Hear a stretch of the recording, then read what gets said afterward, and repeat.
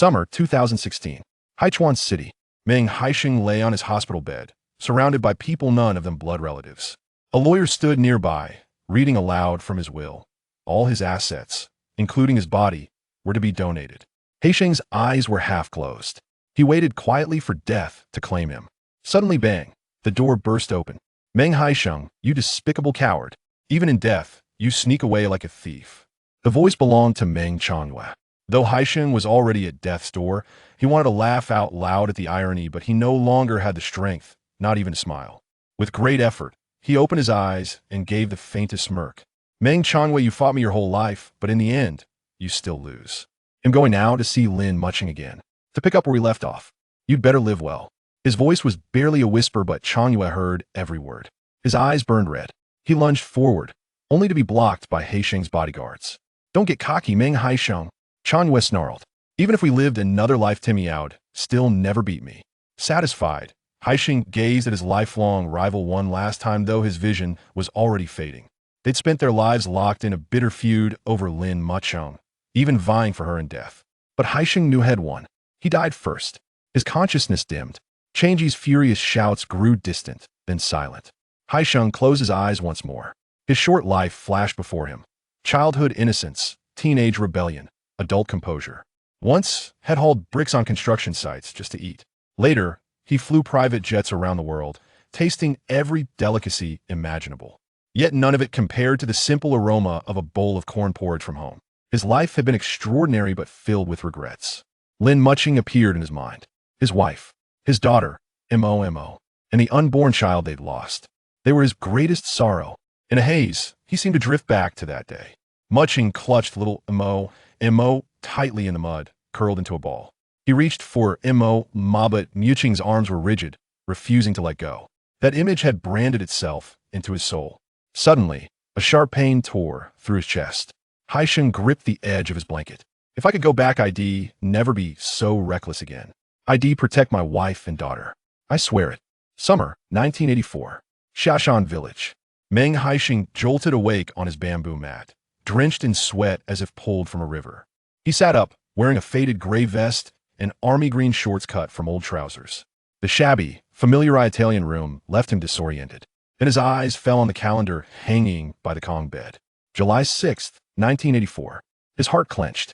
He would never forget this day, the day Lin Mucheng and Momo died. Without thinking even if this were a dream, had to save them. Outside, dawn was just breaking.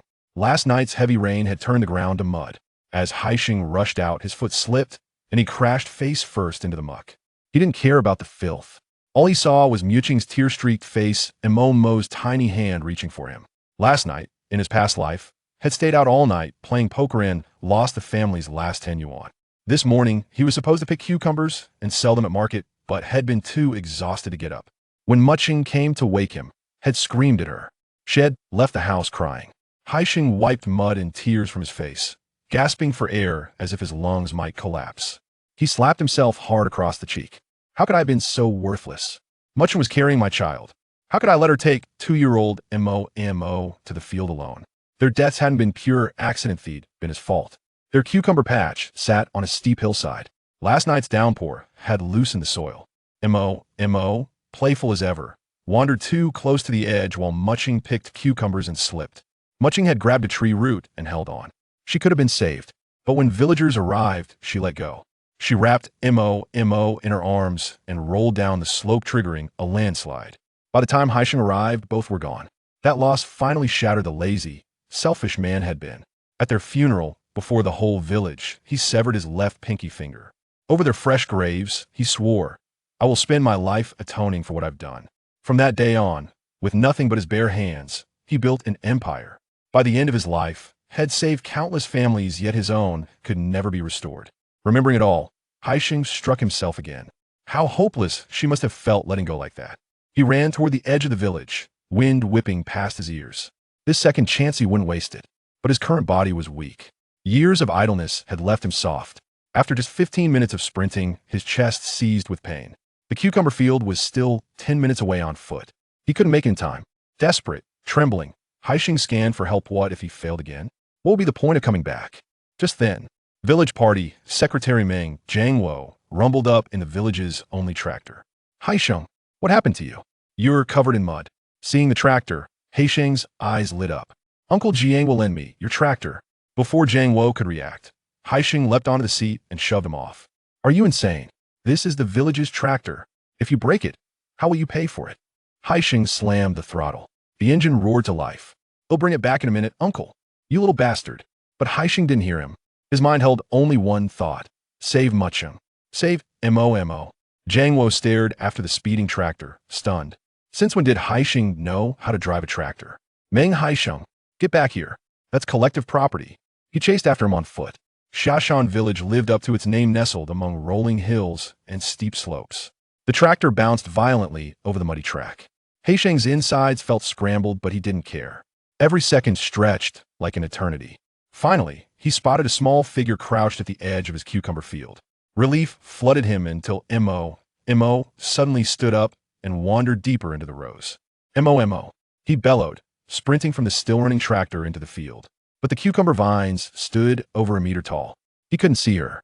Panic clawed at his throat. Mo, Haisheng over here. Mucheng's voice trembled from within the green maze. His blood ran cold. No, not again.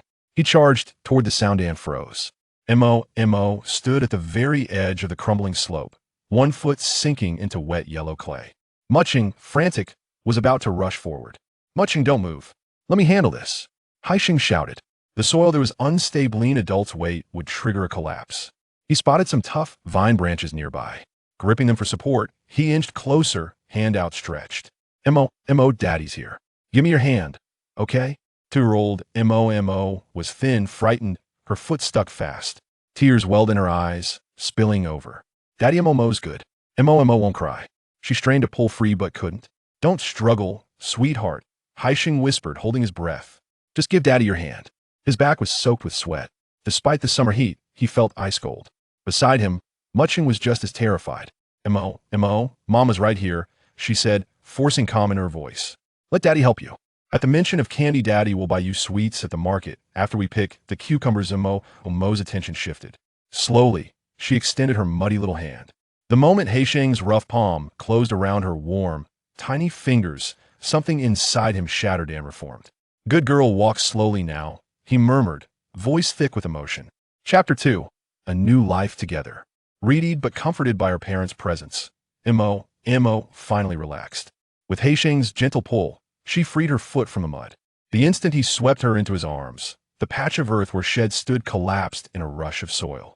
Her little red sandal tumbled down the slope, vanishing beneath the slide. Haisheng's heart hammered so loudly he could hear it in his ears. So close, so damn close. Trembling, he held Mo tighter, feeling her warmth, her breath proof this wasn't a dream. He was truly back. Were you scared? Mo? Mucheng asked, her legs still weak. She took Mo into her arms, clutching her as if she might vanish. How did you get here? She asked Haisheng, eyes wary. She still saw him as the same lazy, irresponsible husband, the man who yelled at their daughter and gambled away their food money. Haisheng gave a sheepish grin. We're supposed to pick cucumbers for market today, right? I came to help. He reached to steady her, but she flinched away. Momo Shakinu. Take her to rest at the edge of the field. He'll finish picking. Mucheng studied him suspiciously. Since when did Meng Haisheng volunteer to work? But Haisheng didn't mind her distrust. In fact, he felt oddly happy. Meng Chanwei wants to steal Mucheng from me? Dream on. He failed in my last life. He'll fail worse this time. Mucheng, unnerved by his sudden cheerfulness, hurried off with Mo. Time was running short. They needed to get to market. Too poor for a cart, they carried cucumbers on shoulder poles. Each load weighed 50 or 60 pounds. With everyone's gardens overflowing after the rain, even at 1 mile per pound, sales would be tough. In his past life, Haisheng had always refused. Cucumbers? Not worth my time. Had only go when Mucheng begged, and if she pushed too hard, had smashed things or hit her. Thinking of his cruelty, he sighed. Winning back Mucheng's trust wouldn't be easy. Meng Haisheng, get your ass out here. Jiang Wo's voice boomed from the field's edge. Do you think the commune's tractor runs on air? You left it running. Haisheng winced right, the tractor. Sorry, Uncle Jiang Wo, he said, approaching with a guilty smile. Jiang Wo relaxed slightly, thankfully. The tractor was unharmed.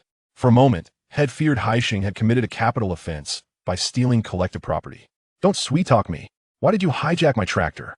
He glanced at Mucheng and Mo emerging from the field, both caked in mud, and scowled. Did you fight with your wife again? Grow up, Haisheng. Stop taking your anger out on your family.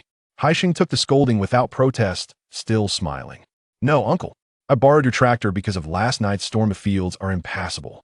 Mucheng's 3 months pregnant, and watching Mo alone I panicked. Zhang Wo clearly didn't believe him. If Haisheng cared this much, why were half their cucumbers overripe? But it wasn't his place to interfere in family matters. Haisheng, you're not a boy anymore. Loafing around won't feed your family. With the rain, fuel cell market today. Pick Extrago now. After a final warning, Zhang Wo drove off. Mucheng, let's go home. You and Mo need to wash up. Mucheng nodded silently. She didn't believe he'd actually sell the cucumbers. Sure enough, Haisheng quickly gathered only 2 baskets, ignoring the empty fertilizer sacks beside them. Her heart sank. As a woman carrying a child, she had planned to fill both baskets and the sacks every extra meant hot meals for Mo. But Haisheng, a grown man, packed only the bare minimum. Of course, she thought bitterly. Lazy as ever. Mama hungry, Mo whimpered from the field's edge. Eat a cucumber to tide you over, Mucheng offered gently. No cucumber, Mo's voice wobbled with tears. Haisheng set down the baskets and knelt, checking Mo's bare foot. Thankfully, it was no harm done. Much you didn't eat breakfast? Mucheng paused while tying cucumber vines.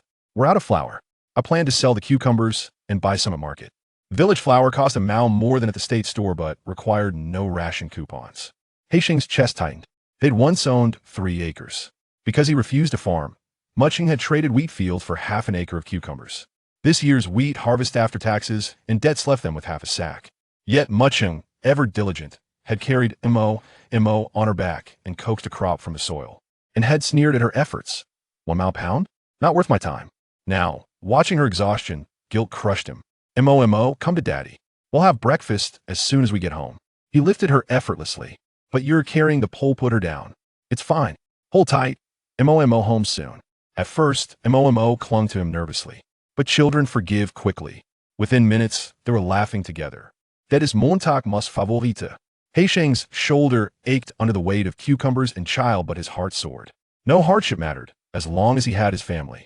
Back home, he rinsed off with cool well water. Perfect. He laughed, pouring a basin over his head. Inside, Mucheng looked Yupan froze. There he stood, shirtless in broad daylight. The water's cold, you'll catch a chill, she stammered, cheeks burning as she ducked her head. Haisheng grinned. She's blushing. He admired his reflection, pale, soft. Time to fix that. For his future happiness, 6-pack abs were non-negotiable. While Mucheng changed Mo's clothes, Haisheng went to the kitchen. The flour jar was empty. Only a small bag of cornmeal and 4 eggs remained. Those eggs are for Grandma, Mucheng called from the other room. She said her head hurts, she wants eggs. Haisheng snorted. Grandma knows Mucheng's too kind. She's just fishing for free food. But he said nothing. Today, feeding his daughter came first. He boiled water, some for their bath, the rest for porridge. Into the pot went cornmeal, chopped greens, and all 4 eggs. When Mucheng and Mo emerged clean and dry, a steaming pot of corn porridge awaited them. Mucheng stared, stunned. Meng Haisheng cooked? I have no money left, she said tensely. The 10 yuan you took yesterday, that was everything. Haisheng, mid-blow on Mo's hot porridge, froze. I'm sorry, Mucheng, he said softly. I swear I'll never gamble again. For you, for Mo, for our unborn child, I'll rebuild this family. No more suffering. He said no more. Words meant nothing, now only actions would convince her. He bowed his head and ate, savoring the humble taste. His family was still here, and that was everything. Chapter 3. Selling cucumbers after having breakfast. Meng Haisheng changed his clothes and ventured out once more. Observing the cucumbers at home, Lin Mucheng felt a pang of bitterness in her heart. She had naively believed that Meng Haisheng had changed for the better. Alas, it seemed that her hopes were merely an illusion. He was likely off to play cards with his rowdy companions again. Mom, why are you crying? Mo is being very good. Please don't cry. Mo noticed Lin Mucheng sitting quietly on a small stool in the living room, tears streaming down her cheeks, and reached out her tiny hand to wipe her mother's tears. I'm not crying, dear. It's just that some sand got in my eyes, Lin Mucheng replied. I need to pickle some cucumbers. Would you help me wash them? Okay, Mo replied in her sweet, childish voice. She adored assisting her mother with tasks. Originally, Lin Mucheng had intended to select the cucumbers for the market on her own. However, overwhelmed by sorrow, she felt utterly drained of energy and decided to take a moment to collect herself before heading out. Meanwhile, Meng Haisheng stepped outside and glanced at the alley where he lived. His family did not own a small cart. The only one in the alley belonged to his elderly uncle who lived ahead of him. Reflecting on his past misdeeds, Meng Haisheng couldn't help but smile wryly, steeling himself to ask to borrow it. "Uncle, are you home?" Meng Haisheng knocked on the door before entering the yard. Upon entering, he spotted a small cart tied with 2 large baskets resting beneath the old pear tree. "Is that you, Haisheng?" Uncle Meng emerged from the house, his demeanor cautious. "Uncle, I plan to sell cucumbers at the market today. I've picked quite a few. May I borrow your cart?" It was evident that Uncle Meng doubted Meng Haisheng's intentions. The idea of him actually selling cucumbers was as unlikely as the sun rising in the west. "Haisheng, this cart isn't worth much. Even if you sell it at the market, you won't earn much. We are family, and I wouldn't want this to reach your father. Just be on your way." Uncle Meng replied, clearly remembering the incident when Meng Haisheng had stolen pears from his orchard to sell at the market. "Uncle, I truly have no intention of selling your cart. If you don't believe me, come with me to the field and see for yourself that I am indeed picking cucumbers to sell at the market." Despite Meng Haisheng's pleas, Uncle Meng remained unconvinced. "If you don't trust me, how about asking my wife? She can vouch for me." Mentioning Lin Mucheng, Meng Haisheng noticed a flicker of hesitation in Uncle Meng's eyes. Although Meng Haisheng was a scoundrel, he was fortunate to have married Lin Mucheng, a beautiful and educated woman from the city. Seizing the moment of indecision, Meng Haisheng hastily grabbed the cart and dashed out of the yard. "You little rascal! If you dare sell my cart, I will have words with you," Uncle Meng shouted. Though he could not bear to let go of the cart, a valuable tool for farm work. By the time Uncle Meng rushed out of the yard, Meng Haisheng had already sped off, pushing the cart through the alley. "I am truly just going to pick cucumbers." In the yard, Lin Mucheng, preparing to pickle cucumbers, heard the commotion and stepped outside with Momo, just in time to see Uncle Meng fuming with anger. "Haisheng's wife, has he really taken my cart to pick cucumbers?" Uncle Meng inquired, visibly agitated. Lin Mucheng felt a jolt of realization. "Uncle, he genuinely intends to pick cucumbers." As Lin Mucheng's words fell, she herself was taken aback by the fact that she had just defended Meng Haisheng. Perhaps deep down, she earnestly wished for his assistance, as she was teetering on the brink of collapse. Meanwhile, Meng Haisheng strode along the rural path, at that moment truly feeling as if he had been granted a second chance at life. He stepped into the mud, yet a joyful smile adorned his face. His home remained intact, and his family was still with him. What a blessing it was. As an adult man, even if Meng Haisheng was somewhat lean, he could work faster than Lin Mucheng. In no time, he had harvested 2 baskets of cucumbers, with more that could not fit, so he resorted to using fertilizer bags for the excess. This load of cucumbers weighed over 200 pounds, a heavy burden indeed. Pushing the cucumbers home, it was still not yet 7 a.m. Lin Mucheng had just washed a large basin of cucumbers and was placing them in a bamboo basket to dry. Upon seeing Meng Haisheng return with the 2 baskets, a tumult of emotions surged within her, leaving her at a loss for words. There was joy, fear, and hope. "What are you doing, Mucheng?" Meng Haisheng asked as he washed the mud off his body while observing Lin Mucheng drying the cleaned cucumbers. "Our cucumbers were not harvested in time. I intend to pickle some and sun-dry the rest." Last winter, Lin Mucheng had been ill-prepared for the cold season, and when her family was on the brink of starvation, she had no choice but to write to her family for a loan of 10 yuan. Barely managing to scrape by, this year, she worked tirelessly, fearful of going hungry in winter, but unfortunately, all the money she had managed to save was squandered by Meng Haisheng at cards. "All right, I shall head to the market. Is there anything you wish to buy?" Lin Mucheng glanced at the load of cucumbers Meng Haisheng had brought back, hesitating for a moment. "You won't be able to sell all these cucumbers. Leave some behind." She frequented the market to sell cucumbers and had a fair understanding of the sales dynamics. "It's all right, I'll give it a try. There will be a way to sell them." Meng Haisheng felt sweetened by Lin Mucheng's concern for him. Look at her. His wife was so kind-hearted and tender. "Could you please buy some soy sauce for me? It's cheaper at the market." Seeing Meng Haisheng insist on bringing so many cucumbers, Lin Mucheng decided not to press further. Returning to her tasks, "Very well, I shall take my leave." Although Lin Mucheng remained somewhat cold towards Meng Haisheng, he was unbothered. He believed that, given time, he would warm her heart. After organizing the cucumbers, Meng Haisheng changed into a clean outfit before heading to the market. Regardless of what one sold at the market, presenting oneself neatly encouraged inquiries from potential buyers. This was wisdom he had accumulated from his previous life. Before stepping out, Meng Haisheng embraced his daughter, Momo, and planted a hearty kiss on her cheek. "Wait patiently at home for Daddy. I will buy you beautiful sandals and delicious treats."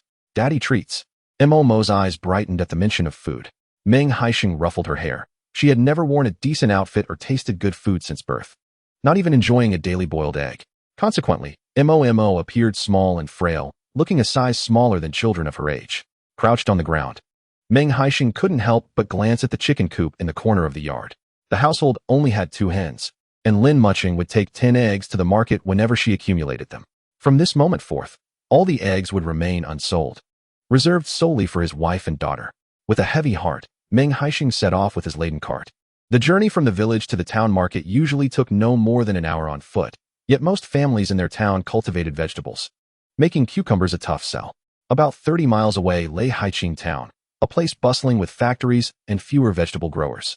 Selling there not only promised easier sales, but also slightly better prices. Resolute, Meng Haisheng pushed his cart along the national road toward Haiqing town, having already left later than intended, causing him to quicken his pace. However, despite his haste, he was merely mortal, and after an hour of walking, his legs felt as though they belonged to someone else.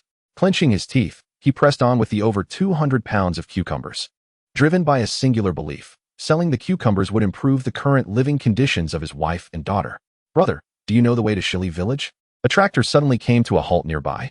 The young man driving it, with sun-kissed skin, awkwardly smiled at Meng Haisheng, revealing a set of 8 pearly white teeth. Shili? It's a bit tricky to navigate. There are no signs on the road right now, and to reach an unfamiliar village, one can only rely on inquiries. The young man parked the tractor by the roadside and approached Meng Haisheng. Where are you headed? He offered Meng Haisheng a cigarette and introduced himself as Luo Xiao.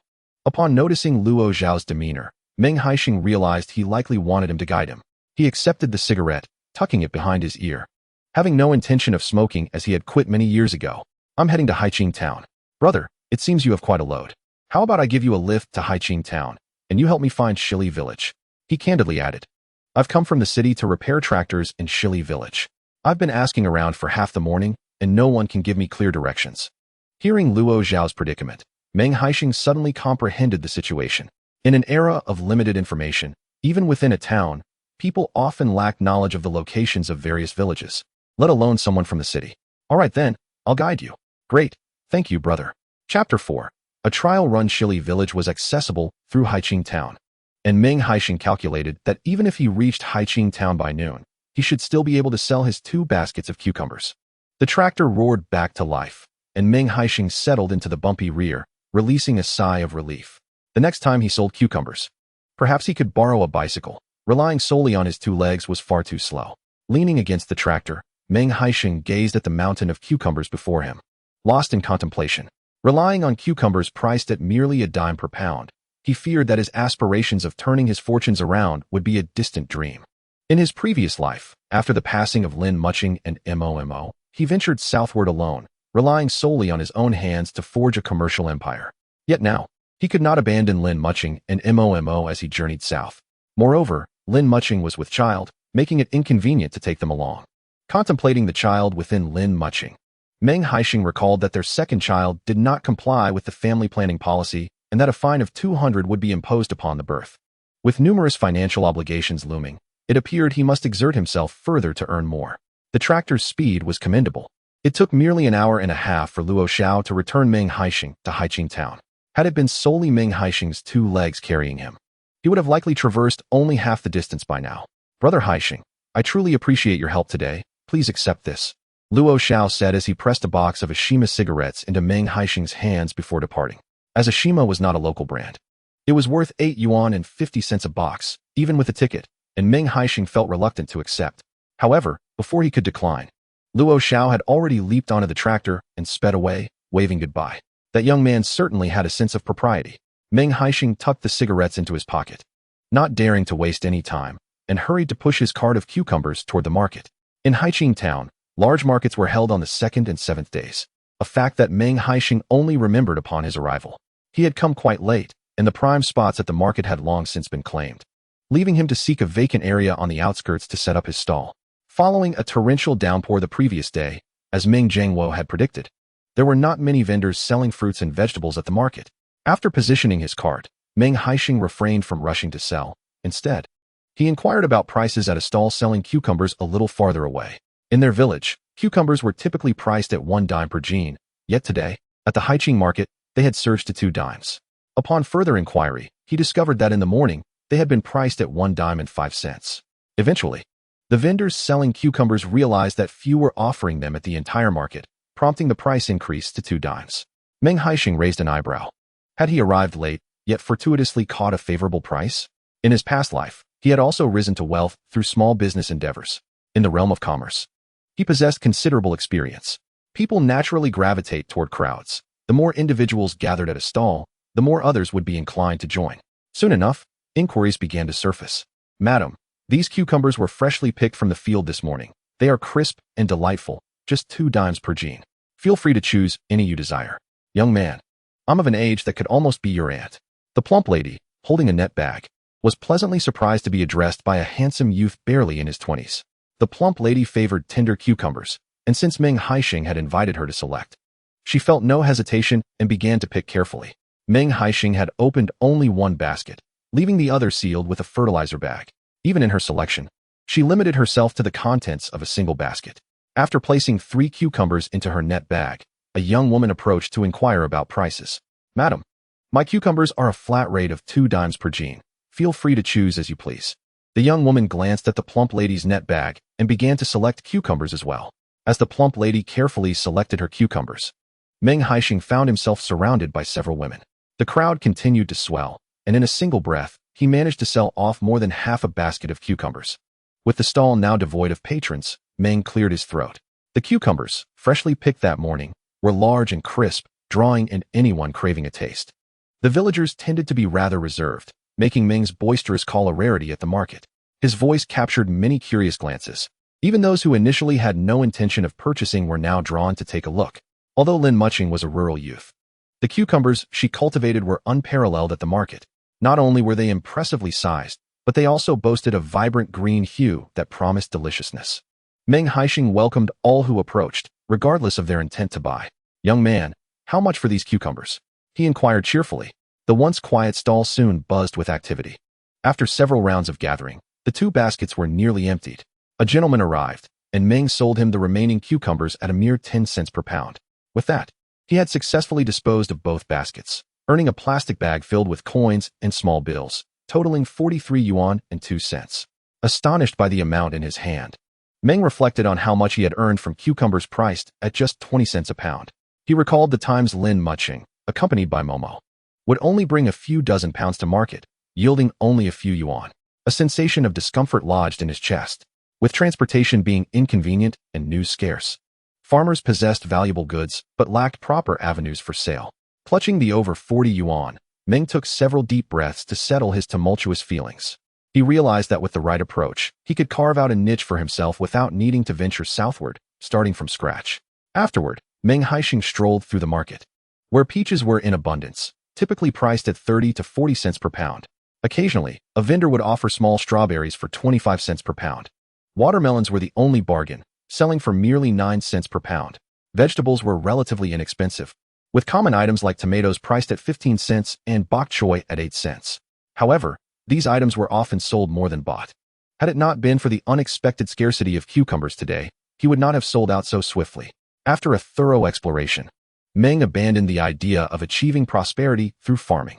The backbreaking labor was not worth the meager returns from selling fruits and vegetables. With all containers at home empty, he decided to purchase some flour first. The bustling market in town featured many vendors selling grains and flour. Lacking grain coupons, Meng found the market prices steep, necessitating a more modest purchase today. He bought 5 pounds of high-priced white flour at 62 cents per pound and a pound of pork shoulder at 97 cents. He also procured some soy sauce and coarse salt, as Lin Mucheng intended to pickle cucumbers, and a significant amount of salt would be required. Rather than buying fine salt, which was 5 cents more expensive, he opted for coarse salt, planning to grind it into fine salt with a stone mill at home. Upon discovering the sale of honey 3 knives, Meng Haisheng could not resist purchasing a pound. Little Momo had grown to over 2 years old, seemingly having never tasted a single honey 3 knife. Prior to their arrival, Meng Haisheng had promised to buy her some candy. Lacking candy tickets, he resorted to spending 50 cents at the marketplace on colorful hard candies wrapped in vibrant paper. As for milk candies, they were in high demand at the supply and marketing cooperative, and he could not procure any at the moment. After securing some treats, Meng Haisheng proceeded to the clothing and footwear stalls. This morning, Momo had lost one of her only pair of sandals, so he needed to buy her a new pair. Of course, Lin Mucheng required new shoes as well. As for himself, Meng Haisheng glanced down at his liberation shoes, which were barely holding together, and decided he too would invest in a new pair. After acquiring the shoes, Meng Haisheng also picked up several yards of floral cotton fabric, intending to return home and craft clothing for Lin Mucheng and Momo. Lin Mucheng, a youth sent to the countryside, had arrived in the village wearing garments that the local girls had never even seen. However, since being with Meng Haisheng, she had been left with only a few pieces of clothing, and even the outfits for Momo were repurposed from her own attire. It seemed that apart from bringing Lin Mucheng endless hardship, he had provided her with little else. Having completed his shopping, it was well past lunchtime, and fatigued, Meng Haisheng treated himself to 2 buns to stave off hunger. He would be relying solely on his legs for the journey home that afternoon, and feared he might not return until nightfall. If he did not eat a bit more, he genuinely worried he might faint along the way. With a little over 30 yuan remaining, Meng Haisheng carefully tucked it into his pocket, as it represented his initial capital.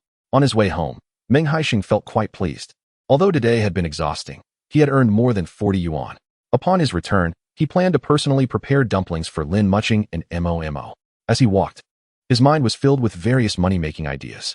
Given the lack of superior transportation, his first thought was to consider business opportunities in the county. While working in the south, he had heard a story about a little girl who could not afford to attend school.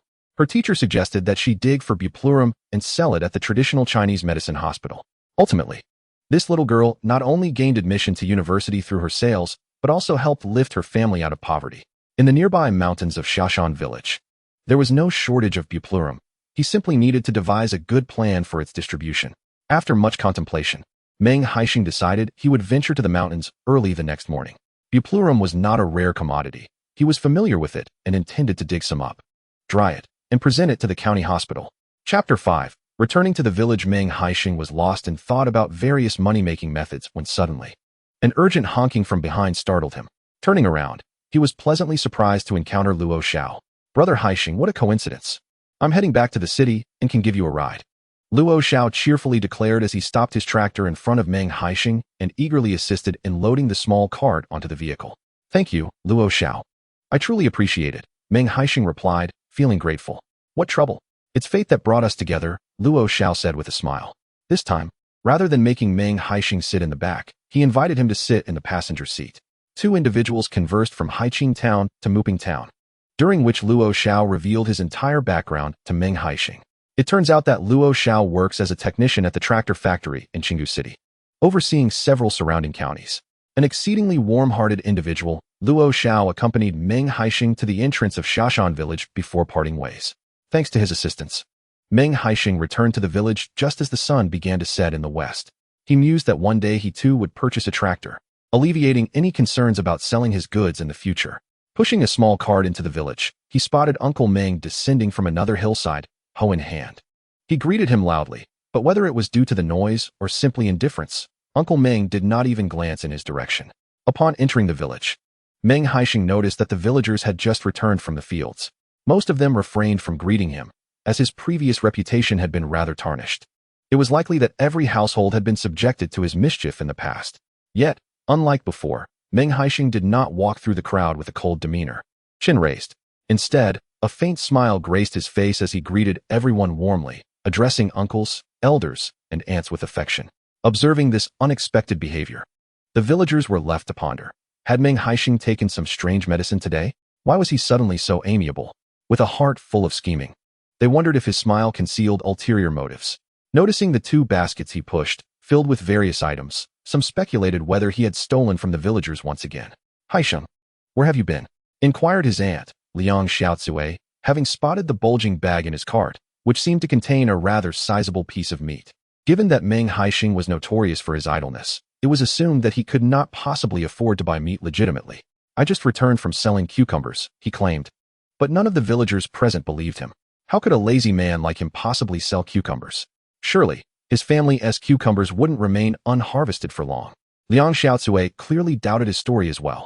She curled her lip, speaking sarcastically. Haisheng, don't deceive your aunt. I've never seen you at the market selling cucumbers before. People change, after all. Meng Haisheng was not one to tolerate such remarks easily. Had it been in the past, he would have retorted fiercely. But now, he could hardly be bothered to explain himself. He intended to bypass Liang Xiaozue and rush home to show Lin Mucheng and Momo the newly purchased sandals.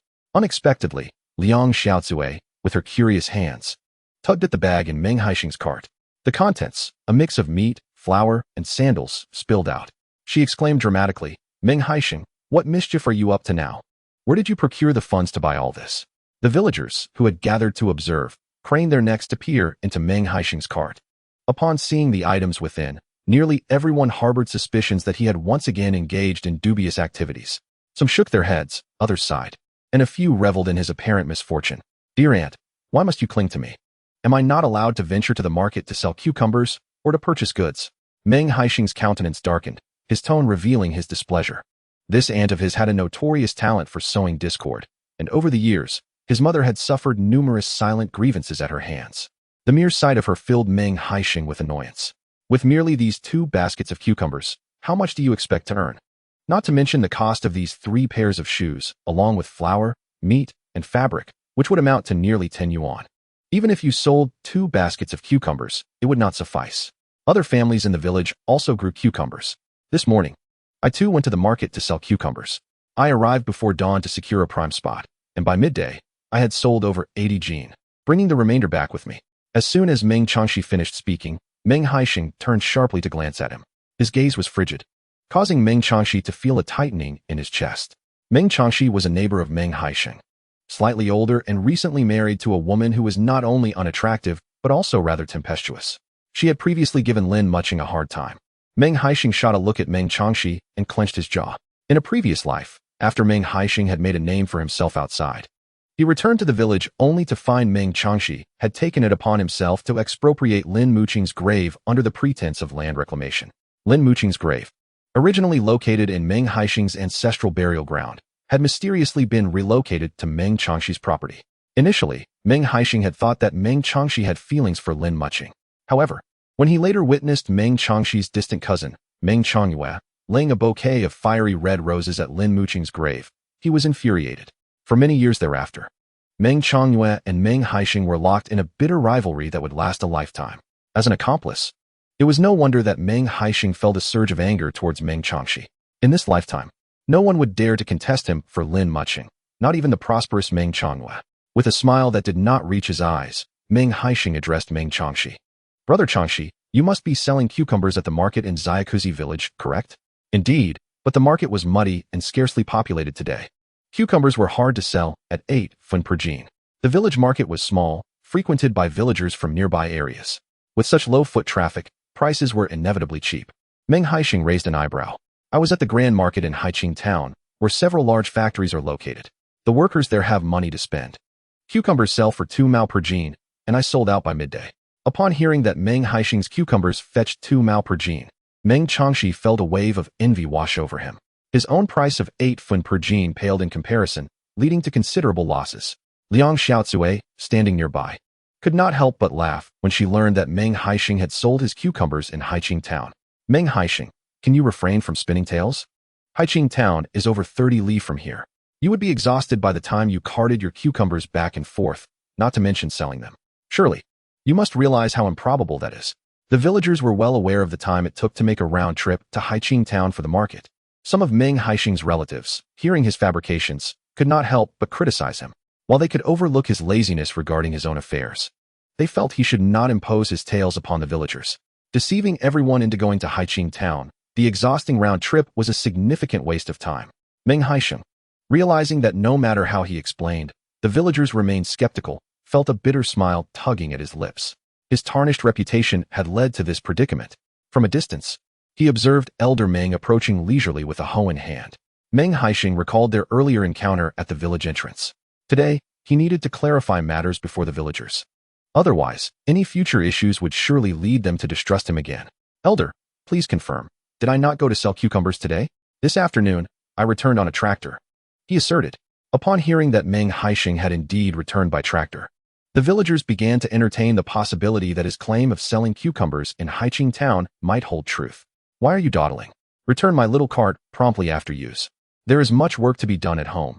You cannot afford to waste time here," Elder Meng chided, though a look of satisfaction adorned his face. "All right, Elder. Shall I leave the cart at the gate or in the yard?" "Leave it at the gate. Elder Meng removed his hat, fanning himself.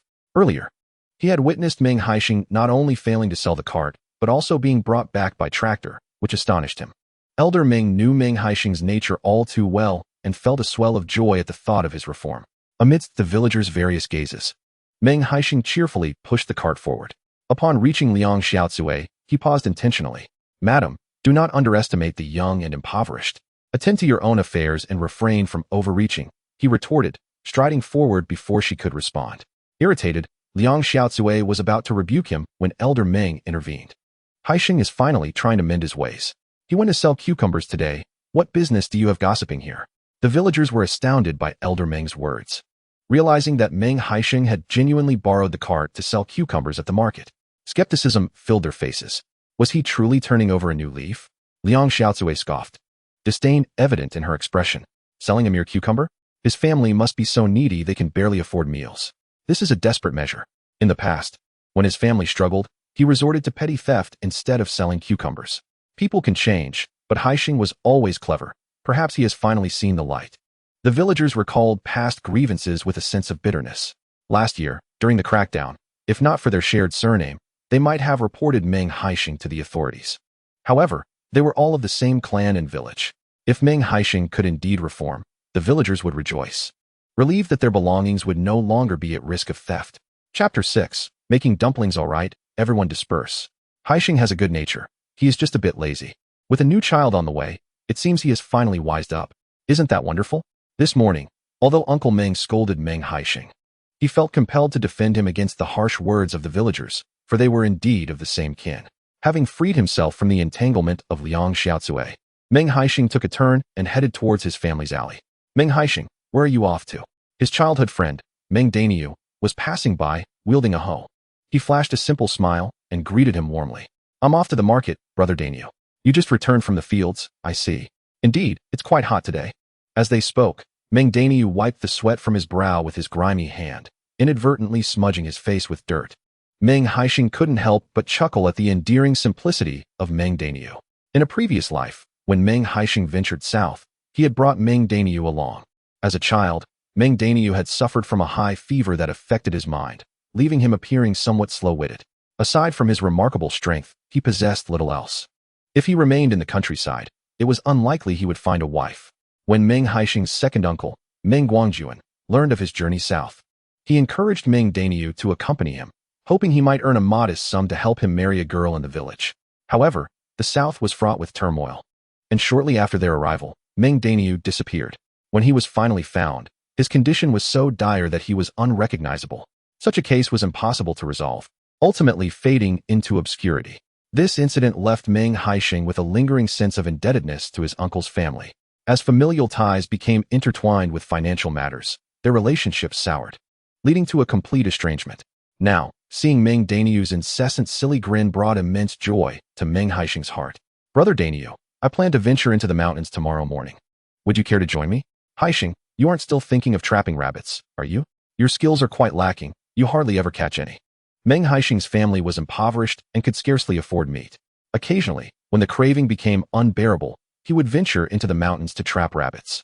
Yet, out of numerous attempts, he had only succeeded in catching one. "You'll see when you come. Meet me early tomorrow. If you're late, I shan't wait for you." With the street bustling with people, Meng Haisheng refrained from discussing further details with Meng Daniu, planning to speak of the peony root matter once they were in the mountains. After returning home and returning the borrowed cart, he entered to find Lin Mucheng placing cucumber strips into jars. It was then he noticed that 4 jars had already been set beneath the eaves of their home. "I'm back," he announced. Lin Mucheng glanced at Meng Haisheng without speaking. Meanwhile, Momo, squatting under the eaves, scampered towards him with her little legs. "Daddy." Meng Haisheng scooped her up and planted a kiss on her chubby little face. "Momo, did you miss Daddy?" Momo giggled as Meng Haisheng's beard tickled her. "Yes." She hesitated momentarily. "I missed candy." Meng Haisheng burst into laughter, realizing that in Momo's eyes, he was still less significant than a piece of candy. Certainly, the father bought candy for Momo, along with a plethora of delectable treats. As he watched his daughter beam with joy in his arms, Meng Haisheng felt his fatigue dissipate in an instant. The emotional distance between father and daughter vanished amidst their cheerful laughter. Children possess a remarkable sensitivity. They can effortlessly discern the sincerity of one's heart. Momo. You've been so good. How about I make you dumplings shortly? Yes, dumplings. Dumplings. Though young, Momo held a profound fondness for dumplings, those plump, white morsels being the most delicious things she had ever tasted. Lin Mucheng, having set aside some pickled cucumbers, felt a flicker of anger at Meng Haisheng's words. Meng Haisheng, could you refrain from deceiving Momo? She may be a child, but she deserves honesty. She swiftly retrieved Momo from his embrace. That morning, Meng Haisheng had consumed all the eggs in the house, leaving the mother and daughter with only a modest vegetable and corn porridge for lunch. With evening approaching, their stomachs were already grumbling with hunger. If Meng Haisheng were to mislead Momo and then deny her dumplings, the disappointment would be immense. At that moment, Lin Mucheng had no inkling of Meng Haisheng's venture to Hacking Town to sell cucumbers, nor of the fact that he had earned over 40 yuan. Mucheng, I did not deceive Momo, look. As he spoke, Meng Haisheng began to extract items from a cloth bag one by one. Lin Mucheng paused, taken aback by the sight of the pristine flour and the marbled pork. Where did you acquire so much money? A wave of tension washed over her, prompting her to instinctively clutch Momo tighter and take a step back. Mucheng, have you forgotten? I went to sell cucumbers today. This is all from that endeavor. Those 2 baskets of cucumbers, even if sold entirely, would barely yield 20 yuan. You've used it all. Lin Mucheng's voice trembled slightly, the weight of their domestic struggles becoming almost unbearable. Mucheng, please calm down and listen to me. Meng Haisheng hurriedly recounted his experience of selling cucumbers in Hacking Town. See, this is a token of gratitude from a customer. With that, he revealed a box of Ashima from his pocket. Lin Mucheng remained skeptical, feeling as though this whole situation was too surreal. Mucheng, try on the shoes and see if they fit. Hesitantly, Lin Mucheng accepted the cloth bag from Meng Haisheng. Momo, let's wash our hands and enjoy some treats. Momo had never tasted honey 3 knives before. After washing her hands, she perched herself on the Kong, cautiously biting into the treat, the rich sweetness enveloping her palate. Daddy, it's delicious. Momo offered the half-eaten honey 3 knives to Meng Haisheng. Touched, he felt tears welling in his eyes. Daddy, one to eat. Lin Mucheng then took Momo's sandals to try them on. The red sandals adorned with a large plastic flower were particularly favored by Momo. Meng Haisheng gently touched the strap, finding it a bit stiff. Resolving to find some fabric strips to wrap the edges after dinner to spare Momo's delicate feet from chafing, Lin Mucheng nodded, acknowledging that new shoes could indeed be abrasive. Mucheng, what filling would you like for the dumplings? Let us make them now. I heard Momo's stomach grumbling just a moment ago. We have some shepherd's purse I picked from the field. I'll go wash it. Then I shall chop the meat filling. Momo clutched a piece of candy wrapped in red cellophane in one hand, while holding a honey knife in the other, eagerly trailing behind Meng Haisheng as they made their way to the kitchen. Meng Haisheng, reluctant to chop the entire pound of meat into filling, reserved half of it. He chopped the meat while glancing happily at Momo. Daddy, let's eat dumplings, Momo exclaimed, her mouth watering in anticipation. Just a little longer, Momo, hold on, he reassured her. Chapter 7. Almost getting a beating after preparing the filling, Meng Haisheng turned his attention to chopping shepherd's purse. Most of the shepherd's purse had matured, and the ones Lin Mucheng had picked were mostly the tender hearts. As he gazed at the fresh, delicate greens, a myriad of emotions stirred within him. With limited land at home, Lin Mucheng had prioritized planting cucumbers, neglecting other vegetables. Since spring began, their meals had featured a variety of wild greens, shepherd's purse, Chinese tune sprouts, elm seeds, along with small wild onions and garlic. At that moment, Meng Haisheng felt an urge to slap himself. How had he been so blind to Lin Mucheng's virtues in his past life? She worked tirelessly, selflessly, while he had been dismissive of these wild vegetables, criticizing her frugality and her way of managing their life. Daddy, let's eat dumplings. Momo's anxious voice snapped him back to reality. He turned to see Lin Mucheng, holding a basin, staring at him in disbelief. Lost in thought, he had carelessly reduced half of the shepherd's purse to a fine mash, while leaving the other half in large chunks. Meng Haisheng gave an embarrassed smile. I'll have it ready in no time. Everything is prepared. As Lin Mucheng pulled Momo away from him, she set the cutting board in the main room, preparing to wrap dumplings alone. Unexpectedly, Meng Haisheng appeared after washing his hands to lend a hand. Lin Mucheng opened her mouth in surprise. Can you really make dumplings? Of course, he replied, skillfully kneading the dough, rolling it into a long strip, and tearing it into small portions. He deftly rolled out the dumpling skins, forming perfectly round dumplings resembling ingots with ease and efficiency, clearly a testament to his practiced hands. Watching the uniformly sized dough balls, Lin Mucheng furrowed her brow slightly. She had never realized Meng Haisheng was so adept at making dumplings. Without further ado, She picked up a dumpling skin and began to wrap dumplings. Her creation surpassing his in beauty and filled with even more stuffing. Although they exchanged no words, Meng Haisheng, after finishing the dumpling skins, instinctively helped Lin Mucheng place the wrapped dumplings onto a bamboo mat. Their harmonious cooperation yielded 60 dumplings in no time. Mucheng, you go ahead and boil the dumplings. Momo is hungry. I'll finish wrapping the rest, he suggested. All right, Lin Mucheng replied, getting up, unable to resist stealing a glance at Meng Haisheng. She felt that everything occurring today was astonishingly surreal. In his previous life, Meng Haisheng had roamed far and wide, neglecting to return home for the new year. Yet he would always treat himself to a meal of dumplings. As nostalgia crept in, he would find himself compelled to make dumplings in solitude. Longing for home has become a frequent occurrence, and Meng Haisheng's skill in making dumplings has notably improved. Haisheng, please deliver 2 plates to your parents, Lin Mucheng instructed. Once the dumplings were cooked, Lin Mucheng ladled out 2 plates and asked Meng Haisheng to take them to Meng Guangzhu's home. The 2 families lived not far apart, separated only by an alley. All right, you and Momo eat first. Do not wait for me. Meng Haisheng poured the 2 plates of dumplings into a large covered enamel basin and headed to Meng Guangzhu's house. At this hour, Meng Guangzhu had just returned from the fields and was rinsing the mud off his liberation shoes in the yard. Dad, Mom, we made dumplings at home today and brought you some. Upon hearing this, both Meng Guangzhu and Chu Lan could not help but furrow their brows. Earlier, on their way back, they had encountered Liang Xiaozue, who had vehemently criticized Meng Haisheng, claiming he had acquired money from unknown sources to buy flour and meat. However, she did not mention anything about him selling cucumbers in Haiqing town. Initially, Meng Guangzhu and his wife were skeptical of Liang Xiaozue's words, as she was known for her penchant for gossip and unreliable tales.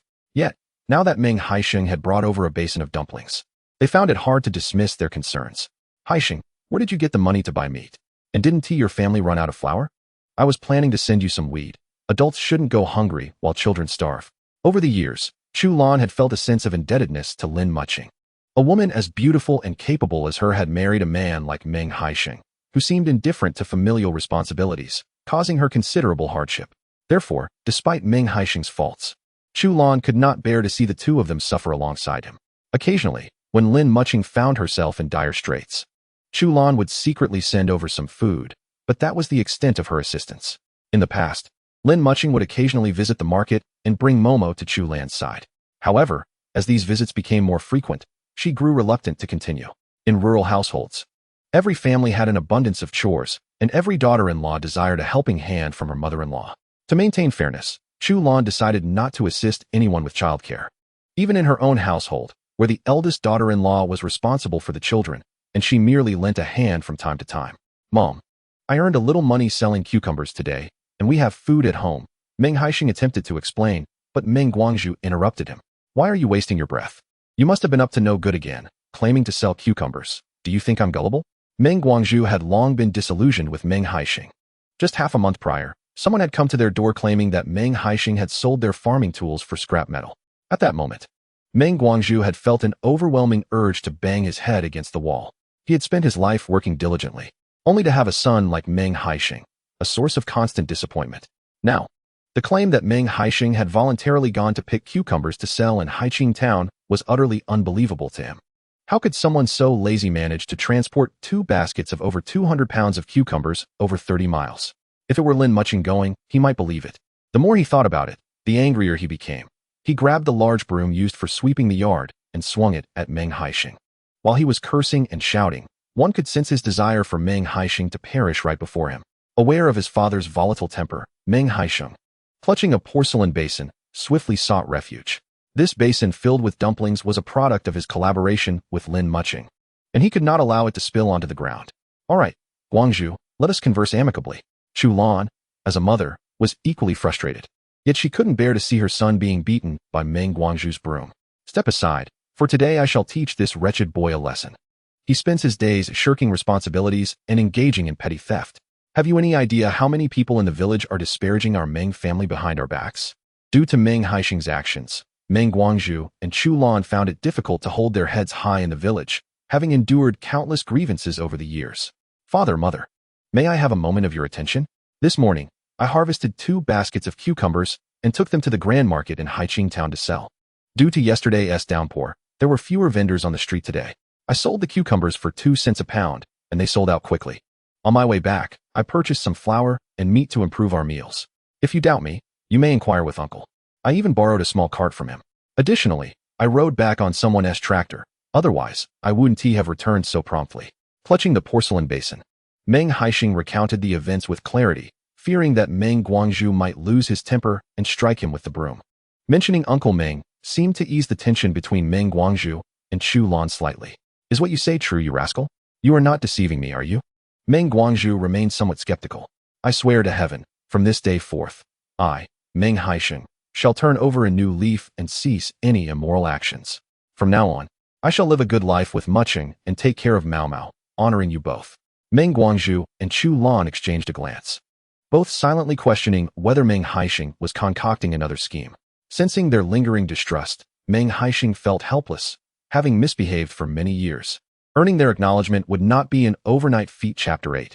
Pickled cucumbers. Meng Haisheng lingered at Meng Guangzhu's house for quite some time before hastily returning home. Inside, Lin Mucheng had already placed the dumplings on the table, covering them with a plate, seemingly to prevent them from cooling. Upon seeing Meng Haisheng return, she uncovered the plate. Mao Mao was hungry, so I let her eat first. I spoke with my parents for a while. You should eat quickly, they have cooled. On the table were 2 plates of dumplings. One, noticeably fuller, was positioned before Meng Haisheng, while the other, smaller, was set in front of Lin Mucheng. Mucheng, you are too thin, you must eat more. Meng Haisheng generously shared some dumplings with Lin Mucheng, believing that as an adult, a few dumplings would hardly suffice to satiate her hunger. Lin Mucheng paused, surprised as Meng Haisheng offered her dumplings, her hand hesitating with the chopsticks. These are my pickled cucumbers. Lin Mucheng pushed a plate of crispy cucumbers, dressed with fragrant oil, red chili, and garlic slices, towards Meng Haisheng, and quietly began to eat dumplings.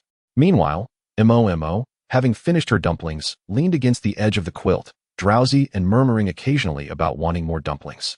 Meng Haisheng glanced at Momo with a smile before picking up a piece of the vibrant green cucumber and taking a bite. The cucumber had a hint of spiciness and a touch of sweetness, making it exceptionally crisp and appetizing. Mucheng, your culinary skills are truly remarkable. I have never tasted such delightful pickled cucumbers before. Meng Haisheng picked up another cucumber slice, feeling an irresistible urge to continue eating. It was hard to believe that mere pickled cucumbers could be so delectable. Lin Mucheng felt a tinge of shyness and dared not lift her gaze to meet Meng Haisheng's eyes. Suddenly, an idea struck Meng Haisheng's mind. When he went to the county to sell billionaire, would it be possible to take along some of Lin Mucheng's pickled cucumbers? Although it was summer, salted cucumbers did not spoil easily, and selling them early in the day seemed like a splendid idea. He then shared his thoughts with Lin Mucheng. If you're going to dig billionaire to sell, and also sell pickled cucumbers, isn't that just speculative trading? You could end up in jail if caught. Meng Haisheng shook his head. This is not speculative trading. Besides, I am not disrupting the national price regulations. Isn't the country encouraging everyone to diversify their development? We should respond to the national call, not just focus on our small patch of land. Seeing Meng Haisheng's unwavering confidence made Lin Mucheng feel a bit uneasy. As night fell, after a long day, Meng Haisheng soaked his feet. After a day of walking, he felt as though his feet were losing all sensation. Haisheng, are you home? Upon hearing the voice calling from outside, Lin Mucheng's heart tightened. The voice belonged to Lang Chun, a frequent card-playing companion of Meng Haisheng. I'm home, Meng Haisheng replied, drying his feet and slipping on his slippers before heading to the yard. At that moment, Lin Mucheng, sitting on the kong, felt a wave of tension wash over her. Meng Haisheng, please don't let me down. In the past, whenever Lang Chun came to call Meng Haisheng, they would invariably go out to play cards, often for an entire night. As a young woman alone at home with Momo, it was impossible for her not to feel afraid. Unfortunately, Meng Haisheng seemed oblivious to the feelings of his wife, always prioritizing card games. There was a time when Momo had a fever in the middle of the night. Lin Mucheng, alone at home, had no choice but to muster her courage and take Momo to the village doctor for an injection on that dark night. That evening, Momo's fever persisted, and Lin Mucheng even contemplated that if Momo were to die, she would not want to live either. The creak of the door closing echoed in the dark yard, and Lin Mucheng looked out despairingly into the night. Everything that had transpired today felt like a cruel illusion. How could Meng Haisheng possibly change for the better? Wiping away her tears fiercely, she bit her lip to stifle her sobs. Outside the yard, Lang Chun handed a cigarette to Meng Haisheng. Haisheng, I've organized a card game. Let us go play a couple of rounds. It's so hot, I can't sleep at home. I have quit smoking, Lang Chun. Please refrain from inviting me to play cards in the future. My wife is pregnant again, and I must earn a living to support my family. My dear brother, despite your well-meaning words, I have heard from Haisheng that you have sold quite a number of cucumbers today, with money in hand. Not indulging in a few rounds of cards would be a disservice to yourself. Besides, who knows? Perhaps if you win today, you could earn more from poker than from selling cucumbers. Lang Chun fervently persuaded Meng Haisheng, yet Meng Haisheng remained unmoved. Enough. You shouldn't be playing cards so often. Be wary of becoming increasingly impoverished. After Lin Mucheng's passing in a previous life, Meng Haisheng left the village. And upon his return, he learned that Lang Chun had been apprehended for illegal gambling. At that time, the crackdown was severe, and Lang Chun, having wagered considerable sums, faced dire consequences. In light of their brotherhood, Meng Haisheng wished to extend a helping hand to Lang Chun, but alas, Lang Chun was ungrateful. Haisheng, what do you mean by that?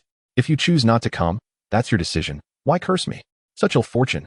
Frustrated by Meng Haisheng's refusal to join him, Lang Chun departed in haste. Meng Haisheng sighed, reflecting on his second chance at life. There are some people and events he can alter, while others remain beyond his control. Closing the courtyard gate and securing the lock, Meng Haisheng entered the house to find Lin Mucheng with reddened eyes. What has happened? In the dim light of the flickering candle, Lin Mucheng's fragile demeanor tugged at Meng Haisheng's heartstrings. Noticing that Meng Haisheng had not gone out to play cards, Lin Mucheng quickly wiped away the tears from her eyes. Why didn't you go play cards? Mucheng, I promise to cherish our life together from now on, and I will no longer gamble. Meng Haisheng climbed onto the bed, sitting beside Momo, who had exhausted herself running around during the day and was fast asleep. Lin Mucheng spread out the bedding on the calm, preparing for sleep. However, with Meng Haisheng standing there, she dared not lie down. Since Lin Mucheng discovered her pregnancy last month, they had been sleeping in separate rooms. Meng Haisheng had moved to the west room. This arrangement was twofold. Meng Haisheng often returned home late at night, waking Momo, and it was also to prevent Meng Haisheng from acting impulsively, as Lin Mucheng's pregnancy was still in its early stages and could not withstand his tumultuous behavior. Now, with Meng Haisheng staring intently at Lin Mucheng, she felt a surge of fear. You should go sleep in the west room. Didn't you say earlier that you would be going to the mountains to gather herbs tomorrow morning? I will not go to the west room. As he spoke, Meng Haisheng personally spread out the bedding, placing Momo between them.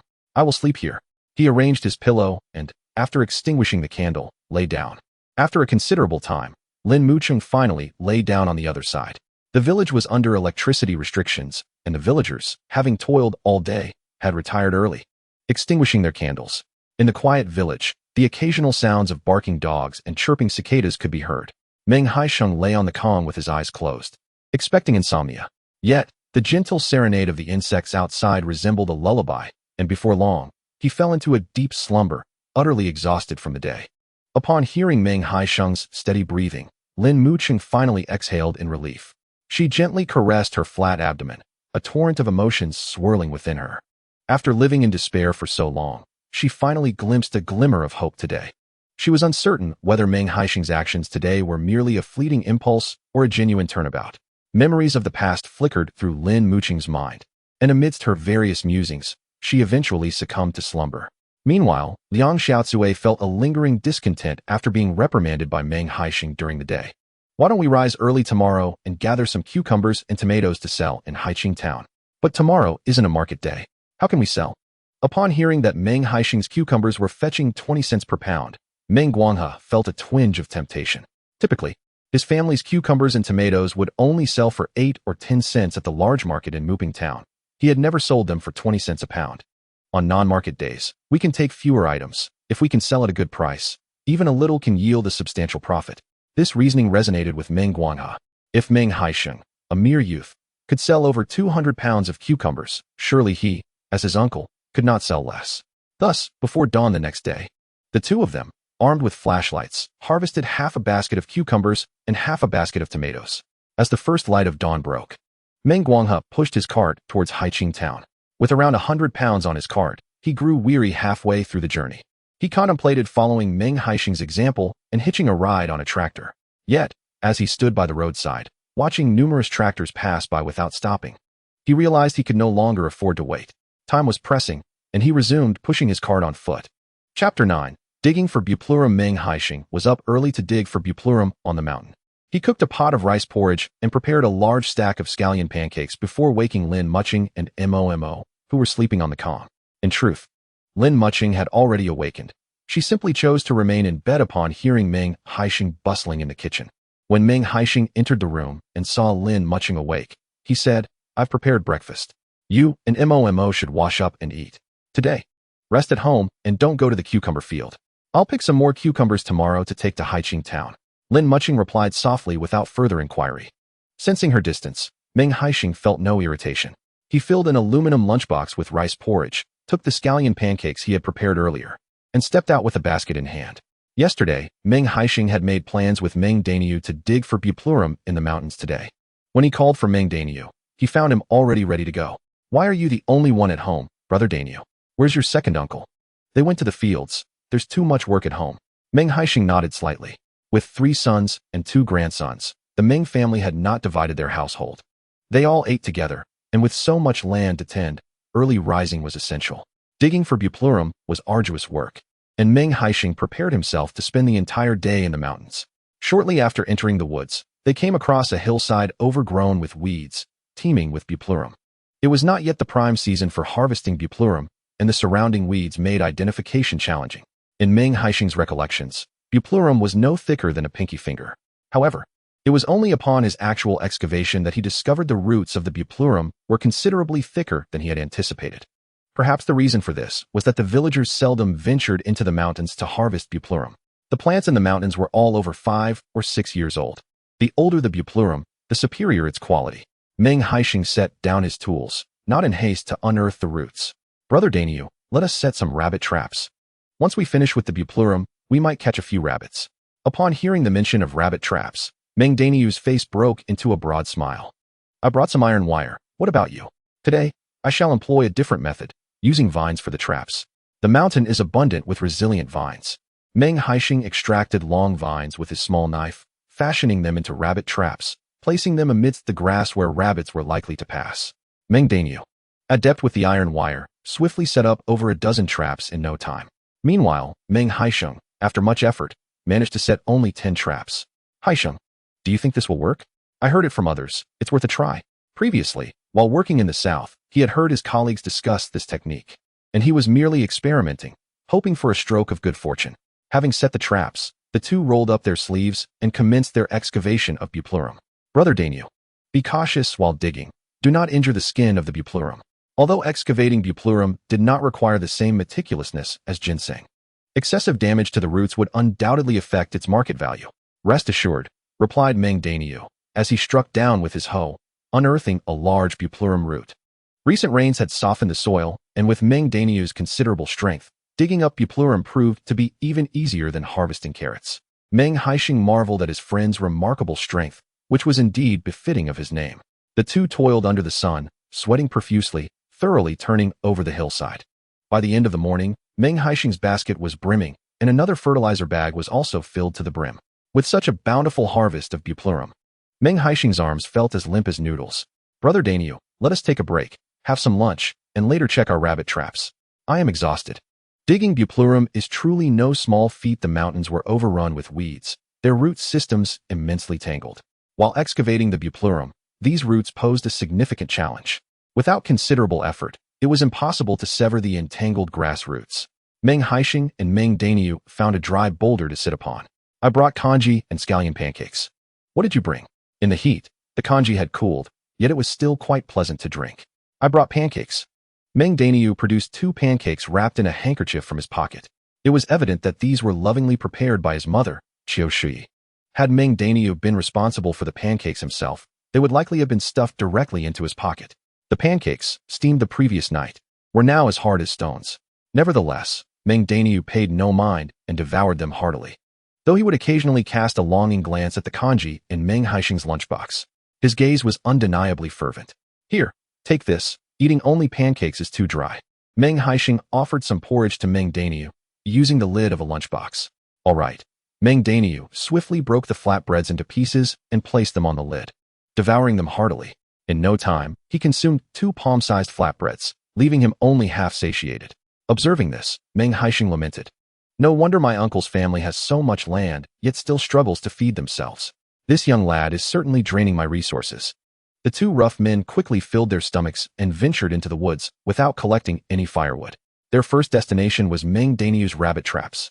Unsurprisingly, all the traps were empty.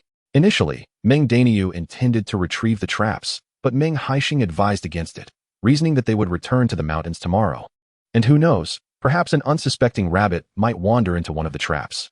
They continued towards the low bushes where Meng Haisheng had previously set his rabbit traps. The first 5 were also devoid of any catch. Haisheng, do you think we set the traps too early? It's only mid-morning. And the wild rabbits are quite cunning and difficult to catch. No worries, we'll take what we can find. If there's nothing, we'll leave the traps here. Meng Haisheng had become much more open-minded than before. In the past, had he seen empty traps, he would have kicked them away in frustration, accompanied by a few choice expletives. Haisheng, hurry. There's a rabbit caught in this one, Meng Daniu exclaimed as he dashed forward. Upon inspection, they discovered a rabbit weighing around 3 to 4 pounds ensnared in the trap. Meng Haisheng examined the trap and was relieved that he had secured it tightly. Otherwise, such a large rabbit might have escaped. Haisheng, this is promising. I hope the remaining traps yield more rabbits. They surely will. Then can I come over for rabbit meat tonight? Meng Daniu swallowed hard, having gone a long time without meat. It's not complicated. If we catch more rabbits, take them home and let Aunt Heir cook you a hearty dish. Hearing this, Meng Daniu's eyes sparkled with excitement. Let us hurry and see if there are more rabbits. Whether it was luck favoring Meng Haisheng or Meng Daniu, they managed to find yet another rabbit. True to his word, Meng Haisheng gifted this rabbit to Meng Daniu, who beamed with joy like a child. Meng Haisheng felt his own spirits lift in response. There is nothing more wonderful than being alive. In his previous life, Meng Daniu had passed away in the prime of his youth, never having the chance to relish a satisfying meal of meat. Reflecting on these memories caused Meng Haisheng great sorrow. But now, all was well, and it was not too late. In the late afternoon, the two descended the mountain, with Meng Daniu giving all his firewood to Meng Haisheng. Brother Daniu, what are you doing?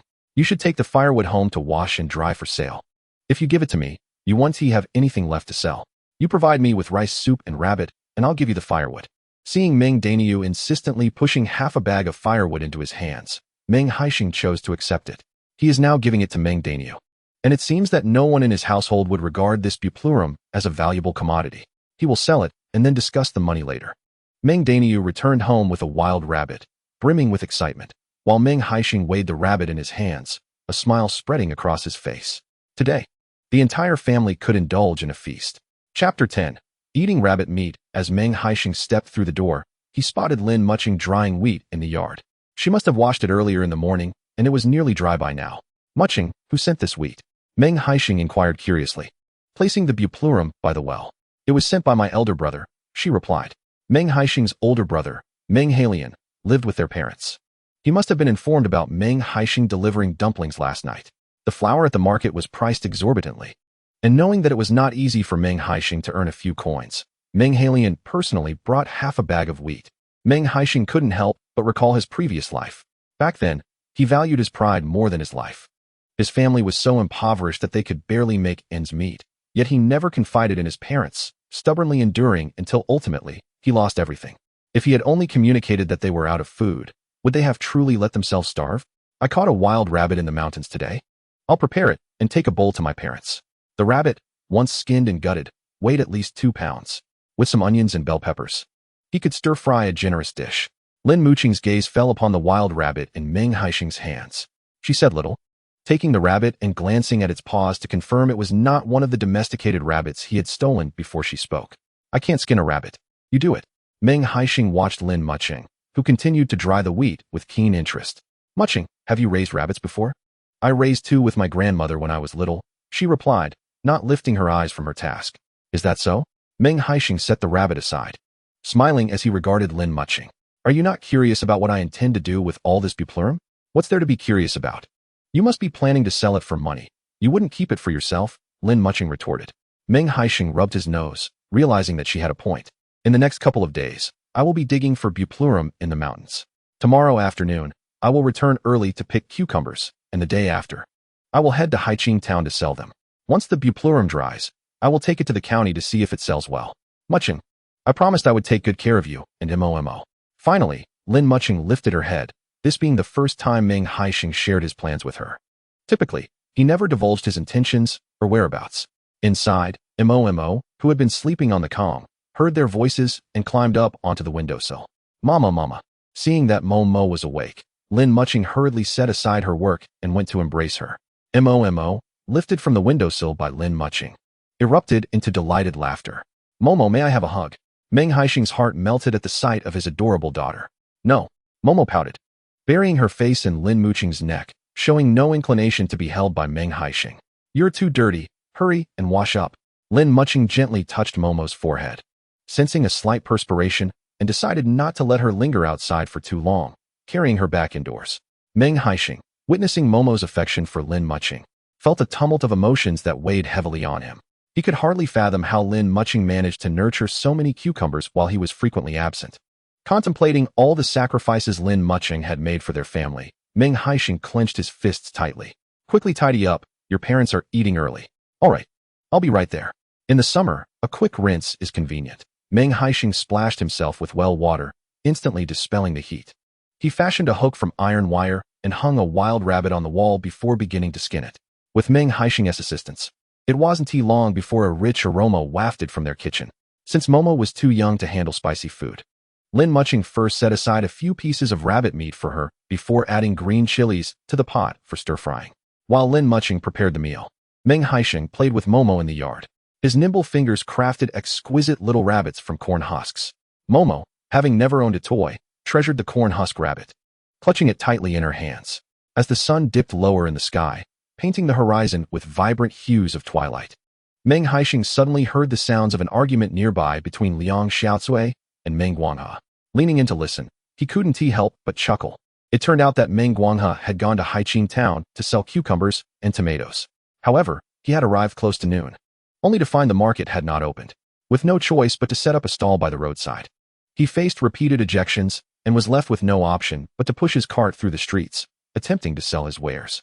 Lacking the ability to call out to passers-by, he remained silent as he walked, and after wandering around Haiqing town for half a day, nearly exhausted, he had sold barely a few pounds of cucumbers and tomatoes. In frustration, Meng Guanghe returned home with the vegetables.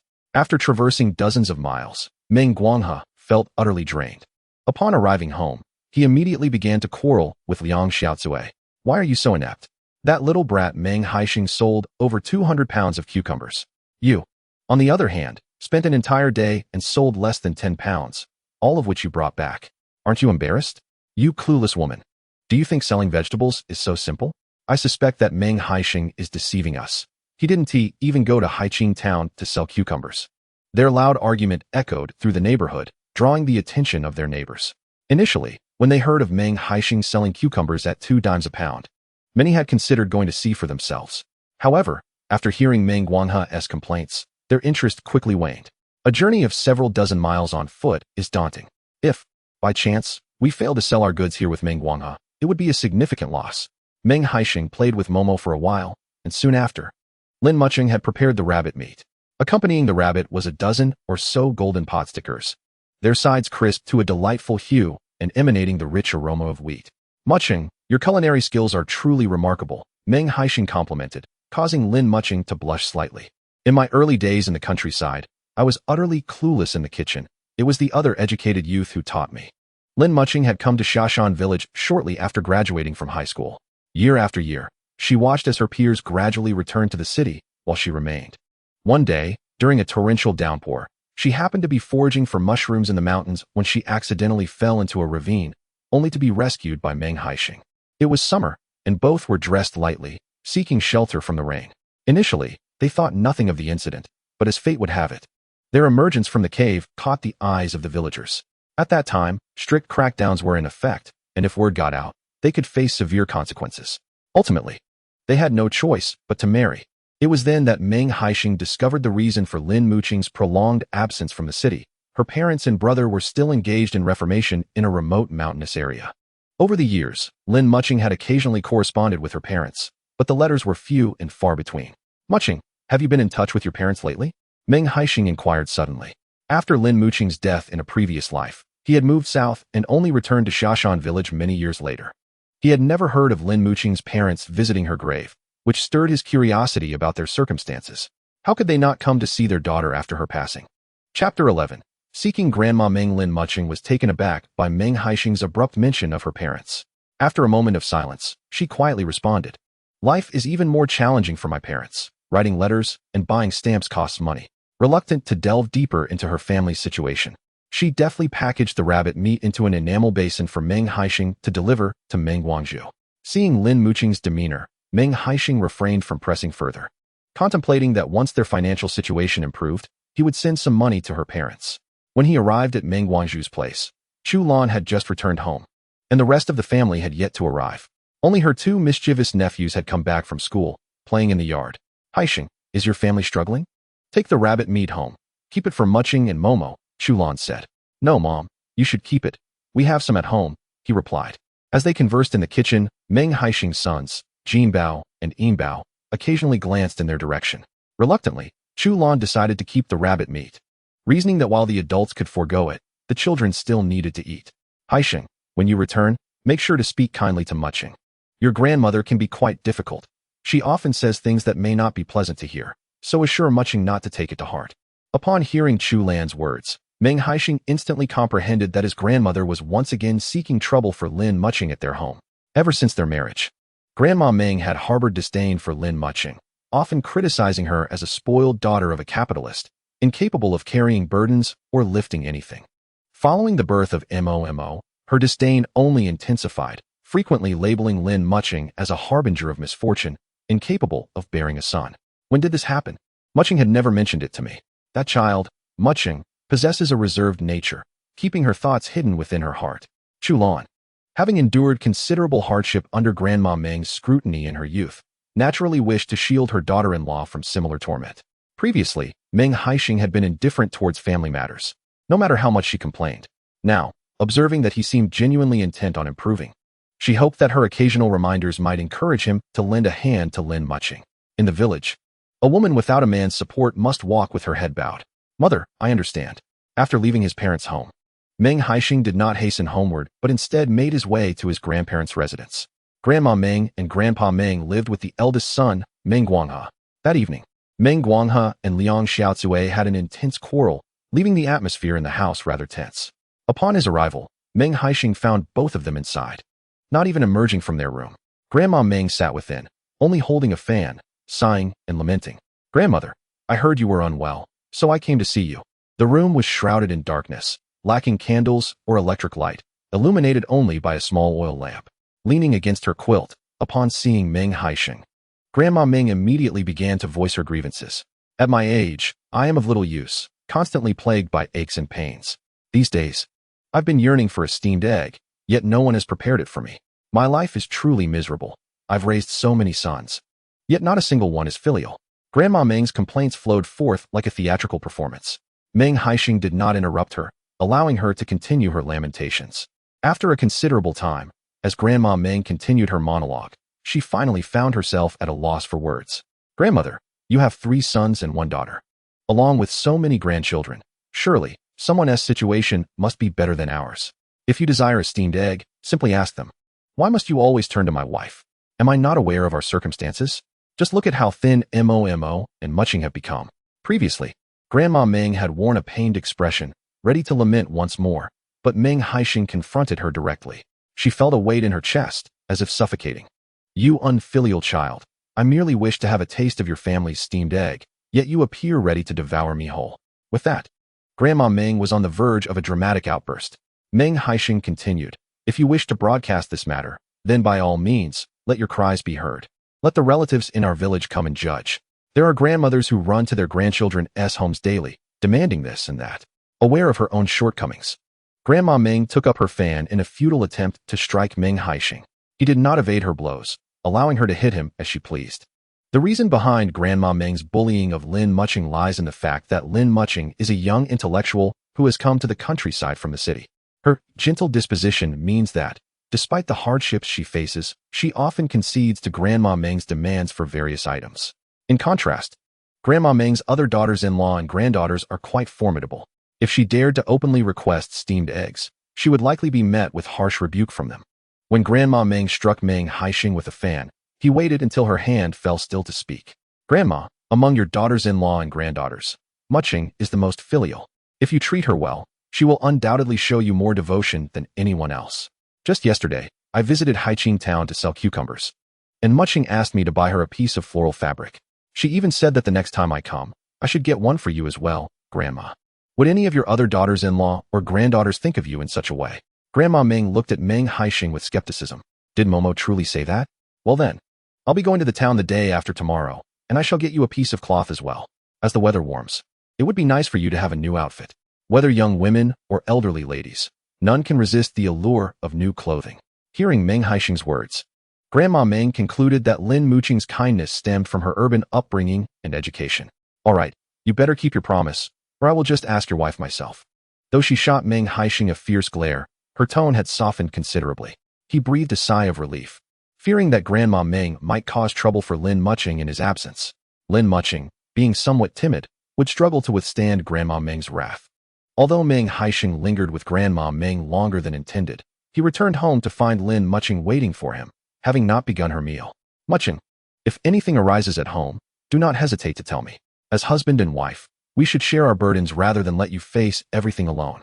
Lin Mucheng paused, taken aback. You know, Grandma visited this morning. Yes, I just spoke to her. She should not trouble you anymore. Lin Mucheng gazed at Meng Haisheng, momentarily at a loss for words.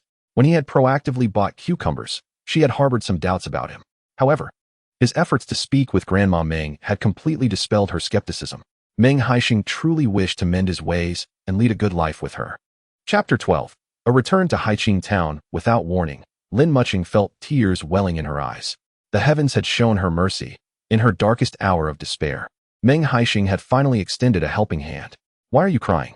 Meng Haisheng asked, taken aback by the sight of Lin Mucheng's tears cascading down her cheeks. His usual composure faltered in that moment. Meanwhile, Momo, seated at the small dining table and ready to eat, noticed her mother weeping. She sprang up and rushed into Lin Mucheng's embrace. Mama, don't cry. Momo will protect you. Momo's innocent words left Meng Haisheng utterly speechless. At just over 2 years old, how could such a small child utter something so profound as the need to protect her mother? Memories of past quarrels surged to the forefront of his mind, recalling how he had often made Lin Mucheng weep softly in frustration. With this thought, Meng Haisheng unhesitatingly stepped forward to embrace both Lin Mucheng and Mo tightly. Mo, your father will protect you and your mother from now on, he said, his voice choked with emotion. The following day, Meng Haisheng, accompanied by Meng Haisheng, ventured into the mountains to gather Chinese wild ginger. In the afternoon, while checking their rabbit traps, they were fortunate enough to catch 2 plump rabbits. Seeing how effective the rabbit snares were, Meng Haisheng decided to add a few more. He intended to sell cucumbers in Haiqing town the next day, and he hoped Meng Haisheng could spare some time to check the traps again for more rabbits. Though the market in Haiqing town was not bustling that day, Meng Haisheng had filled 2 baskets to the brim with cucumbers and chose not to bring any more. He also decided to take along the wild rabbit, knowing that some small private restaurants in town would purchase wild game, paying even more than pork by 2 dimes. He thought it might be a stroke of luck. If all went well, he could bolster his earnings by selling both cucumbers and game. On this trip to Haiqing town, Meng Haisheng opted not to use Meng Haisheng's small cart, but rather, with a bit of audacity, borrowed a Jinlu brand bicycle from his sister-in-law. This bicycle was part of her dowry, originally costing 115 yuan, a considerable sum at the time. On their wedding day, the villagers had gazed in envy at the bicycle adorned with bright red flowers, a lavish dowry not every family could afford. The journey to Haiqing town was no small feat. Meng Haisheng set out at the crack of dawn. Unlike the fortunate encounter with Luo Xiao who had once given him a lift, he had to rely solely on his own 2 legs to pedal with all his might to reach the town. By the time he arrived, the sun had only just begun to rise. Haiqing town was the largest in the vicinity, boasting several state-run factories. Meng Haisheng rode his bicycle to the textile factory's dormitory, where workers were just beginning to stir. A long line had already formed at the stand selling fried dough sticks outside the entrance. Clearing his throat, Meng Haisheng called out, "Fresh cucumbers, 2 dimes a pound, choose as you please." Dressed neatly, the young man's clear voice and bright smile drew attention. His call prompted the uncles and aunts waiting in line for dough sticks to approach and take a look at his wares. "Cucumbers at the market are only 1 or 1.5 dimes. Why are yours so expensive?" one aunt questioned. "Just look at how fresh my cucumbers are," he replied. "The market doesn't allow you to pick, but my cucumbers are of guaranteed quality. You can choose however you like." Meng Haisheng's banter was deftly delivered, eliciting laughter from the surrounding aunts eager to buy cucumbers. In the midst of his sales pitch, He picked up a cucumber and took a hearty bite. The crisp freshness of the vegetable and the sound of his chewing instantly captivating the crowd. The verdant cucumbers appear utterly delectable. As people queue, many request Meng Haisheng's assistance in weighing the cucumbers. The patrons seeking fried dough sticks come in a steady stream, and Meng Haisheng, benefiting from their presence, quickly sells off more than half a basket of cucumbers. He is quite astute, and once things settle down, he purchases a pound of fried dough sticks for himself. Initially, the vendor selling fried dough sticks seemed reluctant, noticing Meng Haisheng's bustling cucumber sales nearby. However, upon seeing him buy a portion, the vendor had no grounds to complain. "Young man, please give me another 5 pounds of cucumbers. I intend to take them to my daughter," said an aunt who had just returned after buying cucumbers from Meng Haisheng. It turns out she enjoys eating cucumbers raw and, upon tasting them at home, found them delightful enough to buy another bag for her daughter, who shares her fondness for the vegetable. As Meng Haisheng weighed the cucumbers for Aunt Zhang, he casually engaged her in conversation. "There must be quite a few fabric coupons around your textile factory, right? They say those who dwell in the mountains eat from the mountains, and those by the sea eat from the sea. For us in the textile industry, fabric coupons are probably the most abundant." Sensing an opportunity, Meng Haisheng lowered his voice and inquired discreetly if she had any fabric coupons for sale. Although such transactions are technically not permitted, they often go unnoticed when conducted discreetly.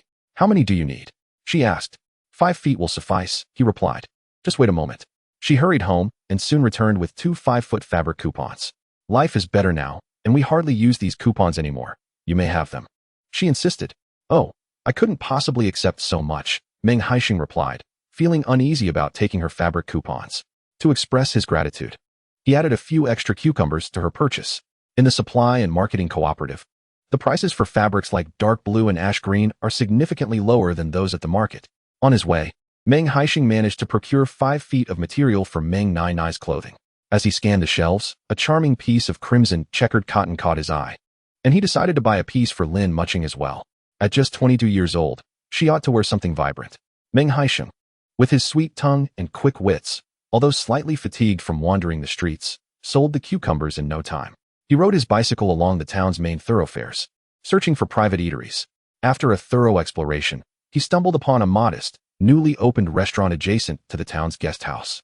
Despite its unassuming appearance, Meng Haisheng sensed that the establishment's owners held significant connections. He adjusted his clothing and tidied his disheveled hair before cycling around to the restaurant's back entrance. The front was meant for receiving guests, and conducting business regarding wild game at the entrance would be rather inappropriate. It was mid-afternoon, and a man clad in white attire and a chef's hat was smoking by the back door. Meng Haisheng, well versed in the nuances of such encounters, opened a pack of Ashima cigarettes and offered one to the man, engaging him in conversation. "Brother, does your restaurant accept wild game?" The man accepted the cigarette, inhaled its scent without smoking it, and then tucked it behind his ear. "In our shop, we do sell game. Whether or not we can purchase it depends on the boss. Please wait a moment while I call him for you." Meng Haisheng promptly expressed his gratitude. After a short while, a short and stout man emerged from the room. "You wish to sell game?"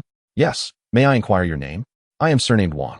Upon hearing this introduction, Meng Haisheng thought to himself that his assumptions were indeed correct. This individual must have some connection to the town's guest house. Chapter 13. "My dearest Momo boss Wang, I have 2 wild rabbits here. What do you think?" Meng Haisheng pulled 2 plump wild rabbits from his basket and presented them to Wang Fuxing. Wang Fuxing, being knowledgeable in this area, examined the rabbits' claws and mouths and quickly discerned that Meng Haisheng was not deceiving him. These were indeed wild rabbits, not domesticated ones. "Quite impressive, rather hefty. My small diner has just opened, and I can consume 7 or 8 wild rabbits a day. If you can procure them, bring them directly to me, and I'll offer you one. 2 yuan per jean." Upon hearing the price, Meng Haisheng immediately offered Wang Fuxing a cigarette. "Boss Wang, aside from wild rabbits, do you also require soft-shelled turtles or yellow eels?" "Yes, we do. Soft-shelled turtles are cheaper at 0.8 yuan per jean, and yellow eels at 0.5 yuan. However, we don't see many customers here who consume soft-shelled turtles or yellow eels, so I don't keep much in stock." "That's agreeable. The next time I come to deliver wild rabbits, I will bring some live soft-shelled turtles and yellow eels for you." Meng Haisheng refrained from suggesting that Wang Fuxing should rear them if they did not sell, as it would be a curse upon his new business. "Rest assured, as long as the quality is good, I will ensure that you are compensated fairly." Noticing Meng Haisheng's white shirt and blue coarse trousers, along with his brand new liberation shoes, Wang Fuxing had already formed a favorable impression of the clean and tidy young man. Observing his meticulous manner of speaking and conducting business, a smile crept across his face. Having successfully sold the 2 rabbits, Meng Haisheng was elated to have found a new avenue for selling game. On his way back, he spotted a vendor selling sesame candy and decided to buy a pound for Momo. The thought of Momo's joyful expression upon seeing the sesame candy invigorated him as he pedaled his bicycle. As he returned home beneath the setting sun, he called out, "Momo, guess what Daddy has brought back for you?" After placing his bicycle down, he intended to embrace Momo, who was playing with water in the courtyard. "Daddy, you smell so bad," Momo exclaimed as she ran to hug Lin Mucheng's legs. "Do I smell bad?" "I don't think so," Meng Haisheng replied, tugging at his white shirt and catching a whiff of a sour odor. He smiled awkwardly, realizing that after a day of work, his shirt had gone from wet to dry and back again, making the presence of body odor quite unsurprising. "I'll wash up now." Meng Haisheng removed his shirt, intending to fetch well water for a shower. It was then he noticed a large basin beside the well, filled to the brim with water. "What is this?" "I set that water out to warm in the sun. You always bathe in cold water, which isn't good for your health." Lin Mucheng, feeling a bit embarrassed, carried Momo back into the house. With no privacy barriers at home, Meng Haisheng took his shower in the courtyard, where all could see him. Meng Haisheng glanced at the water in the iron basin and then looked at Lin Mucheng in the room, a broad smile illuminating his face. He remarked that his wife was tender-hearted, preparing bathing water for him after just a few days. In that fleeting moment, he felt all his fatigue dissipate. No matter how arduous his days may be, it was all worthwhile. After changing into clean clothes, he soaked his dirty garments in water and began scrubbing them himself.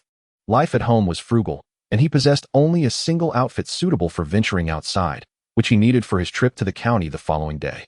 He hurried to wash it. By the time Meng Haisheng had finished tidying up, Lin Mucheng had already prepared dinner. Tonight's meal included 2 bowls of steamed egg custard and a plate of stir-fried pork with green peppers. Meng Haisheng donned a small apron on his daughter, Momo, encouraging her to feed herself the egg custard with a spoon, while he placed another bowl in front of Lin Mucheng. "I won't eat. You worked hard selling cucumbers today. You should have it," he insisted. Lin Mucheng pushed the bowl back towards him. "What would a grown man like me do with egg custard? You and Momo should enjoy it." With that, Meng Haisheng seized a steamed bun and began to eat heartily. The half-kilogram of meat that he had left previously was sliced by Lin Mucheng, and the remaining portion was minced to create meatballs for Momo. Having never tasted meatballs in her young life, Momo was tempted but chose to share one with both Lin Mucheng and Meng Haisheng, demonstrating her thoughtfulness. Meng Haisheng felt an overwhelming pride as he observed his precious daughter's kindness. "Momo is so well-behaved. Daddy doesn't need the meatballs. You can have them all." He encouraged her to eat well so she could grow plump and healthy. Lin Mucheng, unable to contain herself, laughed lightly. "Our Momo doesn't need to be too plump." Meng Haisheng affectionately ruffled Momo's little head. "Children look adorable with a bit of chub. When Daddy goes to the county to sell the buplurum, I will bring you some milk candies and also malted milk." As Momo tasted the meatballs, her curiosity piqued. "Daddy, what do milk candies taste like? And what is malted milk?" Seeing the innocent wonder in her eyes, Meng Haisheng felt a pang of bittersweet emotion. "When I bring them back, you will know, they are extraordinarily delicious." The mention of delicious treats made Momo's eyes light up with excitement. Observing the warm exchange between her husband and daughter, Lin Mucheng felt a surge of happiness. In the past, Meng Haisheng had shown little affection towards Momo, often scolding her harshly when she cried. Momo longed to be close to him, but was afraid of his temper, often watching him from afar, even when in tears. However, now, as Meng Haisheng patiently answered Momo's endless questions without a hint of anger, it was entirely unexpected for Lin Mucheng. She silently hoped that this change was not merely fleeting. After dinner was finished, Meng Haisheng instructed Lin Mucheng to personally deliver the piece of deep blue fabric to Grandma Meng. "Mucheng, take the fabric to Grandma, and then pour out all your grievances to her. Share every ounce of your discomfort, and I assure you, she shall no longer trouble you." Lin Mucheng looked at Meng Haisheng, bewildered, unable to comprehend the reasoning behind his insistence. Observing her perplexed expression, Meng Haisheng was reminded of a similar look he had seen on Momo's face earlier. Unable to resist, he affectionately ruffled Lin Mucheng's hair. "Grandma still clings to the antiquated beliefs of her generation. She used to trouble you simply because you are a girl from the city. Your beauty surpasses that of the girls from the surrounding villages, and my mother has always treated you well." Such circumstances would provoke Grandma, especially considering that, in her era, daughters-in-law often face the harshness of their mothers-in-law. However, If you find yourself struggling, Grandma will feel a sense of balance and refrain from causing you distress. Lin Mucheng reflected on this, and it indeed seemed accurate. The first 6 months after her marriage to Meng Haisheng were marked by Grandma Meng's relentless meddling. Yet, as Meng Haisheng spent his days playing cards, her hardships led to a decrease in Grandma's interference. I shall go at once, Lin Mucheng suddenly understood. Seeing her leave, Meng Haisheng placed Momo on his bicycle and took her along to return the bike. He also brought along some sesame candy for his 2 little nephews, as he believed he shouldn't use his sister-in-law's bicycle without contributing something in return. Chapter 14. Selling Buplurum. After returning the bicycle, Meng Haisheng strolled down the street, carrying Momo in his arms. As the sweltering summer days set in, their home lacked even a fan, making the heat stifling. They wandered for a while, waiting for the evening coolness before returning home to rest. Haisheng, so this is where you've been. I've been searching for you, Meng Haisheng exclaimed, running towards him with enthusiasm. Haisheng, did you need something? Indeed. It's important. Let us return to your house to discuss. Meng Haisheng, intrigued by Meng Haisheng's mysterious demeanor, followed him home. Upon entering the yard, he spotted 4 wild rabbits and immediately understood the situation. Haisheng, did we catch all these? You caught them. I didn't manage to catch a single one with the wire I set. Momo, who had been cradled in Meng Haisheng's arms, clapped her hands in delight upon seeing the rabbits. Eat bunny, eat bunny. Meng Haisheng chuckled heartily. This time, we shall not feast on bunnies. Papa intends to sell them to procure treats for Momo. Are bunnies delicious? Momo reached out to grab a rabbit, remembering the delightful taste of rabbit meat from their last meal. Haisheng, have you thoroughly cleaned and dried the Buplurum as I instructed? Yes, it's all done. I estimate it will be dry within the next 2 days. Excellent. I will take a small portion to seek buyers. Once I secure a market, we can freely venture into the mountains to dig up more Buplurum. All right, I will follow your lead. After sun-drying the Buplurum he had harvested for 2 days, Meng Haisheng found that the smaller pieces had dried sufficiently, and when he weighed them, they totaled an impressive 35 pounds. Unexpectedly, the dried Buplurum weighed quite a bit. Early the next morning, before dawn, Meng Haisheng set off towards the town. He needed to catch the earliest bus to the county, as there were only 2 departures throughout the day. If he missed the first one, returning in the afternoon would prove to be quite troublesome. The journey to Ziyang County was not particularly far, requiring no introduction letter, and the bus fare was merely 50 cents. Yet for some, this seemingly trivial distance meant a lifetime spent solely within the confines of their village and town, never venturing to the county. Particularly for the elder generation, like Grandma Meng. Even trips to the town were few and far between. On the minibus, there were only a handful of passengers, with Meng Haisheng being the sole individual carrying a large bag of fertilizer. He dutifully took a seat at the back and placed the bag under his feet. Despite this, he still received several disapproving glances from others. Amused, he thought to himself that these individuals likely possessed less wealth than what he had in his pocket, and he couldn't fathom where their sense of superiority stemmed from. The bus to the county made several stops, taking nearly an hour to reach the Ziyang County bus station. Upon entering the county town, he found it to be even more bustling than Haiqing town. The clean and tidy roads were filled with people commuting on bicycles, and public buses had become more frequent, occasionally spotted on the streets. As someone who had glimpsed a more prosperous future, Meng Haisheng felt no curiosity towards this scene. He headed straight from the bus station to the bus stop, intending to take a bus to the traditional Chinese medicine hospital. Unfamiliar with selling Buplurum, he had no experience to draw upon. His only asset was his silver tongue. As long as he was thick-skinned and articulate, there was no information he could not uncover. After switching buses twice, he finally arrived at the entrance of the traditional Chinese medicine hospital. This time, he did not opt for the back entrance, but entered directly into the hospital. It was the largest hospital in the county, bustling with patients seeking treatment. Meng Haisheng wandered around the hospital, familiarizing himself with the consultation and medication processes. Ultimately, he focused his attention on the pharmacy. Do you accept medicinal materials here? He pondered, observing the pharmacy for some time. Noticing the staff inside were too busy to spare a moment, he refrained from approaching, knowing that his inquiry would likely be met with resistance. After a considerable wait, a doctor from the pharmacy stepped out for a restroom break. Seizing the opportunity, Meng Haisheng positioned himself at the restroom door as the doctor emerged. At that moment, he felt an overwhelming sense of trepidation, uncertain whether the doctor could provide any useful information. In a place like the traditional Chinese medicine hospital, suppliers of medicinal materials were undoubtedly well-connected. Someone like Meng Haisheng, coming from a rural background, would likely struggle to gain access. Zheng Aimin scrutinized Meng Haisheng from head to toe. Are you looking to sell medicinal materials? Did you cultivate them yourself? Not quite. They are wild ones from our mountains, Meng Haisheng replied, opening the fertilizer bag and offering a handful of dried buplurum to Zheng Aimin. The sight of the pristine buplurum rendered Zheng Aimin momentarily taken aback.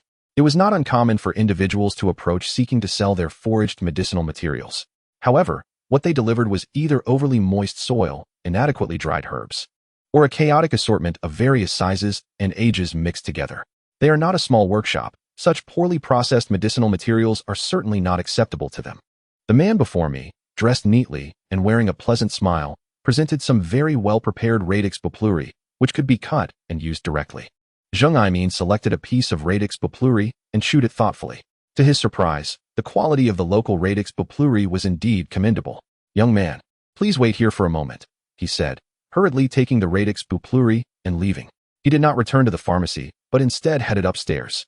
Seeing his hurried demeanor, Meng Haisheng thought he was fortunate to have encountered such a helpful individual. After waiting for more than half an hour, even Meng Haisheng, usually composed, began to feel a bit anxious. "Young man, come with me to get your radix bupluri," Zheng Aimin puffed as he rushed down the stairs. "All right." Zheng Aimin led Meng Haisheng through the twists and turns of the hospital, finally stopping outside an office door. "Teacher, I have brought the person," he announced.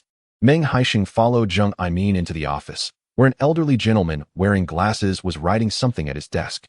After a brief introduction, Meng Haisheng learned that this esteemed elder was none other than the renowned Dr. Dong Yuqing from the traditional Chinese medicine hospital. "Comrade Meng, please show me all the radix bupluri you have," Dong instructed. "Certainly." Meng Haisheng presented the various sizes of radix bupluri from his bag, organized by approximate age, for Mr. Dong's inspection. As Mr. Dong examined the array of radix bupluri laid out before him, he couldn't help but glance up at Meng Haisheng. He appreciated meticulous individuals. Mr. Dong took his time tasting the different ages of radix bupluri. "Indeed impressive, Comrade Meng. Is there an abundant supply of radix bupluri in your mountains?" "Quite a bit. But harvesting them is somewhat troublesome. A laborer like me can only gather a limited amount in a day. In that case, for radix bupluri aged over 2 years and properly dried, I can offer you 1.5 yuan per kilogram. For 2-year-old radix bupluri, it will be 0.8 yuan per kilogram. Do not dig for those younger, let them grow. As for the quantity, I will take whatever you have." Upon hearing Mr. Dong's words, Meng Haisheng's heart soared. He felt as though his first fortune was finally within reach. However, he maintained his composure, not allowing this small joy to cloud his judgment. "Mr. Dong, may I inquire if the hospital pays cash for radix bupluri? You know we are all farmers from the village. Making a trip to the county is not easy. We cannot engage in this trade without cash." Chapter 15. The allure of a cigarette. Mr. Dong understood the farmer's plight. "Very well. I will speak with the staff below to ensure you receive a separate cash settlement." Hearing this, Meng Haisheng felt deeply moved. He stepped forward and bowed sincerely to Mr. Dong. "Thank you, sir. Comrade Meng, you are too kind. It is the quality of your herbs that warranted my acceptance. Had you brought me inferior goods today, you can imagine I would have sent you away." Meng Haisheng felt a tinge of embarrassment. He was, in truth, quite ignorant of the intricacies of Chaihu. The reason he managed to organize it with such meticulousness stemmed solely from the habits cultivated in his previous life. He had grown accustomed to considering various factors before undertaking a task, believing that only with ample preparation could he achieve the desired outcome. Subsequently, Mr. Dong imparted some methods for handling Chaihu to Meng Haisheng and entrusted him to Zheng Aimin, who would lead him to the department in the hospital designated for processing medicinal materials. There, a middle-aged man named Huang Ming was in charge. Zheng Aimin, pressed for time with numerous tasks at hand, hastily left after handing Meng Haisheng over to Huang Ming. Upon learning that Meng Haisheng was there to sell Chaihu, Huang Ming instructed him to empty all the Chaihu into a bamboo basket. Huang Ming initially intended to assert his authority and find fault with Meng Haisheng, but upon observing the quality of the Chaihu in the basket, he found himself swallowing back the words he had prepared. Meng Haisheng, perceptive as he was, noticed Huang Ming's displeasure and promptly approached him with a smile, offering a cigarette as a peace offering. "Brother Huang, I am new here and unfamiliar with the local customs. Could you kindly enlighten me?" Although Huang Ming felt a surge of annoyance, he accepted the cigarette, adhering to the adage that one should not strike a smiling face. At that moment, Huang Ming harbored a palpable hostility toward the suddenly arrived Meng Haisheng. His family had been the primary supplier of medicinal materials to the Chinese medicine hospital, and the arrival of a new supplier encroaching upon their territory was not to his liking. However, considering Meng Haisheng's connection to Mr. Dong and his modest supply, he decided to extend a modicum of courtesy. There are no strict rules here. You are the only independent supplier bringing in medicinal materials. In the future, accumulate about 20 to 30 kilograms before bringing them to me, as I am quite busy. Also, ensure the sizes of the chaihu are clearly distinguished. Had it not been for Mr. Dong's call instructing me to accept at 1.5 per unit, I would certainly have pressed you for a lower price. Huang Ming took the cigarette and puffed leisurely, adopting an air of superiority. All right then, I'll bring 100 kilograms at once. Is that acceptable? Meng Haisheng proposed. Very well, Huang Ming replied. After exchanging a few more words, Meng Haisheng keenly sensed Huang Ming's animosity, though he concealed his displeasure beneath a facade of amiability. After weighing the medicinal materials and obtaining the receipt from Huang Ming, he did not rush to depart. Instead, he stepped outside to purchase 2 meat pies and squatted by the railing in the hospital's rear courtyard, observing Huang Ming as he directed the workers.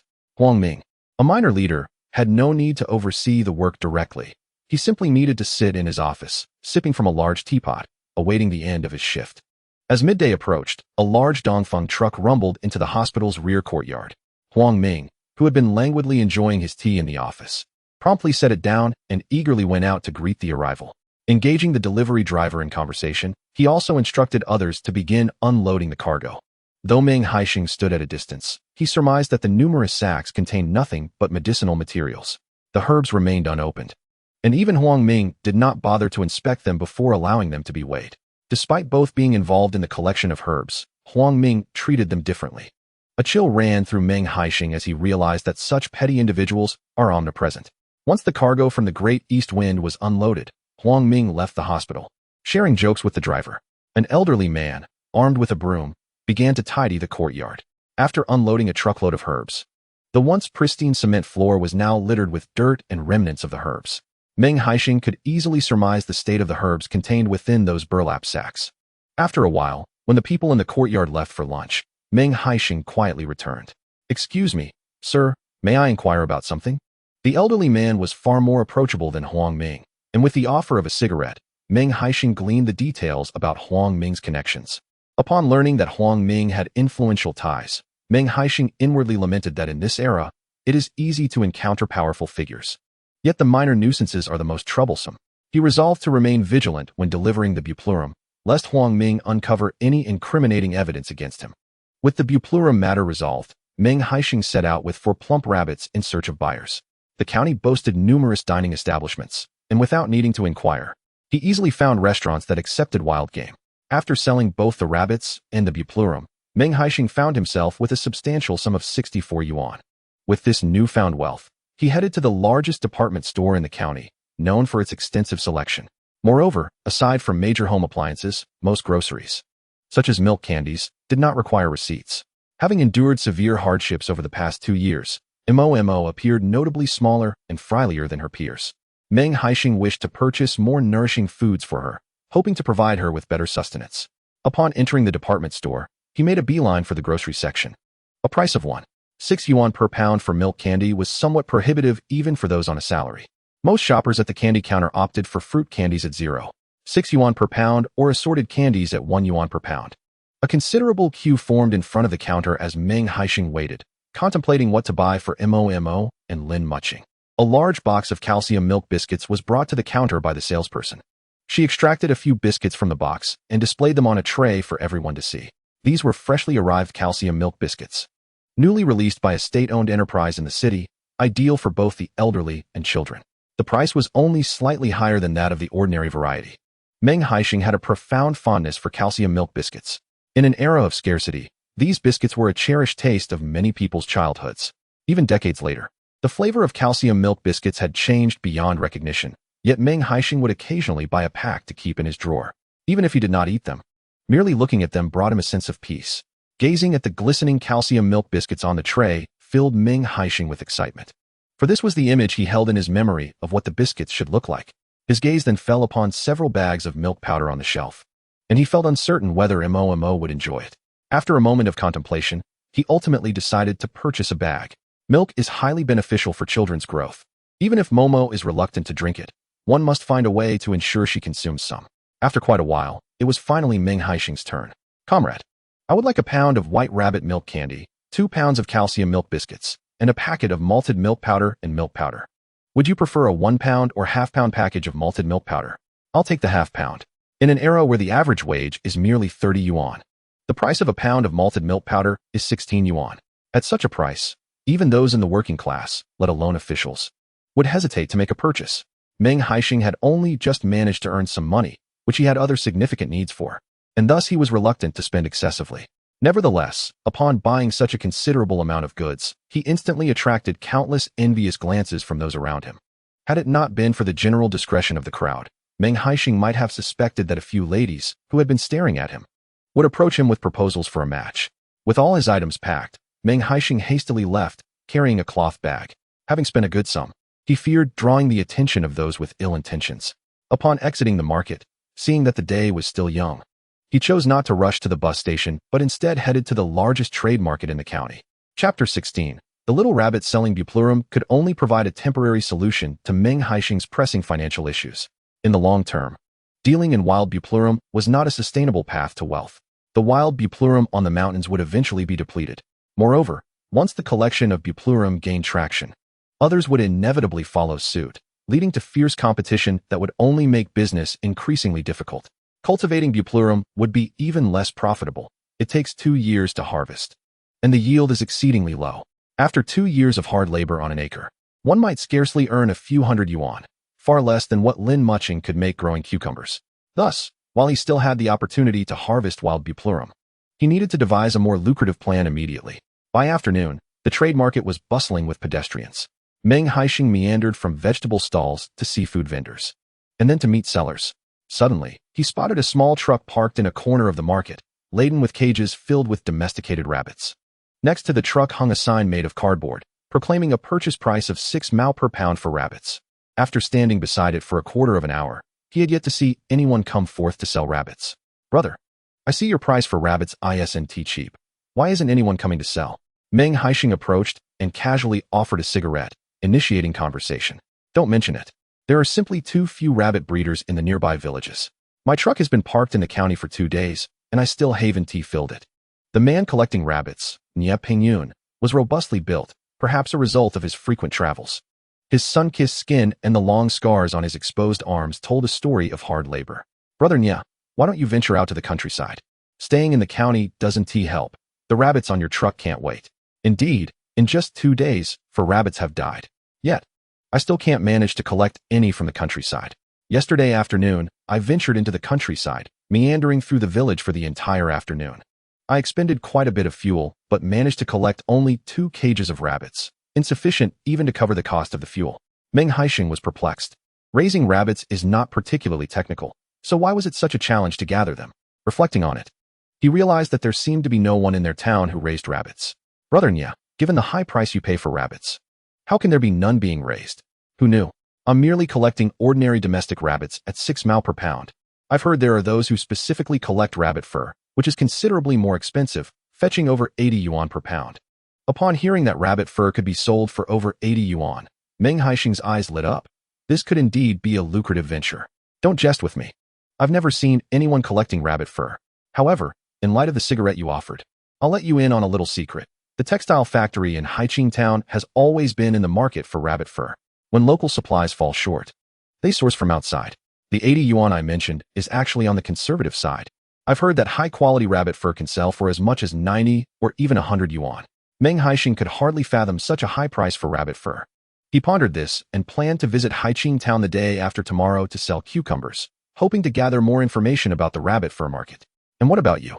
With the high price you offer for domestic rabbits, are you making a profit?" "Today, I just sold 2 wild rabbits at 1 yuan and 2 mao per pound. For domestic rabbits, they only offer 8 mao per pound. At 6 mao, factoring in labor and transportation costs, I doubt there's any profit.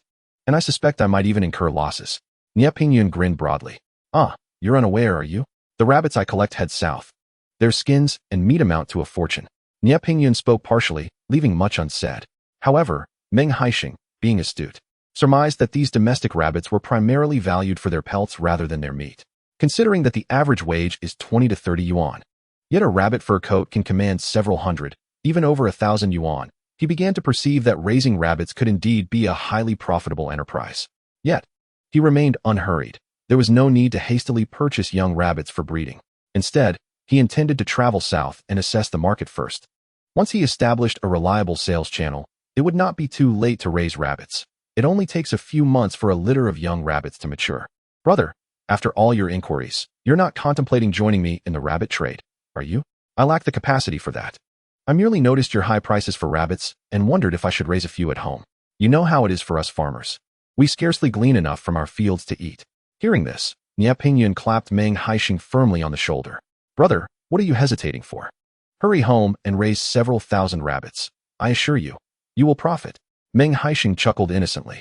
Brother Nya, please don't lead me astray. If raising rabbits were that easy, there wouldn't be a village within 10 miles without any rabbit farming. That is simply a matter of perspective. Families only raise 3 to 5 rabbits and neglect to feed them properly. After several months, they find it unprofitable, and consequently, the number of rabbits raised dwindles. However, they fail to consider that merely selling rabbit meat without providing the rabbits with proper nourishment, allowing them to feast solely on grass, would not yield them any substantial weight gain. Pingyuan suddenly opened up, engaging in a lengthy lament with Meng Haisheng. Meng Haisheng remained silent, simply listening as Pingyuan spoke. By the time Nya had exhausted himself, his mouth dry and saliva flying, Meng Haisheng had gleaned a substantial understanding of the intricacies involved in raising and selling rabbits. Brother Nya, should I indeed profit from raising rabbits in the future, I shall certainly treat you to a lavish feast at a state-run restaurant. Don't speak empty words. Go buy some baby rabbits now. I must tell you, the rabbits from Lin Mucheng's family in Yuqing village are the best. You should purchase breeding rabbits from him. All right. Meng Haisheng readily agreed. The two then squatted together, exchanging idle chatter for a while. Noticing that time was slipping away, Meng Haisheng finally stood up to catch a bus home. Throughout the journey, his mind was consumed with thoughts of how to raise rabbits and sell them. By the time he returned home, he had devised a perfect plan. Daddy, it's Daddy. As Meng Haisheng approached the entrance of the alley, he heard Momo's sweet voice calling out to him. Upon looking up, he discovered Lin Mucheng sitting at the alley's mouth with Momo, both equipped with a fan and a small stool, enjoying the cool breeze while waiting for his return. Meng Haisheng scooped Momo into his arms and kissed her cheek. Did you behave well today while Daddy was away? Momo was very obedient. Momo helped Mommy wash the clothes. Is that so? Our little Momo is truly impressive. Helping Mommy wash clothes at such a tender age. What reward would you like from Daddy? Meng Haisheng held on to Momo tightly, and hearing her cheerful babble after a day's absence filled his heart with immense comfort. Milk, candy, and rabbit. Upon hearing rabbit, Meng Haisheng instantly understood that Momo was not expressing a desire to raise a rabbit, but rather to savor rabbit meat. You little glutton. Today you can only have milk candy. Later, Daddy will go to the mountains to catch some wild rabbits for you. Lin Mucheng, observing the lively exchange between Meng Haisheng and Momo, couldn't help but smile. Chapter 17. Touching moments upon returning home.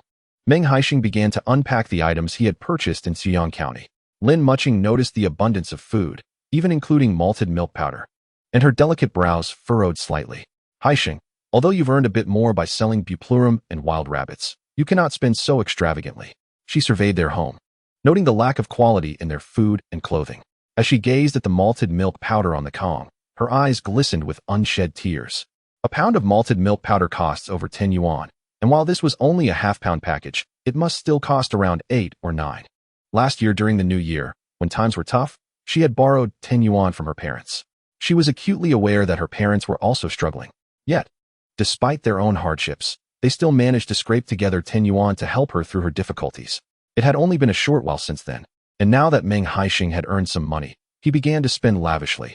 How could she not feel a surge of indignation? Mucheng, I have promised you that I would ensure a good life for you and Momo. What does this small amount signify? Meng Haisheng took all the money he had earned from selling cucumbers, buplurum, and wild rabbits over the past few days. He kept a few coins for himself and handed 6 large bills to Lin Mucheng. Mucheng, take this for now. From this moment on, all the money in our household will be under your management. I will keep this small change for selling cucumbers in Haiqing town the day after tomorrow. Lin Mucheng was momentarily stunned by the sudden appearance of the 6 large bills. Her slender fingers gently caressed the number 10 printed on the bill. She slightly tilted her head back, fighting back tears. The grievances that had long been buried in her heart erupted at that instant. Lin Mucheng's body trembled slightly. Meng Haisheng, feeling a surge of compassion, stepped forward to embrace her, wishing to comfort her, yet found himself at a loss for words. Why didn't you improve sooner? Meng Haisheng, why didn't you strive for a better life earlier? You have made me and Momo endure so much hardship. Do you know? There were several times I considered taking poison with Momo, thinking it would be easier to end our lives rather than continue living in such exhaustion. Lin Mucheng cried heavily on Meng Haisheng's shoulder, her tears falling onto his white shirt and penetrating his heart. Meng Haisheng felt his heart, which bore countless wounds, slowly being filled by Lin Mucheng's tears. Mucheng, you can trust me from now on. No matter what happens, I will bear the burden and shield you and Momo from the storms of life. Meng Haisheng gently patted Lin Mucheng's back, allowing her to weep. Previously, he thought he understood Lin Mucheng well, but now he realized he had barely scratched the surface. She was not as resilient as she appeared. Her heart was, in fact, exceedingly fragile. While Meng Haisheng was speaking with Lin Mucheng, Momo sat quietly on the Kong, not even touching the milk candies placed beside her. Although she did not comprehend why her mother was crying in her father's embrace instead of her own, she instinctively felt fear upon seeing Lin Mucheng weep. Lin Mucheng, unaware of Momo's concerns, suddenly recognized that her intense crying must have frightened her daughter. She quickly straightened up and wiped away her tears. Momo, do not be afraid. Mommy was crying tears of joy just now. Look, this is the money Daddy earned for us. From now on, we can buy anything you wish to eat. Momo nodded vigorously, though she did not fully grasp Lin Mucheng's words. She could sense the joy radiating from her mother. Go wash your hands. Dinner will be ready shortly.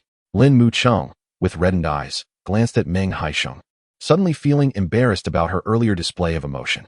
Her cheeks flushed as she hurried to the kitchen. All right, Momo, come and wash your hands with Daddy. Meng Haisheng, beaming with delight, scooped up Momo, having just been embraced by Lin Mucheng. He suppressed the urge to burst into laughter, rubbing his nose as he inhaled the faint scent of soap emanating from his wife. Next time they went out, he would buy Lin Mucheng a fragrant bar of soap. After dinner, Meng Haisheng prepared milk for both Momo and Lin Mucheng, along with some calcium biscuits. Momo decided to sample the taste of milk, a substance she had never encountered in her young life. Filled with curiosity, she gently lifted the cup of milk to her nose and inhaled deeply. It smelled delightful. Hearing her express such joy, Meng Haisheng felt certain that Momo would indeed relish the milk. Eagerly, she took a cautious sip, and a sweet smile blossomed on her little face. It's delicious. Daddy, you must try it too. Observing his daughter's thoughtful nature, Meng Haisheng felt his heart warm with affection. No, my dear. As an adult, I do not need milk. You enjoy it for yourself. Embracing the cup, Momo sipped happily. Noticing that Lin Mucheng had yet to taste the milk and was merely watching Momo with tenderness, he urged, Mucheng, you should have some too. I shall pass. Milk powder is rather expensive. Let us save it for Momo. He explained that he planned to sell the Chinese herbal medicine at the county for 1.5 yuan per gene, and he had already arranged with the traditional medicine hospital to deliver once he accumulated 100 genes. After that, we shall no longer worry about our basic needs. Meng Haisheng handed the cup of milk to Lin Mucheng. Is it truly 1.5 yuan per gene for such small pieces of Chinese herbal medicine? Lin Mucheng was astonished, unable to believe the price could be so high. Indeed, had I not ventured to sell it myself, I would never have guessed its value would reach such heights. Soon, I will seek out Daniel and ask him to accompany me to the mountains at dawn to harvest the herb. We will toil all day, and the following day I shall have Daniel help me gather some cucumbers to sell in town. Oh, and I almost forgot, my dear wife. You've pickled so many cucumbers. Please bring out 2 jars for tomorrow. In the evening, we shall prepare them, and when I go to sell cucumbers the next morning, I will take some pickled cucumbers along as well. Lin Mucheng's jars of pickled cucumbers were substantial. 2 jars, along with other accompaniments, would easily weigh 30 to 40 genes. She hesitated, concerned that the warm weather might spoil them if they went unsold after a long day. Perhaps you should take fewer jars to test the waters first. My skills are not exceptional. What if people do not enjoy them? You must have confidence in yourself. Ever since I tasted your cold cucumber salad, I have been yearning for more. I am convinced others will appreciate it too. Flattered by Meng Haisheng's praise, Lin Mucheng reluctantly agreed, reasoning that even if they did not sell, she would only lose a bit of soy sauce and salt. She would prepare a little extra just in case. After their conversation, Meng Haisheng set off to find Meng Daniel. The following day, they planned to rise early and head to the mountains before dawn, not returning until noon, as harvesting Chinese herbal medicine demanded considerable effort and necessitated ample lunch provisions. Upon leaving home, Meng Haisheng encountered Old Man Meng, who was enjoying the shade on the street. Noticing Meng Haisheng had not gone out to sell cucumbers today, the old man could not help but inquire, Haisheng, what's the matter? You've sold cucumbers twice, and now you're slacking off? His tone was less than amiable, as he believed Meng Haisheng's initial enthusiasm had waned, leading him to return to idle habits. In 2 days, We will go to Haiqing town. But you must remember our cucumber patch is only half in moo. There aren't that many cucumbers to sell every day. Mr. Meng pondered that it was essential to grant the cucumbers ample time to grow. The villagers were observing him, and he could not afford to bring shame to the Meng family once more. Just be patient, he reassured himself. With a cheerful demeanor, Meng Haisheng departed. While the group of people seeking respite from the heat began to discuss him, some believed that Meng Haisheng had genuinely improved, while others felt he was merely boasting. A leopard cannot change its spots. After years of misconduct, it seemed implausible that he could reform in an instant. Meng Haisheng vaguely heard the murmurs regarding him, yet he simply smiled subtly, offering no explanations. At this point, any words he uttered would be futile. Only tangible actions could validate his intentions. Chapter 18. A rejection once more. Before long, Meng Haisheng arrived at his second uncle's residence. The family had returned late that day and was currently enjoying their evening meal. Meng Dainiu held a large bowl brimming with dark noodles. Haisheng, have you eaten dinner yet? Allow me to serve you some noodles, he offered. Aunt Luyani, upon seeing Meng Haisheng enter, promptly fetched a stool for him. There's no need to fuss, Aunt. I came only after having eaten, he replied, choosing not to sit as it felt inappropriate to join them while they dined. Brother Dainiu, I've sold the buplurum for 5 yuan per pound. Here is the 5 yuan for your 5 pounds. Meng Dainiu, mid-bite of his noodles, was taken aback upon seeing the money. When did I give you 5 pounds of buplurum? I don't recall that. Don't you remember? I traded you a wild rabbit for all the buplurum, Meng Haisheng reminded him. Dainiu made no attempt to take the money, continuing to devour his noodles. I took only 1 rabbit. That settles our accounts. Although Dainiu was reluctant to accept the 7 yuan, his 2 younger brothers and sister-in-law eyed it with envy. Yet, with Meng Guangjuan present, they dared not voice their thoughts. A single rabbit hardly held substantial value. As Meng Haisheng placed the money on the coffee table, Dainiu finished his bowl of noodles in swift succession. He glanced at the remaining noodles in the pot, hesitating to take more. Haisheng, have you found a lucrative avenue for selling buplurum? Meng Guangjuan exclaimed, astonished to hear that it was priced at 5 yuan per pound.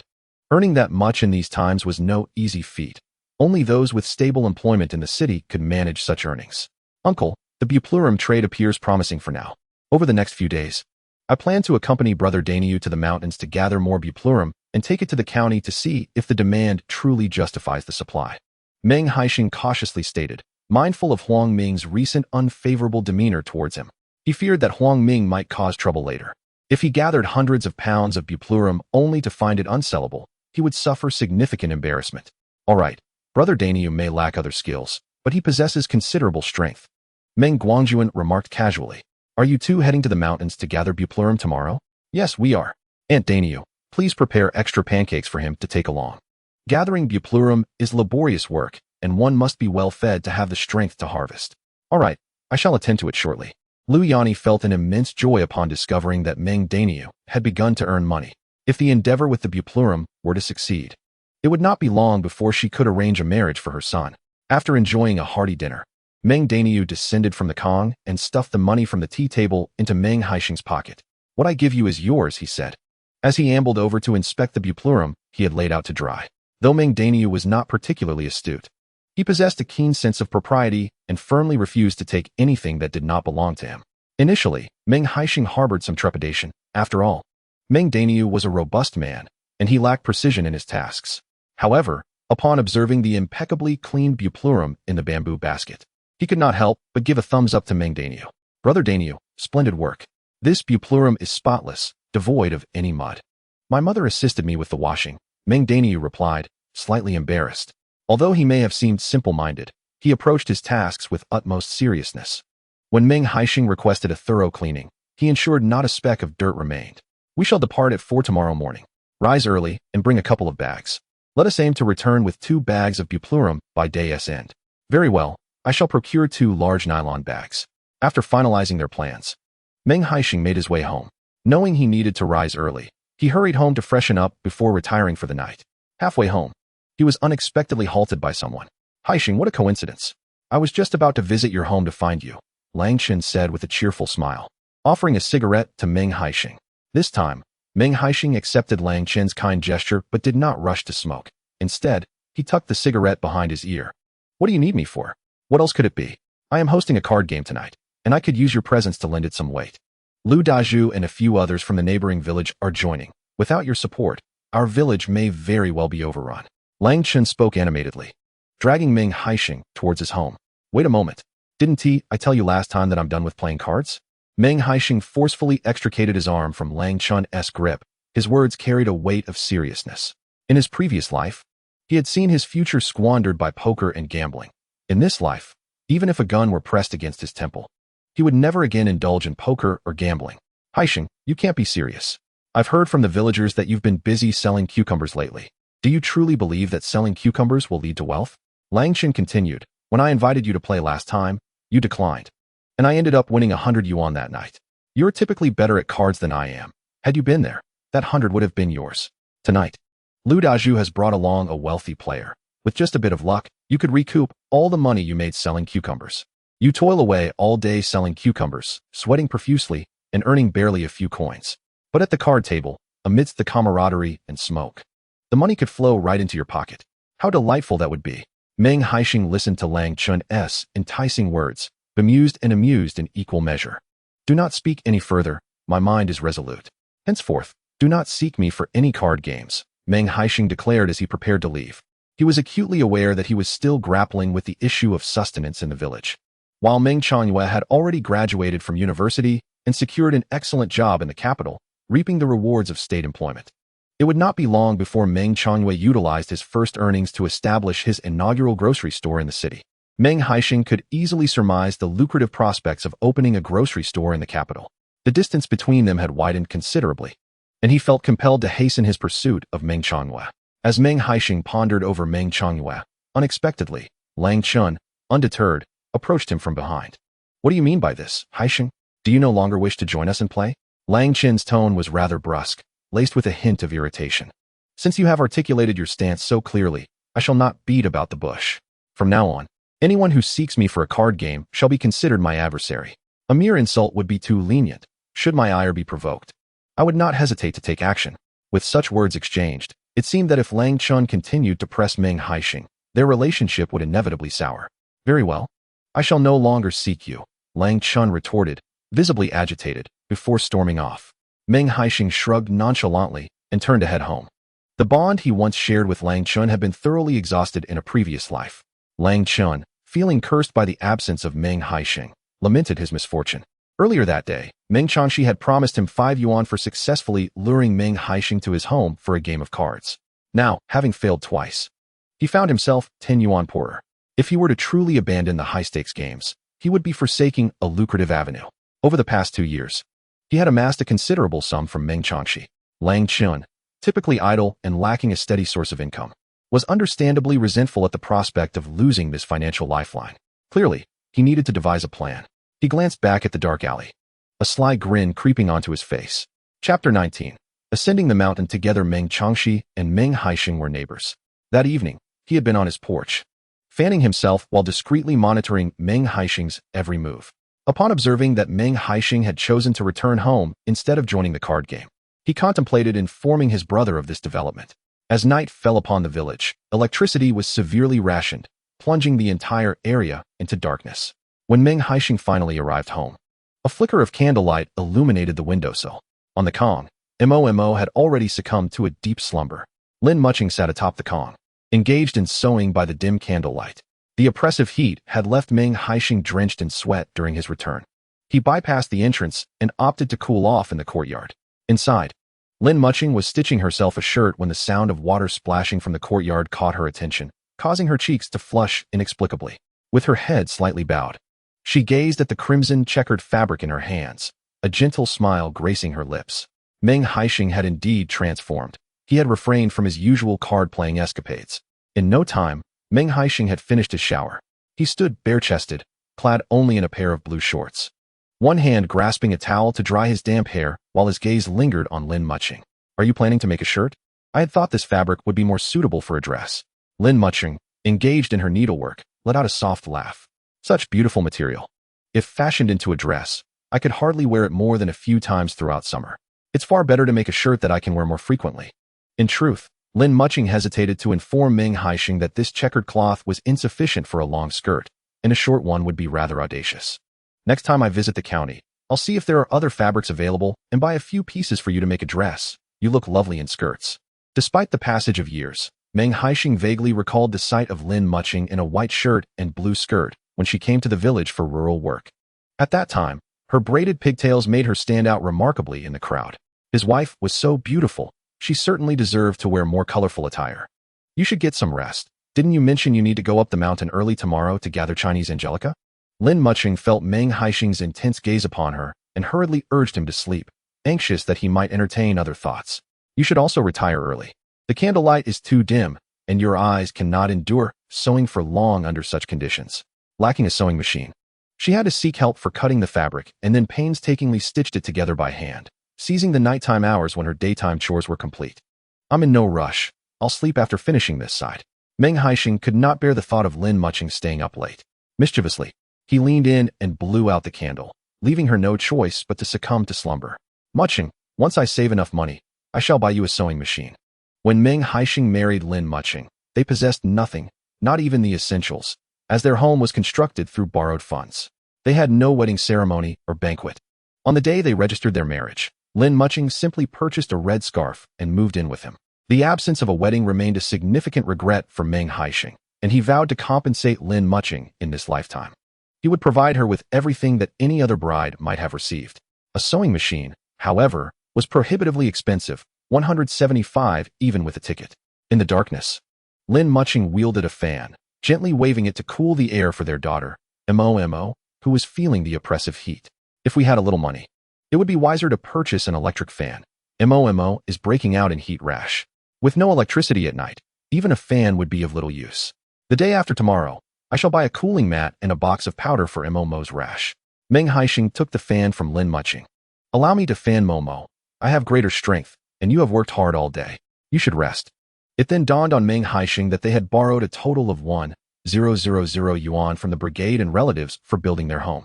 In his past life, after achieving success, he had distributed 10,000 yuan to each villager and donated millions to the village. Thus, no one ever inquired about that 1,000 yuan. If one could relive a lifetime, this debt he must repay.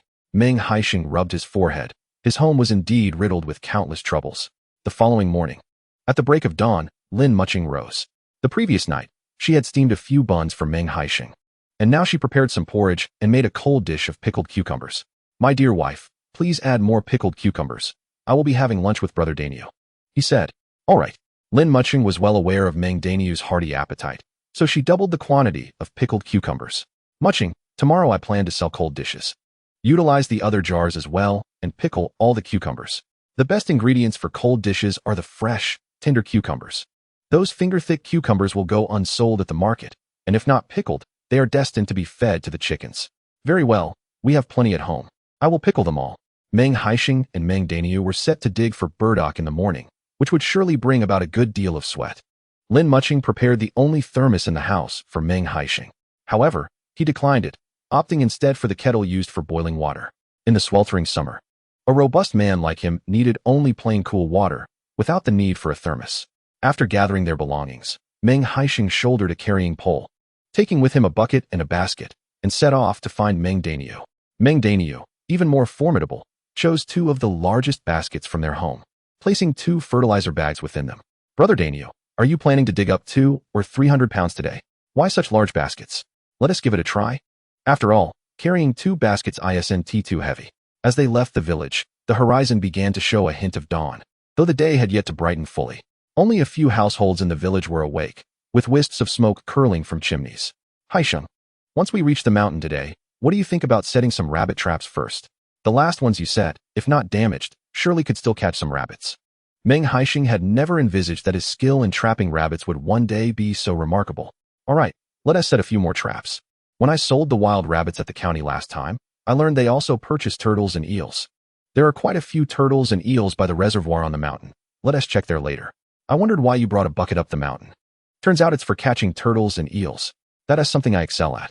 The village children, with little to entertain them, delighted in fishing and catching eels in the river, activities that Meng Haisheng and Meng Daniel also enjoyed during their childhood. As they conversed, they swiftly reached the mountain. They took the same path they had previously used to ascend, continuing deeper into the woods. Both men searched for burdock, while also looking for signs of wild rabbits. Whenever evidence of rabbits appeared, Meng Haisheng would set a trap made of vines. Haisheng, over here. Meng Haisheng called from a patch of grass. What is it? There's plenty of burdock over here. Hurry up. Meng Haisheng quickly cleared away some weeds with his sickle, leaving only the burdock. When Meng Haisheng arrived, he saw only about 20 plants in that small area. Despite such a meager find, Meng Haisheng was jubilant, urging him to join in the harvesting. Meng Haisheng was filled with a mixture of melancholy and joy. You start digging here. I shall explore the vicinity, he said. The buplurum, known for its tendency to grow in clusters, flourished abundantly. Given that they had discovered a small patch here, it was possible that a larger expanse of buplurum lay nearby. Chapter 20. How wonderful it is to work together regardless of the type of medicinal herb. They all seem to prefer sunlit locations for growth. As Meng Haisheng emerged from the forest, he scanned the surroundings and soon spotted a modest hillock nearby. Scattered across its surface were a few towering trees, surrounded by low shrubs. He sensed that this area might be quite suitable for buplurum cultivation. Grasping a long stick, he began to tap the surrounding underbrush as he advanced. Even from several meters away, he could recognize the familiar leaves and branches of buplurum.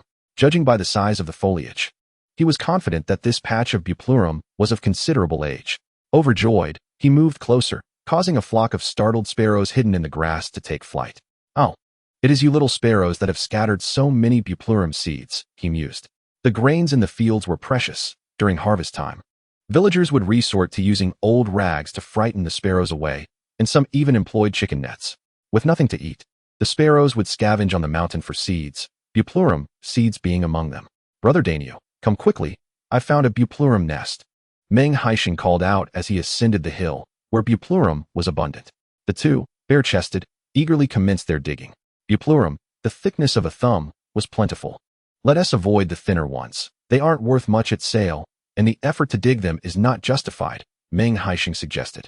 Understood. I shall only select the larger ones, Daniel replied. As the sun began to rise, the two had already filled 2 baskets with buplurum, causing Meng Haisheng's palms to ache painfully. It seemed that on their next trip to town, he would need to purchase a few pairs of gloves. Otherwise, blisters would soon form on his hands. I can't go on any longer. I'm parched, Daniel exclaimed, plopping down onto the ground. He produced a large jar filled with boiled water, quenching his thirst with half its contents before realizing he had not brought enough water. Brother Daniel, do you have enough water over there? I brought quite a bit, Meng Haisheng inquired. Daniel smiled sheepishly. If I run short, I shall ask you for more. His father and 2 younger brothers had taken the kettle and thermos at home, leaving him with no choice but to use a jar. They took breaks intermittently, and by noon, their baskets and fertilizer bags were brimming with buplurum. After enjoying their lunch together, they made their way toward the reservoir. Situated halfway up the mountain, the reservoir had been excavated by the production team to facilitate irrigation for the fields above. During summer, it became a bustling hub as many came to fetch water for their crops. Mischievous young boys often ventured into the reservoir to catch eels and turtles. When Meng Haisheng and Daniel arrived, the farmers had long since returned home for their meals, leaving behind only the murky waters of the reservoir. After a morning of digging buplurum, both Meng Haisheng and Daniel were drenched in sweat from the heat. At this moment, there was no time to ponder whether the reservoir's water was muddy. They decided to plunge in regardless. Brother Nyo, for heaven's sake, do not remove your shoes. The mud conceals shards of glass, and if you happen to step on one, neither of us would be able to descend the mountain today. Understood. Meng Daniel, who had been in the process of removing his shoes, hastily put them back on. In the past, while fishing at the reservoir, he had not been spared from the pain of glass cuts. The 2 men stripped down to their shorts, carrying buckets, and made their way to the reservoir below. The water level barely reached above their knees, predominantly filled with mud that rendered movement somewhat cumbersome. However, for Meng Haisheng, such mud was ideal. In the sweltering heat, turtles and eels loved to burrow into the muck. He need not reach in with his hands, for he could gauge their presence simply by feeling with his feet. The 2 seasoned men, enduring the blazing sun, spent over 2 hours in the reservoir. At last, Meng Haisheng's bucket brimmed with water. Setting aside for a moment the monetary value of the turtles and eels, those 2 hours spent at the reservoir were immensely joyous for them.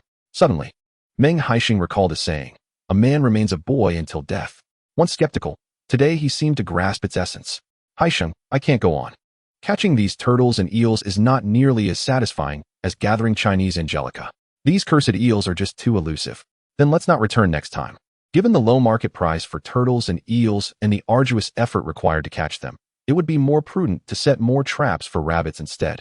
Exhausted from their endeavors, they rested by the reservoir for a while, found a spot to lay down the Angelica, and ventured into the mountains to check on their rabbit traps. This time, Meng Haisheng also taught Meng Daniu how to set the traps. They scattered over 30 traps across the hills, ultimately catching 6 rabbits, 4 for Meng Haisheng and 2 for Meng Daniu. Such a harvest was indeed impressive. Haisheng, tomorrow I shall accompany you to sell cucumbers. It's rather dull going up the mountain alone. I'll need to borrow a bicycle, as we cannot both ride. I can borrow one from Chunhua. That's fine. If you can manage to borrow it, let me know in the evening. I'll prepare some additional supplies. I cannot let you make the trip in vain. Understood. Meng Daniu was overjoyed at the prospect of finally going out with Meng Haisheng after such a long interval. The two of them, carrying the rabbits and the Angelica, descended the mountain. In the afternoon, they could not afford to be idle. All that Angelica needed immediate washing and drying. Otherwise, in such heat, it would easily spoil. Upon returning home, Meng Haisheng found Lin Mucheng and Momo absent. A slight discomfort settled within him, as he was unsure of their whereabouts. As he washed the Angelica at home, his thoughts wandered. Just then, he heard Momo's sweet voice from outside the yard. "Grandma, hurry. Is Mama back?" Momo scampered into the house on her little legs. Upon seeing Meng Haisheng washing the Angelica, her lips quivered, as if on the verge of tears. Meng Haisheng quickly dried his hands and lifted Momo into his arms. "Why are you upset to see Daddy?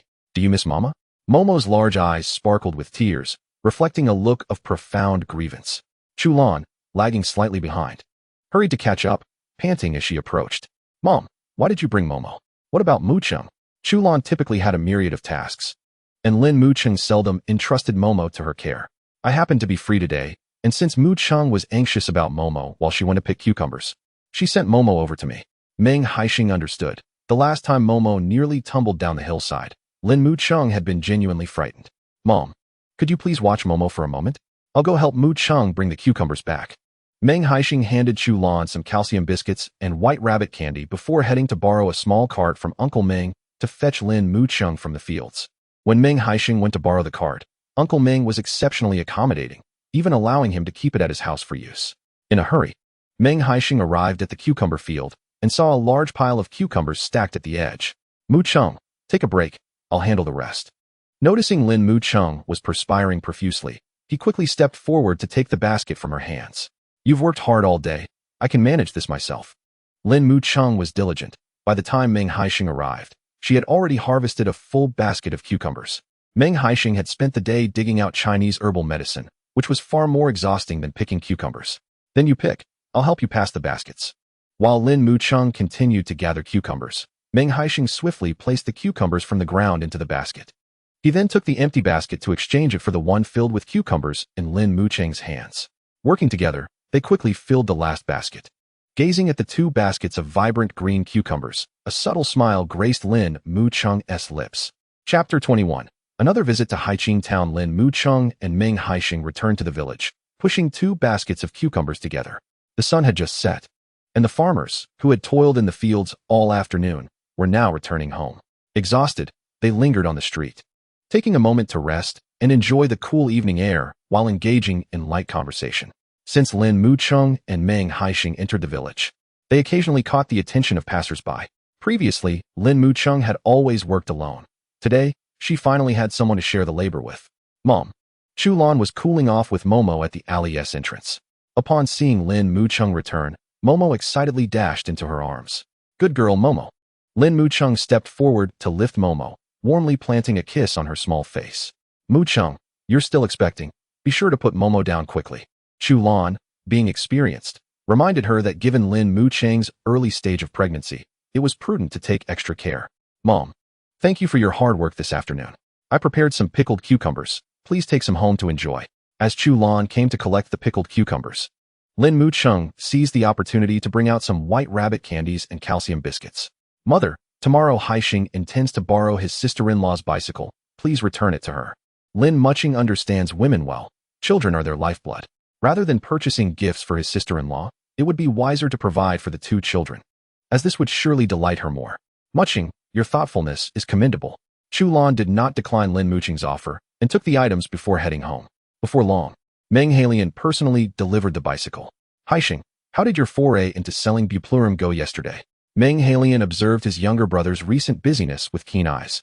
His brother, intelligent from a young age, learned quickly, yet as he grew older, he fell in with a group of dubious companions, leading him astray.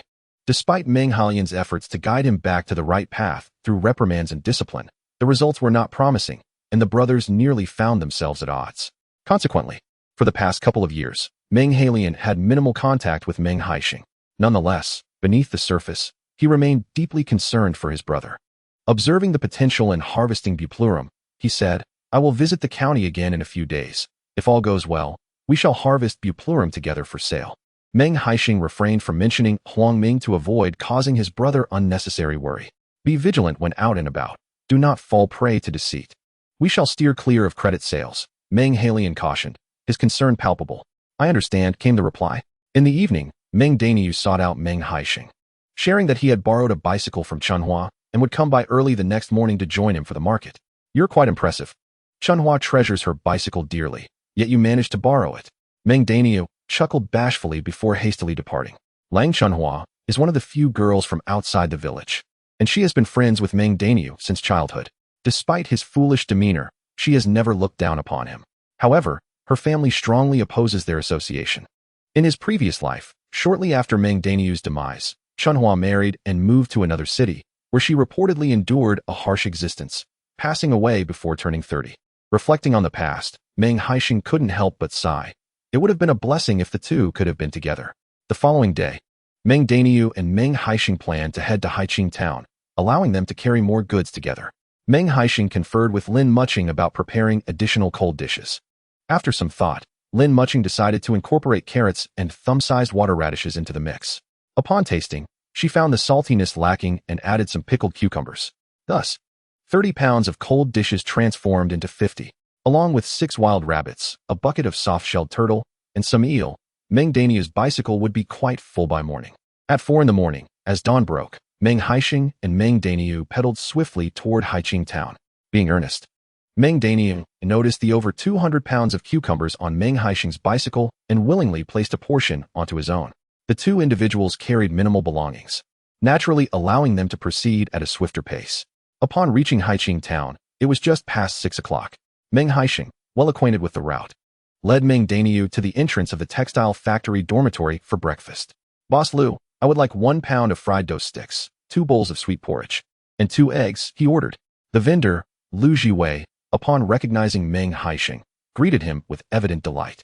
Ah, young Meng, back again to sell cucumbers? Have they grown plentiful at home? You can't consume them all, so you've come to exchange for some pocket money. Yesterday, several young ladies from the factory asked if I had seen you selling cucumbers. You do seem to have a knack for disappearing. But here you are today. Our home is quite distant from Haiqing town. It isn't easy to make the journey. My brother and I set off before dawn. And now our stomachs are still growling, Meng Haisheng replied.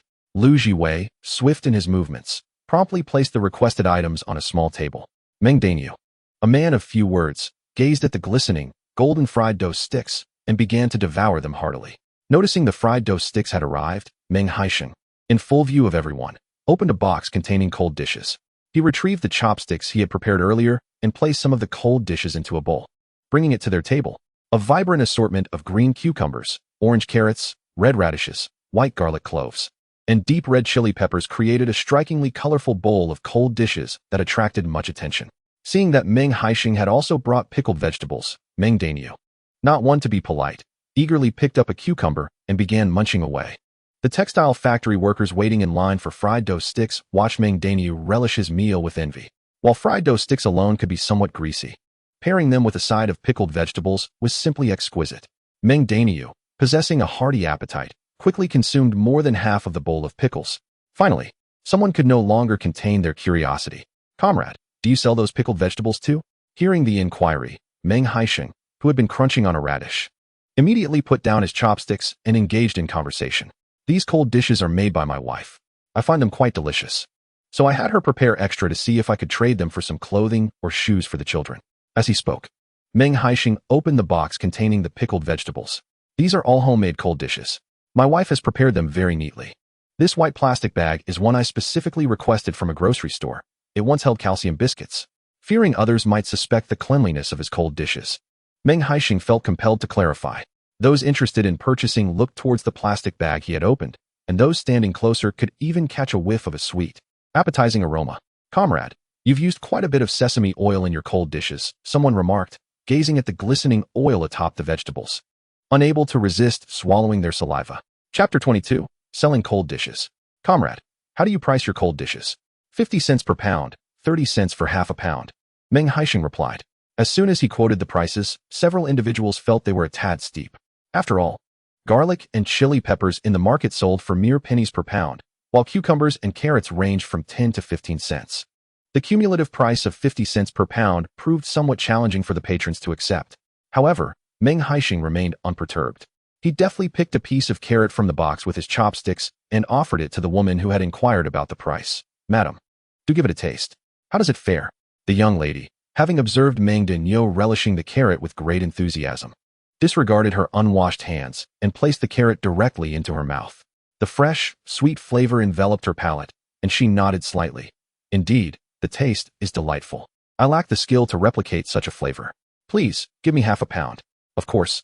Meng Haisheng replied as he produced a clean plastic bag and weighed out half a pound. Whether it was cucumbers or carrots, they were quite substantial, and half a pound appeared to be meager. Upon glancing at the quantity, the lady deemed it insufficient and requested Meng Haisheng to weigh out another pound. With this initial sale, the subsequent transactions flowed much more smoothly.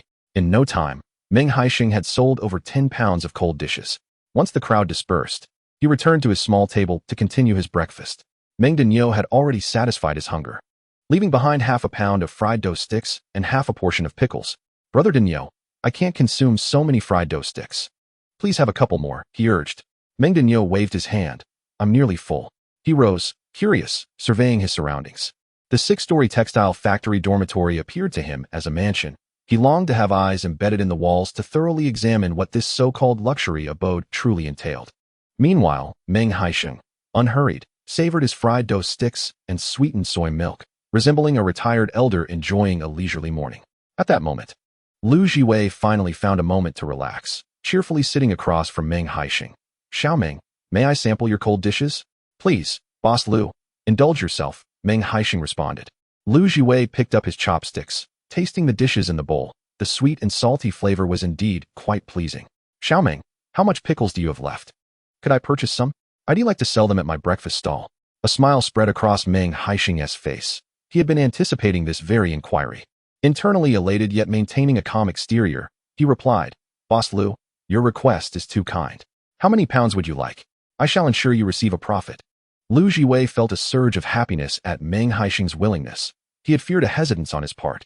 No longer leisurely, Meng Haisheng hastily finished his meal, retrieved the box containing the cold dishes from his bicycle, and brought it to a small storefront behind the breakfast stall. Lu Jiwei produced a large iron basin and requested Meng Haisheng to weigh out 20 pounds of pickles. The basin brimmed with pickles, exuding an alluring sweet and savory aroma. Xiao Meng, if I require more tomorrow, could you deliver? Boss Lu, why not try selling a bit first before making such a commitment? Meng Haisheng expressed his surprise at Lu Jiwei's generosity. To be candid, my friend, I own 2 small restaurants. If your pickles are delicious, I shall place daily orders. Very well, Boss Lu, you are a straightforward man. I shall be candid as well. The price for the cold dishes is 40 cents per pound, a fixed rate. I can deliver every morning, Meng Haisheng assured him. Truth be told, 40 cents per pound was not particularly inexpensive, yet in Lu Jiwei's hands, these dishes would not be sold by weight, but rather by the plate. As the proprietor of a modest eatery, he understood well that as long as the flavors were exceptional, customers would naturally flock to his establishment. Very well, I shall not haggle. Please deliver 20 pounds of pickled vegetables to me by 6 o'clock tomorrow morning. After weighing the pickles, only a mere 10 pounds remained in Meng Haisheng's cardboard box. He intended to deliver them directly to Wang Fuxing. Wang Fuxing's small restaurant had a steady stream of patrons. As long as the food was delectable, he would undoubtedly retain their interest. Upon stepping outside, Meng Haisheng spotted Meng Haisheng busily selling cucumbers beside his bicycle. Young man, could you possibly lower the price a bit? I wish to purchase 10 pounds. My brother insists on 20 cents per pound, not a penny less, replied Meng Haisheng, his face flushed. A hefty woman was engaged in a vigorous negotiation with him. Oh dear, Xiaozhong, please refrain from bargaining with that young fellow. Look at how you've made his face turn crimson. A group of older ladies surrounded Meng Haisheng, enthusiastically offering their assistance in calculating the prices. Observing the blushing Meng Haisheng was somewhat astonished by his popularity. Even before he began his sales pitch, Meng Haisheng had already commenced his business. "Brother Haisheng, you remain here selling cucumbers. I shall venture elsewhere with the pickles and wild rabbits." "How can that be? I have never sold cucumbers before." Meng Haisheng appeared somewhat anxious. "Brother Haisheng, just sell here. If you incur a loss, it will be on my account." With that, Meng Haisheng organized his belongings and rode off on his bicycle. As he had many tasks ahead of him, he intended to inquire about rabbit fur at the textile factory shortly. Meng Haisheng located Wang Fuxing and successfully sold the wild rabbits and soft-shelled turtles. After sampling the cold dishes, Wang Fuxing immediately resolved to purchase the entire lot and requested that Meng Haisheng deliver 20 pounds the following morning. Unbeknownst to him, while his buplurum business had yet to yield profits, Lin Mucheng's cold dishes were poised to bring him his first pot of gold. He pondered whether he could cultivate additional avenues for selling cold dishes while delivering buplurum to the county. Upon selling the wild rabbits, Meng Haisheng did not rush back to find Meng Haisheng, but instead headed straight for the textile factory. He had intended to chat with the guard to gather information about rabbit fur, but unexpectedly encountered Aunt Zhang, who had previously issued him fabric coupons. "Xiao Meng, what brings you to the textile factory?" "Aunt Zhang, I am here to inquire about something." Spotting a familiar face, Meng Haisheng eagerly divulged his plans to raise long-haired rabbits. "You've come to the right person. Come, let us sit in my office, and I shall elucidate the matter of rabbit fur." Once in Aunt Zhang's office, Meng Haisheng discovered that she was a renowned technician in the factory, who, despite her retirement, had been invited back to work. Chapter 23. Happiness is that simple. Aunt Zhang first inquired about Meng Haisheng's situation, and upon learning that he had never raised a single rabbit before, she could not help but commend him. Young people should possess a spirit of adventure. However, you must consider carefully, large-scale breeding of long-haired rabbits carries substantial risks. Should an infectious disease afflict the rabbits, you could potentially suffer catastrophic losses.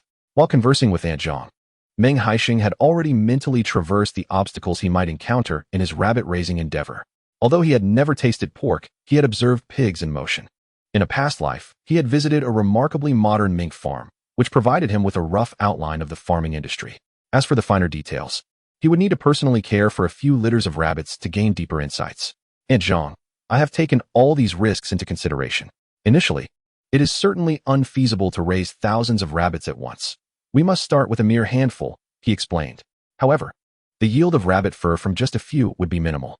Will the textile factory accept such a small amount?" "Of course they will." Just a couple of days ago, the textile factory held a meeting where the leadership urged support for local farmers to cultivate long-haired rabbits, aiding them in poverty alleviation. "They were uncertain about how to proceed until you came along," Aunt Zhang replied. His arrival sparked an idea for Aunt Zhang. If Meng Haisheng could successfully raise rabbits, he could serve as a model example. "This is our first attempt at supporting farmers in raising long-haired rabbits, and we are quite lost. If you believe it is feasible, you could certainly give it a try.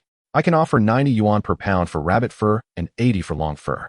Once you gather 5 pounds, bring it to me, and I will settle the payment immediately." Meng Haisheng was a complete novice and had no idea what rabbit fur entailed. Upon inquiry, he learned that the quality of rabbit fur varied among different breeds. Aunt Zhang recommended the white-furred, red-eyed German Angora rabbit.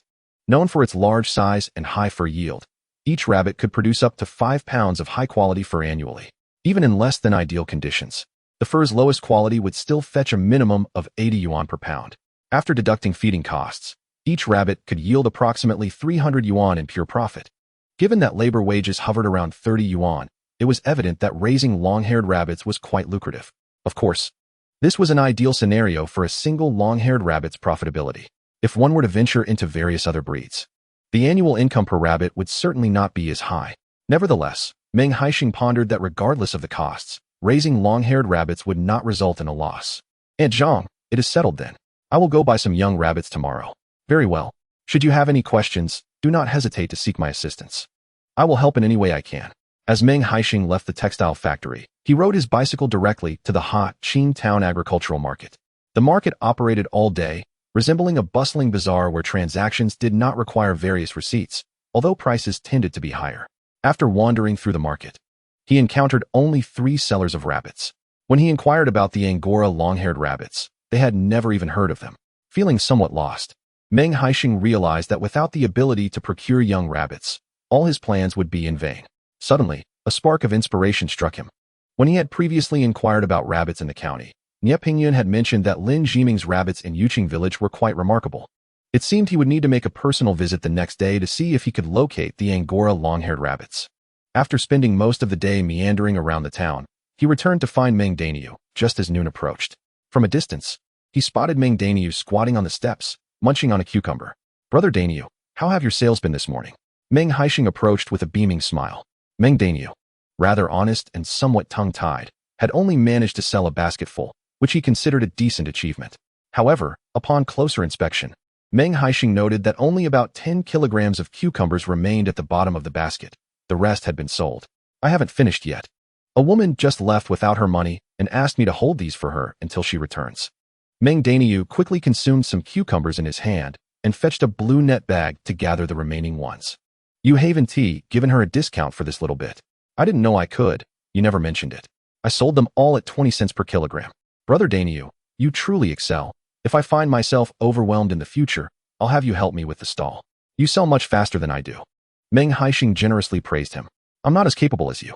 As noon approached and the cucumbers sold out, Meng Haisheng didn't rush back, but invited Meng Haisheng to indulge in meat buns together. After all, they would need energy for the bicycle ride back.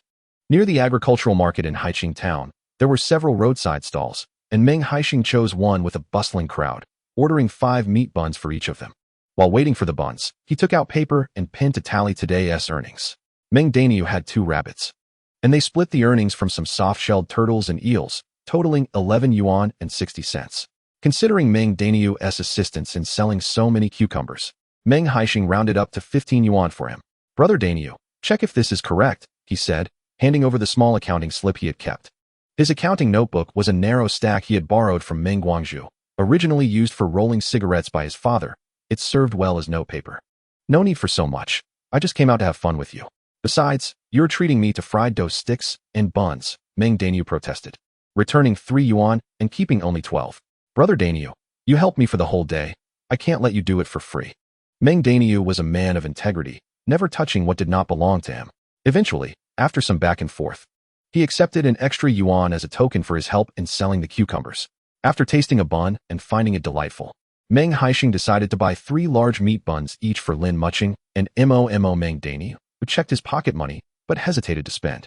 He had purchased more meat and thought he would ask his mother to prepare a large pot of buns instead. In rural households, flour and vegetables were readily available, making it quite a luxury to buy buns. After finishing their meal, the two made another trip to the agricultural market. Meng Haisheng purchased some meat, a large Spanish mackerel, and a red mat. The red mat was woven from sorghum stalks, providing a cool surface in the summer. Currently, his family's Kong bed was covered not with a mat, but with a layer of cowhide paper, which became sticky with sweat in the summer heat. As for the mackerel, it was intended for Momo. Meng Haisheng recalled someone mentioning that eating fish enhances intelligence, and he wanted her to consume more. As Meng Haisheng observed Meng Haisheng purchasing meat, he decided to buy a pound as well. Considering his large family, he worried that a single pound would be insufficient. So he added an additional half-pound of fatty pork. Upon exiting the farmer's market, Meng Haisheng noticed a vendor selling sun hats at the entrance. He approached and selected a hat adorned with delicate pink floral patterns. Priced at 2 yuan each, Meng Haisheng was ready to pay without haggling. "Wait a moment, boss. Since we are each buying a hat, could you offer us a discount?" After a lengthy discussion about the price, Meng Haisheng successfully negotiated the hats down to 1 yuan each, and he even added 50 cents to buy a small hat for Momo. He chose a creamy white sun hat for Lin Mucheng and Momo, which was beautifully edged with a band of blue floral fabric. "Brother Haisheng, that sun hat isn't meant for Sister Chunhua, is it?" Meng Haisheng inquired with a smile as they made their way home. "Since I borrowed someone's bicycle, I might as well make use of it," Meng Haisheng replied, pedaling vigorously, eager to return. With assistance along the way, Meng Haisheng found that the sun was just beginning to set as he headed home. Chapter 24. Happiness is that simple. While Meng Haisheng ventured out to sell cucumbers, Lin Mucheng was also busy at home. All 6 jars for pickling cucumbers were filled to the brim. Beneath the eaves lay a half-used basin of fine salt, likely ground by Lin Mucheng herself using a stone mill. By the well, a bamboo basket held small cucumbers draining after washing. Lin Mucheng preferred using small cucumbers for pickling, as they imparted a refreshing sweetness, resulting in even tastier pickles. Moreover, there was a more pragmatic reason. Small cucumbers were inexpensive. Those that grew misshapen would not yield beautiful cucumbers later, so it was better to harvest them early and allow the nutrients to nourish the more promising specimens. Additionally, apart from pickling, Small cucumbers were virtually unsellable. If not consumed, they would ultimately be fed to the chickens. Who could have imagined that these seemingly unwanted tender cucumbers would transform into exquisite delicacies in Lin Mucheng's hands? Haisheng, you're back. Lin Mucheng called out upon hearing the sound of the bicycle, peering out from the kitchen to see Meng Haisheng returning. Mucheng, you're still pregnant. Let me handle the coarse salt from now on. There's no need for such fuss. My sister-in-law worked the fields while pregnant with the second child, and she was busy right up until the day she gave birth.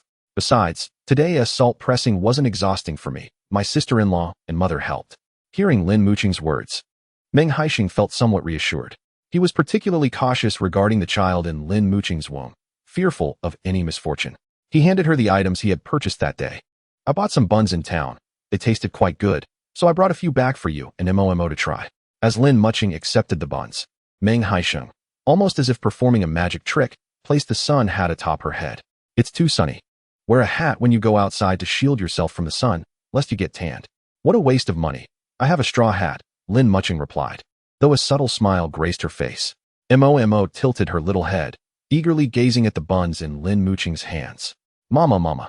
Beside them, Meng Haisheng lifted Momo into his arms, gently ruffling her little head. Do you wish for some steamed buns, my dear? Let me heat them up for you. Eating them cold might upset your stomach. Momo was quite the affectionate child, and Meng Haisheng asked Lin Mucheng to take her out to play in the courtyard. He retrieved the freshly bought mackerel, which possessed few small bones, making it suitable for a child of Momo's tender age. The freshest mackerel was best when stewed. Meng Haisheng swiftly prepared the fish, cutting it into segments 2 fingers wide, sautéing ginger, garlic, and scallions in a pot. He added the mackerel and a handful of garlic shoots to eliminate any fishy odor. Once the broth turned a creamy white, he seasoned it with salt, and thus, a pot of delectable stewed mackerel was ready. As Meng Haisheng lifted the pot lid, the delightful aroma of mackerel filled the entire house. Passing by in the alley, Liang Xiaozue caught a whiff of the fragrant stew emanating from Meng Haisheng's home. She swallowed hard, consumed by jealousy. Meng Haisheng sold a few pounds of cucumbers and now thinks he can indulge like this? Truly a prodigal. Even if he learns well, he remains as unpromising as ever. With her envy burning fiercely, Liang Xiaozue was not one to refrain from tarnishing Meng Haisheng's reputation in the village. However, Meng Haisheng paid no heed to such matters. He was determined to prove everything through his actions. Are the buns delicious, Momo? Meng Haisheng watched as Momo, clutching a plump white bun, savored every bite. And his heart swelled with joy. After experiencing a lifetime, he had come to realize that all pursuits of fame and wealth were but fleeting illusions, far inferior to the comfort of a simple life with his wife and child. Delicious, Momo exclaimed, having not tasted a large meat bun in ages. She relished it, her little face gleaming with grease. She took another sip of the fish soup as Meng Haisheng, using a metal spoon, personally fed her the soup and fish. Previously, it was Lin Mucheng who tended to Momo during meals, and by the time Momo was full, the food would be cold. Ever since Meng Haisheng's rebirth, he had taken over this responsibility. Haisheng, you should have one too. Lin Mucheng noticed Meng Haisheng neglecting his own meal and handed him a bun. I had lunch already. You and Momo should eat. Today, I bought quite a bit of meat. If you wish to eat more, I can prepare a large pot. Last time, Meng Haisheng had brought a bag of wheat, providing enough flour for their household for the time being. In a couple of days, when he was less busy, he would check which family had an abundance of wheat and purchase a few £100s. That would solve their family's dining needs. What kind of filling would you like for the buns? I can prepare them tomorrow.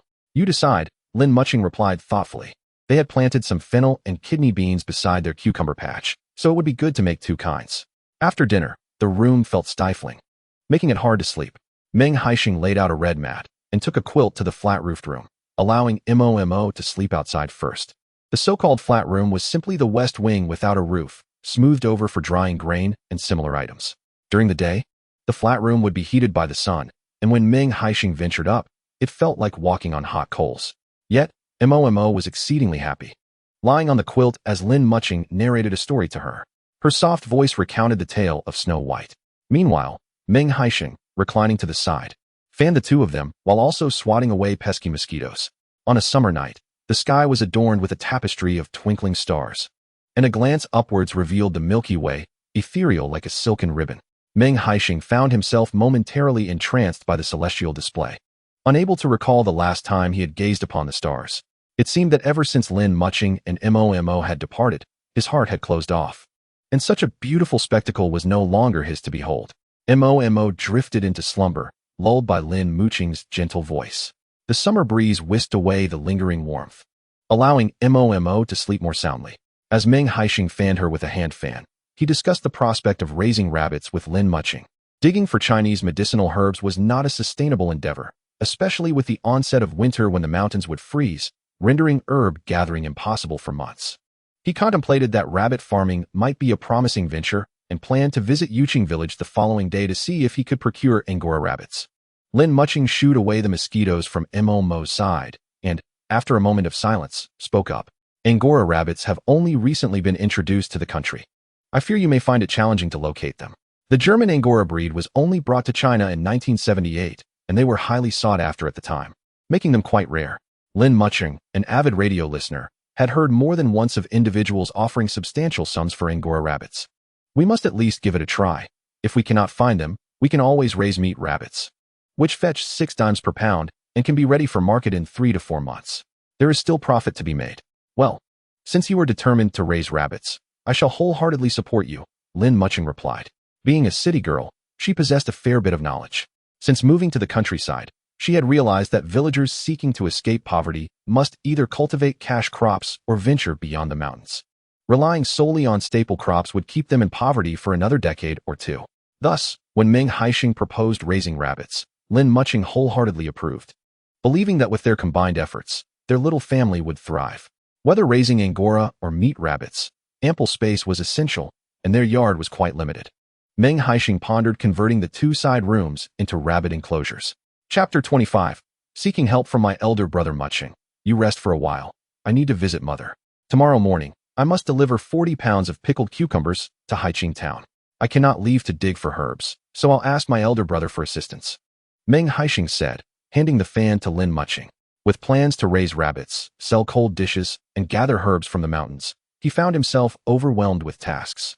He considered that the agricultural workload was not particularly heavy at the moment, so he could have Meng Haisheng deliver the cold dishes to the county every morning. For each trip, he would pay Meng Haisheng 2 dimes, and once he established a steady supply to a few small restaurants in the county, he would entrust him with all deliveries from Haiqing town. This arrangement would not interfere with farming duties, and the monthly income would surpass that of a laborer. He was confident that Meng Haisheng would not refuse. You little rascal, where did you learn such bad habits? Always talking about money. Your brother helps you deliver cold dishes, and you want to pay him 2 dimes? Meng Guangzhu, known for his fiery temper, bristled at the thought of Meng Haisheng asking Meng Haisheng for assistance while offering payment. Grasping the broom from the Kong, he aimed it at Meng Haisheng, who, fortunate enough to possess agile reflexes, narrowly evaded the blow. Father, please listen to me. It's not as you imagine. I simply wish to spare my elder brother a needless journey. Meng Haisheng felt overwhelmed, wishing his father would allow him to finish his explanation.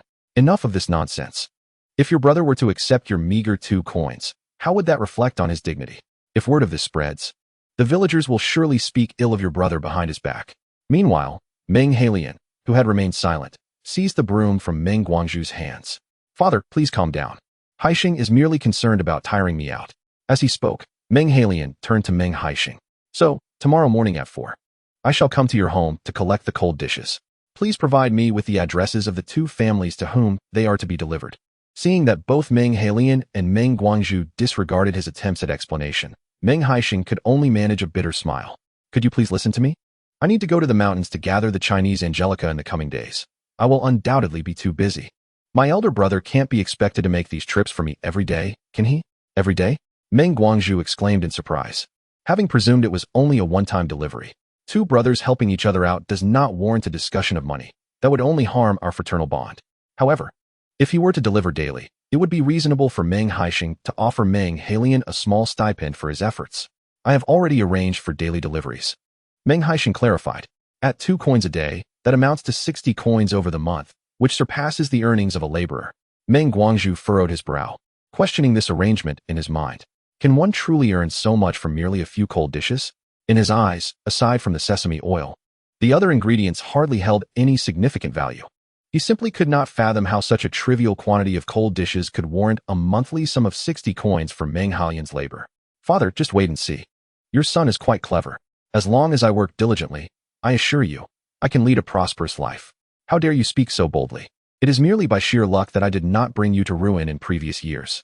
Should you dare to act foolishly again, I will not let you off lightly." After enduring another round of rebuke from Meng Guangzhu, Meng Haisheng finally managed to pacify him. The following morning, Lin Mucheng rose early to prepare the cold dishes. Though 40 kilograms may not seem excessive, she toiled for a considerable part of the day. Once Meng Haisheng departed with the cold dishes, she finally took a moment to breathe. "Mucheng, why not return to bed for a while? The heat is unbearable. You need not go to the fields today. I will go to pick cucumbers after I return in the afternoon." Lin Mucheng had risen before 3 to prepare the cold dishes, and Meng Haisheng felt a pang of sorrow for her. Knowing she was carrying a child and should not be subjected to such exertion, he resolved that upon his return today, he would ask Lin Mucheng to teach him how to prepare cold dishes, thus relieving her of this task in the future. "Be careful on your journey. The mountains are rife with snakes and insects. I will return for lunch. Then I shall make dumplings this morning." Meng Haisheng flashed a smile at Lin Mucheng, took up his tools, and departed with a buoyant spirit. The feeling of having a caring wife was truly uplifting, and as he stepped outside, he walked with an invigorated stride. As was customary, Meng Haisheng ventured into the mountains with Meng Daniu early in the day. This afternoon, he planned to make a trip to Yuqing village, and the two abstained from lunch in the mountains, hastening back in time for the midday meal. "Brother Daniu, this afternoon, please tidy up the dried buplurum and see how many pounds we have. If we can gather a total of 100 pounds, we shall venture to the county town tomorrow." "Very well, I will weigh it and inform you at your home.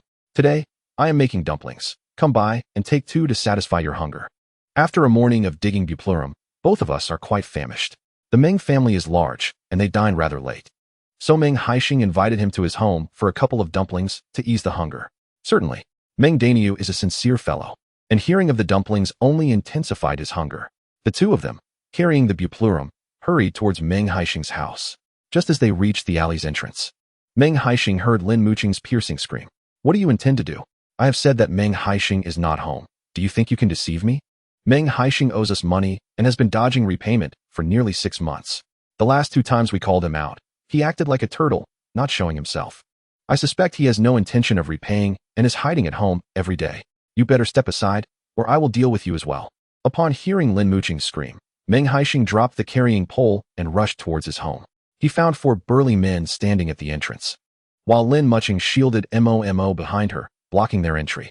As Meng Haisheng approached, the foremost, Lu Dazhu, attempted to push Lin Mucheng aside. In a swift motion, Meng Haisheng delivered a side kick, striking Lu Dazhu's cheek. The event transpired in an instant. With a resounding thud, Lu Dazhu crashed against the wall. "Mucheng, are you all right?" Meng Haisheng moved to stand beside Lin Mucheng and Momo. In that moment of his arrival, Lin Mucheng's taut nerves began to relax. Tears welled in her eyes as she clutched Meng Haisheng's arm tightly. "Haisheng, you have returned." Previously, Meng Haisheng had a competitive spirit and had been in numerous brawls, narrowly avoiding being taken to the police station on several occasions. Lin Mucheng feared he had stirred trouble once again and that they had come looking for him. Her heart raced with dread, knowing that fighting could lead to severe consequences. "Do not worry, nothing will happen." Lu Dazhu, dazed and bleeding, spat out a mouthful of blood-stained saliva. "Meng Haisheng, you have truly grown bold enough to confront me." Lu Dazhu, not one to back down, could not swallow the humiliation of having his lips split by Meng Haisheng's fist. The two exchanged words and soon found themselves in a scuffle. The 3 men Lu Dazhu had brought shouted for them to cease fighting, claiming they were all brothers. Yet it was evident that they were siding with Lu Dazhu, with some attempting to restrain Meng Haisheng's arms. Chapter 26. The fight. Lin Mucheng was frantic. She wished to assist, but was concerned for Momo behind her. Just as she cried out for help, Meng Haisheng landed a punch squarely on Lu Dazhu's face. In his past life, Meng Haisheng possessed vast wealth, making it impossible for him to be a mere dandy incapable of physical labor. He dedicated at least 4 hours each day to physical training. After years of rigorous training, the effort was not in vain. It is not merely that he can contend with Lu Dazhu and his 3 companions. Even if 2 more were to join, he would navigate the situation with ease. "Meng Haisheng, your methods are indeed ruthless. It is said that one should avoid striking the face, yet you deliberately target mine. My friends, unleash your fury upon them. Should they perish, I shall bear the consequences." Meng Haisheng focused his assault on Lu Dazhu, and within a few exchanges, Lu Dazhu's visage resembled that of a dyed cloth. His eyes were notably swollen, nearly unable to open. "Lang Chun, you certainly have some nerve. Aiding outsiders in attacking your own villagers." Just as Meng Haisheng's words concluded, he delivered a swift kick to Lang Chun, who was attempting to interfere. By the time Meng Haisheng arrived, the confrontation was already decisively over, with Lu Dazhu and his companions sprawled on the ground, unable to rise. Meng Haisheng stood in stunned silence, gazing at the four individuals on the ground, then at Meng Haisheng. When did he become so formidable in combat? Meng Haisheng, you owe me money and have resorted to violence. I shall report you to the police and ensure they deal with you severely. Lu Dazhu struggled to rise, his face a grotesque mess, bruised and battered, evoking a sense of horror. Let the authorities adjudicate this matter. In broad daylight, you, Lu Dazhu, with your accomplices, intruded upon private property with the intent to commit robbery, which is a graver offense, robbery or fighting. Lu Dazhu was bewildered. How did he end up being accused of robbery? The commotion attracted the attention of the villagers from Shaoshan, who armed themselves and rushed to assist. Setting aside the fact that Meng Haisheng had recently turned over a new leaf, the villagers would not stand idly by while one of their own was assaulted, nor would they allow Lin Mucheng to suffer. A throng of villagers soon surrounded Lu Dazhu and his companions in the alley. Lu Dazhu, witnessing the villagers wielding tools and sickles, felt a surge of fear. Everyone, please remain calm. This is a misunderstanding. Langchen also sensed the tension and quickly stepped forward to mediate. Langchen, you are from Shaoshan village. How could you bring people to assault your own villagers? Is there nothing that can be resolved within the village, that you must summon outsiders? Meng Haisheng, with a stern expression, struck the ground forcefully with a carrying pole. You misunderstand. Lu Dazhu did not come here to fight. He came seeking money from Meng Haisheng. Seeking money? How could this result in such a violent confrontation? Haisheng, please explain. Meng Haisheng rubbed his slightly pained fist. I had just returned from the mountains when I saw Lu Dazhu attempting to harm my wife. If there are grievances, direct them towards me. You may strike me, but to lay a hand on my wife is tantamount to courting death. As he spoke, Meng Haisheng picked up his daughter, Momo, who was crying in fear. Do not cry, my dear. Daddy is here, and he will protect you and mommy. He gently wiped her tears with the small apron around her neck, which was stained with grease, indicating that she had just been eating steamed buns. He had heard that children should not be frightened while eating. Lu Dazhu's intrusion had terrified little Momo, and that was indeed a grave mistake. Lu Dazhu, you hail from Shanshan village, do you not? If your village cannot accommodate you, how dare you come to Shaoshan village to bully our people? Ernyo went to summon the village secretary of Shanshan village, as we intended to engage in a thorough discussion with them. Once, Shanshan village and Shaoshan village were a single entity, yet ancestral grievances led to numerous conflicts, resulting in the tragic loss of many lives. Consequently, the village was divided. The inhabitants of Shanshan relocated northward, establishing a new settlement predominantly inhabited by families surnamed Lu. The two villages are separated by merely 2 to 3 fields, with many plots of land situated adjacent to one another. Following the establishment of New China, the relationship between the two villages has significantly improved, characterized by mutual visits. The elders of the village are particularly averse to any altercations between the two communities. Today, Lu Dazhu has transgressed this taboo, and should this escalate to the village secretary, he would surely find himself at a disadvantage. Meng Haisheng, who is here to settle debts, asserted that he came for monetary reimbursement, not to engage in a brawl, urging Lu Dazhu to refrain from muddying the waters. Furthermore, he insisted that he had not laid a finger on Lu's wife. Lu Dazhu retorted that had he dared to touch her, his hand would have long been severed, and he would not be standing here conversing with him. Lu Dazhu, confronted by Meng Haisheng, found himself devoid of any retort. What do you really want? I have been significantly harmed, Lu Dazhu lamented. Not only had he suffered, but the other 3 men, although unscathed on the surface, likely bore the marks of their injuries beneath their clothing. Apologize to my wife, he demanded. The mere thought of this towering man having to apologize to a petite woman infuriated him. Uncle Meng, please adjudicate. Has Meng Haisheng gone too far? Upon seeing Meng Haisheng arrive, Lu Dazhu rushed to him as if he had encountered a savior. Perhaps he moved too hastily, for a dull ache crept through his back, and a deep resentment brewed within him towards Meng Haisheng for his ruthlessness. Meng Haisheng cast a glance at Lu Dazhu's battered visage, his tone rather unwelcoming. Stop your bluster, Lu Dazhu, and explain what transpired.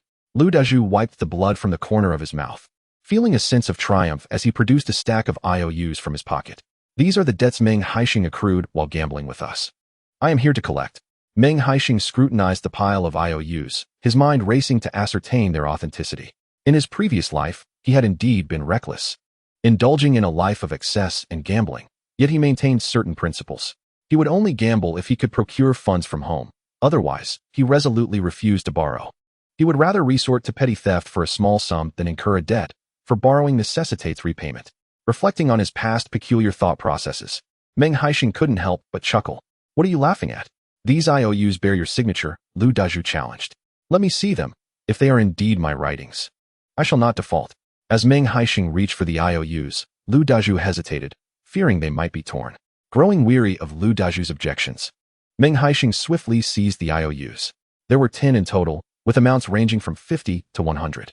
After a quick calculation, Meng Haisheng determined the total sum amounted to 600 yuan, a considerable figure indeed.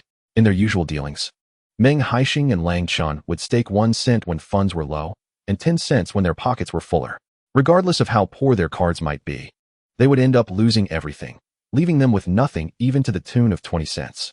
It would indeed require a considerable effort to make him lose 600 yuan. Chapter 27. The fabricated IOU. A pile of IOUs, aside from the considerable discrepancies in amounts, bore handwriting that was entirely unrecognizable. Although Meng Haisheng had limited formal education, his penmanship was exceptionally elegant, a stark contrast to the scrawl on the IOUs. Lu Dazhu, do you claim these IOUs were penned by my own hand? That cannot be true. I witnessed you write every single one, and Lang Chun can testify to that. Upon hearing his name mentioned, Lang Chun nodded vigorously. Lu Dazhu, brimming with self-satisfaction, was eager to ridicule Meng Haisheng.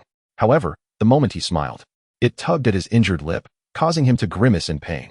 Haisheng, didn't you sell a good number of cucumbers recently?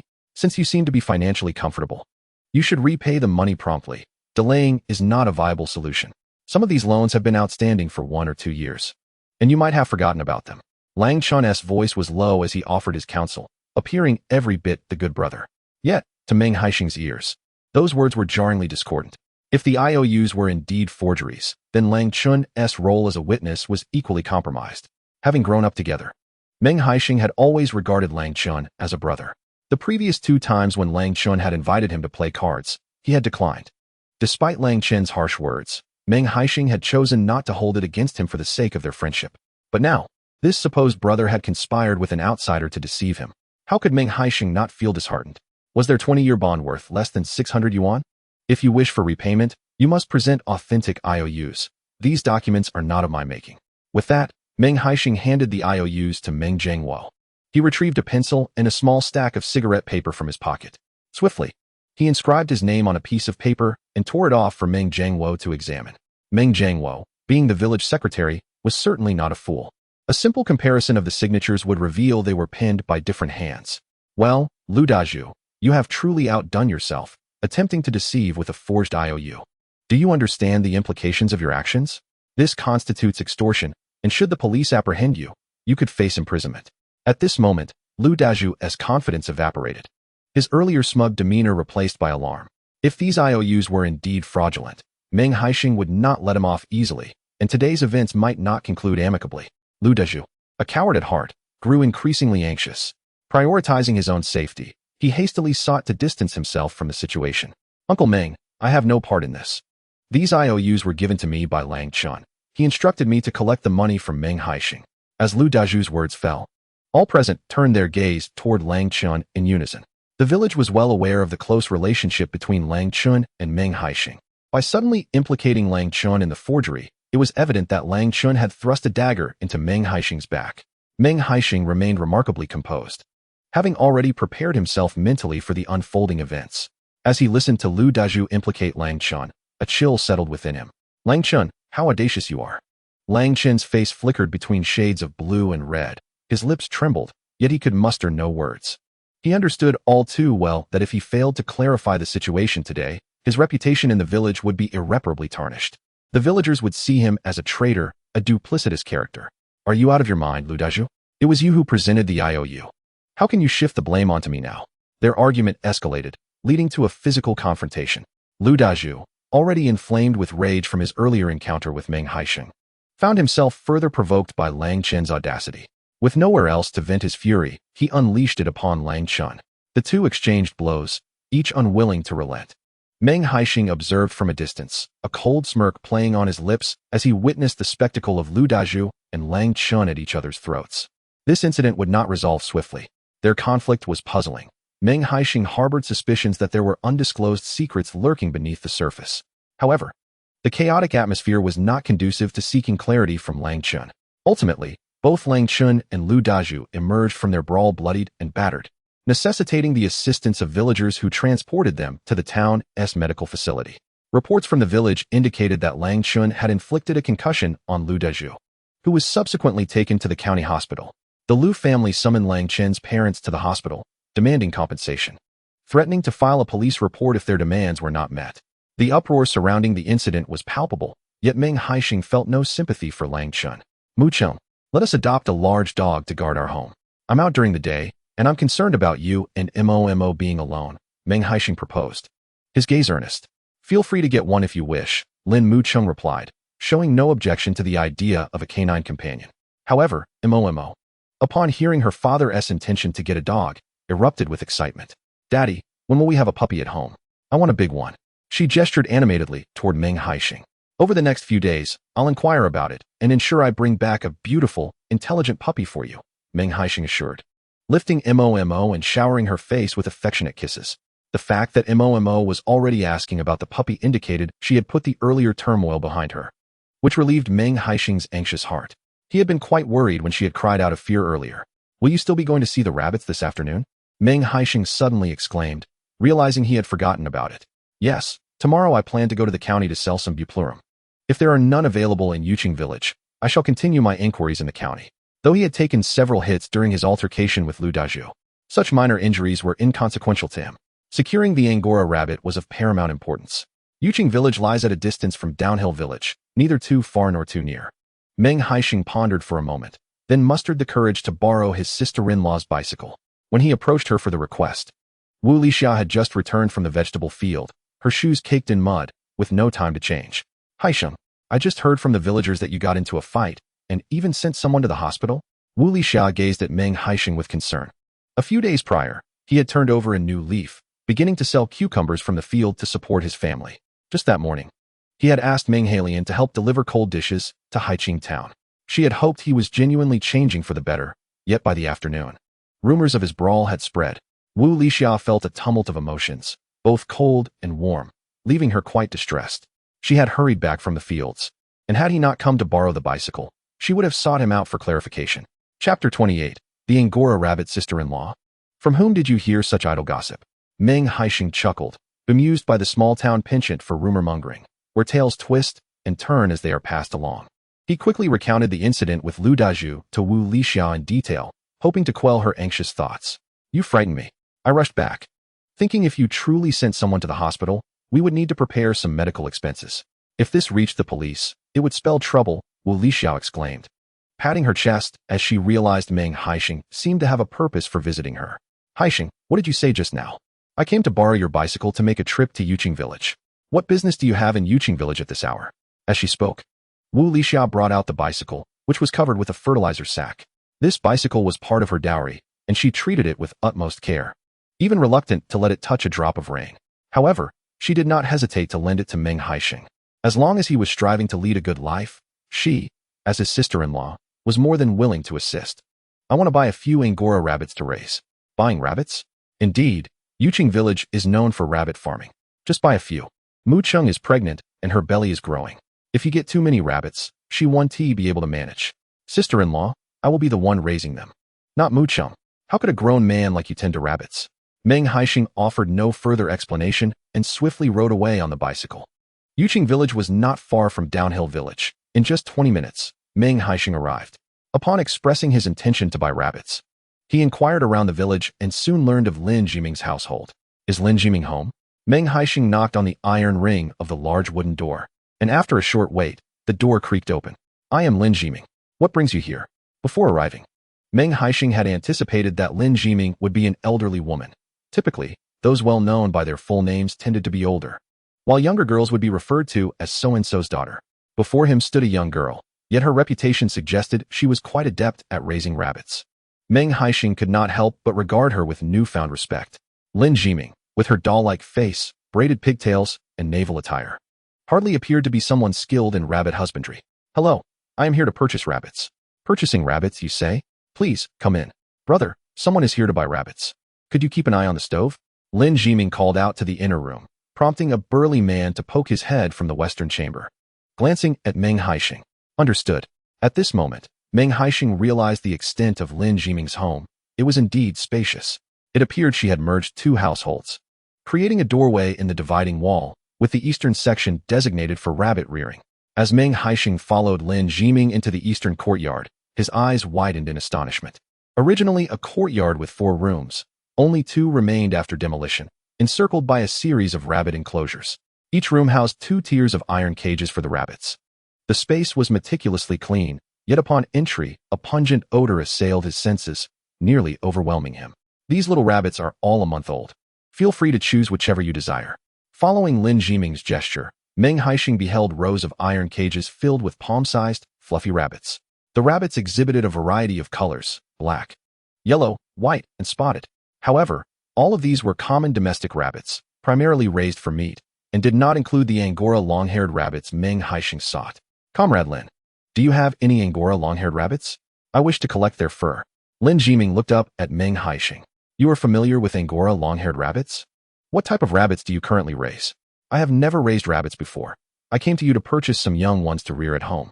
You've never raised rabbits? Yet you dare to directly seek Angora long-haired rabbits? Aren't you afraid of failing in their care? I have heard they are quite delicate. They cannot subsist solely on the greens from the field, nor can they drink regular water. A moment's negligence in their care could lead to severe consequences, such as diarrhea. Once a rabbit suffers from diarrhea, recovery is nearly impossible. Moreover, a pair of Angora long-haired rabbits costs at least 10 yuan. Such an expensive investment could lead to significant losses if they were to perish. Meng Haisheng had not anticipated the fragility of the Angora long-haired rabbits, yet he had already expected their price to be steep. After all, rabbit fur is costly, and quality long-haired rabbits would certainly not come cheaply. What do you think of our local long-haired rabbits? Lin Jiming produced 2 fluffy, little white rabbits from the cage. The tiny creatures were slightly smaller than an adult's palm and appeared quite gentle and endearing in her hands. These are our local long-haired rabbits. Although they are not as large as Angora long-haired rabbits and yield only about 2 pounds of fur per year, they are hardy and easy to care for. Perhaps you should consider purchasing a few local long-haired rabbits to practice on. Meng Haisheng stroked the little white rabbit in his hands. Its fur was still short, incredibly soft and smooth. What price can we fetch for the fur of our local long-haired rabbits? If you maintain cleanliness in their care, even if you cannot sell it for 80, 75 should be attainable. The local long-haired rabbits yield a meager profit of merely 100 yuan annually, which, for an ordinary family, constitutes a commendable source of income. However, Meng Haisheng remains enamored with the Angora long-haired rabbits. Even if he successfully raises the local long-haired variety, there remains a distinction. He would still have to start from scratch with the Angoras. Comrade Lin, could you assist me in acquiring 4 Angora long-haired rabbits? I will also purchase 10 local long-haired rabbits and ordinary meat rabbits from you. Lin Jiming, ever affable, readily agreed. In 2 days, you may come to collect the Angora rabbits. Very well, then I shall first take the local rabbits. Unfamiliar with rabbit husbandry, Meng Haisheng relied on Lin Jiming to select 10 local white long-haired rabbits along with 10 ordinary meat rabbits. Both types were priced identically at 4 yuan per pair. Having already inquired about market prices, Meng Haisheng noted that the small rabbits at the market were 5 yuan per pair. Thus, Lin Jiming's offer was quite economical, and he refrained from bargaining. Lin Jiming briefly outlined the essentials of rabbit care and introduced a few remedies for unexpected situations. Preventative measures are paramount when it comes to rabbit health. Once they fall ill, the survival rate diminishes significantly. Lin Jiming emphasized to Meng Haisheng the importance of diligence in rabbit husbandry, cautioning against laziness. Should you become complacent, the rabbits could perish in an instant. The 20 young rabbits were placed in a bamboo basket, secured to the back seat of Meng Haisheng's vehicle. If you have any uncertainties regarding rabbit care, feel free to visit me anytime. All right, Comrade Lin, I shall take my leave now. Chapter 29. The long family disturbance. Meng Haisheng hurried home, presenting the basket of rabbits to Momo like a treasure. Daddy, aren't they adorable? Momo, bold and unafraid, reached into the basket and tugged at the ear of a little gray rabbit, lifting it up. Be careful, Momo, Meng Haisheng exclaimed, startled as he quickly lowered the rabbit. Though small, the rabbit's hind legs were surprisingly strong when startled. A kick from the rabbit could be quite painful for Momo's delicate arm. Momo, pulling the rabbit's ear like that hurts it. You can pet it and hold it, but please don't tug at its ears. Give the rabbit a hug. Momo gazed longingly at the rabbit in Meng Haisheng's hands, utterly enchanted. Meanwhile, Lin Mucheng looked at the basket of rabbits with some astonishment. Haisheng, is it not too risky to buy so many rabbits? Neither of us has ever raised them before. It's all right. Mother has raised them before. I'll consult her. With time, as we encounter various challenges, we will gradually gain experience. Lin Mucheng nodded slightly, accepting the situation. The long-haired rabbits and meat rabbits must be kept separately. As Meng Haisheng lacked iron cages, he temporarily housed them in 2 bamboo baskets. Tomorrow, after selling the buplurum, he planned to purchase 2 specialized rabbit cages similar to those at Lin Jimin's home. By the time Meng Haisheng returned home, dusk had settled. Seizing the opportunity while Lin Mucheng prepared dinner, he sorted the dried buplurum. At that moment, Meng Haisheng had already conducted a preliminary selection of the herbs. Yet his unease prompted him to inspect them once more. Huang Ming would undoubtedly enforce stringent standards when purchasing his buplurum. Any that appeared slightly smaller would likely be priced at a mere 80 cents. Harvesting buplurum was labor-intensive, leaving one sore and weary by day's end. He feared that if he were to sell it at such a low rate, he would not be able to sustain this endeavor for long. As Meng Haisheng meticulously sorted through the buplurum in the fertilizer bag, he found a total of 80 pounds of larger roots and 20 pounds of smaller ones. Thus, even if Meng Daniu took a lesser amount, he would still manage to gather 100 pounds. Just as Meng Haisheng finished organizing the herbs, Meng Haisheng arrived to deliver the payment for the cold dishes. Haisheng, your cold dishes have been selling quite well in Haiqing town. Both proprietors praised your sister-in-law's culinary skills. He exclaimed, his face beaming with joy. The Meng family had always lived modestly, and if this cold dish business could thrive, their future would be much brighter. Brother, I must trouble you during this time to deliver the cold dishes early each morning. We need not indulge in pleasantries between us. Moreover, I heard that Lang Chun and Lu Daju have been causing you trouble. What exactly is going on? Meng Haisheng deduced the complexities of the situation, prompting him to inquire further. I am also unclear about this matter. I will have a thorough discussion with Lang Chun when he returns from the county hospital. That rascal deserves it. I heard that his father returned to the village this evening, borrowing money from relatives and friends. They say Lu Daju is seriously injured and requires at least 500 to 600 for his hospital discharge. Meng Haisheng felt no sympathy for Lang Chun.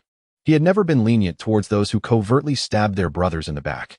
As the 2 brothers conversed in the courtyard, footsteps echoed from the alley, indicating a sizable group approaching. Meng Haisheng furrowed his brow and glanced towards the entrance. As anticipated, Lang Chen's father, Lang Konghu, along with his elder sister, Lang Xiaoye, brother-in-law Jiao Wang, and several relatives, came to confront Meng Haisheng. Lang Konghu wasted no time with pleasantries, directly demanding compensation. I have already spoken with Lang Chun. You were the one who first assaulted Lu Daju, and only afterwards did Lang Chun engage with him. Lu Daju has now been diagnosed with a concussion, and since this incident originated with you, you must bear the majority of the expenses. Meng Haisheng was both amused and infuriated by Lang Konghu's twisted reasoning. Uncle Lang, your assertion is flawed. This situation did not arise from my actions. It was Lang Chun and Lu Daju who initially sought to extort me, which led to my confrontation with Lu Daju. Furthermore, it was Lu Daju and 3 others who attacked me first. Pray tell, how strong must my fists be to fend off 4 attackers and leave Lu Daju with a concussion? As he spoke, Meng Haisheng clenched his fists, the sound of his knuckles cracking reverberating through the air. Known for his reckless reputation, he was indeed capable of holding his own in a fight when provoked. Lang Konghu's confidence wavered as he realized the complexity of the situation. Regardless, the matter cannot be resolved simply, and you have already resorted to violence. Thus, this expense cannot fall solely on our family. Lang Konghu, are you preparing to act shamelessly? Hearing the commotion, Lin Mucheng emerged from the house, cradling Momo as she stood behind Meng Haisheng. She had observed the events of the day clearly, and they had nothing to do with Meng Haisheng. Now, the Lang family had the audacity to come knocking, truly believing her family to be easy prey. Uncle Lang, you truly cannot place the blame on us. If Haisheng had not returned in time today, Lang Chun and Lu Daju would have stormed our home, intent on robbery. As a woman holding a child, I dared not resist, but I am neither a fool nor a soft target. Lang Chun and Lu Daju trespassed and attempted extortion. They will certainly face consequences. You ought to be grateful to Haisheng. Otherwise, Lang Chun would not merely be liable for Lu Daju's medical expenses, he would have already been apprehended by the authorities. Do not speak nonsense. These are baseless accusations. Lang Konghu felt a twinge of guilt. He had inquired with the young man who accompanied Lang Chun, and their original intent was to search Meng Haisheng's home for valuables if he refused to pay. Lin Mucheng, do you believe that just because Meng Haisheng has been docile for a few days, he has turned over a new leaf and will support you?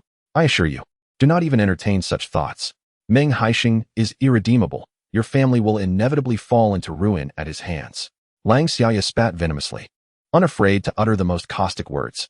Lin Mucheng, I suggest you hasten to divorce Meng Haisheng. Have you not entangled yourself with several bachelors in the village? Choosing any of them would be preferable to being with someone like Meng Haisheng. Lang Xiaoya cursed Meng Haisheng, who, out of consideration for her gender, found it difficult to retaliate in front of so many people. However, he could not endure the insults directed at Lin Mucheng. Grabbing a wooden pole from the wall, he swung it towards Lang Xiaoya. Had it not been for Jiao Wang intervening, the pole would have struck Lang Xiaoya. Murder! Murder! Meng Haisheng intends to kill. Lang Xiaoya wailed, collapsing to the ground, throwing a tantrum that included all manner of drama. The individuals accompanying the Lang family, witnessing Meng Haisheng's aggression, surged forward. Meng Haisheng was no pushover.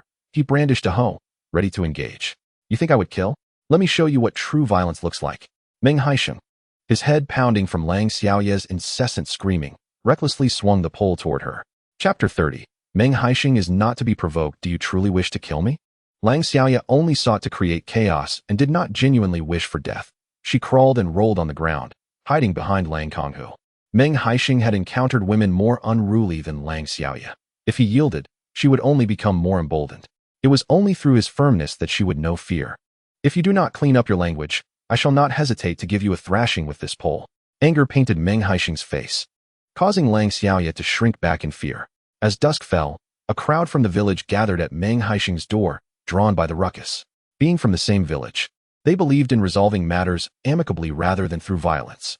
Liang Xiaotsue stood amidst the crowd, her words attempting to mediate the conflict, yet her face blossomed with a smile, revealing a countenance that relished the spectacle.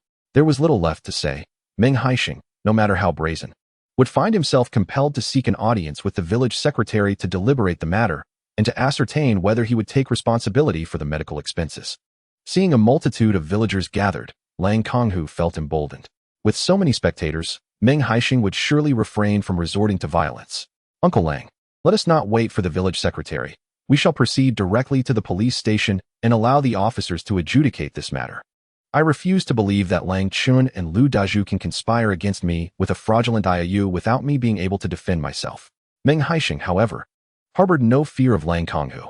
His audacity in confronting him stemmed from a history of unsavory deeds, leaving him with a tarnished reputation. Had Lang Konghu approached him in a similar manner the previous year, he might have felt compelled to handle the situation discreetly due to prevailing circumstances. Now, however, he felt no trepidation. Should this matter escalate to the police, both Lang Chun and Lu Dazhu would undoubtedly face incarceration.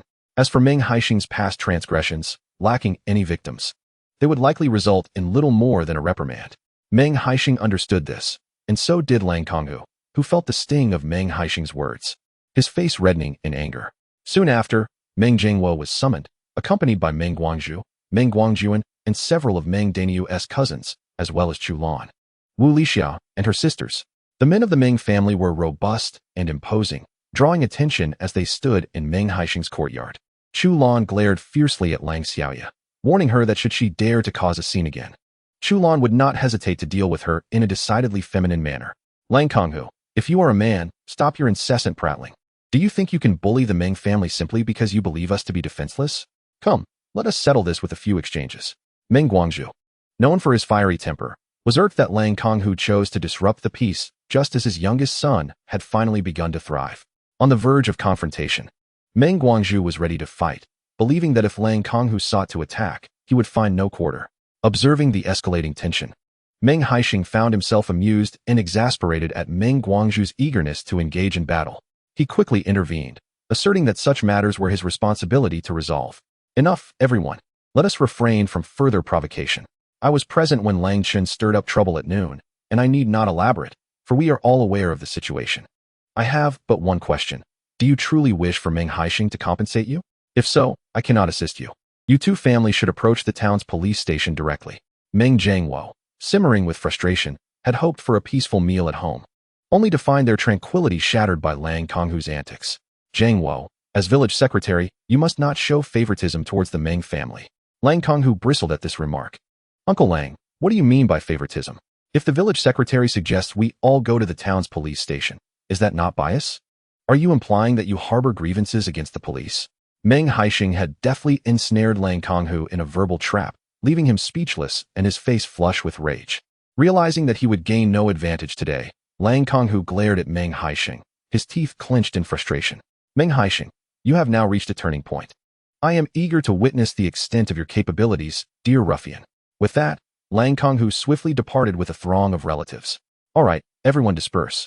After a day's toil, one ought not to linger idly for mere entertainment, Meng Jiangwo called out to the gathering. As the villagers realized there was no spectacle left to behold, they gradually scattered. Haisheng, what on earth transpired? Meng Guangzhu inquired, closing the courtyard gate before turning to Meng Haisheng. He had barely returned from outside, having not sipped a drop of water, when he learned that trouble had once again befallen Meng Haisheng's household. Hastily, Meng Guangzhu summoned Meng Guangzhuan's family to join them. Father, do you even know what the matter is before jumping into a brawl? The young lad retorted.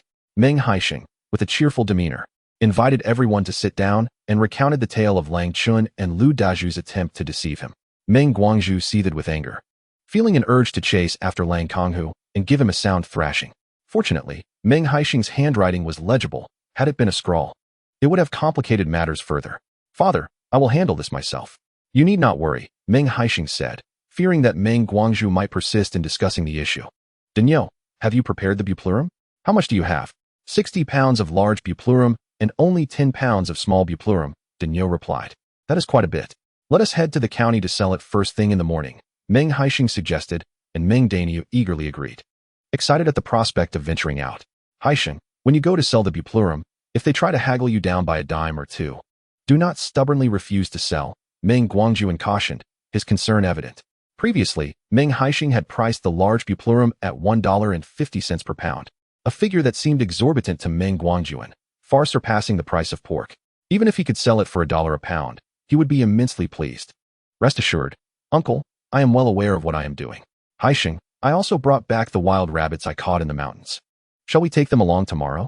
Meng Daniel suddenly recalled the rabbits, having ventured alone to the mountains that afternoon. How many did you catch? Meng Haisheng mused, considering that, despite the abundance of traps, the cunning nature of wild rabbits meant they could not have caught many. 13 in total. I have never seen so many rabbits in my life. He had concealed them with grass on his way back, fearing the villagers' envy. Daniel, let us refrain from trapping rabbits in the future. As the weather warms, they will be harder to keep. We should focus on harvesting buplurum instead. Meng Daniel nodded in agreement, equally concerned about the rabbits spoiling. After bringing them home, he had suspended them in the deep well, where the water remained icy. The group conversed for a while longer until darkness enveloped the sky. Lin Mucheng intended to head to the kitchen to prepare dinner when Meng Haisheng suddenly turned and embraced her. Did I startle you just now? Lin Mucheng felt the excessive warmth radiating from Meng Haisheng and shyly pushed him away. Fortunately, she had been holding on to Momo, who, despite her fear, did not cry. However, upon witnessing Meng Haisheng reaching out to embrace Lin Mucheng, Momo became quite indignant. She clutched Lin Mucheng's leg tightly, fearful that Meng Haisheng might take her mother away. Mommy, hold me. How could Meng Haisheng be oblivious to Momo's little thoughts? He swiftly scooped her up. Daddy is going to the county tomorrow. Is there anything you want? I'll buy it for you. Momo pondered for a moment, then shook her head. I have milk candies, malt extract, and meat buns. I don't want anything. Meng Haisheng gazed at Momo's earnest expression and planted a hearty kiss on her small face. How could his daughter be so adorable? Such a small amount of food was enough to satisfy her. Early the next morning, Meng Haisheng, accompanied by Meng Daniel, rode the borrowed golden deer from Langchenhua, laden with buplurum, wild rabbits, and cold dishes, towards the county. Chapter 31. Facing doubt on the road to the county, they encountered a steep incline, compelling Meng Haisheng and Meng Daniel to dismount and push the cart. Under the sweltering sun, by the time they reached the county hospital, their vests were drenched in sweat. After we sell the buplurum, I'll buy a bicycle. If we each have one, it won't be so exhausting. Meng Haisheng, panting, pulled out a towel to wipe his sweat. If I make this trip again, I won't even need to dig buplurum anymore. My legs are about to turn to noodles. You don't have enough money. I'll lend you what I earned from selling the buplurum. With so much cargo, let's not damage Chuanhua's bicycle. Meng Haisheng glanced at the sturdy 28-inch bicycle. Could it really break with just this load? All right, let's see if we can buy one later. Upon entering the hospital's back courtyard, they found Huang Ming absent, replaced by a young woman collecting medicinal herbs. She was there to assist and did not make things difficult for Meng Haisheng, readily settling his buplurum payment. Comrade Song, is the hospital in dire need of buplurum lately? When Meng Haisheng saw the considerable stock of buplurum piled in the storeroom, he noted that other herbs were relatively scarce. Mr. Dong has recently embarked on a research project requiring a large quantity of buplurum. If you have any stock, send it over promptly. Upon hearing this, Meng Haisheng's mind began to race. If it was Mr. Dong's research project, even if he delivered a substantial amount of buplurum, Huang Ming would likely refrain from overtly squeezing him. This presented a splendid opportunity. Exiting the county hospital, Meng Haisheng found himself with an additional 136 yuan. Combined with the 50 yuan he had brought, totaling 186 yuan. This amount would surely suffice for purchasing a bicycle, though acquiring a bicycle ticket posed a bit of a hassle. Being resourceful, Meng Haisheng decisively headed to the largest department store in the county. At the bicycle sales counter, a line of over 20 people, each clutching tickets, awaited their turn to purchase bicycles. "Comrade, how much is a Jinlu bicycle?" Meng Haisheng inquired of a person in line regarding the bicycle's price. "The ticket is priced at 128 yuan each. But I heard that a batch of tickets without restrictions will be available this afternoon for 140 yuan each. The difference of 12 yuan for a single ticket equates to half a month's wages for a worker." Meng Haisheng gritted his teeth and resolved not to seek out a scalper for a bicycle ticket. Firstly, the authenticity of tickets purchased from scalpers is difficult to verify. Secondly, the number of bicycles requiring tickets released by the mall daily is quite limited. Now that half the morning has passed, with so many people still queuing, by the time he manages to buy a ticket and return, there is likely to be no opportunity left for him. Returning tomorrow would only exacerbate the delay. As Meng Haisheng and Meng Daniu exited the mall, a scalper approached them, inquiring if they needed bicycle tickets for 10 yuan each. Meng Haisheng shook his head. He would not create trouble for himself over a mere 2 yuan difference. The two of them wandered around the mall carrying hairs and cold dishes, inquiring at various small restaurants nearby. The hairs sold quickly. They barely visited a few eateries before they were all gone. However, when the restaurant owners heard Meng Haisheng's price of 0.4 yuan per jin for the cold dishes, they all shook their heads in refusal. They believed that preparing cold dishes was not a skillful endeavor. The chefs in their kitchens could easily make them without incurring extra costs. Moreover, they were concerned that the cold dishes made by Meng Haisheng might not be hygienic, fearing the risk of foodborne illness. After facing multiple rejections, Meng Haisheng encountered some who, upon learning he was selling cold dishes, dismissed him without a glance. Even the honest Meng Daniu displayed a hint of frustration at being turned away repeatedly. "Haisheng, they do not recognize quality. Let South find another place and avoid their disdain." Yet Meng Haisheng remained composed, patting Meng Daniu on the shoulder. "Brother Daniu, such is the nature of business. We cannot expect everyone to appreciate our offerings. In a moment, I will promote the cold dishes inside the shops, and you can keep an eye on the bicycles outside." While promoting the cold dishes, Meng Haisheng approached both small eateries and more reputable restaurants, inquiring everywhere around the mall. He visited all the small restaurants along the main roads, managing to leave 2 jin of cold dishes at only 2 establishments, who said they would give them a try. "Hurry up, what kind of world is this? Rural folks come to the city to do business, and no one seems to care." Upon entering a small eatery selling wontons and buns, the slightly overweight proprietress, upon hearing Meng Haisheng's intent to sell cold dishes, promptly ejected him from the premises. Standing at the entrance, she glared fiercely at him. As he was forcibly shown out, Meng Haisheng deliberately dusted off his pristine white shirt. "What is wrong with being from the countryside? Does that make us lesser than you, who run a small eatery? The reform and opening up have been underway for several years. Your arrogance is astounding, thinking we rural folk should not enter the city. If we don't come to the city, how do you think you manage to run your food stall? Every item in your shop has roots in the hands of rural people." The stout proprietress did not expect Meng Haisheng, who appeared refined, to speak so boldly. She was just about to unleash a torrent of insults at Meng Haisheng, but he was not going to grant her that opportunity. "Sister, perhaps you should keep your mouth shut. They say that harmony breeds wealth. Have you not noticed how the entire street is bustling with activity while your place remains eerily quiet? It is wise to accumulate virtue. For who knows what the next life may hold? Wouldn't you agree?" Meng Haisheng spoke with fervor, garnering the attention of numerous passers-by. The portly proprietress, incessantly referring to others as country folk, did not endear herself to the onlookers. The county town was quite small, and if one were to trace back 3 generations, it was likely that they all hailed from peasant backgrounds. Her vitriol did not sit well with a few hot-tempered individuals, who cast her disapproving glances. Meanwhile, Meng Daniu, who had been waiting outside, rolled up his sleeves and took several steps forward. The once belligerent proprietress, now realizing she had stirred public outrage, retreated into her snack shop, her scolding abruptly ceasing. As Meng Haisheng spoke, his gaze fell upon a newly opened steamed bun shop not far away. The entrance was festooned with bright red firecracker remnants. and two vibrant floral arrangements graced the doorway. The queue for buns extended out onto the street. With a newfound objective, Meng Haisheng lost interest in the quarrelsome proprietress. Engaging in discourse with such a person was merely a waste of his time that could be better spent earning money. This newly established bun shop was far from ordinary. Its entrance was impressively grand. Rather than rushing to promote himself, Meng Haisheng approached a nearby elderly shoemaker for a chat. "Good sir, this bun shop is quite expansive. Does it have an interesting backstory?" The elderly shoemaker, being quite talkative, eagerly divulged all about Lu's bun shop, revealing it to be a renowned establishment in the county with a legacy spanning several decades. After many years of operation, the elderly owner, Mr. Lu, had recently retired. His successor, young Lu, had acquired the adjacent two shops, renovated them, and thus, the current Lu's bun shop came into existence. Meng Haisheng nodded slightly, recognizing the youthful ambition of the new generation, contrasting it with the older generation's emphasis on preserving their legacy. Having gleaned the background of the bun shop, he led Meng Haisheng inside. The interior boasted a dozen or so tables, most of which were already occupied, with a considerable number of patrons queuing outside, eager to purchase buns to take home. As Meng Haisheng joined the line, he made a point to inquire, "Excuse me, dear lady. I have brought some cold dishes with me. Would it be permissible to enjoy them alongside the buns in your establishment?" "Not a problem. Feel free to eat," she replied. Meng Haisheng purchased 10 large meat buns, filling 2 substantial plates.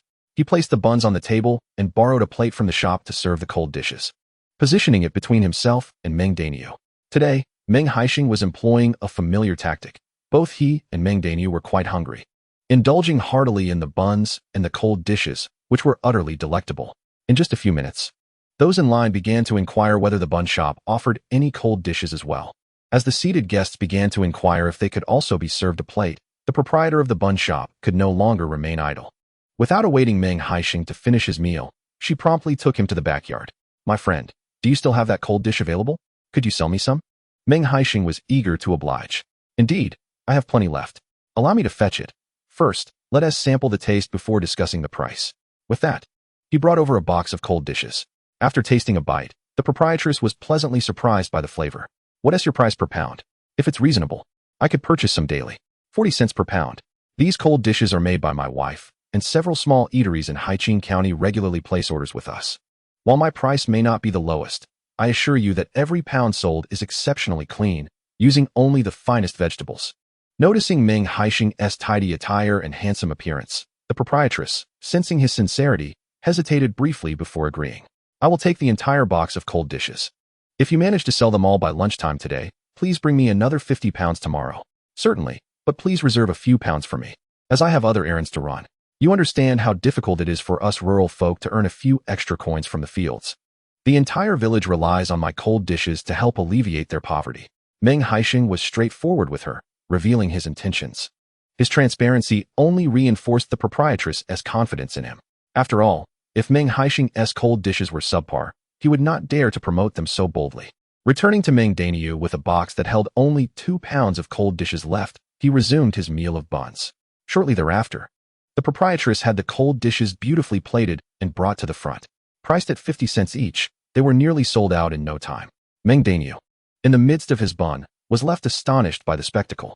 His mind was a whirlwind, utterly perplexed by Meng Haisheng's remarkable capability to sell the cold dishes so swiftly. Once they had eaten their fill, they asked the proprietress for some boiled water to refill their thermos before departing together. "Haisheng, has this succeeded? It's halfway there. This afternoon, after we purchase the bicycles, we'll return to see how many cold dishes she might order from me. Haisheng, you've become even more impressive." Meng Haisheng looked at his younger brother with a hint of admiration. Though Meng Haisheng was several years older, he had always valued Meng Haisheng's opinions. Aware of his own limitations, he recognized that his brother's quick wit would never lead him astray. With their appetites sated and spirits lifted, the two wandered around the county for another 2 hours, eventually negotiating with 2 more small eateries. The two families divided the cold dishes that Meng Haisheng had in his possession. If Meng Haisheng were to return to the county tomorrow, they would need 10 pounds. Although the demand from these two families was not substantial, if the bun shop could order 50 pounds, his trip would be quite profitable. After several hours of walking, both of them were utterly exhausted. When it was time to head to the mall, Meng Haisheng and Meng Haisheng took the electric tram together. This was Meng Haisheng's first experience riding the tram in his life, and he was filled with excitement, unsure of where to place his hands. The mall in the afternoon was bustling with activity, but Meng Haisheng had no time to linger and headed straight for the bicycle counter. As expected, the queue had dissipated by that time. There were only 4 bicycles on display at the counter, including a sturdy 28-inch model and a more delicately designed women's bike. Meng Haisheng approached the 28-inch Golden Deer model and was about to inquire about the price when he heard the indifferent voice of the young salesperson behind the counter. "Don't touch if you're not buying. If you break it, you'll have to pay." Faced with such a brusque attitude from the salesperson, Meng Haisheng felt quite speechless. Nowadays, salespeople often act like they are the masters, but Meng Haisheng was unwilling to indulge such behavior. "How can I know if I want to buy it without taking a look? And your statement is incorrect. I am considering purchasing a bicycle. If merely touching it could damage it, then perhaps you should reconsider selling it, as the quality seems subpar." The young salesperson, encountering someone who dared to confront him directly for the first time since starting his job, was understandably displeased. "If you don't intend to buy, just leave quickly." The salesperson abruptly stood up, adopting a stance as if he genuinely wished to usher Meng Haisheng away. "I am determined to buy a bicycle today. Specifically this Golden Deer model," Meng Haisheng asserted, standing his ground and firmly tapping the seat of the bicycle beside him. Their conversation grew increasingly heated, prompting an older salesperson to intervene and smooth things over. "The bicycles are selling well. If you wish to purchase, you should return early tomorrow to queue." The young salesperson regarded Meng Haisheng with a look of disdain. Chapter 33. The arrogant salesperson having lived a second life. Meng Haisheng possessed a confidence that was anything but ordinary. He was not one to be intimidated by a mere salesperson. "What about those on display?" he inquired. "This one. It doesn't require a ticket, but it's priced at 140 per unit." Although Meng Haisheng exuded an admirable demeanor, his attire was composed of inexpensive garments, and he wore a pair of liberation shoes that were quite muddy. Given his appearance, it was evident that he could not afford a bicycle priced at 140. The young salesperson rolled his eyes dismissively, his tone dripping with contempt. The exchange between the young salesperson and Meng Haisheng drew the attention of several onlookers, many of whom silently sympathized with Meng Haisheng, recognizing he did not appear to be wealthy. However, none dared to step forward to speak on his behalf. The mall salespeople were all public servants, secure in their positions, while ordinary citizens like them often endured disdain and insults when shopping. Unfortunately, when faced with such a salesperson, they had no choice but to tolerate the situation. Should one inadvertently offend them, a mere lack of stock would render even ticket holders unable to procure their desired items. The common folk, adhering to the principle that it is better to avoid trouble than to seek it, often find themselves enduring losses at the hands of sales clerks. However, today, the young sales assistant encountered Meng Haisheng. "Very well, I shall take this one. Will I settle the payment here?" Meng Haisheng, caressing the handlebars and frame of the bicycle, felt quite pleased with the 28-inch model. As his words concluded, the young sales assistant appeared momentarily taken aback. "Do not stretch your facade to fit your desires. This costs 140 yuan, not 1. I've issued a receipt. Should you wish to return it, that will be impossible." The young assistant huffed dismissively, as if he had already seen through Meng Haisheng's bravado. "There can be no pretense. I have the money, and I want this bicycle." In front of the young clerk, Meng Haisheng produced a substantial stack of cash. The older sales assistant, who had attempted to mediate earlier, rushed over upon seeing the money. "Come, my friend, have a seat. I shall prepare the invoice for you. It's quite warm today, and the young man is a bit hot-headed. Do not hold it against Xiaozhang." The older clerk smiled amiably, ushering Meng Haisheng to sit, while swiftly filling out the receipt. Observers in the vicinity gasped at the sight of the cash in Meng Haisheng's hands. No wonder he spoke with such confidence. He had the means. Some could not help but reflect that wealth indeed brings advantages. Even the most arrogant of sales clerks must bow and smile when confronted with it. It was evident that the older clerk recognized Meng Haisheng's formidable nature. Despite his humble attire, anyone capable of producing 140 yuan for a bicycle was no ordinary individual. Should this escalate further, Xiaozhang's position might be at stake. Xiaozhang quickly apologized to this gentleman. The older clerk urged as he completed the invoice and handed it to Xiaozhang. The young assistant's face fluctuated between shades of green and red, clearly reluctant to accept the receipt. The older clerk shot a fierce glare at Xiaozhang, forcibly placing the receipt in his hands. After considerable hesitation, Xiaozhang finally mustered the courage to present the receipt to Meng Haisheng. "Sir, I was a bit harsh earlier. Please do not take it to heart." Meng Haisheng extended his hand to accept the receipt. One should temper their anger. Civility breeds prosperity. Not one to engage in needless conflict, Meng Haisheng took the receipt, completed the transaction, and departed. Upon exiting the marketplace, he glanced at the majestic golden deer beside him, feeling an overwhelming sense of rejuvenation. Big brother Niel. Next time we sell ashwagandha in the county, we shan't have to toil so hard. Meng Haisheng cheerfully patted the rear seat. From now on, when selling cucumbers, he would no longer need to borrow his sister-in-law's bicycle. After acquiring the bicycle, the two rode together to the Baozi shop, where not only the proprietress was present, but also the owner, Lu Chong. Brother, this cold dish you prepared is excellent. Could you possibly deliver 60 Jin tomorrow? 50 is simply not enough. That can be arranged. I can bring it early. May I ask what time you open? We serve breakfast and open as early as 5 a.m. Indeed. The cold dishes are prepared fresh in the morning. If they are to be sold in the evening, it would be beneficial to have a refrigerator to maintain their freshness. Currently, there are not many restaurants or snack shops equipped with refrigerators, as the cost of a refrigerator can run into several thousand, which is prohibitively expensive for small businesses. However, in the interest of preserving freshness, Meng Haisheng kindly suggested the idea. I have a refrigerator at home, he added. After finalizing matters with Lu Chong, Meng Haisheng did not rush home, but instead went to the market. He had another task to accomplish today, to purchase a small dog for guarding the house. Haisheng, why bother going to the market for a guard dog? You could simply inquire in the village or the neighboring one and adopt a little puppy, Meng Daniu remarked. Somewhat puzzled by Meng Haisheng's intention to spend money on a dog. You may not realize this, but there are various breeds of dogs. I wish to see if there are any intelligent breeds available at the market, Meng Haisheng explained. He was uncertain whether he would indeed find a purebred dog. If not, he would have to settle for a local Chinese rural dog from the village. The dog market in the county had not yet developed significantly, and it was mixed with vendors selling chickens, ducks, and livestock. Although Meng Haisheng did not find any purebred dogs, he did purchase several chicks, ducklings, and 2 white geese. Their household had only 2 hens that occasionally laid 2 eggs daily, and sometimes they would go without eggs. By acquiring more chicks and ducklings, he ensured that they would not lack for eggs in the future.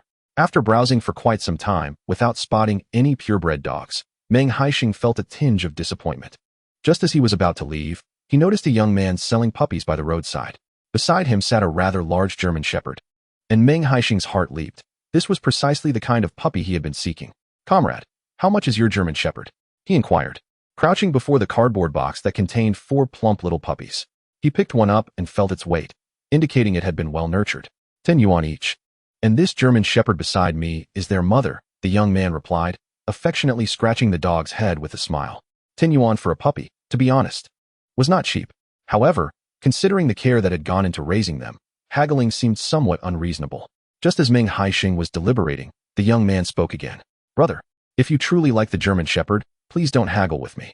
I did not raise these puppies for profit. They were simply an unexpected occurrence. With that, the young man chuckled lightly, and Meng Haisheng swiftly understood the situation. All right, I won't bargain, he responded readily, paying for 2 male puppies, which would henceforth be responsible for guarding his home. Chapter 34. Absurd rumors. Spending 20 yuan on 2 puppies was something Meng Daniu could not comprehend. However, seeing Meng Haisheng's joyful demeanor, he refrained from commenting further, merely advising him to buy some liver on his way back to the town to feed the puppies, as villagers with small dogs often provided them with liver. After consuming pig liver, the little dog will grow sturdier, and its ears will stand erect instead of drooping. Brother Meng, let us procure some meat and a few pork bones to simmer for soup at home. Today, we have earned a considerable sum selling buplurum. Meng Daniu nodded vigorously. It was the first time he had earned such a significant amount of money, and he felt it was only right to treat his family to some delightful food and enhance their living conditions. Meng Haisheng rode his newly acquired bicycle, racing towards Muping town. The price of pork in town is a dime cheaper than in the county, and less popular offal like pig liver costs only 2 dimes per pound. Today, Meng Haisheng sold buplurum, wild rabbits, and cold dishes, amassing over 200 yuan. Naturally, he intended to buy more meat.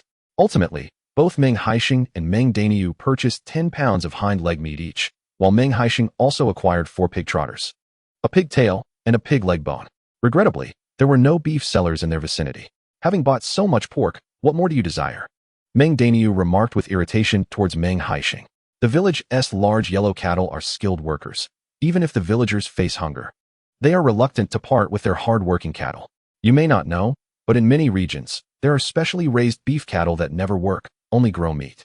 Such cattle exist? Meng Daniu pondered. Quietly, he remarked, cattle should labor in the fields. That is the essence of life. Standing idle and merely growing meat is a rather dull existence. As Meng Haisheng was about to cycle away, He paused, struck by Meng Daniu's words. A subtle smile crept upon his lips. Who would dare call Meng Daniu a fool after such profound insights? Just look at the awareness Meng Daniu possesses.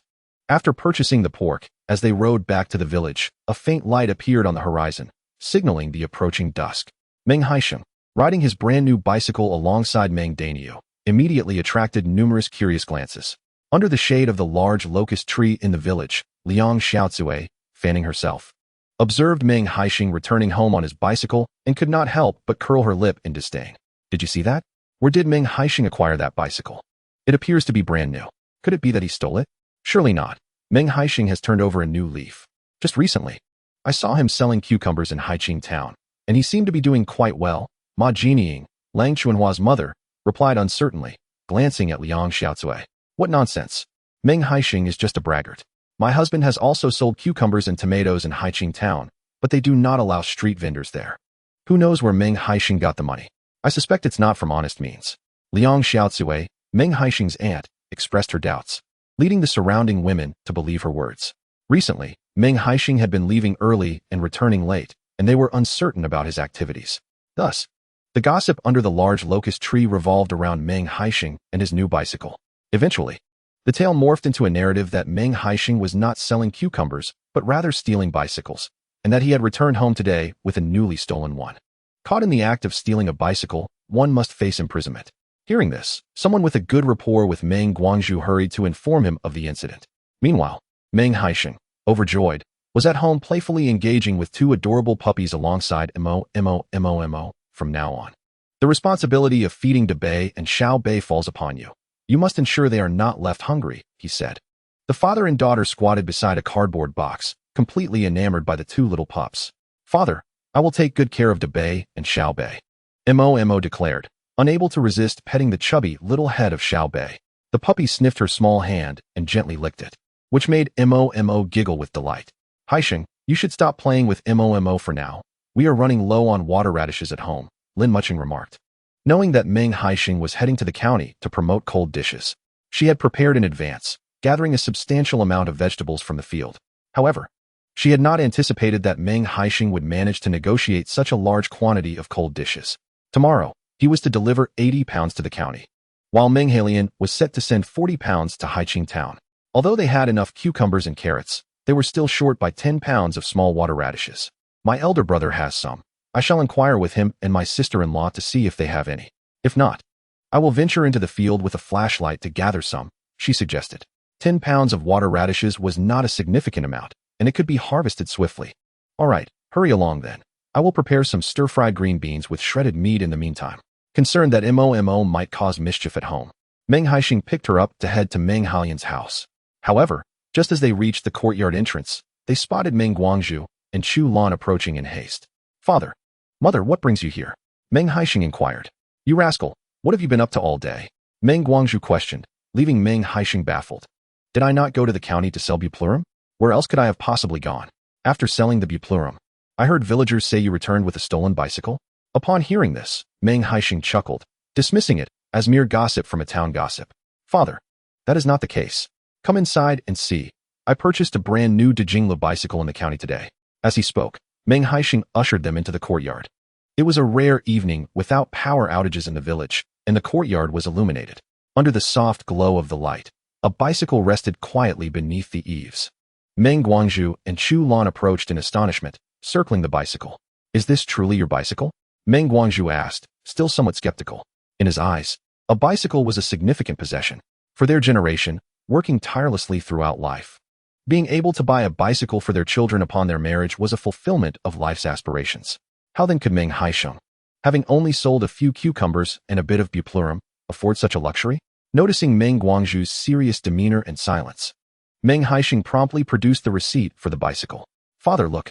This is the receipt from the county store, stamped with a prominent red seal. It must be legitimate. He insisted. Meng Guangzhu took the receipt from Meng Haisheng's hand, scrutinizing every word beneath the light. It truly is your bicycle.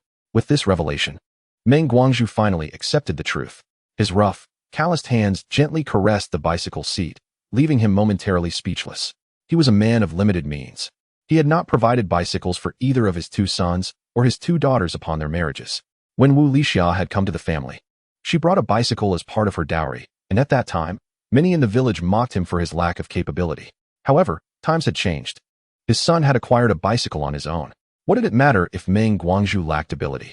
As long as his son succeeded, he felt a profound sense of pride as a father. Chapter 35. A glimmer of hope for Chaihu. Once the matter of the bicycle was settled, Meng Haisheng broached the topic of Chaihu. Dad, today I inquired at the county traditional medicine hospital, and they are currently in dire need of Chaihu. Tomorrow, you and my elder brother should go dig some up from the mountains. Once it is dried, we shall take it to the hospital to sell. After dinner this evening, I will also seek out my second uncle to enlist his entire family to join us in gathering Chaihu. Meng Haisheng intended to rally all the men in the family to participate in the harvest. Haisheng, is this truly a viable plan?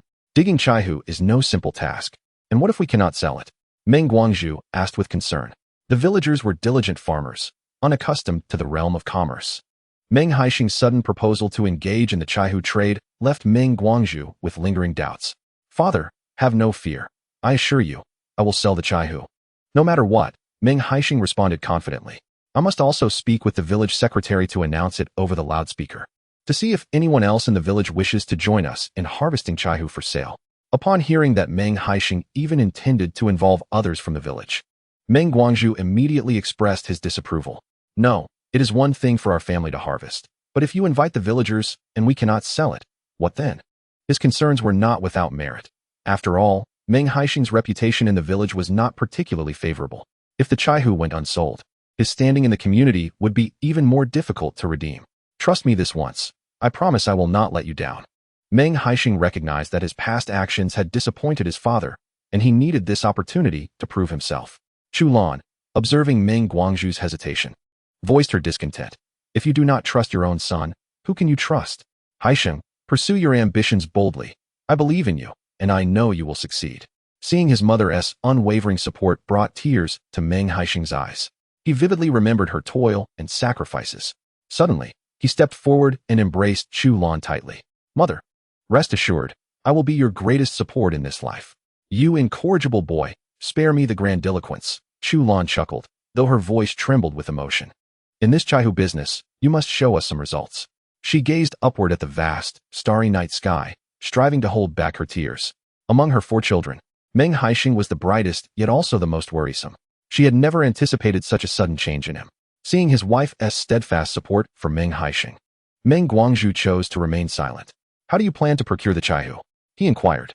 I intend to sell it at the hospital for 1.5 yuan per gene, and I will purchase from the villagers at a maximum of 1 yuan per gene. If sellers from other villages come, I can only offer 0.8 yuan per gene. Furthermore, I shall only procure the larger varieties of Chaihu, eschewing the smaller ones. Upon hearing Meng Haisheng's intention to profit 50 cents from each pound of Chaihu sold to the villagers, Meng Guangzhu could not help but furrow his brow. Isn't that a tad excessive, earning 50 cents per pound from the villagers? He expressed with concern and trepidation. In response, Meng Haisheng replied, Father, I must bear the risks associated with purchasing Chaihu. Should I fail to sell it, I will need to devise alternative means of disposal. And an excessive inventory is indeed a burden. Meng Guangzhu refrained from further discussion and sought out Meng Zhengwo, instructing him to announce via the loudspeaker that any villagers wishing to harvest Chaihu could join together on the mountain the following day. After Meng Haisheng and Momo ventured out, he soon returned carrying a large basket filled with small water radishes. Mucheng, is the season for water radishes nearly over? What shall we use in our cold dishes thereafter? Meng Haisheng inquired. He had recently learned from Wu Lixia that all the water radishes from their fields had been harvested today, leaving none for future use. I shall inquire in the village tomorrow to see who might still have water radishes to spare, Mucheng suggested. Our small water radishes will be ready for harvest in a few days. They should suffice. Her vegetable patch was modest, producing only a limited quantity of small water radishes. Meng Haisheng proposed, since our supply is limited, I anticipate that the demand for cold dishes will increase. Perhaps closer to the time, you might consider sourcing additional vegetables from our village or others. There is no rush on this matter. We still have plenty of vegetables at home, Mucheng replied. Seeing her confidence, Meng Haisheng chose not to press further, trusting her ability to manage the cold dish preparations. With over 100 pounds of cold dishes destined for delivery the next day, he realized it would be unreasonable to expect Mucheng to rise early to chop the vegetables. Thus, he took up a knife and basin, joining her in the courtyard to prepare the ingredients. Before long, Chu Lan and Wu Lixiao arrived with their own basins and knives to lend a hand. Their collective efforts significantly accelerated the pace of vegetable preparation. Haisheng, when you head to the town tomorrow, be sure to bring back several containers of soy sauce. Our supply will only suffice for a single use, Mucheng reminded him. She had marinated a basin full of carrots and water radishes in soy sauce and salt. The basin being larger than a wash basin and containing no less than 5 or 6 pounds of soy sauce. The price of soy sauce at the town's supply and marketing cooperative is rather steep. We might as well purchase a few jars of quality soy sauce directly from Lijiakan. Wu Lixia suggested. Her family resided in Lijiakan, where a local producer sold homemade soy sauce year-round. Villagers from surrounding areas favored it for its superior flavor and reasonable price. Your sister-in-law speaks wisely. After delivering the cold dishes tomorrow, I shall procure some soy sauce, Meng Haisheng affirmed. He contemplated that while various seasonings could be acquired from neighboring farmers, only salt would need to be purchased from the cooperative. He resolved to stockpile coarse salt on his next trip to the market. As they busied themselves in the courtyard, Meng Zhengwo's voice resonated through the loudspeaker. Meng Haisheng's household is purchasing dried chaihu at 1 yuan per pound for those over 2 years old. Interested parties may deliver directly to Meng Haisheng's home tomorrow afternoon. He repeated the announcement thrice, ensuring every household was informed. I shall accompany father to the mountain tomorrow to gather chaihu. While I may not match the strength of a male laborer, I can earn some tuition for Dabao and Airbao. Wu Lixia gazed at Chu Lan, her face alight with joy. Chapter 36. Preparing cold dishes together. Upon hearing Wu Lixia's intention to go up the mountain to gather buplurum, Chu Lan expressed her disapproval. Dabao ma, gathering buplurum is labor-intensive work. Even a robust man would struggle after a day of toil. You, as a woman, should not endure such hardship. In the past, the village's primary school would organize trips for the children to collect medicinal herbs from the mountains, mandating a certain quota from each child. Chu Lan had often ventured up the mountain to assist several children in fulfilling their requirements, having genuinely experienced the laborious task of herb gathering, which is why she discouraged Wu Lixia from going. Sister-in-law, mother speaks wisely. Just look at my hands. I wear gloves every day. As he spoke, Meng Haisheng revealed his palm to Wu Lixia, displaying several hardened calluses and even some red marks in certain areas. Being accustomed to hard work in the fields, Wu Lixia immediately recognized those red marks as remnants of blood blisters that had burst. Gathering buplurum is exhausting, requiring one to wield a small pickaxe and dig painstakingly, resulting in sore backs and aching muscles by day's end. Upon hearing Meng Haisheng's words, Wu Lixia sighed softly, realizing that if she spent an entire day gathering buplurum, she would return too fatigued to tend to the household. After deliberating for a while, she ultimately relinquished the thought. The four of them managed to sort over 100 pounds of vegetables in a short span of time.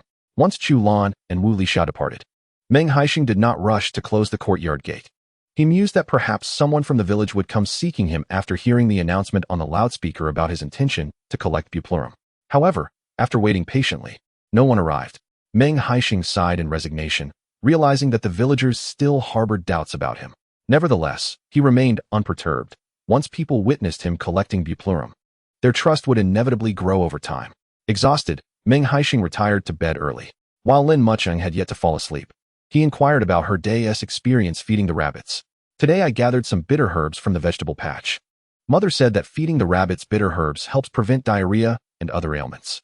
I mixed some bran, grass powder, and a bit of peanut cake with feed for the little rabbits, and they seemed to enjoy it quite well. Lin Mucheng's feed formula was what she typically used for chickens, and with limited resources at home, she couldn't concoct anything else. Tomorrow, I'll buy some corn and also replace the grass powder, as I've heard that rabbits thrive on alfalfa and produce better droppings. By the way, I'll also purchase some seeds for bitter lettuce in town tomorrow, so we can grow our own bitter herbs, sparing you the need to constantly forage for wild ones. Bitter lettuce is indeed a type of bitter herb, and its effects on rabbits mirror those of the wild variety. Sounds good. Lin Mucheng paused for a moment before continuing. Haisheng, these fulfilling days are truly wonderful. Though they may be tiring, my heart is filled with hope. Yes, but do take care not to overexert yourself. I'd rather earn less than see you or the child within you suffer, Meng Haisheng gently reminded Lin Mucheng. In the darkness, two individuals engaged in a light-hearted conversation, unaware of who succumbed to slumber first. When they awoke once more, the horizon had already begun to blush with dawn, heralding yet another industrious day. Meng Haisheng was bound for the county, departing earlier than Meng Haisheng. By 6 in the morning, he had delivered 80 pounds of cold dishes to the county. And in addition to that, he had brought along an extra 20 pounds. His intent was not to sell the cold dishes outright, but rather to seek partners for a long-term collaboration. Riding his bicycle at a leisurely pace through the county, Meng Haisheng entered every slightly larger snack shop he encountered, inquiring if they had a need for cold dishes. Though he faced rejection 9 times out of 10, he remained undeterred, ultimately trading 20 pounds of cold dishes for orders from 2 snack shops. With 40 yuan in hand, he purchased 100 pounds of soy sauce and 20 pounds of sesame oil. As he returned home, burdened with his heavy purchases, he coincidentally arrived just in time for lunch. His elder brother had just delivered the payment for the cold dishes, mentioning that Boss Wang required 30 pounds of pickles for the following day, while Boss Lu requested 50 pounds outright. Noticing their own supply of water radishes was insufficient, Meng Haisheng decided to buy 50 pounds from his brother, considering the 10 pounds he had taken the previous night as part of the deal. Initially, he intended to compensate his brother at 10 cents per pound, but his brother declined, opting for the market rate of 8 cents.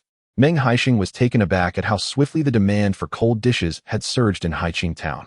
Mucheng, it is your call in our household. For the carrots and water radishes, should we find ourselves short, you may procure as many as you deem necessary from the village, he expressed, placing his trust in Lin Mucheng. You cannot manage all this chopping alone. Feel free to invite mother and sister-in-law to assist. They may initially hesitate to accept payment, though, he mused with a hint of concern. With the sheer volume of cold dishes, it was clear that Lin Mucheng and he could not handle it alone, especially since he also needed to forage for Chinese Angelica on the mountain. It would be unreasonable to expect Lin Mucheng to shoulder the entire burden. The most prudent solution would be to enlist Chu Lan and Wu Lixia for assistance. Although Chu Lan lived with Meng Haisheng, who was quite filial, Meng Haisheng was confident that Chu Lan would appreciate the opportunity to earn some extra money for herself. More quantity?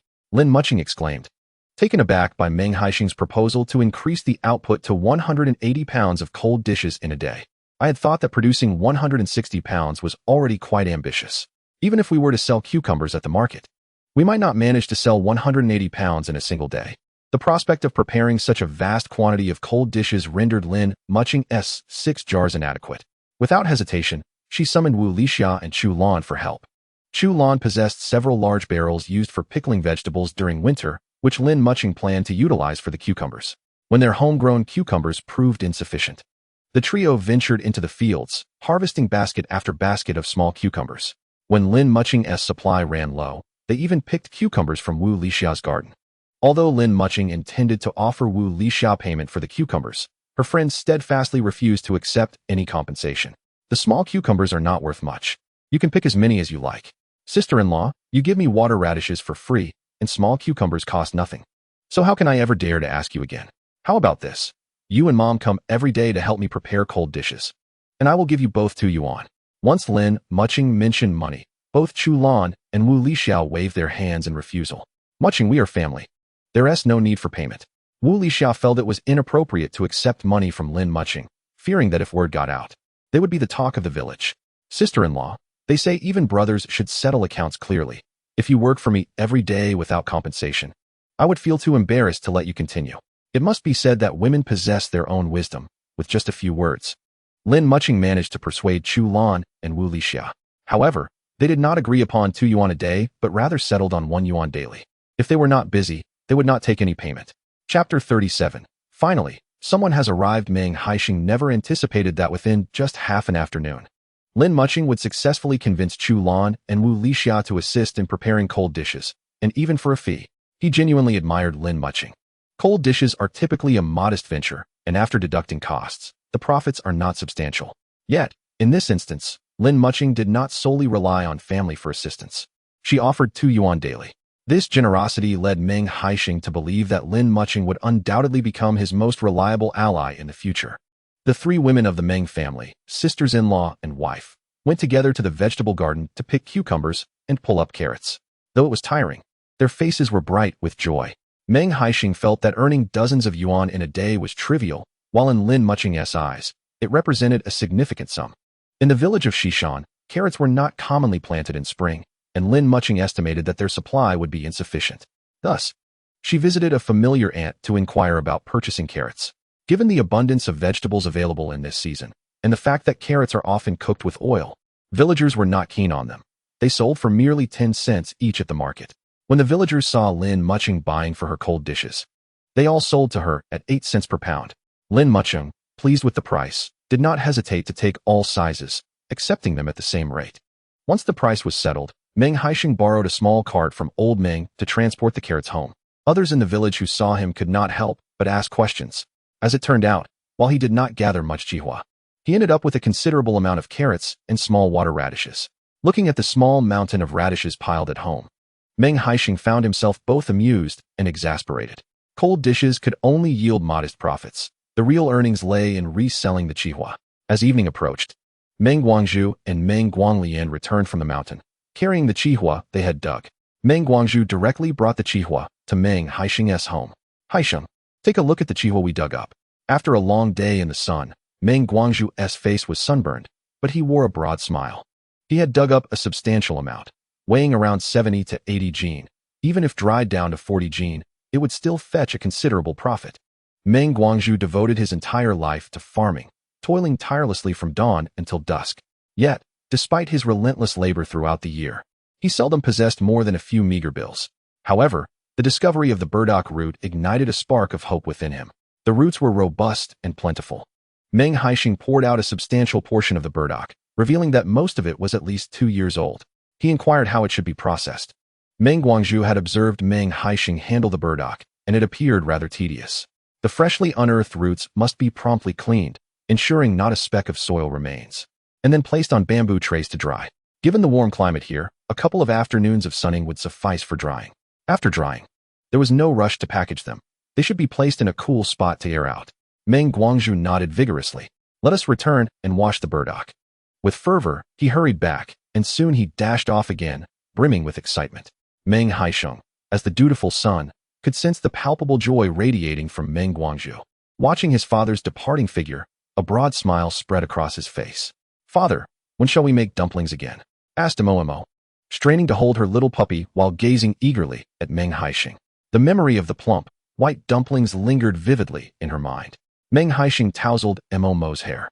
Although he felt somewhat fatigued after a long day, he was more than willing to prepare a meal of dumplings for her.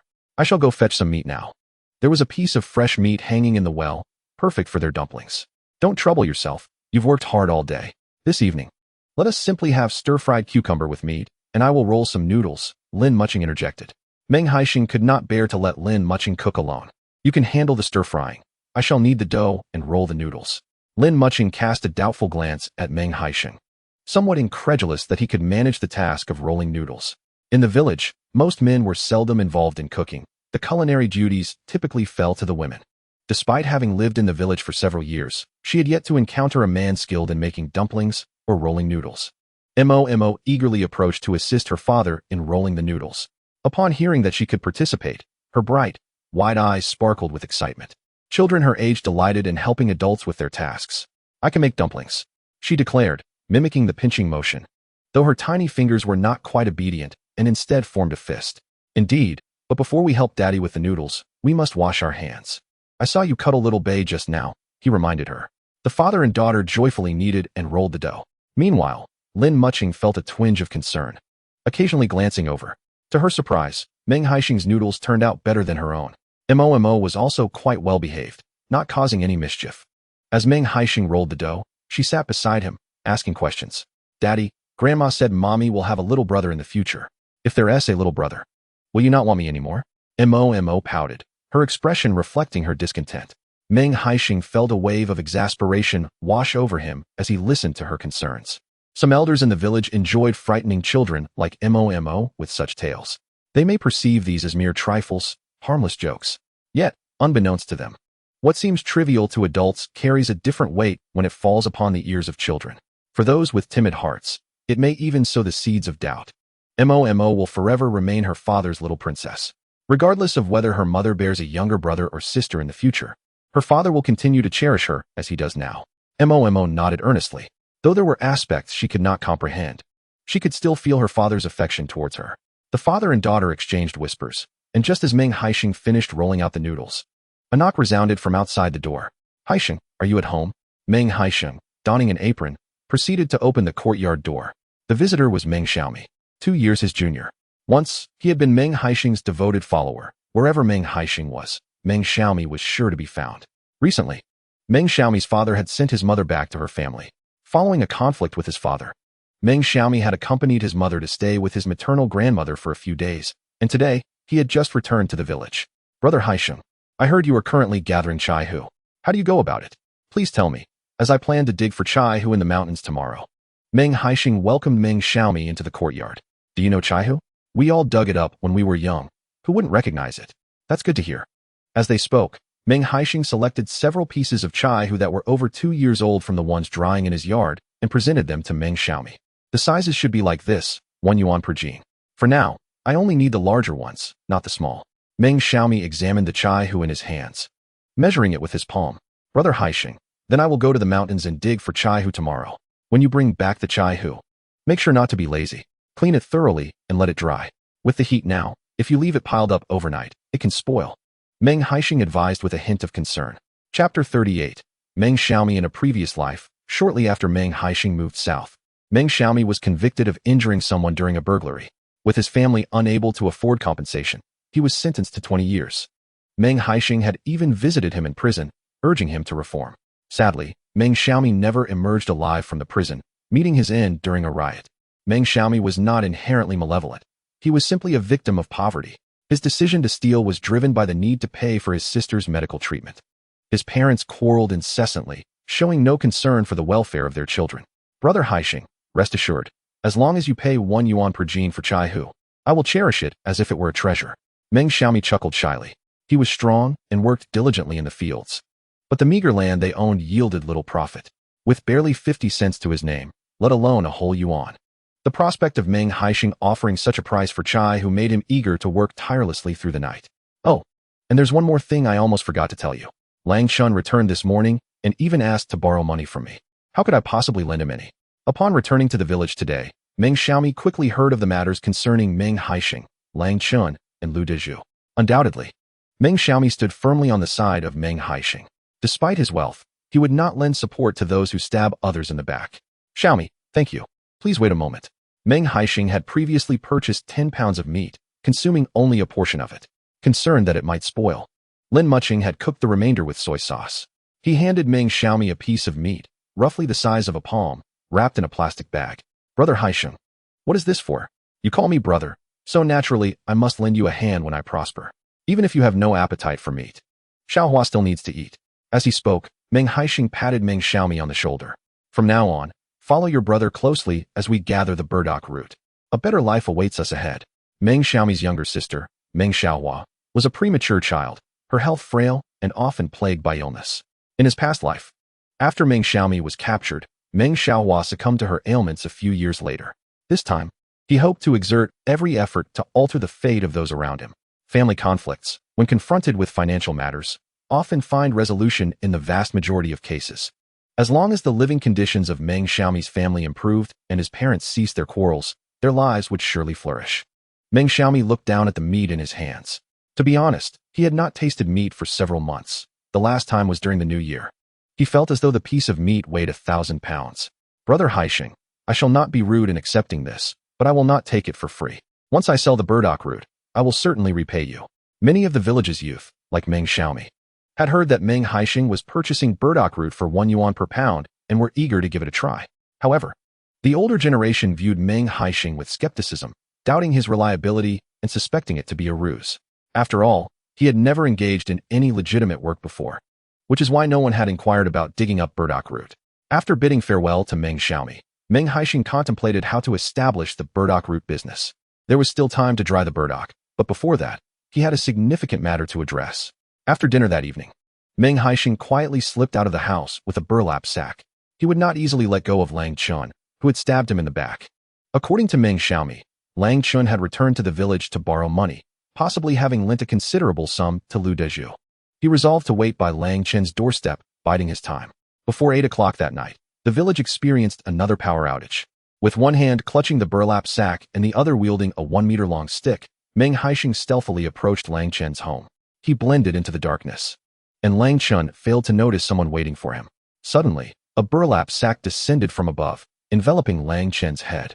As he attempted to call for help, Meng Haisheng's fist struck his abdomen.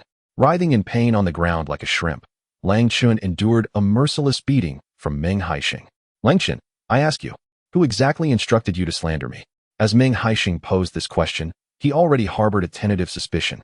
However, he still hoped to receive confirmation from Lang Chen himself. Lying on the ground, in agony, Lang Chen, realizing it was Meng Haisheng who had nearly beaten him to death, hastily pulled the burlap sack from his head. Meng Haisheng, we were once brothers. Even if I have wronged you, you cannot beat me to death. Spare me your excuses. Speak, who is orchestrating this from behind?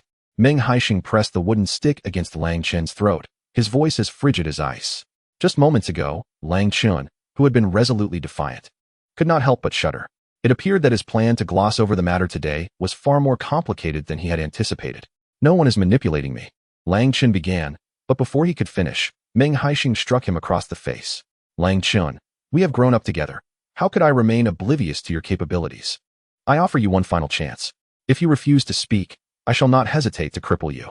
With that, Meng Haisheng brought the stick down with a thunderous crack, splitting it in two beside Lang Chen.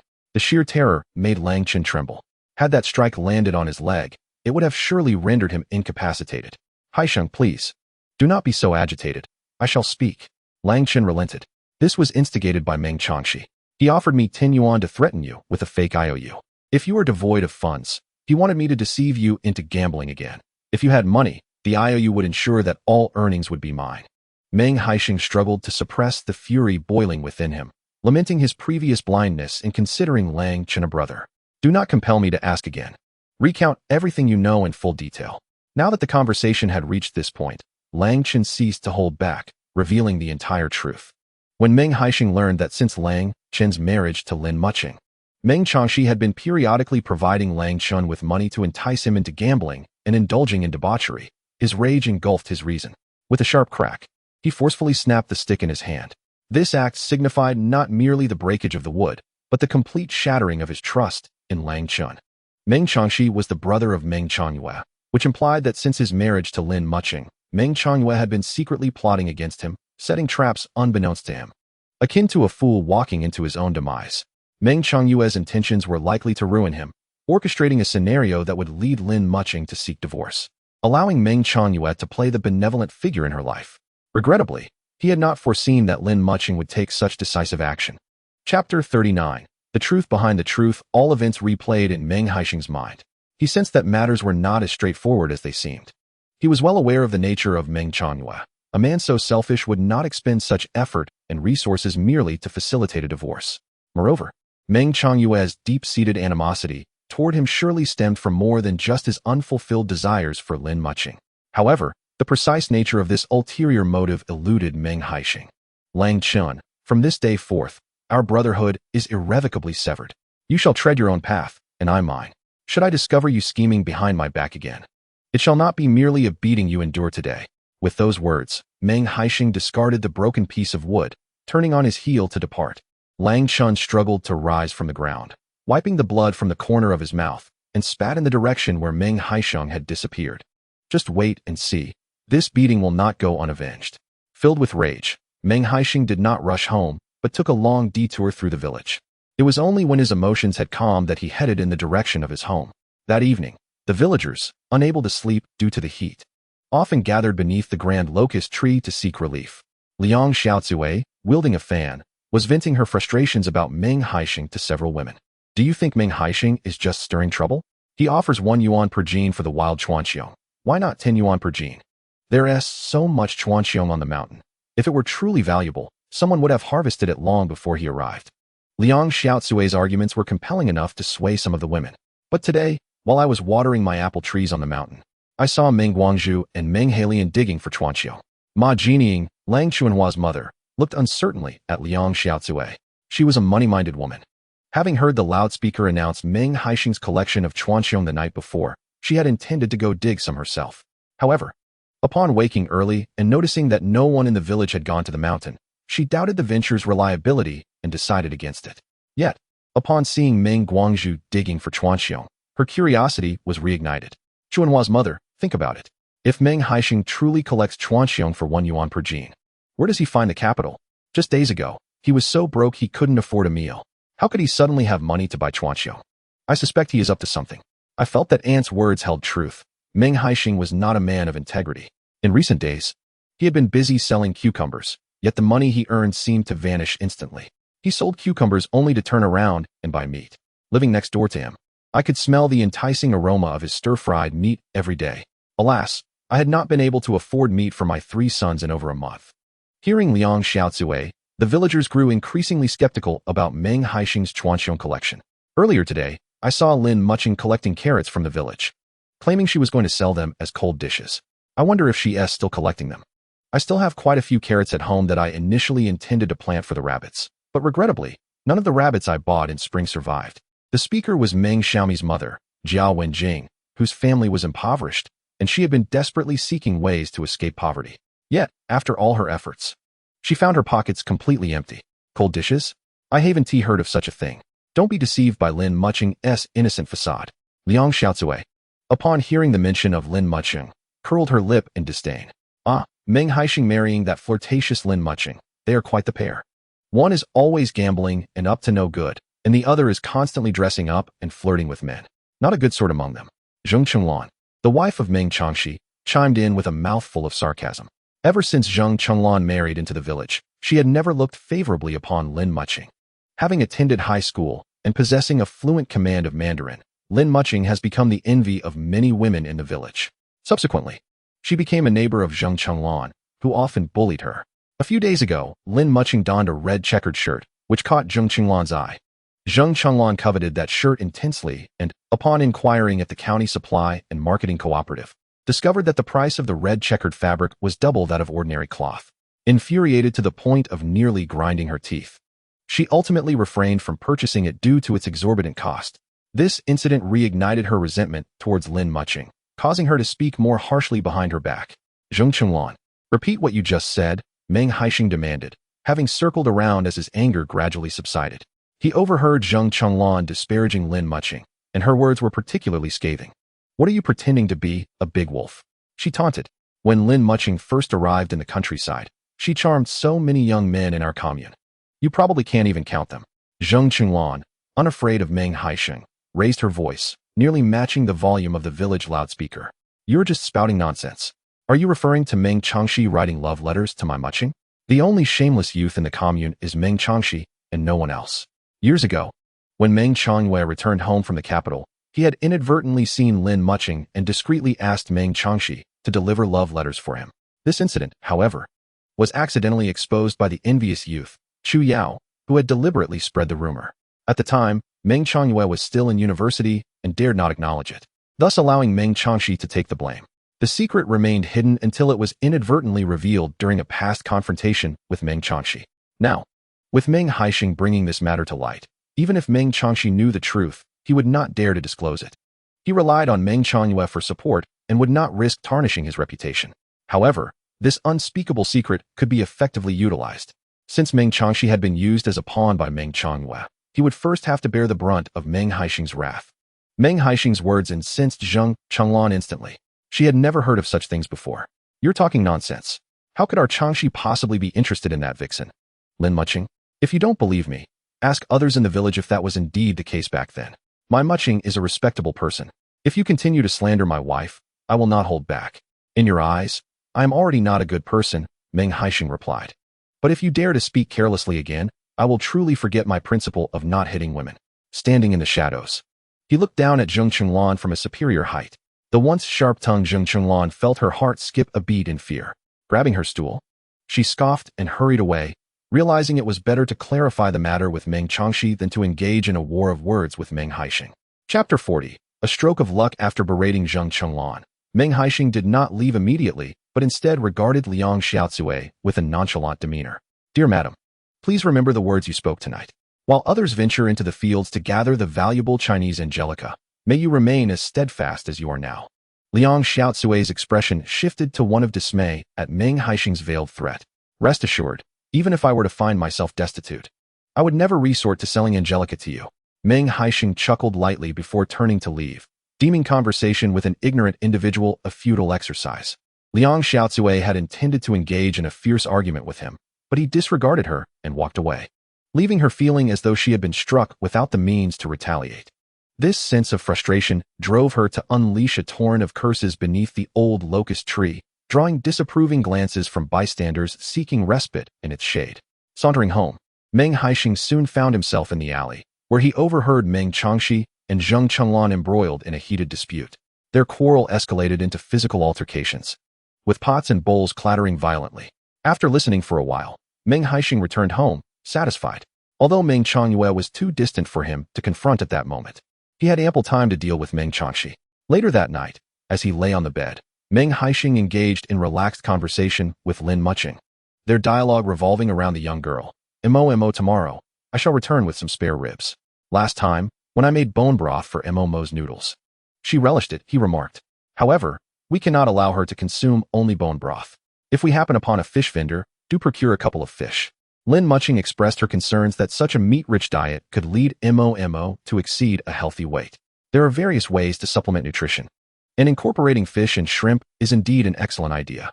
Very well, I shall purchase fewer ribs. We will enjoy the meat and broth, and our 2 dogs can partake in the soup as well. Lin Mucheng couldn't help but chuckle at his words.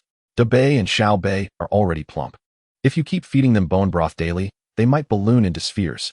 She held a deep affection for the 2 German shepherds Meng Haisheng had brought home.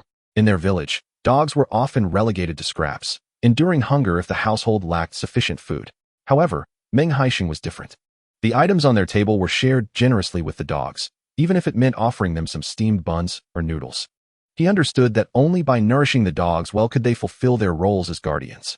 The following day, Meng Haisheng arose early once more to deliver cold dishes to the county. He began with several customers who usually ordered small quantities.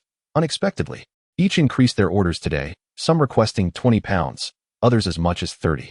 Meng Haisheng welcomed the demand, confident in his wife's culinary skills. No matter the quantity requested, the quality would remain impeccable. His final stop was the bun shop. Each day, a demand of 60 pounds seemed substantial to Meng Haisheng, especially considering the limited quantity of buns a small bun shop could sell. 60 pounds of cold dishes was nearly the maximum capacity for such an establishment. However, as soon as Meng Haisheng placed the cold dishes in the kitchen, the proprietor, Lu Chong, approached him. Meng, how much more can you supply each day? Lu inquired. Taken aback by Lu's question, Meng Haisheng replied, Boss Lu, whatever quantity you desire, I can surely provide. Lu explained. A few of my relatives also run restaurants in the county. They find your cold dishes quite delightful and wish to place an order. If possible, could you increase the supply by 100 pounds daily?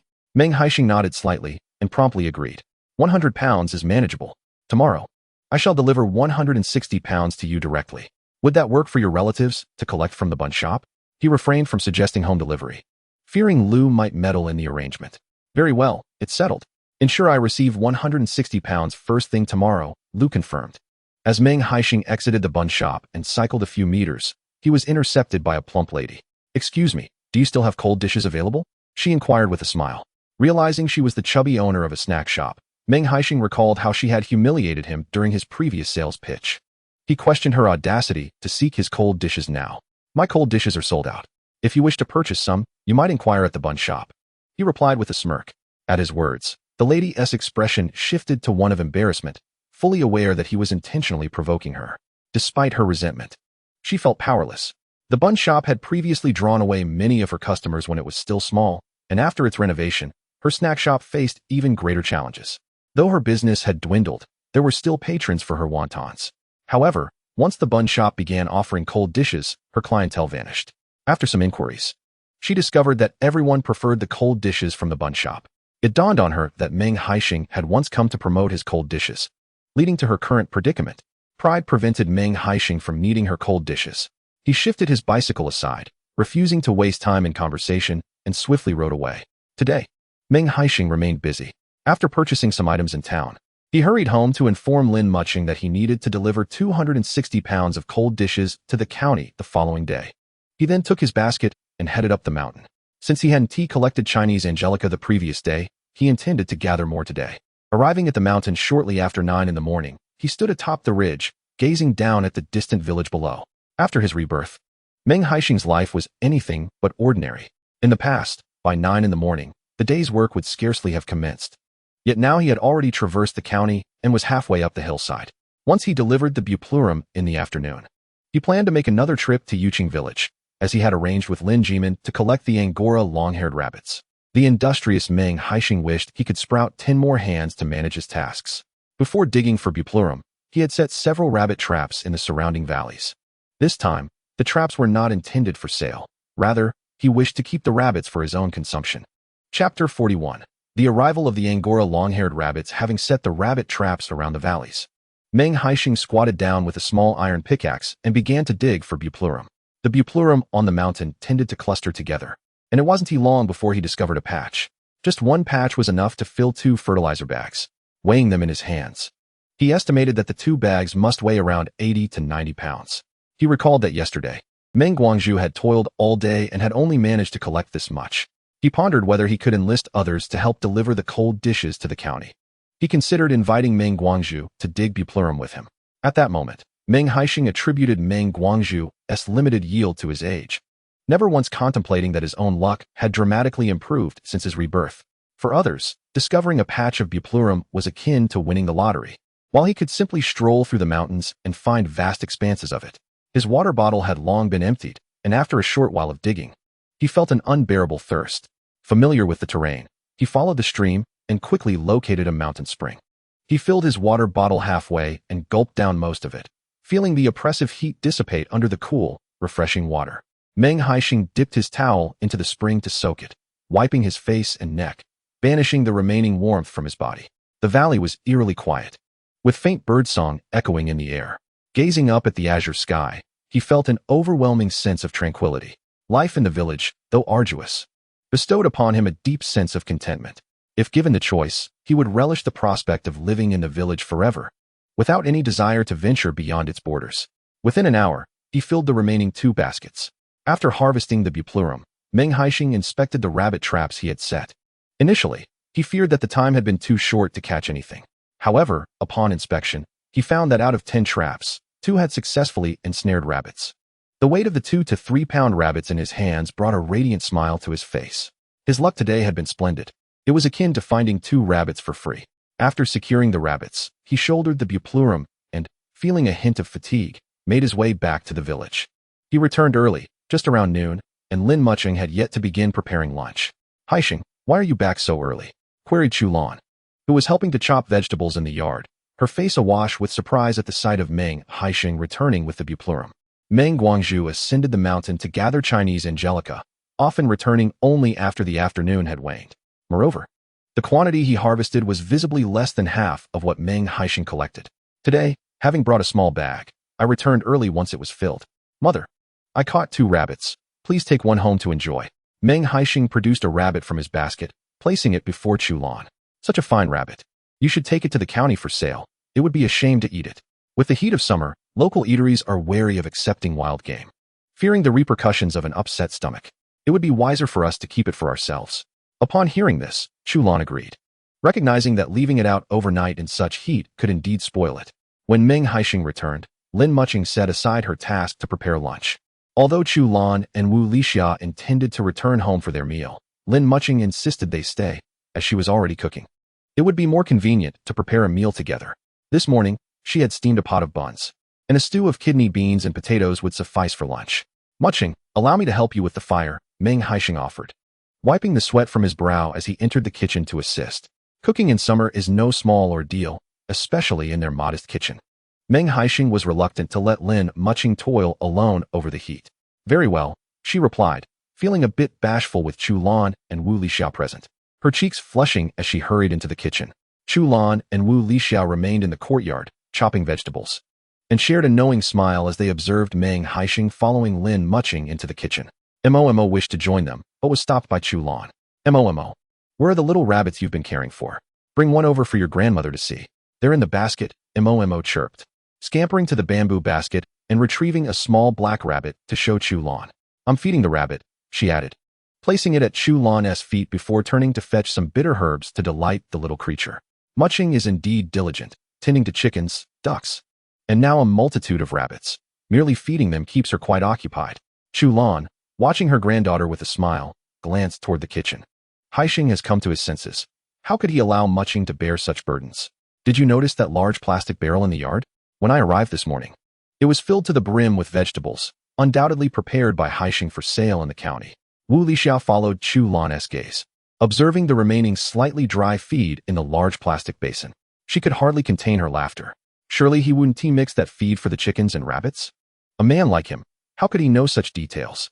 Simply being prepared is commendable enough.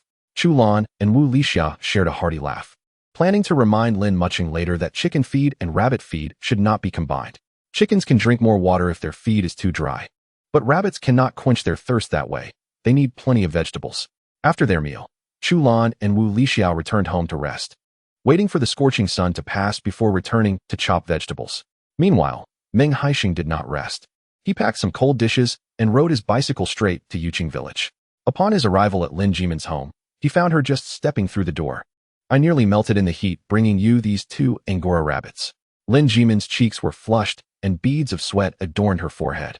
In their village, transportation was exceedingly inconvenient. The Angora rabbits she had enlisted help to procure were only delivered to the county bus station. The round trip left her legs weary and nearly straightened. Comrade Lin, thank you. These cold dishes were prepared by my wife. Please have a taste. Meng Haisheng was aware that Lin Jimin had expended considerable effort in locating these 2 Angora rabbits for him. Offering her some cold dishes was his way of expressing gratitude for her assistance. How embarrassing, Lin Jimin thought, surprised by Meng Haisheng's attentiveness. She had charged for the 2 Angora rabbits, yet he had generously provided her with additional cold dishes, regardless of their monetary value. This gesture of goodwill held a significance that transcended mere currency. The dishes were made from their own produce, casually prepared, and therefore, not particularly valuable. Meng Haisheng was meticulous in his dealings. He intended to continue purchasing Angora rabbits from Lin Jimin and understood the importance of maintaining a good rapport. Then I shall not be polite, Lin Jimin replied as she accepted the cold dishes and retreated indoors. Meng Haisheng squatted down to observe the Angora rabbits in the crate. The little bunnies, just over a month old, possessed large, dark eyes and were adorably fluffy. There was a stark contrast in fur density between the Angora rabbits and ordinary ones. Despite both being the same age, the Angora's fur was significantly thicker and longer. Chapter 42. Collecting grass. Take these small medicinal powders. Angora rabbits have particularly sensitive digestive systems and are prone to diarrhea. If they experience mild diarrhea, mixing these powders with their feed can effectively alleviate the issue. However, you should be meticulous when preparing their feed. Lin Jimin carefully explained to Meng Haisheng the nuances of caring for Angora rabbits. The rabbit cages must be clean and well ventilated. If the cages were dirty when the Angora rabbits grew their fur, the harvested hair would not fetch a high price. All right, I shall visit the town in the next couple of days to see if I can order a few rabbit cages. The market sells wire mesh. You can purchase it according to the design of my cages, Lin Jimin instructed. Meng Haisheng nodded earnestly, planning to craft 2 cages in the style of Lin Jimin's. After a brief visit to Lin Jimin's home, Meng Haisheng returned with 4 long-haired rabbits. A pair of Angora rabbits cost 10 yuan, and he treated them as precious treasures. Taking advantage of the daylight, he intended to cut some tender grass from the fields. Although there was little alfalfa near their farmland, there was an abundance of vines. He aimed to gather a substantial amount of this grass, which, once dried and ground into powder, would serve as feed for the rabbits. With fervor, Meng Haisheng rode his bicycle home, took a sip of water, and then set out again. He was immensely grateful for the bicycle he had saved up to buy. Had he relied solely on his legs, he would have accomplished little by day's end, utterly exhausted. The countryside fields were replete with various grasses. Meng Haisheng wielded a sickle, and before long, he had harvested a substantial bundle of grass, half of which was alfalfa. "Third uncle, why are you cutting so much grass?" asked Lang Tiniu, who curiously held a grasshopper cage in his hand. Lang Tiniu was the youngest brother of Lang Chunhua, a precious gem born after Ma Jinying had 3 daughters. He was cherished beyond measure, rarely allowed to do farm work.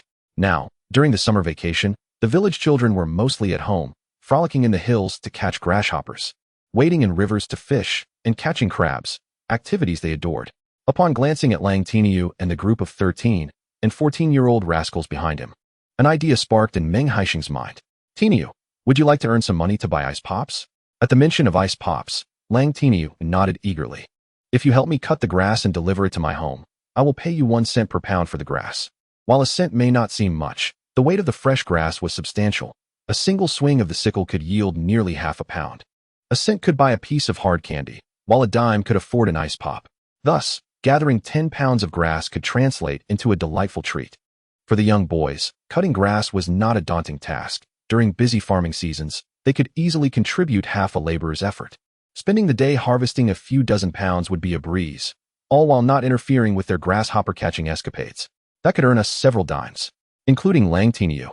It was likely that none of the children had a fixed allowance. Even when they desired a small snack, they had to plead with their elders. And whether they received it was uncertain. Third uncle, it's settled then. Tomorrow morning, we shall go cut grass and deliver it to your house. Lang Tinyu looked at Meng Haisheng with the determination of a little adult. All right, I will accept as much as you bring. When you cut the grass, prioritize the alfalfa and the vetch. If there's none, anything else will suffice. That's easy to remember. And be cautious, watch out for the sickle. Meng Haisheng couldn't help but remind them again. The group of children scampered away, laughing and chattering. While Meng Haisheng thought to himself that Lin Mucheng would no longer need to cut grass to feed the rabbits. In the village, poultry feed was primarily made from crushed wheat stalks, corn stalks, and sorghum stalks, mixed with a bit of corn and soybean cake. It was rare for someone like Meng Haisheng to be particular enough to cut grass specifically. He was indeed unique in this respect. After harvesting a large bundle of grass, Meng Haisheng noticed that the day was growing late and returned home. Upon arriving, he shared the plan of enlisting the village children to help with the grass. This works too. With all this vegetable cutting, I truly lack the time to gather rabbit fodder. The county required 270 pounds of vegetables, while Haiqing town needed 80 pounds. Keeping Lin Mucheng, Chu Lan, and Wu Lixia occupied throughout the day. If you find someone to help. I was also thinking of getting assistance to deliver cold dishes to the county, allowing me to save time for digging for buplurum. Although Meng Haisheng was capable, managing everything alone was undoubtedly overwhelming. Finding someone trustworthy to handle the delivery of cold dishes was crucial, considering the money involved. Meng Haisheng nodded slightly. Even though cold dishes sold for only 40 cents per pound, the total could amount to a significant income when the quantity increased. Meng Haisheng fell silent for a moment, contemplating whether to let his father go. Given his age, climbing the mountain to dig for buplurum would yield little, and he did not wish to exhaust him further. Why not ask him if he would be willing to help deliver the cold dishes? Moreover, you could have him take the ones from Haiqing town as well, allowing your elder brother to join in collecting buplurum for sale. It would be far more profitable than the meager earnings you make from delivering the cold dishes each morning. All right, I shall speak with father and my elder brother about it, he replied. Although Meng Haisheng understood this reasoning, he had already promised to assist Meng Guangzhu with the cold dish deliveries, and he was not one to break his word lightly. At worst, he would simply rise a bit earlier each morning. When Meng Haisheng sought out Meng Guangzhu, he found him just returned from the mountain, lying on the Kong in a somewhat soiled vest, having not yet changed. I truly feel my age. Even a little work leaves me aching all over. I am indeed becoming useless, sighed Meng Guangzhu, as he pounded his legs in frustration. Today, he had only managed to dig up 60 jin of buplurum, which was 20 jin less than the previous day, despite spending a longer time on the mountain. The relentless toil was beginning to take its toll. Why are you pushing yourself so hard? We are not destitute, Chu Lan remarked, noticing his exhaustion and quickly began to massage his legs and arms. Father, you should refrain from going up the mountain tomorrow and take a rest at home, Meng Haisheng suggested, feeling a pang of sympathy for his weary father. How can I possibly rest at home when buplurum fetches 5 yuan a jin? I cannot let such a lucrative opportunity slip through my fingers. Even if I have to crawl, I must ascend the mountain to dig for buplurum, Meng Guangzhu retorted, his voice strained as he lay on the Kong. Neck craned in protest. As Meng Haisheng entered, he immediately noticed his father's distress and couldn't help but smile at his father's determination. Father, tomorrow you need not go to the mountain to dig for buplurum. I have another task lined up for you. With a beaming smile, he stepped into the room. What mischief are you plotting, you little rascal? Meng Guangzhu asked, catching the gleam in his son's eye, suspecting a new idea was brewing. My elder brother and I must deliver cold dishes every day, which takes away considerable time from collecting buplurum. I thought perhaps you could take on the delivery of the cold dishes instead. Chapter 43. Collecting buplurum. Although Haiqing town is not directly aligned with the county seat, it is not far off. If you deliver together, you could extend your time by about an hour. The days are brightening earlier now. Waking a bit earlier would suffice. And if necessary, you could return home for a brief rest afterward. But can you manage 300 jin of cold dishes on your bicycle, father? Meng Guangzhu's eyes widened at the suggestion. I could carry even 400 jin without difficulty, he replied, mentally calculating the potential profits. Meng Haisheng's reasoning was sound. Both he and Meng Haisheng were young and robust, capable of digging more buplurum than he could alone. Moreover, the notion of rising early must surely imply awakening by 4 o'clock, when daylight has already graced the horizon. Typically at that hour, he would be preparing to head to the fields. Please provide me with the address promptly. I shall deliver the cold dishes tomorrow. Meng Haisheng first instructed Meng Guangzhu to take the cold dishes to Haiqing town, as the terrain there is predominantly flat, devoid of significant inclines. He would cycle over, first unloading 80 pounds of cold dishes, and then continue on to the county town with the remainder. For Meng Guangzhu, a man accustomed to laborious tasks, the burden of over 200 pounds was hardly daunting. Father, I shan't send you on this errand without compensation. As father and son, we shall keep our accounts clear. I shall give you 5 yuan for your trouble each day. Such a cheeky lad, offering your father wages, Meng Guangzhu retorted, his expression darkening with discontent. Just as long as you do not find it insufficient. Although 5 yuan pales in comparison to Meng Haisheng's earnings, he has always preferred meticulous accounting. After all, he could only afford to give Meng Guangzhu 2 yuan for a single delivery. It would be unreasonable to offer 10. Nevertheless, when presenting filial gifts, Meng Haisheng was no miser. He would nonchalantly bestow several hundred without a blink. Very well then, I shall earn this 5 yuan. Though Meng Guangzhu feigned indifference, inwardly, he was elated. After a lifetime of agricultural toil, this marked his inaugural venture into profitable trade. All he had to do was ride his bicycle for a brief excursion and return with 5 yuan in earnings. All without hindering his work, a rare boon bestowed by his own son. With this thought, Meng Guangzhu's spirits soared even higher. Having arranged the delivery of the cold dishes, Meng Haisheng retired early to bed, exhausted after several days of relentless activity. The following morning, he entrusted the cold dishes and the addresses for delivery to Meng Guangzhu. He was preparing to gather his belongings when he called for Meng Haisheng and Lang Tiniu to accompany him to the mountains to collect burdock root. Before they could depart, Lang Tiniu arrived, shouldering a bundle of grass. Uncle, I have brought you this bundle of grass. He dropped it onto the ground with a resounding thud. Goodness, when did you manage to cut such a large bundle? Meng Haisheng inquired, lifting it to gauge its weight, which he estimated to be around 50 pounds. I cut some yesterday evening and a bit more this morning, Lang Tiniu replied, the grass indeed proving to be quite heavy. Meng Haisheng weighed it and found it to be approximately 53 pounds, as he had anticipated. Without hesitation, Meng Haisheng handed Lang Tiniu 53 cents. Uncle, may I return this afternoon with more? Lang Tiniu asked, clutching the coins tightly, nearly bursting with joy. He had been yearning for an ice pop for days. Yet Ma Jinying had been reluctant to spare even a dime. Now, he could procure his own treat without needing to plead for money. In a flash, Lang Tiniu dashed away with his newfound wealth.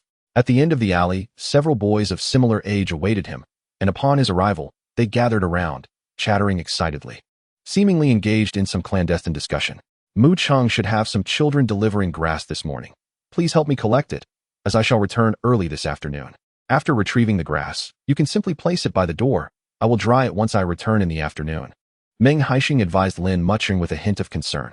Lin Mucheng was harboring a secret, and with the months progressing, Meng Haisheng grew increasingly cautious. All right, my mother and sister-in-law will be coming over shortly. They can lend a hand if needed. I surely won't be overburdened. Meng Haisheng pondered this, and then set off with a basket to find Meng Haisheng and Meng Daniu. Haisheng, I haven't accompanied you to the mountain to dig for burdock in the past few days, and my yield has significantly dwindled, Meng Daniu remarked. Previously, whenever he went to the mountain with Meng Haisheng, he would gather at least over 100 pounds of burdock. However, during Meng Haisheng's recent trips to the county to deliver cold dishes, Meng Daniu had gone to the mountain with his father instead. The most he had managed to collect was a mere 100 pounds, and on one occasion, only about 60 pounds, nearly half of what he would gather alongside Meng Haisheng. You cannot remain in one spot. You must explore the mountain more, Meng Haisheng advised. I have been wandering the mountain without pause. Just yesterday, I roamed for most of the day and returned only when darkness fell. Then let us venture to the mountain together today and see how much each of us can unearth. They agreed, and soon the three arrived at the mountain. As usual, Meng Haisheng sought a place to set his rabbit traps. Haisheng, have you caught all the rabbits in our mountain? I attempted to mimic your technique using vines for my traps, yet I haven't caught a single one in days, Meng Daniu confessed. Ever since he had gathered a plethora of rabbits last time, it seemed his luck had run out. No matter what traps he set thereafter, he was unsuccessful. How could that be? Just yesterday, I caught 2, Meng Haisheng replied, leaving Meng Daniu speechless, realizing it was not the traps that were flawed, but rather the trapper. This time, Meng Haisheng did not set many traps, only 10. While he was busy with the traps, he sporadically spotted clusters of burdock. Meanwhile, Meng Daniu and Meng Haisheng busied themselves digging for burdock. The three spread across the slopes, each able to see one another's figures whenever they stood. After placing the rabbit traps, Meng Haisheng began his burdock harvest. Just like the previous day, after a short while of bending over to dig, he discovered small patches of dense burdock. Meng Haisheng felt perplexed. There was clearly an abundance of burdock around. So why were Meng Daniu and Meng Haisheng unable to find any? Once his first basket was full, Meng Haisheng stood up to rest. At that moment, Meng Daniu had wandered quite far, while Meng Haisheng remained nearby. Elder brother, how much have you gathered? Is your first basket full? Meng Haisheng called out to Meng Haisheng. Do you even have half a basket? Should we change locations? That can't be. Why don't you come to my side? My basket is completely full. Meng Haisheng found it hard to believe Meng Haisheng's words. He had already begun digging before Meng Haisheng set his traps, so how could he have outpaced him? Thus, Meng Haisheng approached Meng Haisheng's side with his basket. When he beheld the burdock in Meng Haisheng's basket, which was thicker than his thumb, he was utterly astonished. Could it be? We are all on the same mountain, yet you have gathered so much while I have only this little? Meng Haisheng remarked, presenting his basket for Meng Haisheng to see. Upon inspection, it contained merely 3 or 4 pounds of Chinese angelica. Perhaps the angelica has grown on my side. Let us all dig for angelica here. With that, Meng Haisheng called for Meng Daniu. After walking a mere few meters forward, he stumbled upon a small patch of angelica. However, instead of digging it up immediately, he beckoned Meng Daniu over first. Meng Daniu's yield was even more meager than Meng Haisheng's. His basket held no more than 2 pounds of angelica. Brother Daniu, do not wander off aimlessly. Angelica does not grow atop the mountain. I spotted a small patch halfway here when I called for you. Have you found a nest of angelica? Meng Daniu inquired, astonished at Meng Haisheng's revelation. When the three initially began their foraging on the mountain, both Meng Haisheng and Meng Daniu had uncovered several nests of angelica. Yet, during his subsequent solo excursions, Meng Daniu had not encountered any more. The news of another nest delighted him immensely. The trio reconvened to harvest angelica once more. Meng Daniu and Meng Haisheng quickly realized that whenever they worked alongside Meng Haisheng, they could hardly remain idle, as if the angelica were rushing to their feet.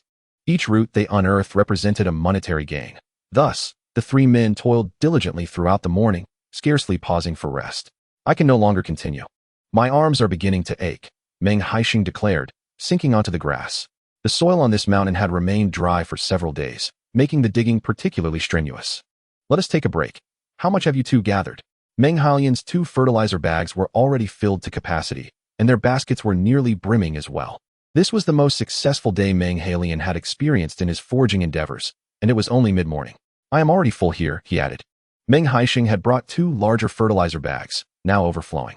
Even the baskets, which had initially been tossed haphazardly, were now neatly arranged, with not a single gap left. Meng Daniu's situation mirrored theirs. Had I known we would gather so much angelica today, I would have brought a larger bag, Meng Daniu remarked. His face sunburned but adorned with a simple smile. Each additional pound of angelica he harvested would contribute to his future bride's dowry, as he aspired to marry Lang Chunhua soon. Then let us rest, eat something, drink some water, and then descend the mountain, Meng Haisheng suggested. Both he and Meng Daniu had prepared ample food, initially planning to dine atop the mountain, but they had unexpectedly exceeded their previous day's haul before noon. Their water supply, which they had brought with them, had long been consumed. As they prepared to descend, Meng Haisheng took his water bottle to refill from a mountain spring. Haisheng, is the spring water safe to drink? It won't cause any stomach issues, will it? Meng Haisheng hesitated, wary of drinking from the mountain spring. In their youth, they had sampled spring water a few times. However, later on, the village promoted the consumption of hot water, discouraging people from drinking cold water, which led to a decline in the casual intake of the mountain spring water. No worries, I drank a pot of it yesterday, and I feel perfectly fine now. Currently, the mountain spring water remains unpolluted and is still drinkable. Yet, in 20 to 30 years, as vast orchards are cultivated on the mountain requiring pesticides, the spring water will inevitably become contaminated, rendering it inaccessible even if people wish to drink it. Meng Haisheng, upon hearing Meng Haisheng mention that he had consumed it without issue, felt reassured. After all, during their childhood, when they played in the mountains, each of them had partaken of the spring water without falling ill. The spring was located a little farther away, so Meng Haisheng suggested everyone rest in place while he fetched the water. When he went to draw water, he wiped his head and face with a damp towel. Feeling a bit cooler, he took the filled water jug to find Meng Haisheng. With August swiftly approaching, after a morning of digging for Cotonopsis, all three were exhausted and their vests had been soaked and dried numerous times. The coolness of the spring water was truly refreshing. Haisheng, why can't I recall this spring being here before? Meng Haisheng glanced toward the nearby mountain stream, his memory entirely blank. When I was young, I loved to come to the mountains to catch squirrels. No one in our village knows this area better than I do. Children in the countryside had little to entertain them, aside from swimming in rivers or climbing mountains. During his childhood, Meng Haisheng had a particular fondness for squirrels. They were elusive, and he could only watch them from afar. Later, when he had both leisure and means, he even raised a squirrel himself. Though his affection for it had faded over time, the three of them, burdened with their heavy loads, made their way back to the village. Upon returning, it was precisely noon, the time when workers finished their labor. They encountered many villagers along the way, some of whom inquired curiously about their endeavors. Meng Haisheng and his companions answered openly, explaining that they had gone to the mountains to dig Codenopsis in preparation for selling it. The villagers had long been aware of Meng Haisheng's interest in collecting Codenopsis, but many regarded him as unreliable and had given it little thought. Now, seeing the trio descending the mountain with their substantial harvest, they cast inquisitive glances. Haisheng, are you truly collecting Codenopsis? Uncle, could there be any deceit in this? Hasn't it already been announced over the village loudspeaker? Clean Codenopsis is worth 1 yuan per gene, and you can have as much as you desire. I'll be cleaning the Codenopsis at home this afternoon. Uncle, if you wish to dig some, do come by and take a look. Meng Haisheng spoke with a composed demeanor, and the villagers began to feel intrigued. 1 yuan per gene of Codenopsis. If they could gather this much in just one morning, they could indeed prosper. The villagers' initial skepticism began to wane. As Meng Haisheng approached his home, he was taken aback by a mountain of grass piled at his doorstep. Mucheng, is all this grass brought by the village boys? The heap of grass bundles at the entrance amounted to at least a dozen, which seemed rather exaggerated for just one morning's work. Indeed, I informed them that I would collect one more batch this afternoon, and tomorrow there would be no further collections. Our household requires space to dry the Chinese angelica. There is hardly enough room to air out such a large quantity of grass bundles. Meng Haisheng offered a wry smile, taken aback by the fervor displayed by the village youths. Simultaneously, a twinge of bitterness welled up within him. Ultimately, this predicament stemmed from their impoverished circumstances. The family needed to clear space for chopping vegetables to prepare cold dishes, and the task of drying the grass bundles was undeniably cumbersome. I shall inquire with the elder in the front courtyard to see if I might borrow his yard for drying the grass bundles. The yard of Meng Deyi's home is at least twice the size of mine, and beyond the gate, there is a sizable open area. If we level that space, it would be more than adequate for drying the grass. There is no need for haste. You should rest after your morning's labor of digging up Chinese angelica on the mountain. Very well, I shall wash my face. The heat of the day is rising, and even the slightest exertion outdoors causes one to sweat profusely. Meng Haisheng made his way to the main hall, taking a towel to the well to wash his face. Just as he was about to draw water, Momo approached him. Daddy, watermelon. Meng Haisheng initially assumed that Momo was referring to a piece of watermelon she had. He smiled and gently tousled her hair. How about I buy you some watermelon this afternoon? Watermelon. In the well, Momo pointed to the wooden cover of the well. It dawned on Meng Haisheng that Momo was indicating there was watermelon cooling in the well. Lin Mucheng, who was tidying up in the kitchen, overheard their exchange and peered out. Haisheng, your father came this morning to deliver the money for vegetables and brought 2 watermelons. We've eaten one and saved the other for you in the well. It will be just right to eat now. Meng Haisheng asked Momo to step back a few paces, lifted the cover of the well, and carefully retrieved the basket hanging inside. In the village, nearly every household lacks a refrigerator, yet every family has a well in their courtyard. During the summer, the water in the well remains cool, and people prefer to place fruits in baskets and hang them in the well. After returning from the fields, indulging in a piece of refreshingly cool fruit is a delightful experience for them. Meng Haisheng brought the watermelon up, giving it a gentle pat. The large fruit emitted a satisfying thud. Momo, you truly are your father's little darling. In a few days, when I go to the county to sell the Chinese angelica, is there anything you wish for? I shall buy it for you. At that moment, Meng Haisheng's face radiated joy. Momo hadn't merely desired watermelon. She intended to remind him that there was watermelon to be enjoyed. Such a warm-hearted little darling made Meng Haisheng wish he could pluck the stars from the sky for her. I want a floral dress, Momo declared, twirling in front of him. The dress she wore was crafted from synthetic cotton fabric that Meng Haisheng had purchased days earlier, with Lin Mucheng having sewn it for her. Our Momo is growing into a young lady and has taken to adorning herself. I shall visit the market and seek out a beautiful floral dress for you. Daddy is my favorite, Momo exclaimed. The father and daughter carried the watermelon into the main hall. As the blade barely grazed the watermelon's skin, before Meng Haisheng could apply any force, a crisp crack echoed, and the large watermelon split open. The vibrant red flesh of the watermelon peeked out, making Meng Haisheng feel parched. He sliced the watermelon into thin pieces, but did not rush to let Momo have some. Instead, he offered her a large white rabbit milk candy, allowing the watermelon to rest for a while, so it would not be too cold when consumed, thereby preventing any discomfort from eating something too chilly.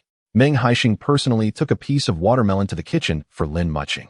They had had noodle dumpling soup for lunch, and Lin Mucheng's hands were covered in dough, making it impossible for her to accept the watermelon. Go ahead and eat. I had some this morning. She attempted to decline, but Meng Haisheng brought the watermelon to her lips. Chapter 44. Trust one just had a taste. And it's not too cold. You should be fine. As he spoke, Meng Haisheng used the towel around his neck to gently wipe the sweat from Lin Mucheng's forehead. The towel carried his unique scent, leaving Lin Mucheng slightly embarrassed, her cheeks flushed. Although they had welcomed Momo into their lives, and she was even expecting another child, their intimate moments were few and far between. What's the matter? Meng Haisheng, perplexed by Lin Mucheng's reluctance to eat the watermelon, observed her blushing face. Ultimately, she took a bite from the piece he held. You're busy. Hurry to the main room to eat. I see you've prepared the noodle dumplings. Let me help you with the fire. Meng Haisheng finished the watermelon in just a few bites, oblivious to Lin Mucheng's silent protest. That was what she had eaten. How could he indulge again? As a rugged man, Meng Haisheng was unaware of Lin Mucheng's thoughts. He merely wished to prepare lunch swiftly, fill his belly, and then rest a while before drying the freshly cut grass. The noodle dumpling soup, enriched with fresh clam meat, became exceptionally delicious. Earlier, when his father had gone to deliver cold dishes, he stumbled upon a vendor selling clams and other small seafood, seizing the opportunity to purchase a good amount. I rushed through the last trip to the county and didn't have time to browse. Next time I go for the chuanqiong, I'll be sure to bring back some fresh seafood and fish. After living under the same roof with Lin Mucheng for over 2 years, Meng Haisheng had just discovered her fondness for seafood. The last time he had bought a mackerel, she had been reluctant to eat the fish flesh, saving it for Momo while she simply stewed the head and tail with a bit of water. At that moment, Meng Haisheng had found the clear fish soup somewhat fishy, yet Lin Mucheng had tasted nothing amiss. Adding just a hint of vinegar, she finished the entire bowl. This incident lingered in Meng Haisheng's memory, but during his last visit to the county, time had been too tight to bring her any fish. Next time I go to the county, I must bring Lin Mucheng some fresh fish and other seafood. Fresh fish doesn't keep well. If you see any dried fish or well-preserved salted fish, please buy some for me. All right, I'll remember, Meng Haisheng replied, savoring the clam noodle dumpling soup. At that moment, he wished he could slap himself. After so many years of living together, he was still learning about her preferences. The reason he had not noticed Lin Mucheng's fondness for fish was due to the dire financial circumstances they faced after their marriage, where they struggled to secure even a basic meal, let alone fish. Reflecting on the past, he realized how careless he had been. After lunch, Meng Haisheng fanned himself gently while soothing Momo to sleep, and he too lay down on the bed to rest. The relentless pace was beginning to wear him out. Haisheng, don't push yourself too hard. Life is meant to be lived day by day. There's no use in being anxious. Lin Mucheng, who was sewing a skirt for Momo while leaning against the bed, had already perceived Meng Haisheng's fatigue. After much hesitation, she finally spoke. I am not tired. For you, Momo, and the child yet to be born, this little exhaustion is nothing. Meng Haisheng flashed a grin, revealing a row of neat white teeth, causing Lin Mucheng to quickly lower her head again. The weather was warm, and during the midday, she wore only a cotton tank top. Meng Haisheng could vaguely see that the undershirt she wore had faded from washing, with the straps long lost their elasticity. He contemplated purchasing several new outfits for Lin Mucheng when he visited the county town. While lost in thought, his gaze remained fixed on her.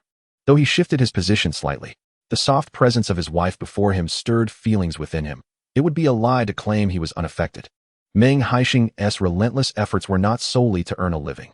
More importantly, they were a means to release the overwhelming joy he felt inside. He had cherished Lin Mucheng for many years, and now she was vividly present before him. He yearned to embrace her immediately, to meld her into his very being. Yet he refrained, fearful that his long-concealed affection might startle her. Thus, he resorted to vigorous labor to distract himself. Perhaps Meng Haisheng's gaze was too intense. Lin Mucheng suddenly lifted her head to meet his eyes, where a flicker of shadowy light danced within. Lacking experience, Lin Mucheng hesitated for a moment before realizing the significance of Meng Haisheng's peculiar look. You should sleep. I'll call you shortly, she said, setting aside her needlework and retreating to the inner room, donning a loose navy shirt before returning. All right, I'll nap for half an hour. Wake me when it's time. A smile graced Meng Haisheng's lips as he quickly shut his eyes, though myriad thoughts occupied his mind. He knew he must not act recklessly, especially with their child still in the early stages of development. Exhausted, Meng Haisheng felt as though he had barely closed his eyes when Lin Mucheng came to rouse him. The villagers' afternoon rest was always brief. When Meng Haisheng sought out old man Meng, he found him already enjoying a smoke beneath the pear tree. "Uncle, may I borrow your yard and the vacant space in front to dry some grass? My yard is fine, but that patch outside is all dirt and stones. It might not be suitable for drying." "No worries, a little tidying up will suffice." "All right, it's empty anyway. Feel free to use it." Old man Meng observed Meng Haisheng's tireless efforts with great satisfaction in his heart. As for borrowing his yard, he was completely indifferent to such trivial matters. Meng Haisheng received permission from old man Meng and casually borrowed his small cart to transport all the bundles of grass to old man Meng's doorstep. Upon seeing Meng Haisheng's arrival, Grandma Meng also came out to assist in tidying up the yard, striving to clear as much space as possible for him. One by one, the large and small bundles of grass were unwrapped by Meng Haisheng, revealing mostly alfalfa and sweet potato vines. He chuckled to himself, aware that the village children were most sincere. When he merely expressed a desire for these two types of grass, they made every effort to harvest them for him. "Haisheng, are you planning to process this grass into fodder?" Grandma Meng inquired while helping. "Yes, I intend to raise more rabbits. Since we don't have many corn stalks or wheat straw at home, I can only gather more grass to store. Fresh, green grass is the best. Corn and wheat stalks are only cut after the grain is harvested, and rabbits want to fatten on them. Villagers only use corn and wheat stalks for feed." "Oh, I see." Soon, Meng Haisheng had spread the grass out to dry in old man Meng's yard. He tidied up the area outside the yard and borrowed a stone roller to flatten the empty space outside the yard, back and forth, until it was smooth. Once finished, he laid the grass out to dry on top. This method would ensure the grass was cleaner and free from sand. Chapter 45. A bustling home. While Meng Haisheng was drying the grass, the village boys gradually returned with bundles of grass on their shoulders. The 11 and 12-year-olds couldn't carry much, but they managed to bring back smaller bundles weighing 20 to 30 pounds. The 15 and 16-year-olds were more capable, hauling bundles weighing 50 pounds with ease. A group of children joyfully received their money from Lin Mucheng and hurried off to the village shop. Lang Tiniu alone managed to cut over 100 pounds of grass today and made 2 trips to Meng Haisheng's home, with his earnings exceeding 1 yuan. He indulged in ice pops and candies, feeling like a small landlord. Unaware of the situation, Ma Jinying, who was merely trying to get by, saw her son spending money so recklessly and assumed he had stolen it. Thus, she grabbed a broom and chased Lang Tiniu down the street. Had it not been for her affection for her son, Meng Tiniu would undoubtedly have faced dire consequences today. "Mom, please don't hit me. This money is truly mine. I didn't catch grasshoppers on the mountain today. I harvested over 100 pounds of grass." "I don't believe you. With grass growing all over the mountains. What fool would pay you for that? Be honest, did you steal from your father's secret stash?" Ma Jinying knew exactly how little money was in her pocket. If there weren't any here, it must have been Lang Dali's doing. Lang Dali, who had come out to watch the commotion, was taken aback when the fire turned toward him and quickly distanced himself from the situation. "If you're going to discipline Tiniu, just deal with him. Don't drag me into this." The family's uproar drew the attention of many villagers, who came out to witness the chaos. Meanwhile, on the other side of the street, Meng Xiaohu was also being dragged out of his house by his mother, still clutching a bag of fig shreds and a bag of sour plum powder. "Mother, the money I earned truly comes from harvesting grass. Today, I collected 50 pounds. You, my dear child, are becoming increasingly adept at spinning tales, not even batting an eye. Do you think your mother can be deceived as easily as a 3-year-old? Meng Xiaohu has only recently been dragged out, and several other families have pulled their sons out as well. When everyone gathered and conversed, their faces were etched with confusion. If it were only one family, perhaps no one would believe that Meng Haisheng would pay for grass. However, with so many children stepping forward to assert that they earned money assisting Meng Haisheng in harvesting grass, a degree of credibility emerged. Consequently, a throng of children and adults rushed to find Meng Haisheng. At that moment, Meng Haisheng had just finished drying the grass and was in the yard washing the buplurum. He was startled to see so many people at his doorstep. "What on earth is happening?" "Haisheng, just now, my family's Tiniu mentioned that you were paying 1 cent per pound for grass. Is that true?" "Indeed, it is true. My family plans to raise more rabbits. But we lack sufficient hands, which is why I sought help from the village children to cut some grass." My Jinying, however, was unconcerned with the purpose behind Meng Haisheng's grass harvesting. Her sole focus was on his offer of 1 cent per pound. At this peak of summer, Grass is abundant in the mountains. If it is indeed 1 cent per pound, during her free time, she could easily harvest 1 or 200 pounds of large bundles. Haisheng, will you need more tomorrow? Yes. Although my family cannot dry too much, perhaps I can only manage 1 or 2,000 pounds. Upon hearing that Meng Haisheng would only accept 1 or 2,000 pounds, the women and children who had gathered quickly perked up. They would need to rise early to harvest grass, fearing that if they returned late, Meng Haisheng might refuse to buy. The few men who had joined the excitement initially thought they could earn some pocket money, but quickly lost interest upon learning the limit. One keen observer noticed Meng Haisheng washing the buplurum in the yard and suddenly recalled that he also purchased buplurum. Haisheng, how much buplurum have you collected? Do you need more? The question came from Lang Dali, whose family, with many mouths to feed and little land, was struggling. Yes. I'll take as much as you have. What is your price, and do you have any requirements? Lang Dali already knew that Meng Haisheng was paying $1 per pound for buplurum, yet he couldn't resist asking for confirmation once more. Meng Haisheng patiently reiterated the details to Lang Dali. The men standing in the crowd perked up their ears.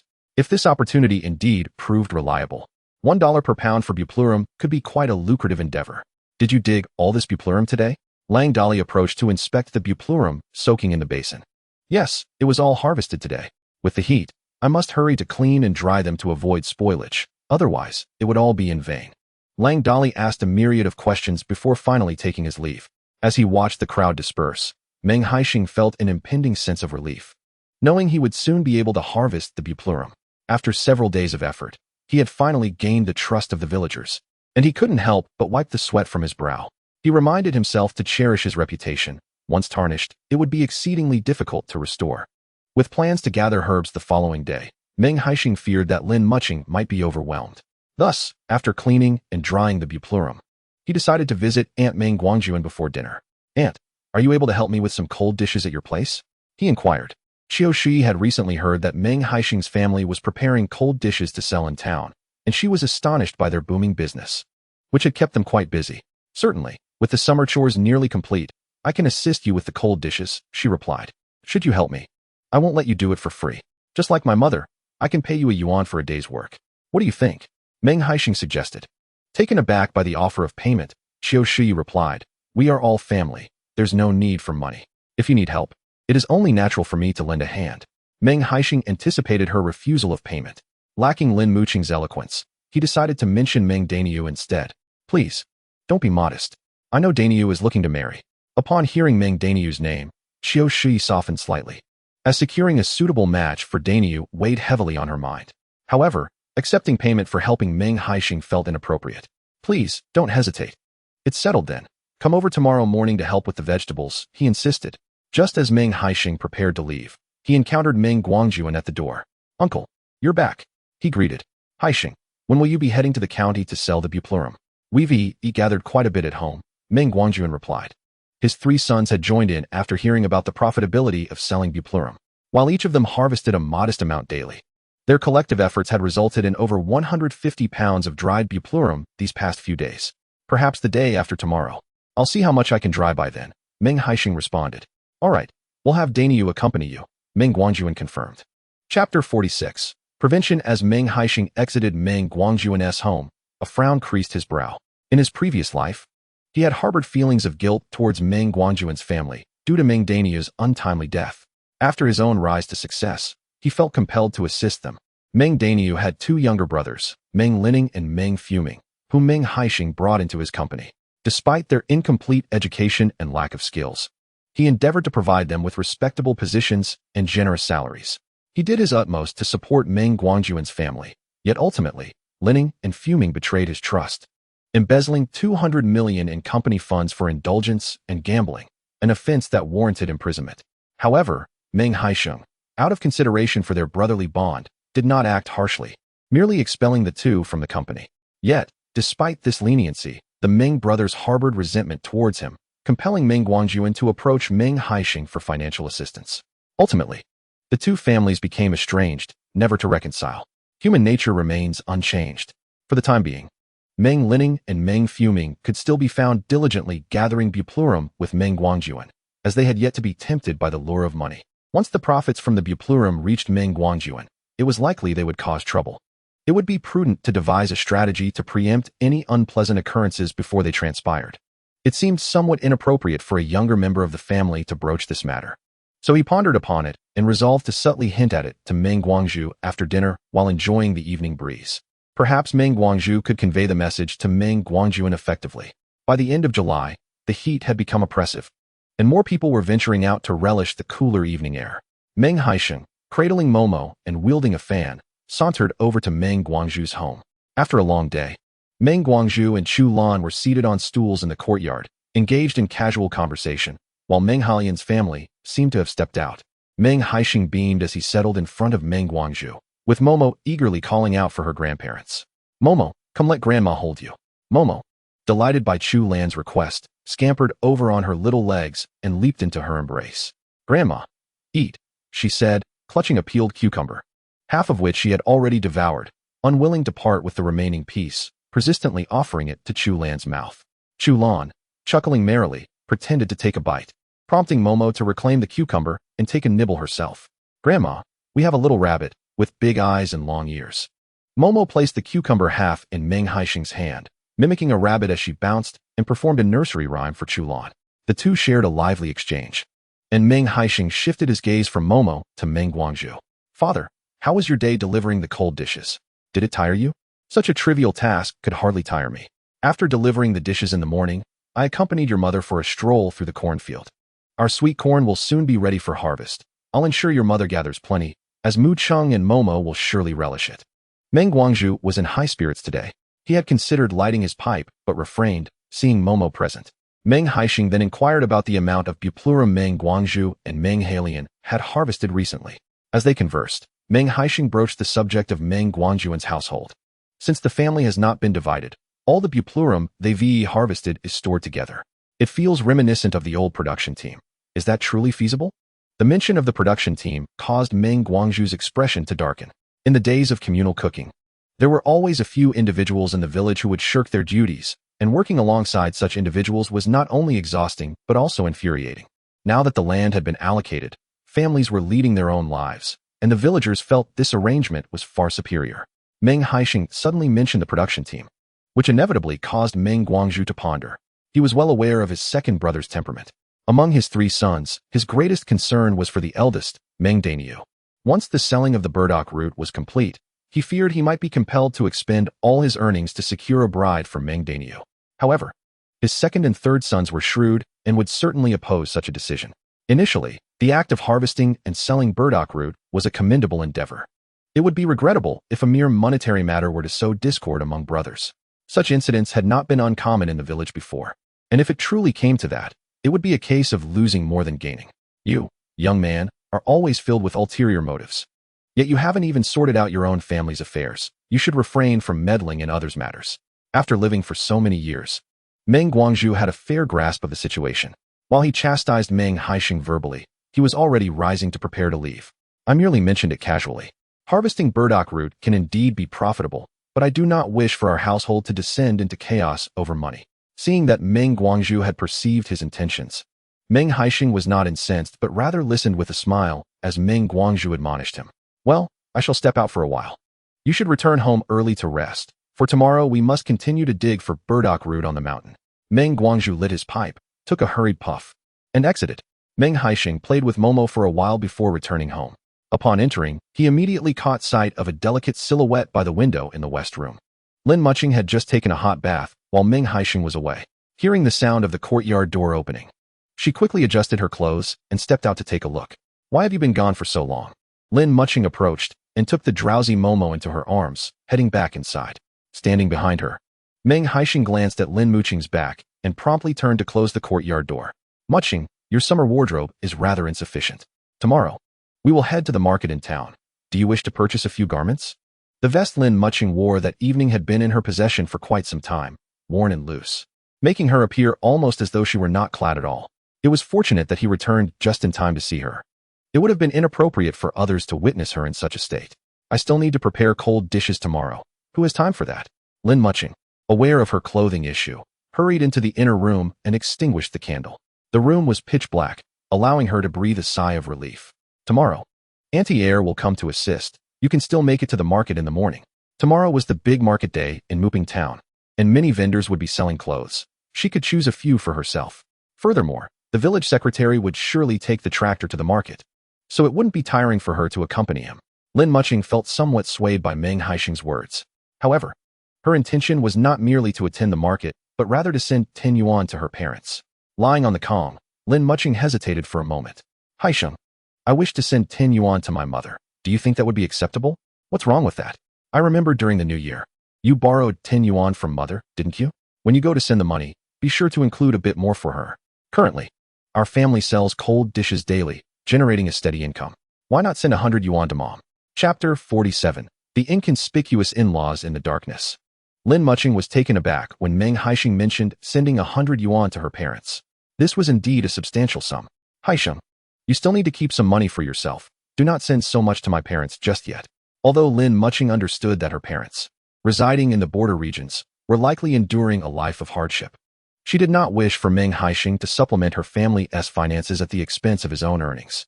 She was afraid that one day Meng Haisheng might change his mind and bring up her past, and also afraid that he might resent her for supporting her family. Lin Mucheng felt like a drifting weed, devoid of any sense of belonging. Having spent several years in the mountain village as a youth educator, it still felt foreign to her. Moreover, given Meng Haisheng's previous indifference towards her, she harbored no sense of security. She lived cautiously, for the sake of her daughter Momo and in hopes of reuniting with her distant parents in her lifetime. Mucheng, tomorrow you should send 100 yuan to our parents. Consider this an expression of my filial piety over the years. All at once, Meng Haisheng insisted. He understood Lin Mucheng's apprehensions. The villagers often gossiped. Any daughter-in-law who frequently sent items home or visited her parents could become the subject of idle talk. Lin Mucheng had likely heard such remarks, which made her hesitant to send money to her parents. Mucheng, you've never mentioned what your parents do for a living. Please tell me more. He continued, once our circumstances improve, we can buy train tickets and visit them together. Lin Mucheng was startled by Meng Haisheng's inquiry. They are ordinary workers. Life in the border regions is harsh, but the pay is better. My parents hope to earn more to support the family. She quickly added, you should get some rest. We have an early start tomorrow. Lin Mucheng clearly wished to avoid this topic. The more she resisted, the more curious Meng Haisheng became. After Lin Mucheng's passing in his previous life, he had sent several telegrams to the border address she had left in the village, but there was never a response. Later, upon returning home after achieving some success, he inquired if anyone had seen Lin Mucheng's parents, only to learn that they had not. He had even sought out information. But in those chaotic times, it was exceedingly difficult to gather personal details from the border, and after nearly a decade of searching, he had given up. Meng Haisheng pondered in silence. What secrets lay between Lin Mucheng and her parents that even he, her closest confidant, was not privy to? Feeling weary, Meng Haisheng's thoughts drifted, and he unknowingly fell asleep. Rarely a dreamer, he found himself in a night filled with vivid dreams, where past and present intertwined chaotically in his mind. Despite being aware that he was dreaming, he could not escape the entanglement of his thoughts. In the fleeting moment of a dream, he beheld Meng Guangjuan, an elderly man weeping and beseeching him for assistance with his 2 sons. In the next instant, he found himself suddenly seated in a vehicle. Within the confines of this business car were 5 individuals, all unfamiliar to Meng Haisheng. Just as he was about to inquire, the world around him spun violently, and the car tumbled into a ravine. In his dazed state, Meng Haisheng faintly heard the voice of Meng Changyue calling out to him, urging him to awaken. Haisheng, rise and shine. Lin Mucheng approached and gently prodded Meng Haisheng, who struggled to emerge from his slumber. What time is it? Meng Haisheng rubbed his eyes. It's 3:30. The cold dishes are ready. Please help me load them onto the bicycle. To facilitate Meng Guangzhu in transporting the cold dishes, Meng Haisheng had deliberately purchased 2 slightly larger bamboo baskets. The baskets, shaped like saddles, fit perfectly on the rear rack of the bicycle. Once he became engrossed in his tasks, Meng Haisheng swiftly dismissed the dream from the previous night. He personally handed Lin Mucheng 150 yuan to send to her parents in town. Only after ensuring she had boarded Meng Jiangwo's tractor did he return home. This morning, numerous villagers came to deliver bundles of fresh grass, and Meng Haisheng entrusted this task to Chu Lan. Although Chu Lan could not read, the village children were literate, and they diligently noted down the quantities of grass delivered and the corresponding payments in a small notebook. This way, Chu Lan could keep track. Knowing not to accept more than 2,000 jin, Meng Haisheng continued to team up with Meng Hailian and Meng Daniu to harvest the peony root on the mountain. While they toiled, Meng Dainiu mentioned the matter spoken of by Meng Guangzhu in the previous night. My father declared that starting today, we brothers shall gather our own peony root and dry it ourselves. My mother has gone to assist you, leaving me to manage the washing alone. Meng Dainiu was reasonably adept at harvesting peony root, yet he was somewhat reluctant when it came to washing, as his strong hands often crushed the roots. Recently, Qiu Shi had been helping with the washing, while he merely fetched water and laid out the roots to dry. Now, with his father's orders, the responsibility fell solely upon him. His two younger brothers, having wives to assist them, left him to labor alone. You haven't tea harvested much, just be careful, and it will wash clean in no time. Meng Haisheng cheerfully reassured Meng Dainiu. However, Meng Dainiu felt an inexplicable sense of discomfort at these words. Hearing Meng Dainiu complain about his father's meddling, Meng Haisheng could only silently ridicule him for his naivety. If his father did not impose such arrangements, he feared he would never save enough to marry. Once matters concerning Meng Guangzhuan were resolved, Meng Haisheng finally felt a sense of relief. By intervening before issues arose and subsequently guiding them correctly, he believed that Meng Lining and Meng Fuming, despite their peculiarities, would ultimately flourish. The trio spent a frenzied morning digging for peony root. While on the mountain, they encountered several villagers. Haisheng, how come you've gathered so much? We've been at it all morning and have barely filled half a bag, Lang Dali remarked as he glanced at Meng Haisheng and his companions, who had each filled 2 bags, their baskets nearly overflowing. They had not ventured far, merely meandering in the nearby hills. As Meng Haisheng spoke, he also took note of Lang Dali's baskets. Uncle, the quality of your chaihu needs to be monitored. I only accept the larger varieties. The smaller ones are not acceptable.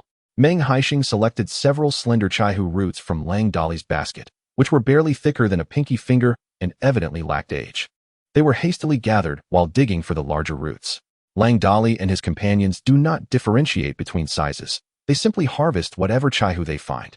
If the smaller ones are left to grow, they could yield more in the future, but now that all the small ones have been uprooted, there will be nothing left to harvest later. Such is the reasoning.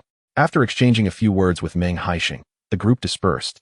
Watching their hurried figures fade into the distance, Meng Haisheng let out a soft sigh, knowing they had likely not absorbed his words. Throughout the morning, everyone worked hard, yet found joy in their labor. As Meng Haisheng made his way home with the heavy burden of his yoke, his footsteps felt lighter. Chapter 48. Tailoring clothes. When Meng Haisheng returned home, it was still before lunchtime, and the entrance was piled high with bundles of grass. Ma Jining and Lang Tiniu were weighing bundles of grass in the alley. Upon seeing Meng Haisheng, Ma Jining exclaimed, "Oh, you've gathered quite a lot of chaihu." Yesterday, Lang Dali had also returned from the mountains with a bag of chaihu, having toiled from dawn until dusk for just that little bit. By the time he got home, he was utterly exhausted. Harvesting chaihu is even more taxing than working the fields. Today, fortune smiled upon him, allowing him to find a patch with plenty of chaihu, leading to a bountiful collection. Unbeknownst to Meng Haisheng, the others had only gathered a meager amount. He assumed they were all in similar circumstances. You truly had good luck today, Ma Jining remarked enviously, glancing at the heavy bags of chaihu he carried. If only Lang Dali could gather as much. A pound of dried chaihu sells for a yuan, and after drying, this haul would surely yield 40 to 50 pounds. That amounts to a substantial sum.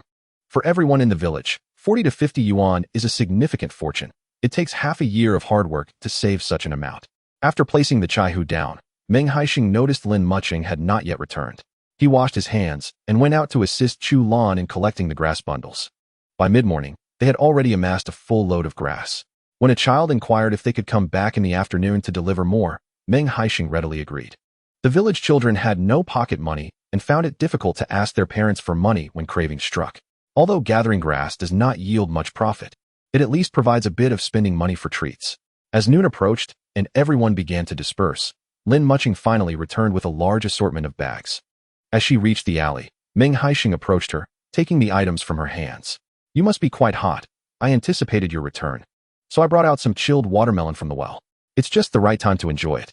Lin Mucheng had gone to the market wearing a sun hat and returned by tractor, yet the scorching midday sun had left her sweating profusely. It is indeed a bit warm. Sitting in the corner, watching Meng Haisheng arrange the grass bundles, Momo ran up excitedly upon seeing Lin Mucheng return. "Mama, you're back. Momo missed you so much." Momo felt an overwhelming sense of insecurity.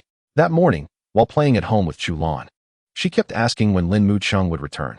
Once Meng Haisheng arrived, Momo became his shadow, following him wherever he went.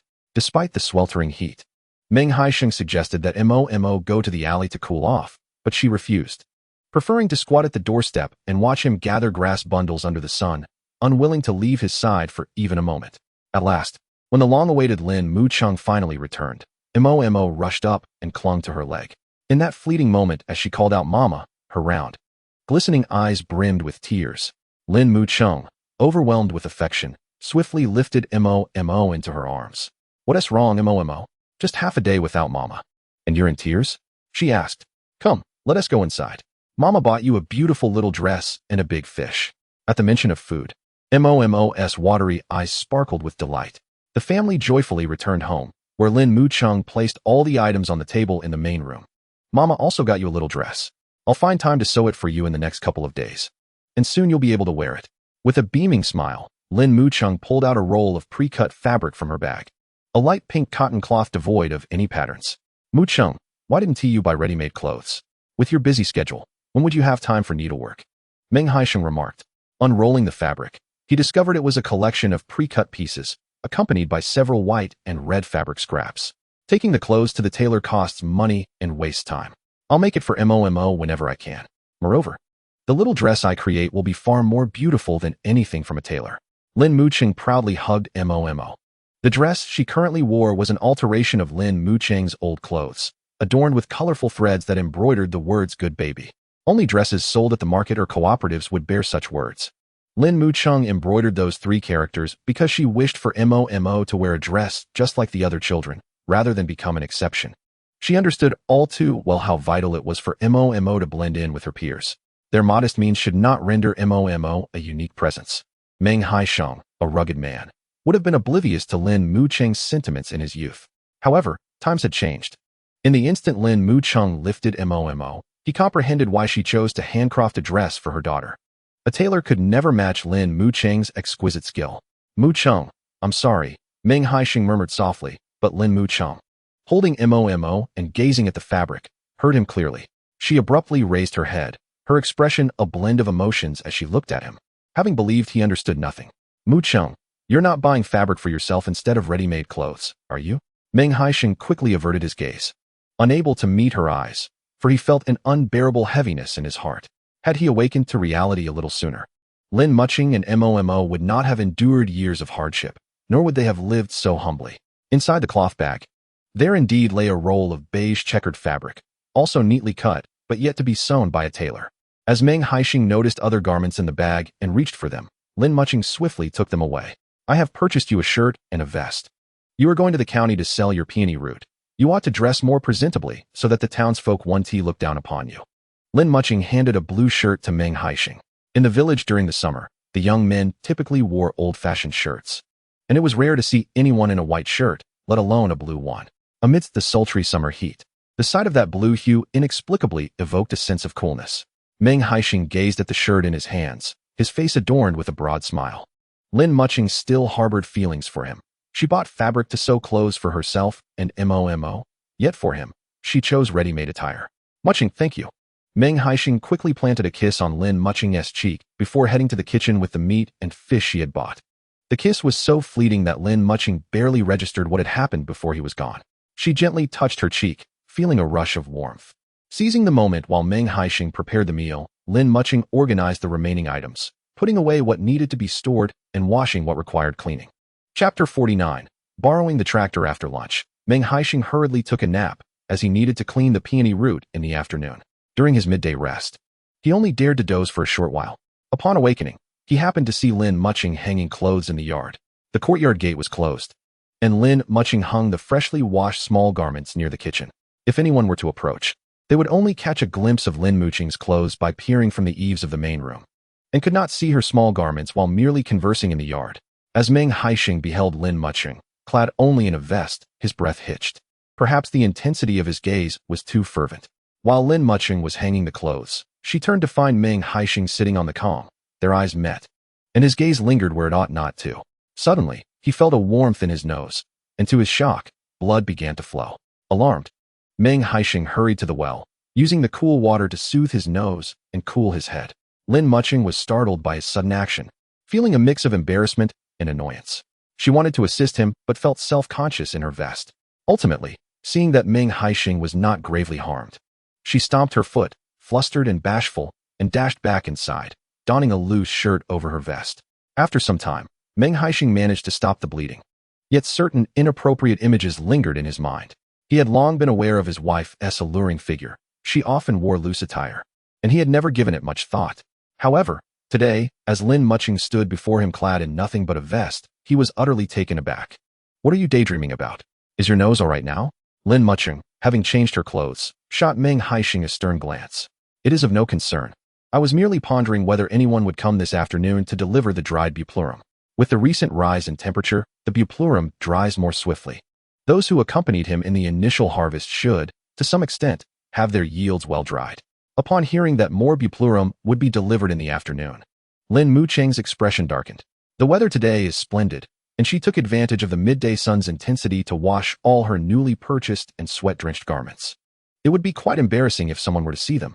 After a moment's hesitation, Lin Mucheng decided to take her clothes back indoors and wait until evening to hang them out again. "Mucheng, I will take the scale to the alley. And this afternoon I will collect the buplurum there," Meng Haisheng remarked. He could easily discern Lin Mucheng's apprehensions. Naturally, she would not want other men to glimpse her freshly washed clothes. "Is that advisable? You are occupying the entire alley. The neighbors might start gossiping," he continued. "It is of no concern. It will only be for a short while. I assure you, once the buplurum is collected, I will clean everything thoroughly," he reassured her. Meng Haisheng not only took the scale for weighing the buplurum to the alley, but also carried out the iron basin used for washing it. This afternoon, when Xu Lan, Wu Li Xia, and Xiao Shu Yi arrived to chop vegetables, the already cramped courtyard would become even more confined. By going out to wash the buplurum, he not only alleviated the crowding, but also allowed passers-by to see that he was indeed engaged in the collection of buplurum. Just then, after Meng Haisheng had washed a basin of buplurum, Lang Deli arrived with a bag of it, beaming with delight. "Haisheng, I have brought you some buplurum," he exclaimed. "Indeed," Meng Haisheng replied, wiping his hands on his trousers before pouring the buplurum from Lang Deli onto a plastic sheet fashioned from fertilizer bags. "Uncle, I cannot accept these small buplurum for now. Please take them back. Once the larger buplurum has mostly sold, I will gladly accept them then." He meticulously sorted through, discarding all buplurum that was under 2 years old. Meng Haisheng had previously discussed this matter with Lang Deli several times, so Lang Deli made no objections this time. After sifting through, Lang Deli had a total of 35 jin of acceptable buplurum. Meng Haisheng handed him 35 yuan in payment. Holding the bundle of cash, Lang Deli was overwhelmed with excitement, finding it difficult to articulate his joy. In his lifetime, he had never earned so much money in one go. "All right, Haisheng, from now on I shall follow you to harvest buplurum," he declared. While Lang Deli was purchasing buplurum, others in the village took notice. Regardless of their own stock, whether it was 10 jin or more, they all brought their harvests to sell. One household brought 10 jin, another 20 jin, and in the span of a single afternoon, Meng Haisheng collected a total of 620 jin. This quantity surpassed his expectations. Initially, he had speculated that he might gather only 300 jin. It appeared that some villagers had already begun harvesting, but seeing no one delivering to him, they had not proactively come to sell their buplurum. However, Meng Haisheng did not possess sufficient cash on hand, and for a few familiar households, he could only offer to settle the accounts later. Meng Haisheng had written promissory notes, clearly stating that the debts would be settled by the following afternoon. In the evening, Meng Guangjuan arrived with Meng Tiniu and several others, collectively bringing 230 pounds of buplurum, with Meng Daniu contributing 120 pounds. He had the longest time drying the herb, resulting in the largest quantity. Meng Haisheng also owed them money, having first written a note promising to pay after selling the buplurum the next day. Shortly thereafter, Meng Haisheng arrived, carrying precisely 100 pounds of buplurum. Meng Haisheng was meticulous in his work, neatly bundling the herb and placing it in fertilizer bags, with 3 bags in total for the 100 pounds. When Meng Haisheng offered to write him a promissory note, Meng Haisheng requested 2, including 15 pounds for his father. "All right, I will write them separately," Meng Haisheng replied. After organizing and weighing all the buplurum, it amounted to exactly 950 pounds, which he transported back to the courtyard. Meng Haisheng then retrieved his sun-dried buplurum from the house. Initially, he thought he wouldn't have much, but as he carried out bag after bag, he was surprised to find it weighed a substantial 260 pounds. He hadn't anticipated such a quantity, as he usually stored it without counting. By selling his own buplurum, he could earn 390 yuan, and with the additional 620 pounds yielding a net gain of 310 yuan, this trip to the county would net him 700 yuan. Compared to contemporary labor wages, reselling buplurum was indeed highly profitable. He reflected on how, during the late 1980s and early 1990s, a significant number of opportunists had amassed wealth. Given the volume of buplurum, transporting it by bicycle was simply impractical. Taking advantage of the time before dinner, Meng Haisheng approached Meng Jiangwo to discuss borrowing a tractor. Only a tractor could adequately transport such a large quantity to the county. Meng Jiangwo readily agreed, having heard about Meng Haisheng's buplurum collection that afternoon. He was supportive of any endeavor that could help villagers earn some money, and despite Meng Haisheng's past misdeeds, he was optimistic about his redemption. The tractor belongs to our village, so be careful while using it. Avoid any damage, Meng Jiangwo advised with concern. Meng Haisheng assured him he would be cautious. After securing the tractor, he made a special trip to Meng Guangzhu's home. The next morning, Meng Guangzhu would not need to deliver the cold dishes separately. He would take them along with the tractor. Chapter 50. Huang Ming's displeasure. Early the next day, Meng Haisheng called upon Meng Haisheng and Meng Daniu to assist in loading the tractor for the journey to the county with the buplurum. The sight of the fully loaded tractor was quite impressive. Throughout the journey, Meng Haisheng felt an unparalleled sense of joy. If he could, he would happily transport a load of buplurum to the county every day, while delivering the cold dishes. Boss Liu of the bun shop continuously praised the quality of the dishes Meng Haisheng had provided. My relative's restaurant has been thriving lately. Could you deliver an additional 200 pounds of cold dishes tomorrow? Liu Chong wore a broad smile, utterly astonished that a seemingly ordinary cold dish could be so immensely popular. Observing the success of cold dishes in the county town, many others have taken to learning the craft. Unfortunately, their culinary attempts paled in comparison to those from Meng Haisheng's kitchen. After much trial and error, they ultimately found themselves returning to Meng Haisheng's offerings. Tomorrow, I can add 100 jin, any more, and I fear I won't manage. The day after, I could indeed deliver 200 jin, thought Haisheng, estimating that Lin Mucheng's pickled cucumbers were not sufficiently prepared, which deterred him from making a hasty commitment. Thus, it was settled, an addition of 100 jin tomorrow, followed by 200 jin thereafter. This arrangement would require the Baozi shop to dispatch a total of 360 jin of cold dishes daily. It was clear that Meng Guangzhu could not handle the deliveries alone and would need to recruit an additional helper. As for who that might be, Haisheng had no immediate candidates in mind. The smaller shops, however, had not increased their orders. Driving his tractor into the backyard of the traditional Chinese medicine hospital, Meng Haisheng found Huang Ming waiting there. "Brother Huang, you're back. Last time I came, you seemed to be out," Haisheng greeted him, offering a cigarette with a familiar ease. "Is your tractor loaded with chaihu?" Huang Ming asked, casting an unfriendly glance at the fertilizer bags in the back. "Indeed. I have many brothers. It took several days to gather this load," replied Haisheng. As Huang Ming smoked the cigarette, he showed no inclination to assist with unloading. Haisheng, unperturbed, engaged in light conversation with Huang Ming until the latter finished his smoke, after which he finally allowed Haisheng to unload the cargo. During the unloading, Huang Ming sent no one to assist, leaving Haisheng's team to manage the task. This behavior was anticipated by Haisheng, who chose to work alongside Meng Daniu and Meng Haisheng without further discussion. However, through this experience, Haisheng discerned that Huang Ming was a man with whom one could not easily establish rapport.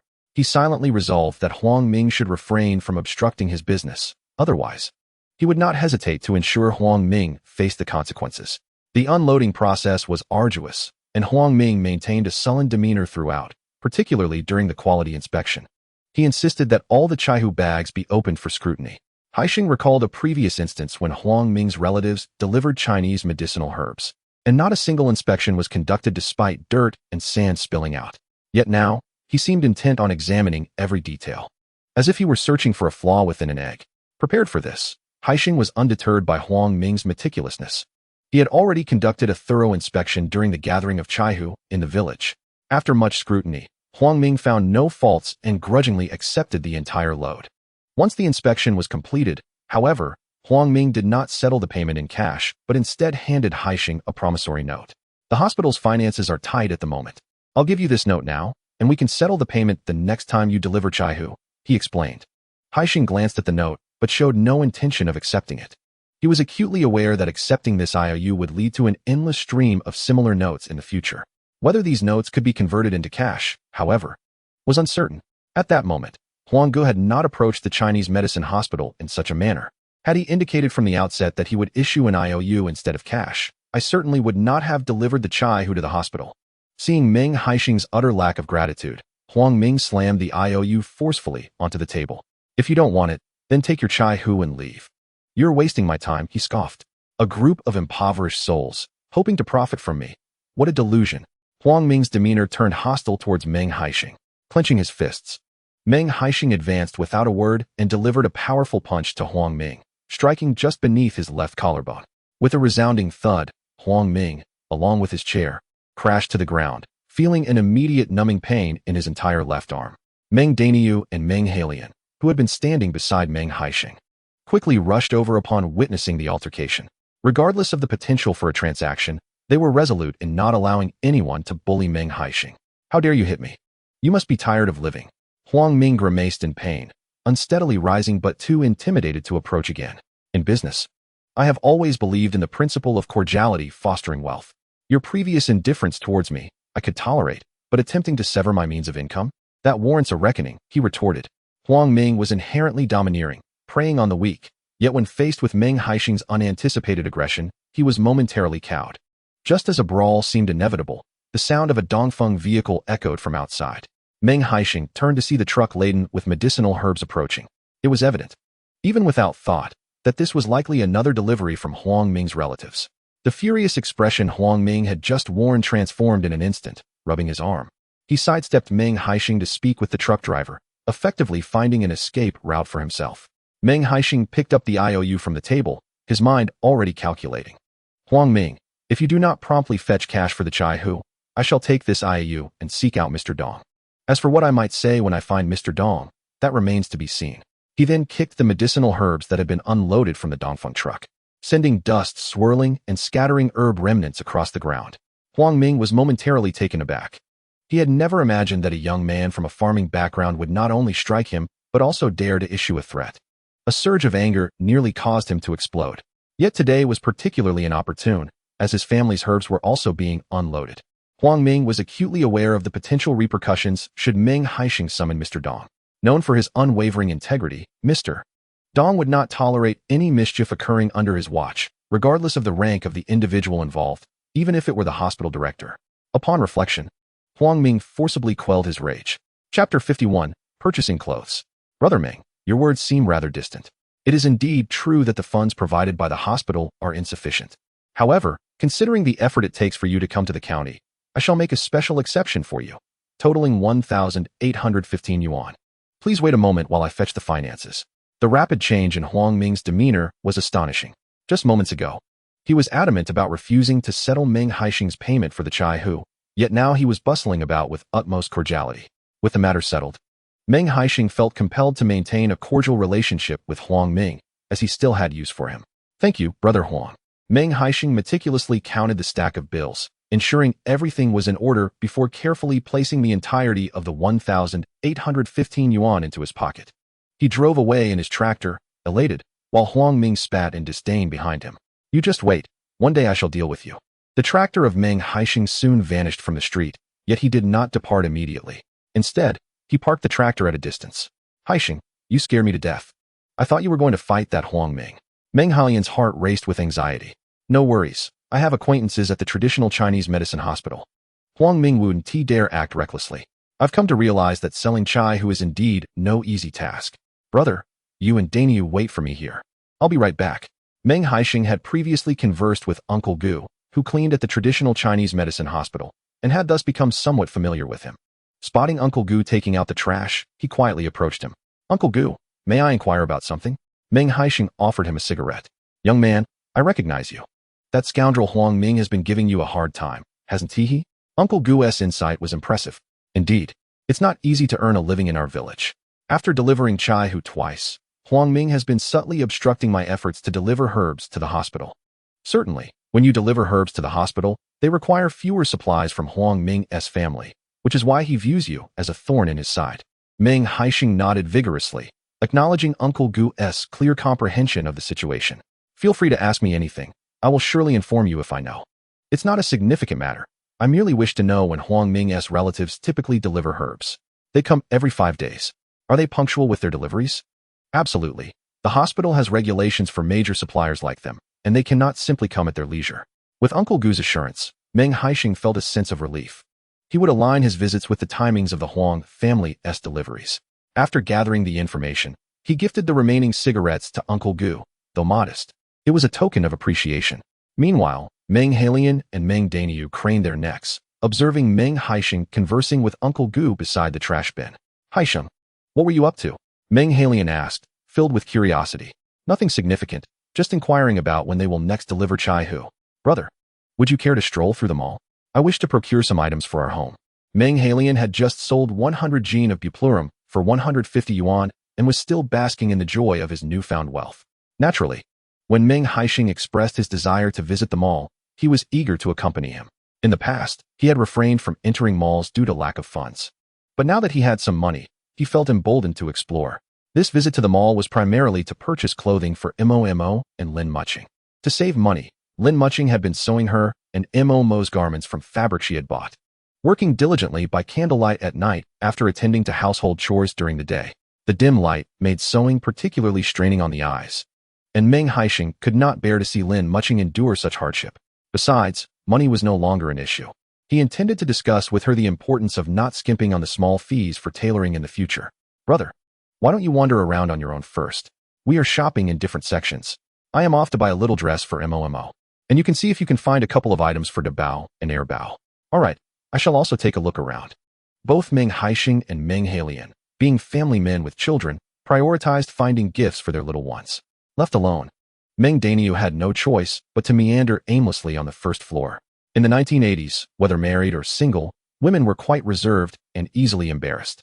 Most donned simple cotton vests and rarely purchased functional underwear with padding, as such fashionable items came at a considerable price. When Meng Haisheng approached the women's clothing counter, he did not immediately request to buy vests or lingerie. He first selected several outfits for Momo, followed by a shirt, a pair of coffee-colored elasticated trousers, and a slightly oversized dress for Lin Mucheng. At this moment, her pregnancy was not yet apparent, but in a month or two, as her belly grew, the looser dress would be just right for her. While purchasing these items, he engaged in friendly conversation with the sales assistant. With his handsome visage, he quickly established a rapport with her. The saleswoman, appearing to be in her 40s, softened her demeanor upon witnessing Meng Haisheng's genuine affection for his daughter-in-law and the many garments he was buying. Once he had nearly completed his shopping, he lowered his voice and requested the assistant to help him choose 2 pieces of lingerie and vests. "Could you assist me, dear lady? My wife is quite shy and feels embarrassed purchasing such items. The last time she bought any was during our wedding. Now our child has grown so much, and she hasn't found the courage to buy another piece. I, however, have no qualms about it. Would you be so kind as to help me select 2 pieces?" His gaze was resolute, and his sincerity was palpable. Recognizing him as a good man, the saleswoman complied and picked out 2 bras and 4 vests for him. Otherwise, if he were to buy women's underwear in such a manner, he might risk being accused of impropriety. Given the warm weather, she suggested a few additional pieces for convenience. With a cheerful smile, the saleswoman helped Meng Haisheng choose several of the best-selling styles. "Thank you, dear lady. You have been an immense help." Meng Haisheng hurriedly rolled up his underwear and tank top, concealing them among other garments to avoid any prying eyes. After successfully purchasing his clothes, he let out a considerable sigh of relief. Just as he was about to head over to the grocery counter, he noticed Meng Daniu, standing at a stall selling hair ornaments, anxiously glancing left and right, clearly distressed. "Comrade, have you not made your selection yet? There are only a few styles of hair flowers, and you've been standing here for nearly half an hour," the impatient saleswoman urged. Yet, the more she pressed him, the more incapable Meng Daniu became of choosing a suitable hair flower. Observing his friend's struggle, Meng Haisheng quickly stepped in to offer assistance. "Brother Daniu, are you planning to buy a hair flower for Sister Chunhua?" Upon seeing Meng Haisheng approach, Meng Daniu's face lit up as though he had found a savior. "Haisheng, please help me choose from these hair flowers. Which one do you think is better?" Meng Daniu, somewhat slow-witted, was at a loss as the saleswoman enthusiastically presented various options, each differing in color, material, and price. He felt utterly bewildered, unsure of how to proceed with his choice. "That's simple. What color does Sister Chunhua like?" Meng Haisheng inquired. After a moment's thought, Meng Daniu pointed to a green long skirt displayed at the counter. "Chunhua loves green the most. She says it's the color of life."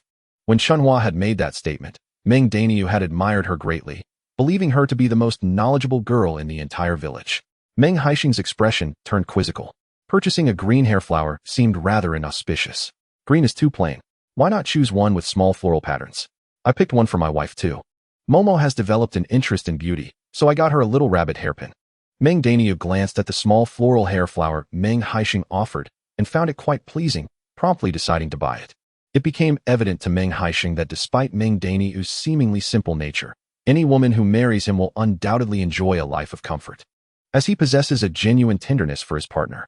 A short while later, Meng Haisheng returned, carrying a considerable haul of items.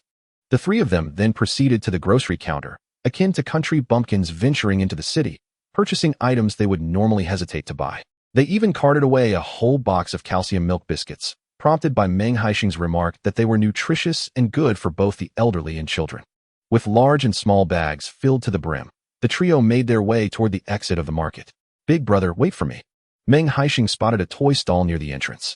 Prominently displayed was a cloth doll, encased in a plastic covering, presumably to protect it from dirt.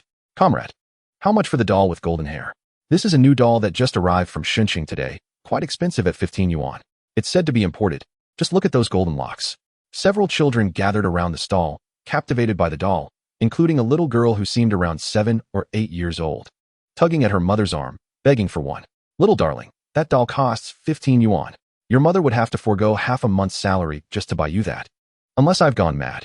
The young girl, turned down, gazed with tear-filled eyes at the doll in the display case, too timid to ask for it again. If it were a trinket costing a mere 2 or 3 coins, she might have tried her charm to procure it, but a 15 yuan doll was a different matter altogether. Raising a fuss could result in a reprimand. "Sir, please wrap it up.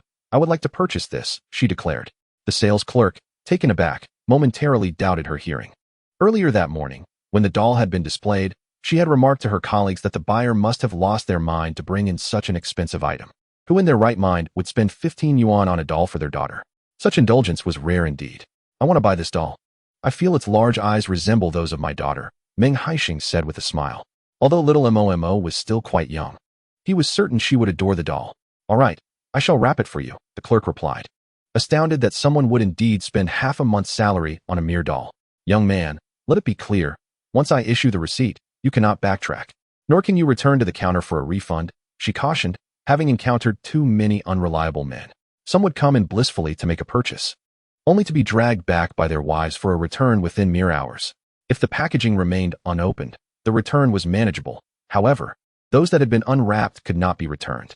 She often witnessed the spectacle of wives administering a good scolding to their husbands in the mall. "Rest assured, I will not have any regrets," Meng Haisheng replied, bemused as he accepted the doll, determined not to disclose its cost to Lin Mucheng. After completing their shopping at the county mall, the trio hopped onto a tractor and headed toward the town. Meng Haisheng had driven the tractor today, unwilling to return empty-handed. He purchased coarse cornmeal, sorghum, and peanut cakes, all meant for the little rabbit's feet. Yesterday, while at the market, he had dug up some burdock but hadn't bought a wire mesh, so he intended to procure it at the local general store. "Haisheng, I want to buy some pork. Will you join me?" Meng Haisheng chimed in, noticing that Meng Haisheng's cart was filled with poultry feet. Having earned so much, one must certainly purchase meat. "Yes, but it's warm now, so don't buy too much. It won't keep. My family is large. Just one rear leg would suffice." Meng Haisheng felt that now that he was finally earning money, he ought to purchase more for his family, wanting to prove to them that he was not a burden. Though not particularly sharp-witted, he possessed strength, and as long as he followed Meng Haisheng, he was certain of not lacking in food and clothing in the future. "All right, from now on, we can enjoy pork at home without worry." Meng Haisheng laughed heartily, relieved that he would no longer have to fret about meals. Not only did he buy some meat, but he also specifically acquired ribs and pig liver. Having heard that liver was beneficial for the eyes, planning to prepare a stir-fry liver dish for Lin Mucheng that very afternoon. The tractor, laden with the bounty of happiness, rumbled down toward the village. Meng Haisheng, having purchased a considerable amount, did not rush to return the tractor but instead drove it home first, intending to unload the goods before returning the vehicle to the village committee. As the tractor rumbled into the alley, Meng Haisheng spotted several familiar women from the village seated leisurely, basking in the cool shade. Upon noticing his return, they joyfully approached to greet him. It was evident to Meng Haisheng that they had come specifically to seek him out. Each held an IOU, eager to collect their dues. Leaping down from the tractor, a radiant smile adorned his face. "No hurry, no hurry," he reassured them. "It's sweltering out here. You must be exhausted from running around all morning, Haisheng. Go rest indoors." Lu Auntie, brimming with warmth, stepped forward to converse. Auntie, do hurry home and fetch your IOU. I will settle your accounts first. Lu Auntie chuckled awkwardly, fumbling for a moment before finally retrieving the IOU from her pocket. Meng Haisheng found it amusing. They had been waiting for him all along. Without changing his clothes, he took out the ledger and began disbursing funds to everyone. The news of Meng Haisheng's return from selling Chinese wild ginger spread like wildfire throughout the village. Those with IOUs flocked to his home for their payments, while others simply came to witness the commotion. Meng Haisheng called them over one by one, handling the IOUs and cash in full view of the crowd. He tore up each IOU and marked the corresponding debts as settled in his ledger. With this double assurance, he felt confident that no one would later attempt to deceive him. Chapter 53. United Efforts. Haisheng, will you continue to collect Chinese wild ginger? Lu Auntie inquired, clutching 7 yuan, her face breaking into a radiant smile amidst her wrinkles. She had never imagined that one day she could earn so much from selling wild ginger. Indeed, 1 yuan per gene. Auntie, you should gather more. Every bit you harvest is money. Absolutely. I will call my husband to help me dig for wild ginger. Just the other day, while working on the mountain, she had casually dug up some wild ginger, and he had complained. Now she was eager to see if he would dare to voice his opinions again. Lu Auntie felt her posture straightening more than usual in that moment. The villagers animatedly discussed the prospect of harvesting wild ginger, and at that moment, their perception of Meng Haisheng began to shift. Previously, they had been skeptical about his reformation. Even when he sold cucumbers, they believed he was merely trying to scrape together some cash. However, recent events had provided the villagers with a fresh perspective on him. He had not only ceased gambling, but also embarked on small entrepreneurial ventures. It was said that Meng Haisheng's family had begun a side business selling cold dishes, yielding daily income. As the conversations flowed, Meng Guangzhu arrived. Lu Auntie couldn't help but compliment him. Guangzhu, once Haisheng strikes it rich, you'll be living the good life too. It's just a modest income, he replied, running around in this heat. I can only imagine how many times my clothes will be drenched in sweat by day's end. Meng Guangzhu, puffing on his pipe, finally wore a hint of a smile. Indeed, making a living through small business was no easy feat naturally. With money in hand, the villagers spoke kindly. Though Meng Guangzhu's face didn't reveal much, his heart was already brimming with joy. As long as the wild ginger trade thrived, Meng Haisheng's family would surely enjoy a better future. Haisheng, as you embark on your entrepreneurial journey, it is imperative to proceed with caution and not act recklessly. One must not forget one's roots simply because of a modest gain. Meng Guangzhu, observing that Meng Haisheng had amassed a considerable amount of chuanqiong today, felt compelled to offer him a few words of caution to prevent him from becoming overly proud. Rest assured, father, I am well aware of my path, Meng Haisheng replied, his voice slightly hoarse after a day of toil. Nevertheless, his heart brimmed with joy. Not only was he able to earn for himself, but he could also lead his fellow villagers toward prosperity, a dream he had long cherished. To his astonishment, a dream that took years to realize in his past life had been fulfilled in less than a month after his rebirth. The sensation was truly ineffable. The villagers chattered excitedly for a while, but upon noticing that Lin Mucheng had prepared the meal while Meng Haisheng had yet to eat, they reluctantly dispersed, still lingering in conversation. As soon as Meng Haisheng returned, he busied himself with distributing the earnings to everyone. The cargo on the tractor having been unloaded with the assistance of Meng Daniu and Meng Hailian. He still wore the blue shirt he had donned for his trip to the county, now damp and uncomfortable against his skin. Haisheng, the meal is ready. You should nourish yourself first, and we can discuss other matters later, Lin Mucheng said, handing him a towel to wipe the sweat from his brow. He responded with a radiant smile, this is the profit I earned from selling chuanqiong today. As he spoke, he placed a thick stack of bills into Lin Mucheng's hands. Such a sum? Lin Mucheng grasped the money, her hands trembling slightly. This is merely the beginning. Next time, the villagers will bring in at least 2 to 3 times this amount. The days of prosperity are yet to come. Lin Mucheng gazed at Meng Haisheng with a complex expression, contemplating that her days of hardship had finally come to an end. Mucheng, where is Momo? Having changed his clothes, Meng Haisheng emerged to find Lin Mucheng had already set the meal on the long table in the hall. There were many people at home earlier, and I feared Momo would disturb you, so I took her to your mother's. I shall fetch Momo. You eat first. You haven't had lunch either, have you? Let us dine together. Meng Haisheng felt hunger pangs and decided to wait for Lin Mucheng to join him. Very well, I shall go and bring Momo back. The Meng residence was not far, and soon Lin Mucheng returned, cradling Momo in her arms. Daddy, Momo exclaimed, clutching a plastic duck with half of its head missing as she rushed toward Meng Haisheng. Did you have lunch, Momo? Meng Haisheng scooped her up and planted a kiss on her small face. Grandma gave me cookies, she replied cheerfully. Lin Mucheng set Momo down, advising her to refrain from interrupting Meng Haisheng. Your mother didn't prepare a meal either. She is waiting for you to finish distributing the money before we start cooking. The implication in Lin Mucheng's words was profound. Meng Haisheng sensed the unease that lingered in his family regarding his business venture with Chuanxiong. Earlier that day, the atmosphere at home had been somewhat tense. The family of three had been enjoying their lunch when unexpected guests knocked at the door. Liang Xiaocui arrived with her grandson Meng Kuan and granddaughter Meng Qingqing. Liang Xiaocui had 2 sons and a daughter. The eldest son, Meng Haisheng, secured a position in the county through connections from his wife's family. Meng Kuan is the firstborn of Meng Haisheng. Prior to giving birth to Meng Kuan, Meng Haisheng's wife suffered the heartbreak of 2 miscarriages with daughters. Liang Xiaocui dotes on Meng Kuan excessively, ensuring he never faces even the slightest discomfort. However, this boundless indulgence ultimately rendered Meng Kuan ineffectual. In a previous life, before Meng Haisheng could rise to prominence, Meng Kuan was imprisoned for manslaughter due to a momentary lapse in judgment. Although Meng Qingqing did not receive Liang Xiaocui's affection, Meng Kuan held a fondness for this younger sister. In their childhood, Meng Qingqing exhibited considerable arrogance, buoyed by Meng Kuan's protection. However, once Meng Kuan was incarcerated, she lost her shield and was forcibly married off to a middle-aged bachelor over 20 years her senior, simply because he offered an extra 1,000 yuan in bride price. At this moment, Meng Haisheng gazed upon the 8-year-old Meng Kuan and the 6-year-old Meng Qingqing with a tumultuous heart. Auntie, is there something you wish to discuss with me? Meng Haisheng inquired, setting down his chopsticks in perplexity. Nothing of great consequence, Liang Xiaocui replied nonchalantly. It's merely that Momo visited my home and inadvertently took away Xiao Kuan's toy. The toy itself is not particularly valuable, and since Momo enjoys it, I see no harm in her playing with it. However, that plastic duck is something Xiao Kuan cherishes dearly. He wept and fussed over it the entire morning, and I felt compelled to bring it to your attention. Liang Xiaocui spoke with an air of calm, as if she had everything under control.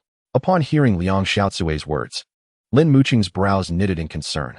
Auntie, are you referring to this plastic duck? She asked, retrieving the broken toy that Momo had brought back from the table. Before Liang Xiaocui could respond, Meng Qingqing interjected loudly, that plastic duck is mine. Lin Mucheng was acutely aware of Momo's character. She would never take something that did not belong to her, no matter how much she admired it. Chapter 54. A firm stance. Liang Xiaocui claimed that Momo had stolen the plastic duck belonging to Meng Qingqing and Meng Kuan. Naturally, Meng Haisheng found this assertion utterly implausible. Despite Momo's young age, Lin Mucheng had raised her exceptionally well. She was quite sensible. Not only would she never take something that belonged to another, but even if she were to be offered a treat while out for a stroll, she would graciously decline. Mucheng, do you know what transpired? Meng Haisheng shifted his attention from Liang Xiaocui to his wife, as he only placed his trust in Lin Mucheng's words. Lin Mucheng nodded. She was well aware of the history of the plastic duck. It had been salvaged from a garbage heap, already damaged by scissors when found. Momo had never possessed many toys throughout her life, and that broken duck had become a cherished plaything. Lin Mucheng had taken the effort to clean it thoroughly so that Momo could enjoy it. Yet now, even this battered toy was being contested. Lin Mucheng recounted the situation with a hint of chill in her gaze as she turned towards Liang Xiaocui and the 2 children. Auntie, did you hear? Momo found that plastic duck in a rubbish pile. It was not taken from your home. Liang Xiaocui, however, remained undeterred by the origin of the toy, adamantly insisting that it was indeed stolen by Momo. In the past, Liang Xiaocui would have certainly dismissed such matters, as the trivialities between children were far too numerous to attend to. Even if she wished to intervene, it would have been beyond her capacity. However, today, with Meng Haisheng stirring up such a commotion over the sale of buplurum in the village, Liang Xiaocui was consumed by jealousy. Previously, the most accomplished member of the Meng family was their eldest son, Meng Haisheng, who worked as a technician at the county machinery factory, earning over 40 yuan a month, a salary unparalleled in the entire Shaoshan village. Although Liang Xiaocui had no direct benefit from Meng Haisheng's success, her stature in the village was considerably elevated simply because her son was thriving. Yet now, with Meng Haisheng suddenly collecting buplurum at a rate of 1 yuan per pound, the villagers spoke of him in nothing but glowing terms. Liang Xiaocui could scarcely bear it. At noon, while her 2 children were playing outside, they chanced upon a plastic duck in Momo's hands. This plastic duck, discarded by some child in the village, had previously caught Meng Qingqing's eye. but she had rejected it due to its filth. Now, seeing Momo with the now-clean toy, Meng Haisheng cried out, desperately wanting to seize it. Momo. Having learned from past experiences of having her possessions snatched by Meng Haisheng, swiftly ran away with the duck, failing to reclaim it. Meng Haisheng returned home to report the incident to Liang Xiaozue, seeking her assistance. Liang Xiaozue, already feeling irked, was further incensed by the commotion between the two children. Without fully grasping the situation, she assumed the plastic duck was a gift from Meng Haisheng and stormed over to Meng Haisheng's home with her children in tow. Haisheng, you may protect your own, but this is excessive. A little girl who has a penchant for stealing since childhood will face dire consequences as she grows. If you do not educate Momo properly now, you will surely regret it later, Liang Xiaozue admonished, instantly darkening Meng Haisheng's expression. Madam, I suggest you choose your words more wisely and refrain from slandering my Momo, he retorted. Mucheng has already clarified that the plastic duck was retrieved from a refuse heap and has no connection to your family. Liang Xiaozue scoffed disdainfully. How impressive. To think you can find anything amidst the rubbish. Meng Haisheng, spare me your noisy protests. You claim the duck came from a garbage pile. Do you have any proof? Anyone can make empty assertions. If you cannot substantiate your claims, promptly return the plastic duck to my child to avoid any unpleasantness when Jincheng returns. Meng Haisheng understood all too well that engaging in a war of words with Liang Xiaozue would lead to an endless cycle of argument. Very well. I shall provide you with proof. With that, he turned and entered his home, emerging with a doll he had purchased that very morning. Momo, would you like to trade your plastic duck for this doll? The sight of the doll, adorned with large, sparkling eyes, captivated Momo completely. Here, she said, swiftly handing over the plastic duck to Meng Haisheng. She eagerly embraced the doll, rubbing her cheek against its soft, plump face with delight. Standing by, eagerly awaiting her turn for the plastic duck, Meng Haisheng's interest waned upon seeing the doll in Momo's hands. Grandma, I want a doll too, she implored, tugging at Liang Xiaozue's sleeve with a pleading expression. Be quiet. Meng Haisheng was indifferent to whether Meng Haisheng desired the plastic duck. He took the plastic duck and headed out into the street. Liang Xiaozue, unsure of Meng Haisheng's intentions, followed him along with the two children. Under the scorching midday sun, while some villagers indulged in afternoon naps, others sought refuge from the heat beneath the village's grand old locust tree. A cluster of these majestic trees stood at the crossroads, their dense foliage providing a vast canopy. Villagers gathered beneath its shade, exchanging various gossip, when they noticed Meng Haisheng hastily approaching. Auntie, ma'am, does anyone recognize this plastic duck? Whose child does it belong to? In the village, very few could afford to buy toys for their children. In Meng Haisheng's recollection, although Meng Haisheng earned a decent income, his expenses were substantial, and he always lived frugally. He could hardly justify purchasing a plastic duck for his little daughter. I know this one. It belongs to a relative of the Lin Mucheng family who visited and gifted it to Doozy. That little brat didn't care for it. He took scissors and ruthlessly destroyed the plastic duck. Aunt Lu instantly recognized the plastic duck in Meng Haisheng's hand. She and Lin Mucheng lived in the same alley and often sat together to enjoy the cool breeze, having witnessed Doozy's act of destruction firsthand. Liang Xiaozue, following closely behind Meng Haisheng, felt a twinge of embarrassment upon hearing Aunt Lu's words. All the plastic ducks sold at the supply and marketing cooperative are the same. Just because someone else bought it, does that mean we can't? Meng Haisheng, must you be so unreasonable? Your Momo stole it. She ought to admit her mistake and apologize to Qingqing, and then we can put this matter to rest. Now you bring me out to confront me. Aren't you afraid of losing face? I am. Liang Xiaozue expressed her grievances without restraint. Meng Haisheng disregarded her outburst and turned to Meng Qingqing. Qingqing, I shall ask you one last time. Is this truly your plastic duck? Captivated by the doll in Momo's hands, Meng Qingqing, without a moment's hesitation, replied, Uncle, if I say the plastic duck isn't mine, will you give me the doll? Qingqing, you must be an honest child. You cannot always throw tantrums. What is yours, and what is not. Meng Qingqing bit her lip. The plastic duck isn't mine. I just wanted to play with it after seeing Momo. She wouldn't share, which is why I asked Grandma to help me. No sooner had she finished speaking than Liang Xiaozue raised her hand and struck Meng Qingqing across the face. The blow was hard, and Meng Qingqing burst into tears. Chapter 55. Meng Haisheng's little princess not yet satisfied. Liang Xiaozue cursed under her breath and attempted to strike Meng Qingqing again. What nonsense are you spouting, you little brat? Meng Haisheng seized Liang Xiaozue's wrist, preventing her from hitting Meng Qingqing. Auntie, what are you doing? You shouldn't take your frustrations out on a child for the mistakes of adults. Liang Xiaozue, aware of her own guilt, let out a heart-wrenching wail that echoed throughout the village. The sheer volume of her cries was enough to silence Meng Haisheng, who stood beside her, paralyzed by fear. Meng Haisheng felt a throbbing in his temples. He would rather engage in a physical altercation than argue with Liang Xiaocui. Her ability to cry, shout, and create chaos was overwhelming for most.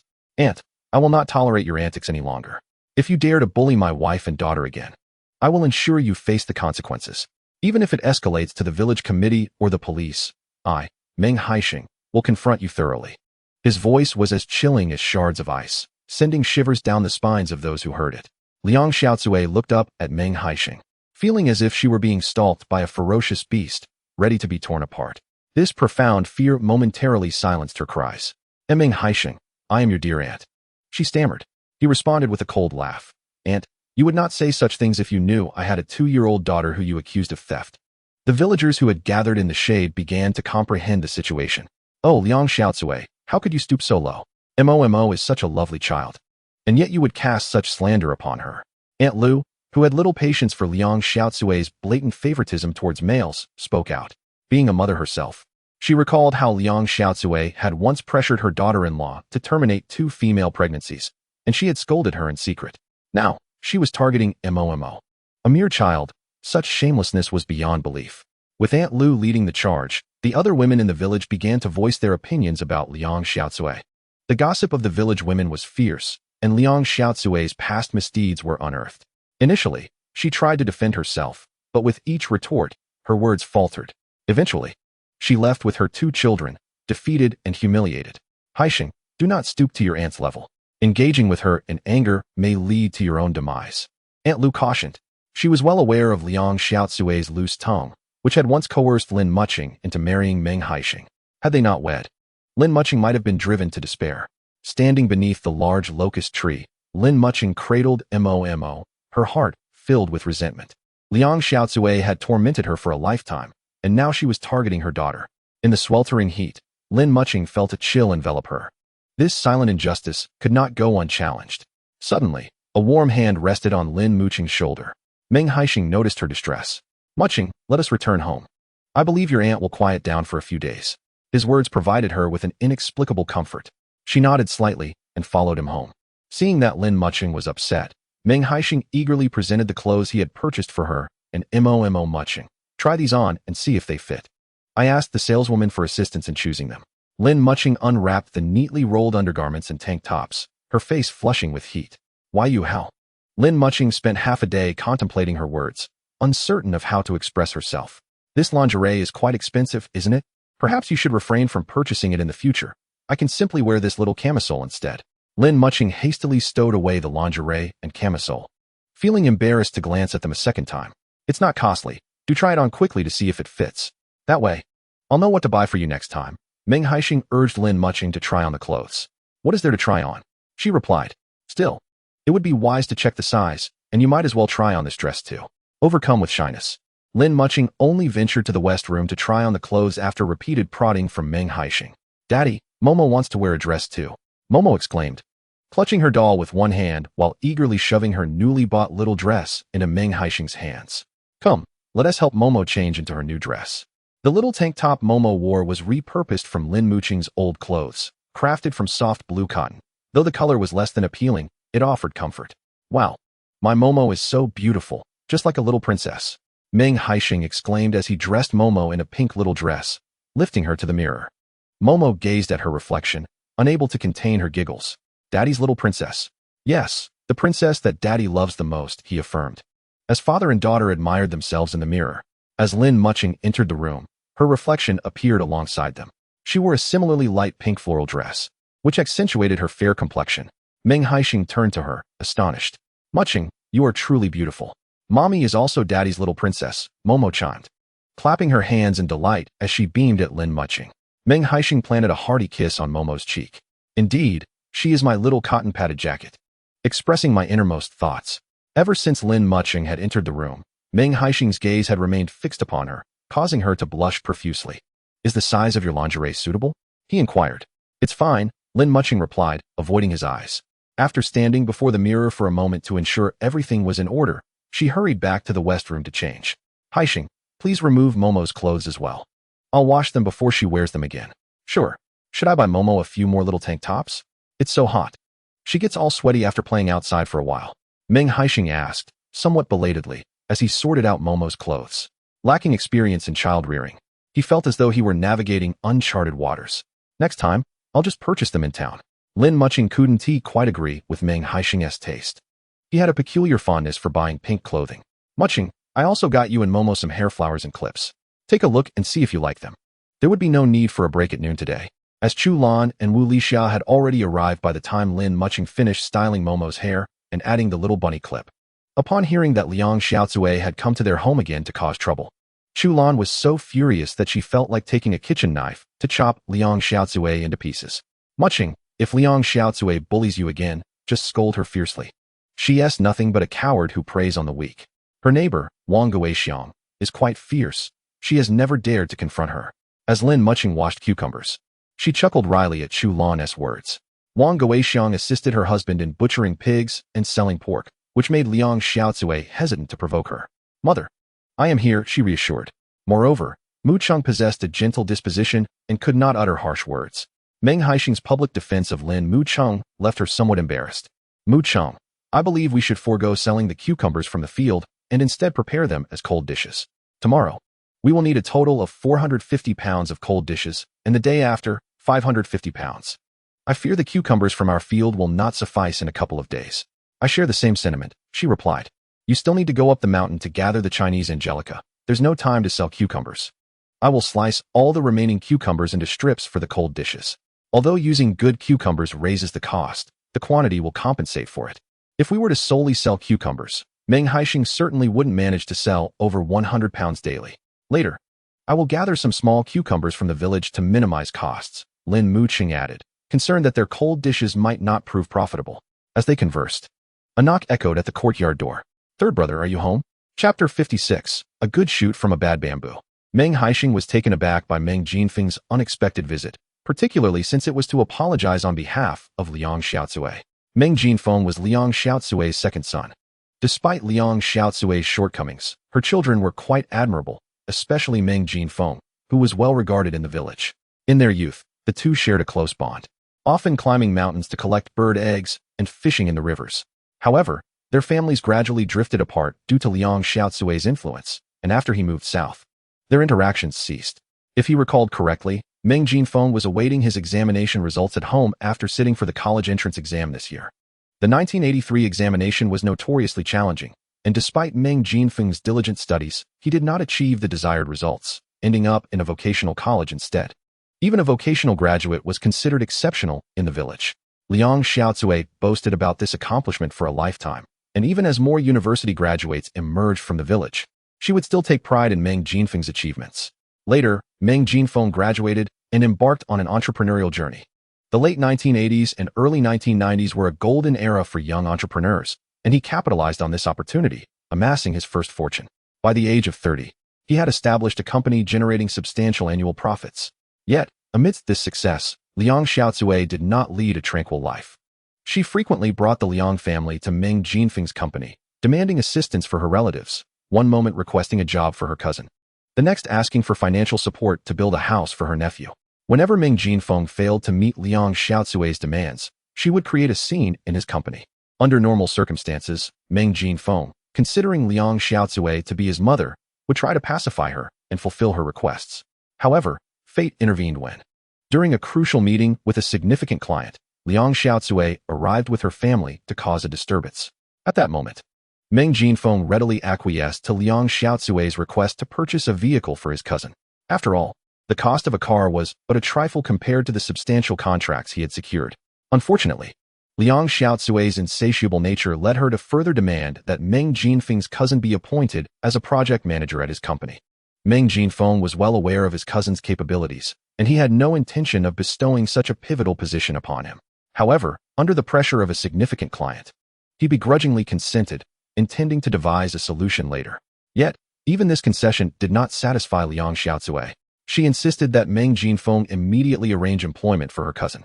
Despite his typically amiable demeanor, Meng Jinfeng could no longer tolerate her demands. Consequently, Meng Jinfeng's most lucrative contract was jeopardized by Liang Xiaozui's meddling. marking the beginning of a downward spiral for his company. Ultimately, due to the grave mistakes made by the Liang family members employed at his firm, Meng Jinfeng suffered losses exceeding 300,000 yuan, a staggering sum in the 1990s. Unable to bear such a blow, he chose to take his own life. The turmoil stirred by Liang Xiaozui's sharp tongue had soured the relationship between their families, yet there was no deep-seated enmity. Their interactions simply dwindled. Upon learning of Meng Jinfeng's suicide over a mere 300,000 yuan, Meng Haisheng felt a profound sorrow. He pondered how his younger brother could have been so obstinate. Had he confided his struggles, surely as his elder brother, Meng Haisheng would not have stood idly by as he perished. Regrettably, no amount of remorse could alter the past. Now, the freshly graduated Meng Jinfeng stood before Meng Haisheng, vibrant and alive. Meng Haisheng's lips curled into a slight smile as he approached and patted his brother's shoulder. Jinfeng, haven't you already started your summer vacation? Why haven't I seen you around? I was working part-time at the ice cream factory in town, just returned today. Initially, Meng Jinfeng had returned home in high spirits, eager to gift Liang Xiaozui with the earnings from his labor, hoping to buy her a new outfit. However, upon arriving, he was greeted by the sound of Liang Xiaozui berating Meng Haisheng. Without needing to inquire, Meng Jinfeng knew that Liang Xiaozui had been embroiled in yet another argument, undoubtedly blaming Meng Haisheng for everything. Opting not to confront her, he sought out Meng Kuan to clarify the day's events. After a few stern words from the visibly displeased Meng Jinfeng, Meng Kuan divulged everything. Meng Jinfeng was at a loss for words regarding his mother's unfounded accusations against the innocent child, Momo. With no other recourse, he mustered the courage to personally apologize to Meng Haisheng. Third brother, please don't hold this against my mother. She simply lacks discernment, he said, his cheeks flushing with embarrassment. Let us move past this. I won't dwell on it. However, you must keep a close eye on your brother's children, Kuan and Qingqing, to ensure they are not led astray by her influence. They are still young, their characters like blank slates. How we guide them will shape who they become. Meng Jinfeng nodded slightly, fully aware of Liang Xiaozui's temperament. Yet, Meng Jincheng's household, being a dual-income family, offered little opportunity for child-rearing. Third brother, I will remember. He replied. Jinfeng, have your exam results come in? How did you perform? Although Meng Haisheng was aware that Meng Jinfeng would likely fare poorly in the college entrance examination, he could not resist the urge to inquire. What if, in a stroke of fate, Meng Jinfeng could alter the trajectory of his destiny? If only he could gain admission to a university and venture far away, then even if Liang Xiaozui sought to meddle, she would be unable to reach him. It was said that this year's mathematics problems were particularly challenging, yet he felt reasonably confident. Rather, he was more concerned about his performance in English, having only comprehended a third of the listening section. Upon the mention of the examination, Meng Jinfeng, who had previously appeared quite embarrassed, visibly relaxed. Well, if you feel good about it, it should not be too bad. Meng Jinfeng was an excellent student, consistently ranking among the top 3 in their town during mock exams. Perhaps, in this lifetime, he truly could succeed in his endeavors. As Meng Haisheng conversed with Meng Jinfeng, a sudden thought surged within him. He was in need of someone to deliver cold dishes. If Meng Jinfeng could assist him, it would be splendid. Moreover, Meng Jinfeng was of commendable character. As long as he came early to collect the cold dishes and returned in the morning to deliver the payment, he would not be entangled with Liang Xiaozui, ensuring that the cold dishes would not be a source of trouble. Meng Haisheng sincerely hoped that Meng Jinfeng could earn some pocket money alongside him, allowing them to meet frequently and converse often. If certain matters were truly unchangeable, he wished that in this lifetime, should Meng Jinfeng encounter financial difficulties again, he would proactively seek assistance from his third brother instead of bearing the burden alone. Jinfeng, let me share something with you. Meng Haisheng did not hesitate, but immediately conveyed his thoughts to Meng Jinfeng. This revelation sparked a glimmer of excitement in Meng Jinfeng's eyes. For a single delivery of cold dishes, Meng Haisheng would pay him 2 yuan, a sum far surpassing what he earned at the popsicle factory. After a month of labor there, he had only received 10 yuan, and the work was far from easy. All right, third brother. I will come to help you deliver the cold dishes tomorrow. Shouldn't you discuss this with your father? Chapter 57. Another helper at the mention of Meng Wanhe. A hint of embarrassment crossed Meng Jinfeng's face. His father was easily swayed by others. If his mother disapproved, his father would be powerless to act. Third brother. I can decide this matter on my own. Meng Jinfeng had originally devised a thorough plan, intending to keep his closeness with Meng Haisheng a secret from Liang Xiaozui. If she were to discover their camaraderie, it would likely lead to reproach. After the brothers exchanged a few casual remarks, Meng Jinfeng took his leave. Having graduated from high school, he aimed to utilize the summer to diligently improve his English so as not to lag behind his peers when attending university. Haisheng. Assisting Jin Feng in this endeavor may not prove fruitful. Chu Lan, who was busy chopping vegetables, cautioned Meng Haisheng. Everyone present was acutely aware of Liang Xiaozui's true nature. Previously, Meng Haisheng spent his days indulging in card games, and Liang Xiaozui often mocked him behind his back. In her eyes, her family represented the pinnacle of the village's status. She derived satisfaction from the thought that others might struggle even to put food on the table. Now that Meng Haisheng was engaged in the lucrative business of producing billionaire, it was evident to all that he was thriving. How could the arrogant and conceited Liang Xiaozui tolerate the notion of Meng Haisheng's success eclipsing her own? She is now consumed by jealousy and would never consent to Meng Jinfeng assisting Meng Haisheng in delivering cold dishes. To outsiders, it appears that Meng Haisheng is aiding Meng Jinfeng. However, in Liang Xiaozui's eyes, it is Meng Jinfeng who is laboring for Meng Haisheng, which she deems a humiliating affair. Haisheng, you should refrain from involving yourself in this matter. If you are too busy to deliver cold dishes, let your elder brother handle it. Wu Lixia also believed that any association with Liang Xiaozui would bring no benefits to Meng Haisheng. Your elder brother earns too little from delivering cold dishes. Jinfeng is home during the summer to improve his English. Delivering dishes won't hinder his studies, so it's most suitable for him to go. Meng Haisheng is not the type to sit idly by. He had long anticipated Liang Xiaozui's potential schemes. Seizing the opportunity when Liang Xiaozui was away in the afternoon, he took some calcium milk biscuits to visit Grandma Meng. Grandma, you are home alone? Where are Qingqing and Xiaokuan? He placed the biscuits on the table and approached Grandma Meng. The vibrant orange packaging immediately caught her eye, and she recognized this as the most expensive calcium milk biscuit on the market. They went to the vegetable garden with your aunt to cut chives. Grandma, I recently made some money in business, and I bought these biscuits as a token of my respect for you. Meng Haisheng pushed the biscuits towards Grandma Meng. You child, earning money is not easy. You must save some.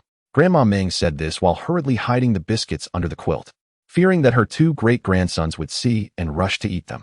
Although my earnings are modest, it's still no trouble to buy some calcium milk biscuits. Meng Haisheng smiled at Grandma Meng and casually mentioned the family's efforts in digging for billionaire and preparing cold dishes. Upon hearing this, Grandma Meng's eyes sparkled with excitement. She believed that Meng Haisheng had suddenly struck it rich, and the whole family was prospering alongside him. When Liang Xiaozui returned from the vegetable garden, Grandma Meng immediately shared this news with her. Haisheng is truly thriving. Even the second family is busy making money, and even Qiu Shui is helping out. You and Guanghe are still fretting unnecessarily. Upon hearing this, Liang Xiaozui displayed a look of disdain. No matter how much he earns, it cannot compare to Jinsheng. Mother, do not heed the idle gossip from outside. I am not speaking idly. If you are unwilling to let Guanghe dig billionaire, then do not hinder him, Grandma Meng asserted firmly. Mother, that is Meng Haisheng's work. Guanghe is his uncle. How can he work for him? Liang Xiaozui retorted with dissatisfaction. Just as the mother-in-law and daughter-in-law were arguing, Meng Jinfeng emerged from the inner room. Mother, if Dad is not going, then I can go. Third brother needs someone to deliver cold dishes, paying 2 yuan each time. I would like to go. Meng Jinfeng seized the opportunity to express his intentions. He was well aware of Meng Haisheng's purpose for this trip and understood that his mother's only fear was Grandma Meng. You want to go? What about your English book? I want you to get into university, so that everyone in the village knows that our Liang family's son has made something of himself. Liang Xiaozui initially opposed this idea. However, Grandma Meng disagreed with Liang Xiaozui's perspective, stating that Haisheng had mentioned he could return after delivering the cold dishes in the morning, leaving ample time for Jinfeng to study. Moreover, earning 2 yuan for each delivery was no small feat. Grandma Meng's words left Liang Xiaozui at a loss for a response. After dinner that evening, Meng Jinfeng approached Meng Haisheng to confirm the plans for the following day. Third brother, thank you, he expressed. We are brothers. There is no need for such formalities, Meng Haisheng replied.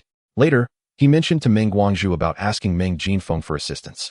Upon hearing this, Meng Guangzhu smiled and remarked, You've finally matured, my boy. Meng Haisheng felt as though his innermost thoughts had been laid bare before Meng Guangzhu. He mused that his father truly understood him. Haisheng, you are clever. As long as you are willing to put forth the effort, there are many good days ahead, his father encouraged. I will, Meng Haisheng nodded earnestly. The next morning, Meng Haisheng prepared cold dishes for Meng Jinfeng and Meng Guangzhu, and then set off to the mountains to gather the Chinese medicine, chai hu, bringing along lunch.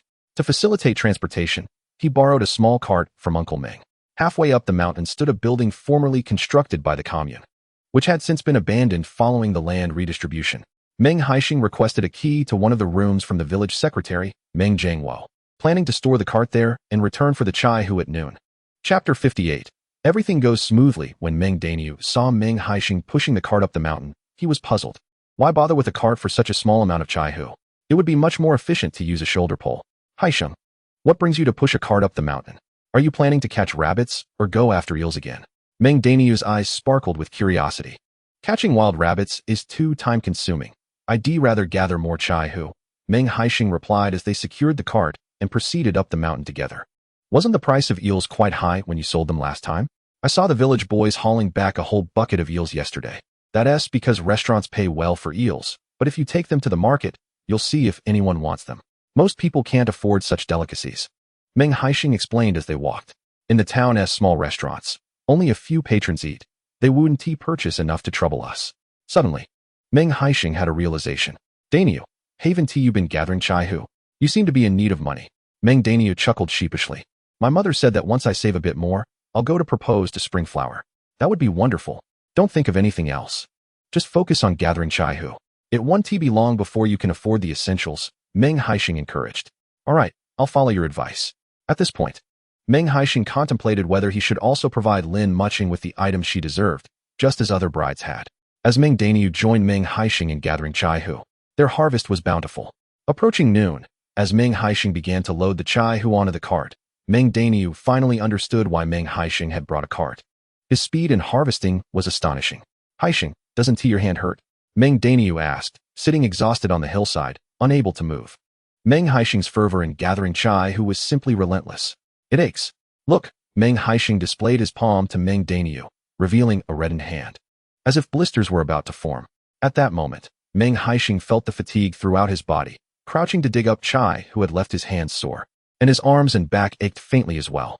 Yet he bore it, for the sake of amassing his initial capital. He had to dig the buplurum at the swiftest pace. Haisheng, do not overexert yourself. Take care of your health, Meng Guanglian urged upon seeing Meng Haisheng's injured hand. It's nothing. I'll be fine after a good night's sleep, Meng Haisheng replied. Having grown up in the countryside, he was accustomed to hard labor, often working tirelessly through the night during busy farming seasons, and managing to rest for a while was already a considerable achievement. The three gathered for lunch in a slightly shaded ravine, continuing their buplurum excavation. Meng Haisheng, laden with fertilizer bags, shared some with Meng Daniu and Meng Haisheng in the afternoon. By the end of the day, he had filled a small cart with buplurum, while Meng Daniu noticed his own load was noticeably lighter. Determined and single-minded, Meng Daniu resolved to work harder next year to match Meng Haisheng's yield. The days spent digging buplurum were exceedingly exhausting. Each evening, Meng Haisheng returned home, dined, and immediately fell asleep, often dozing off mid-conversation with Momo. Lin Mucheng, empathetic towards Meng Haisheng's relentless toil, would call him later in the morning to allow him extra rest. Time swiftly passed, and soon it was time for Meng Haisheng to harvest the buplurum. As he anticipated, his harvest had indeed doubled, totaling an impressive 300 jin. With 400 jin for himself, 220 jin for Meng Daniu, and 200 jin for Meng Haisheng. The three brothers celebrated quietly, aware that their yield far surpassed that of others in the village, where even a family of three could not match Meng Daniu's single contribution. While others brought in their harvest in increments of dozens of jin, no one had managed to produce 100 jin in one go. Haisheng, isn't our luck astonishing? Meng Haisheng remarked, gazing at his 3 bags of buplurum, his expression somewhat conflicted. Brother, don't overthink it. Perhaps the mountain deity is rewarding us for our virtuous past lives, allowing us to stumble upon such a bountiful harvest, Meng Haisheng jested. He was unaware of his previous incarnations, but as for his last life, he had donated an immense fortune of billions, so encountering several buplurum patches did not seem unreasonable. I should pay homage to the mountain deities soon, Meng Haisheng sighed, bemused by Meng Haisheng's newfound faith after just a few days of good fortune. Eldest brother, take it easy. I assure you, no one will see. Having harvested over 2,000 jin of buplurum, but still lacking sufficient funds, Meng Haisheng opted to issue IOUs to the villagers, promising to settle accounts after he returned with the buplurum from the county the following day. With the precedent set, the villagers expressed no reservations and unconditionally trusted Meng Haisheng. After confirming the delivery schedule from Huang Ming's relatives, he did not rush in the morning. After delivering the cold dishes, he parked the tractor a bit away from the traditional Chinese medicine hospital. Haisheng, what are you doing? Aren't we delivering Buplurum? Why have you parked the tractor outside? Meng Haisheng cast a curious glance at the traditional Chinese medicine hospital. From a distance, he spotted Huang Ming conversing with several workers in the yard. After some contemplation, he decided it would be more prudent to wait rather than engage in a dispute with Huang Ming. He preferred to let him expediently accept the delivery. Meng Haisheng halted his tractor and waited for about half an hour until the familiar Dazhongfeng appeared within his line of sight. He promptly started the tractor and followed closely behind the Dazhongfeng, rumbling into the hospital's rear yard. Huang Ming, who had been smiling in anticipation of the Dazhongfeng's arrival, found his expression frozen as he caught sight of the tractor overflowing with Buplurum. He first ushered the Dazhongfeng's driver to his office for tea before approaching Meng Haisheng with a forced smile. Brother Meng, how many siblings do you have? In just a few days, you managed to gather such a large load of Buplurum? Huang Ming circled the tractor in disbelief, his jaw nearly dropping. We have quite a few cousins, all strapping young men. Our mountains are teeming with Buplurum. Naturally, we can gather more, Meng Haisheng replied. Huang Ming, having grown up in the city, was somewhat skeptical about how Buplurum thrived, and he found himself half convinced by Meng Haisheng's words. Unload the goods here first. I will conduct a random inspection of a few bags shortly. As Meng Haisheng entered with the medicinal materials from his relatives, Huang Ming, despite wishing to make things difficult for him, could only grit his teeth and accept the delivery. To expedite Meng Haisheng's departure, Huang Ming did not allow them to unload the goods themselves. What are you all standing around for? Hurry up and help with the unloading. If only Meng Haisheng and his few companions were to unload, it would take an eternity. The more Huang Ming thought about it, the more frustrated he became. The reason their vehicle arrived late was to coincide with the lunchtime rush. With everyone in the hospital's office heading to the cafeteria, even if the quality of the medicinal materials was subpar, no one would notice.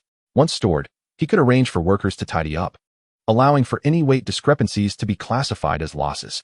Due to Huang Ming's lax attitude towards accepting the medicinal materials, his relatives would often slip him an extra sum whenever they delivered goods. Otherwise, with his meager monthly salary of just 20-some yuan, saving money would be a distant dream. Reluctantly, Huang Ming conducted a cursory inspection of a few packages of Buplurum delivered by Meng Haisheng. Finding no issues, he hastily settled the transaction, eager to send this troublesome delivery away. Chapter 59. Arrival in business today. A smooth acquisition of Buplurum left Meng Haisheng feeling quite pleased. Dealing with a petty individual like Huang Ming required pinpointing his vulnerabilities, rendering him incapable of resistance. Only then could he expect Huang Ming to behave when selling Buplurum in the future. The tractor cheerfully rolled out of the hospital courtyard. Are we still going to the market today? Meng Haisheng turned to inquire of Meng Daniu and Meng Hailian, who were in the back of the tractor. No, I need to save money to marry a wife. I can't spend frivolously, Meng Daniu replied with righteous conviction. Meng Haisheng chuckled at this, thinking that if they worked hard this summer, perhaps Meng Daniu would find a wife by the end of the year. How wonderful! A life filled with such prospects is far more gratifying than earning a fortune. As Meng Haisheng drove his tractor into the village, he was greeted by the jubilant shouts of a group of children exclaiming, "Uncle San is back! Uncle San is back!" The children rushed towards Meng Haisheng's home. As the tractor approached, he noticed a throng of villagers congregated both inside and outside the alley of his residence. Observing the anxious expressions on the faces of the villagers, Meng Haisheng found it amusing. Clearly, there were still many who harbored doubts about him. Yet, those who trusted him wore smiles of delight. In the midst of preparing vegetables and pickling cucumbers, Lin Mucheng was taken aback by the sudden influx of visitors just before noon. With no time to continue her culinary tasks, she cleared the courtyard to provide the villagers a place to stand. Meng Haisheng, beaming with joy, greeted the villagers as he made his way home. Please, everyone, remain calm and line up. We will attend to each of you in turn. Given the modest size of Meng Haisheng's courtyard, which could barely accommodate a dozen people, it was quite crowded. Have you sold all your Buplurum? Someone in the crowd inquired. Uncertainly. Yes, all sold. Those with IOUs, please line up properly. My living room is rather small, and if too many enter, it will become uncomfortably warm. Freshly returned from the county, Meng Haisheng even had a sip of water before he retrieved his ledger and began distributing payments to the gathered crowd. The first in line was Ma Jinying. Though she was a woman, her harvest of Buplurum was no less than that of the man. Auntie, you are due 22 yuan. Please count it and confirm. If all is well, hand me the IOU. Ma Jinying scrutinized the 22 yuan in her hand. Indeed, it is 22 yuan, she affirmed, producing the IOU from her pocket for Meng Haisheng. Harvesting buplurum is truly arduous work. After several days, this was all she had managed to dry. Ma Jinying carefully placed the 22 yuan into her pocket. Despite her complaints about the labor, her face radiated joy. Their family did not possess much land, and after accounting for their living expenses throughout the year, it was uncertain whether they would have even 22 yuan by the year's end. Now, having worked hard for just a few days to save this amount felt like a windfall, akin to a pie falling from the sky. As the villagers continued to line up, one after another receiving their payments, inquiries arose about whether Meng Haisheng would continue purchasing buplurum in the coming days. Upon receiving affirmative responses, they hurried to inform their relatives, urging them to join in the harvest to earn some extra money. No one knew when Meng Haisheng might cease his purchases. After all, in their eyes, the price of 1 yuan per pound for buplurum did not seem a sustainable venture. While Meng Haisheng busied himself with distributing payments, he remained unaware that his enterprise had attracted attention. Since the last time Meng Haisheng had ensnared Lang Chun with a sack, Lang Chun had not returned to the village for some time. "Chu good, did you see? Meng Haisheng has been consistently present, collecting buplurum in large quantities. I wonder where he sells it. It seems quite profitable." Lang Chun stood with a man clad in a floral shirt and black trousers, not far from Meng Haisheng's home. The man, referred to as Chu Gu, was a notorious local ruffian known as Chu Fong. In his 20s, he is quite capable and sharp-minded, having earned a bit of money over the past few years. The price of 1 yuan per pound for the Chinese herb chai hu is not inexpensive. This young man must have some connections. Chu Fong took a drag from his cigarette and forcefully discarded the butt onto the ground. How often does Meng Haisheng venture out to sell chai hu? He has only gone out twice, the first time being brief, while the second lasted about 4 to 5 days. If we wait another 4 to 5 days, the daylilies will have wilted. Lang Chun, you will collect chai hu in the village tomorrow, and everyone will pay cash on the spot without any debts. What? Lang Chun was taken aback, unable to comprehend Chu Fong's intentions. What on earth are you talking about? Tomorrow, I will advance you 1,000 yuan. You will collect chai hu in the village, no matter who comes to deliver it. When Meng Haisheng goes to sell chai hu again, I will send a sharper mind to accompany him. As long as we ascertain where he sells, this trade will subsequently belong to us. Lang Chun finally grasped Chu Fong's plan. Brother Chu, you are truly brilliant. How could I have overlooked this? The next day, when Meng Haisheng returned from the mountains with chai hu, he heard that Lang Chun was also in the village, offering 1 yuan per pound and cash payments. Haisheng, is it going to affect you that Lang Chun is also collecting chai hu? Lin Mucheng expressed her concern for Meng Haisheng, worried that such a challenging situation would arise so early in his business endeavors. If the chai hu trade fell through, what if Meng Haisheng succumbed to despair and returned to gambling?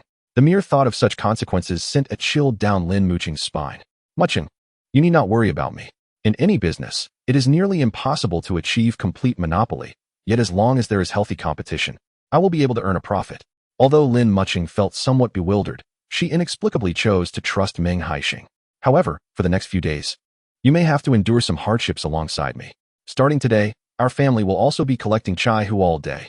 If you cannot prepare cold dishes, I will assist you with the chopping when I return from the mountains. Perhaps we should hire someone else? I heard my mother mention yesterday that Xiaoya is on summer vacation and has nothing to do at home. A girl cannot toil in the fields all day long. I thought about having Xiaoya come help me with the chopping. This way, she can earn some pocket money to buy herself clothes or hairpins. Meng Yu is the younger sister of Meng Jinfeng, currently in her second year of high school. Liang Xiaozue, with her strong preference for sons, was initially reluctant to let Meng Yu continue her education after completing middle school. However, Meng Yu proved her worth by ranking in the top 10 during the high school entrance examination. Many in the village envied her. And with the support of Meng's grandparents for her tuition, Liang Xiaozue begrudgingly allowed her to attend high school. At this age, a young girl is particularly concerned with her appearance. Yet Liang Xiaozue never paid heed to such matters.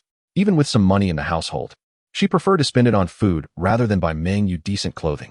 At present, Meng Yu's wardrobe consisted solely of dull blue and khaki colors, which were far too unflattering for a young girl. Lin Mucheng thought about the long summer vacation ahead and hoped that if Meng Xiaoya continued to chop vegetables and earn pocket money, she could buy herself a beautiful outfit before school commenced. Chapter 60. Assisting Meng Yu as Meng Haisheng was washing by the well. He lifted his gaze towards Lin Mucheng upon hearing her mention Meng Yu. How could his wife be so benevolent? Despite Liang Xiaozue's incessant disparagement of Meng Yu behind her back, upon witnessing Meng Yu's suffering, she could not help but extend a hand of assistance. Wife, do you not harbor any resentment towards her for treating you so poorly? Meng Haisheng wondered, anger welling up within him at the mere thought of Liang Xiaozui. In the past, he had wished for nothing more than to confront Liang Xiaozui for her malicious gossip, yet he recognized the plight of Meng Yu, a mere girl caught in an unfortunate circumstance. With a gentle sigh, Lin Mucheng expressed her sympathy for Meng Yu, who was being relentlessly tormented by Liang Xiaozui. Meng Haisheng rose, staring blankly at Lin Mucheng. Had Lin Mucheng not departed prematurely in their previous life, perhaps with her support, Meng Yu would not have fled with a vagabond. Meng Yu, in her quest for escape from Liang Xiaozui's clutches, had inadvertently fallen into another perilous situation. Her husband was prone to violence, leaving her battered and broken. For the sake of their 2 children, Meng Yu endured, never seeking divorce, ultimately sacrificing her own life. Meng Haisheng vividly recalled the moment he received the news of Meng Yu's demise and rushed to her home from 1,000 miles away. She was emaciated, her 167-centimeter frame weighing barely 80 pounds. Lying quietly in an ice coffin, her exposed arms, neck, and cheeks bore the marks of her suffering. Meanwhile, Meng Guanghe sat idly smoking, while Liang Xiaozui relentlessly negotiated with the man's family, not to seek justice for Meng Yu, but for compensation. At that time, Meng Haisheng had already achieved a modest level of success, summoned by Meng Jincheng to lend support. Unable to endure Liang Xiaozui's incessant prattle, he finally struck her, resulting in Meng Yu's ex-husband being imprisoned. From that moment on, Meng Haisheng severed all ties with the Meng Guanghe family. Later, when Liang Xiaozui was diagnosed with liver cancer and in excruciating pain, she called Meng Haisheng, hoping he would assist her in seeking treatment abroad. Upon hearing her name, Meng Haisheng hung up the phone, believing it would be best for her to succumb to her sins sooner rather than later. Memories, long buried within the depths of his heart, surged forth. In the sweltering summer, he felt a chilling sensation envelop him. He stood in close proximity to Lin Mucheng, so close that he could almost detect her faint scent of soap. "My dear wife, how fortunate I am to have you by my side." As he gazed at his timid wife before him, he could not resist enveloping her in his embrace. Feeling her warmth, the tempest of hatred within him began to subside. The sudden embrace startled Lin Mucheng, rendering her momentarily motionless, her body stiffening. "Wife, if you wish for Xiaoyu to assist, then let her come. Should Annie disagree, I will ensure she is persuaded." A hint of nervousness flickered across Lin Mucheng's face, yet a smile broke through at Meng Haisheng's words. Just as she was about to extricate herself from his embrace, a small voice rang out from under the eaves. "Mommy, I want a hug too." "You can't only hug Daddy." The exuberance of Mao Mao's voice startled Lin Mucheng, prompting her to quickly push Meng Haisheng away. "I did not hug your father." As the words fell, Lin Mucheng realized how peculiar they sounded. Meng Haisheng stepped forward to lift Momo into his arms. He gently pinched her chubby little cheeks, pondering how his little cotton-padded jacket seemed to be letting in a draft. He had finally managed to enjoy such close proximity to Lin Mucheng, only to have it disrupted in mere minutes by his little cotton-padded jacket. "What would you like to eat for dinner, Momo? Daddy will make it for you." Indeed, the moment Meng Haisheng mentioned food, Momo's attention was instantly diverted. "I want noodles, fish, and meat." Momo counted her favorite foods on her little fingers one by one. "With that tiny belly of yours, how could you possibly fit all that? Tonight, Daddy will prepare braised mackerel and noodles. How does that sound?" Momo nodded obediently, receiving a large piece of white rabbit candy from Meng Haisheng as a bonus. At her tender age, Meng Haisheng usually refrained from letting her have sweets, only occasionally indulging her with a piece to satisfy her cravings. The fish at Meng Haisheng's home had been sent by Chu Lan. She had heard that fish was beneficial for the baby during pregnancy, so she specifically arranged for fresh mackerel to be bought from another town. As Meng Haisheng took out the mackerel to clean it in preparation for dinner, Lin Mucheng came over to assist. However, the normally fish-loving Lin Mucheng felt her stomach churn violently as she approached, overwhelming waves of nausea washing over her. She leaned against the wall, retching pathetically. "Wife, are you all right?" Meng Haisheng, abandoning the fish, hurried over to check on her. Yet, as he drew near, the strong fishy odor clinging to his hands only intensified Lin Mucheng's discomfort. "I'm fine, just keep your distance. The fishy smell is unbearable." Meng Haisheng quickly washed his hands with soap, then supported Lin Mucheng, guiding her into the house to rest. "Mucheng, should we go to the hospital? I've heard that pregnant women experience significant reactions in the first 3 months. You've only started showing symptoms after 3 months. Could there be an issue?" Meng Haisheng's heart raced with concern. "Really, it's nothing. I remember my mother saying that during her pregnancy with me, she also had no symptoms for the first 3 months. It wasn't until she was nearly 4 months along that she felt something. I suppose I've inherited that from her." Despite Lin Mucheng's reassurances, Meng Haisheng remained uneasy. I want to go to the mountains to dig for Chinese Angelica tomorrow. Let us go to the county together. Only if the doctor there says everything is fine will I be at ease. Initially reluctant, Lin Mucheng eventually relented to Meng Haisheng's persistent persuasion, agreeing to take a bus to the county for a checkup the following morning. Mama, drink some water, it's sweet. Momo observed Lin Mucheng's discomfort and brought her little enamel cup. Inside was the malted milk drink Meng Haisheng had prepared for Momo earlier. Momo, I can't drink that. Lin Mucheng replied. Even plain water seemed to carry an unpleasant taste, let alone the malted milk. Momo, can you help Daddy take care of Mama? Daddy will go make dinner now. Okay, Momo replied seriously, her little face tense with concentration. Meng Haisheng quickly finished cooking the fish, opting to place it in the living room rather than inside, to spare Lin Mucheng from the overwhelming fishy scent. Merely preparing a single dish of fish was undoubtedly insufficient. So Meng Haisheng decided to concoct a tomato soup as well. The tomatoes from his household were slightly tangy, and upon tasting the soup, Meng Haisheng found it so sour that it made him furrow his brows. Darling, please sample the tomato soup. If it is too sour, I shall add a spoonful of sugar. He presented a small bowl of the soup to Lin Mucheng. It's not sour. You and Momo go and enjoy the fish. Don't mind me. I shall suffice with just this bowl of tomato soup. It's really not sour? Meng Haisheng asked again, a hint of uncertainty lacing his voice, recalling how sour it had seemed upon his first taste. Am I in the habit of deceiving you? Lin Mucheng found Meng Haisheng's anxious demeanor rather amusing. Perhaps he was being overly concerned. All right, I shall fetch everything. The noodles are ready as well. And I'll bring you a bowl. After dinner, Lin Mucheng retired early to rest. However, Meng Haisheng lay awake in the dark, unable to find slumber.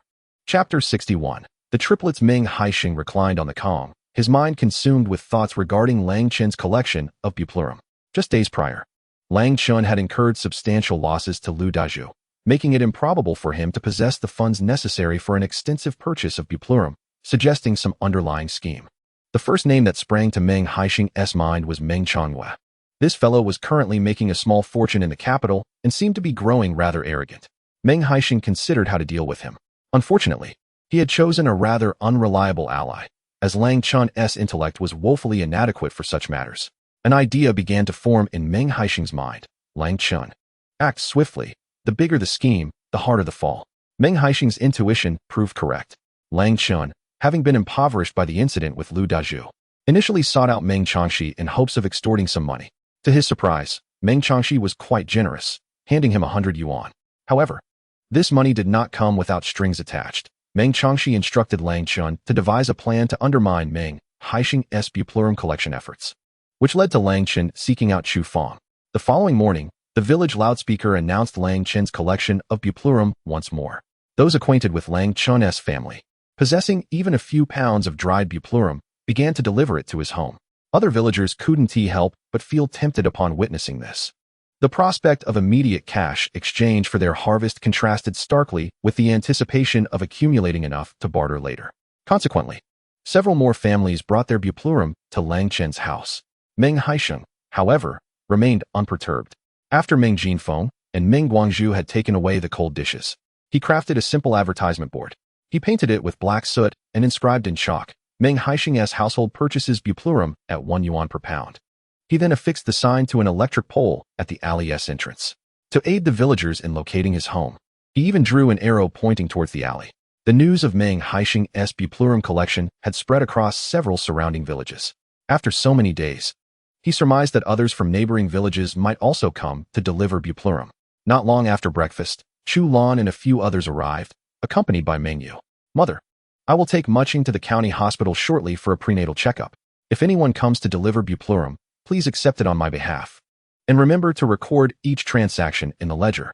Chu Lan assisted Meng Haisheng in gathering fresh grass, cucumbers, and water radishes, thus becoming quite familiar with the task.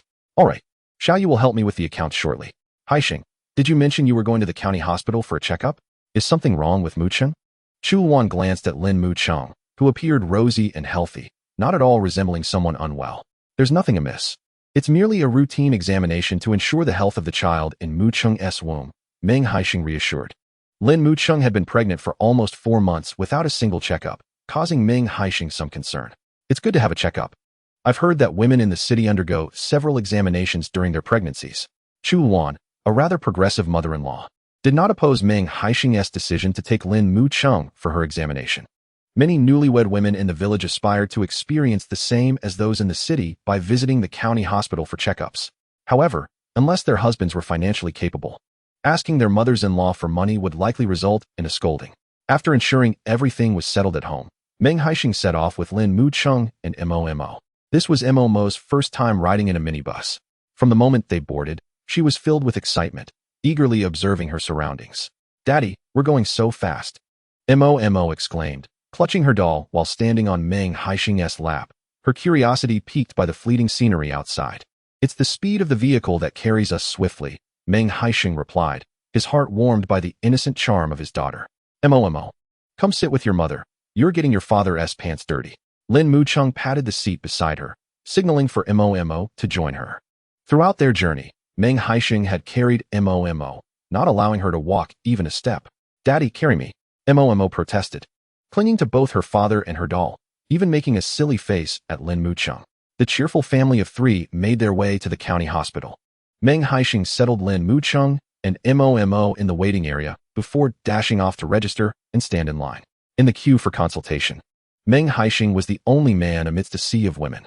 Whenever a doctor or nurse approached, they would cast a glance in his direction. One nurse even approached him to inquire if he was in the wrong line. "I assure you, I am not in the wrong line. My wife, accompanied by our child, finds it inconvenient to wait, so I'm here to assist her," he explained, glancing at Lin Mucheng and Momo. Lin Mucheng offered an awkward smile to the nurse, who then believed Meng Haisheng's words. "You truly care for your wife," the nurse remarked, surrounded by expectant mothers. Meng Haisheng's conversation drew the attention of the men seated in the waiting area, who were met with numerous envious glances. A few perceptive men hurried to help their own wives in line. Yet, some men, possessing a more traditional mindset, remained steadfast in their seats, even as their wives' piercing glares threatened to pierce through them. After a considerable wait, it was finally Lin Mucheng's turn. Meng Haisheng anxiously awaited outside the examination room, holding Momo in his arms. After much ado, Lin Mucheng was finally called in for her ultrasound. Meng Haisheng was still unable to enter, remaining outside in anticipation. Other expectant mothers entered for their examinations and returned promptly, yet Lin Mucheng had been inside for over 10 minutes without any sign of emerging. An unsettling anxiety gripped Meng Haisheng's heart. Soon, a family member of Lin Mucheng entered the room. Upon hearing the doctor call for him, a chill coursed through Meng Haisheng's body, rendering his thoughts nearly incoherent.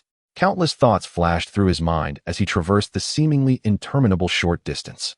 Inside the examination room, Lin Mucheng lay on the examination bed, while the doctor conducted her checkup, accompanied by 4 individuals clad in white coats. Meng Haisheng found himself utterly bewildered, unable to comprehend the situation. "Doctor, I am Lin Mucheng's family member."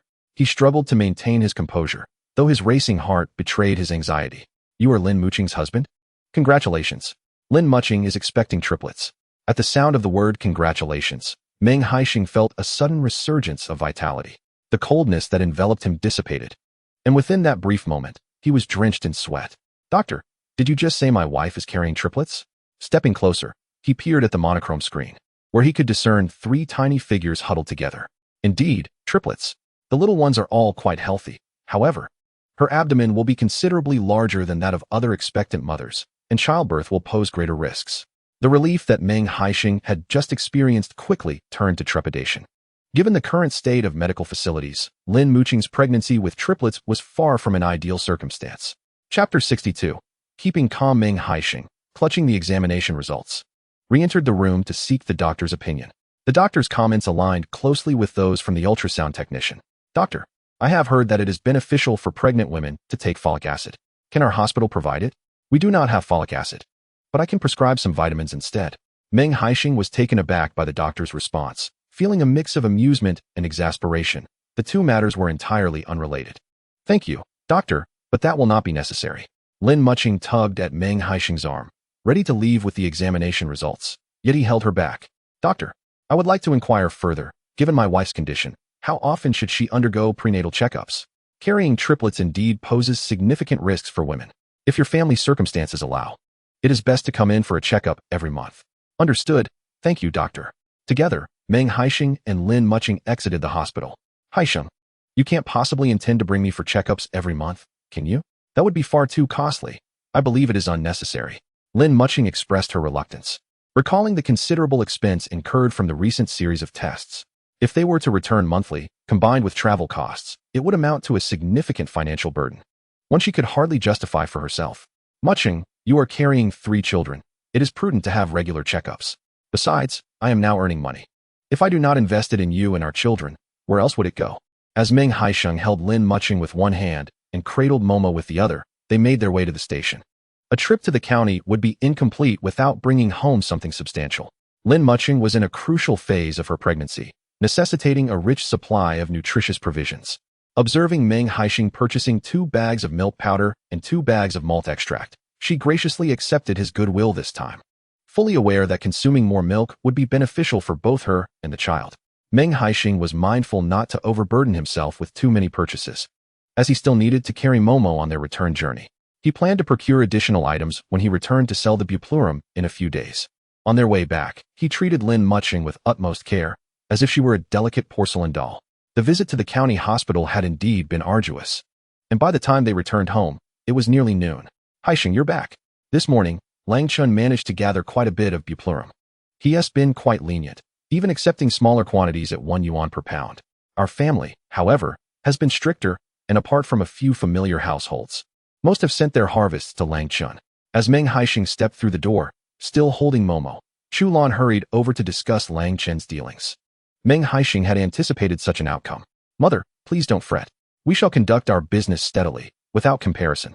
He had his own strategies, yet he could not divulge them to Chu Lan. It would be inappropriate to disclose that he had set a trap for Lang Chun, knowing that the more buplurum Lang Chun acquired, the greater his losses would be. Why don't you speak to the village secretary about borrowing the tractor to deliver the cold dishes? That way, Jean Feng can manage it alone, and your father can go to the mountain to dig buplurum. Mother, please refrain from suggesting such things. The tractor is communal property. We cannot keep borrowing it. Moreover, my father is not fit to climb the mountain anymore. Before I forget, I almost neglected to mention the important matter. Today, I took Mucheng for her prenatal checkup, and the doctor revealed that she is expecting triplets. Meng Haisheng quickly shifted the topic, diverting Chu Lan from her concerns over buplurum. Upon hearing the news of triplets, Chu Lan's face lit up with joy. How wonderful! No family in our village has ever had triplets. You will be unique. Mother, let us not get ahead of ourselves. The doctor did warn that carrying triplets is far more challenging for Mucheng than for other expectant mothers. I intend for my father to come help with the vegetable preparation in the afternoons. So Mucheng won't have to exert herself too much and risk compressing our 3 daughters. Chu Lan chuckled heartily at Meng Haisheng's words. How can you be so certain they will all be daughters? What if they turn out to be sons? Let us not entertain such thoughts. If I were to have 3 sons, my life would be a continuous whirlwind. 3 daughters, on the other hand, would bring me immense joy, with 3 little cotton jackets to cherish. Chu Lan, however, did not heed Meng Haisheng's perspective, for in rural tradition, having daughters was merely a bonus, while the older generation always hoped for a son. On his way home, Meng Haisheng had purchased some fish and meat, having heard that pregnant women benefit from eating fish. Although Lin Mucheng was sensitive to the smell of it, he combined fish and pork to create meatballs, and then prepared scrambled eggs with tomatoes for Lin Mucheng. The tangy tomatoes, enhanced by the addition of meatballs, completely masked any fishy odor. During lunch, Lin Mucheng devoured 6 meatballs in one sitting. Later that afternoon, upon hearing that Meng Yu was cutting vegetables at Meng Haisheng's place, Liang Xiaozui decided to join the commotion. Meanwhile, many were still delivering buplurum to Lang Chun, and Meng Haisheng, if he were quick to announce it over the loudspeaker, could also collect buplurum. The entire courtyard was bustling with vegetable preparation, while only Liang Xiaozui engaged in idle chatter. It was common knowledge that he was collecting buplurum. If they wished to contribute, they would come to him naturally. If they were unwilling, no amount of shouting would persuade them otherwise. Liang Xiaozui scoffed. You seem quite unfazed. However, to be fair, your collection of buplurum is far too laborious. Look at Lang Chun. He gathers it effortlessly, without the same pickiness. Meng Haisheng found no desire to engage with Liang Xiaozui, understanding that even if he explained the detrimental effects of such vicious competition, she would remain oblivious. The next day, Meng Haisheng followed Meng Daniu and the others up the mountain once more.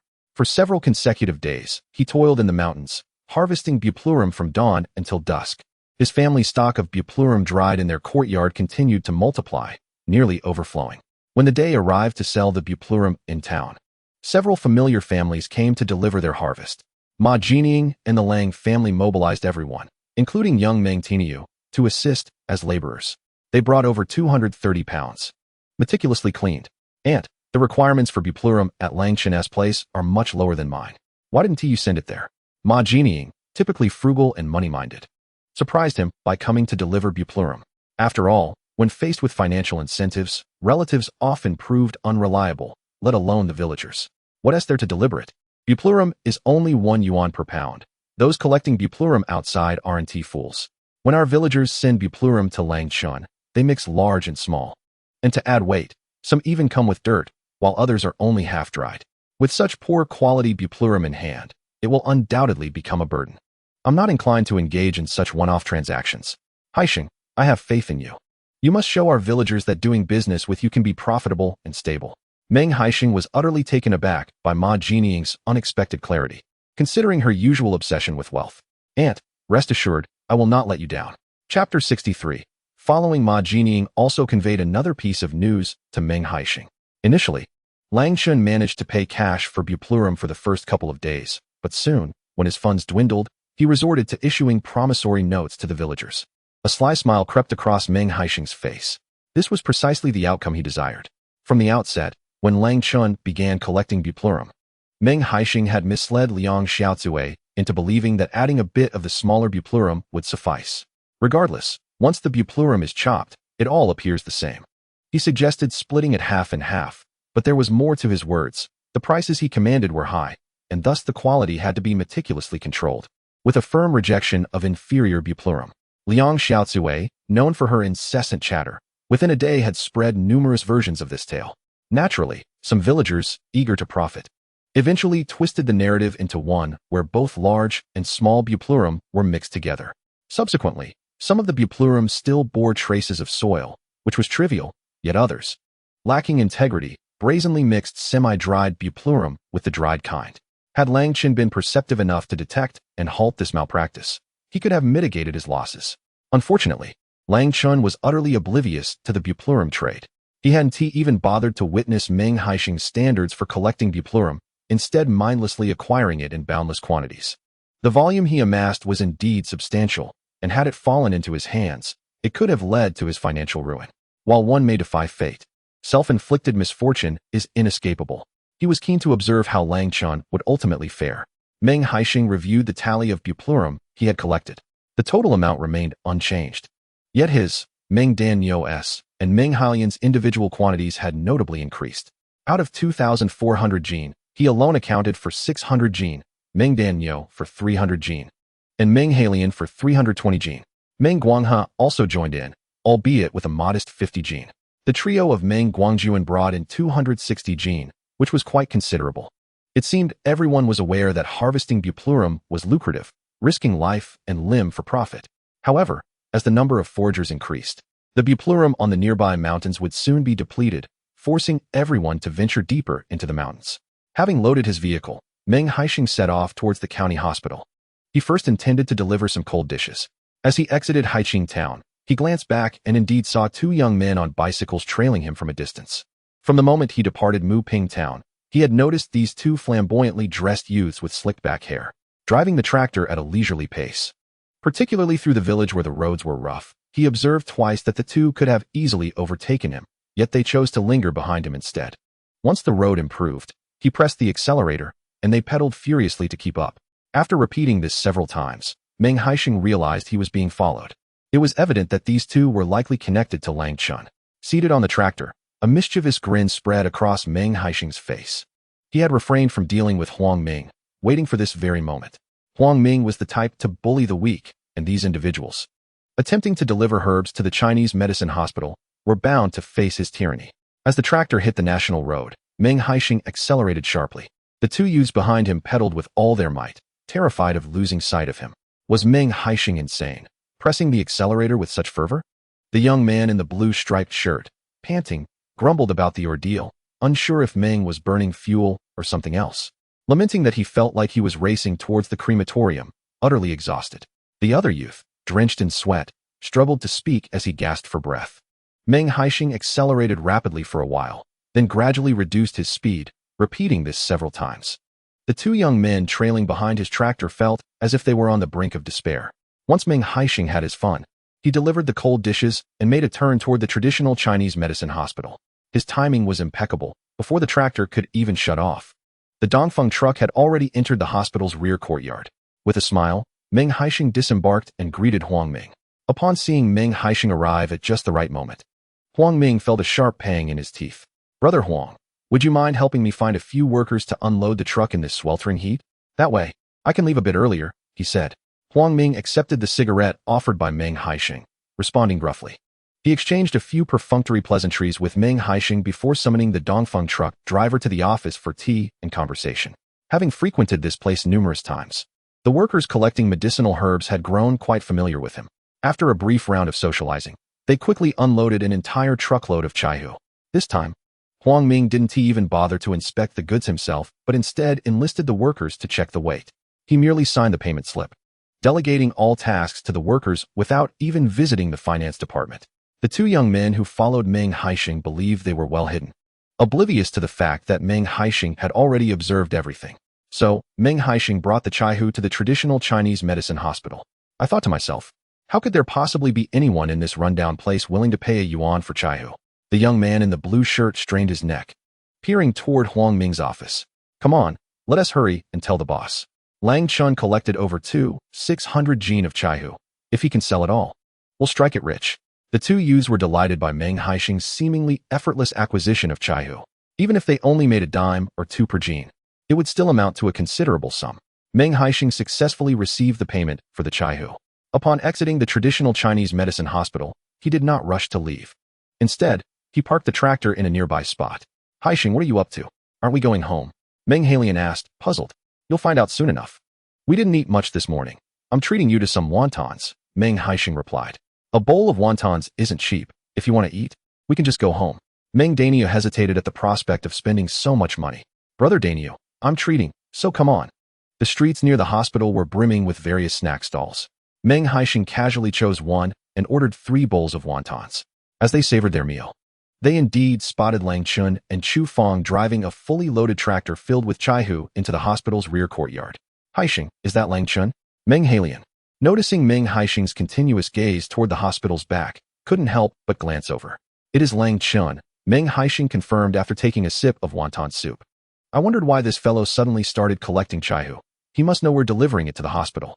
Suddenly, Meng Dainio, who had been quietly enjoying his wontons, looked up, his face filled with confusion as he turned to Meng Haisheng. How did Lang Chun find out? Did he come to ask himself? If he possessed any intellect, he would not be at the traditional Chinese medicine hospital delivering chaihu at this hour. Chapter 64. Encountering obstacles. Meng Haisheng recounted the incident of being followed by someone in a tractor to Meng Haisheng and Meng Dainio. "That scoundrel, Lang Chun, is truly unscrupulous." Meng Haisheng's face flushed with indignation, while he recognized Lang Chun for his own merits at the hospital. It is absurd that the hospital would only accept herbs from their family. However, the underhanded tactics employed by Lang Chun to ascertain that the hospital was accepting chai who are utterly repugnant. "Brother, do not be anxious. Simply enjoy the show," he reassured. With Huang Ming, the vigilant gatekeeper, Lang Chun would not fare well. Huang Ming, having finally awaited Meng Haisheng's departure, emerged from his office, instructing the workers to swiftly unload the medicinal herbs from the Dongfeng truck. The quality of their herbs remained consistently subpar. Recently, the demand for chaihu at the hospital surged, resulting in an increased supply from their family. Yet, the quality starkly contrasted with that of what Meng Haisheng provided.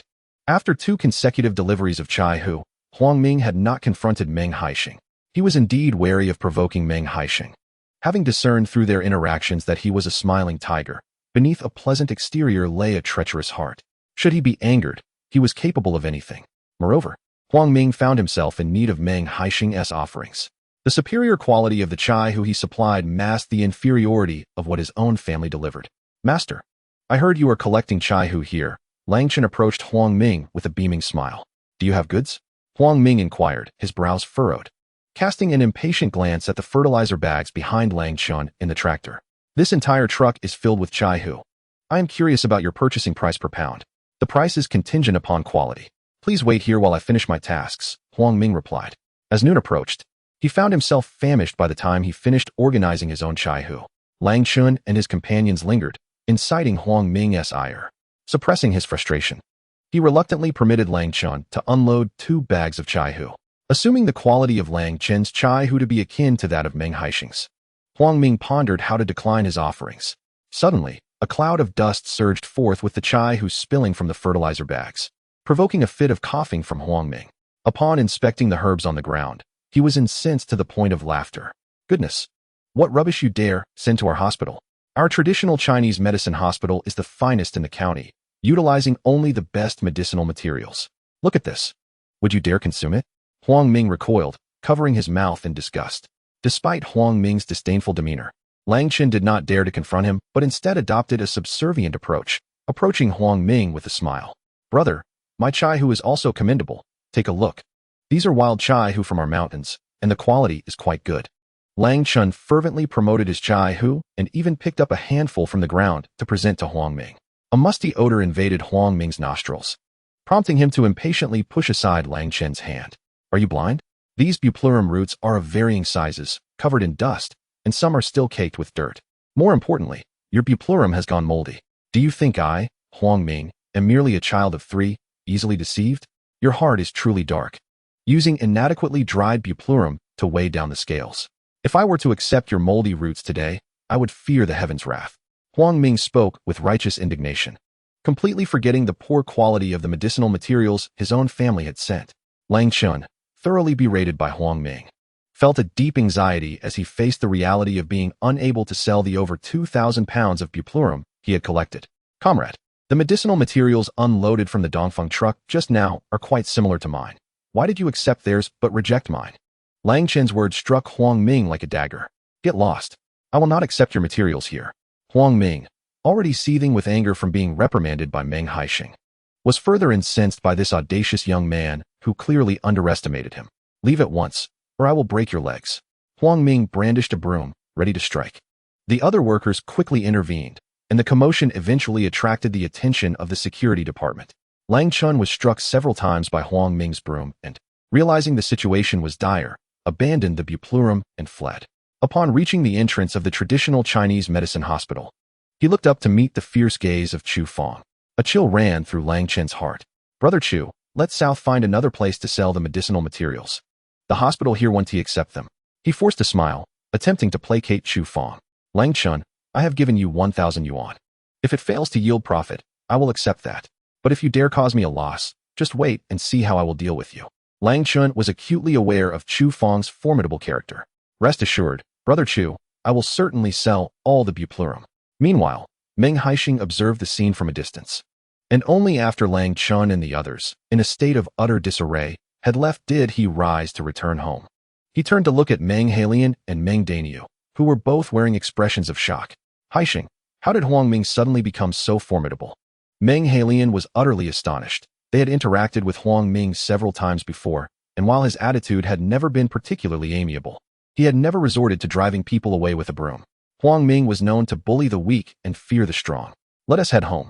I can't shake the feeling that one bowl of wontons was insufficient. Perhaps we can find something more to eat at home. And maybe there will be more excitement to witness this afternoon. It won't be enough for Lang Chen to suffer just this little. What excitement! This afternoon we should go up the mountain to gather buplurum, Meng Daniu suddenly interjected. Meng Haisheng couldn't help but laugh. Ever since Qiu Shuyi expressed her intention to court Meng Daniu, he seemed to have undergone a transformation, zealously pursuing every opportunity to earn money. Brother Daniu, even a body of iron cannot withstand such relentless labor. We go up the mountain every day to gather buplurum.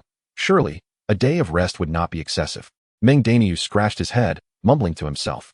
Having saved up a sufficient amount of money, Meng Haisheng intended to sell another batch of buplurum before approaching Chuanhua's family for a marriage proposal. In high spirits, he returned to the village, only to find that the alleyway near his home was considerably quieter than his last visit. A few individuals holding IOUs were seated in his living room. Ma Jining noticed that Chu Lan and others were busy chopping vegetables and pickling cucumbers, and she promptly offered her assistance. Meng Haisheng meticulously divided the outstanding debts and calculated that after his next sale of buplurum, he would no longer need to borrow from the villagers. Upon arriving home, he found that lunch had already been prepared. Lin Mucheng had made a pot of fragrant fennel dumplings. Mucheng, didn't the doctor advise you to rest more? Why are you taking on so much work? He inquired.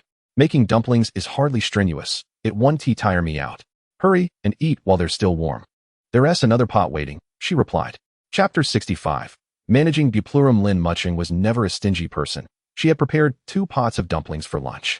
Those who had been chopping vegetables earlier were invited by her to share the meal. Meng Haisheng and Meng Danyu, who returned with Meng Haisheng, were also welcome to stay. After lunch, Meng Haisheng turned the sun-dried Buplurum and prepared to take a nap. After several grueling days of harvesting, he truly needed a well-deserved rest. "Dad, I want to take a nap with you," said Momo, clutching her doll and carrying her small pillow as she nestled beside Meng Haisheng. "Weren't you complaining last night about it being too hot? Why are you here now?" He teased gently. He adjusted her small pillow but was cautious not to let her get too close, as he was in the prime of his youth. And her proximity felt akin to being near a furnace. Momo missed her father. With her round, sparkling eyes, she turned to look at Meng Haisheng. He paused for a moment while fanning her with a palm leaf. "Daddy has been very busy lately. How about I play with you this afternoon?" he suggested. "Aren't you going to the mountains to dig Buplurum?" she queried, displaying her cleverness. "Grandma said that. Both Grandma and Mommy are busy. But Momo is very good and will play with her doll by herself," she replied. Meng Haisheng playfully pinched Momo's tiny nose. "Indeed, everyone is busy. But I promise to make time to play with you," he assured her. "All right, let us make a pact," she exclaimed, extending her little finger to gently hook it around his, her face lighting up with joy. The father and daughter exchanged whispers, unaware of who drifted off to sleep first. After finishing her meal, Lin Mucheng felt uncomfortably warm and decided to take a shower. Upon returning to her room, she found the two lying side by side on the Kong, both in identical postures and expressions, peacefully asleep. A subtle smile graced her lips as she rested her warm palm on her abdomen, her heart filled with a blend of emotions. Marrying Meng Haisheng had been a matter of necessity. There had been no love between them at the time. She could not return to the city and had hoped that she and Meng Haisheng could lead a decent life together.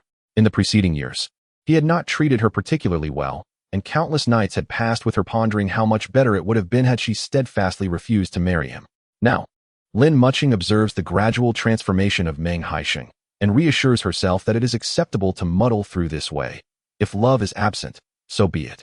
Recently, Lin Mucheng has been plagued by excessive drowsiness, awakening in a haze to find it already past midday. As she opens her eyes in a state of confusion, she notices the yard is devoid of any presence. Surprised, she wonders why her family has not begun preparing the vegetables, questioning their whereabouts. Little does she know, the Meng family has all ventured out to seek amusement. Lang Chun has spent the entire afternoon wandering the county. Yet he has not sold a single pound of the Buplurum root. Indeed, one could argue that Lang Chun is not particularly adept at business. During the summer, the midday sun blazes like a fiery orb, and everyone has retreated to partake in meals and afternoon rest. Who would brave the scorching heat to procure Buplurum? With a sense of resignation, Lang Chun hauls back over 2,000 pounds of Buplurum to the village. The villagers, along with those from neighboring areas armed with promissory notes, have eagerly awaited his return at Lang Chun's home. His father, Lang Konghu, is in high spirits, enthusiastically welcoming everyone. "Uncle Lang, your Lang Chun has truly become prosperous, engaging in such significant trade. In all my years, I have never witnessed such a large quantity of Buplurum. Indeed, Lang Chun is still without a partner. Perhaps I shall introduce someone to him." "Do not introduce just anyone. Lang Chun will soon be a wealthy man. He deserves someone beautiful." As Lang Konghu listens to the lively chatter, a broad smile spreads across his face. Suddenly, the distant sound of a tractor interrupts the conversation, and someone shouts, "Lang Chun is back." The crowd rises in unison to gaze towards the street. They see Lang Chun driving a bright red tractor borrowed from the county, gradually making his way toward them. Excitement surges through the crowd. Lang Chun's return signifies the distribution of profits. Among the onlookers are many who had previously delivered Buplurum to Meng Haisheng, and they presume Lang Chun will return with as much bounty. However, the tractor is laden with numerous bags, and there are several young men on board who do not appear to be upstanding citizens. Lang Konghu notices this too. His expression darkens, and an ominous premonition stirs within him. Presumably, he has returned with goods from the county to sell. Lang Chun has indeed made a name for himself, and seems to have a knack for making money on both ends. Yet, it remains a mystery what he has brought back. Listening to the murmurs of the crowd, Lang Konghu's worries ease. His son has truly become successful, and the prospect of any misfortune seems unfounded. Perhaps he has merely been overthinking. As the anxious villagers await, Lang Chun's tractor finally halts at the front of his home. Even before he turns off the engine, he is surrounded by a throng of eager onlookers. "Lang Chun, what have you brought on your tractor?" someone urgently inquires. Lang Chun, with a frown, remains silent and leads the way into the house. Seeing his demeanor, The villagers, who have yet to hear any mention of settling accounts, follow him into the yard. Lang Chun, you have settled the payments for the buplurum with the villagers. Everyone is waiting here. Lang Konghu trails closely behind, his brow furrowing involuntarily. Today, the Chaihu has not been sold. I shall settle the accounts with everyone once it is sold in a few days. No sooner had I uttered these words than the crowd erupted in a cacophony of discontent. What do you mean, Lang Chen? The promissory note you gave us clearly states that we would receive payment today. Indeed, what does your inability to sell the Chaihu have to do with us? You never mentioned that if it remained unsold, we would not receive our due payment. The previously jubilant faces of the crowd were now clouded with anger, their eyes fixed menacingly upon Lang Chun. Lang Chun, already seething with frustration, felt his ire swell further at the villager's vehement rebuke. If you are unwilling to wait, you may take your own Chaihu back. I have no desire to assist you in selling it, he declared, standing in the courtyard with an air of defiance, akin to a pig unperturbed by boiling water. Is this how you speak? I provided you with quality Chaihu. What if you return inferior goods to us? When Lang Chun collected the Chaihu from each household, he did not label the bags separately, but rather mixed them all together. Due to the overwhelming quantity, he had not exercised stringent quality control. The villagers understood all too well that should they retrieve their Chaihu, they would be left with an assortment of varying qualities, potentially leading to significant losses. Seeing the chaos on Lang Chen's side, Chu Fong seized him by the collar and dragged him towards the main hall. You better write me a promissory note right away. If you cannot gather 1,000 yuan within 3 days, I will chop off one of your fingers. If you fail to repay within 5 days, I shall take 2.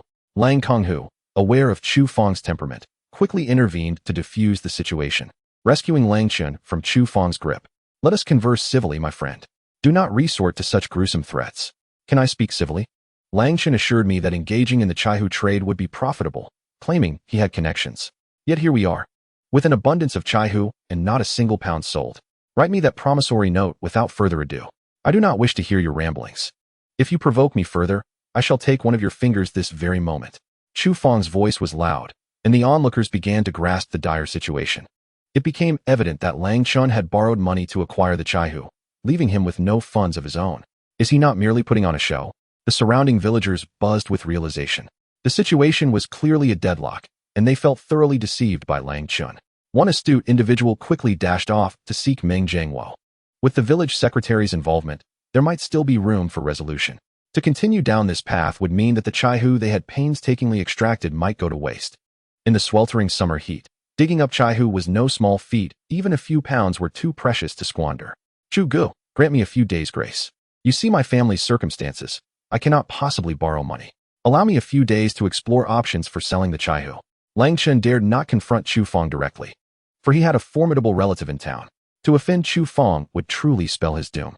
Do you think I am a child?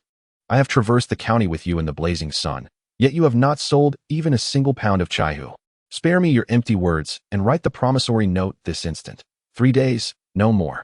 Lang Konghu continued to speak in praise, while Chu Fong, losing his patience, abruptly slammed a dagger onto the wooden table before Lang Chun.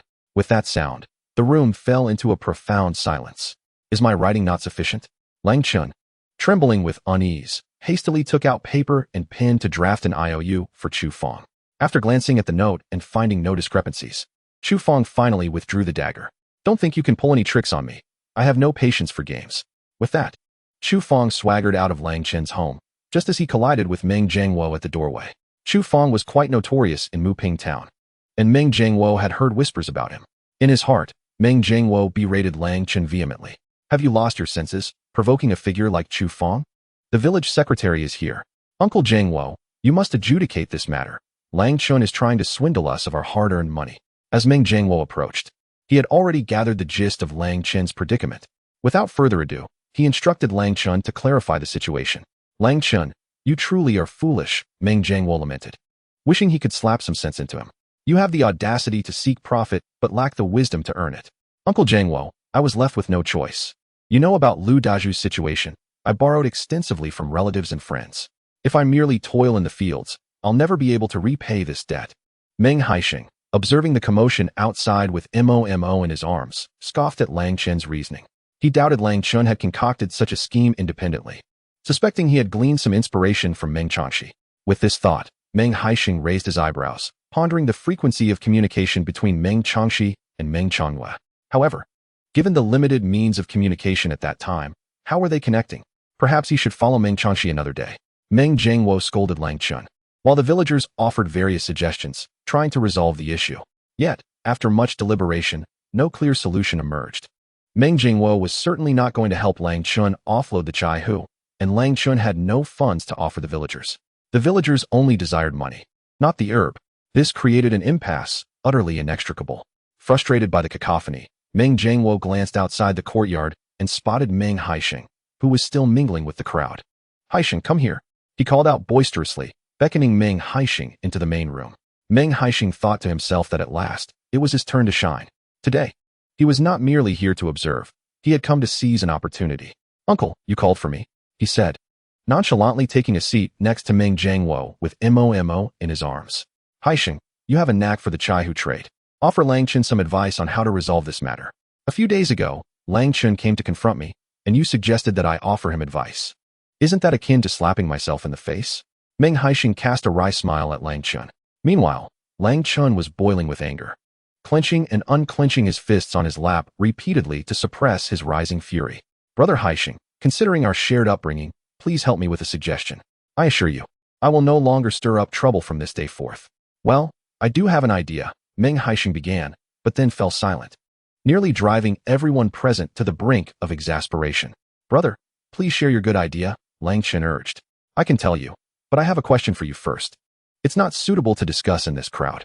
As soon as Lang Chun heard that Meng Haisheng had a solution, his eyes lit up. "Brother, let us speak in the West Room." The two men retreated to the West Room, shutting the door behind them. Meng Haisheng wasted no time, directly inquiring whether Meng Changxi had suggested to Lang Chun that he collect the buplurum. Lang Chun hesitated momentarily. However, the thought of incurring over 2,000 yuan in debt dispelled any lingering doubts.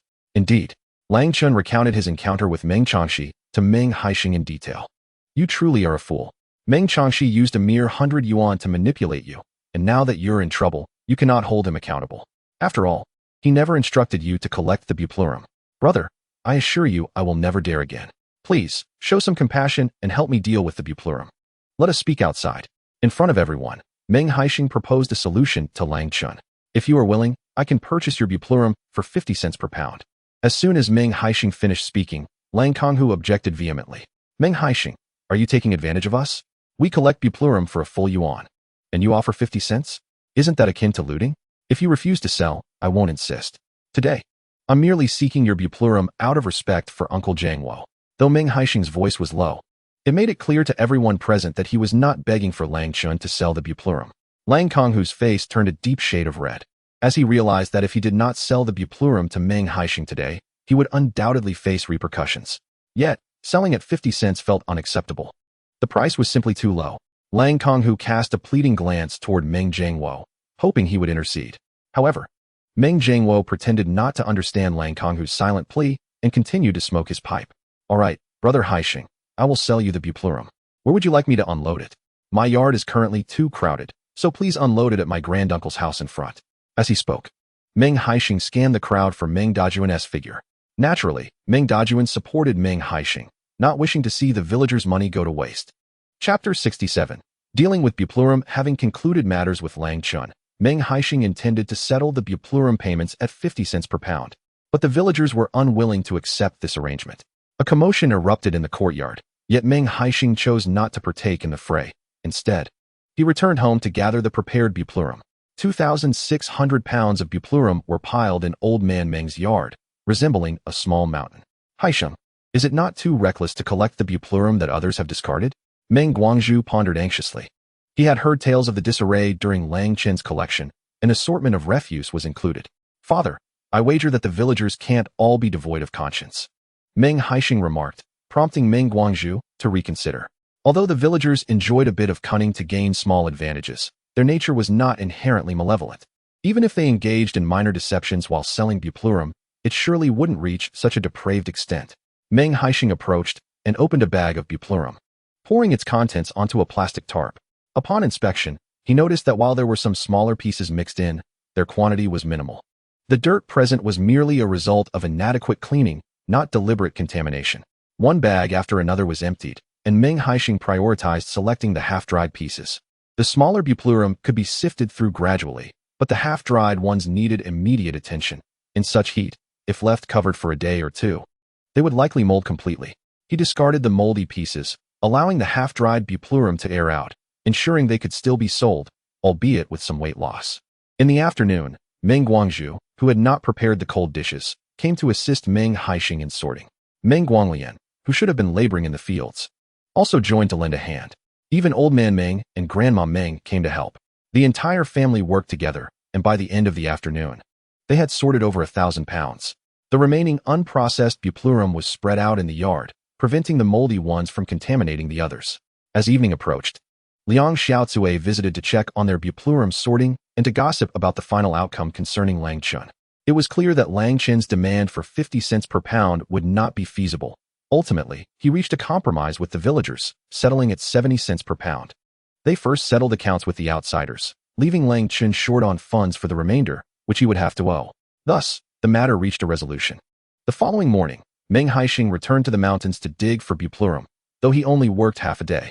Near lunchtime, he returned early to join everyone in sorting the remaining buplurum funds. Once the half-dried pieces were properly aired, Meng Haisheng weighed the harvest.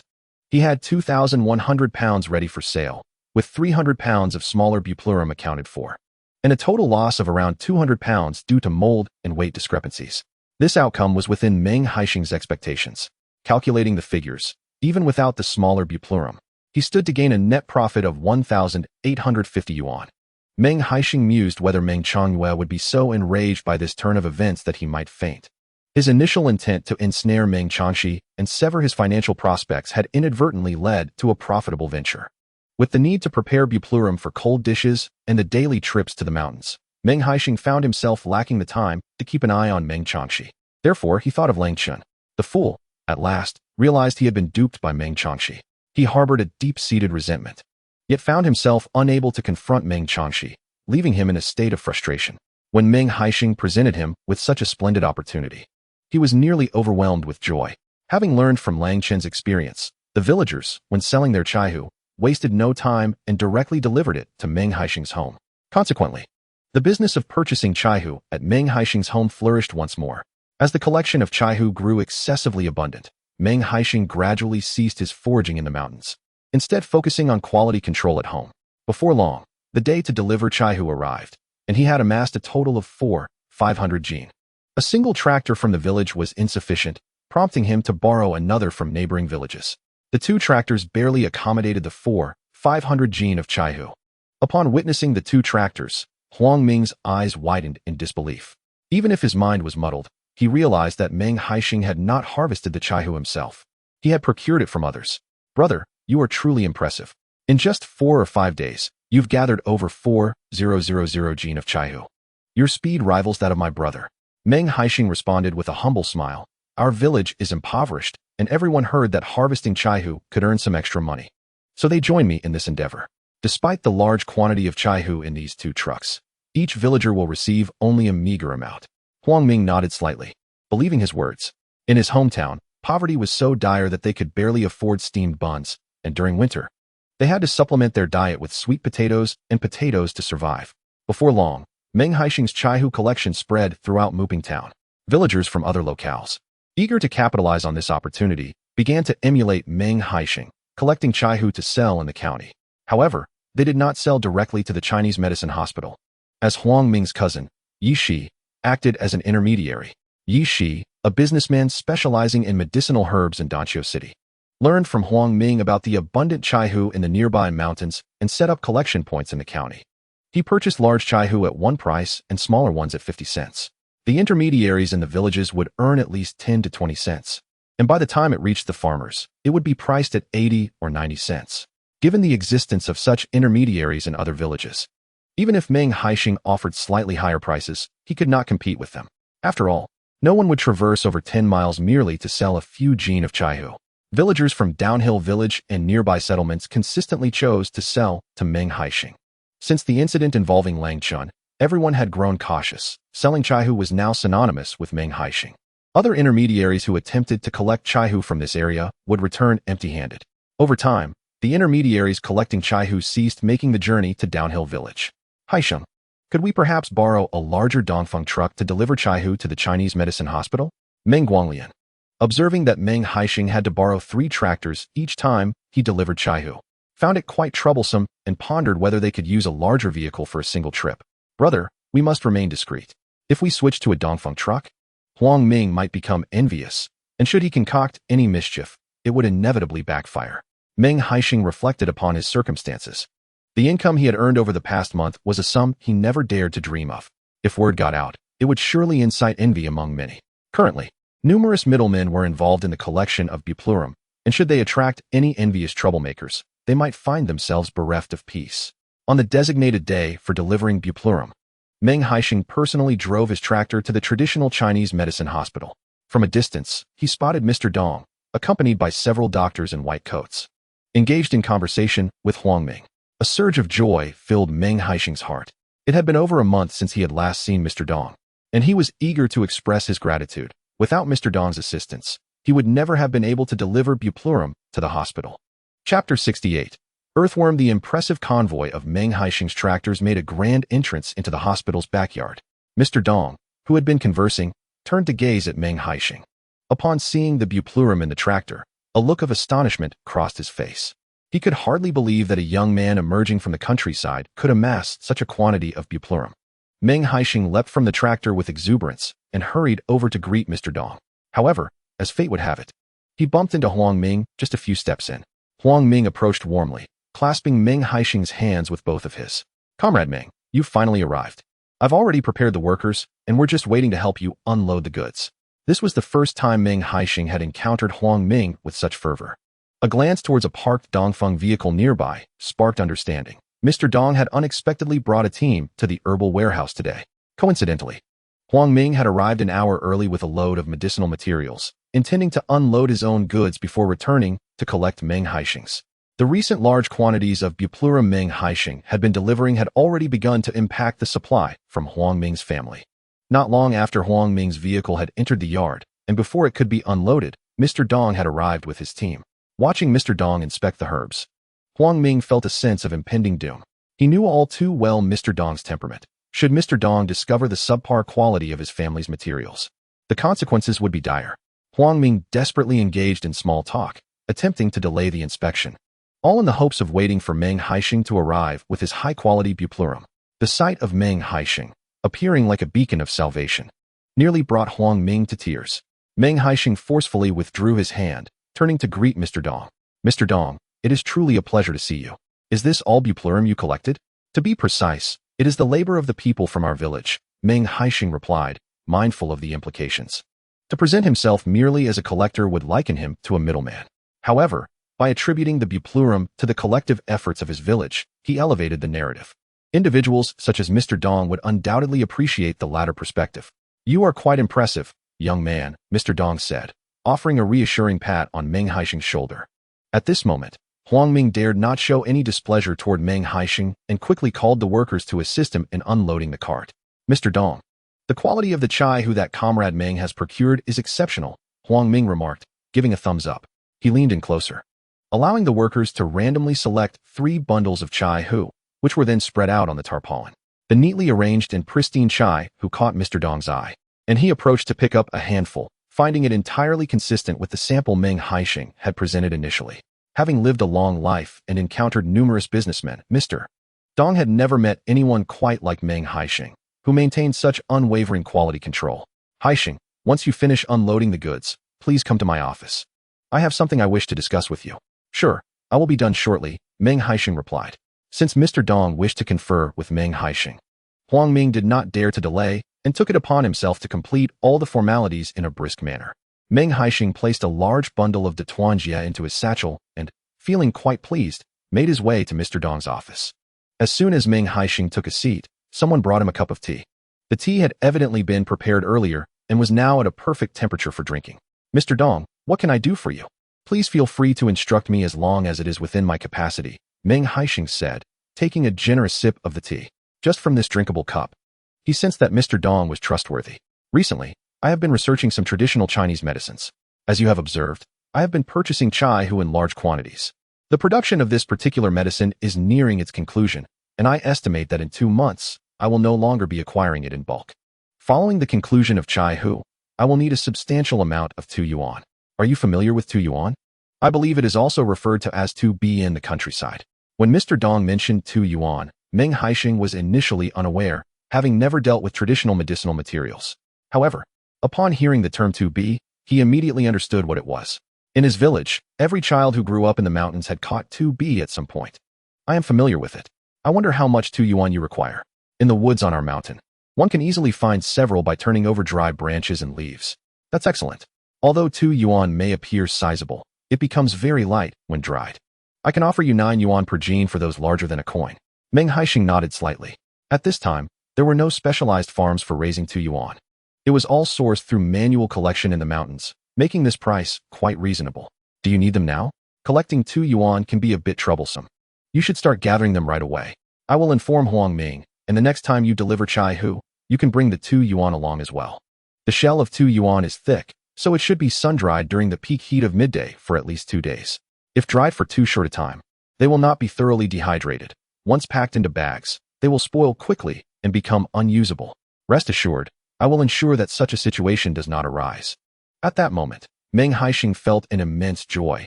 He had always known that the Chai Hu business was not sustainable in the long run. If Mr.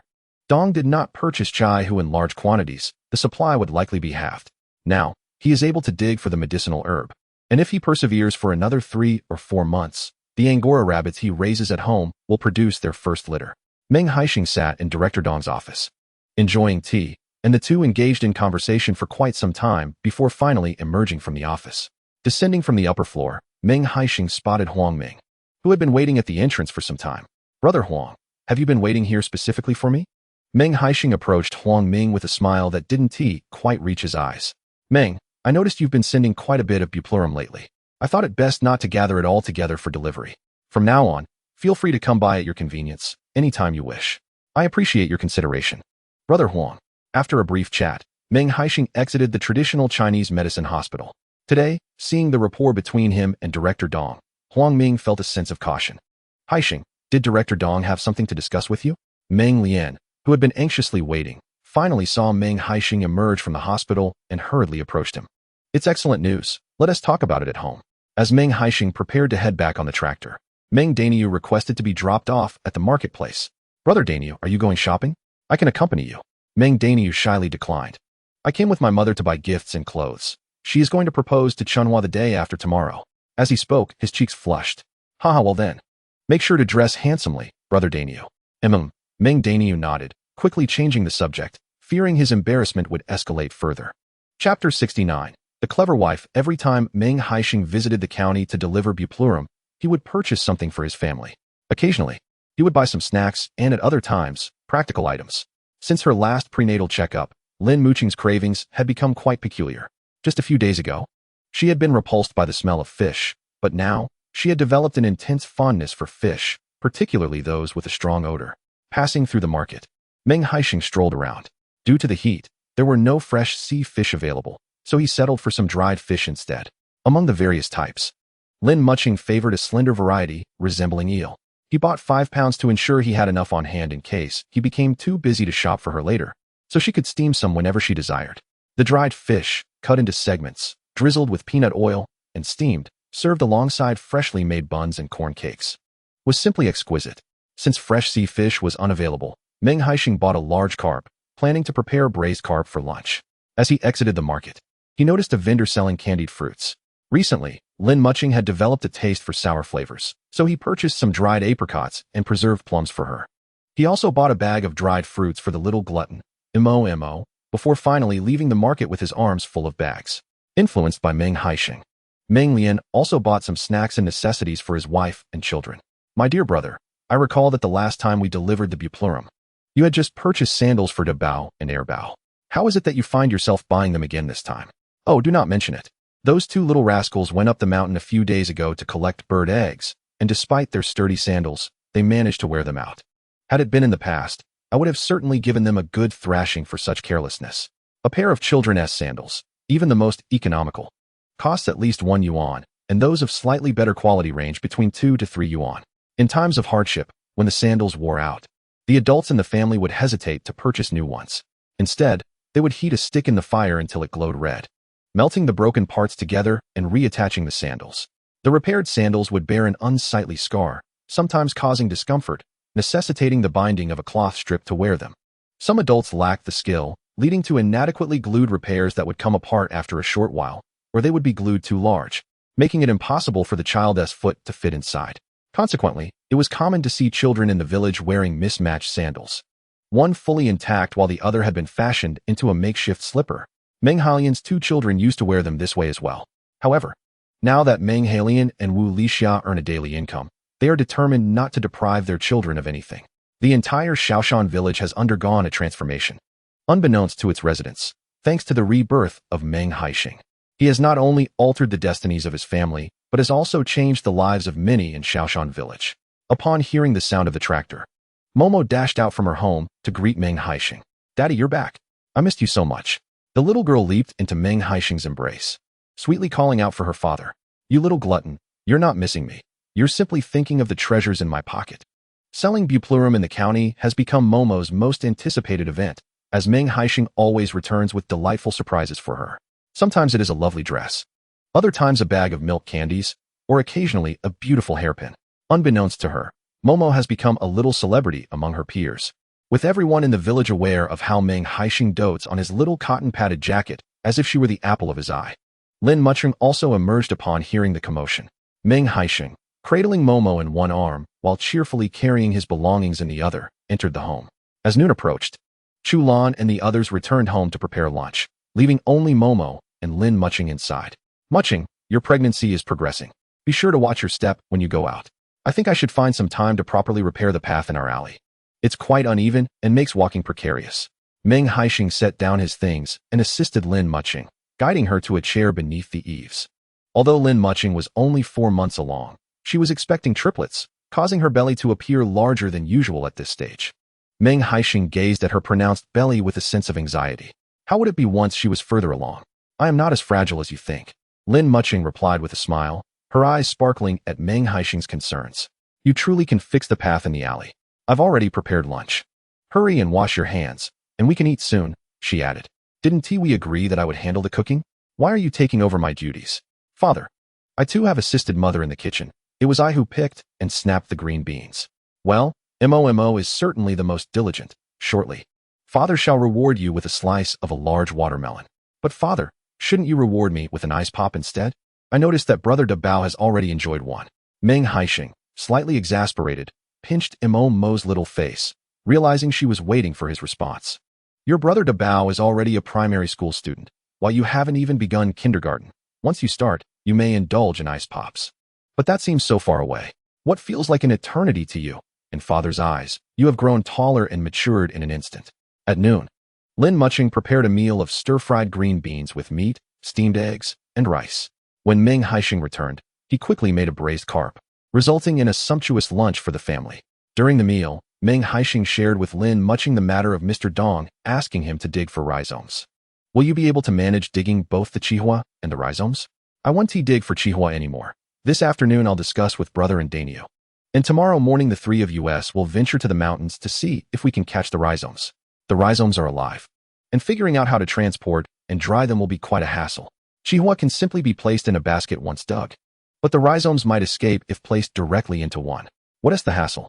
Just find a larger locust cage. When you catch the rhizomes, simply shove them inside. During cleaning, toss both the rhizomes and the cage into the water, and while drying, hang the rhizomes under the eaves to dry for a day. They'll likely perish by then." Meng Haisheng instantly recognized the practicality of Lin Mucheng's suggestion. "But where will you procure a large locust cage? You're not just catching a couple of pounds, are you?" Lin Mucheng had never seen a large locust cage. The usual ones are palm-sized, and even if filled to capacity, they wouldn't hold many rhizomes. "We must seek out Great Uncle. His craftsmanship is exceptional, and the locust cages he weaves are the finest in our village." As a child, Meng Haisheng also loved to catch locusts all over the mountains. But his father and grandfather lacked that skill. Whenever he wished to catch locusts, he would plead with Uncle Meng. Although Uncle Meng would often grumble and glare, he always ended up giving Meng Haisheng a beautiful locust cage. After lunch, Meng Haisheng brought 2 pounds of meat to Great Uncle Meng's home.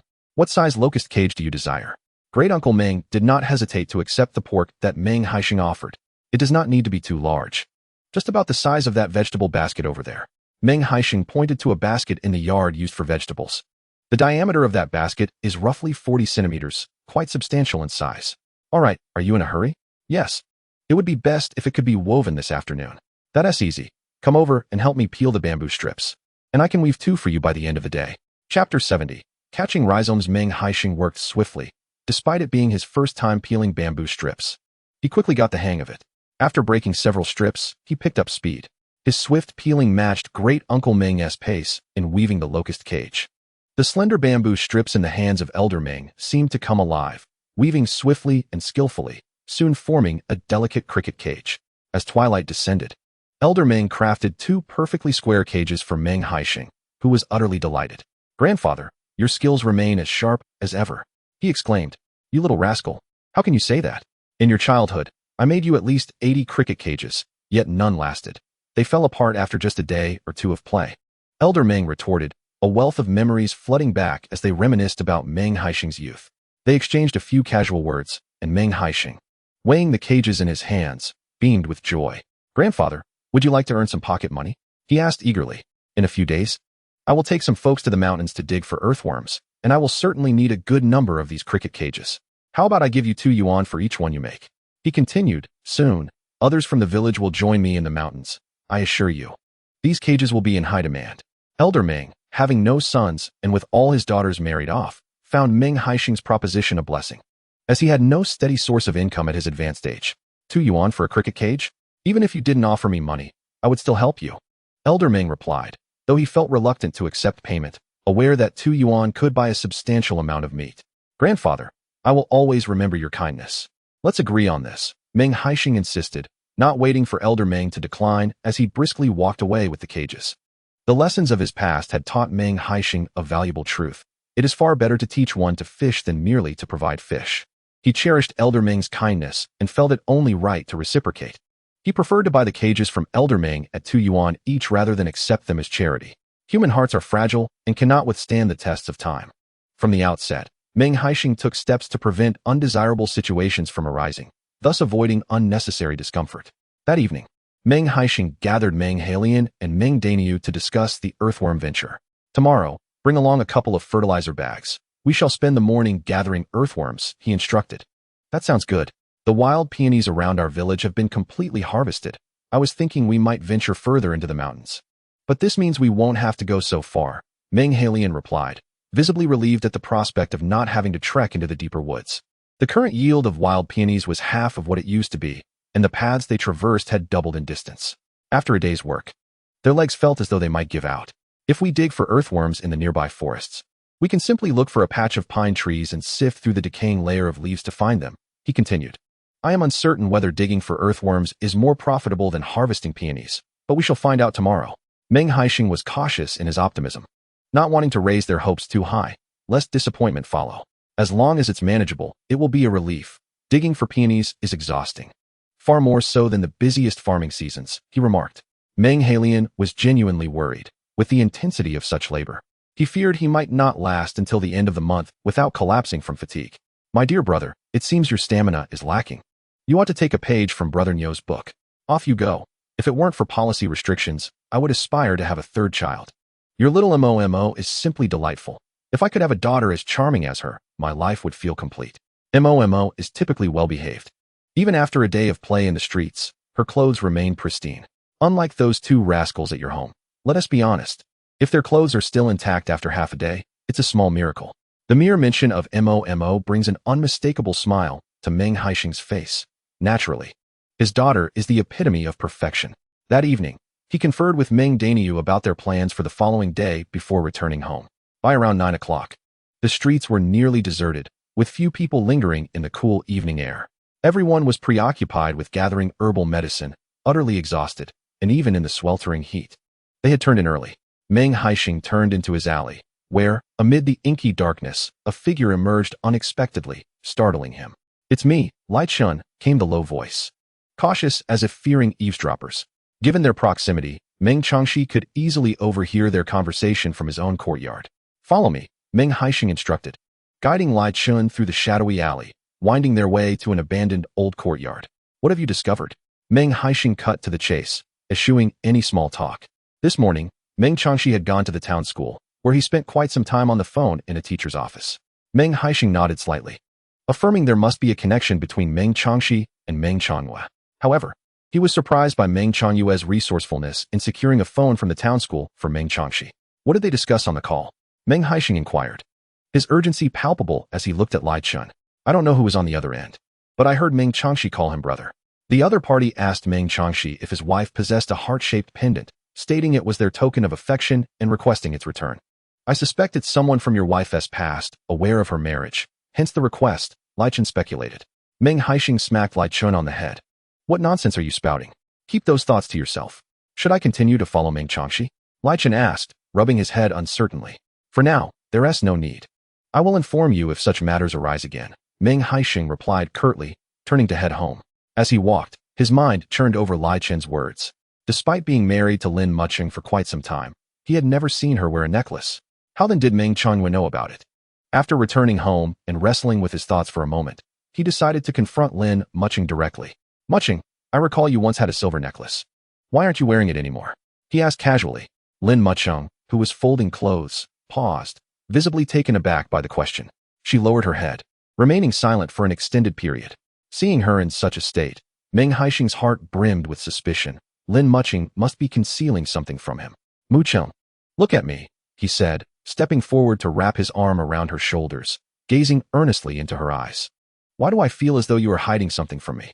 Lin Mucheng's heart raced under his scrutiny, yet the words lingered on her lips, unspoken and elusive. Chapter 71. The silver necklace. After a prolonged silence, Lin Mucheng carefully arranged her clothes and retrieved a small black leather pouch from her wardrobe. This pouch was a relic from her time in the countryside, and since her arrival in Nanfeng village, it had remained untouched. In her previous life, after Lin Mucheng's untimely demise, Meng Haisheng had encountered this pouch while sorting through her belongings. In that moment, despair engulfed him, and he chose to keep the pouch as a cherished memento. Whether he found himself sleeping in bridges in the south or living in opulent mansions, he could never bring himself to part with it.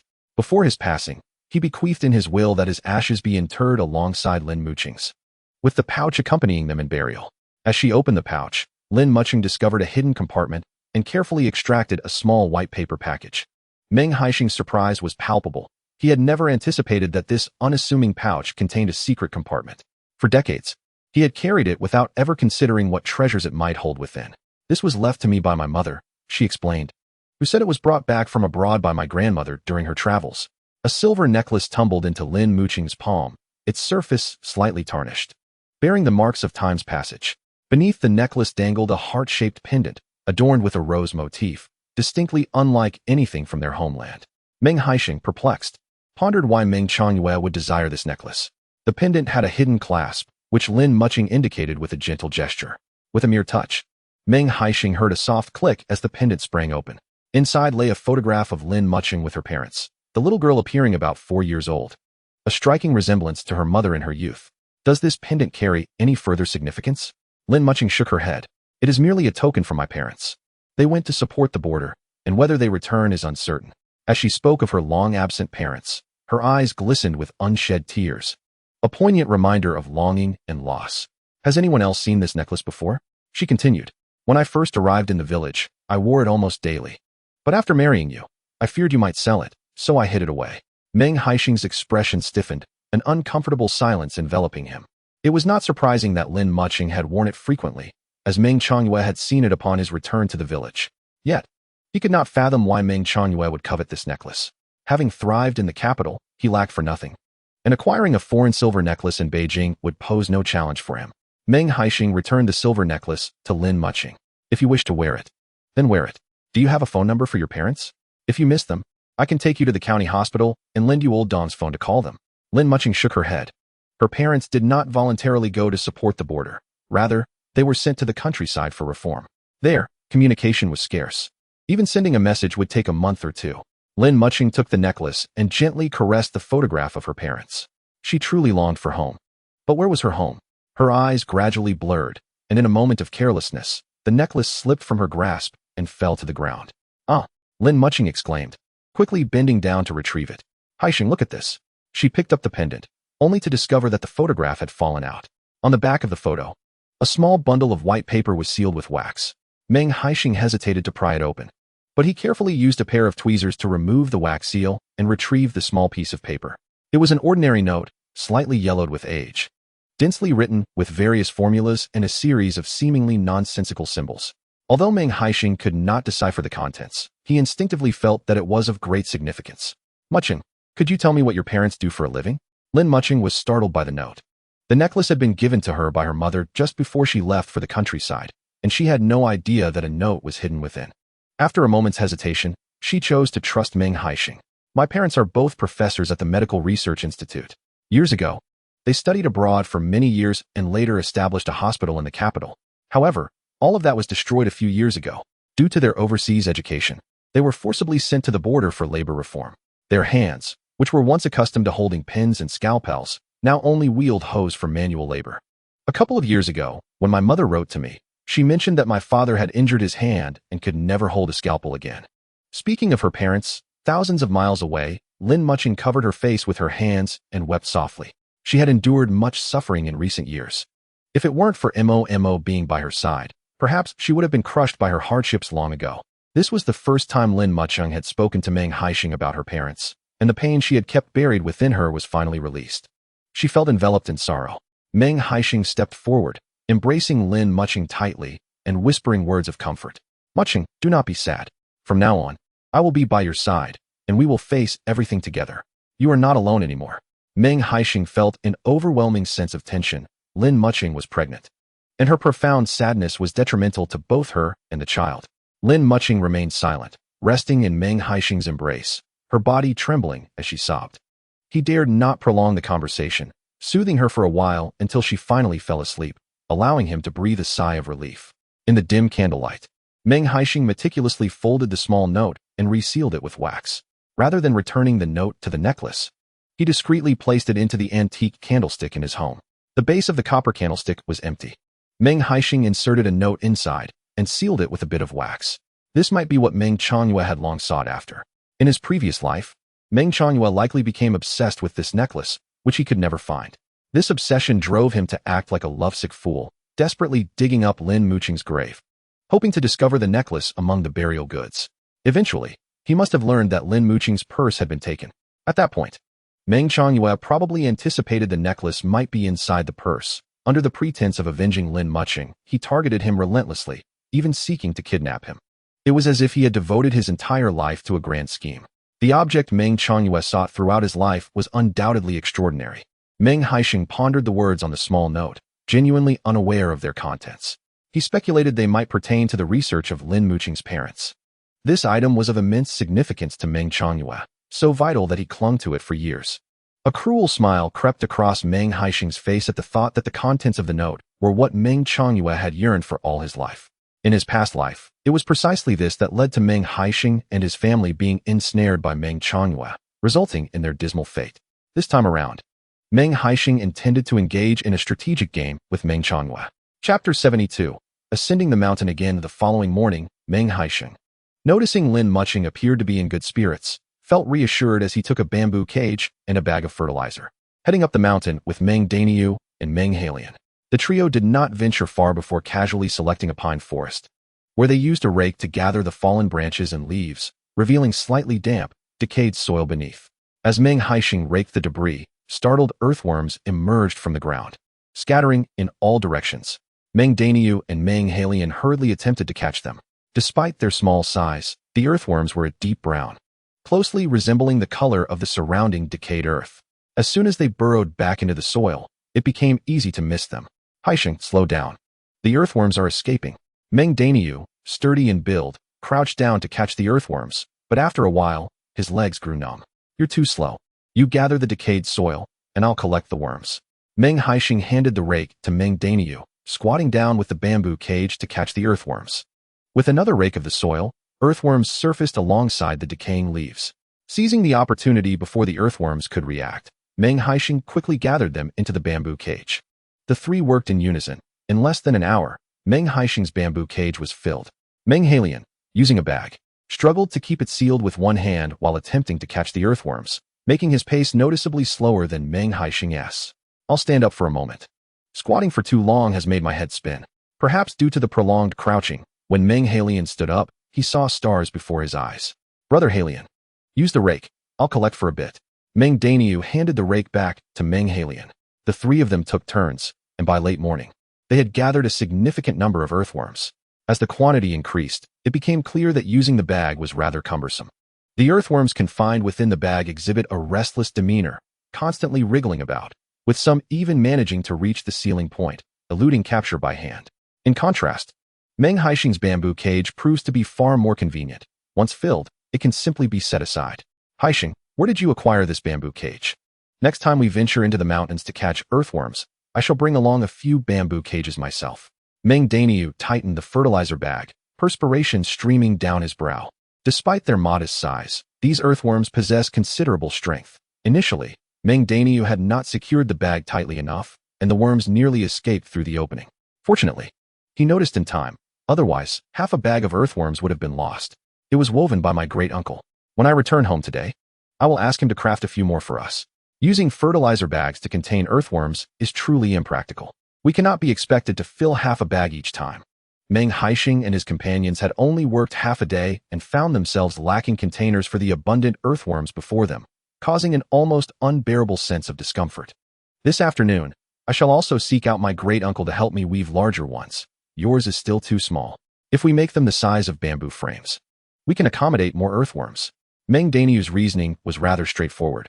He believed that a larger bamboo cage would be more effective. Come, let us wash the earthworms by the reservoir. Then you will understand the necessity of a larger cage. The trio descended from the mountain, heading straight for the reservoir, located halfway up.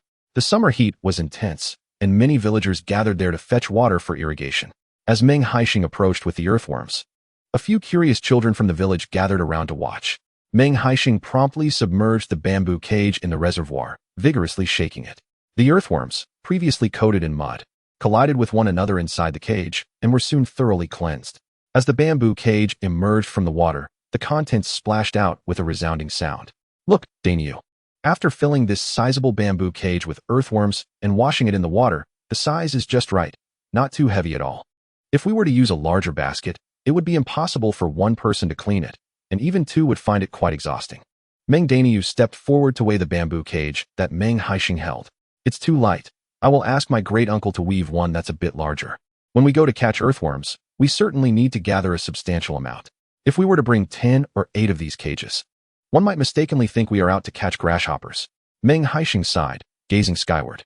His mind was filled with the image of himself lugging a heap of bamboo cages, resembling a vendor of grasshoppers. Third uncle, why do you intend to catch so many earthworms? Are you planning to sell them? Lang Tinyu inquired.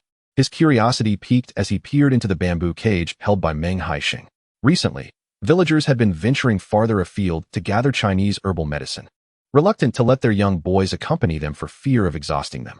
With little else to occupy their time, the boys had begun to frolic freely across the mountains.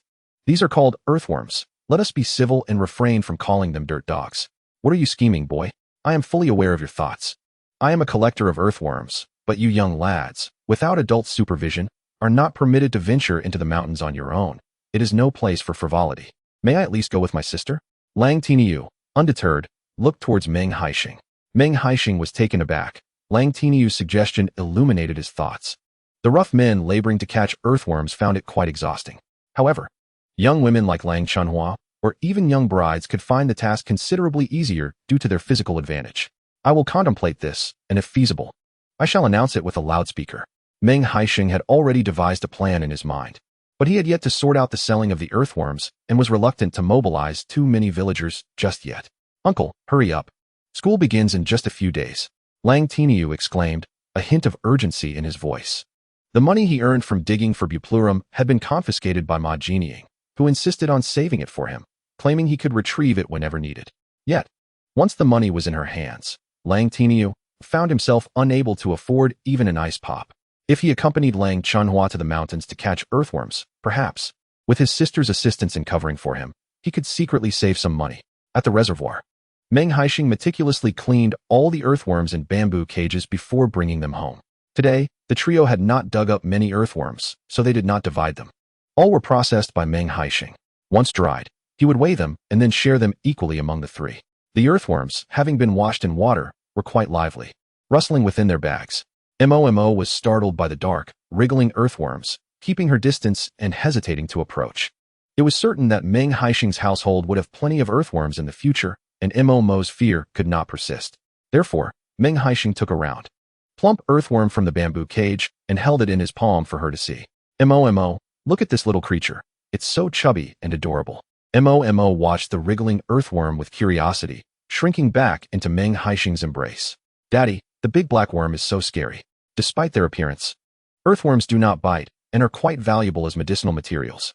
Meng Haisheng held Momo in one arm, while patiently explaining the earthworm's habits and medicinal properties with the other. Though Momo struggled to comprehend, her father's embrace provided her with a sense of security. After a while, she grew brave enough to reach out and touch the earthworm's back. Observing her newfound courage, Meng Haisheng breathed a sigh of relief. Haisheng, how do you plan to dry these earthworms in the bags? You can't just hang them under the eaves, can you? Lin Mucheng glanced at the bags of earthworms on the ground, unable to fathom the scene of several fertilizer bags suspended from her home's eaves. I'll simply toss the contents onto the flat roof. They will surely be desiccated under the midday sun, Meng Haisheng replied. Under the scorching rays, the cement surface of the flat roof would become blisteringly hot, ensuring that the small earthworms would perish within a few hours. Give it a try. I recall my mother telling me that earthworms possess remarkably vigorous vitality. Meng Haisheng discarded a bag of fertilizer filled with soil insects onto the roof of the bungalow and hung 2 bamboo cages beneath the eaves. The soil insects, crammed within the cages, appeared rather unsettling. Concerned about alarming Momo, Meng Haisheng deliberately suspended the cages at a distance, ensuring she would not notice them. After lunch, as people gradually arrived during their midday break to deliver buplurum, Meng Haisheng busied himself for a while and took the opportunity to urge Lin Mucheng to rest. With the constant flow of visitors bringing buplurum, Lin Mucheng found it impossible to lie down and sleep on the calm. Their home was exceedingly small. Anyone standing in the yard could see everything happening inside. Once they finished collecting buplurum, they would also gather soil insects, ensuring a steady stream of visitors each day. Lin Mucheng, with her prominent belly, was continuously greeting the villagers, undoubtedly tiring herself. Moreover, the Kong was hard, and previously, when Lin Mucheng's pregnancy was still in its early months, she felt no discomfort sleeping on it. However, in recent days, Meng Haisheng noticed that Lin Mucheng was frequently tossing and turning during her afternoon naps. He surmised that the hardness of the Kong was causing her discomfort, prompting her restlessness. Meng Haisheng could not bear to see Lin Mucheng suffer. He contemplated whether he could tidy up the west room so that she could sleep there in the afternoons. Even with visitors coming and going, once the door was closed and the curtains drawn, no one would see Lin Mucheng resting inside. Not one to procrastinate, Meng Haisheng seized the opportunity while Lin Mucheng slept to begin organizing the west room. It had long been uninhabited, containing only a wooden bed and a pile of miscellaneous items. The so-called bed was merely a rudimentary structure made of wooden planks, propped up by 4 legs, serving as a makeshift platform for storage. Their family had been impoverished, with scarcely any valuable furniture. Meng Haisheng cleared out all the clutter from the west room, moving half of it to the yard, much of which was fit for immediate disposal. A wooden basin missing a corner, clothes torn into strips, a bottomless bamboo basket, and a paper box rendered unrecognizable by mold. Without a second thought, he tossed everything into the rubbish heap. By midday, both the interior and exterior of the west room were pristine. Even the walls had been meticulously wiped down to remove the dust. When Lin Mucheng awoke, she found Meng Haisheng preparing to lay an unused bedsheet over the wooden bed. He intended to wrap the bed with the sheet, cover it with a thick winter quilt, and then lay an old coarse cloth sheet on top, creating a comfortable resting place for her. Gazing at the now empty west room, Lin Mucheng was momentarily taken aback. "Where are the things from the west room, Haisheng?" she exclaimed. "They've all been thrown away. I noticed those items hadn't been used in years. Keeping them only took up space. You're in trouble. When Mom comes this afternoon and sees that you've discarded her treasures, she'll surely scold you." "Were those things Mom's?" "Yes, there are only a few beds in our home, barely enough for everyone to sleep. Where else would we put our clutter? I knew my wife, being so cleanliness-oriented, wouldn't keep so many old items at home." Meng Haisheng, undeterred, picked up a hammer and deftly began nailing the bedsheet onto the wooden bed. The once unrefined wooden bed, when adorned with a sheet, instantly transformed in value from a mere $1 to 10. Subsequently, he brought inside a thick winter quilt, which had been sunbathing outside for the entire afternoon, and laid it upon the bed. "Mucheng, from now on, You shall rest in the west room during the day. This way, you will not be disturbed. Meng Haisheng remarked, patting the soft bedding, urging Lin Mucheng to take a seat. Haisheng, are you using the winter quilt as a mattress? What shall we use in winter then? She inquired. We shall purchase another one for winter, he replied, gently guiding Lin Mucheng to sit down. The 10-pound thick quilt felt remarkably soft and comfortable beneath her. In the east room, there is a Kong, and during midday naps, it is impossible to lay down a mattress. I feared that as your pregnancy progresses, sleeping on such a hard surface would be uncomfortable. With this bed, your afternoon rest will no longer be so arduous. Lin Mucheng initially intended to decline, but upon seating herself on the bed, the words caught in her throat. Meng Haisheng was indeed right. Her back had been aching lately, and she had not been resting well. Such a soft bed was undoubtedly more pleasant than the hard Kong. Let me tidy up. You go check if the earthworms have dried out, she suggested, flustered by Meng Haisheng's evident affection and hastily changing the subject. Well, after sunbathing for an entire afternoon, they should be ready. Meng Haisheng first glanced at the earthworms hanging under the eaves. Most of those in the bamboo cage had perished, with only a few resilient ones still crawling about. Surprisingly, the majority of those in the bag on the concrete floor of the house were still alive. Meng Haisheng could hardly believe his eyes. The cement floor was so hot from the sun that it was nearly unbearable to touch, yet the earthworms thrived. He marveled at their tenacity, realizing why they were considered medicinal. Their vitality was unparalleled. Meng Haisheng found himself beleaguered by the task of sorting the earthworms, which proved far more cumbersome than dealing with the buplurum. To expedite the drying process, he rode his bicycle to the local general store that afternoon, purchasing a denser chicken net. He fashioned it into a bag and placed the earthworms within, leaving them to dry in the sun atop the house. The following morning, Meng Haisheng rose to check, and at last, all the earthworms had succumbed. Haisheng, what do you think of these bamboo baskets? Meng Daniu approached him, carrying 4 bamboo baskets, each at least 3 times larger than Meng Haisheng's. The large basket was crafted by Meng Daniu the previous afternoon with the help of Meng Day, and the 3 of them worked swiftly together. Daniu, if you two are washing such large baskets at the reservoir, don't call for me. You can manage it together. Meng Haisheng teased. Are you still not a man, afraid of such a trivial task? You may never know if I am a man, but I bet this afternoon you will certainly feel sore in your arms. Meng Daniu, feeling somewhat indignant, prided himself on his strength. Surely, these mere earthworms would not tire him out. Drawing on the experience of yesterday, the trio exerted themselves to catch the earthworms with great vigor. Meng Daniu's newly woven baskets were filled to the brim, and Meng Haisheng estimated their weight to be around 60 to 70 pounds. Carrying such a load to the water for cleaning will likely be exhausting. Meng Daniu hoisted the 2 baskets and made his way to the reservoir. Haisheng, soon you shall witness my abilities. Meng Daniu beckoned Meng Hailien to assist him in carrying the bamboo cage to the reservoir for cleaning the earthworms. The weight of the cage increased significantly upon contact with water.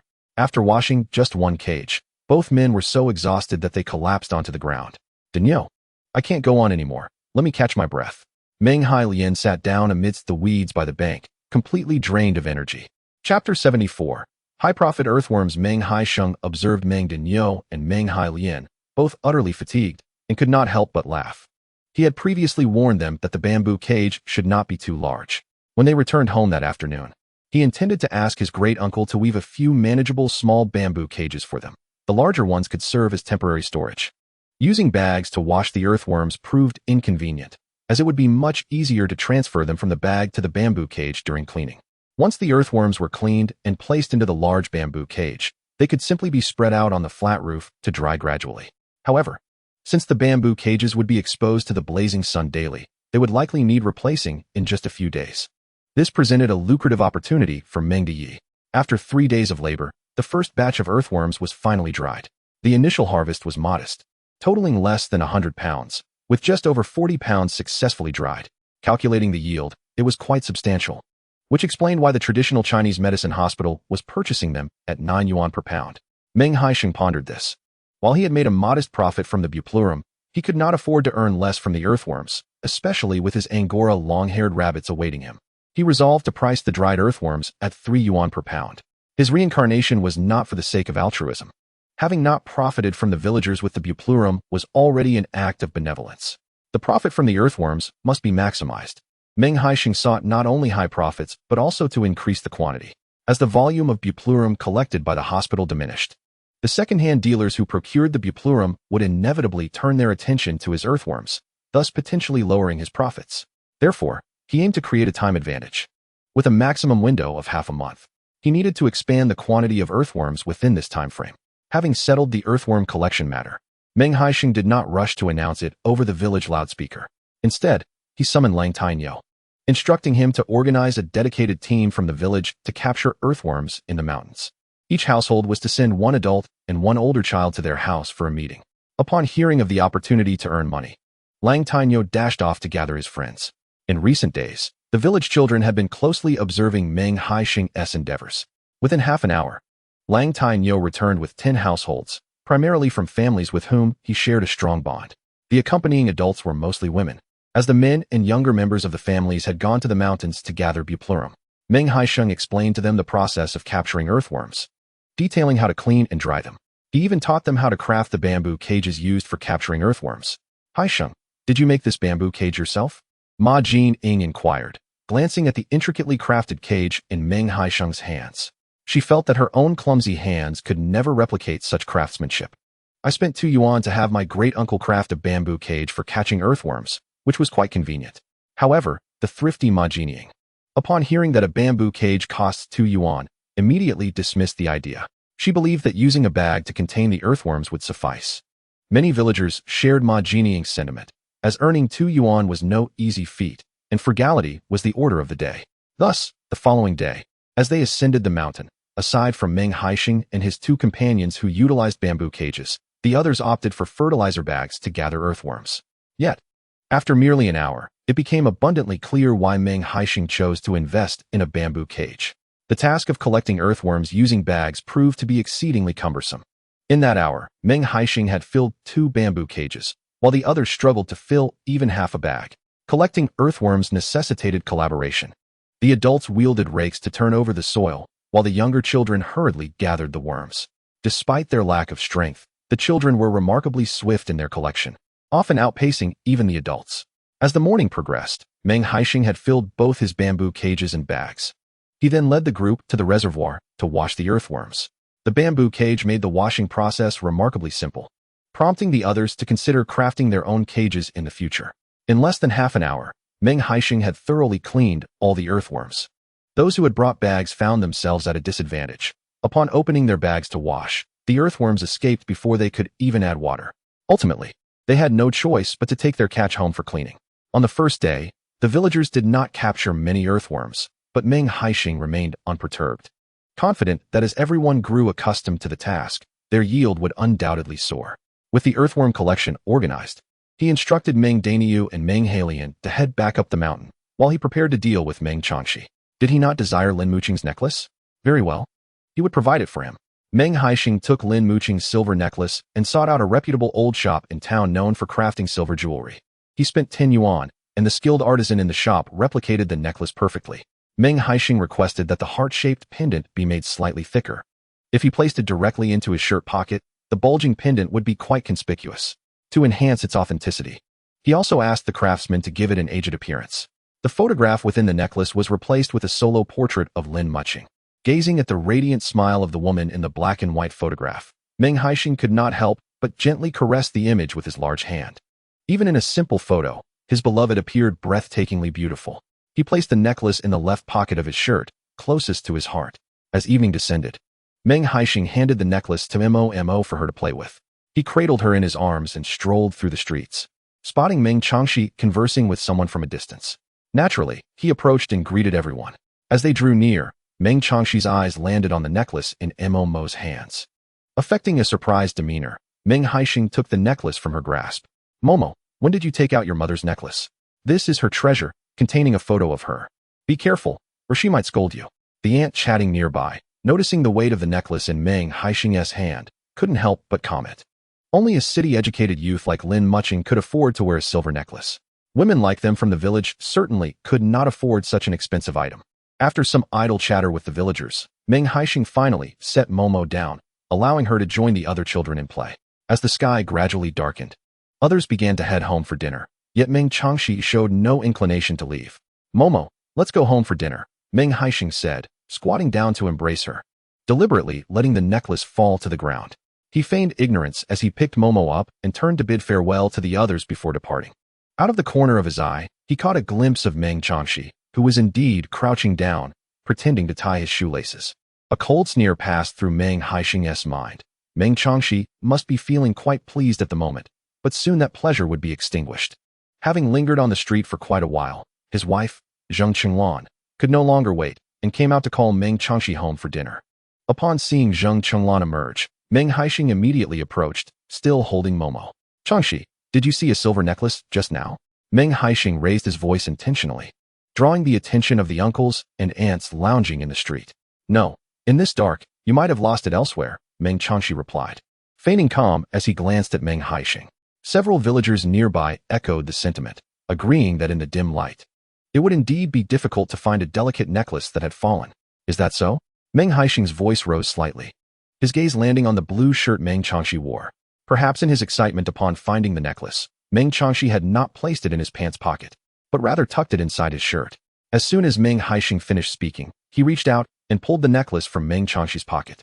"Isn't this the necklace I just lost? Changxi, how did it end up in your pocket?" Meng Haisheng maintained a stern expression, coldly regarding Meng Haisheng. "Oh, I don't know how it happened," Meng Haisheng stammered, his guilt evident as he realized he had been caught red-handed. "Changxi, this necklace may not be worth much, but it holds a photo of my wife, making it very precious to me." As he spoke, Meng Haisheng's eyes occasionally flicked toward Zheng Chenglan. Noticing her breaths were becoming uneven with anger, which made him inwardly chuckle. He refrained from further troubling Meng Haisheng, not even uttering a harsh word. Instead, he pretended to be displeased and took Momo home. He intended to leave the remaining confrontation to Zheng Chenglan, whose fighting spirit was formidable. Meng Haisheng suppressed his laughter all the way home, only bursting into laughter once inside the house. Lin Mucheng looked bewildered by Meng Haisheng's mirth, unsure of what had transpired. "Mucheng, come here," Meng Haisheng said, taking Lin Mucheng's hand and leading her to the courtyard. Their home was in close proximity to the Meng Haisheng residence, separated merely by an alley.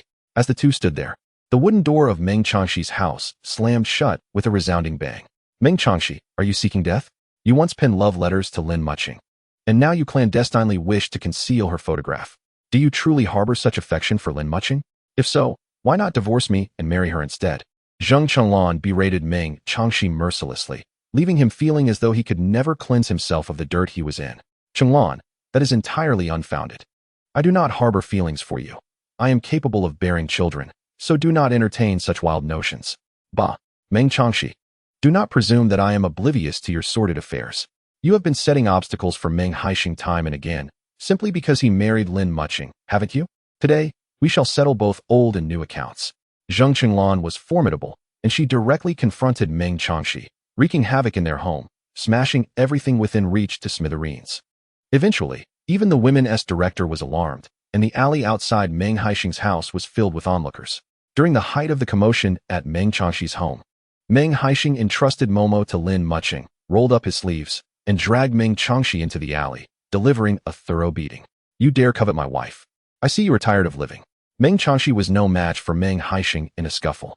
Before he could utter more than a couple of words, his lips were split by Meng Haisheng's fist. The severity of the beating left Meng Haisheng so battered that no one in the village dared to intervene. Everyone believed that Meng Haisheng genuinely cherished Lin Mucheng. His clandestine affection for someone else's wife led to a well-deserved thrashing. It was only after Meng Jiangwo arrived that Meng Haisheng ceased his assault. "Uncle Jiangwo, your arrival is fortuitous. Residing in the same alley as Meng Haisheng is utterly revolting. Please allocate me a plot of land. I wish to relocate and build a new home." Under ordinary circumstances, Meng Haisheng would have been allotted residential land. But to receive more, he would need to have a son, as land is only redistributed when a family has male heirs. Currently, with only Momo as his daughter, he was ineligible. However, as the victim, and given their proximity as neighbors, it seemed untenable for them to continue cohabiting. Thus, Meng Jiangwo readily acquiesced. "Which plot of land catches your eye? I shall designate it to you as long as it is vacant." "I have my eye on the vacant lot next to great uncle. Do not be greedy. That is a 6-room residential plot. I can only allocate it to you if you father 2 sons." Meng Haisheng regarded Meng Jiangwo with a demeanor of indifference. "Then I shall frequently engage in brawls with Meng Haisheng. You cannot accuse me of folly."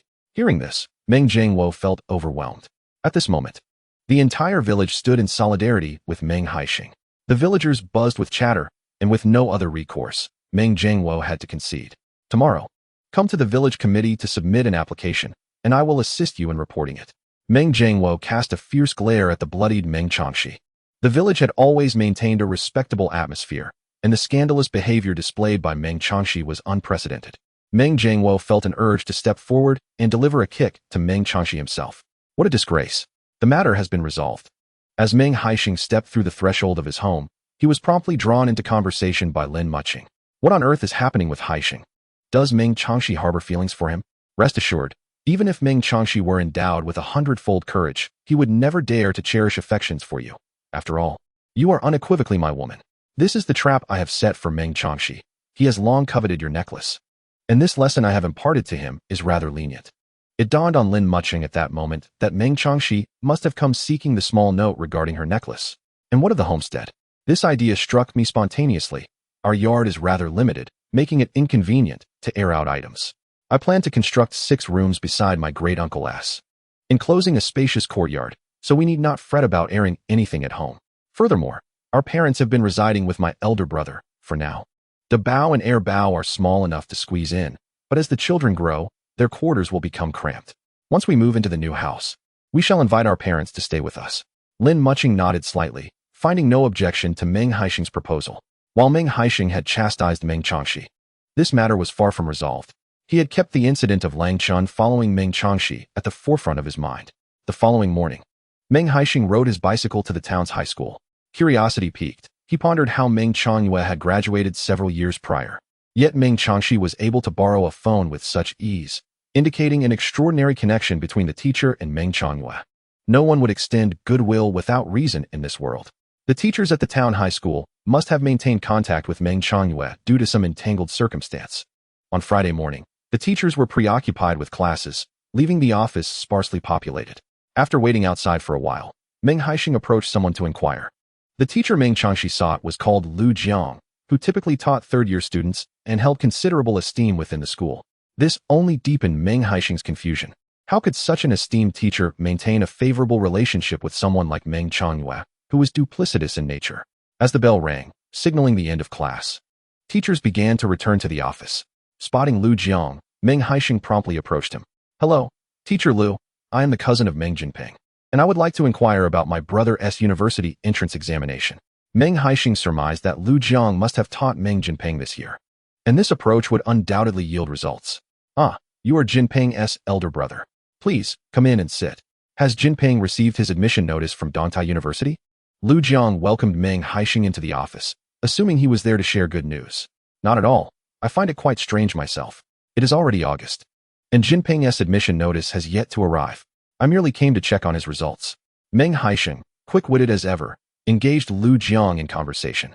The exam questions this year were exceedingly difficult, and many have voiced their concerns to the Education Bureau, hoping for a lower admission score this year. I estimate that Dongtai University will not take long to send the admission notice to Jinping. As for their examination results, they should be available by tomorrow. If you have any reservations, you might consider making another trip then. Meng Haisheng was aware that in his previous life, Meng Jinfeng failed to gain admission to Dongtai University and, for reasons unknown, ended up attending Dongtai Vocational College instead. At that time, Meng Haisheng had already moved south, and he learned about Meng Jinfeng's circumstances only several years later, with details that were rather vague. Experiencing it firsthand now, he couldn't help but feel a sense of melancholy. Meng Haisheng exchanged a few pleasantries with Lu Jiang before casually bringing up Meng Changxi. "Interestingly, I recall that my elder brother was also in your class back then. Is that so? What was your brother's name?" "My brother is named Meng Changxi." Meng Haisheng spoke somewhat ambiguously, as he and Meng Changxi merely shared the same surname and were distantly related, having long since lost any familial connection. Lu Jiang's face brightened, and he burst into hearty laughter. The Meng family is truly remarkable. Changxi excelled in his studies, and Jinfeng is no slouch either. Just a few days ago, Changxi called Changxi, and we reminisced about how Changxi ranked first in his grade for 3 consecutive years starting from his first year of high school. In all my years of teaching, I've never encountered a student so academically gifted. Chapter 76. So it was with his eloquent tongue. Meng Haisheng managed to extract information about Meng Changxi from Lu Jiang. It turned out that after earning money in the capital, Meng Changxi donated a batch of books to the local high school in their town. Furthermore, He would annually send Lu Jiang the examination papers used in high schools from the capital. Given the scarcity of resources, teachers in small places like Muping Town often created their own exam papers instead of using commercially printed ones. Meng Haisheng silently commended Meng Changyue. The young man was indeed clever. Each year, he sent Lu Jiang papers, and Meng Changxi would occasionally borrow Lu Jiang's phone, which Lu Jiang would readily allow without complaint. Suddenly, a thought surged in Meng Haisheng's mind. Meng Changyue was a shrewd individual. It was unlikely he would go through such lengths just to facilitate Meng Changxi's phone calls. Did he have ulterior motives? If he wished to know Meng Jinfeng's high school results, a simple phone call would suffice. If Lin Mucheng had not married him back then, she could have returned to the city by taking the college entrance examination, thus escaping from Shanshan village. Teacher Lu, has my elder brother inquired about Jinfeng's results? Although our families do not have the best relationship, we youngsters still hope to ease any tensions. Meng Haisheng displayed a conflicted expression, as if he were hesitant to speak further. Lu Jiang immediately conjured up a melodramatic scenario involving distant relatives in the village. He did inquire. When Jinfeng was in his second year of high school, Changyue often called to ask about Jinfeng's performance. That's good to know. Changyue is indeed quite concerned for us younger generations. Meng Haisheng conversed with Lu Jiang for quite some time before taking his leave. He couldn't shake off the feeling that Meng Changyue had ulterior motives, akin to a weasel wishing the chicken a happy new year. After delivering the chaihu and earthworms in the county, Meng Haisheng did not rush home, but instead drove his tractor to the county high school. Today was the day the third-year students received their exam results.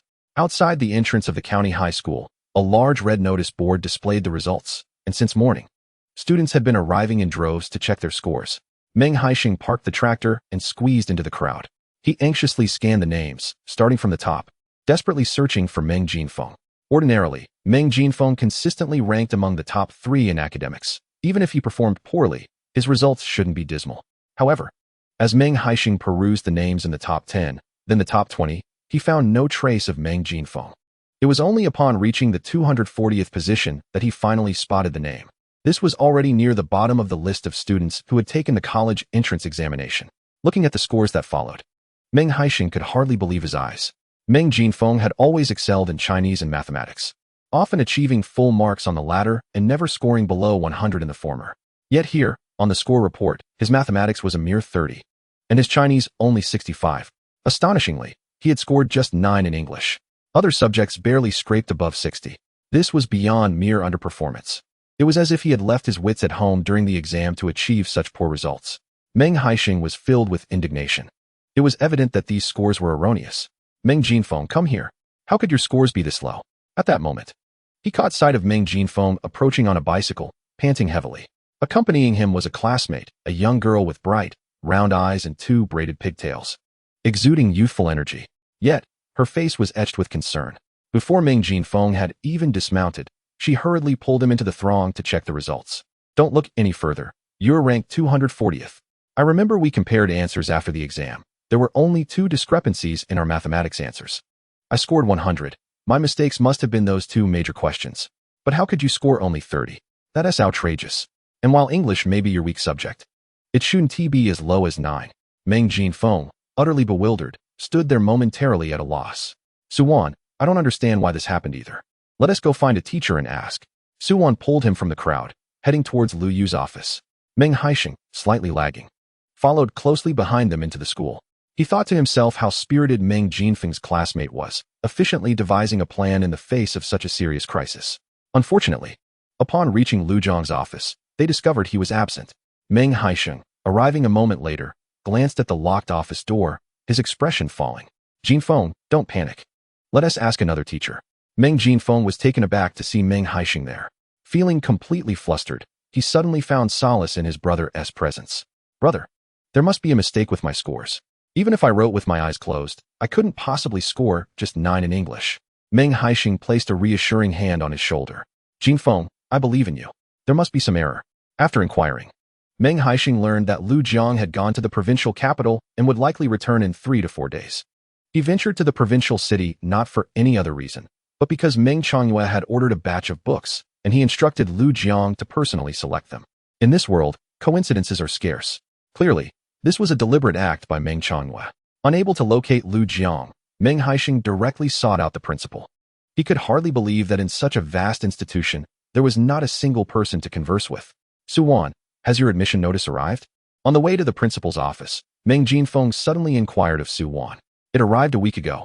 I intended to ask you about it, but my mother forbade me from going. Suwan's cheeks flushed slightly. Had she known there would be an issue with Meng Jinfeng's results, she would have set aside her pride and sought him out. At that moment, Meng Jinfeng felt a chilling void within him. His admission notice had not been delayed. Rather, he had never been accepted, as his results had been mistakenly altered.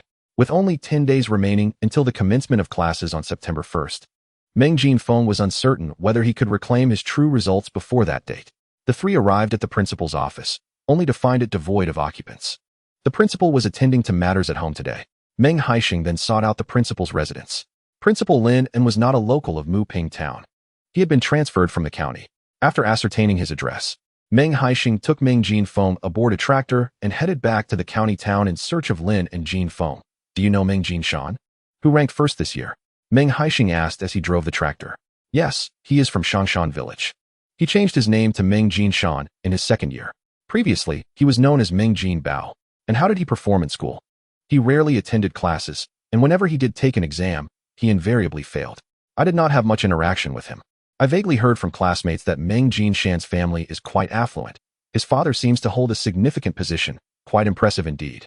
At this point, Meng Haisheng was struck by a thought: identity fraud. The current college entrance examination system is far from perfect, with student records entirely handwritten.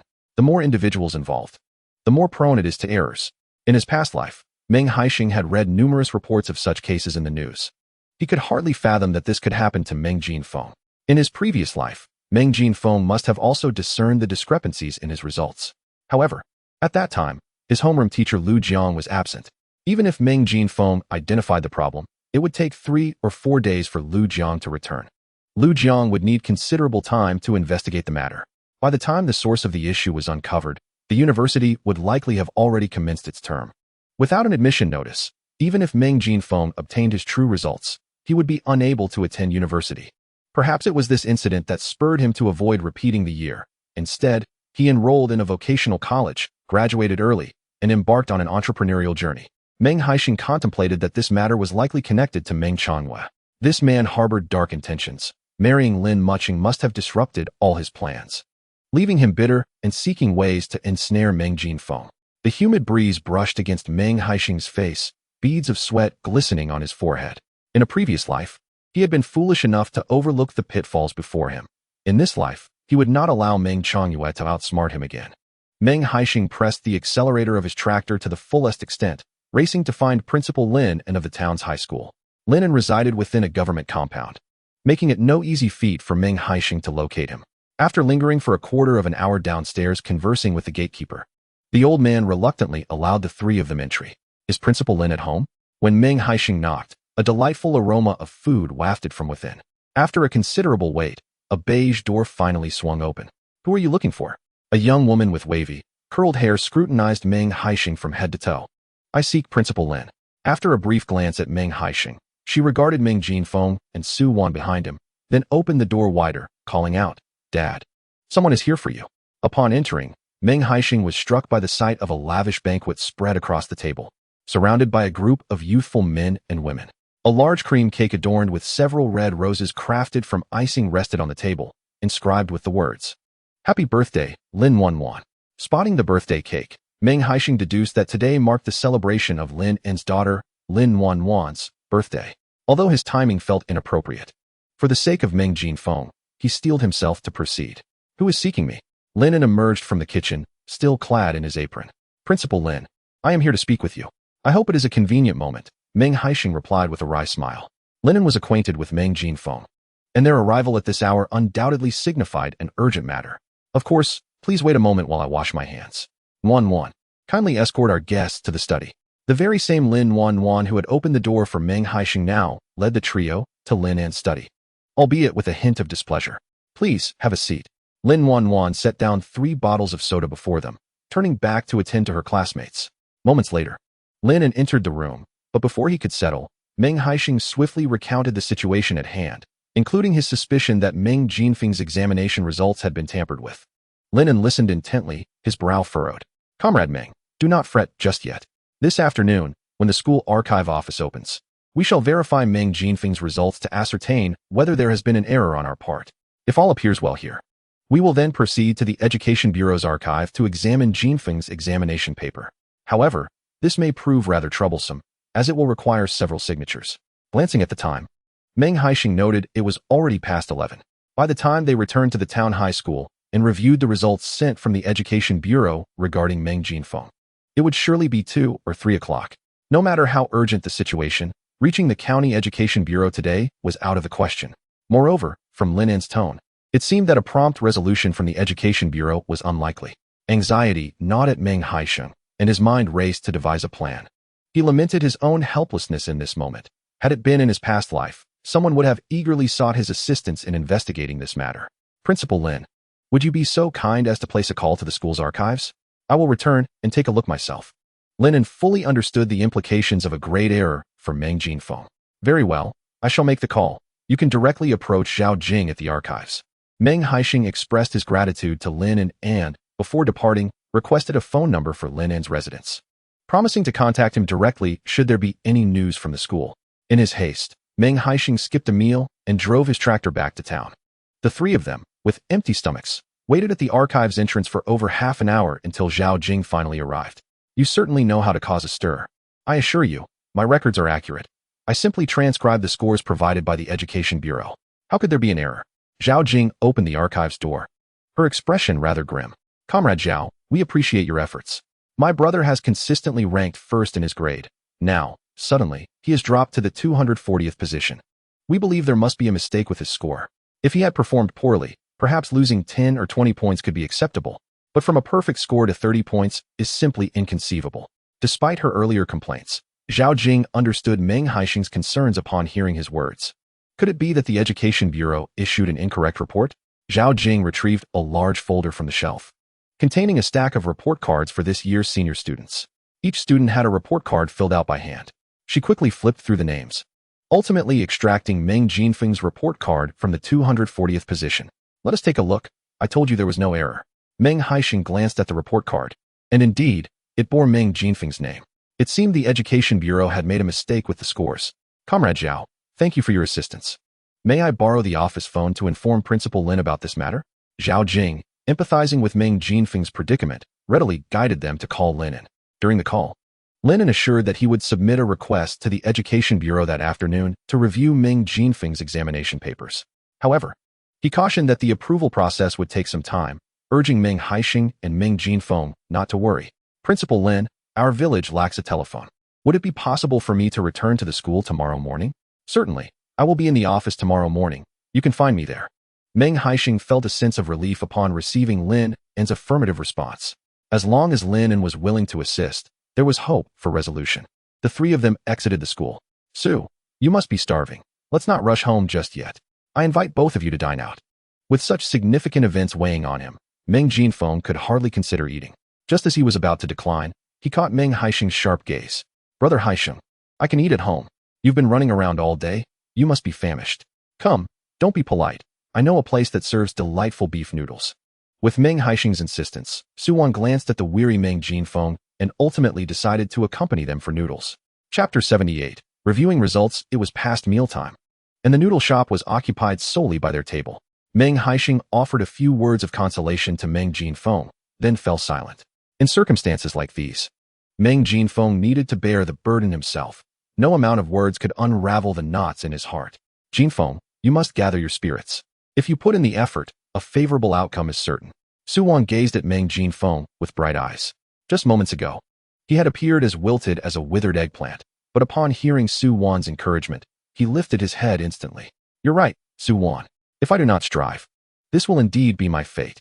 However, as long as I seek, even if I cannot enter university, the impostor who has taken my place shall not succeed either.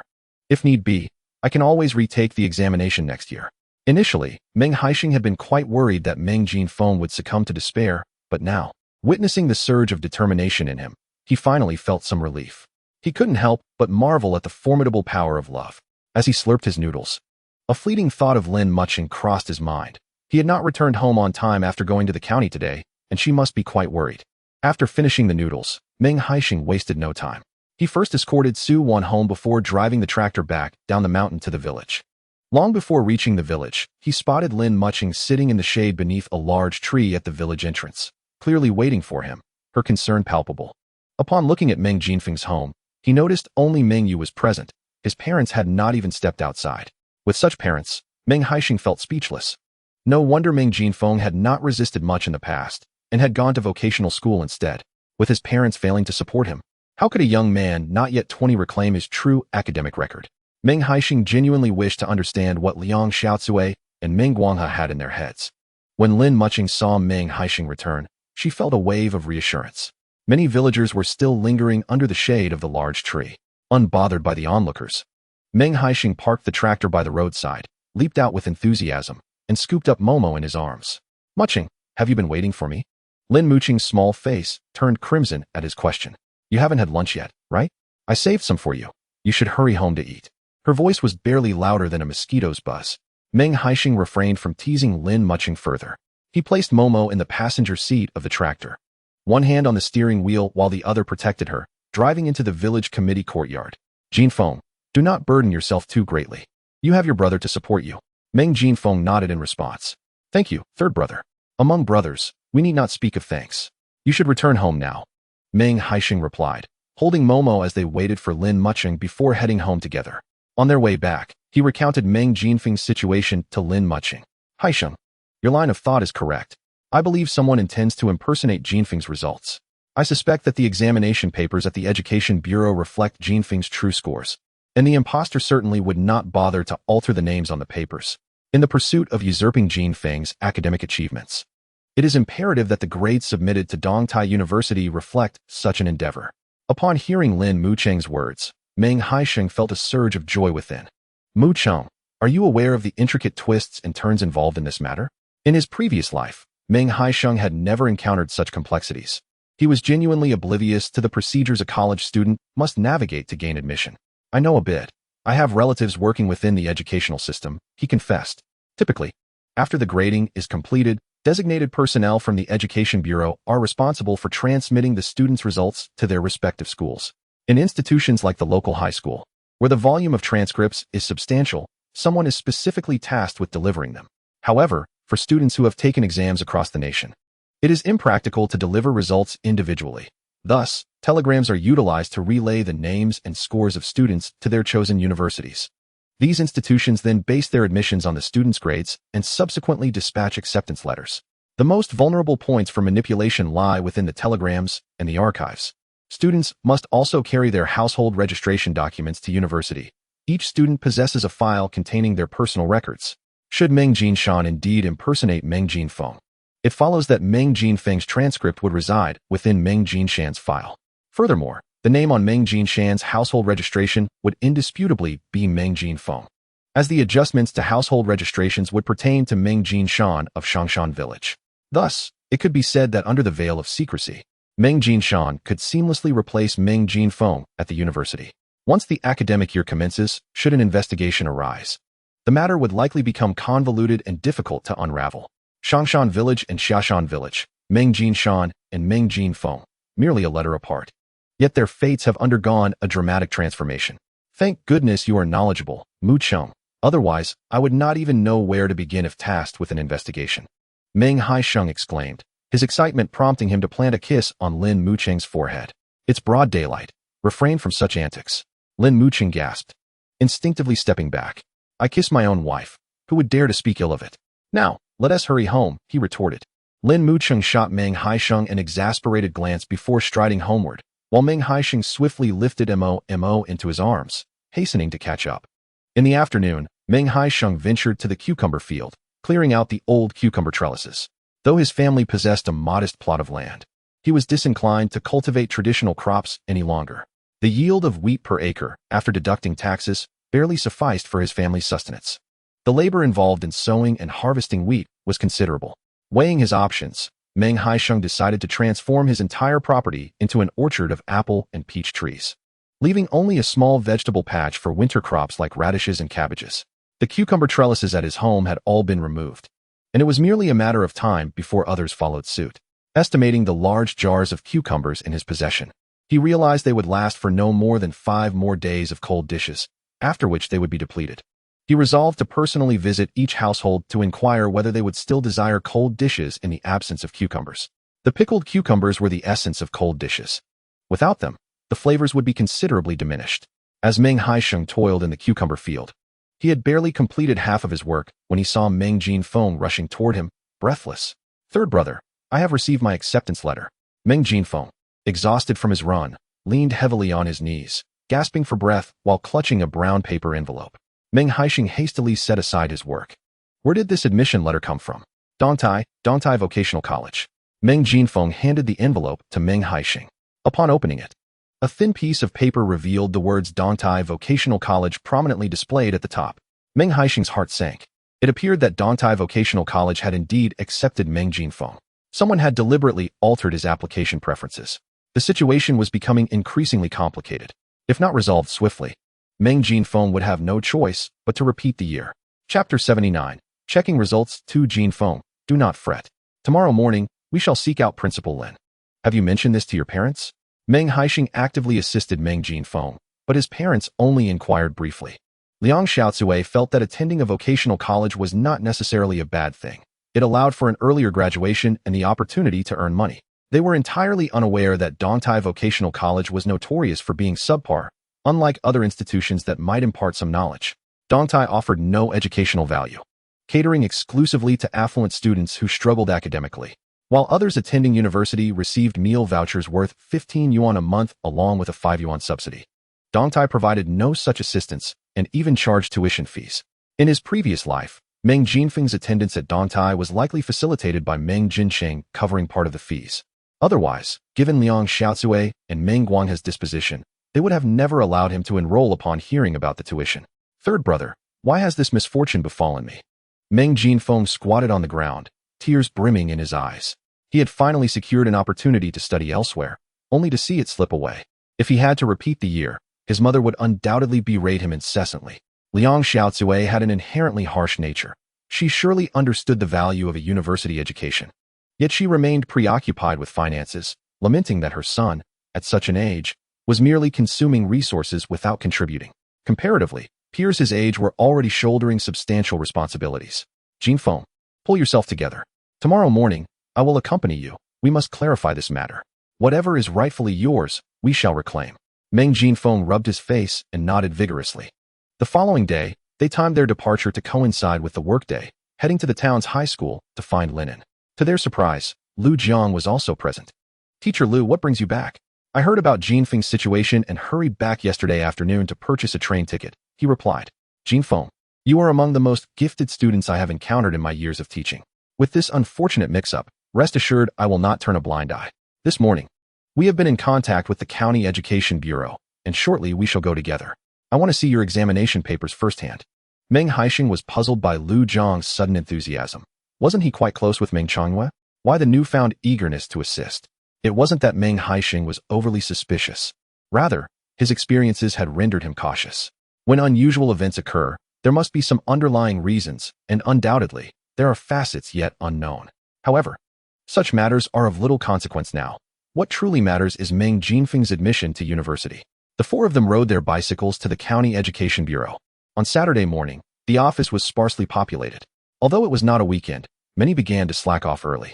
Lu Jiang and Lin toiled for half the morning before finally arriving at the door of the archives room.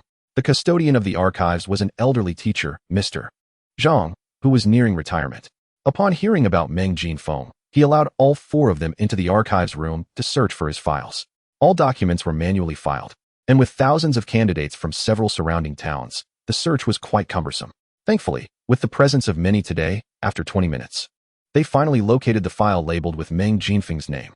In front of everyone, Mr. Zhang opened the file. Meng Haisheng felt his heart race. This was even more nerve-wracking than examining his own file. As the file was opened, it contained a stack of papers, including test papers and transcripts, along with comments from the school. Lu Jiang reached out to unfold the test paper, revealing a glaring score of 9. Yet the handwriting was evidently not that of Meng Jinfeng. Upon closer inspection, the name read Meng Jingshan. Indeed, there had been a mix-up. "Look, this belongs to Meng Jingshan. Quickly, we must search for Jinfeng's test paper." Meng Haisheng was still caught up in the euphoria and hurriedly followed everyone to look for Meng Jingshan's file. Lu Jiang pointed out that this was against the rules. They did not have the authority to access Meng Jingshan's records without the director's approval. Mr. Zhang attempted to intervene, but was unsuccessful. Mr. Zhang, I will take responsibility for any issues, he declared. With a resigned sigh, Mr. Zhang joined the search for the file. However, despite their efforts, they could not locate it. Could it be that the file has already been transferred to Dongtai University? Mr. Zhang quickly checked the records. The revelation chilled him. Just the day before, Dongtai University had indeed taken the file. Mr. Zhang, even if the student file has been taken, what about the test papers? Those should be stored in the archives, Lu Jiang reminded him. Mr. Zhang then recalled, how could I have forgotten such an important detail? He promptly led them to the storage room for historical test papers. The organization there was rather chaotic, and they searched for the entire morning before finally discovering Meng Jinfeng's test paper at the bottom of a shelf. It had been misfiled under the candidates from 1978. Clearly an intentional act. Meng Haisheng opened the paper. Mathematics scored 120, English 89, and Chinese 108. This was indeed Meng Jinfeng's true achievement. At last we found it, he exclaimed. Lu Yu gazed at Meng Jinfeng's paper with pride, stating, this is a student I taught. With both the test paper and the file secured, half of the weight lifted from Meng Haisheng's heart. As long as the evidence remained, no one would dare impersonate Meng Jinfeng. Mr. Zhang, could you assist in locating Meng Jingshan's residency records?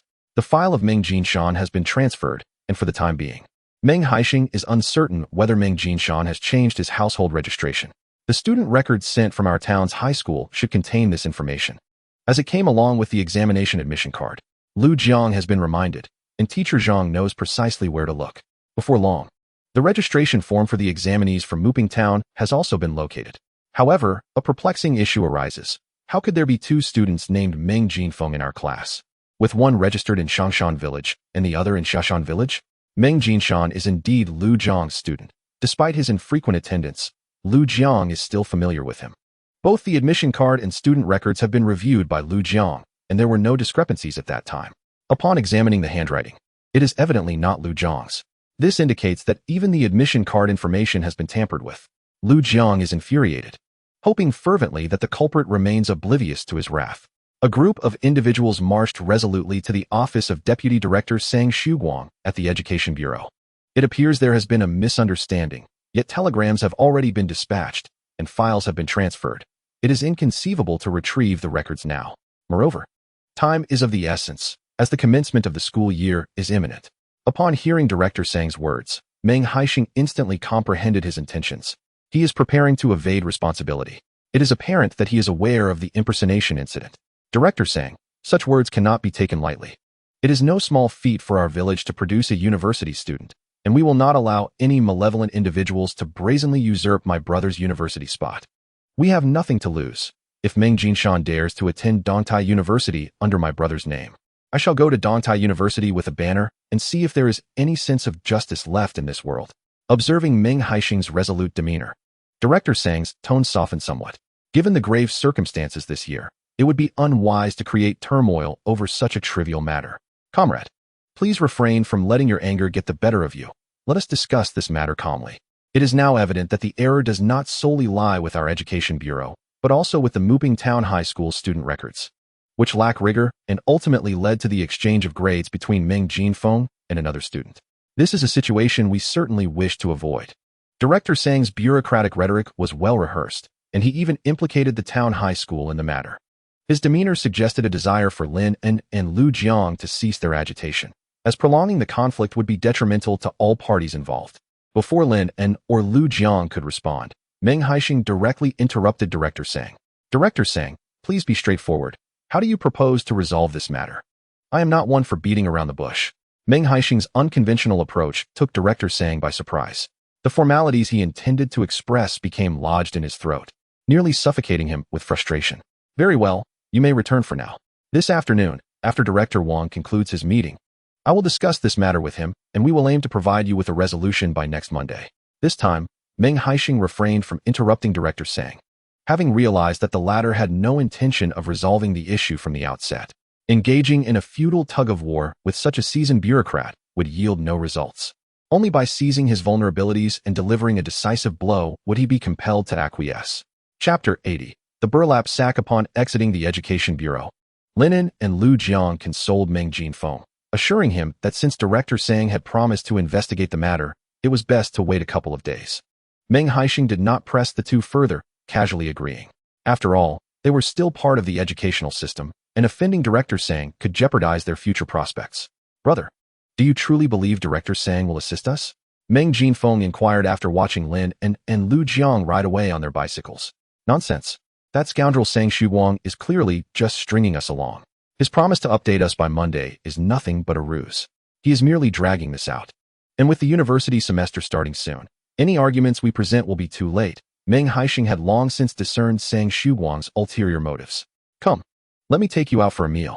Together, Meng Haisheng and Meng Jinfeng ventured to a nearby bun shop. They hastily consumed a few buns and then lingered near the Education Bureau. Before long, Sang Shuguang emerged from the building on his bicycle. Let us follow him and hope that Director Sang conducts himself with integrity. I must not allow him to have any leverage over me. As Meng Jinfeng trailed behind Meng Haisheng, an inexplicable chill ran down his spine. He felt that Meng Haisheng had undergone a profound transformation. The former Meng Haisheng, known for his indulgent lifestyle and petty mischief, now exuded an unsettling aura of authority reminiscent of the fear he felt as a child in the presence of the principal, a deep-seated dread. The midday sun blazed fiercely. After cycling for a while, Meng Haisheng was drenched in sweat. He pondered how fortunate it was that everyone was on bicycles. Had Director Sang been driving, he doubted his legs would allow him to keep pace. Rather than returning home for lunch, Director Sang took a series of winding turns into a state-run restaurant. This local establishment was unremarkable, merely a modest two-story building. Meng Haisheng stealthily followed, observing as Sang entered a private room on the first floor, where it appeared someone was already waiting for him. Feeling awkward standing in the hallway, he instructed Meng Jinfeng to keep watch and discreetly slipped outside to eavesdrop. It turned out that the person treating Sang Shuguang to lunch was Meng Guoyang from Shanshan Village, the father of Meng Jingshan. Director Sang, I heard that there was a disturbance at the Education Bureau this morning. The principal and teachers from Muping Town High School, accompanied by students and their parents, came to inquire about the examination results, but I managed to deflect them, Meng Guoyang stated. This matter may trouble you for a while longer. Please accept this. Meng Haisheng peered through the window and witnessed Meng Guoyang slide a small stack of cash, neatly bundled, into an envelope, pushing it towards Sang Shuguang. He estimated that the stack contained at least 1,000 or 2,000 yuan, and the bribe offered earlier was likely even more substantial. Meng Haisheng clenched his teeth in silence, contemplating how this corrupt cadre had undoubtedly harmed countless students from rural backgrounds. Their parents, ordinary farmers with their backs to the yellow earth and faces to the sky, struggled tirelessly to ensure their child could attend university, only to have their efforts thwarted by someone impersonating their offspring. Even upon discovering the deceit, they could only swallow their bitterness in silence, for they had no recourse for justice and did not even know where to seek redress. In the early 1980s, university students were a rarity, and for the children of farmers, gaining admission to a university was the sole means of altering their destinies. Yet now, some heartless individuals exploit this aspiration for their own profit. Such people ought to face the full force of the law, rather than continue to revel in their impunity and indulge in feasting together. Meng Haisheng had been lurking outside the window, waiting for Sang Shuguang and his companions to disperse before following them. Initially, Meng Haisheng assumed that Sang Shuguang would head to the Education Bureau in the afternoon. But to his surprise, he meandered through the streets on his bicycle and entered the textile factory's staff dormitory. A glimmer of realization sparked in Meng Haisheng's eyes. It was clear that something was amiss. The dormitory was quite large, and Meng Haisheng blended into the crowd without being noticed by Sang Shuguang. He witnessed Sang Shuguang enter room 206 before descending the stairs. As he reached the ground floor, he intended to inquire about the occupant of room 206, but spotted Meng Jinfeng and Meng Haisheng conversing nearby. Brother, what brings you here? Meng Haisheng approached, puzzled. I was about to ask you too. How could you both act so recklessly without informing the adults? Meng Haisheng's face darkened, his brow furrowing in frustration. Meng Jinfeng had already conveyed the gist of the situation, and he was equally incensed. What good does it do? Can Auntie really offer any viable advice to Jinfeng? Meng Haisheng's incisive remark left Meng Haisheng momentarily speechless. Don't come here with your pretentiousness. If you're not going to help, at least don't make things more complicated. Can't you see we're busy? Busy with what? If you're not going to the Education Bureau, why are you at the textile factory's dormitory? The head of the Education Bureau is here. This place is too crowded and noisy for a serious conversation. Meng Haisheng said, pulling Meng Haisheng beneath a large parasol tree nearby. He kept an eye on any movements from room 206 while elucidating the situation to Meng Haisheng. Room 206 was occupied by Sun Dongni, a well-known widow at the textile factory. Meng Haisheng and Meng Jinfeng exchanged skeptical glances, both eyes brimming with curiosity. What are you two staring at? Have you forgotten that your sister-in-law also works at the textile factory? I heard it from her. Brother, I'm going to help Sang Shuguang with a plan. Will you assist me? Although Meng Jincheng's expression remained somewhat grim, he was nonetheless supportive of Meng Haisheng's proposal. In recent years, Meng Jinfeng had worked tirelessly to excel academically, aiming to secure a place in university. His elder brother had taken notice of this dedication. Meng Jincheng understood the nature of Liang Xiaocui all too well. He could handle her while ensuring his younger siblings pursued their studies away from this turmoil. If Meng Jinfeng were to lose his chance at university due to someone else's impersonation, even repeating a year would not spare him from Liang Xiaocui's incessant nagging, which could drive him to despair. Meng Jincheng was resolutely opposed to such occurrences. What nonsense is this? Please clarify the situation. Upon seeing Meng Haisheng's mischievous grin, Meng Jincheng inexplicably sensed that Sang Shuguang was destined for misfortune. Let us confront him now. I assure you that Sang Shuguang will willingly assist us shortly. Very well. I will heed your advice this once. Sang Shuguang, in broad daylight, had ventured into the abode of the alluring widow. Shutting the door behind him, Meng Haisheng could deduce this with mere thought. With such a compelling piece of evidence handed to him, he was certainly not going to be courteous. The trio ascended to the second floor, and just as Meng Haisheng was about to knock, he was halted by Meng Jincheng. If you knock, you will alert the occupants within. What if Sang Shuguang escapes through the window? With that, Meng Jincheng produced a set of keys, one of which bore a slender tool resembling an earwax remover. He deftly inserted the small implement into the keyhole, and with a click, the verdant wooden door swung open from the outside. Meng Haisheng stared in astonishment at Meng Jincheng, never having anticipated such a skill from him. Why are you staring at me? It's just a lock. There's nothing remarkable about it. Let us focus on the task at hand. Chapter 81. The capture of the workers' dormitories at the textile factory consisted of single rooms with a living area. Upon entering, Meng Haisheng and his companions beheld two individuals engrossed in their activities within the inner room. Perhaps they were too lost in their own world, as they failed to notice the three men stealthily entering. Could you two possibly pause for a moment? Meng Haisheng's sinister voice echoed from the outer room, startling the occupants on the bed. What? Sun Dongni let out a scream, immediately covering her mouth. Even if the heavens were to rain knives, she dared not utter another sound. The clandestine nature of her relationship with Sang Shuguang, if exposed, would jeopardize her job, not to mention the potential for criminal charges leading to imprisonment. At that moment, Sang Shuguang was utterly stunned. Upon recognizing Meng Haisheng, he realized his luck had run out. What do you intend to do? Do you realize you are trespassing? Sang Shuguang felt as though his heart might leap from his chest as he fumbled to clothe himself, his trembling hands betraying him. Director Sang, there's no need to rush. Take your time getting dressed, Meng Haisheng said with a smile. Observing Sang Shuguang struggle with his attire, the latter felt a chill run down his spine under that gaze, taking an eternity to don two pieces of clothing. Meanwhile, Sun Dongni, upon realizing that Meng Haisheng had come for Sang Shuguang, regained her composure. As long as their intentions were not directed at her, everything would be manageable. Please proceed to the living room. I need to change. Kindly close the door behind you, she instructed, her large, glistening eyes flitting over the young men, a subtle smile gracing her lips. Meng Haisheng and Meng Jincheng were unfazed, both being married men. This scene did not unsettle them. However, Meng Jincheng, who had not encountered much of the world, turned crimson at Sun Dongni's light glance, unable to meet her eyes. Director Sang, let us speak plainly. My brother's predicament will likely require your assistance. At this point, Sang Shuguang no longer wished to beat around the bush. It is not that I am unwilling to help. Rather, I am currently unable to do so. The academic results of student Meng have already been dispatched via telegram, and any attempts to amend them now are virtually impossible, unless you personally travel to Dantai University to clarify the situation. If Dantai University consents to the withdrawal of the application, I assure you that I will not impede your progress. Meng Haisheng is not easily deceived. He quickly discerned the ulterior motives of Sang Shuguang. Would it not be more straightforward for your education bureau to directly contact Dantai University, rather than burdening the students with the task of retrieving their records? It is evident to Meng Haisheng, even without deep contemplation, that approaching Dantai University to request a withdrawal would likely result in his expulsion. Currently, the individual associated with Dantai University's records is Meng Jinfeng from Shangshan Village. Regrettably, I am merely a minor player in this matter. Meng Guoyang has connections with higher authorities. If you choose to confront me, the only outcome will be a delay for student Meng. Meng Haisheng scrutinized Sang Shuguang, and seeing no signs of deceit, he began to trust him to a certain extent. You must write me a letter of guarantee, should you dare to deceive me. I will take your letter to the police station and file a report. Haisheng is correct. We have relatives in the police force. And I refuse to believe that with evidence in hand, we cannot hold you accountable.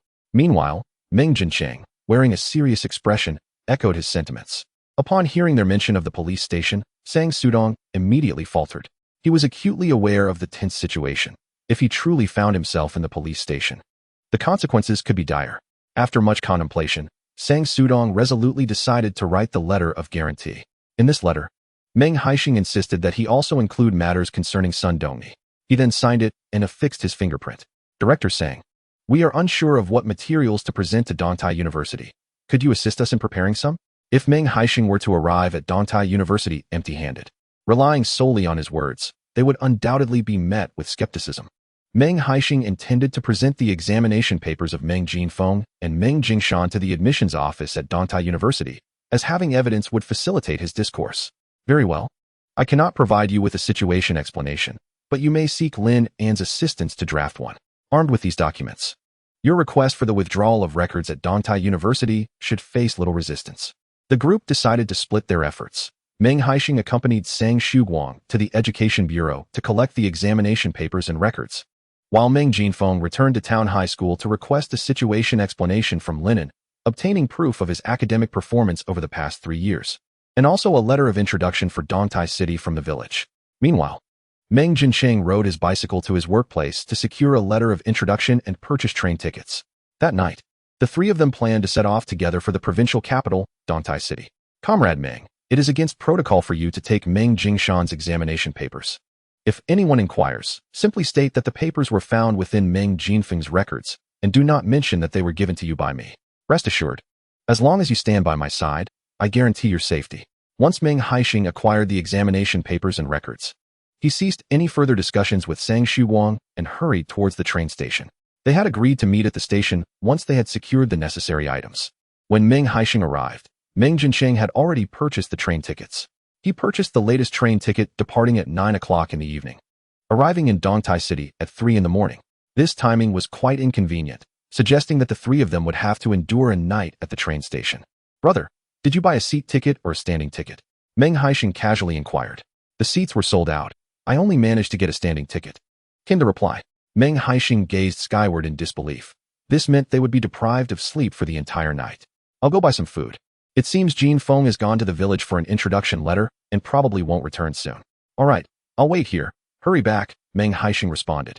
Feeling pressed for time and unable to inform Lin Mucheng of his plans, he anticipated that when Meng Jinfeng arrived, Meng Haisheng might come as well. While taking the opportunity to buy some buns, he also purchased a sheet of letter paper and an envelope, leaning against the counter of a small shop to pen a letter to Lin Mucheng.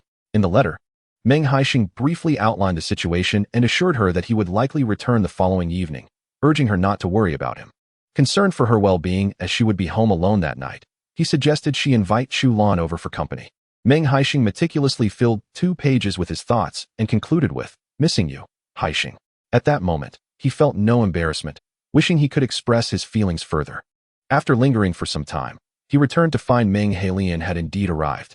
"Brother, I knew you would come," Meng Haisheng said, extending the envelope to Meng Haisheng. "This is for Mucheng. I left so suddenly today that I didn't get a chance to tell her." Meng Haisheng looked at the envelope in surprise. "You're only gone for a day or two. Is it necessary to write her a letter?" "Fine, I'll give it to my sister-in-law when I return. You three be careful. The world outside is quite unstable." "Understood, brother. Please head back soon. It's dark now, and it wouldn't be wise to return too late." Though the summer sun sets late, Meng Haisheng hoped Meng Haisheng would return home early to avoid the dangers of wandering under the stars. "All right, I'll take my leave." Chapter 82. On the train station buzzed with activity as Meng Haisheng held his black leather bag containing important documents and exam papers tightly against him. To prevent losing it, he asked someone for a piece of plastic string and secured the bag's handle to his wrist. With this precaution, he was determined not to misplace it. "Haisheng, you needn't be so anxious. With the 3 of us here, what thief would dare to steal from us? It's better to be cautious. Losing it would be quite troublesome," he replied. The three of them found a corner in the train station and quickly settled down to catch a nap. They had purchased standing tickets, and once on the train, they would be forced to stand all the way to Dontai City. Even if fatigue struck, sleeping on the train would be nearly impossible. As the train arrived, Meng Haisheng and his companions joined the throng of travelers slowly, making their way to the platform. Within the aged train station, some carried bamboo baskets, others clutched bedding, and a few even brought cages of chickens and ducks, the scent of which was quite discernible.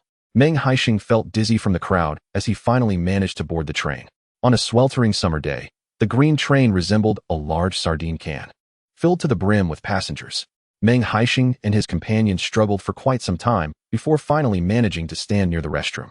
As the train gradually departed from the platform, Meng Haisheng found himself nearly overwhelmed by the unpleasant odor emanating from the lavatory. "Why are you crowding me? You're stepping on my feet," he complained. "What is the big deal? With so many people, you should have bought a sleeper ticket if you wanted comfort," someone retorted. In the already chaotic carriage, two young men began to argue back and forth, amplifying the din. "Hey, could you wait a moment?" one of them called out. "Where are you headed?" Meng Haisheng asked Meng Haisheng with a hint of suspicion. Meng Haisheng, eager to move, realized that if he delayed, there would be no space left for him to return. "I'll be back shortly," he replied, not disclosing his intent as he squeezed his way towards the front of the train. After a considerable time, Meng Haisheng gradually made his way back through the carriage. "Follow me," he instructed, pulling his friends along without elaborating on his motives. Meng Haisheng and Meng Jinfeng exchanged bewildered glances, completely unaware of Meng Haisheng's intentions. When they were finally led to the sleeper compartment and saw him produce 3 sleeper tickets from his pocket, their jaws nearly dropped in astonishment. "I paid extra for 3 sleeper tickets, so hurry in and rest. We have a lot to tackle tomorrow," he urged. A sleeper compartment accommodates 6 berths, and the middle ones are notoriously uncomfortable. Meng Haisheng had managed to secure the 2 lower berths and the top one. "Well done. You've really come a long way to be able to purchase sleeper tickets," Meng Haisheng remarked. Working at a mechanical factory, he knew that the sales staff could only obtain seat tickets for their business trips, as sleeper tickets were nearly impossible to come by. In reality, if there are available sleeper berths, the train conductor is permitted to sell them to passengers. However, the general perception is that sleeper tickets are hard to acquire, which discourages inquiries. The underlying issue is that many people are too shy to ask. Even those who might know may hesitate due to the high price of sleeper tickets, reluctant to spend money on them. Meng Jinfeng, slightly shorter in stature, climbed to the upper berth, while Meng Haisheng and Meng Haisheng, both robust men, settled into the cramped lower berths. After a long day, Meng Haisheng had a newfound appreciation for Meng Haisheng. The previously lackadaisical Meng Haisheng had vanished, replaced by a decisive and sensible individual, a vast improvement from before. Lying in the sleeper, Meng Haisheng mused that Meng Haisheng's transformation must be attributed to his newfound clarity. Some men stubbornly cling to childish behaviors, failing to mature even in their 20s. The 3 of them agreed to take turns sleeping. Although they felt relatively secure in the sleeper compartment, caution was still warranted. Meng Haisheng insisted they sleep first, taking the first watch himself. The green train traveled at a leisurely pace, occasionally passing through villages. However, most places were experiencing power shortages, and the villages appeared shrouded in darkness, with only the faint outlines of houses visible in the distance. Time seemed to elapse unnoticed as the train arrived at the station, accompanied by a cacophony of sounds. The compartment where Meng Haisheng was seated was abruptly opened. He remained alert and cast a cautious glance, observing a middle-aged woman accompanied by an elderly man entering. Both were attired in modest yet immaculate clothing, with the elder gentleman sporting a pen in his shirt pocket, suggesting a learned individual. Upon entering the compartment, the middle-aged woman noticed Meng Haisheng was still awake and offered him a courteous smile. "Wu Lao, due to unforeseen circumstances today, I could only secure a middle berth for you. I hope that suffices," she said. "Teacher Song, you are overly kind to have me accompany you on this journey," he replied. The two had minimal luggage, and Teacher Song assisted Wu Lao in attempting to settle into the middle berth. However, Wu Lao, due to his advanced age, found it impossible to climb up. After a strenuous effort that left them both perspiring, they ultimately abandoned the attempt. "Wu Lao, please wait here. I shall inquire with the train conductor to see if any lower berths are available," Teacher Song said hurriedly as she exited. Observing Wu Lao drenched in sweat, Meng Haisheng took the initiative to rise and offered his lower berth to the elderly man. "Young man, where might you be headed?" Wu Lao asked, dabbing his forehead with a blue checkered handkerchief. "I am traveling to Dontai City with my brother," Meng Haisheng replied. "What a coincidence. Teacher Song and I are also bound for Dontai City," Wu Lao remarked. After a brief exchange, Teacher Song returned to the compartment, her expression filled with regret. Wu Lao, I apologize, but all the lower berth tickets have sold out. I will check again in 2 stops to see if anyone disembarks. Not a problem, Teacher Song. Please take a moment to rest. I can sit here for now, Wu Lao reassured her. Meng Haisheng held a favorable impression of the pair, so he willingly relinquished his lower berth to Wu Lao. Although the middle berth was somewhat cramped for him, it was manageable. Comrade Meng, I truly appreciate your kindness, Wu Lao expressed gratefully. Teacher Song was touched by Meng Haisheng's willingness to switch berths. The exchange, though a minor incident, was not lost on Meng Haisheng, who understood that everyone encounters difficulties while traveling, and it is indeed a blessing to receive assistance. Upon their arrival in Dontai City, Meng Haisheng and his companions disembarked first. Wu Lao and Teacher Song, who were moving slowly, suddenly recalled that the prices for middle and lower berth tickets differed. Teacher Song, hurry and see if you can catch up with Comrade Meng. We must reimburse him for the lower berth ticket, Wu Lao urged. Upon hearing this, Teacher Song hurriedly pursued. But the train station was a bustling sea of people, making it nearly impossible to locate him. I sincerely hope we cross paths again. I cannot take advantage of his generosity, Wu Lao said, feeling somewhat embarrassed about the situation. Meanwhile, Meng Haisheng and his companions took turns resting until they arrived at Dontai City. They found a spot in the train station to wait until dawn before boarding a minibus to Dontai University. Standing at the entrance of Dontai University, Meng Jinfeng gazed at the bold crimson characters of the name, his heart a tumultuous mix of emotions. He had never imagined that his first visit to Dontai University would revolve around the matter of impersonation. Leading the way, Meng Haisheng forged ahead, knowing that it was Sunday and most faculty would be absent. After inquiring for some time, the trio finally located the admissions office, where only one instructor was on duty that day. As the school year approaches, the institution has assigned a teacher to remain on duty, facilitating the early arrival of students for registration, allowing for proper reception. Communication is currently not very convenient, and students from remote areas often set off ahead of time, making their arrival uncertain. Chapter 83. Coincidence. The duty teacher at the admissions office of Dontai University, named Wei Dong, appeared to be in his early 20s. Upon hearing about Meng Jinfeng's predicament, he was visibly taken aback. Please do not rush. Let me inquire if Director Su is available. With that, Wei Dong left Meng Haisheng and the others in the office and hurried out to find Director Su. Meng Haisheng felt a surge of hope as he witnessed Wei Dong's eagerness to make contact, wishing for everything to unfold smoothly at Dontai University today. Their time was indeed limited. If they encountered obstacles here, it would require additional time to devise alternative solutions. Meng Jinfeng and Meng Haisheng were even more anxious than Meng Haisheng. Since entering the gates of Dontai University, they had been rendered speechless. This university, renowned both in the provincial capital and nationwide, was a realm for intellectuals and students alike. In stark contrast, the two of them, with their dark skin and clad in humble, deep blue garments, felt utterly out of place. Meng Haisheng glanced down at his mud-caked feet, feeling a surge of unease. Today, Director Su was off duty, currently at home listening to the radio. Wei Dong searched the campus in vain before heading directly to Su's residence. In the sweltering summer heat, he emerged, drenched in sweat and breathless. Xiao Wei, is there something urgent? Director Su inquired, puzzled by Wei Dong's disheveled appearance. Director Su, you must hurry to the admissions office. A student from Muping Town in Xuyang County claims that his grades have been mismanaged by the Education Bureau and seeks our assistance in rectifying his erroneous records. Wei Dong relayed the situation in fragmented sentences, and Su's expression darkened considerably. Xiao Wei, this matter could reflect poorly on our institution. Do not involve yourself. Simply inform the individual that the admission notices have already been dispatched, and we cannot retract the files. Wei Dong was taken aback. It was shocking to hear such irresponsible words from the typically meticulous Director Su. Director, I too emerged from a rural background, and I understand all too well how pivotal it is for a child from the countryside to gain admission to Dontai University. This affects his entire future. You cannot dismiss him with a couple of sentences. It could ruin his life. Wei Dong's words struck a nerve, leaving Director Su feeling humiliated. His tone turned icy. If you wish to take charge, then do so. I am on show sheet today, and you should refrain from bothering me. Furthermore, Xiao Wei, you were only assigned to our school this year. You ought to consider whether you possess the capability to manage matters, lest you jeopardize your own position.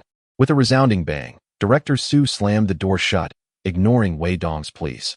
Director Su, please open the door. The students are still waiting at the admissions office. Wei Dong knocked vigorously on Su's door, drawing curious glances from the neighbors. The gaze of others caused Wei Dong to flush crimson. He hurried back to inform Meng Haisheng and his companions that this matter was rather intricate and likely challenging to resolve. Although Wei Dong refrained from explicitly stating that Director Su would not attend to this issue, the implication was not lost on Meng Haisheng. Thank you, Teacher Wei, for taking the trouble to run this errand. Could you kindly provide me with Director Su's home address? I shall personally visit him to explain the situation. Wei Dong hesitated for a moment, but ultimately relented and divulged Director Su's residence. Meng Haisheng, not willing to delay, promptly set off to visit. However, after knocking for quite some time, there was no response from within. You may stop knocking. Director Su just left, called out a neighbor from next door. At that moment, it was evident that Director Su was deliberately avoiding involvement in this matter. Teacher Wei, does Principal Zhou also reside nearby? Wei Dong shook his head. You arrived at an inopportune moment. Principal Zhou departed for the capital a few days ago on a business trip and is not expected back until next Tuesday. Wei Dong felt increasingly anxious, as the school term was set to commence the following Friday, and students had already begun arriving. If this matter dragged on, Meng Jinfeng would miss his opportunity for education. In this vast school, is there truly no one in charge? Meng Haisheng, taken aback by the complexity of the situation, noted that they had arrived with evidence, yet found no one to address their concerns. Brother, do not panic. I shall devise a plan. Meng Haisheng surmised that Director Su was likely benefiting from the situation. Otherwise, he would not have fled to avoid confrontation. Teacher Wei, could you assist me in finding out which department Meng Jinfeng applied to? Certainly, I will look into it immediately. Wei Dong quickly retrieved Meng Jinfeng's information, discovering that he had applied to the mathematics department. Meng Haisheng found the mere mention of mathematics to be absurd. Meng Jingshan cannot even pass mathematics. How could he dare to apply to that department? Is he prepared to gamble his life on it? Third brother, I filled out the application for the mathematics department, and it does not allow for adjustments, Meng Jinfeng asserted, his stubbornness evident. He was resolute in his pursuit of a place in Dongtai University's mathematics department. If he failed to gain admission, he intended to retake the exam rather than switch to another department. Meng Haisheng, upon hearing Meng Jinfeng's explanation, could hardly contain his laughter. The Meng family must be quite foolish. They forcibly altered Meng Jinfeng's results. Yet even if he manages to enroll at Dongtai University, failing the exams will still prevent him from graduating. This is not a matter that can be resolved with money. Armed with the address of the mathematics department head, Guan Jinhua, Meng Haisheng took Meng Jinfeng directly to his home. To their surprise, Guan Jinhua's residence was situated on the same floor as Director Su's. The kind neighbor who had earlier warned them about Director Su's absence was none other than Aunt Mu, the housekeeper for Guan Jinhua. What brings you here? Aunt Mu expressed mild surprise upon opening the door to find Meng Haisheng and his companions. We are seeking Director Guan, they replied. Aunt Mu positioned herself at the threshold, showing no intention of allowing them entry. Director Guan is currently hosting guests. It is inconvenient for you to meet him now. Perhaps you could return in the afternoon. It was clear that Aunt Mu wished to spare Meng Haisheng and his companions from bringing trouble into their home. Aunt, our business with Director Guan is of utmost importance. We kindly request that you relay our message to him. Meng Haisheng suppressed the anxiety brewing within him, striving to maintain a tone that was at least moderately gentle. However, Sister Mu was not swayed by his demeanor. She stood resolutely at the threshold, refusing to budge. In fact, she even pushed him aside, urging him to leave promptly. Seeing her unreasonable behavior, Meng Haisheng furrowed his brows. With a swift motion, he brushed past her and entered the house with purpose. Hey, this is trespassing. You need to leave immediately, or I will call the authorities. Sister Mu shouted, attempting to grasp Meng Haisheng's arm. Unfortunately for her, he was a robust man, far beyond her ability to restrain. Once inside, he called out, Director Guan, are you home? I've come from Muping Town in Ziyang County. My brother's identity has been usurped by someone else. His voice echoed through the house, prompting Guan Jinhua, who had been receiving guests in his study, to rush out. What is going on? I heard something about identity theft, he inquired. Guan appeared to be in his 50s, with graying hair and a sprightly demeanor, though his voice carried a low, gravelly tone, hinting at past vocal strain. Director Guan, it's my brother who has been impersonated. As they spoke, two other individuals emerged from the study, Mr. Wu and Teacher Song, whom Meng Haisheng had previously encountered on the train. Their eyes met, and Mr.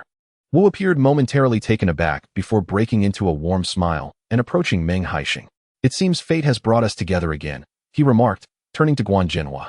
This is the young man I mentioned, the one who kindly gave up his lower berth for me on the train. I still owe him the fare difference. After disembarking, Mr. Wu had realized there was indeed a price difference between the middle and lower berths. He had intended to find Meng Haisheng to settle the matter, but the young man had already vanished into the crowd. Remarkably, only a few hours later, they found themselves reunited. Recognizing the connection between Mr. Wu and Meng Haisheng, Guan Jinhua invited them into the study. "Sister Mu, please bring some chilled soda. It's a hot day, and the young folks enjoy something refreshing. Unlike us old-timers who still drink hot tea in this heat." After issuing his request, Guan Jinhua hesitated, sensing that Sister Mu had something difficult to express. Once seated, Meng Haisheng took a sip of the cool orange juice, feeling a semblance of relief in his parched throat. "Director, here is my brother's college entrance examination paper. As you know, this year's mathematics exam was particularly challenging, yet my brother achieved a perfect score. Such an exceptional student should not have his future jeopardized by identity theft." He handed the examination paper to Guan Jinhua. Donning his glasses, Guan scrutinized the paper.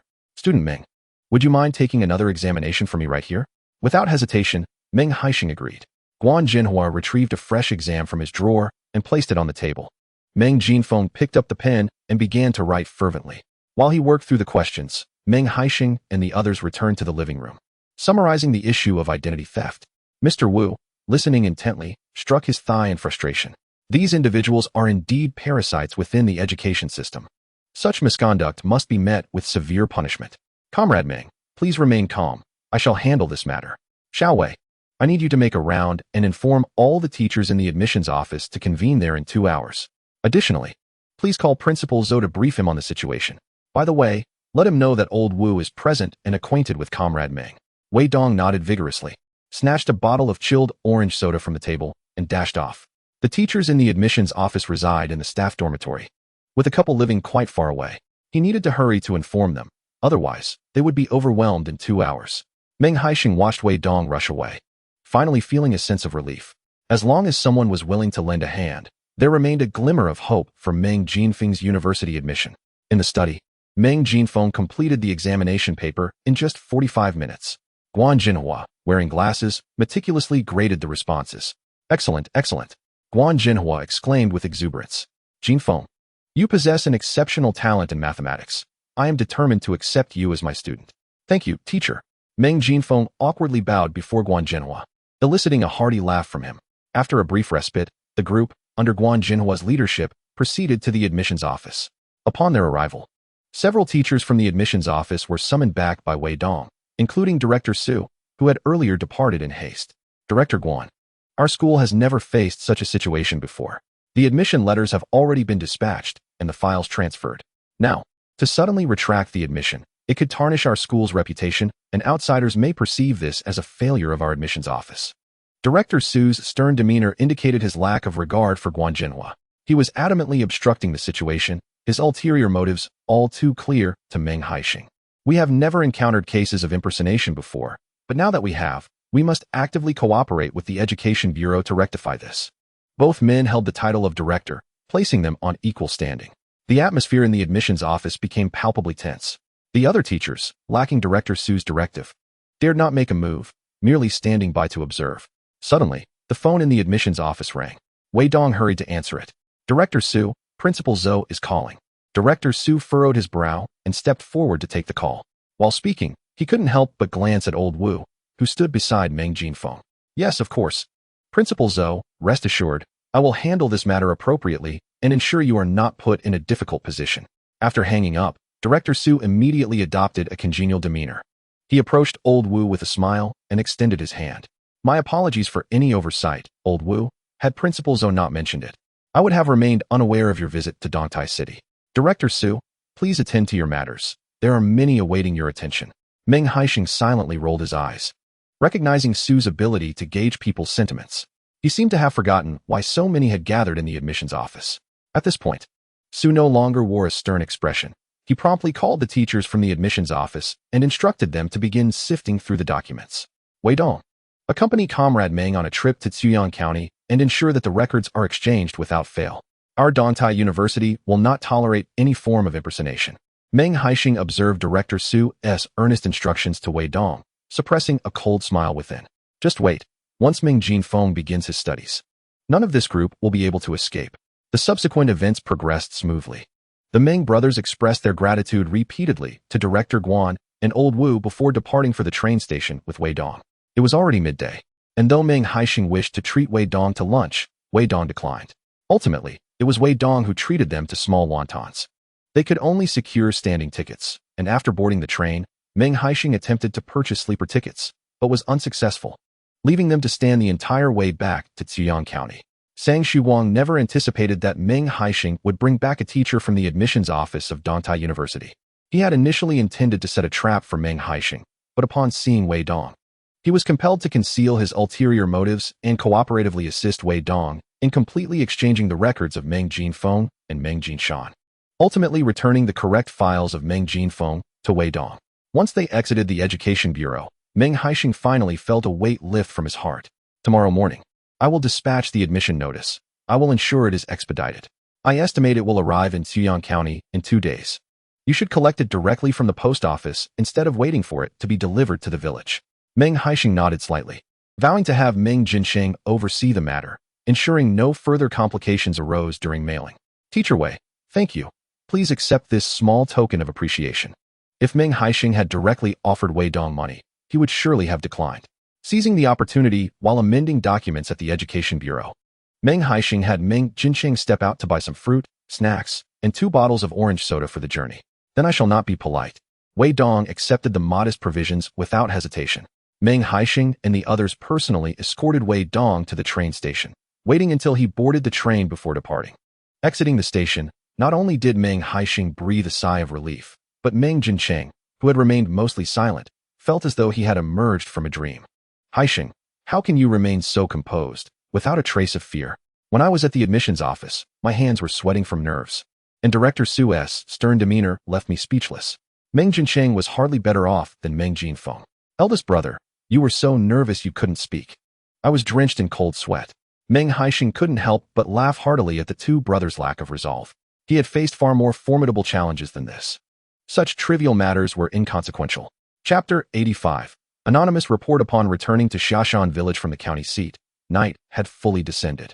Meng Haisheng pushed open the courtyard gate and spotted Mo playing in the yard with Bei and Bei, both puppies, splashing water everywhere.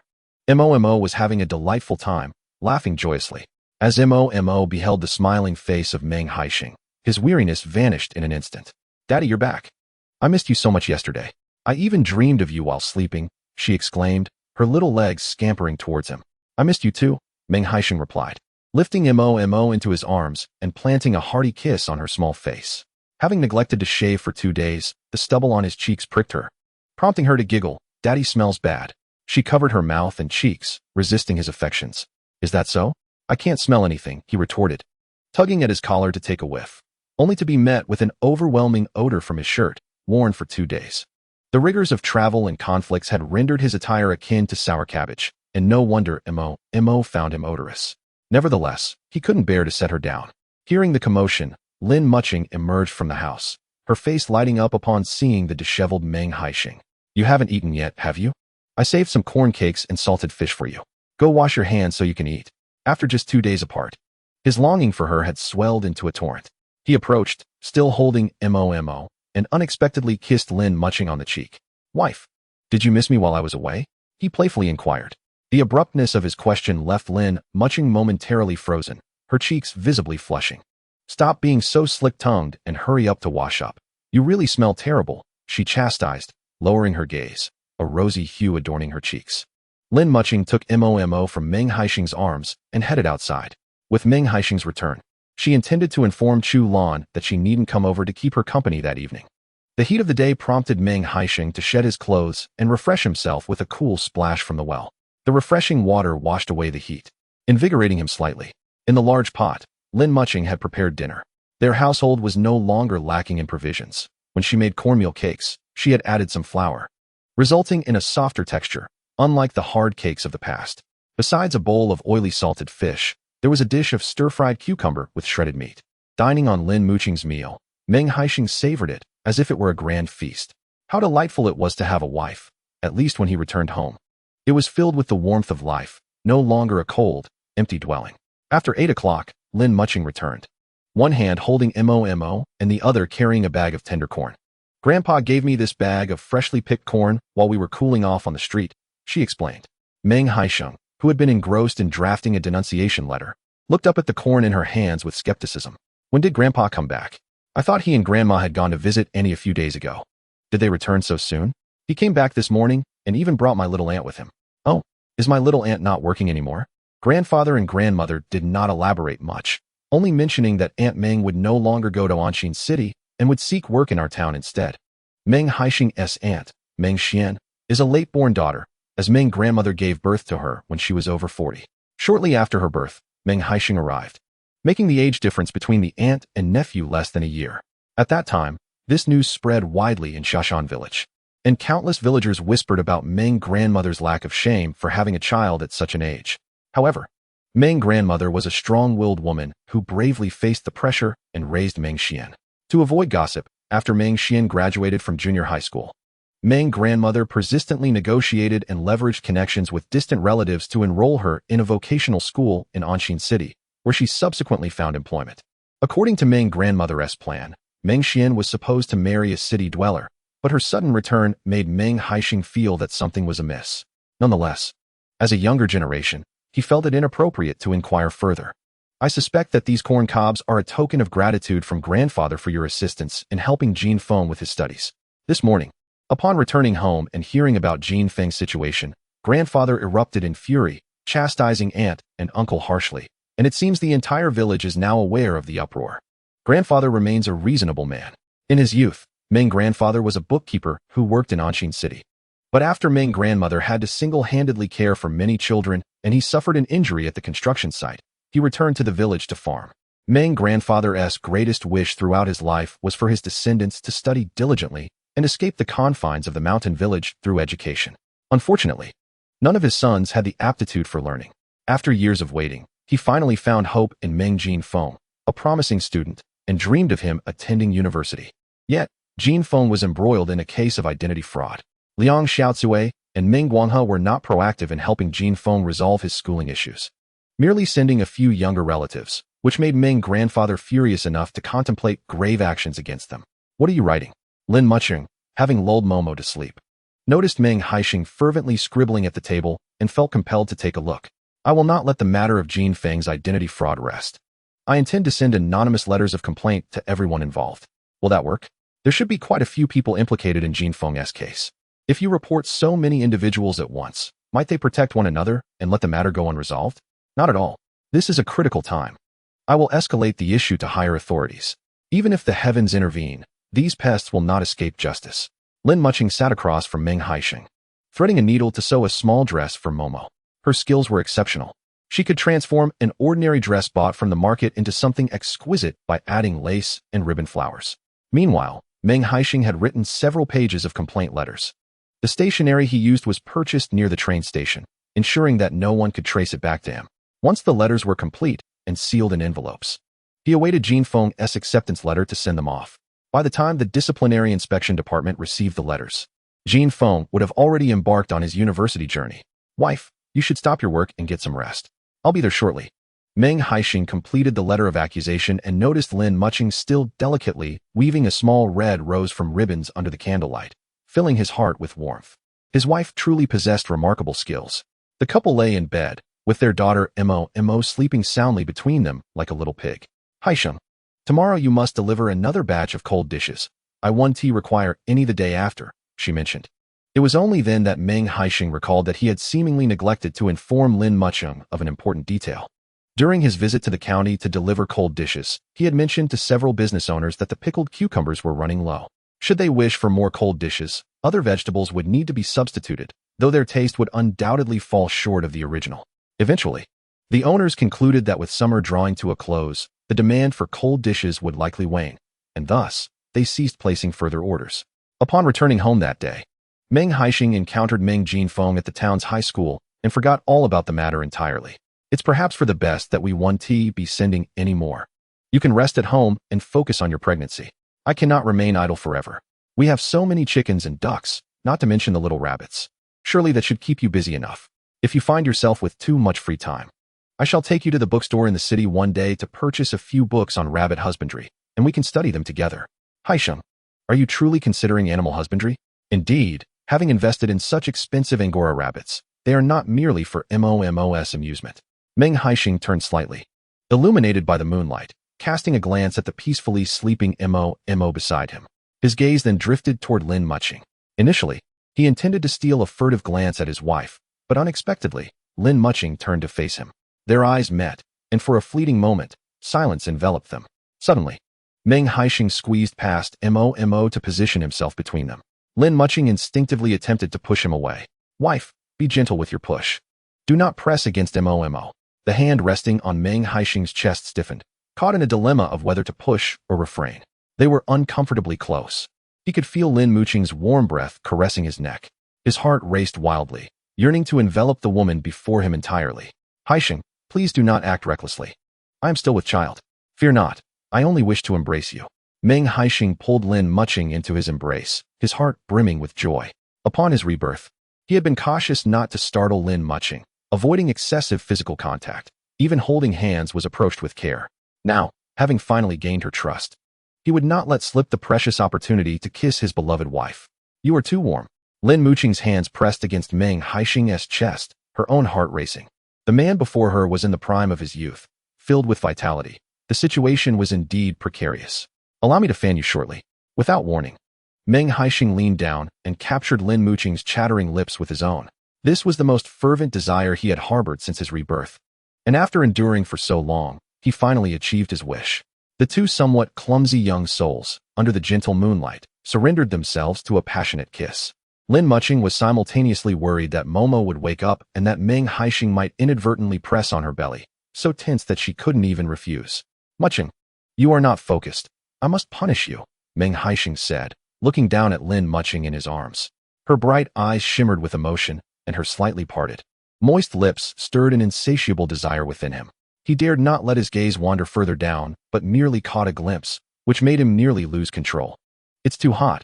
I need to take a cold shower." With that, Meng Haisheng rolled out of bed and headed to the well for a refreshing wash.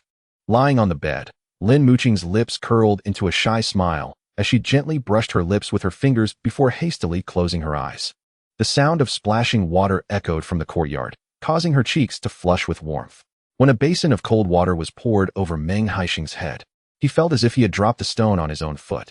He had intended to flirt with his wife, but ended up in such an embarrassing predicament. After his shower, Meng Haisheng returned to the room, noticing that Momo had rolled over to his side. He grabbed a pillow to block the edge of the bed and settled down next to Lin Mucheng. He would gladly take another shower just to be close to her. The pregnant Lin Mucheng was quite drowsy and had already drifted into a soft slumber. Exhausted from the day's events, Meng Haisheng gently fanned Lin Mucheng and Momo. He was unaware of when he himself fell asleep. The next morning, when he awoke, Meng Guangzhu and Meng Jinfeng had already set off with the cold dishes. "Why didn't Big Brother and my brother call me to go catch the earthworms?"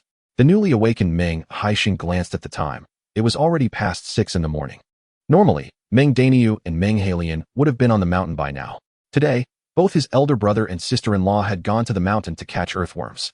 Meng Daniu had been in a bad mood lately and had not gone up the mountain the day before. "What's wrong?" Meng Haisheng suddenly looked up at Lin Mucheng while washing his face.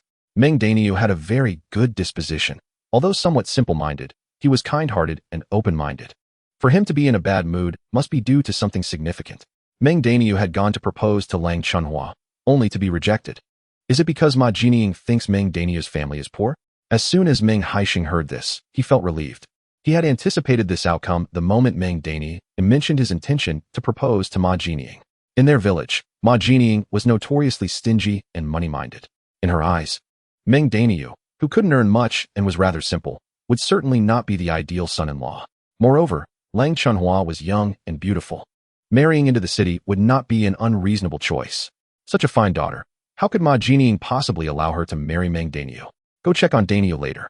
All right, Meng Haisheng readily agreed. He intended to encourage Meng Daniu, thinking, doesn't Ma Jinying love money? Then let us throw some money at her. He was determined that if Meng Daniu could present a substantial bridal price, Ma Jinying would surely be swayed. After breakfast, Meng Haisheng set off to find Meng Daniu. Today, Meng Guangzhuan and Meng Fuming, the two brothers, had not gone up the mountain to dig for the Chinese Angelica. Second uncle, why didn't you go up the mountain to dig for the Chinese Angelica? Recently, I have been traversing the rugged mountain paths daily, and even my resilient physique cannot withstand such strain. It is time for a brief respite. By the way, I have heard that you are once again collecting soil one. How is that endeavor progressing? The matter of Meng Haisheng gathering soil one is known only to a select few in the village. However, the specifics of how much he pays and the methods he employs remain unclear to most. I intend to visit the county tomorrow and will provide you with an update upon my return. If all goes well, we can venture to the mountains together the day after tomorrow to gather soil one. That sounds splendid. The buplurum on the nearby mountains has almost been entirely excavated. Not only am I more fatigued than before, but the harvest of buplurum has also diminished by more than half.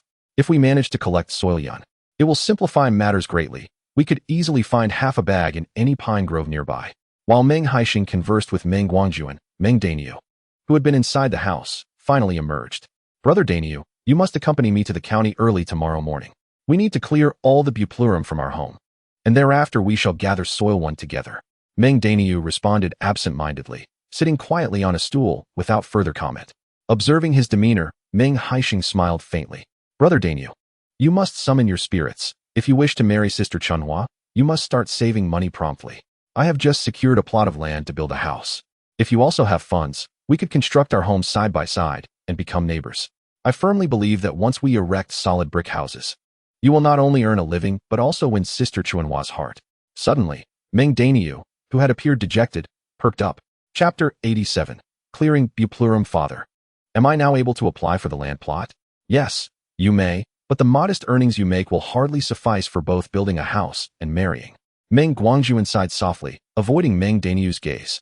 At this moment, Meng Haisheng likely surmised that Meng Dainiu could earn at least 2,000 to 3,000 yuan by assisting him in selling buplurum. While this sum would indeed cover the costs of a house and a wedding, it does not guarantee that all of Meng Dainiu's earnings will be spent solely on himself. Brother Dainiu, should you wish to build a house, I can lend you some money up front. After all, you will be joining me in gathering soil one, and you can repay me gradually. Without a moment's hesitation, Meng Dainiu agreed. When he sought to propose to Lang Chunhua, Ma Jinying had dismissed him due to his lack of a house. Marriage would necessitate living with her parents, which was why she had not consented. However, once he constructs his house, returning to propose to Lang Chunhua will undoubtedly meet with their approval. Haisheng, you have made a considerable profit, but do not neglect Dainiu. If your finances allow, lend us some as well so that we can build our homes together. The only one who could express such a sentiment, apart from Meng Lining, is no other than yourself. I may have earned a bit, but my resources are still stretched thin. Have you not noticed that your third sister-in-law is daily burdened with her pregnancy while preparing cold dishes to supplement the household income? If you are short on funds and wish to build a house, you ought to hasten to the mountains to dig buplurum. Meng Guangjuan, being older, struggles to endure the mountain trails. Yet, the youthful brothers Meng Lining and Meng Fuming should not find it exhausting to traverse the hills. To put it plainly, they are simply being lazy. Meng Haisheng meticulously organized all the buplurum in his home, even removing the wooden sign that had been hanging at the entrance of the alley. The previous conversation with Mr. Dong lingered in his mind, where he had predicted a swift decline in the demand for buplurum. Haisheng surmised that this change was imminent, perhaps just a matter of days. Therefore, he hastened to sell all the buplurum he had, lest he find himself burdened with an excessive stockpile. The local traditional medicine hospital would not require much at a time, and he did not wish to have his finances entirely tied up in buplurum. Typically, Haisheng stored the buplurum at Uncle Meng's house, as his yard was spacious enough to accommodate a considerable quantity without drawing undue attention. Upon tidying up, Haisheng discovered he had over 2,000 pounds of buplurum. Including what remained at his own home, he estimated there to be around 2,700 or 2,800 pounds in total. This substantial amount, combined with several hundred pounds of earthworms, filled the tractor perfectly. Haisheng, are you truly planning to build a house next door? Uncle Meng casually inquired while assisting Haisheng with the yard work. The approval for the land should come through in a couple of days. I intend to start laying the foundation with bricks and stones soon. That vacant lot beside me has a history. It once belonged to a scholar who achieved the highest honors. You are indeed fortunate to have secured such a large parcel of land, and in time, the Meng family will owe its prosperity to you. Haisheng had heard the tale of that land from Uncle Meng countless times. It was said that centuries ago, when the ancestors of the village first settled, they constructed a grand courtyard there. Subsequently, a high-ranking official and a top scholar emerged from that very courtyard. However, there were whispers of misfortune surrounding the land, as some had attempted to claim its fortune only to unearth a large white snake during the foundation work. Many believed the site to be inauspicious, which explained why it had remained untouched for so many years. To Haisheng, these peculiar stories were mere fabrications of superstition. His interest in the land stemmed solely from its generous size. The following morning, as Haisheng returned with the tractor, Meng Daniu, Meng Haisheng, and Meng Jinfeng arrived. Eldest brother, what brings you here?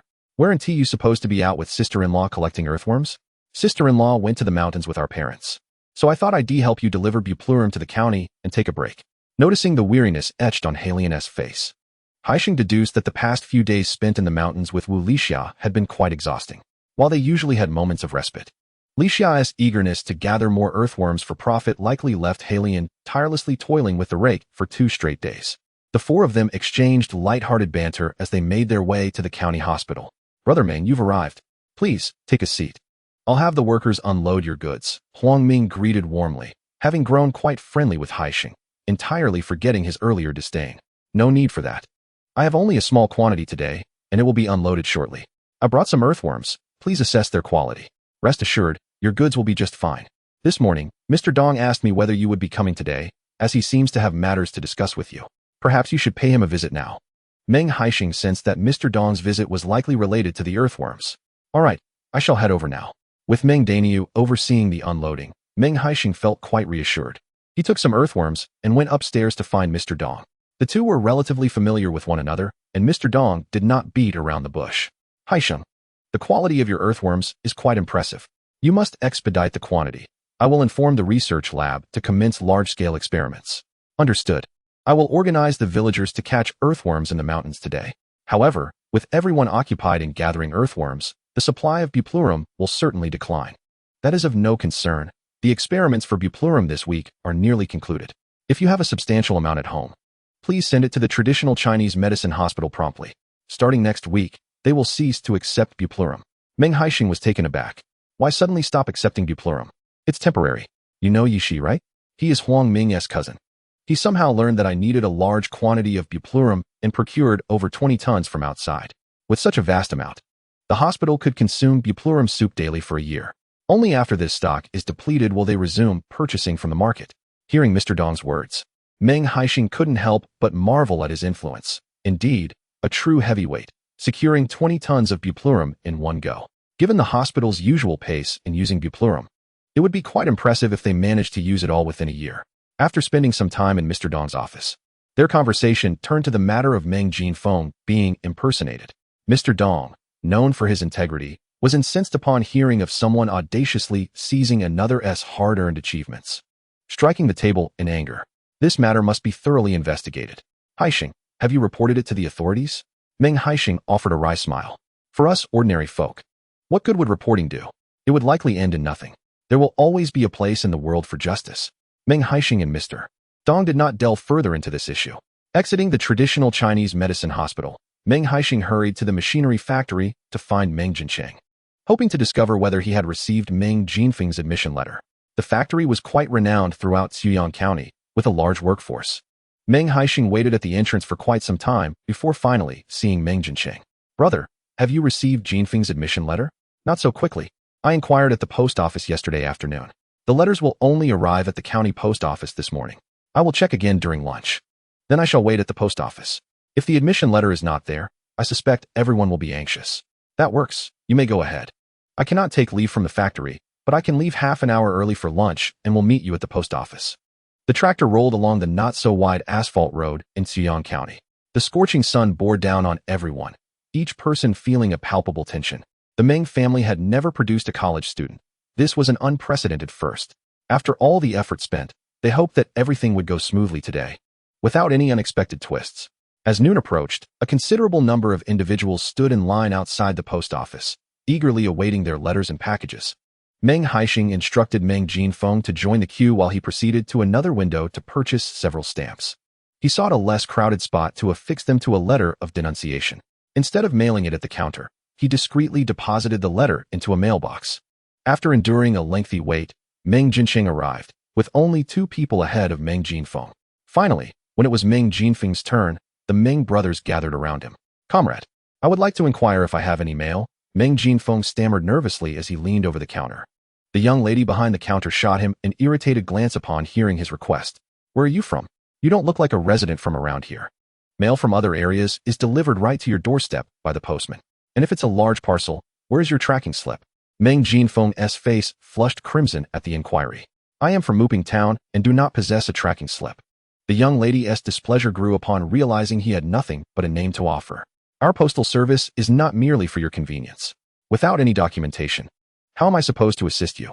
You should return home and wait. If it's your package, it won't go missing. Upon witnessing the young lady's reluctance to assist, Meng Haisheng was about to step forward when he suddenly noticed a substantial stack of stamps beside her. The vibrant red hue of the stamps struck Meng Haisheng's eyes like a bolt. In 1980, China issued a stamp known as the monkey stamp, which significantly influenced the philatelic market for decades. Each sheet consisted of 80 stamps, valued at 8 cents. Following its release, these stamps spread across post offices nationwide. Prior to 1984, the monkey stamp had not garnered much attention, and many letters were sent affixed with these stamps. Subsequently, a more exquisitely crafted version known as the Block of 4 was released, also valued at 8 cents, but classified as a special stamp, priced at 2.4 yuan per sheet. Many post offices, unable to sell entire sheets, would compel their staff to purchase them to meet sales targets. The young lady's abundance of stamps clearly indicated a task assigned to her. Comrade, are those stamps on your desk for sale? I am an avid stamp collector and had long wished to acquire a complete sheet of the monkey stamp, but never managed to do so. The young lady, who had previously displayed impatience, instantly brightened at Meng Haisheng's inquiry about purchasing stamps. Yes, I'm selling them. These stamps are sold by the sheet. A large sheet is 6.4 yuan, while the smaller, more attractive ones are a bit pricier at 2.4 yuan per sheet. Upon hearing the prices, Meng Haisheng felt an overwhelming sense of joy. Such a plethora of monkey stamps felt akin to a fortune being thrust into his pocket. Suppressing his exhilaration, Meng Haisheng requested the young lady to tally the stamps. There were a total of 55 large monkey stamps and 120 small ones. The total cost amounted to 640 yuan. This sum represented several years' worth of wages for an average worker. However, for Meng Haisheng, it was merely the equivalent of less than 100 gene of earthworms.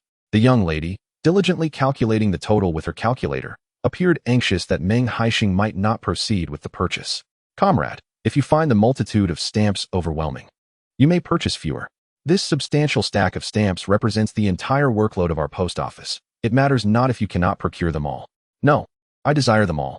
With that, Meng Haisheng retrieved a bundle of great unity stamps from his somewhat soiled black leather bag and swiftly counted out 640 yuan, handing it to the young lady at the counter. Could you assist me in finding an envelope to wrap these? My bag is rather unclean. Given the value of these stamps, Meng Haisheng wished he could secure them directly in a safe. Very well, I shall provide you with an envelope free of charge. Meng Haisheng's substantial purchase of stamps drew the attention of the entire post office, with numerous staff members gathering to witness the spectacle.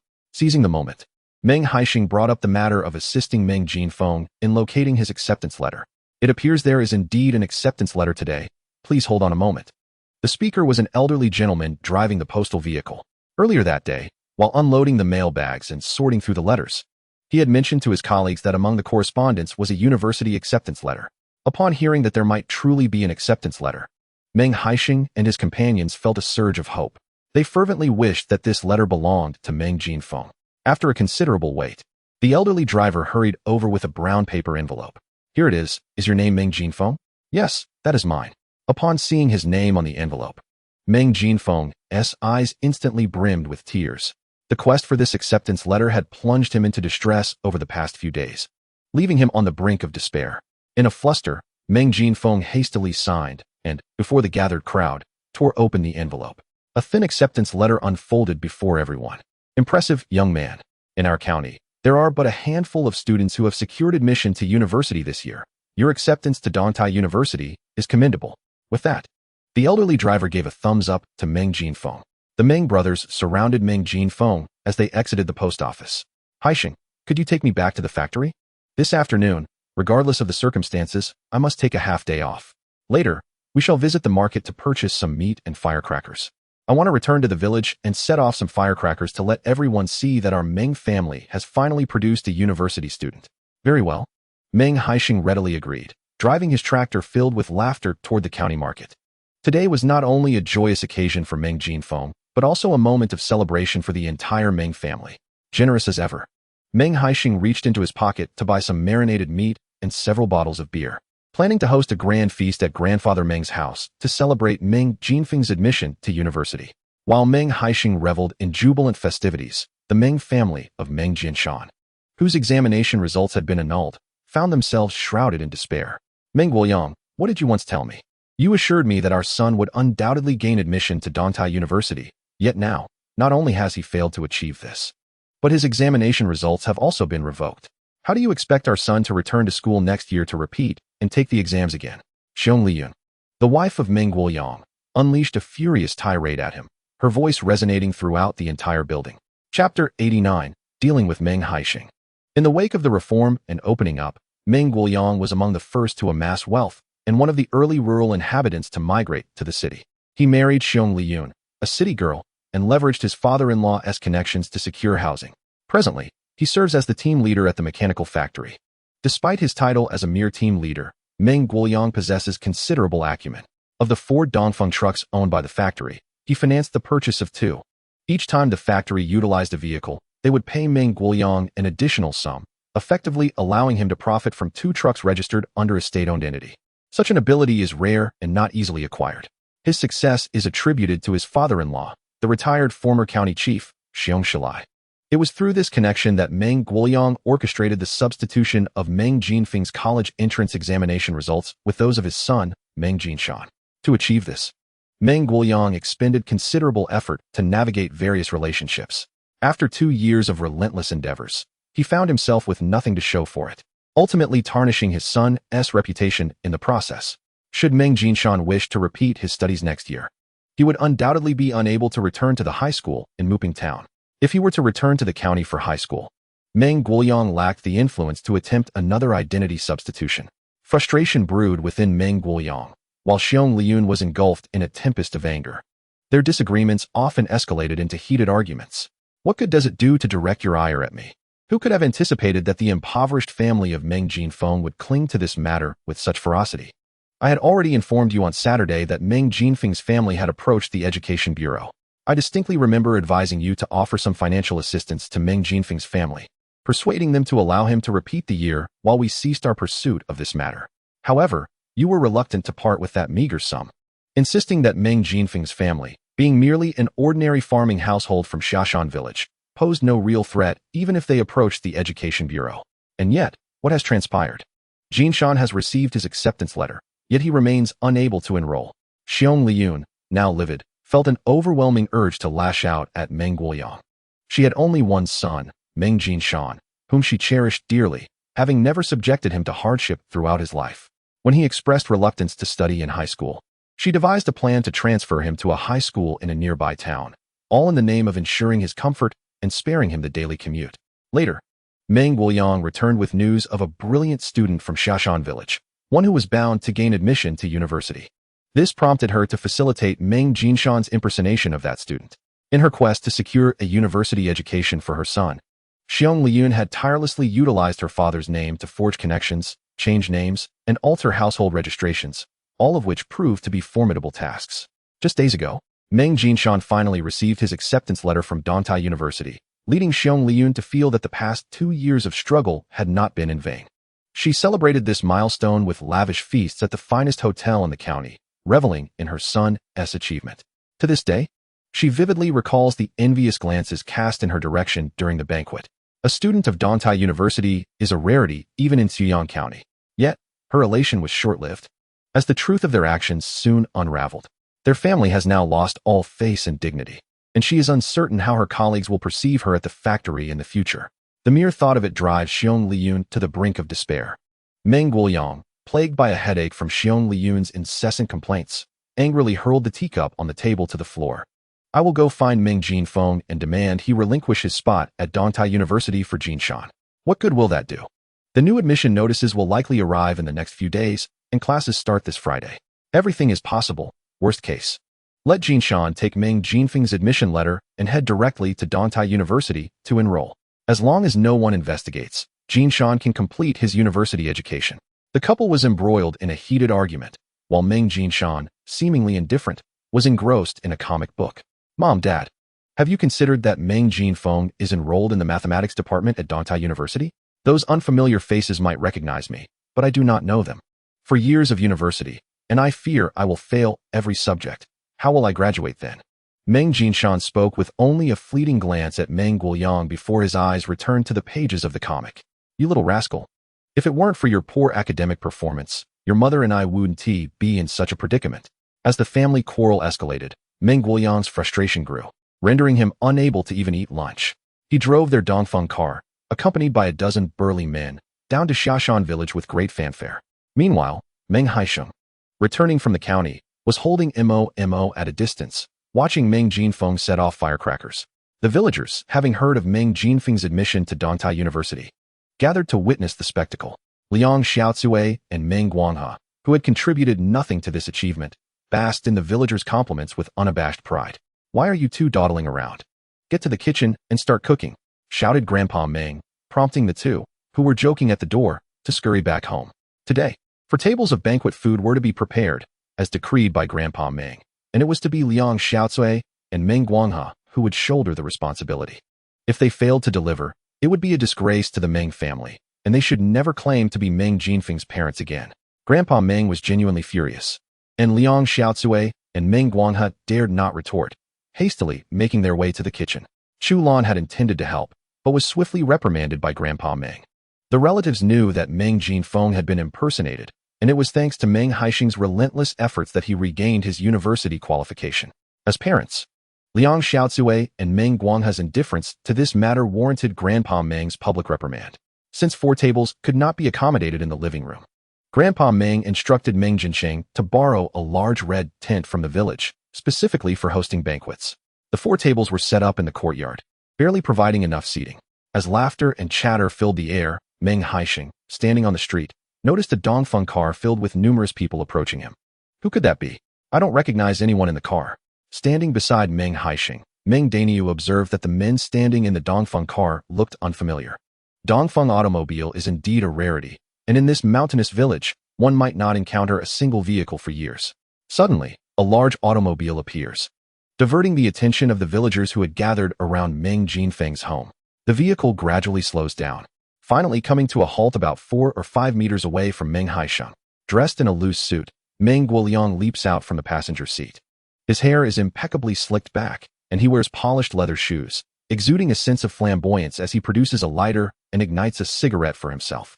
In Meng Guoliang's eyes, this display is nothing short of cool. However, to Meng Haisheng, it appears no different from foolishness, perhaps a result of being mesmerized by Hong Kong and Taiwan dramas. After all, they are Meng Haisheng and Meng Jinfeng. Taking a puff from his cigarette, Meng Guoliang tilts his chin slightly and scans the crowd, ultimately resting his gaze on Meng Haisheng. It is not that he recognizes him, but rather that Meng Haisheng's presence feels starkly out of place in their impoverished village. I am Meng Haisheng. I wonder what business you have with me? As Meng Guoliang sizes up Meng Haisheng, the latter reciprocates the scrutiny, finding Meng Guoliang somewhat familiar, as if they had crossed paths before. I am Meng Guoliang, the father of Meng Jinshan. I come today regarding my son's admission to university. Given the atmosphere at your home, it appears you have received the acceptance letter from Dongtai University. The scattered red firecracker remnants on the ground, despite it being neither a festive occasion nor a holiday, can only signify that Meng Jinfeng's acceptance letter has arrived.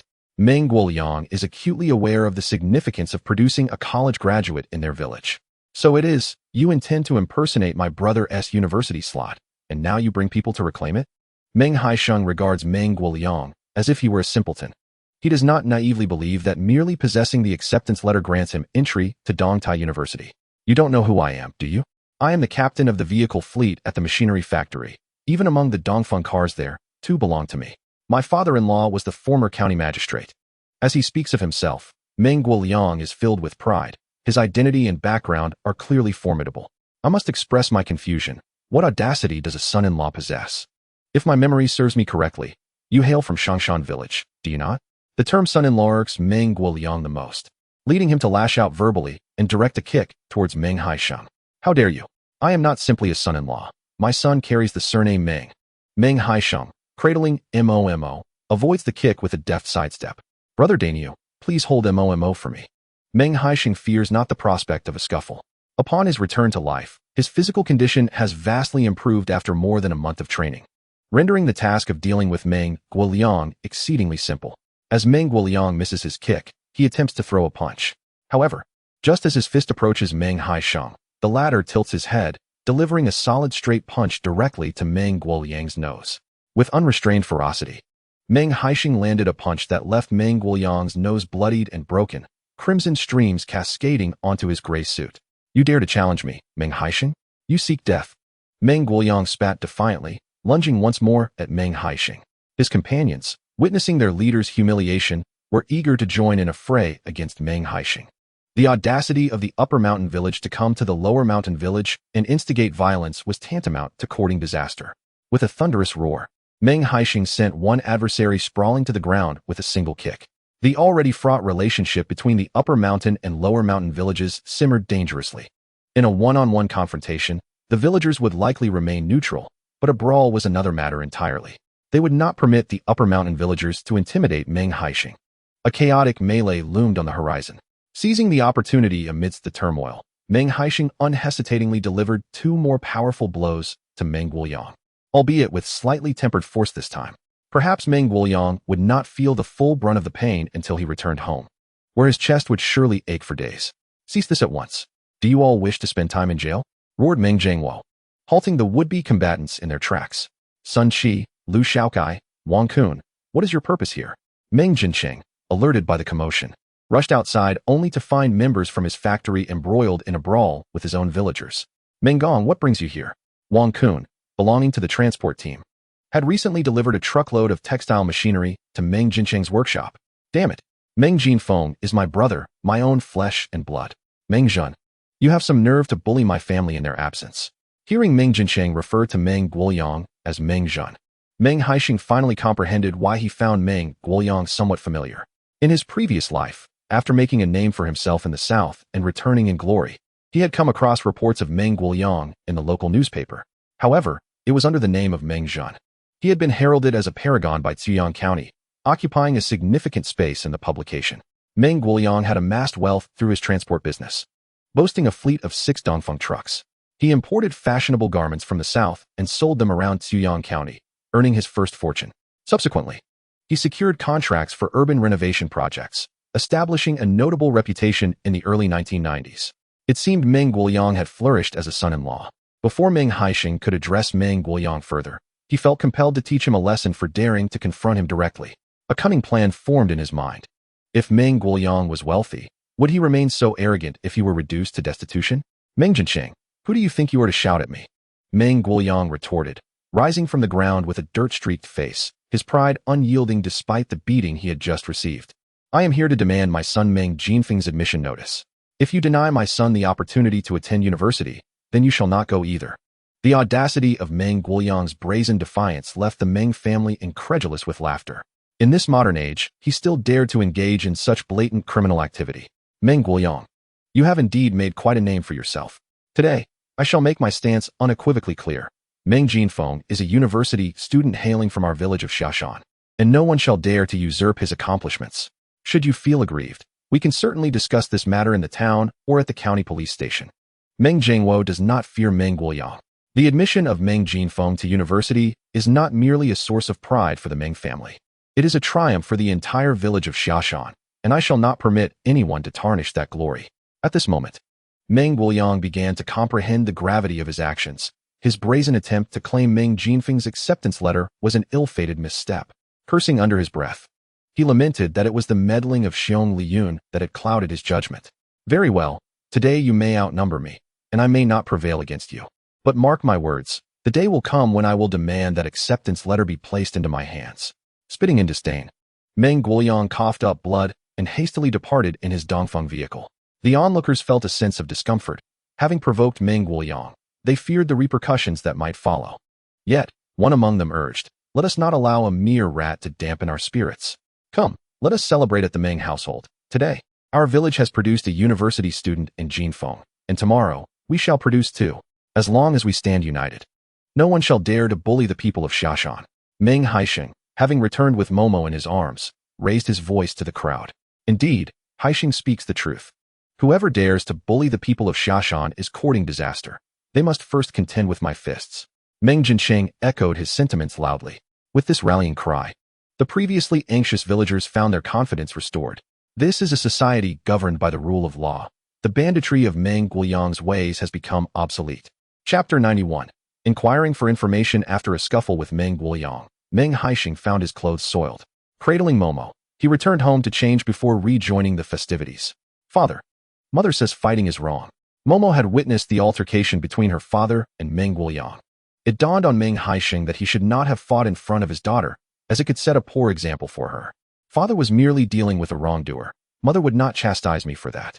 Momo, however, appeared unconvinced. Last time, when Xiaobao pulled my braid, I bit him and made him bleed, and Mother said that was wrong. Meng Haisheng, holding his pouting daughter, gazed skyward in exasperation. Momo seemed to imply that if Xiaobao's actions made him a wrongdoer, then why was she admonished for retaliating? Xiaobao is not a bad person. Sometimes he just plays around, and that's why he pulls your braid. But what if he pulls my braid again? Should I hit him or not? Meng Haisheng found himself at a loss for words. Hit him. Anyone who dares to pull my daughter's braid deserves to be taught a lesson. Momo burst into laughter at her father's response. When the time came for her mother to inquire about his soiled clothes, Momo vowed to keep the secret of her father's fight. All right, I promise not to tell. She extended her tiny finger, sealing the pact with a pinky swear. As they chatted on their way home, they encountered Lin Mucheng, who was feeding the rabbits. Noticing Meng Haisheng covered in dirt, she couldn't help but ask what had transpired. Nothing much happened. I merely stumbled on the street earlier. Upon returning, I decided to change my attire and thought to invite you to join me for dinner at grandfather and grandmother's house. Just as I entered the house, Meng Haisheng attempted to conceal the fact that he had been in a fight, but no sooner had he spoken than Meng Haisheng followed closely behind him into the courtyard. Are you all right, Haisheng? Did you sustain any injuries? Meng Haisheng managed a sheepish smile, realizing that this matter could not remain hidden. I didn't lay a hand on Meng Haisheng, who was busy searching for his teeth. He could hardly hurt me. Brother, let us speak inside. I have something important to discuss with you. Under Lin Mucheng's watchful gaze, Meng Haisheng hurriedly ushered Meng Haisheng into the main room. In his past life, when Meng Haisheng had just married, he often neglected his responsibilities, idling away his days and getting into fights at the slightest provocation. It was during that period that he realized Lin Mucheng was exceedingly fearful of his brawls. For this reason, he was reluctant for Lin Mucheng to learn about his altercation with Meng Haisheng, as he did not wish for her to harbor any disdain towards him. Observing Meng Haisheng's evident trepidation, Lin Mucheng chuckled softly. She brought out some sliced watermelon from the kitchen for the two of them, saying little else, and departed with Momo to visit grandfather Meng. As Meng Haisheng gazed at the watermelon on the table, his heart felt as sweet as if coated in honey. Haisheng, do you think Meng Haisheng will cause us trouble? A couple of days ago, Meng Haisheng was preoccupied with assisting Meng Jinfeng with a case of identity fraud. At that moment, he had not considered whether Meng Haisheng would retaliate after this matter concluded. Both Meng Haisheng and Meng Haisheng worked at the machinery factory.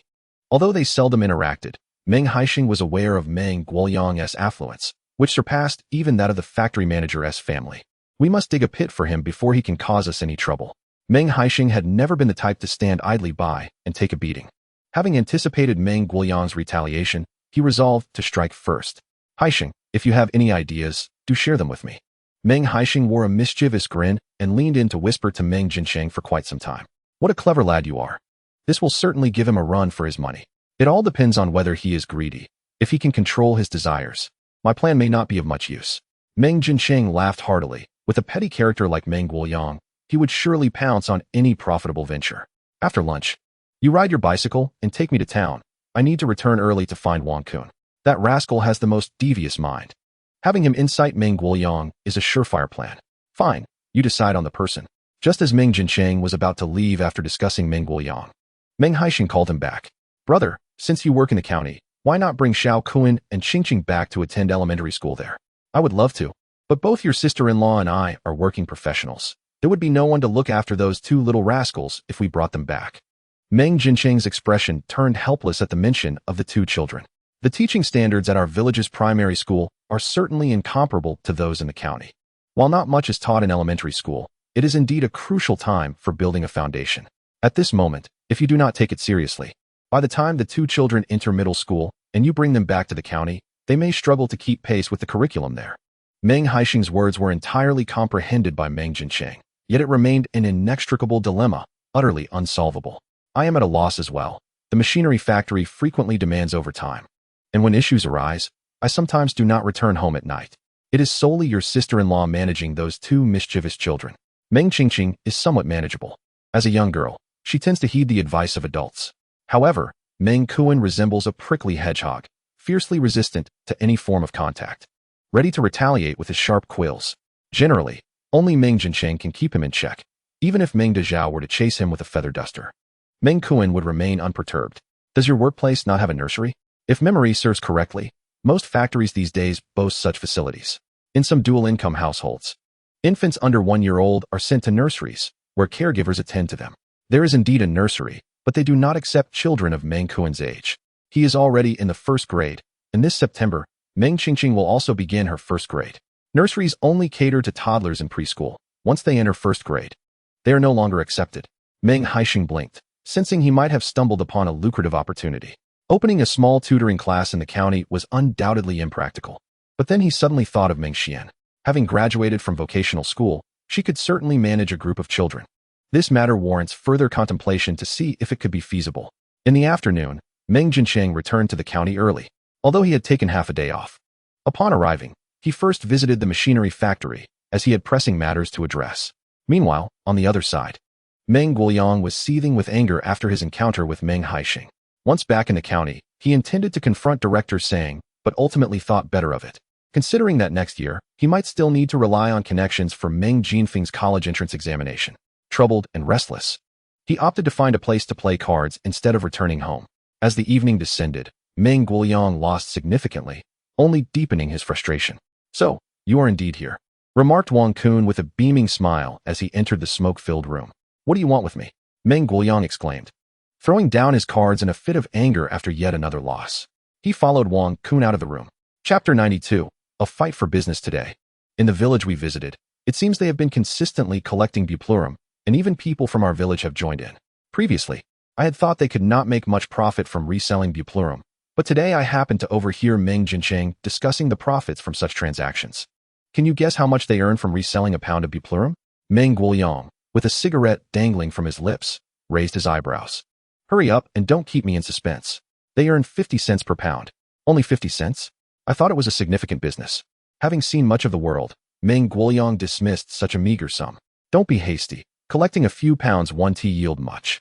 Do you know how Meng Haisheng operates his collection? He was able to collect 5,000 to 6,000 pounds at a time, which would certainly yield some profit." 5,000 to 6,000 pounds. Is this information reliable? This afternoon, while I was in the restroom, I overheard Meng Haisheng conversing with Xiao Fugui. As you know, Meng Jinfeng and Xiao Fugui are inseparable, so they would not deceive Xiao Fugui. After hearing Wang Kun's words, Meng Guoyang felt a glimmer of belief. Yet he was not one to act impulsively. The following day, he deliberately rode his bicycle to Wang Kun's village to inquire about the collection of Chinese wild ginger. Just as Wang Kun had mentioned, there were indeed individuals in their village collecting it for 1 yuan per pound. He returned to the county hospital and asked an acquaintance, confirming that they collected the wild ginger and sent it to the hospital, where it was sold for 1 yuan and 50 cents. This immediately sparked his interest. Meng Haisheng aspired to amass wealth through the collection of wild ginger, but he would not allow that to happen. He resolved to intercept him and cut off his supply line, pondering how he would flaunt his success then. With the college entrance examination approaching for Jingshan next year, he decided to have Meng Jinfeng assist Jingshan in his studies. Without hesitation, Meng Guoyang summoned a few of his subordinates and drove the Dongfeng vehicle to the countryside to collect wild ginger. To expedite the collection, he raised the price to 1 yuan and 10 cents. Unbeknownst to him, after he informed his team, Meng Haisheng received the news as well. That evening, Meng Haisheng announced 3 times over the village loudspeaker that he would cease collecting wild ginger starting the next day and urged everyone to sell their wild ginger quickly. From tomorrow onward, they would collectively gather earthworms from the mountains, which he would buy for 3 yuan per pound. The news about the earthworms had already spread throughout the village, and everyone was waiting for Meng Haisheng's announcement. Occasionally, there were others who came to the village to collect wild ginger, but most of them rode bicycles, making Meng Guoyang's arrival in a Dongfeng vehicle quite unprecedented.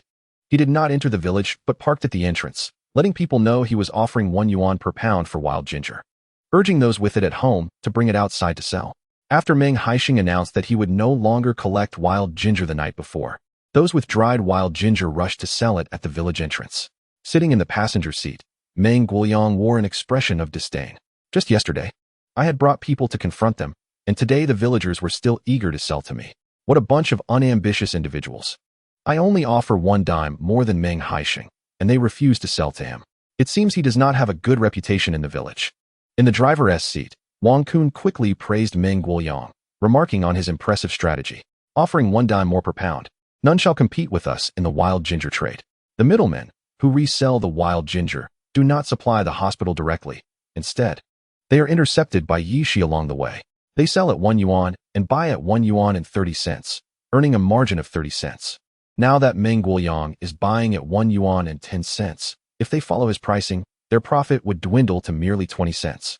Riding a bicycle, they would not collect much in a day, making the effort for just 20 cents hardly worthwhile. Consequently, by the end of the day, Meng Guoyang indeed collected a significant amount of wild ginger. He did not rush to send the buplurum to the traditional Chinese medicine hospital right away. Instead, he prepared a full load, intending to accompany Meng Haisheng when he took the buplurum to the hospital. He wanted to demonstrate to Meng Haisheng what it meant to be financially affluent. Meng Haisheng, aware of Meng Guoyang's frenzied collection of buplurum, felt immense joy.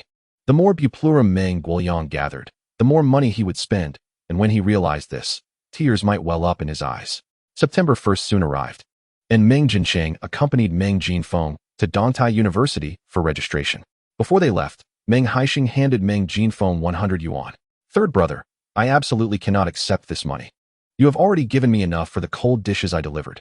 This amount is sufficient for my university expenses, especially since there are subsidies at the university. Money is never too much. This is a reward from your third brother. Should any child from our family enroll in university in the future, I will provide them with the same support. Thank you, third brother. Ultimately, Meng Jinfeng accepted Meng Haisheng's kindness. Meng Guoyang collected a truckload of buplurum, totaling approximately 12 tons. He had nearly exhausted his savings and had to borrow some more to barely fill the truck with buplurum. Early on Sunday, Meng Haisheng loaded a tractor with earthworms and leisurely drove into the courtyard of the traditional Chinese medicine hospital. His visits to deliver earthworms were sporadic. This time, he deliberately delayed for 2 days to allow Meng Guoyang to collect more buplurum. Brother Meng, you have brought quite a lot of earthworms. There were matters at home, so I stocked up a bit, which delayed me by 2 days. Meng Haisheng offered Huang Ming a cigarette while watching the workers unload the cargo.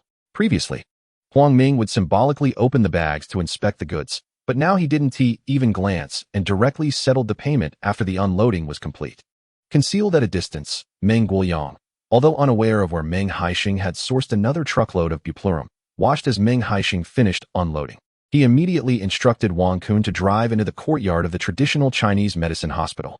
Huang Ming was momentarily taken aback at the sight of the Dongfeng vehicle. Isn't this not your vehicle? Comrade, I heard you were collecting buplurum in this area, so I brought a truck over. Meng Guoyang maintained his proud demeanor, eager to showcase his financial prowess before Meng Haisheng. Who told you we were collecting buplurum? Isn't that what the villagers have been saying? Huang Ming, being a person of high standards, was immediately displeased by Meng Guoyang's presumptuous tone. You should go back to whoever told you. Our hospital stopped collecting buplurum a long time ago. With that, Huang Ming turned to leave, ignoring Meng Guoyang. Wait a moment. Didn't Meng Haisheng just unload a truck of buplurum? Are you lying right in front of me? Do you look down on me? Meng Guoyang stepped forward and grasped Huang Ming's arm, only to be swiftly shaken off. I don't care who you are, even if the King of Heaven came today. Our hospital would not accept buplurum. Huang Ming was also aware that Yishi had acquired a considerable amount of buplurum. Their own stock had yet to be depleted, leaving no time to assist others in consumption. At this point, Meng Guoyang was getting anxious. You are indeed a state-run entity. I shall seek your superiors to lodge a complaint against you. You accept others' chai who, while refusing mine, you must have received some benefits from Meng Haisheng. Chapter 93.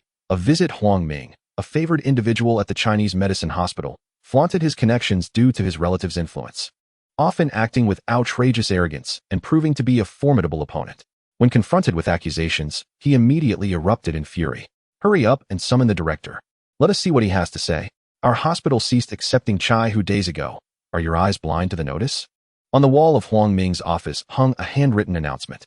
He forcefully dragged Meng Guoyang over, shouting, You see? I have no grudge against you. Yet you dare to disturb me.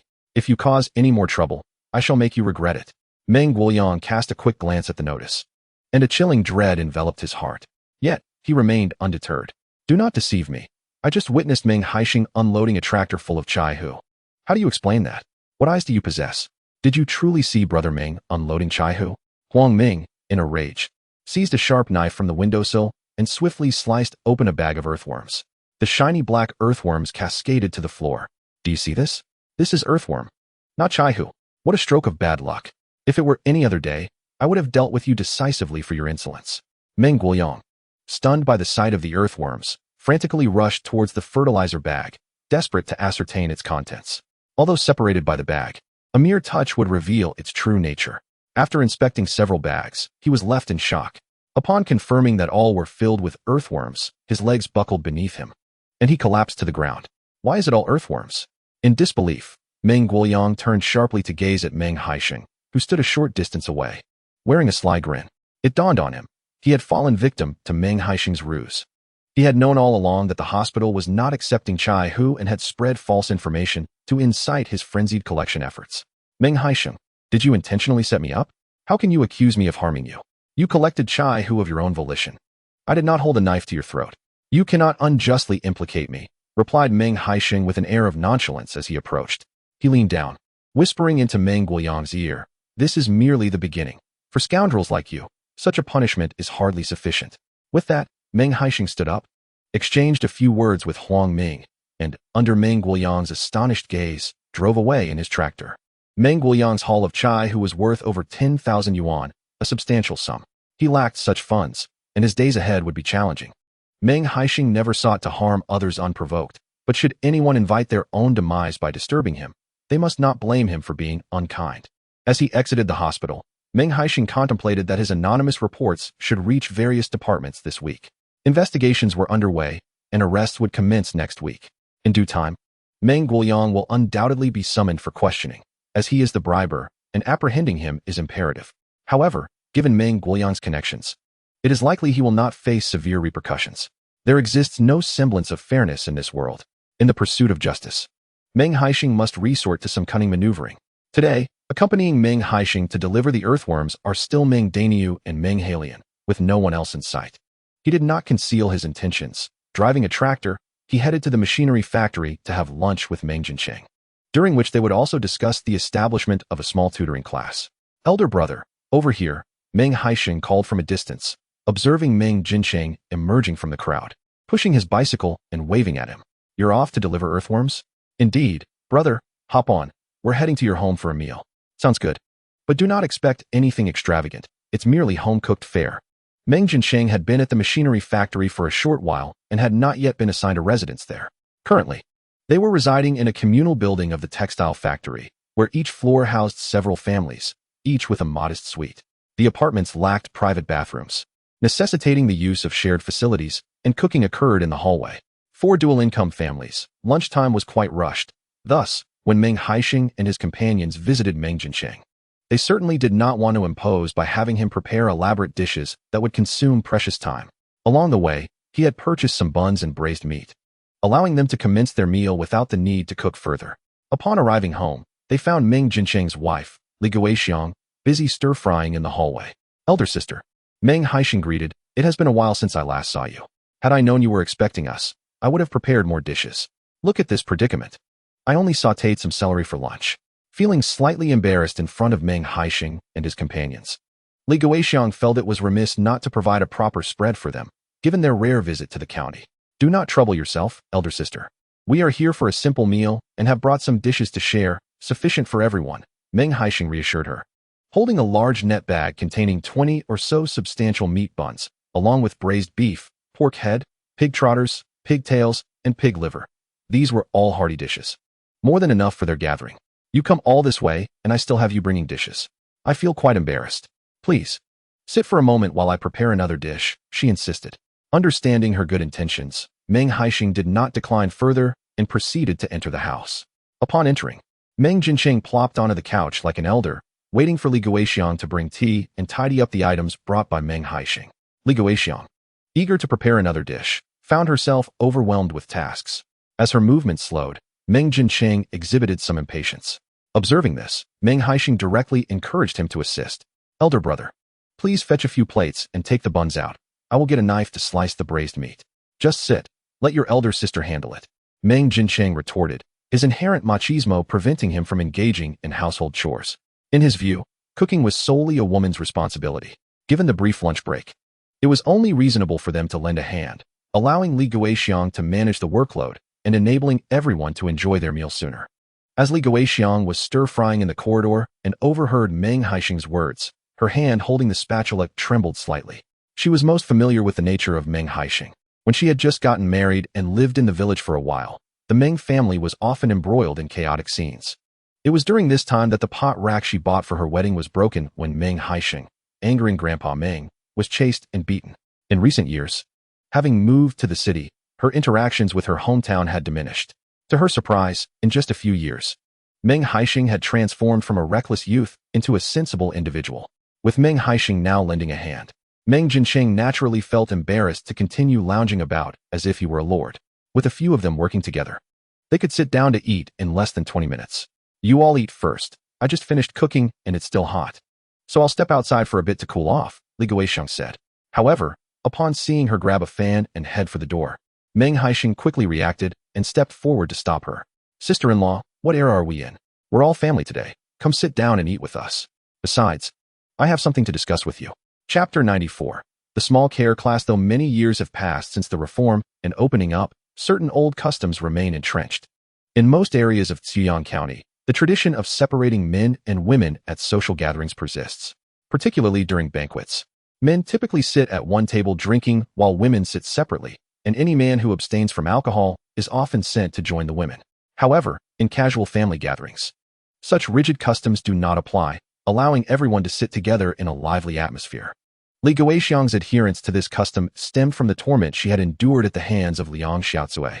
After years of oppression from Grandma Meng, Liang Xiaozui finally had her chance to assert herself as a mother-in-law with the arrival of a new bride. She had made Li Guixiang's life difficult for many years until Li Guixiang's family connections helped her secure a position at the textile factory, thus alleviating her unfortunate circumstances. Yet, the customs ingrained in her from years of hardship led to her reluctance to share a table with Meng Haisheng. Feeling somewhat self-conscious, Li Guixiang glanced at Meng Haisheng before sitting down. Let us eat. We're all brothers here. No need for such formalities. After much insistence from everyone, Li Guixiang finally took a seat to join them for lunch. During their casual conversation, Meng Haisheng inquired about Meng Kuan and Meng Qingqing starting elementary school. Sister-in-law, what do you think about me establishing a small care class at the textile factory to assist with picking up the children after school? Li Guixiang was taken aback by Meng Haisheng's initiative. Are you suggesting a care class similar to a kindergarten? More or less. But this would cater exclusively to elementary school students. There must be many dual-income families working at the textile factory who are busy and lack time to fetch their children. My care class would have teachers dedicated to picking up the students and supervising their homework. Parents wouldn't need to rush home after work. They could prepare dinner first, and after finishing, they could pick up their children from the care class, allowing them to eat right away without having to oversee their homework. In the present day, whether in the county or the village, elementary school students generally walk home alone if they live nearby, while those who reside farther away are typically picked up by their parents. Meng Haisheng's initiative to establish a small daycare poses considerable risks. If you were to truly pursue such an endeavor, I would promptly retrieve Xiaoquan and Qingqing to attend elementary school in the county. Li Guixiang is acutely aware that Liang Xiaozui cannot manage both children effectively. However, if both children were to be brought back to the county, given her demanding work schedule, she would find it exceedingly difficult to care for them. The establishment of the daycare would provide her with a much-needed respite. Even if they were in the middle class, Meng Haisheng could pick them up from the daycare after his shift, alleviating some of the burden. Is the textile factory operating on a 3-shift system? It is not just the textile factory. The machinery factory also adopts a similar schedule when faced with substantial orders, keeping the machines operational around the clock. Meng Haisheng felt a surge of delight. This arrangement would significantly reduce his risks, as the greatest concern for dual-income families working 3 shifts is the transportation of their children. Should both parents be on the middle shift, their children would inevitably be left home alone. Meng Haisheng estimated that with around 20 to 30 children from the textile and machinery factories expressing interest, he could successfully launch his daycare. Furthermore, if Meng Xian were to establish a tutoring program for mathematics and language, the potential profits could be even greater. Meng Haisheng shared his thoughts with others, seeking their input. Haisheng, how much will you charge per child for this daycare? If the fee is too high, it may deter families. If it's too low, considering the rent and furniture, you might incur losses. Initially, the fee would be reasonably set at 3 yuan per child per month. That seems acceptable. Although I will need to spend an additional 6 yuan each month for my 2 children, as long as they are nearby, I am willing to bear the cost. Encouraged by Li Guixiang's response, Meng Haisheng's confidence soared. In his previous life, he had witnessed numerous profitable examples of tutoring and daycare centers. If he could expand both the daycare and the tutoring services, financial success would undoubtedly follow. Elder brother, I will leave the matter of renting a place to you. As I am not very familiar with this area, I will rely on your assistance. All right, I will get back to you in a few days. Meng Haisheng was equally eager for his children to attend school in the county and was quite proactive about the matter. After finishing work that afternoon, he rode his bicycle around the vicinity, eager for Meng Haisheng to expedite the establishment of the daycare. Meanwhile, upon returning home, Meng Haisheng immediately sought out his aunt Meng Xian to discuss the daycare initiative. As he stepped into the courtyard, he heard Liang Xiaozui's piercing voice from within the house. Meng Xian, what a wonderful match this is. Why won't you agree to it? Your cousin is not just anyone. How could she bring you harm? The gentleman from Anshin City possesses considerable capability and seems to hold a minor official position. Marrying him would elevate you to the status of an official's wife. Such an opportunity is rare and sought after by many. If you are so fond of him, why don't you marry him yourself? Meng Xian's voice quivered with emotion. Why do you speak that way? I am only looking out for your best interests. The man is already in his 30s, divorced, and with a child. Marrying him would mean becoming a stepmother, which I have no desire for. Listening to the conversations within the house, Meng Haisheng recalled his aunt, who had begun dating in the past 2 years. Ultimately, she succumbed to the persuasion of a distant cousin and truly married into Anshin City. Her husband was over 10 years her senior, and for the initial years, they lived quite happily. However, after Meng Xian bore 2 daughters, various conflicts frequently erupted in their household. Later, when her stepson struggled academically, her husband placed all the blame on Meng Xian, leading to an escalating rift between them. Eventually, when her stepson married and had children, he nearly took half of their family's assets. Meng Xian fell ill, and it was Meng Haisheng who paid for the caregiver. Her husband showed no concern. And by the time Meng Haisheng passed away, Meng Xian and her husband had long been separated. In her previous life, Meng Xian's marriage was truly unhappy. She spent her life as a stepmother and a caretaker, only to be accused of mistreating her stepson in the end. Meng Haisheng certainly did not wish for Meng Xian to endure such thankless toil once more. What's wrong with you, aunt? I heard you shouting from the alley. Meng Haisheng remarked as he entered the house, carrying some marinated delicacies. Inside, he found Grandpa Meng and Grandma Meng at home, while Meng Xian sat cross-legged on the Kong with red-rimmed eyes, facing Liang Xiaozui, who was animatedly speaking. Haisheng has arrived. I heard you went to the county to deliver some soil today, Liang Xiaozui exclaimed, quickly descending from the Kong to take the items from Meng Haisheng's hands. Upon seeing the marinated meat inside, her smile widened significantly. Yes, I also had lunch at Jincheng's place. Grandpa Meng, seated at the innermost corner of the Kong by the window, puffed on his dry tobacco, which was somewhat pungent. He tapped his tobacco pipe and remarked, brothers should indeed keep in touch. Jincheng works hard and is quite busy. If you go visit, he won't be able to take his lunch break. Liang Xiaozui, once she began speaking, offered nothing but criticism. In the past, the relationships among the Meng brothers had been rather strained, and she had not hesitated to voice her thoughts. If you can't speak wisely, then hold your tongue. You chatter incessantly. Haisheng, Jincheng, and the others are brothers. They should support one another. Even if Jincheng moves to the city, he is still a part of the Meng family. Can he change his surname just because he moves? Grandpa Meng thumped his tobacco pipe heavily on the windowsill, silencing Liang Xiaozui, who had been about to say something more. Once Liang Xiaozui fell silent, Meng Haisheng proceeded to discuss the matter at hand. I plan to establish a small daycare in the county. Isn't my aunt currently looking for a job? Perhaps she could help look after the children at the daycare. As soon as Meng Haisheng finished speaking, everyone in the room turned to look at him in unison. The others were unfamiliar with the concept of a daycare, but Meng Xian vaguely grasped its essence. Isn't a daycare similar to a kindergarten, where one looks after children? She pondered. A daycare is meant for supervising elementary school students. Kindergartens are state-run institutions, and I lack the capability to open one. Subsequently, Meng Haisheng meticulously elucidated the concept of a small daycare class to those present in the room. What profit can be gleaned from tirelessly escorting children? With 1 or 2 mischievous youngsters at home, my head feels ready to burst. If we were to have 20 or 30, would life even be bearable? In my opinion, it would be far better for Meng Xian to marry early. In Liang Xiaozui's view, a woman's sole path to success lies in securing a prosperous marriage. Working or studying pales in comparison to marrying well. Thus, it was resolved. Once the small daycare commences, Meng Xian will be sent there. Grandmother Meng did not even wait for Meng Haisheng to mention Meng Xian's potential salary before decisively making the arrangement. As Meng Xian's mother, Her concerns for her daughter were ever present. Since Meng Xian's return from Anxin City, she had been diligently assisting with household chores, even joining the villagers in foraging for earthworms on the mountain the previous day. Earthworms thrive in decaying soil, and after a day's labor, Meng Xian's once fair hands were stained yellow and could not be cleansed. Her formerly pristine nails were now caked with dirt, impervious to washing. This was not the life that grandmother Meng wished for Meng Xian. Upon hearing about the opportunity for a position as a daycare teacher, grandmother Meng was eager to seize it, even if it meant a meager monthly stipend of 10 yuan for meals. Grandmother, we must consult with my aunt about this, Meng Haisheng remarked, casting a glance at Meng Xian. Aunt, what do you think? It will undoubtedly be a bit tiring at first, being on your own. Sure. But where will I stay? The county is not like the village. It would be unsafe to let Meng Xian live alone. I'll have Jinsheng help find accommodation. We will figure out a solution for that later. Upon hearing that Jinsheng would be involved again, Liang Xiaozue felt a twinge of displeasure. Jinsheng still has to work. Liang Xiaozue, if not for the fact that you have borne so many children for the Meng family, do you truly believe I wouldn't have had Guanghe divorce you today? The tea table by the Kong rattled as grandfather Meng smacked it. Liang Xiaozue hastily swallowed her retort, refraining from further comment.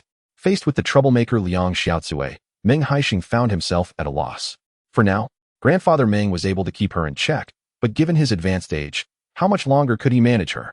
Meng Haisheng pondered how to handle Liang Xiaozue, otherwise, life in the village would become unbearable. Liang Xiaozue's position was rather delicate. If Meng Haisheng attempted to force a divorce from Meng Guanghe, his brothers, Meng Jinsheng and Meng Jinfeng, would undoubtedly oppose it. No matter her faults, Liang Xiaozue remained their mother. To maintain brotherly bonds while addressing Liang Xiaozue's behavior, it would be more convenient to enlist the help of a female ally. Lin Mucheng would be of no assistance, as her gentle nature could not contend with Liang Xiaozue's fierce temperament. After much contemplation, Meng Haisheng suddenly recalled his elder sister, Meng Yu.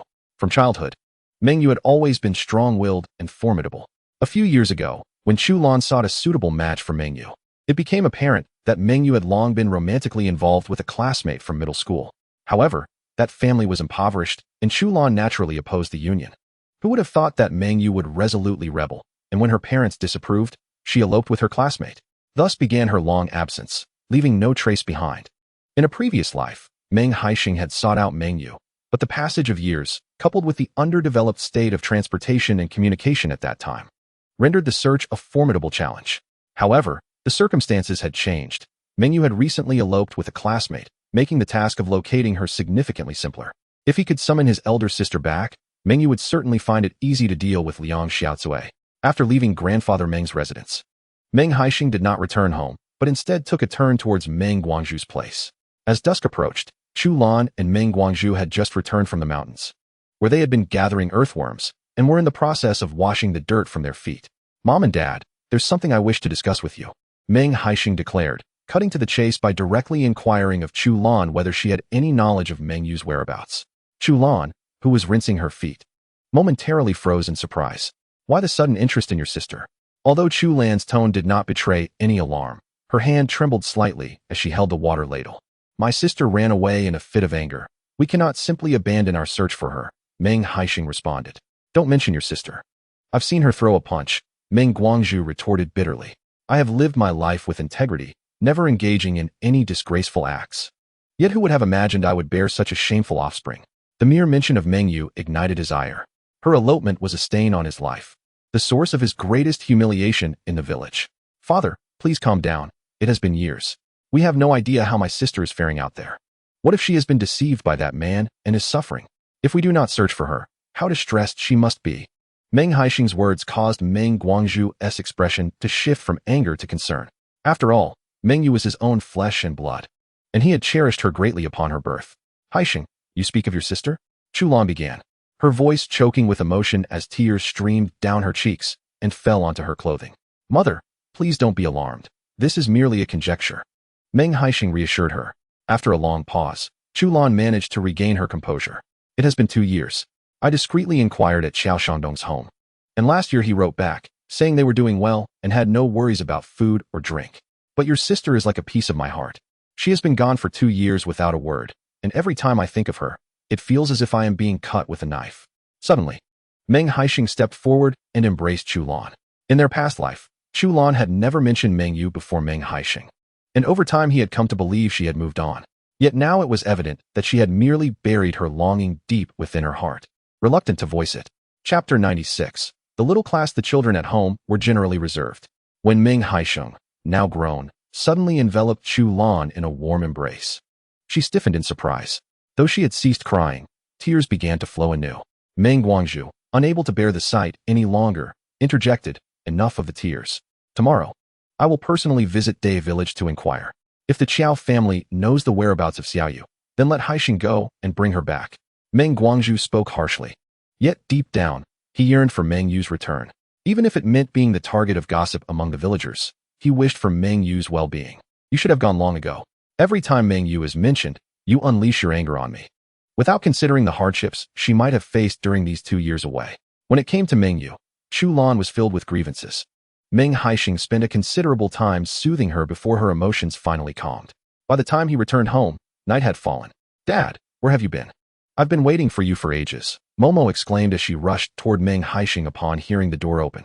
"I had to discuss some matters at Grandma's," he replied, lifting Momo into his arms and walking toward the inner room. He had brought back some marinated meat, and that evening, Lin Mucheng prepared a dish of garlic sautéed greens, making their dinner quite sumptuous. During the meal, Meng Haisheng shared his plans to establish a small daycare in the county with Lin Mucheng in detail. "Mucheng, I believe you will want to give birth at the county hospital. As the months progress, it would be wise for us to stay there for a while. Our current transportation to the county is inconvenient, and as your pregnancy advances, the bumpy rides will be unbearable. It's most prudent to stay in the county. What about the chickens, ducks, and rabbits at home? In a couple of months, the Angora rabbits will be ready for their first shearing." Noticing Lin Mucheng's worried expression, Meng Haisheng couldn't help but chuckle. "There's still plenty of time. I will ensure everything is arranged beforehand." The family's most valuable possessions were the Angora rabbits, and once they had their first shearing, Meng Haisheng planned to contact the local textile factory to ascertain the market price of rabbit fur. If the profit was substantial, he could consider breeding Angora rabbits on a larger scale. "All right, I will defer to your judgment." Lin Mucheng gently caressed her belly, understanding that carrying triplets posed certain risks. Being closer to the county hospital would indeed provide a safeguard for both her and the children. After dinner, Lin Mucheng accompanied Momo as they sat under the candlelight. Drawing with pencils, Momo's small hand sketched a large ball adorned with blooming flowers on a piece of test paper. "Mucheng, is this Jean Feng's test paper?" she asked. "Yes, it is Jean Feng's first-year high school test paper," Lin Mucheng replied, feeling a bit embarrassed as if her little secret had been uncovered. Momo loved to draw, but since there was no extra white paper at home, Lin Mucheng decided to let her use the test papers she had reviewed. With Meng Jean Feng's entrance into university, many textbooks at home had become obsolete.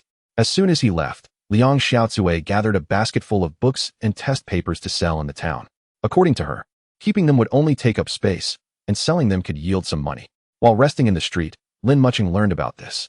She bought Meng Jean Feng's books and test papers with her own money. Whenever she found a moment of leisure, she would take them out to read. Although she understood that attending university was a distant dream for her, she still subconsciously desired to acquire more knowledge. Meng Haisheng is an exceptionally astute individual. Upon hearing Lin Mucheng's words, he immediately comprehended that she harbored aspirations of attending university. "Mucheng, when you ventured into the countryside, had you already begun your high school journey?"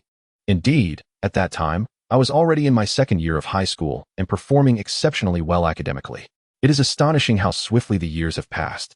And now Momo has grown so much." Reflecting on the myriad experiences of the past few years, a hint of melancholy graced Lin Mucheng's countenance. Despite the hardships she once endured, she has finally emerged into the light. "Mucheng, you are still young. Why not consider revising for the exams? Who knows?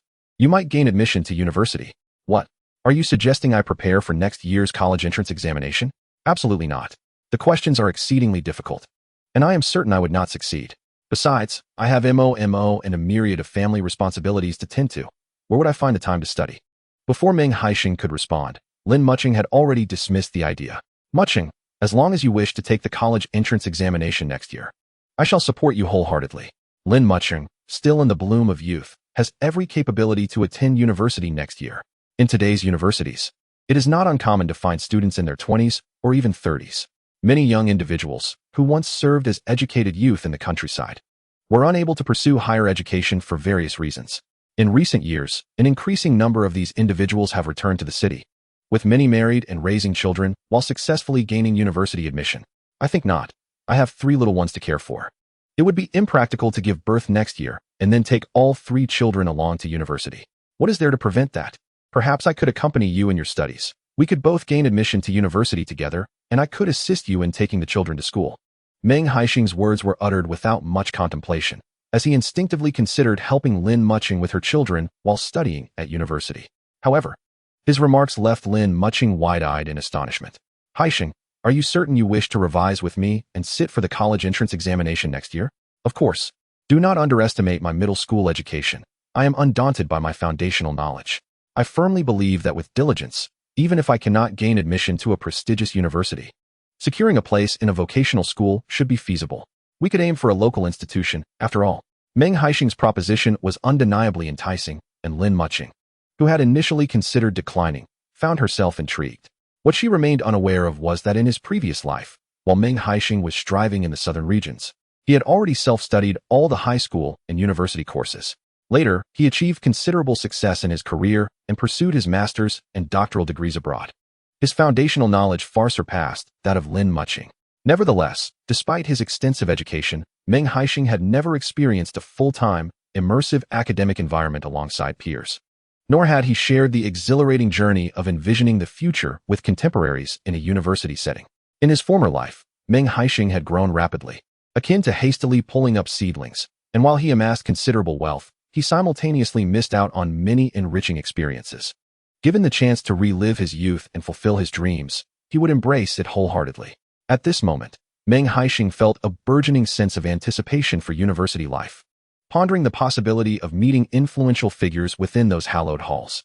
Perhaps in this lifetime, he will traverse fewer winding paths and achieve greater accomplishments than in his previous existence. My dear wife, please do not hesitate any longer.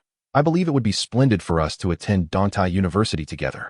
Not only is it in close proximity to our home, but it is also one of the foremost institutions in the country. However, what shall we do about the chickens, ducks, and rabbits at home if we pursue our studies?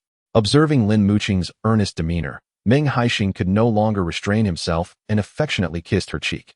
His wife was truly adorable. My beloved, I shall take care of everything. You need only focus on your studies. With nearly a year ahead, Meng Haisheng was confident that, with his abilities, he could successfully manage a rabbit farm or any other business venture he undertook. His dealings in earthworms had stabilized, alleviating the necessity for him to venture to the mountains daily.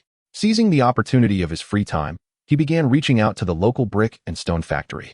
Intending to construct a house, Meng Haisheng did not merely aim to erect 6 large tiled houses. Rather, he envisioned a beautifully styled courtyard. To expedite the process, he resolved to hire a construction team and enlist the help of villagers, aspiring to complete his courtyard within 10 days. While in town to inquire about construction teams, he also sought information regarding any arrests at the local high school. To his surprise, he discovered that 2 teachers from the high school had been taken away by a military green jeep the previous morning. It appeared that certain authorities were operating with remarkable efficiency. Chapter 97. Building the house. After investigating several construction teams in town, Meng Haisheng finally settled on one. The choice was made not without reason. This particular team was numerous and efficient. Upon reviewing the blueprint of the courtyard that Meng Haisheng had drawn, the foreman assured him that they would complete the construction within 10 days. The bricks and stones for the house had to be transported by himself. So Meng Haisheng borrowed a tractor from a neighboring village, and along with the tractor from his own village, spent an afternoon hauling bricks and stones from the factory. With the able-bodied men from the village off capturing earthworms, Meng Haisheng found it challenging to locate anyone to assist him in unloading the truck. Ultimately, he offered a local lad from the brick factory an extra 10 yuan to enlist 4 helpers to unload. Haisheng, are you truly going to build a house here? Inquired the elderly patriarch, Mr. Lang, strolling down the street with his hands clasped behind his back upon seeing Meng Haisheng unloading red bricks. Indeed, the land has been approved for quite some time, and I have been preoccupied. Now that I have some free days, I must hasten to construct the house, so it can be aired out and ready for habitation before winter. The prospect of building a new home filled Meng Haisheng with immense joy. No matter how far he roamed in the world, this house would always be his roots. One day, he would inevitably return to where he belonged. Well, you have an eye for opportunity and the courage to pursue it. One day, I shall assist you in selecting an auspicious date to commence digging the foundation. That sounds splendid. I shall prepare a pig's head for you on that occasion. Meng Haisheng had previously held little belief in supernatural forces. Yet now he felt a tinge of reverence, given that his own life served as a testament. Mr. Lang was indeed efficient. That very evening, he delivered a red paper inscribed with an auspicious date to Meng Haisheng. The most favorable date within the month was merely 2 days away. With the materials prepared and no rush in time, Meng Haisheng decided to proceed. Hearing that Meng Haisheng was about to commence work, Meng Daniu hurriedly inquired about the construction team, fearing that he might be forgotten. Rest assured, my dear brother, I have already assured the construction team that they will complete my house before yours. Very well, I shall entrust this matter to you. I need to ascend the mountain to gather more earthworms. In his life, Meng Daniu had the utmost faith in Meng Haisheng. Even for significant matters such as building a house, he did not consult his parents. As long as Meng Haisheng offered to help, he would relinquish all control and allow him to proceed as he saw fit. However, Meng Haisheng could not blindly assist Meng Daniu in constructing his house. Once he had settled most of the details, he specifically sought out Meng Guangjuan to deliberate on the design of Meng Daniu's marital home. After much deliberation, Meng Guangjuan ultimately chose a more traditional courtyard layout, comprising 4 rooms, along with an east wing and a west wing. Building a house in the village was a significant event, and Meng Haisheng took the initiative to send a message to Meng Haisheng, inviting him to return and join in the festivities if he had the time. Since it was not a holiday, Meng Haisheng did not harbor high hopes. He had already taken a day off this month, and requesting another could prove challenging. To his surprise, Meng Haisheng returned early on the morning bus. Here, this is a small token from your brother, he said, handing Meng Haisheng a large red envelope. Thank you, brother. With such a generous gift, you must light the largest firecracker later. Grandpa Lang advised Meng Haisheng to purchase more firecrackers to celebrate his newfound fortune, emphasizing that he deserved to revel in the occasion. Consequently, Meng Haisheng decided to buy 20,000 firecrackers and 2 large sets of fireworks. Excellent, I relish this task. Haisheng, let us converse indoors, Meng Haisheng said mysteriously, beckoning Meng Haisheng to the west room. I have splendid news to share. Meng Guoyang and several individuals from the Education Bureau have been apprehended, and it was the police who made the arrests. It appears that someone has reported the case of Meng Jingshan impersonating another. That is wonderful. I estimate it has occurred just in the past couple of days. Meng Haisheng smiled with delight, confident that those who had wronged him would meet a grim fate. Haisheng, does this imply that you were the one who reported them? I have not admitted to anything, he replied, wearing a mischievous grin that hinted at his authorship of the anonymous letter. You have truly come into your own, and your courage has grown immensely. Meng Haisheng clapped Meng Haisheng on the shoulder, realizing that unbeknownst to him, Meng Haisheng had rapidly matured into a formidable man.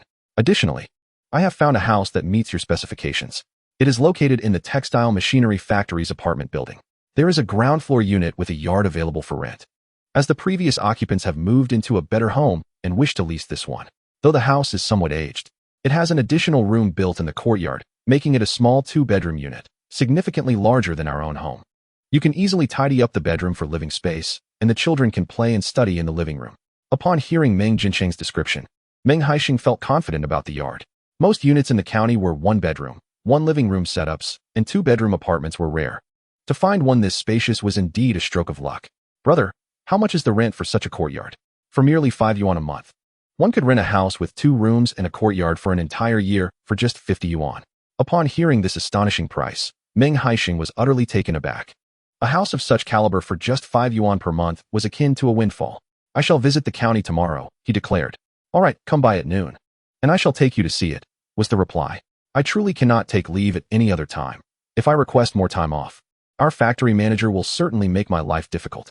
The deafening sound of firecrackers echoed across the sky, and joy radiated from the faces of all present. It had been many years since such merriment graced their village. Due to the legend of the Great White Snake, when Meng Haisheng began digging the foundation, a large portion of the village gathered to witness the spectacle, eager to see if he would unearth a great white serpent.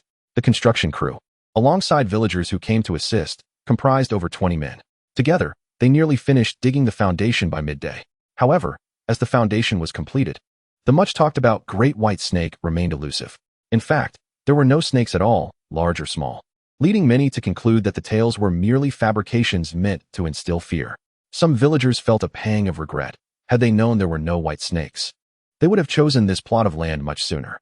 Among the entire village, Meng Haisheng's lot was the largest and most conveniently located, making entry and exit remarkably easy. On the first day of digging, Meng Haisheng hosted a banquet at his home to treat those who came to help. He did not ask Lin Mucheng to assist in the kitchen. Instead, he encouraged her to play with Momo, while he enlisted the help of familiar aunts and sisters-in-law. Sister-in-law, the dishes are all set. Please gather everyone to sit down. Wife, you should join us too. Oh, and sister-in-law, please bring the children from your home. I have prepared ample food that will certainly suffice for everyone. In the past, when villagers hosted feasts for house construction, the helping women would merely snack in the kitchen, making this the first instance of a dedicated table for them. This simply cannot be. It's merely a gathering of men. Why should we intrude? They protested. Sister-in-law, the dishes are ready. Please, gather everyone. Wife, you should come as well. And sister-in-law, do bring the children. I have prepared plenty of food that will surely be enough for all. Some traditions are not easily altered. And Meng Haisheng hoped to gradually change some of the less favorable notions through his own efforts. Chapter 98. The opening of the small tutoring class. Once the foundation was laid, Meng Haisheng found himself with little to do. Every day, the construction team arrived to build the house, while Meng Guangzhu oversaw the progress of the project. Any necessary materials were procured by Meng Guangzhu, who took on the role of the financial provider. Consequently, Meng Haisheng relished in the role of a hands-off manager. However, Meng Guangzhu found great enjoyment in this arrangement. Donning a straw hat and carrying a tobacco pipe, strolling leisurely around the new house. When villagers encountered him, they would stop for casual conversation, often discussing how Meng Haisheng had come into his own and how his uncle might soon enjoy a life of comfort. Each time, Meng Guangzhu would maintain a facade of nonchalance, yet the corners of his lips betrayed the joy that resided within him. Meng Haisheng planned to take Lin Mucheng to the county hospital for a prenatal checkup while also seeking accommodation. Before his departure, Chu Lan approached Meng Haisheng. Haisheng, you went to the county to see your sister-in-law, asking her to inquire at the textile factory to see if she could uncover any information about your sister. A few days ago, Meng Guangzhu visited the Qiao family to seek news, yet they provided no definitive answers, merely stating that it seemed someone from the village had spotted Meng Yu at the county textile factory. This left Meng Guangzhu quite vexed for a considerable time. If Meng Yu truly worked at the county textile factory, being so close yet failing to return home or even send a message was disheartening. What purpose would there be in retrieving a daughter so indifferent to her parents? With Meng Guangzhu unwilling to continue searching for Meng Yu, Chu Lan had no choice but to enlist your help in the county. Rest assured, mother, even if you do not speak of it, I will certainly have my sister-in-law inquire thoroughly at the textile factory today. We must find our elder sister no matter what. Regardless of Liang Xiaozui's situation, Meng Haisheng would resolutely seek out Meng Yu, for she was his beloved elder sister. All right, Chu Lan said, her eyes glistening with tears. She had initially believed the Qiao family would possess at least some reliable news. Who could have anticipated that they had remained indifferent towards the two children for the past 2 years? This reality weighed heavily on Chu Lan's heart. This time, Meng Haisheng brought Momo along, planning to take her to the Xinhua bookstore before departing in the afternoon. He intended to purchase several enlightening fairy tale books and school supplies for Momo, as well as a book on rabbit care. Both he and Lin Mucheng were preparing to take the college entrance examination together, so acquiring some notebooks and ideally review materials was essential. The hospital remained busy with patients undergoing prenatal checkups, yet the process was swift, and soon the ultrasound was completed. All 3 babies were healthy and developing well. Although it was advised to moderate dietary intake to avoid excessive weight gain, as delivering overly large babies would necessitate a cesarean section. Lin Mucheng nodded slightly. Her appetite had recently improved significantly, as she found herself hungry soon after finishing a large bowl of rice. Hearing that all 3 children were in good health, Meng Haisheng finally felt a sense of relief. Upon exiting the hospital, he left Lin Mucheng and Momo at the Xinhua bookstore, then rented a bicycle to visit Meng Haisheng at the machinery factory. I had a feeling you would come looking for me these past few days. Are you in a hurry to rent a house? I fear someone might snatch up such a good place. You are overthinking it. Who in our county is looking to rent?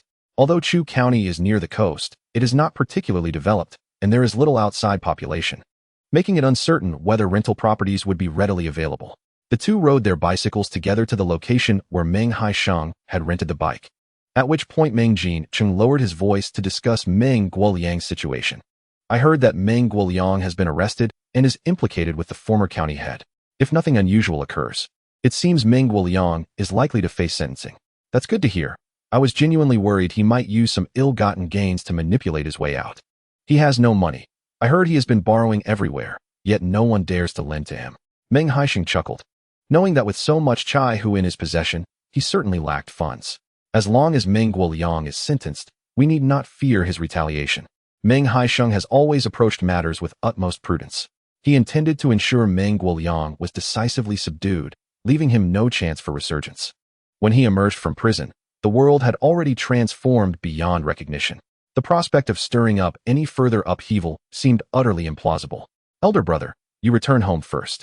I will take Momo and Mucheng on the bus to your residence to view the house. All right, you and your siblings should take your time. I will head back to fetch the keys and unlock the door. By the time Meng Haisheng arrived at the Xinhua bookstore, Lin Mucheng had already selected her books. There were not many titles on rabbit husbandry, but I found these two to be satisfactory. What do you think? I trust your judgment implicitly. There's no need to deliberate further. Additionally, there were few practice workbooks for the college entrance examination. So I purchased 2 volumes each of mathematics and English, though I'm uncertain if they will suffice. That's easily resolved. I can inquire later to see if anyone in Beijing can assist us in procuring review materials. Indeed, there must be more resources available in Beijing than here. Lin Mucheng harbored no doubts regarding Meng Haisheng's assurances. She simply believed that he could indeed obtain the review books from Beijing. Meanwhile, Momo, noticing that Meng Haisheng was exclusively conversing with Lin Mucheng, wore a displeased expression. Daddy, Mommy just bought me a beautiful sketchbook and colored pencils. When we get home, I will draw you a lovely little flower. What a good girl you are, Momo. Besides drawing flowers, what else can you create? I can also draw big watermelons, large balls, and Mommy even taught me how to draw little rabbits. Momo, with her sweet voice, counted on her tiny fingers, enumerating each creation for Meng Haisheng. That's perfectly fine. With a bit more practice, you will be able to draw as well as your mother. Meng Haisheng was aware that Lin Mucheng possessed a commendable foundation in art, making her quite capable of teaching Momo Mucheng. Would you like to purchase some paints? I recall you enjoying painting. The books in Meng Haisheng's possession were not exclusively for Lin Mucheng. I haven't used watercolor brushes in years. Perhaps it's best to forego that. Besides, I need to focus on studying. Where would I find the time? Paints, once bought, won't spoil at home. I will get you 2 sets to keep. Meng Haisheng understood Lin Mucheng's hesitation. She was reluctant to spend money. Exiting the Xinhua bookstore, they had collectively spent over 20 yuan. Momo's little storybooks were the cheapest, costing mere dimes each, while the rabbit husbandry book Meng Haisheng purchased was the most expensive at over 5 yuan. Upon arriving at the textile factory's residential building, Meng Haisheng had already summoned the landlord. Brother Meng, while this house may be somewhat dilapidated, with a little tidying up, it could be quite nice. The landlord, Wu Ren, greeted Meng Haisheng with a smile. Meng Haisheng surveyed the interior, speechless, gazing at the ceiling. This was far beyond mere wear. It was utterly drafty. If they were to move in, a complete renovation would be necessary, including replacing doors and windows, which would render it impractical. Meng Haisheng shook his head. Wu Gu, there are too many areas in need of repair in this house. It is not suitable for me. Setting aside the question of how long a small kindergarten could operate here, Meng Haisheng could never bring himself to rent a place that required him to essentially renovate it for free. Chapter 99. Opening of the small kindergarten to Wu Ren. Noticing Meng Haisheng's reluctance to rent his property, wore a discontented expression. Where is the need for freezing? In winter, with a stove in the house, it certainly won't be cold. Moreover, you come from the countryside. Aren't you accustomed to hardship? A little self-repair would suffice.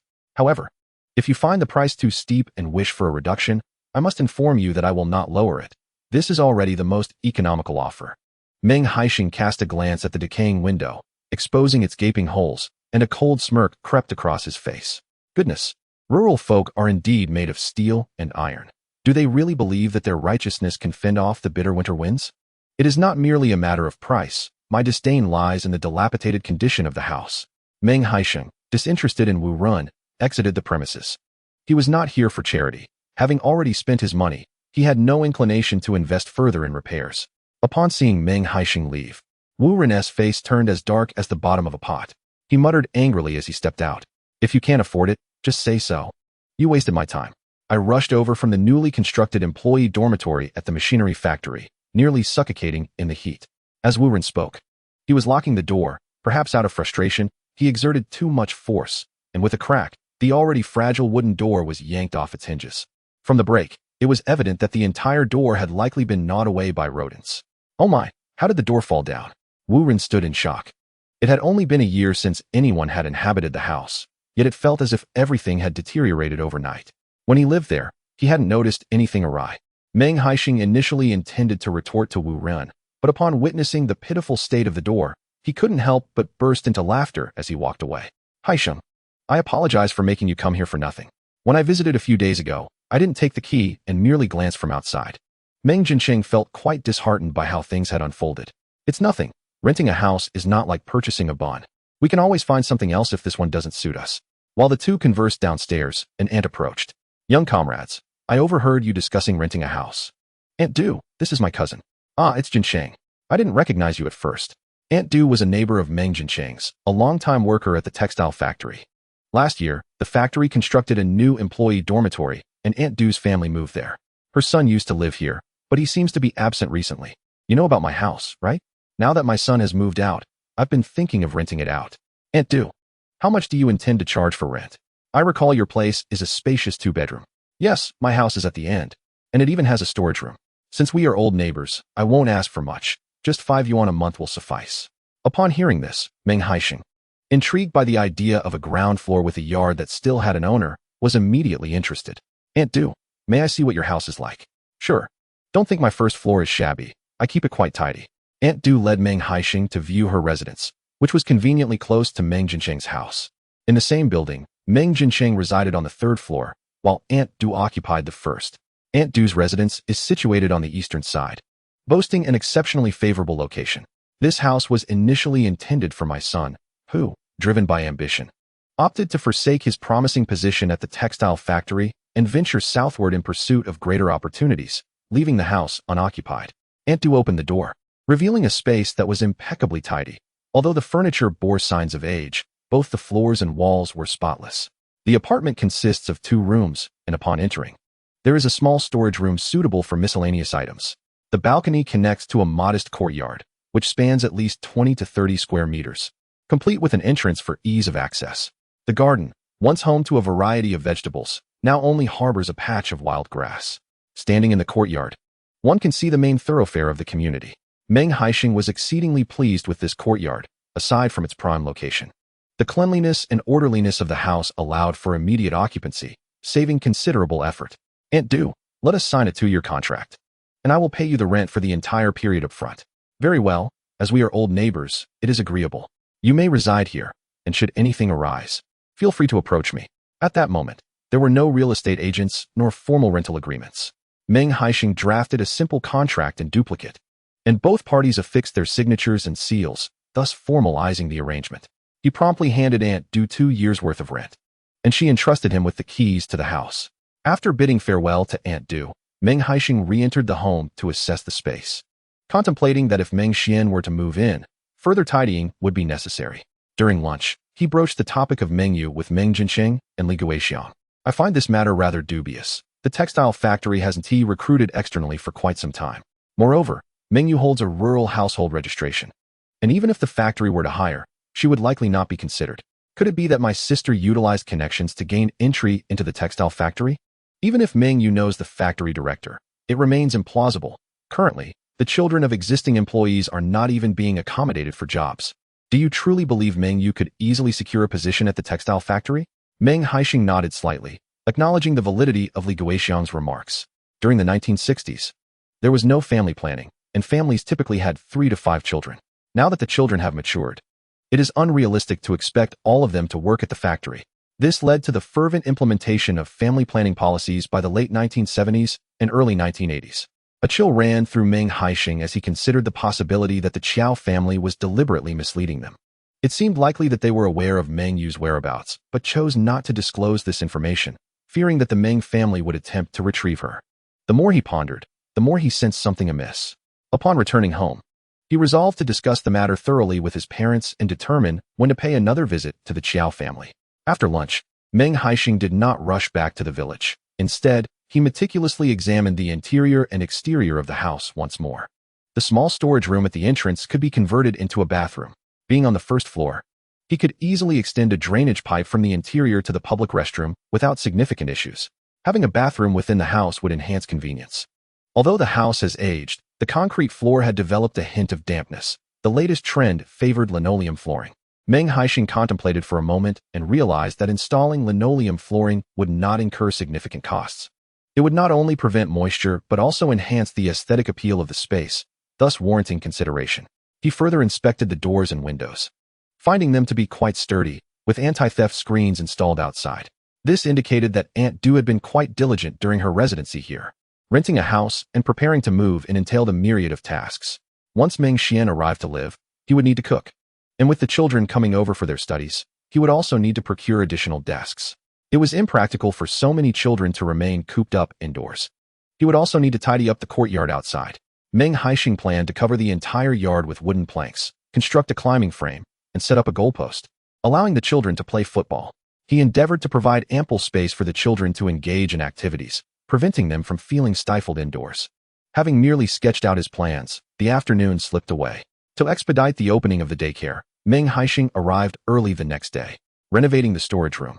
Laying down linoleum and installing wooden flooring in the small courtyard were all feasible as long as the funds were in place. However, the wooden climbing frame and goalpost were only just ordered that day, and he would have to wait another 4 or 5 days for their completion. Upon returning from the county, Meng Haisheng sought out Meng Guangzhu and Chu Lan to discuss Meng Yu's situation. As the family deliberated, they increasingly sensed something amiss. Ignoring the encroaching dusk, Meng Haisheng, Meng Guangzhu, and Meng Hailian rode their bicycles straight to the Qiao residence. They intended to seek clarification but were met with a locked door, guarded by an impenetrable barrier. Initially, Meng Haisheng presumed that the Qiao family was still working in the fields. However, upon inquiry, he discovered that they had packed their belongings and left for work just a couple of days prior. This revelation set Meng Haisheng ablaze with anger. Was the Qiao family attempting to deceive them? They had waited for the Meng family to inquire about Meng Yu before suddenly fleeing to work elsewhere. Was this not a clear indication of their guilt? The Qiao family was evading them. Meng Guangzhu, filled with rage, did not know how to channel it, and delivered a forceful kick to the Qiao family's wooden door. Father, do not be hasty. The Qiao family may have fled, but they cannot escape their own home. We will gather more information. I refuse to believe they can truly hide my sister, he asserted. But how do we gather information? We do not even know where the Qiao family has gone. Leave it to me. I will ensure we locate my sister swiftly. At that moment, Meng Guangzhu was filled with regret, wishing he had forcibly brought Meng Yu back when she eloped. Alas, it was too late to lament now. Rather than frantically searching in vain, Meng Haisheng focused his attention on the relatives of the Qiao family, hoping to glean information about their whereabouts. Following this lead might indeed aid in recovering Meng Yu. While awaiting news, Meng Haisheng remained industrious, working swiftly to prepare the textile factory's premises in hopes of opening the daycare as soon as possible. In theory, Meng Haisheng should have tidied up the house and settled in directly, sparing himself the hassle of commuting. Yet, he ultimately chose to return to the village in the afternoon, planning to continue his work the following day. It wasn't that Meng Haisheng was not weary. Rather, he was uneasy about leaving Lin Mucheng alone at home with Momo. Over the past few days, he had been shuttling back and forth between the county and the village, accumulating a variety of items to bring home. Sometimes it was freshly caught fish. Other times it was delectable braised meat straight from the pot. Each time Meng Haisheng returned from the county, he made sure not to arrive empty-handed, much to the delight of his little gourmand, Momo. After 4 or 5 days of relentless effort, the new courtyard was finally in order. The day for enrolling students in the kindergarten was swiftly approaching. Meng Haisheng intended to delegate the entire enrollment process to Meng Haisheng. Upon returning from the county, he sought out Meng Haisheng, instructing her to organize things today so that they could head to the county together the following morning. As Meng Haisheng entered Grandpa Meng's courtyard, he was greeted by the sounds of laughter emanating from within. Upon closer inspection, it appeared that guests had arrived. A woman in her 40s was seated on the Kong inside. Meng Haisheng scrutinized her carefully, yet he could not recognize her. Haisheng is here. This is your cousin, Liang Xiaozue cheerfully introduced. The last time she visited, you were just a young lad. It's likely you don't remember her anymore. Realizing that Liang Xiaozue was referring to Meng Haisheng from Anqin City, Meng Haisheng's memory was jogged. The Meng family had been impoverished in his past life, leading to a significant lack of communication with distant relatives. However, after Meng Haisheng's fortunes changed, and he built a villa in Xianshan village, these relatives suddenly reappeared in droves. The one who left the most vivid impression was indeed Meng Haisheng. Aware of Meng Haisheng's newfound wealth, she had almost expected him to support her entire family. At one point, she had a granddaughter wishing to study abroad and shamelessly approached Meng Haisheng for financial assistance. Though Meng Haisheng possessed several million at the time, she still sought to benefit from Meng Haisheng's prosperity. Such relatives were ones he wished to avoid in this lifetime. Ah, so it is my cousin. I truly have no recollection, Meng Haisheng replied, choosing not to engage further with Meng Hongyan and instead turning to Meng Xian. Aunt, please tidy up today. Tomorrow morning, I will accompany you to the county. The house there is already prepared, and Saturday is the perfect day for enrollment. Really? Then I will begin organizing things right away. The previously listless Meng Xian's face brightened with a broad smile, and she promptly went to her room to gather her clothes and bedding. Meng Xian had not resided at home previously. This time, she was staying in the East Wing. The wing had originally been used for storing grain and miscellaneous items, and to reduce costs during construction, its walls were built with only a single layer of bricks. On such a scorching day, the sun had thoroughly baked the East Wing, making it stifling and unbearably hot inside. Every night, Meng Xian slept inside, and within a few days, she developed heat rash. Now, she was finally about to leave this unbearable little room, and her joy was immeasurable. Haisheng, you need not meddle. My purpose here is to take Xiao Xian with me to Anqin City, Meng Hongyan stated. It would be a pity for such a beautiful girl like Xiao Xian to spend her life in a small county. As she spoke, she glanced at Grandma Meng. Aunt, please trust my judgment. The man's family is quite pleased with Xiao Xian. He may be a bit older, but Grandma Meng was somewhat swayed by Meng Hongyan's words. Xiao Xian was not young anymore, and if she were to marry an official, it would indeed be a blessing. However, the man had been divorced and had children. She found it hard to accept. Hongyan, why not look for someone else for Xiao Xian? Perhaps there is someone better out there. The man already held a respectable position. I could help you find an even better match there. I genuinely believe this union is advantageous. Otherwise, I wouldn't have traveled all day in the sweltering heat to come back home. I fear Xiao Xian might miss this excellent opportunity. Meanwhile, Meng Haisheng found it amusing. Given Meng Hongyan's character, he suspected she had accepted some benefit from the man's family. Otherwise, she wouldn't have come. Just as he prepared to confront Meng Hongyan, the gate creaked open, and Chu Lan arrived, holding Momo. After exchanging pleasantries, Meng Hongyan exclaimed, Haisheng, your daughter is truly beautiful. It's not easy to keep a child so fair and clean in the countryside. Chu Lan retorted, my Momo is a lovely girl. Whether raised in the city or the countryside, her beauty is innate, independent of her environment. Chu Lan's words were a subtle jab at Meng Hongyan, whom she held in great disdain. In the past, when her children were younger, Meng Hongyan would send used clothes for the children. During those times of poverty, Chu Lan naturally wanted a few for her own child. However, for reasons unknown, Meng Hongyan only sent clothes for Liang Xiaozue. Liang Xiaozue, with her sharp tongue, would always make snide remarks upon receiving the clothes, flaunting how many Meng Hongyan had sent her. These old garments had caused numerous conflicts between Chu Lan and Liang Xiaozue, even leading to arguments. It seemed Meng Hongyan also harbored a dislike for Chu Lan, always aiming her words like daggers at her. Sister-in-law, guess whom I encountered in Anqin City? Meng Hongyan said, her face radiant with glee, but her words caused Chu Lan's expression to change instantly. I saw Meng Yu at the Anqin City market. If I recall correctly, she eloped with a man. Have you sought her out since then? Meng Hongyan spoke with feigned concern, yet a malicious glee danced upon her features. She deliberately chose this moment to expose Chu Lan's heartache before everyone. Cousin, from where did you hear such rumors?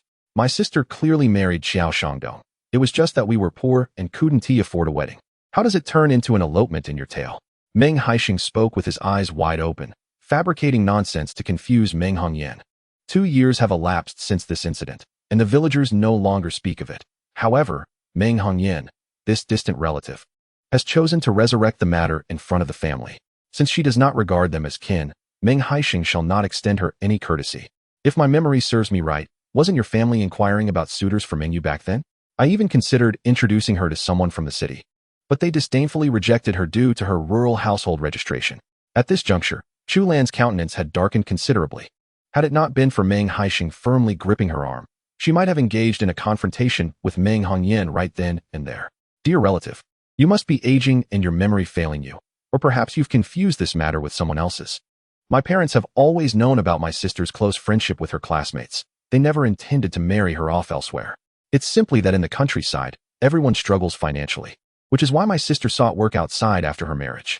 Just the other day, I mentioned to my parents that I would take them to Anqin City to visit my sister. Meng Haisheng spoke his falsehoods without so much as a blink, causing even Chu Lan to begin doubting her own recollections. Initially, Meng Hongyan had only a vague understanding of the situation, but she was so easily swayed by Meng Haisheng's deceit that she could scarcely utter a word, left only with an awkward smile. Now, She was uncertain whether Meng Haisheng was correct or if the rumors she had heard were true. Dear relative, you must have seen my sister at the market. I recall she mentioned she was at the vegetable market on Jiaguan Road. Meng Haisheng's statement was merely an attempt to extract information from Meng Haisheng. Anqing City often names its roads after places like Jiaguan and Shanhaiguan, and he fabricated one. No, I saw her at the Xingyangwan Road Market. Oh, she was wearing a dark blue jacket, and her hair looked quite greasy. I almost didn't recognize her. Meng Haisheng deliberately stated this to provoke Chu Lan. In the past, had Meng Haisheng spoken of Meng Yu in such a manner, Chu Lan would have undoubtedly retaliated fiercely. Yet today, upon hearing that Meng Haisheng had seen Meng Yu in Anqing City, Chu Lan felt a genuine sense of joy. They had visited the Qiao family twice without a hint of a lead, and now they finally knew Meng Yu's whereabouts. Chu Lan felt inclined to thank Meng Haisheng for providing such a crucial clue. It appeared that my sister had not earned much money outside. In a few days, once our house is nearly completed, I plan to go fetch my sister alongside my elder brother. Life at home is far better than in Anqing City.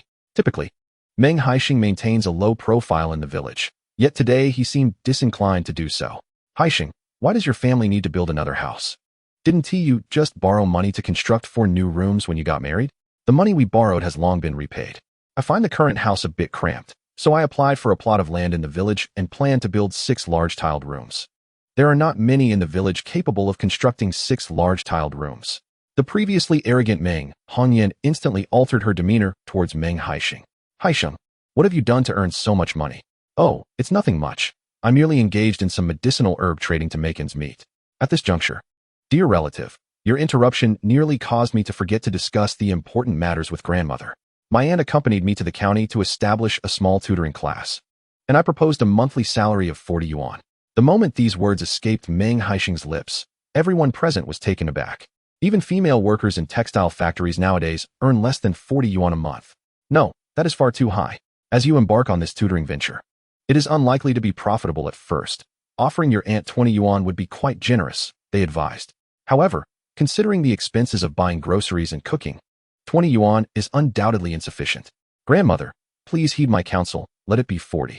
My aunt is not young anymore and should be saving for her dowry. If my aunt possesses some financial stability and a steady job, she will have her pick among the young men in the county, despite the city's uncertainties. Meng Haisheng's words jolted Meng grandmother back to reality. She had almost been swayed by Meng Haisheng's arguments. Rather than allowing Meng Xian to marry far away and potentially face divorce, it would be wiser for her to settle in the county. Although it may not lead to immense wealth, it would ensure a life free from worries. Thus, Haisheng's decision was made. Seeing that Meng grandmother opposed Meng Xian marrying into Anqing City, Meng Haisheng grew anxious. She had received a bribe of 200 yuan prior to this meeting. If this marriage were to be arranged, the groom's family would also provide 500 yuan as a reward. Initially, Meng Haisheng believed that this 700 yuan was nearly guaranteed. Now, with the prospect of losing this opportunity, she was understandably perturbed. Haisheng, let us not dwell on this matter. I only have one daughter, and I cannot bear to see her marry so far away. Meng grandfather, who had remained silent until now, took a puff from his pipe and cast a calm glance at Meng Haisheng. Any further attempts at negotiation from her were immediately silenced. She still harbored a certain fear of him. Frustrated that such a promising match was disrupted by Meng Haisheng, Meng Haisheng felt a pang of anger. After clarifying the situation, Meng Haisheng chose not to linger, wishing to avoid any further discontent with Meng Haisheng. Once they exited Meng grandmother's home, Chu Lan, who had finally regained her composure, suddenly grasped Meng Haisheng's arm. Haisheng, you must accompany your elder brother to Anqing City tomorrow. The sooner you find your sister, the sooner our mother can rest easy. Very well, tomorrow morning, my brother and I will take a long-distance bus to Anqing City. No matter what, we must bring my sister back. Finding Meng Yu was of greater significance than the tutoring class. Meng Haisheng would rather delay a day than let Meng Yu remain away any longer. During dinner at home, Meng Haisheng spoke to Lin Mucheng about Meng Yu's situation. If all goes smoothly, I should return by tomorrow afternoon. However, I am uncertain if I will catch a bus back to the town after reaching the county. If I do not make it back, please have our mother come over to sleep with you and Momo, alright? Be cautious on your journey. Long-distance buses often have many pickpockets. Guard your money well. I will. Perhaps you could sew a pocket into my pants at this spot? I'll secure it with my belt, so the money will surely be safe. Meng Haisheng measured the area below his navel. Which pants will you wear tomorrow? I can sew it for you now. Lin Mucheng quickly glanced at him and then averted her gaze, but that brief glance was enough to flush her cheeks. Amused, Meng Haisheng mused that perhaps his wife was a tad too easily embarrassed. Mother, please sew me a large pocket as well. Momo climbed onto Lin Mucheng's lap, pointing at her synthetic cotton shirt and gesturing towards her little round belly, indicating her desire to sew a large pocket there. What do you need a big pocket for? Meng Haisheng gently lifted Momo off Lin Mucheng, mindful of her being a little chubby and not wanting her to weigh down on him. I want to store lots and lots of candies, as well as plenty of snacks. Meng Haisheng chuckled heartily, amused by his little Momo's insatiable appetite for treats. We mustn't indulge too much in sweets. Overindulgence can lead to toothaches. Didn't you see how to Bao Gugu lost a tooth? That was because he ate too many candies. Momo was momentarily taken aback by Meng Haisheng's words. The Bao, Meng Lian's eldest son, was currently in the midst of losing a tooth, and his speech was punctuated with air. Lin Mucheng, overhearing the playful banter between father and daughter, couldn't help but laugh heartily at Meng Haisheng's antics, finding it amusing that he could even fool a child. Chapter 102. Homeward bound to travel to Anqin City. A certificate from the village was required. That evening, Meng Haisheng went to obtain the necessary documentation and also inquired about the recent catches of earthworms with Meng Lian. It had been some time since he last ventured up the mountain. Without you accompanying us on our excursions, our earthworm harvest has significantly dwindled, he remarked. By the way, I recall your fondness for fetching spring water from the mountain. I could never seem to find it when I went up myself. We often played in that mountain ravine during our childhood. Do you not remember it all? Meng Haisheng was puzzled, as the spring he frequently visited was not difficult to locate. When you have some free time, join me on the mountain, and I assure you, I will find it. All right, once I finish my current tasks. The following morning, Meng Haisheng and his brother boarded the first bus to the county's bus station, then transferred to a vehicle heading to Anqin City. Anqin City was not far from Ziyang County. The journey took about 2 hours by bus. This was due to frequent stops to pick up passengers. If they drove, they could reach their destination in just an hour. Upon their arrival, they headed straight to the vegetable market on Xingyangwen Road, where the management was rather lax. Numerous small vendors set up shop outside, laying plastic sheets on the ground to sell vegetables or fruits. When Meng Haisheng arrived, it was still early, and many people were shopping for groceries. After searching through the bustling crowd for a while, he finally spotted the disheveled Meng Yu in a corner. His impression of Meng Yu was still reminiscent of her at 20 years old, when she favored plaid shirts. He recalled a light yellow checkered shirt she owned. She wore it with such a radiant smile that she resembled a blooming hibiscus flower, captivating anyone who laid eyes on her. Yet, in just 2 years, what had transformed that charming young girl into a middle-aged woman?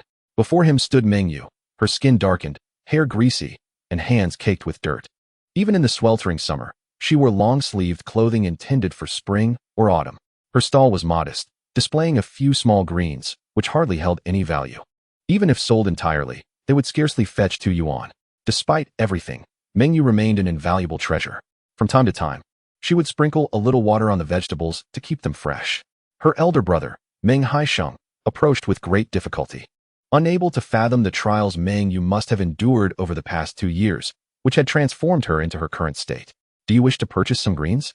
Meng Yu glanced at the neatly dressed Meng Haisheng before failing to recognize him, assuming he was merely a customer. It's me, Haisheng. His voice trembled slightly. Although it had only been over 2 years since they last met, for Meng Haisheng, this encounter felt like a reunion after decades. A tumult of emotions surged within him, leaving him deeply pained. He felt a twinge of resentment towards his past self for not doing everything possible to find Meng Yu, knowing that her previous life must have been filled with unhappiness. Squatting in the sunlight, Meng Yu lifted her head slightly. Upon seeing her brother clad in a blue shirt, she hesitated to acknowledge him. Haisheng, is that you? Dear sister, my brother and I have come to take you home. Upon witnessing Meng Yu's condition, Meng Haisheng's eyes instantly filled with tears.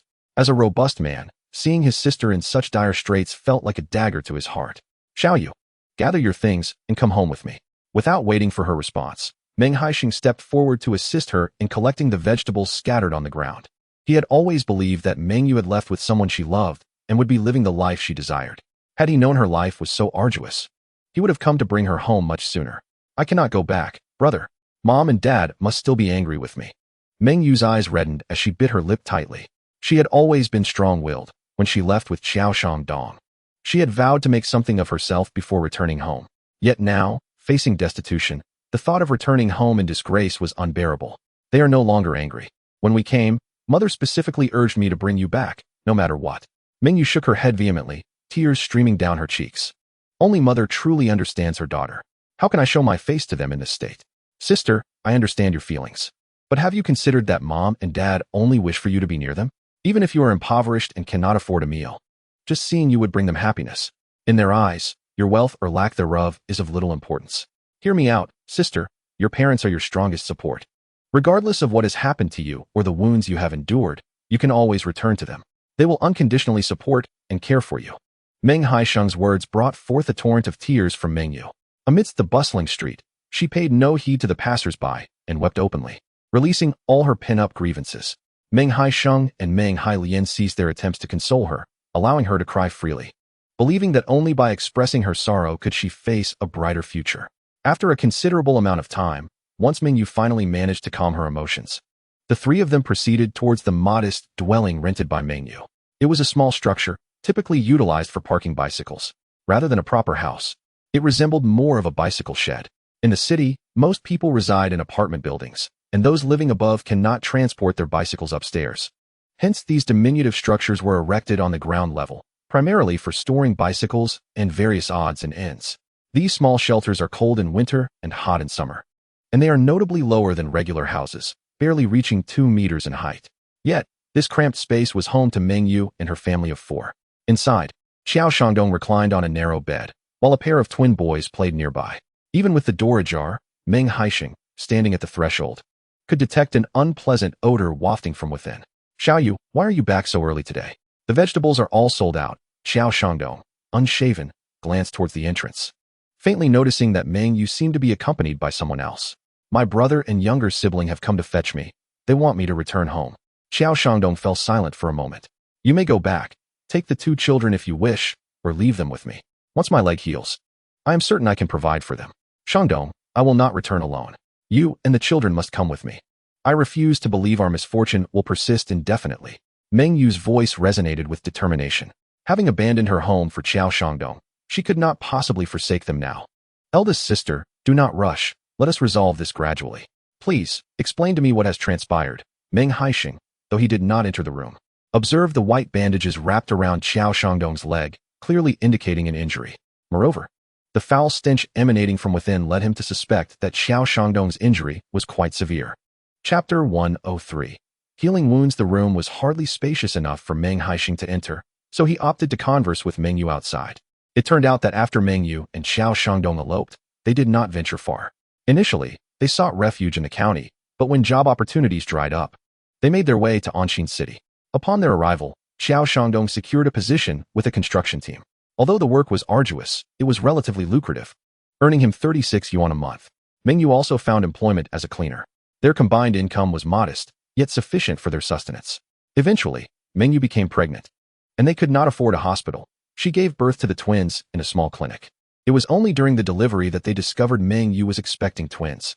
With the sudden addition of 2 children, Meng Yu was unable to continue working, leaving the family entirely dependent on Xiao Shangdong's earnings. The wages from the construction team were not disbursed monthly, but rather in halves, with the remaining portion settled at the end of the year. With their family of 4 surviving on less than 20 yuan a month, it was utterly insufficient to cover rent, food, and clothing. Their living conditions deteriorated, leading them to their current plight. In desperation, Xiao Shangdong sought to negotiate with the construction team for a monthly wage settlement. Unfortunately, not only did he fail to secure his wages, but he also encountered conflict with the team and was subsequently dismissed. Xiao Shangdong, reluctant to squander even a few dozen yuan, frequently approached the construction team for his wages. Yet progress remained elusive. The foreman, taking advantage of Jiao's status as a poor country lad with little means, felt secure in withholding his pay, confident that Jiao wouldn't dare challenge him. A week prior, when Jiao sought his salary once more, he suffered a grievous injury. The foreman had struck his leg with a triangular iron, leaving it broken. With his family impoverished to the point of hunger, Jiao had no funds for medical treatment, resorting instead to a small clinic for a hasty bandaging of his wound, left to endure the pain at home. Sister, I'm taking my brother-in-law to the hospital to examine his leg. Please tidy up the things. Once we've seen the doctor, we'll head home. Meng Haisheng declared as he lifted Jiao onto his back and made his way outside. What about this little room? I've already paid a month's rent, and there are still 2 weeks left, Jiao protested. Sister, don't worry about that trifling amount. Hurry up, Meng Haisheng urged, calculating that while Jiao was at the hospital, he could make a swift visit to the construction site. Despite Zhao's meager wages, he was determined to reclaim what was rightfully his. This was not merely a matter of money. It was a matter of dignity. The construction team was blatantly attempting to cheat Zhao out of his earnings, which he had rightfully earned through hard labor. Zhao, feeling embarrassed while being carried, said, "Haisheng, you needn't carry me. I may be lame in one leg, but I can still walk with the other. I'd rather not waste time in Anshin City. I want to get home this afternoon," Meng Haisheng replied, continuing to carry Zhao to the hospital. Meanwhile, Meng Lian and Meng Yu packed their belongings, planning to join them shortly. "Doctor, please examine my brother-in-law's leg," Meng Haisheng requested as he checked Zhao in for emergency care, noting the foul odor emanating from the injury, unsure of its condition. The emergency doctor, seasoned in his practice, was nearly overwhelmed by the sight of Zhao's leg when he removed the bandage. "Comrade, your wound is in a terrible state. Why did you wait so long to come to the hospital? If this continues, you may lose your leg," the doctor admonished, as Zhao winced in agony. Unable to utter a word, Meng Haisheng silently berated Zhao, thinking, "If you suffer, it serves you right for your reckless behavior, running off with someone." If not for Zhao's decent treatment of his sister, he might have simply left him to fend for himself in a small, dark room. After much effort, the doctor finally exposed the foul-smelling bandage. "I will first disinfect and clean the wound. Young man, afterward, you will need to have an X-ray to determine if surgery is necessary." "Doctor, will I need anesthesia for the wound cleaning?" "I've heard it will be quite painful to remove the necrotic tissue," Meng Haisheng inquired, intentionally attempting to frighten Zhao. As anticipated, Zhao's expression shifted dramatically upon hearing those words. The pain had been a constant companion during his days in bed, often disturbing his sleep at night. The thought of enduring the procedure without any anesthesia caused him to dread the impending suffering. The young man possesses considerable knowledge. Such an extensive area of necrosis undoubtedly necessitates the administration of anesthesia. Meng Haisheng mused inwardly, lamenting the unfortunate circumstances. While the emergency room had yet to finish debriding Qiao Shangdong's wounds, Meng Hailian arrived accompanied by Meng Yu and the two children. "Elder brother, I shall leave this matter in your capable hands. I must step outside for a moment." With the assurance that Qiao Shangdong's life was not in jeopardy, Meng Haisheng felt a sense of relief. "Where are you off to, Haisheng?" Meng Hailian, sensing his brother's intent to assist Qiao Shangdong in retrieving his wages, voiced his concern. "Fear not. I shall not cause any trouble. I will return shortly." Without further ado, Meng Haisheng departed the hospital, making his way directly to the construction team where Qiao Shangdong had previously worked. At this hour, the construction crew had finished for the day, and most of the laborers were gathered at the canteen entrance, waiting for their meals with enamel basins in hand. Meng Haisheng, without much ado, inquired about the location of the foreman Yuan Wei's office. It was not far from the canteen, and upon glancing at it, Meng Haisheng devised a plan. Instead of seeking out Yuan Wei, he casually approached a passerby and feigned interest in whether he knew Qiao Shangdong. Given the high turnover of personnel on the site, many workers were aware of Qiao Shangdong, who had frequently returned for his wages over the past few months. "Brother, aside from the money owed to Qiao Shangdong, has the construction team ever owed wages to other workers?" The man, named Guo, was a robust individual. "Certainly, our construction team typically withholds half of the workers' wages, only dispersing them at year's end. During that time, various incidents occur. Some individuals leave before completing a year and find it difficult to reclaim their remaining wages. Have you ever reported such inequitable treatment to the construction team?" Guo replied with a simple smile. "What good would that do? Ultimately, it would come to nothing. Most of us who toil here do so because our families are struggling. Earning a living through manual labor is no easy feat. We dare not offend the construction team. Losing our jobs would make it exceedingly difficult to find new ones." As Meng Haisheng engaged in animated discussions about wage payments, his heart was heavy with bitterness. The laborers had toiled extensively for the construction team, only to be subjugated by the foreman. Nevertheless, Meng Haisheng understood that such injustices would persist until the government intervened to enforce fair treatment. It was virtually impossible for him to single-handedly alter the wage system. However, he could impart some useful strategies to the construction workers, empowering them to prevent the foreman from arbitrarily withholding their wages. Chapter 104. Demanding wages. Yuan Wei sat in his office, awaiting the arrival of lunch from his subordinates. After an extended wait, instead of the anticipated meal, he was met with a commotion outside. Leaning out the window, he observed the workers, who had previously been in line for their meals, now animatedly discussing something with great fervor. Today, Qiao Shangdong suffered a wage deduction and a broken leg. What awaits tomorrow? Will such misfortune befall others? If everyone continues to remain indifferent, turning a blind eye, when their own turn arrives, there will assuredly be no one to lend assistance. You may not have witnessed Xiao Shangdong's plight. He has no means to treat his leg and has been confined to his home, with the sweltering heat threatening to rot his entire limb. Had I not discovered his condition in time and rushed him to the hospital, he might have lost his life. You toiled diligently for a living. Is it not for the sake of survival? Meng Haisheng possesses an exceptional eloquence, succinctly conveying to the workers that retreating in the face of adversity serves no one's interest. Yet, we find ourselves powerless against the giants. Guo Zhenhua appeared somewhat distressed. How could they not understand that such wage deductions are detrimental to them? In times of trouble, seek the help of the police. If I find myself in a dispute with Yuan Wei, I implore you to call for the police to assist. When encountering such dilemmas, do not bear the burden alone. Let us confront them together. Yuan Wei, standing by the window, immediately grew agitated at the mention of the police. He is merely a small foreman, unworthy of invoking the authorities. What is your purpose? Yuan Wei exclaimed, hastily emerging to confront Meng Haisheng. I am here to collect Xiao Shangdong's wages. You broke his leg, and he may require amputation. He lies in the hospital without the 5,000 yuan needed for his recovery. This matter will not be resolved easily. The workers behind Meng Haisheng gasped at the mention of the 5,000 yuan compensation.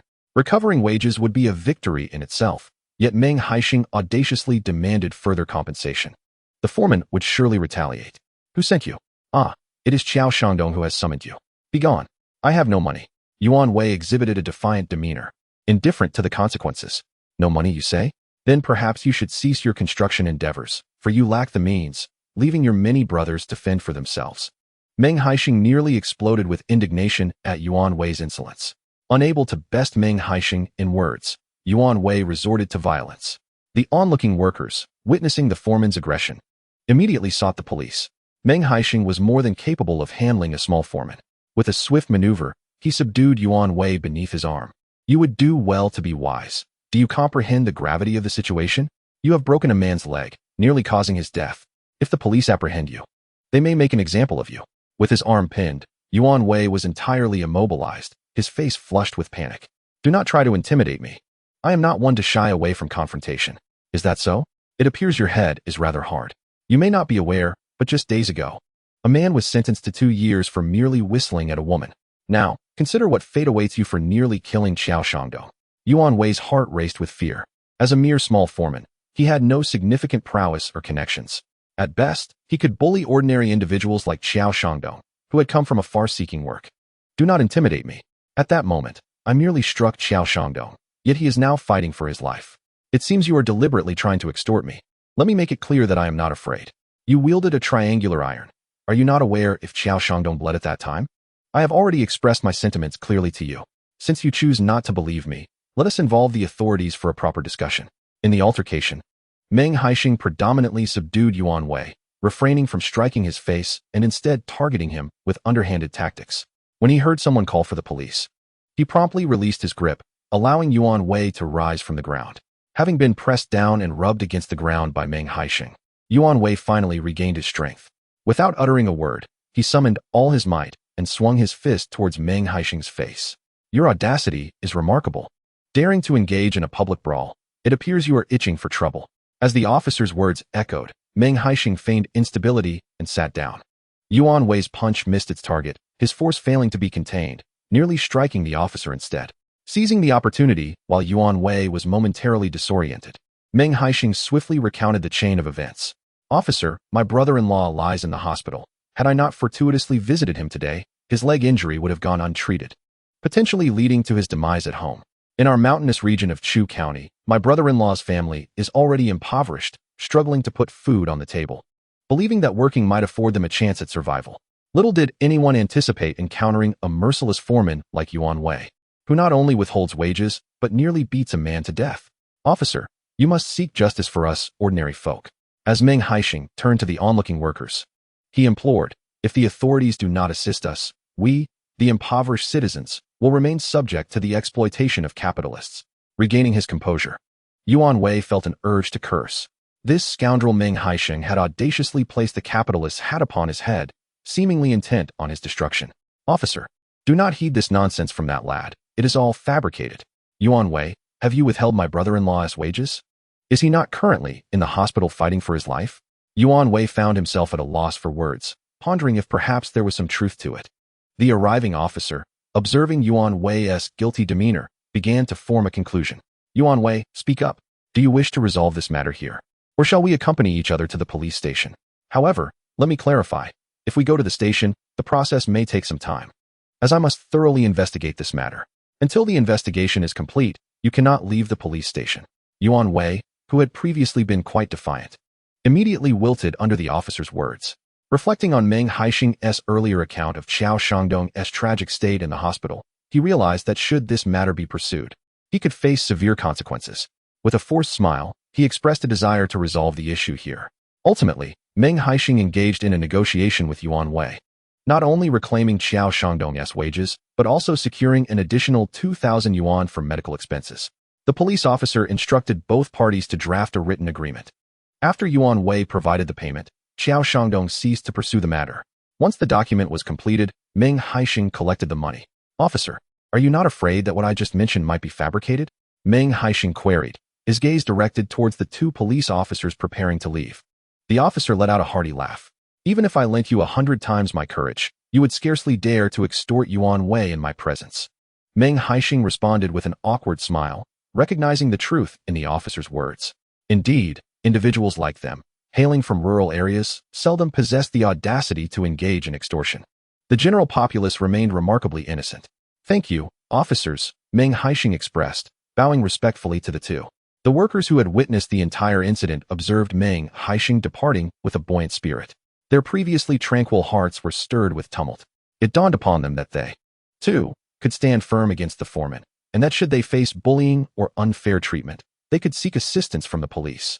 In that moment, a subtle transformation occurred within each of them as they exchanged glances, their minds racing with newfound possibilities.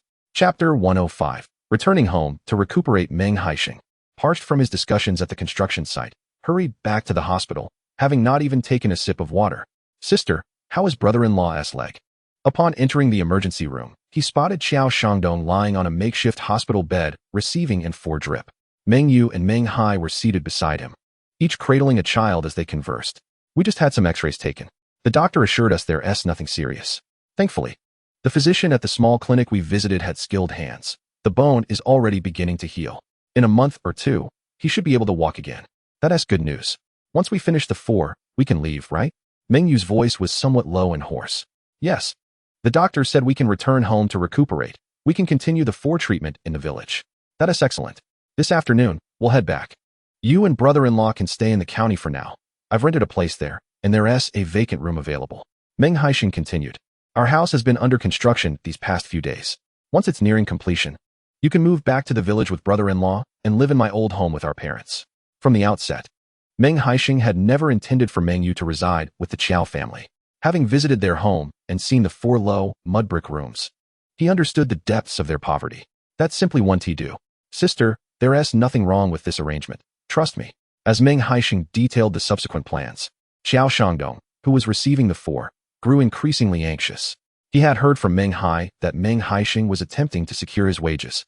Yet he returned without a word. Did he succeed or not? Haisheng, Qiao Shangdong finally spoke up, unable to contain himself any longer. I'm here for my wages, plus an additional 2,000 yuan in compensation. As he spoke, Meng Haisheng handed a plastic bag to Meng Yu. Sister, take this money. With brother-in-law's injury, he won't be able to earn for 2 months, so this should help with household expenses. Meng Yu reached for the plastic bag, eager to glimpse its contents. But Meng Haisheng stopped her. It's best not to flaunt wealth in a busy hospital. Haisheng, thank you so much. Meng Yu gazed at the plastic bag in her hands and couldn't help but weep softly. She never anticipated that Meng Haisheng would manage to secure an additional 2,000 yuan for her. For their impoverished family, this sum was nothing short of a lifeline. Why thank me? You are my dear sister. It is only natural that I assist you, he replied. Around 2 in the afternoon, Meng Haisheng carried Qiao Shangdong onto the bus bound for Ziyang County. The 2 children, still just over a year old, were remarkably well behaved, rarely causing a fuss whether in the hospital or on the bus. Even when hungry, they would merely emit soft mewling sounds, akin to kittens, seeking food from Meng Yu. Such adorable children reminded Meng Haisheng of his own little glutton, Momo. Upon disembarking, as they passed a shopping mall, Meng Haisheng stepped inside to purchase milk powder for the 2 children. Prolonged malnutrition had rendered them frail. and he feared that neglecting their nourishment would adversely affect their growth and development. Haisheng, milk powder is quite expensive. You shouldn't spend your money on me, Meng Yu said. Now that she had some funds, she was reluctant to constantly rely on her brother for financial assistance. Previously, if Meng Haisheng had been single, she could have shamelessly asked him for money for milk powder. However, now that he had a family to support, including a wife and children, Meng Yu felt it inappropriate to burden him further. My dear sister, I am currently engaged in a small business, and my finances are somewhat more stable than yours. Please, do not be so courteous. Xiao Shangdong, who had mobility issues, was carried throughout the journey by Meng Haisheng and Meng Haisheng, ensuring his safe arrival at the textile factory's employee quarters. Upon arriving, Meng Haisheng was startled to find the gate ajar, fearing a potential burglar. To his surprise, he discovered that it was Meng Xian tidying up the premises. "Aunt, what brings you here?" he inquired as he carried Xiao Shangdong inside. Noticing Meng Xian had placed her luggage in the east bedroom, he carefully laid Xiao Shangdong down in the west bedroom. Due to his visit to Meng Yu, the opening of Meng Haisheng's daycare had been postponed by a day. He had planned to come along with Meng Xian the following day, but she had arrived earlier than expected. Meng Xian's eyes widened in astonishment upon seeing Meng Yu's family. "I moved here to avoid the incessant mosquitoes at home," she explained. Meng Haisheng could easily deduce the identity of the mosquito troubling her. It could only be Liang Xiaozue. Fortunately, Meng Xian had a pleasant disposition. Otherwise, Liang Xiaozue would have been in constant conflict with her. Meng Yu felt a tinge of awkwardness upon seeing Meng Xian, who was slightly younger than her. Now living in such dire straits, she felt a sense of shame. "Xiaoyu, you don't even have bedding here. Please use mine. I brought 2 sets with me," Meng Xian offered. When Meng Yu left Anshin City, she had not even taken a quilt, as Meng Haisheng had discarded all the unnecessary items, insisting that they would procure new ones upon their return. Discarding these remnants signifies Meng Yu's farewell to her past, as she stands on the precipice of a promising future. "Thank you, Aunt," she expresses gratefully. "No need for formality between us. We are of similar stature." "You can borrow some of my clothes temporarily," the aunt replies. In the sweltering summer, Meng Yu's attire feels excessively heavy, suggesting she may not have the means to purchase summer garments. The essentials for cooking and boiling water are readily available. Meng Haisheng advises Meng Yu to take a break soon and prepare water for Xiao Shangdong, ensuring she avoids the wounds. Meng Yu nods slightly, understanding his goodwill. He is concerned she might hesitate to use the gas for bathing. As Meng Haisheng prepares to return to the village, Meng Xian sees him off, receiving 100 yuan from him. "Aunt, my sister is likely still recovering mentally. Please keep an eye on her. If she needs clothes or food, she might hesitate to spend, so please assist her." "Certainly, as long as the funds are sufficient. I assure you I can help Meng Yu revert to her lively and charming self in no time," Meng Xian replies, accepting the 10 large bills without hesitation. On the ride back, Meng Haisheng rubs his forehead, weary from the daily travel. "Perhaps I should consider purchasing a tractor for convenience. Even if I deliver earthworms to the county, I could return at my leisure without worrying about village transportation." As September arrives, families in the village begin to plant winter wheat, a significant event that increases the demand for tractors. Constantly borrowing is becoming impractical for Meng Haisheng, as village tractors are quite costly, over 10,000 yuan. "We cannot afford that," he muses, recalling that the village initially bought the tractor for over 10,000. Now, after several years, it should be cheaper. "I heard someone mention that a Taishan Type 12 four-wheeler could be procured for around 8,000 if one knows the right connections." 8,000 is still a considerable sum, enough for several houses. Meng Haisheng thinks to himself, not daring to dream of owning a tractor. "But we have so much land. Waiting on the village tractor for plowing is uncertain. I should inquire with Uncle Jangwo to see if he has any connections." The profit from collecting earthworms remains quite favorable, earning 6 yuan per pound. A single delivery can cover the cost of a tractor. Chapter 106. The desire to purchase a tractor upon returning home. Meng Haisheng's first priority is to share the joyous news of finding Meng Yu with Chu Lan and Meng Guangzhu. Typically hot-tempered and prone to outbursts, Meng Guangzhu surprisingly refrains from expressing anger upon hearing of Meng Yu's struggles. Sitting on the calm, he puffs on his pipe in silence for a moment before saying, "Tomorrow, let us prepare some food and essentials to send to Xiaoyu. Once Xiao Shangdong's leg is healed, I will settle the score with him." Meng Haisheng finds himself both amused and exasperated by the situation. He sensed that his father seemed intent on breaking Xiao Shangdong's other leg as well. "Tomorrow, when meeting Xiaoyu, you must refrain from wearing a sullen expression." Chu Lan's eyes were red-rimmed, anxious that Meng Guangzhu would once again drive Meng Yu away. I know, Meng Guangzhu snorted coldly, continuing to smoke his dry tobacco. "I have 2 nice pieces of fabric here. I shall bring them to Xiaoyu tomorrow for her to make clothes for the 2 children. By the way, we have 2 hens that do not lay eggs. Let us slaughter one for Xiaoyu early tomorrow morning." Chulan sighed, her tone laden with reproach and concern. That girl has endured so much suffering outside. Why doesn't she wish to return home? Doesn't she realize how much I, as her mother, think of her every day? As she spoke, tears threatened to spill from Chulan's eyes. Wu Lixiao hurried to console her. "Mother, do not fret. When you go to the county tomorrow, you cannot take just 1 hen. Check how many eggs there are and bring those along as well. She has nothing. Shouldn't we also bring some flour and oil?" "Indeed, how could I forget those?" Upon hearing Wu Lixiao's words, Chulan quickly ceased her tears and began to gather the necessary items. Meng Haisheng seized the opportunity to inform Meng Guangzhu about the prospect of purchasing a tractor. "If you have the funds, you could certainly buy one. In the short term, borrowing from the villagers poses no issue. They would not voice any objections. However, over time, should you earn more money, there will certainly be envious villagers gossiping behind your back. I will ask Uncle Jiangwo if he can help me inquire about acquiring a tractor." "All right. Your Uncle Jiangwo possesses some capabilities." Meng Haisheng did not linger with Meng Guangzhu, as his mind was occupied with thoughts of Lin Mucheng and Momo at home. After briefly explaining the matter, he returned home. "Momo, Daddy is back. Look what I have brought you." "Daddy." Momo and Lin Mucheng were enjoying the coolness in the yard when they heard Meng Haisheng's voice and immediately dashed toward him like little cannonballs. Meng Haisheng scooped up the plump Momo and planted a kiss on her little face. "Have you been good at home today? Daddy, you smell again." Momo giggled, attempting to escape Meng Haisheng's embrace. Yet, he held on tighter, playfully wanting to kiss her once more. Observing the lively interaction between father and daughter, Lin Mucheng's face also broke into a warm smile. "Haisheng, have you found my elder sister?" Lin Mucheng inquired. "Yes, she is currently in the county." Meng Haisheng briefly recounted Meng Yu's situation, and upon hearing it, Lin Mucheng felt sympathy for Meng Yu's plight. "Tomorrow, will you still go to the county?" "Yes. I intend to take Momo with me." "You are pregnant. You should rest well." "I am not that delicate. It's only 4 months.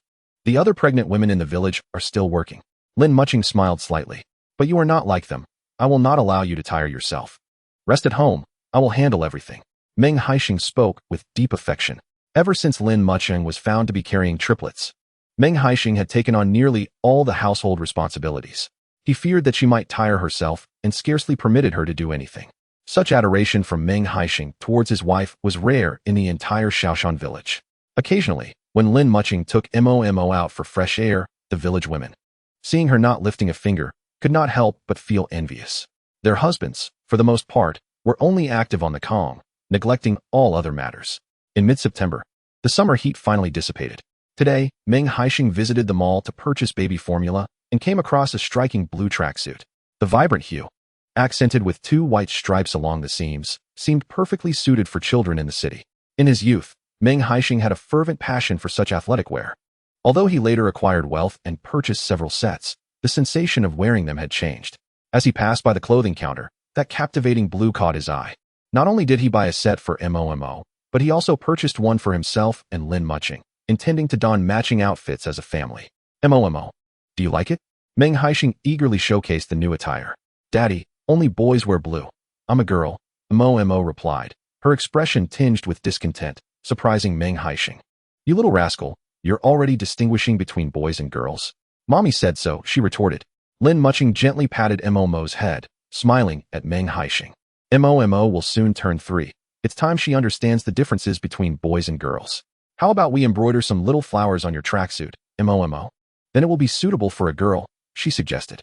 "Mommy, stitch a rainbow flower," Momo chimed, still too young to comprehend what a rainbow flower truly was. She had heard of it from Meng Qingqing and her group of little friends. After dinner that evening, Meng Haisheng sought out Meng Jiangwo to discuss the matter of purchasing a tractor. "Haisheng, are you truly resolved to buy a tractor? This is no trivial matter. If we queue at the factory and you decide against it later, I would have a hard time explaining myself," Meng Jiangwo cautioned. He had a relative at the tractor factory who could not only procure a tractor, but also offer a better price. Given the high cost of tractors, saving even 100 or 200 yuan was significant for farmers. "Of course, uncle, just assist me in the purchase. I have the funds ready," Meng Haisheng replied confidently. "Very well, let us see when you're free, and I'll accompany you to the city tractor factory," Meng Jiangwo agreed. "I need to visit the county tomorrow, so perhaps the day after," Meng Haisheng planned meticulously.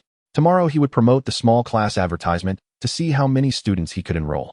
The following day, with Meng Haisheng present, it was inconsequential whether he attended.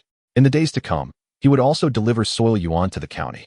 Recently, he had been receiving regular deliveries of soil yuan, ranging from 1 or 2 pounds to over 10. Deliveries exceeding 20 pounds were rather uncommon. Meng Haisheng found the act of catching soil yuan quite simple and couldn't fathom why the villagers struggled with it. Their yields always seemed lackluster. Unbeknownst to him, while he could easily bring home bag after bag, others found it commendable to catch merely a dozen pounds in a day. Many often managed to catch only 4 or 5 pounds daily.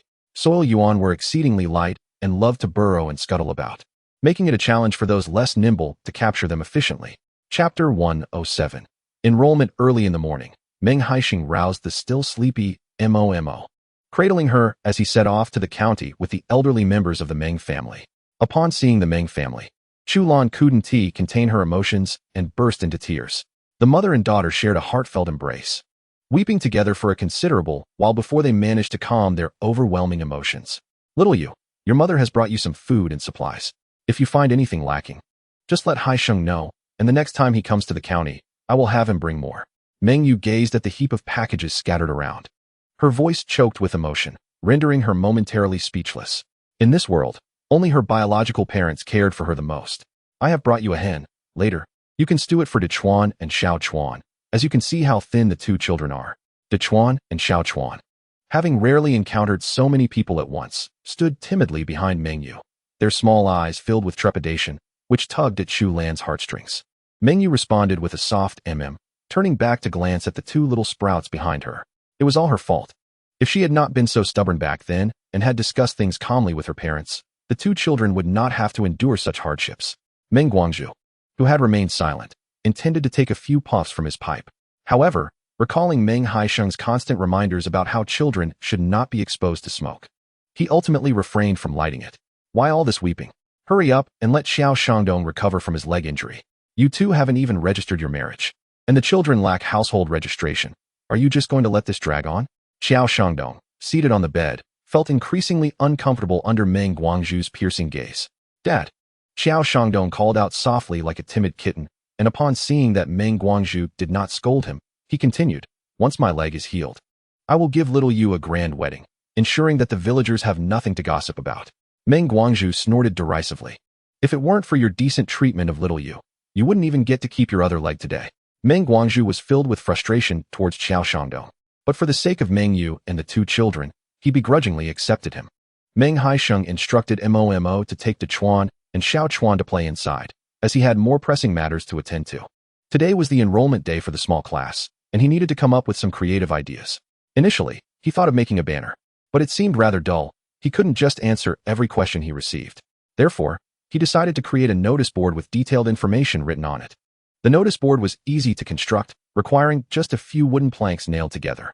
However, when it came to writing the announcement, Meng Haisheng encountered difficulties. He wanted to affix a large red paper to the notice board for visibility. Yet, writing with a pencil on red paper resulted in faint and illegible text. He attempted to purchase a set of black watercolor pens, but the tips were too fine, which only allowed for small writing. Any larger letters looked unsightly. This left Meng Haisheng in a quandary. If only he could use a brush pen. With a brush, his writing would be just right. Though he possessed a commendable hand for writing, he had only practiced with hard pens and had never learned the art of calligraphy. Haisheng, why don't I give it a try? Xiao Shangdong, overwhelmed by the tension inside, ventured to suggest as he sat at the door. Brother-in-law, can you write with a brush? I can, but I'm unsure of how well I can do it. Coming from a poor family, Xiao Shangdong had not been able to attend school and had found an abandoned brush in a garbage heap. Using that brush dipped in water, he had honed a beautiful calligraphy style. However, he was unsure whether his writing would meet Meng Haisheng's expectations. As long as one can write, I shall procure a brush and ink. The ink sold in the store has a rather unpleasant odor, and upon opening the lid, Meng Haisheng was immediately struck by its pungency. He set a table outside, covering it with red paper for Xiao Shangdong to write upon. Having not wielded a brush in quite some time, Xiao first practiced a few characters on a blank sheet before he commenced drafting the enrollment brochure for Meng Haisheng. Many residents from the textile factory community had seen Meng Haisheng tidying up the yard a few days prior. This early morning, with the table being moved and brush strokes being made, he drew the attention of several women with children. The calligraphy produced by Qiao was undeniably exquisite. Meng Haisheng was enamored after merely glancing at 2 characters. The onlooking ladies expressed their astonishment, commenting on how long it had been since they had seen a young person capable of crafting such beautiful brushwork. The enrollment brochure pinned by Meng was quite extensive. Halfway through, a crowd of admirers had gathered around Qiao Shangdong. An elderly gentleman, upon witnessing Qiao's writing, could not help but offer words of praise. Yet, what Meng perceived was tinged with melancholy. Qiao Shangdong possessed hands that were dark and calloused, the result of years of laborious toil, marked by blisters and small cuts. Yet, it was these very hands that produced such elegant and powerful characters. Meng Haisheng contemplated that Qiao Shangdong was not content to simply lead a life of mediocrity. "Comrade, what exactly is your small class about?" An eager lady interrupted, not waiting for Qiao to finish the enrollment brochure. She had only heard of small classes in kindergartens and had never before encountered the concept of one in elementary schools. "I have a teacher here who can assist with picking up children every afternoon after school, so that parents can collect them after work." "But don't elementary students return home on their own? Isn't that an unnecessary expense?" The lady expressed her skepticism regarding Meng Haisheng's small class. "Dear lady, our textile factory shifts end at 5 o'clock and 5:30 p.m. After a long day, parents rush home to prepare meals and assist their children with homework. If the child is well behaved, it may only be slightly tiring, but if they are mischievous, it can be quite overwhelming. Consider this. Parents are exhausted after a day's work, often lacking the energy to tend to their children. The female workers at the textile factory rotate shifts, enduring grueling hours of labor, often standing for 8 hours without a moment to sit. By the end of the day, their legs feel as if they might collapse, only to return home to cook, manage household chores, and help their children with studies. By nightfall, they are utterly drained. If a small class were established, the working women could at least enjoy 3 hours of peace after work. With no children clamoring for attention, their efficiency in cooking and household tasks would undoubtedly improve." Meng Haisheng patiently elucidated the benefits of his small class to the gathered crowd.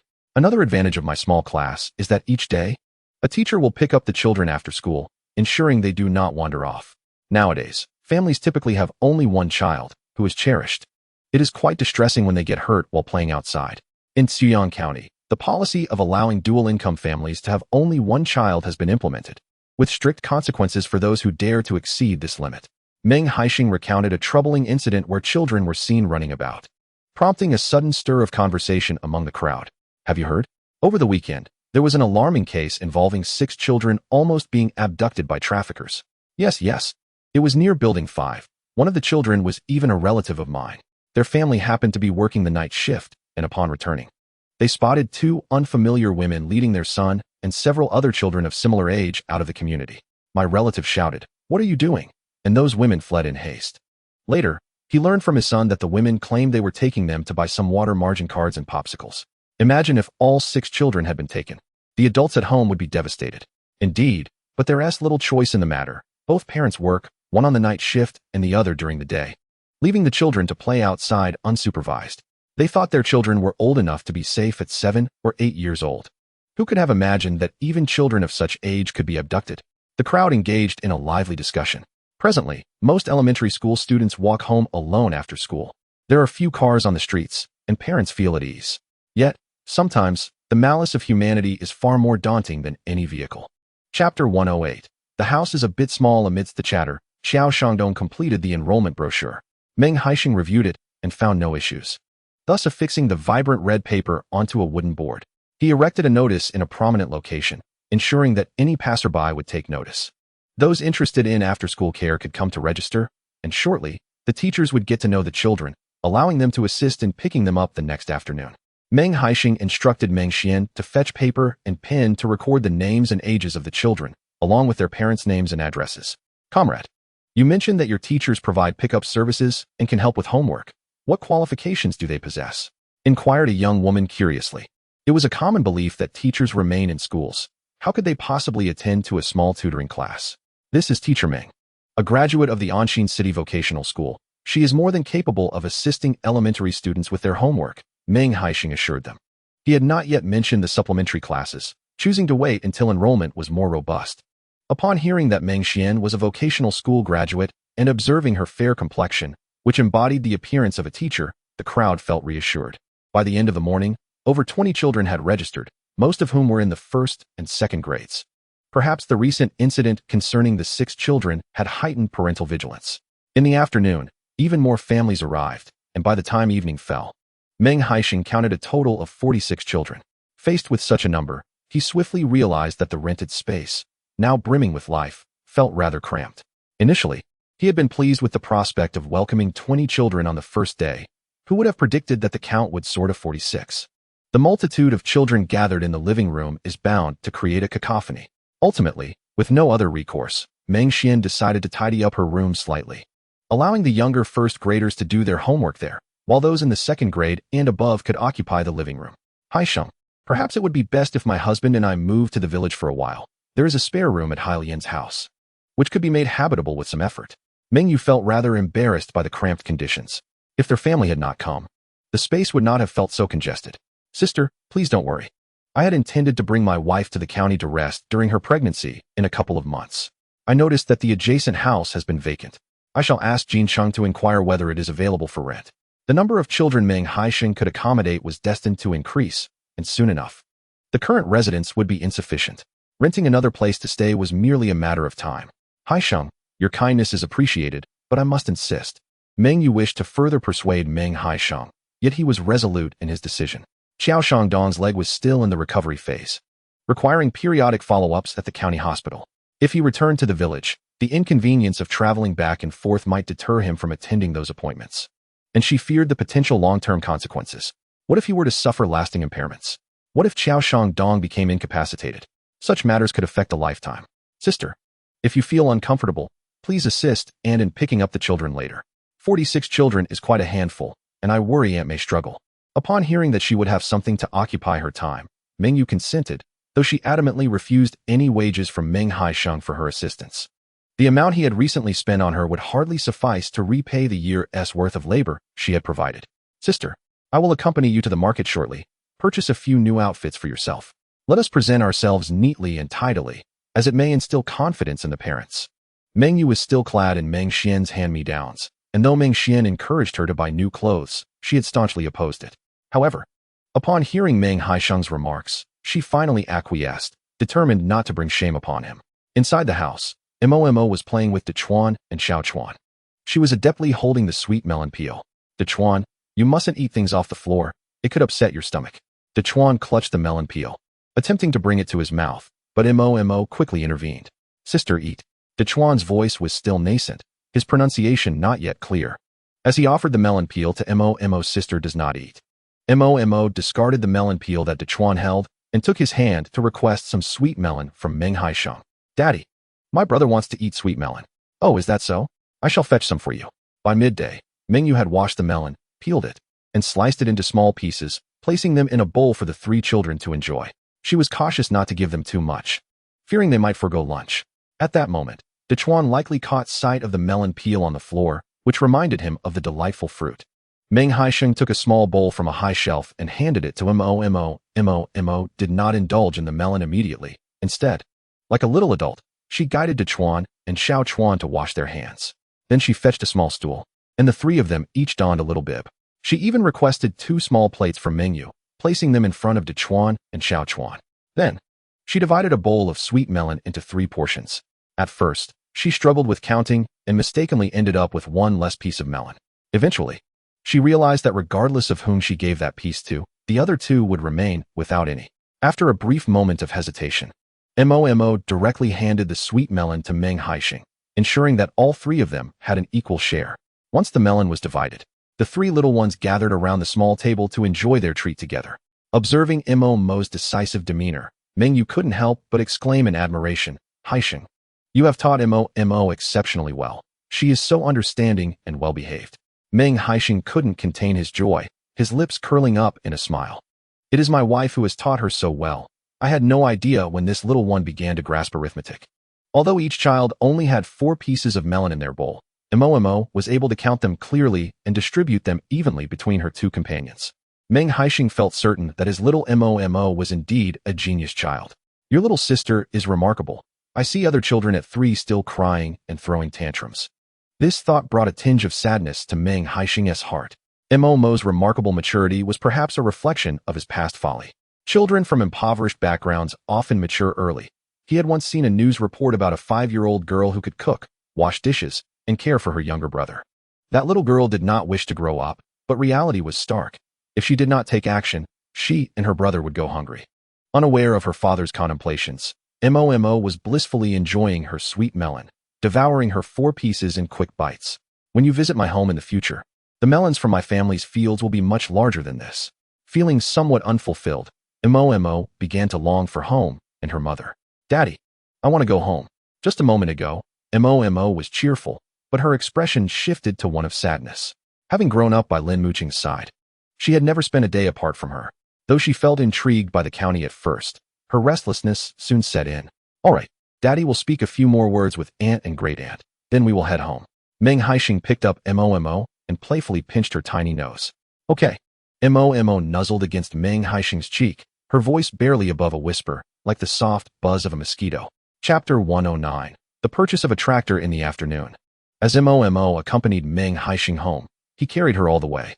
The little one, who had been yearning for her mother to the point of tears, fell asleep on the ride, resembling a little pig. It seemed that her day of playing with Dechuan and Xiao Chuan had worn her out. However, as soon as Meng Haisheng entered the house and began conversing with Lin Mucheng, Momo immediately woke up. Mama, she exclaimed, scrambling up from the bed and leaping into Lin Mucheng's arms, clinging to her tightly. Mama, I missed you so much. You were only gone for a day, and you miss me this much? Yes, Momo softly replied, snuggling closer to Lin Mucheng. Meng Haisheng found it amusing. He had only taken Momo out for a day. After dinner that evening, Meng Haisheng discussed the matter of purchasing a tractor with Lin Mucheng. Naturally, she had no objections. From the inner room, she retrieved an old bamboo box and placed it on the bed. As she opened the box, the top was filled with tattered clothing. Remove the garments and unveil the dusty base beneath, revealing bundles of tightly bound unity. How much do you require to procure a tractor? Let us begin with 10,000. This sum is ample. Thus, Lin Mucheng handed over 2 bundles to Meng Haisheng and meticulously concealed the remaining funds within the box. The following day, Meng Haisheng accompanied Meng Zhengwo to the tractor factory in Ningong City. Meng Zhengwo had a nephew employed there as a technician, and upon arriving, they sought him out directly. Upon reaching the factory, Meng Haisheng discovered that Meng Zhengwo's distant nephew was named Luo Xiao. Initially, he assumed it was merely a case of sharing a name. Yet upon meeting, he realized it was indeed the Luo Xiao he recognized, notable for his trademark smile that left a lasting impression on Meng Haisheng. Luo Xiao? It truly is you. Menggu, what a surprise to find you here. Are you and my uncle here to purchase a tractor? Indeed. I have my eye on the Taishan Model 12. I wonder if it is readily available and what the price might be. The Taishan 12 is currently a popular model. If you wish to purchase it, I can offer it to you for the lowest price of 8,200. Others are paying as much as 8,600. However, securing immediate availability is challenging. It could take anywhere from half a month to a month to obtain the vehicle. Meng Haisheng had mentally prepared himself for a delay. Yet the prospect of waiting a month caused him some anxiety, as the winter wheat in the village would need planting by then. Luo Xiao, is there any possibility of expediting this time frame? I am eager to plant the winter wheat. Noticing Meng Haisheng's urgency, Luo Xiao suddenly recalled something. Menggu, do you have the full payment with you? Yes, I do. Please wait a moment. I will inquire at the sales department. I believe there was a tractor ordered this morning that is now available for pickup, but the individual has since declined. Let me see if I can secure that tractor for you. Luo Xiao hurried to the sales department, returning after half an hour with a sales contract in hand. What a stroke of luck. When I arrived at the sales department, they were in the midst of a reprimand. They dread situations like this, where an order is placed but later rescinded. If someone can come with payment promptly, it is fortunate. Otherwise, such a sought-after tractor must remain in storage. Trustworthiness is paramount in any era. In this factory, if one falters in their commitment, future orders will require full payment up front without the option of a deposit. Having connections proved beneficial. With a tractor available, Meng Haisheng made his payment and, shortly thereafter, was behind the wheel of his new tractor. As he drove back from the city, his joy was immeasurable. Acquiring this tractor brought him more happiness than purchasing a limited edition sports car would have. The tractor adorned with a vibrant red flower appeared quite festive. As Meng Haisheng entered the village, it was noon, coinciding with the villagers' break from labor. Haisheng, is this your new tractor? Ma Jinying, sitting under a large tree at the village entrance to enjoy the shade, stood up in excitement upon seeing Meng Haisheng drive in. He was the first in their village to purchase a tractor, and many villagers gathered to witness the occasion. Indeed, Just this morning I made a purchase, and it is still warm to the touch.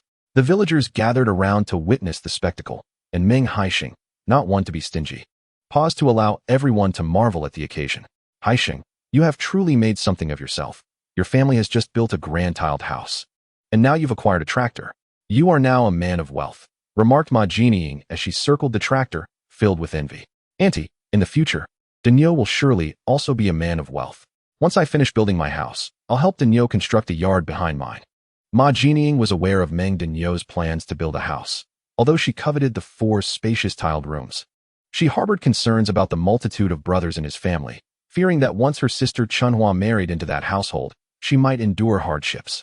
Meng Daniel's 2 sisters-in-law were rather unremarkable. While Daniel was a diligent and earnest young man, he was also rather naive. With such a simple-minded husband, Ma Jinying fretted that even if Meng Daniel and Meng Haisheng became prosperous, they might not retain their fortune. She needed to reconsider this marriage proposal carefully. After a lengthy discussion among the crowd, Meng Haisheng finally parked the tractor in the alley. Just as he set it down, he noticed Meng Changxi, disheveled and unshaven, emerging from his home. Their eyes met, and Meng Haisheng exchanged a knowing smile with Meng Changxi, who felt a chill run down his spine, akin to a mouse encountering a cat, and hurriedly departed. Meng Changxi, inform Meng Changyue to clean himself up and wait for me. I will seek him out one day. Meng Haisheng called after him. Meng Changxi glanced back at Meng Haisheng, uttering not a word, and turned away. Meng Haisheng shrugged, pondering whether any of those apprehended alongside Meng Guoyang might have ties to Meng Changyue. He also wondered if the police could extract any pertinent information from these individuals. It would be fortuitous if it could lead back to Meng Changyue. Mucheng, Momo, come see the new tractor I bought. At the sound of Meng Haisheng's voice, Momo dashed out from the courtyard. Daddy, I want to drive the tractor. All right, let us call Mommy to join us for the ride. Meng Haisheng invited Lin Mucheng to join him in the driver's seat, but she hesitated. You and Momo go ahead. I'll sit this one out. Come now, I'll help you in. This is our family's first vehicle, so you must have a chance to touch it, he encouraged, extending his hand to assist Lin Mucheng into the driver's seat. He then helped Momo into the seat beside her. The family cozied together in the small cabin, their faces radiating joy. Meanwhile, Meng Changxi traveled to the county high school, intending to contact Lu Jiang about Meng Changyue. Recently, he had encountered numerous misfortunes, but spotting Lin Mucheng's necklace was a small consolation. Chapter 110. The challenges of raising rabbits. Not long ago, Meng Changxi had suffered a beating from Meng Haisheng, leaving his face battered and his body in pain for days. Embarrassed to venture outside, he had confined himself at home. Now, with his facial injuries healing slightly, he was anxious to visit the town high school to meet Lu Jiang and discuss matters concerning Meng Changyue. Previously, every time Meng Changxi visited the town high school, Lu Jiang would greet him with a warm smile. However, today he encountered disappointment at Lu Jiang's office. Hello, Director Lu. Meng Changxi cheerfully tapped on the door of Lu Jiang's office. Lu Jiang, who was engrossed in grading assignments, glanced up at Meng Changxi, his expression far from amiable. Is there something you need? I need to trouble you again. I would like to call Changyue. He has stayed in the capital for a summer job and hasn't returned home. With the new school year beginning, I'm concerned about how he is faring. Lu Jiang scoffed. The phone in my office has been removed. Don't come here anymore. The mere mention of Meng Changyue ignited a fury within Lu Jiang. Ever since the incident involving Meng Jinfeng's identity being usurped, Lu Jiang had been investigating who had tampered with Meng Jinfeng's records. Eventually, he discovered that it was Zhang Hua, Meng Changyue's former English teacher, who had aided in the alteration. Although Meng Changyue did not directly instruct Zhang Hua, Lu Jiang suspected that he had facilitated the process, leading to Meng Jinsheng replacing Meng Jinfeng. Lu Jiang had always held great admiration for Meng Changyue. He was the most diligent and academically accomplished among his students. Yet, he never anticipated that Meng Changyue would orchestrate someone else to take Meng Jinfeng's college entrance examination scores. What kind of profound grudge could compel one to commit such a heinous act? The sight of Meng Changxi unabashedly seeking a phone call filled him with revulsion. Noticing Lu Jiang's displeasure, Meng Changxi was perplexed. Why had Lu Jiang's demeanor shifted so abruptly? He had always been quite courteous before. He discreetly scanned Lu Jiang's desk, confirming the absence of a phone. Director Jiang, could you possibly lend me a phone? I urgently need to reach Changyue. I lack the ability to assist you. You should leave quickly, as I am quite busy. With Lu Jiang's dismissal, even Meng Changxi's thick skin could no longer withstand the situation. Lacking the means to make the call himself, he resorted to mailing a letter to Meng Changyue, detailing recent events concerning Meng Haisheng and the village. Meanwhile, Meng Haisheng had acquired his own tractor, which proved exceedingly convenient. With his brothers cultivating wheat, they relied heavily upon his tractor. Additionally, whenever they needed building materials, he could simply drive to procure them without requiring assistance. He could also travel to the county for enrollment and to deliver goods at his convenience. Just as Meng Haisheng was relishing this newfound ease in life, however, his rabbits, which had been thriving, suddenly fell ill with diarrhea. Haisheng, you should check on the rabbits. 2 of them are showing signs of distress. Lin Mucheng noticed during the morning feeding that 2 rabbits appeared lethargic, their tails soiled. 2. Meng Haisheng, hastily wiping his face, hurried to inspect the rabbit enclosure. After 1 Angora rabbit had succumbed to diarrhea the previous day, the emergence of 2 more clearly indicated a more serious issue. I will go to the clinic and purchase some gentamicin for the rabbits. The village lacked a veterinarian, and when livestock fell ill, villagers typically resorted to using human medications or folk remedies. If they could recover, it would be a blessing. If not, they would have to accept the unfortunate outcome. They seldom delve into the ailments afflicting their livestock. Meng Haisheng extracted the 3 ailing rabbits from their hutch and placed them in separate baskets for care. He feared that these rabbits might be harboring a virus, and thus isolated them to prevent contagion among the others. The Angora rabbits, over 2 months old, had grown their fur long, and after suffering from diarrhea, the fur on their tails was almost entirely soiled. Lin Mucheng, possessing a slight obsession with cleanliness, could not bear to see the once pristine white fur of the long-haired rabbits tarnished.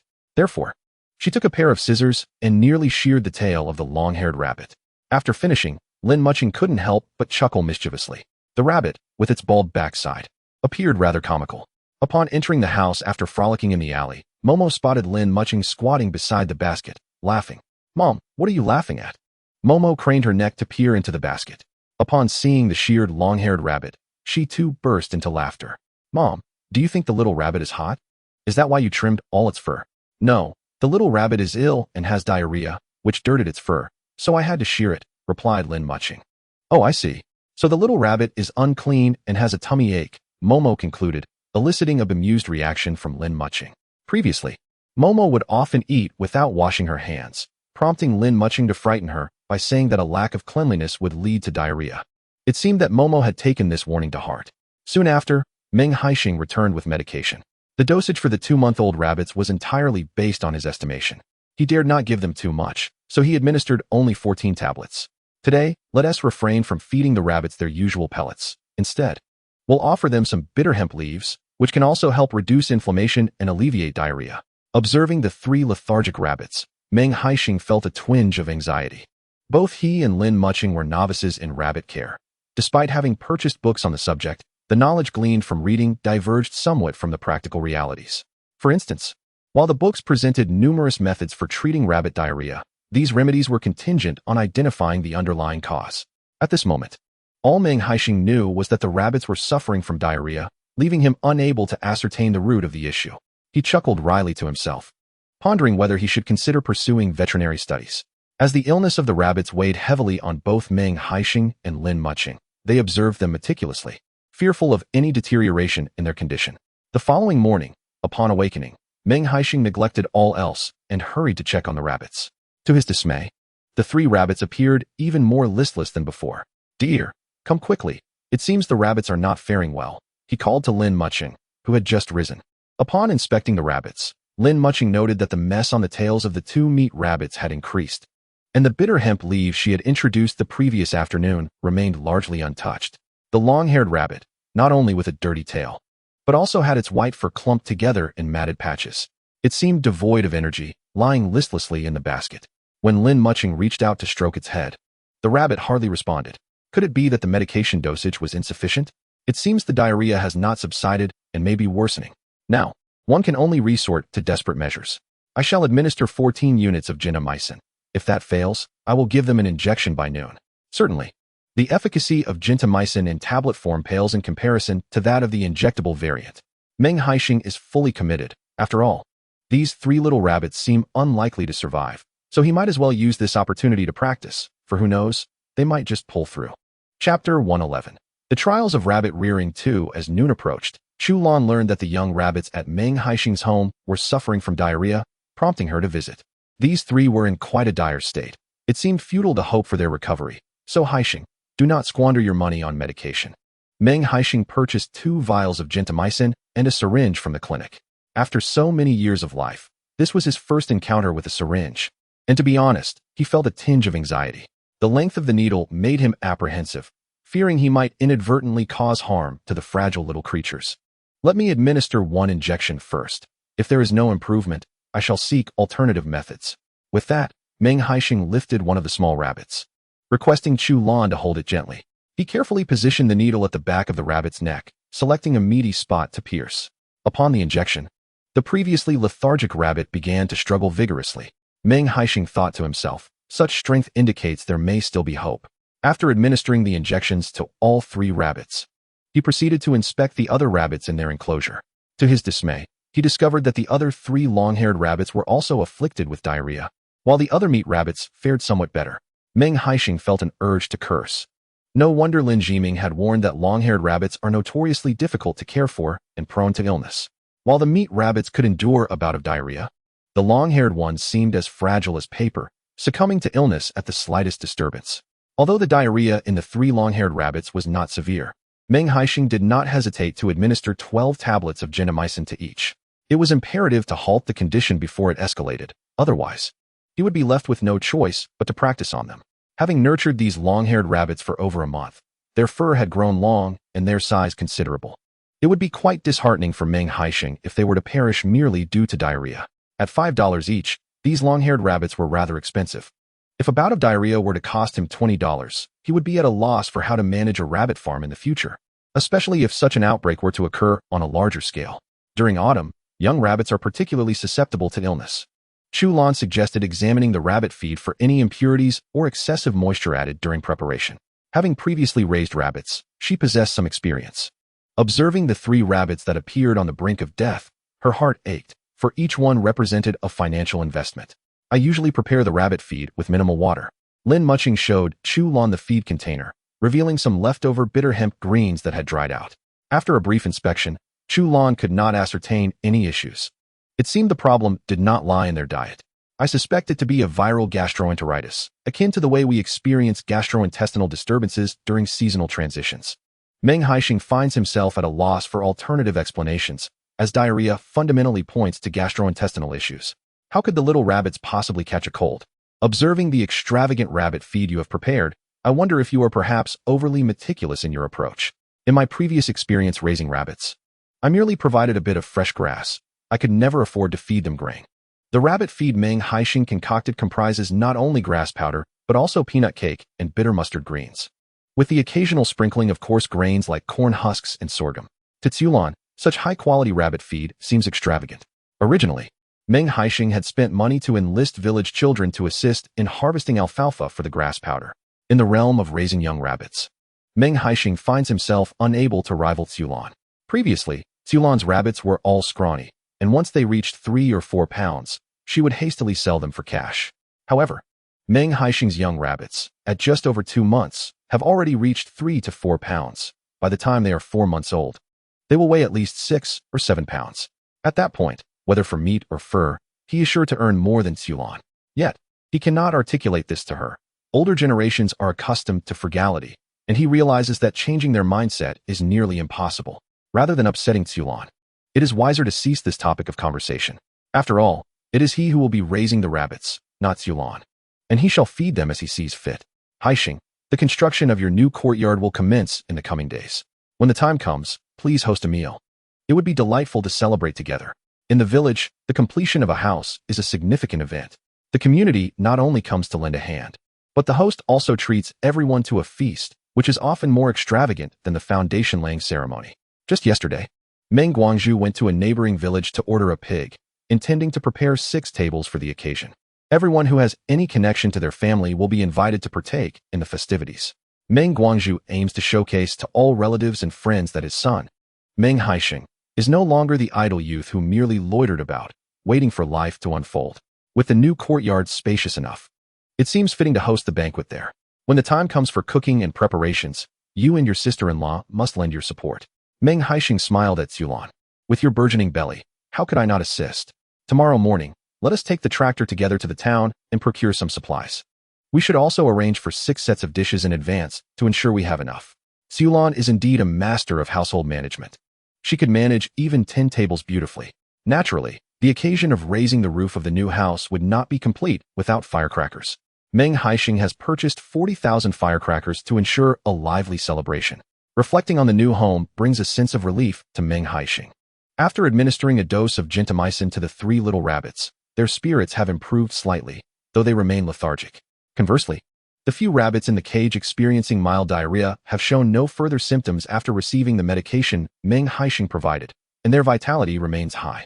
This bolstered Meng Haisheng's confidence, affirming that his approach to treatment was indeed correct. The house is ready for its beam raising, and the household is bustling with activity. Meng Haisheng administers 2 injections to the little rabbits each day, with little time to spare, believing that as long as they do not perish, there remains hope. At last, the day of the beam raising arrives. Meng Haisheng personally sets off firecrackers, their sounds echoing through the skies, announcing to the entire village that he is constructing 6 grand tiled rooms. Meng Haisheng and Li Guixiang return together today. Due to Qiao Shangdong's mobility issues, Meng Yu only allows Meng Haisheng to bring a red envelope. Despite the hardships Meng Yu faces, she still gifts Meng Haisheng a red envelope, regardless of its value. He appreciates the gesture. After a lively lunch, Meng Haisheng finally broaches the subject of his return, revealing other matters at hand. This afternoon, I will bring Xiao Kuan and Qingqing back to the county to live. My wife and I can take care of them. This is splendid news. The 2 little rascals should indeed be close to you. Meng Haisheng genuinely rejoices for his 2 children, knowing they will thrive far better in Meng Haisheng's care than with Liang Xiaocui. Hearing that Meng Kuan and Meng Qingqing will return to the county for school fills Meng Haisheng with heartfelt joy. As a father, Meng Haisheng proves to be quite commendable. In his previous life, circumstances forced him to leave the children in the countryside. Had there been any feasible option, he would never have parted with them. As they embark on their academic journey, they may struggle to keep pace with the county's curriculum. Teach them well, and refrain from resorting to punishment too readily. Especially with Xiao Kuan. He is a spirited boy, now at an age where pride begins to emerge. Confronting him directly may yield counterproductive results. Meng Haisheng smiles wryly, acknowledging the truth in Meng Haisheng's words. Upon his return today, Meng Qingqing sweetly called him daddy, while the mischievous Xiao Kuan only complied after receiving a playful kick. Xiao Kuan has picked up some bad habits from my mother. I can only hope to correct them gradually. After much contemplation regarding Liang Xiaocui, Meng Haisheng ultimately decides to apologize to Meng Haisheng. Haisheng, you know my mother's temperament. She means no harm, though her words can be quite sharp. If she has wronged you in any way, please do not hold it against her. I apologize on her behalf. Approaching 30, the thought of Liang Xiaocui burdens him. But she remains his mother. He cannot confront her openly. Each return necessitates gentle persuasion to encourage her to refrain from gossiping in the streets, suggesting that resting at home is far more prudent. Brother, let us not skirt around the issue. If it were not for the fact that she is the mother of you, Jin Feng, and Xiaoya, I would have numerous ways to drive her out of our village. Given her age, expecting her to temper her temperament or change her ways is nearly impossible. In 2 months, my sister will undoubtedly return to the village. You know how she is. My mother will not fare well under her influence, and when she comes to you with grievances, I hope you can discern the truth. Haisheng, rest assured, after all these years, I certainly know what kind of person my mother is. Meng Haisheng holds a deep admiration for Meng Yu. He recalls his childhood when Meng Haisheng had just been born. Liang Xiaocui would often tell Meng Yu that her mother had given birth to a brother and that she would soon be abandoned. She would even say that Meng Yu was a child picked up from the river and that one day she would be discarded. Other little girls would only cry upon hearing such words, too frightened to utter a single retort. Some might even be left with psychological scars, questioning their own legitimacy as they grew older. Yet, Meng Yu did not weep. At barely 4 years old, she boldly confronted Liang Xiaocui. She called Liang Xiaocui a scoundrel for frightening children, wishing her a miserable fate. Alternatively, she would declare that her words were so foul that she would eventually suffer for them. Meng Haisheng was astonished by this little girl, so small yet so articulate, capable of provoking his mother to the point of discomfort. As Meng Yu matured, whenever Liang Xiaocui incited his grandmother to bully Chulan, Meng Yu would stand at the door, hurling insults for an entire hour without repeating herself, armed with reason and evidence that left Liang Xiaocui with no opportunity for rebuttal. It was precisely because of such a fierce daughter that Chulan endured considerably less suffering. With Meng Yu to keep Liang Xiaocui at bay, Meng Haisheng believed that even he could find a measure of ease in life. Once Meng Haisheng's house was completed, The construction team moved on to build for Meng Haisheng. Meng Haisheng did not wait for Meng Haisheng to borrow the tractor. He took the initiative to operate it himself, assisting wherever needed. However, Meng Haisheng's two younger brothers did not even show their faces. When Meng Haisheng was building his house, Meng Haisheng was always present, hardly missing a day to help. In truth, whether he came or not was inconsequential with the construction team on site. Nevertheless, in Meng Haisheng's eyes, as the elder brother, it was imperative for him to oversee the construction and ensure the crew did not slack off. Meng Haisheng did not hold Meng Linong and Meng Fu Ming to such high expectations. A mere visit from them after work would suffice to demonstrate their concern for Meng Haisheng. Unfortunately, not even a shadow of them was seen. Brother Haisheng, where are Linong and Fu Ming? You've been busy with the house for 2 days, yet they haven't come to help at all. Not only did they fail to assist, but on the day the foundation was dug, they were absent the entire morning, only appearing at lunchtime. As for the generous red envelopes, those were merely a distant thought. They claimed they were saving money to build a house, and now they had gone up the mountain to catch earthworms. Meng Haisheng, wearing a straw hat, huffed and puffed as he unloaded bricks from the tractor. The absence of his two younger brothers did nothing to dampen his spirits. At that moment, his sole conviction was to build a house and marry a wife. Seeing that Meng Haisheng was unbothered, Meng Haisheng chose not to press the matter further. Once Meng Haisheng moved out to live with Lang Chunhua, his two brothers could wallow in their laziness as they pleased, provided they did not cling to Meng Haisheng like leeches. Should they dare to cause trouble, he would ensure they were thoroughly dealt with. At noon, Meng Haisheng went out to purchase 2 syringes of gentamicin, preparing to continue the vaccinations for the 3 little rabbits. Upon returning home, I discovered Lin Mucheng and Momo seated beneath the eaves, feeding the little rabbits in the basket with bitter hemp greens. Meng Haisheng approached with delight, curious about when the rabbits had begun to consume such greens. Earlier that morning, as I ventured out, they seemed rather lethargic. The 3 rabbits in the basket, though still not entirely vigorous, were now eagerly munching on the vegetables. This indicates that their health had improved significantly. With careful nurturing over the next couple of days, they should recover completely. Just moments ago, Momo playfully took some bitter hemp greens to feed the rabbits. At first, I doubted they would eat them, yet to my surprise, they devoured them heartily. Meng Haisheng glanced at the 3 rabbits enjoying their meal, a proud smile illuminating his face. Indeed, he had triumphed in rescuing the little creatures. However, the long-haired rabbit's fur would be rendered unusable. Once it fully recovers from its diarrhea, Meng Haisheng intends to shave it completely, allowing it to regrow its coat. As for the 2 small meat rabbits, they had lost considerable weight in just a few days. He planned to nourish them thoroughly to help them regain their health. During the past few days, as the rabbits suffered from diarrhea, Meng Haisheng diligently perused an entire book on rabbit care overnight. Feeling this was insufficient, he rode his bicycle to Lin Jimin's home to inquire about further rabbit-rearing knowledge. With practical experience, he engaged in discussions with Lin Jimin, leading to a more extensive exchange of ideas. During seasonal transitions, young rabbits are particularly susceptible to illness. Thus, it is imperative to maintain cleanliness in their cages and shelters. As the weather turns colder in a few days, it will be equally essential to monitor their environment diligently. In the village, most residents do not adhere to such meticulous standards in rabbit husbandry, likely due to their limited numbers and lower density, resulting in fewer health issues. However, for Meng Haisheng, who manages a larger quantity of rabbits, vigilance is paramount. I understand that regardless of how busy I may be, I must clean the rabbit hutch twice daily. Meng Haisheng also recognizes that cleanliness fosters the rabbit's growth. Chapter 113. The Challenges of Rabbit Rearing. Seeing Meng Haisheng receptive to her advice, Lin Jimin hesitated briefly before broaching the subject of rabbit plague. If conditions permit, I strongly recommend vaccinating your Angora rabbits against the plague. Unfortunately, we do not have access to the vaccine here. I have only heard whispers of its existence, but remain unaware of where it can be procured.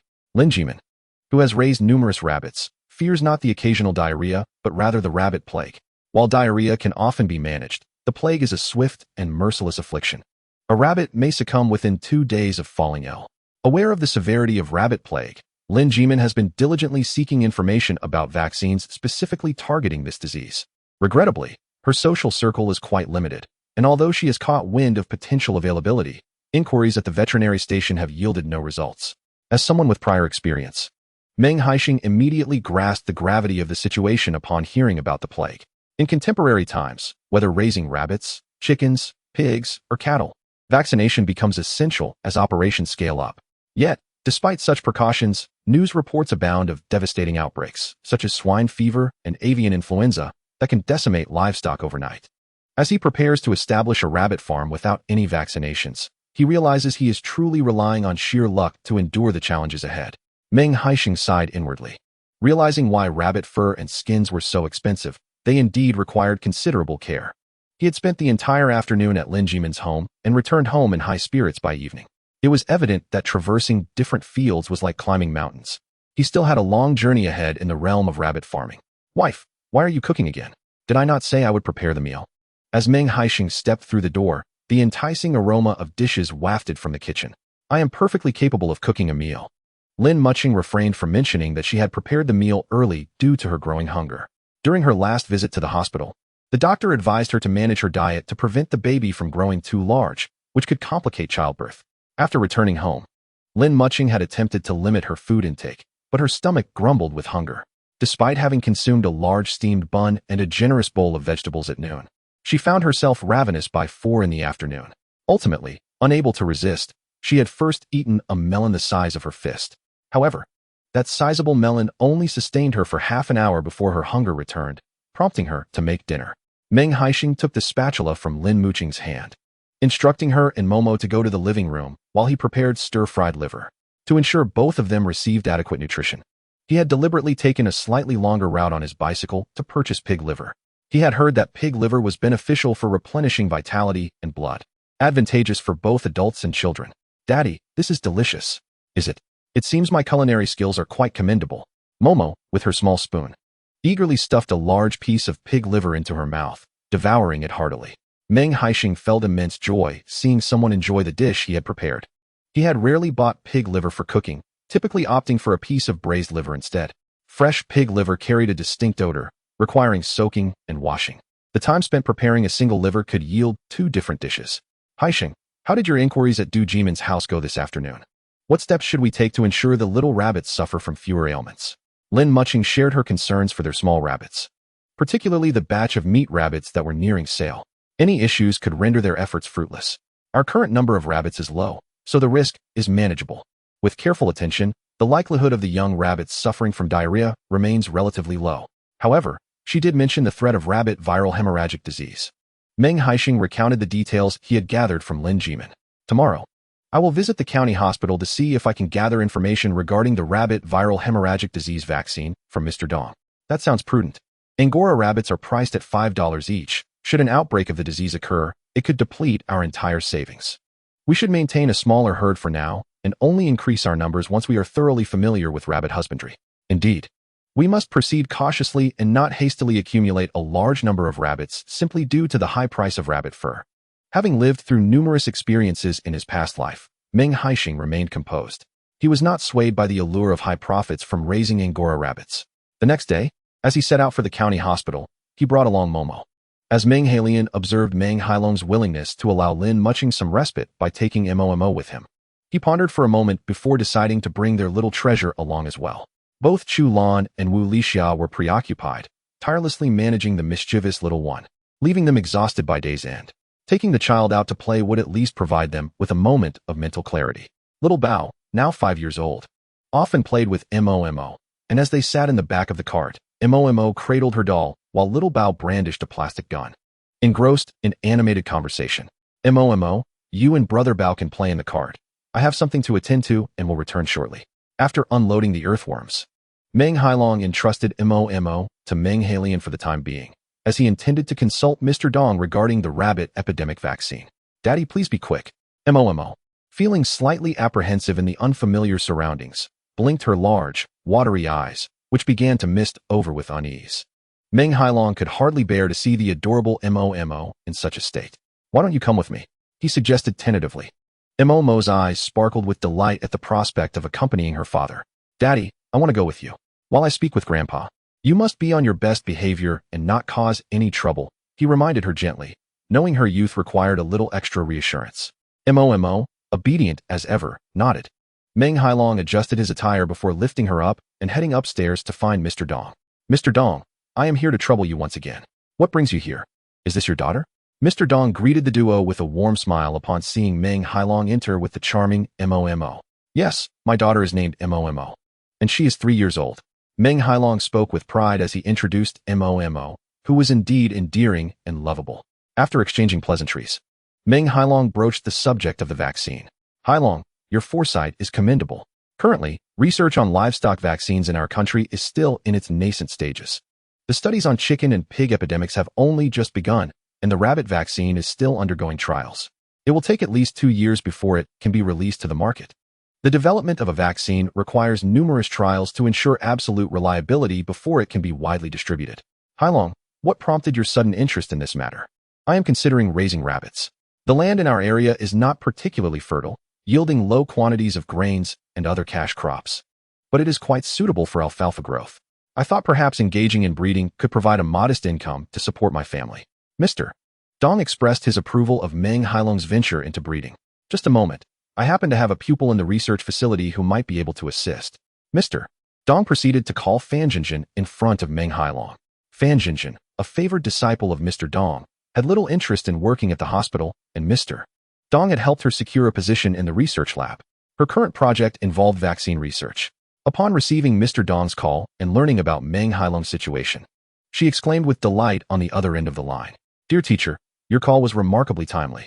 This morning, my supervisor insisted that we conduct 4 additional rounds of experiments. He requires no less than 400 to 500 rabbits for each round, and he will not allow us to submit our report otherwise. Just a moment ago, I was lamenting with my colleague about where we could possibly procure such a large number of rabbits. If Comrade Meng Haisheng truly intends to establish a rabbit farm, we could provide him with vaccines at no cost. However, these vaccines do carry certain risks. I will discuss with my supervisor whether our research lab could offer some compensation in the event of rabbit fatalities. Mr. Dong did not even consult Meng Haisheng before readily agreeing to assist him. Standing nearby, Meng Haisheng appeared somewhat anxious, eager to inquire about the vaccines. However, Fan Jinjin had already hastily ended the call and rushed off to report to the leadership. My rabbit farm has yet to be established, and we currently lack several hundred rabbits. Meng Haisheng cast an embarrassed glance at Mr. Dong. That's easily arranged. As long as you have the space, I can have the research lab provide you with young rabbits. They have an abundance of various young rabbits for their studies. Upon hearing Mr. Dong's words, Meng Haisheng was left in a state of disbelief. Is there really such a fortunate opportunity? A pair of young rabbits costs 5 yuan. Could it be that the research lab would simply purchase several hundred young rabbits for him? Regardless, there is now a glimmer of hope regarding the rabbit plague vaccine. So today has not been in vain. I will speak to Jinjin about the rabbit rearing matter later. That girl is so hasty that she left without finishing her words. Thank you for your assistance, Mr. Dong. Our village lacks a telephone, but I will return in 2 days to deliver the soil insects and seek you out then. Certainly. I will expedite this matter for you. While Meng Haisheng conversed with Mr. Dong, Momo, with her round, curious eyes, gazed intently at the telephone on Mr. Dong's desk. It was an object she had never encountered before and found it quite fascinating. As Meng Haisheng carried Momo out of Mr. Dong's office, she finally asked him what that talking object was. That is called a telephone. We will install one at our home in the future. At that moment, Meng Haisheng did indeed wish to have a telephone, but alas, their village was still under power restrictions, and it would likely be another 10 to 8 years before they could even consider installing one. During his visit to the county, Meng Haisheng naturally intended to check on the small daycare. Due to the high number of children, he decided to rent an additional room next door. This room, consisting of 1 bedroom and 1 living room, along with a yard, was perfect for the younger children to play in. When Meng Haisheng arrived around noon, there was little activity. Meng Yu was busy cleaning, while Meng Xian was writing pinyin on a small blackboard. Aunt, what are you doing? Meng Haisheng inquired curiously, noticing that they had not yet started the tutoring classes. The first grade students are currently learning pinyin. They struggle with writing and often ask me for help, so I illustrate how to write the characters for them. I don't have time to explain everything, so I let them refer to the drawings. Meng Haisheng marveled silently, thinking that Meng Xian had intuitively discovered how to create a pinyin workbook. Aunt, this is quite impressive. Have you ever considered publishing a workbook? What kind of workbook? Meng Xian was utterly bewildered by what Meng Haisheng had said, failing to comprehend the situation. She was aware of the existence of calligraphy practice books, but he was referring to pinyin, which seemed unrelated. Characters could indeed be found in practice books, just as elementary students could write pinyin. For first graders, merely holding a pen steadily was a commendable achievement. Their pinyin often resembled a chaotic scrawl, barely fitting into the small boxes provided. If there were a pinyin practice book available for them to use after school, it would undoubtedly facilitate their learning of pinyin and writing in school. Meng Haisheng, quick-witted as he was, contemplated visiting the printing factory early the next morning to inquire about the cost of printing pinyin practice books. If the price was reasonable, he could print several copies. Little aunt, do you know where our county's printing factory is? He asked. I truly don't know, Meng Haisheng replied. She had visited Ziyang County only a handful of times, now only familiar with the vicinity of the school and the textile workers' community. Haisheng, I can take care of this for you. You drive back and forth between the county and the village all day, burning a lot of fuel. Meng Yu quickly deduced Meng Haisheng's intentions. All right, sister, please inquire.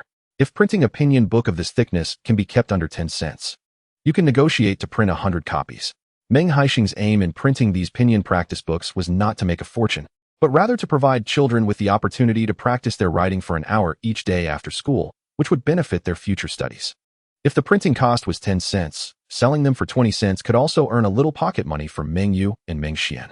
All right, I know where the printing factory is. I will go ask tomorrow morning. But should we print fewer copies in case they don't sell? No worries.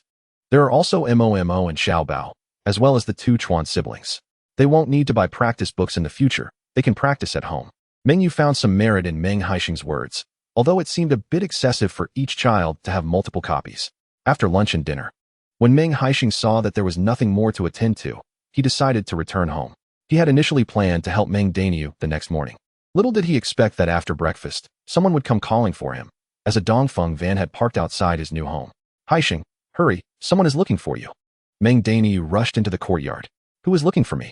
A very beautiful city girl has gotten out of the Dongfeng van and is looking for you right now. What Dongfeng van? Meng Haisheng was left puzzled by Meng Dainiu's remarks, entirely baffled by the situation. Sitting across from him at the breakfast table, Lin Mucheng raised her delicate brows slightly upon hearing that a city girl was searching for Meng Haisheng. Go take a look. That girl is quite lovely. Meng Dainiu, oblivious to the implications of his words, was simply astonished and had no idea that he might lead Lin Mucheng to misunderstand. Mucheng, you finish your meal. I'll go see what is happening. Setting down his chopsticks, Meng Haisheng followed Meng Dainiu outside. With a young and attractive girl at the door, Lin Mucheng could hardly remain seated. She hastily drank a couple of spoonfuls of rice porridge before taking Momo along to investigate. The last time a Dongfeng truck arrived in the village, it was to confront Meng Haisheng. This time, another truck has come, once again seeking out Meng Haisheng. Upon hearing the news, the villagers flocked to witness the commotion. Chapter 115. Fan Jinjin, a few years older than Meng Haisheng, possessed an alluring beauty with rosy lips and pearly teeth, her hair styled in a long, dark braid. Clad in a white lab coat, she stood gracefully, flashing a sweet smile that instantly captivated the attention of all present. Some of the bolder women in the village approached her, and she engaged them with ease, showing no signs of shyness. When the villagers learned that Fan Jinjin was a researcher from the city's research institute, they regarded her with newfound respect. It was evident that anyone capable of becoming a researcher was a highly educated individual, a status the villagers deeply admired. By the time Meng Haisheng hurried over, Fan Jinjin was already enlightening the villagers on the fundamentals of livestock breeding. Had Meng Haisheng not suspected that she had come from the research institute, he might have assumed she was a veterinarian. Hello, I am Meng Haisheng, he introduced himself. Greetings, I am Fan Jinjin. Mr. Dong is my mentor. And he mentioned that you could assist me with the rabbit plague vaccine experiment. So here I am, she replied. Meng Haisheng nodded slightly, taken aback by her unexpected visit. Just yesterday they had spoken on the phone, and now she had arrived with vaccines and rabbits at such remarkable speed. Fan Jinjin briefly introduced herself, gesturing toward the rabbit cages in the truck. I have brought you 12 varieties of rabbits, totaling 450, which are generously sponsored by our research institute. The associated vaccines are also provided at no cost. Should any rabbits experience mortality post-vaccination, we will replace them free of charge for the first instance. But subsequent losses will not be compensated. As he listened to Fan Jinjin discuss the rabbits, Meng Haisheng felt as though he were dreaming. The research institute was indeed gifting him a multitude of rabbits. Comrade Fan, please come inside while I arrange for someone to unload the truck, he urged after recovering from his initial astonishment, eager not to neglect her hospitality. No need for that. I will help you unload the truck. I must discuss these rabbits with you in detail, she insisted. Accompanying Fan Jinjin were 3 other colleagues from the research institute, 2 men and 1 woman. When Meng Haisheng called for assistance with unloading, they all joined in to help. The truck was filled to the brim with 450 rabbits. The rabbit cages provided by the research institute were of significantly superior quality compared to those Meng Haisheng had constructed, although they were made of wire mesh. The sides were reinforced with movable wooden panels. Each cage featured individual compartments. In Meng Haisheng's new courtyard, the entire west wing had been converted into a rabbit house. The elongated structure occupied nearly the entire west wall of the yard, and to ensure optimal ventilation, large windows were installed on 3 sides. In the summer, opening the windows allowed for ample airflow, while in winter, closing them and sealing with plastic ensured warmth. The floor of the rabbit house was cemented and sloped, allowing for easy cleaning. A simple wash would swiftly clear away any waste. As she gazed upon the splendid rabbit hutch, Fan Jinjin offered a thumbs up to Meng Haisheng. "Comrade Meng, this rabbit hutch is the finest I have ever encountered, surpassing even that of our research institute. Our institute's hutch is merely a temporary structure, and during summer, the roof can become unbearably hot." The roof of the hutch constructed by Meng Haisheng, however, is adorned with red tiles. Such a house could comfortably accommodate residents within the village. Every rabbit cage is placed inside the hutch, leaving ample space for 2 1-meter-wide pathways. Meng Haisheng walked around inside, his delight palpable. Overnight, he transformed from an individual raising merely a few dozen rabbits in a small workshop into a fully fledged rabbit farm. The change was so swift that it felt almost surreal to him. "Comrade Meng, let me tell you about the rabbits I brought this time." Fan Jinjin was preparing for vaccine testing and had brought a diverse assortment of rabbits for Meng Haisheng, ranging in age from just a few days old to 1 month, 40 days, and even adult rabbits, including some pregnant females. There were the locally common gray rabbits, as well as small white rabbits with red eyes from other regions, specialized meat rabbits, native long-haired rabbits, and, of course, the Angora long-haired rabbits that Meng Haisheng had longed for, albeit in limited numbers, only 14. Additionally, there was a breed Meng Haisheng had never seen before, a particularly large rabbit. Fan Jinjin explained that this was a new variety of meat rabbit, twice the size of ordinary domestic rabbits, bred by them and yet to be named.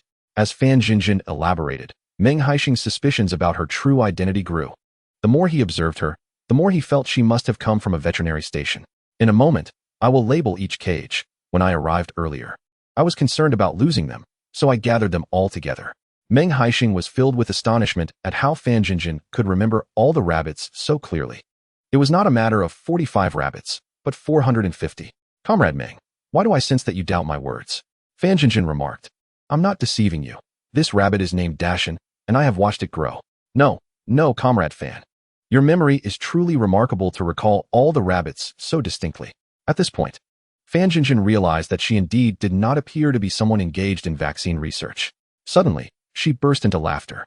"Comrade Meng, what you may not know is that since our team received the task of researching the rabbit hemorrhagic disease vaccine, we have been raising rabbits for 2 years. Initially, when we began, my mother thought I had been dismissed from the institute and transferred to a breeding farm."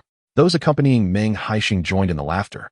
For researchers do not merely confine themselves to the laboratory. "I see now. No wonder you are so familiar with rabbits." Meng Haisheng chuckled shyly, realizing he was unaware that researchers undertook such diverse responsibilities.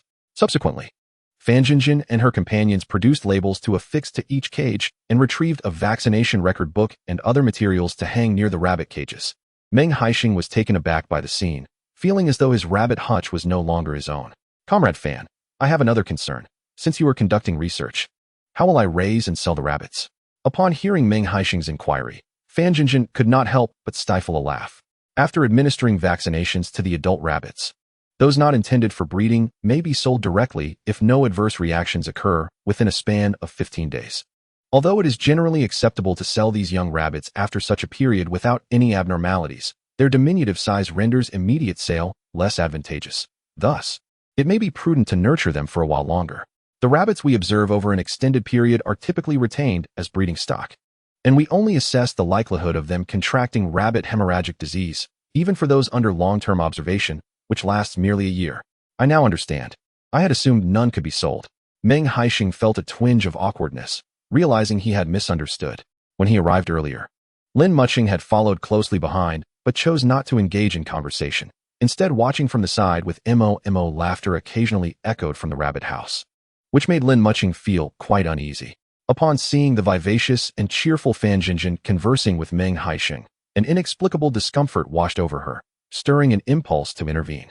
She harbored a disinclination for Meng Haisheng to engage with other women or smile at them.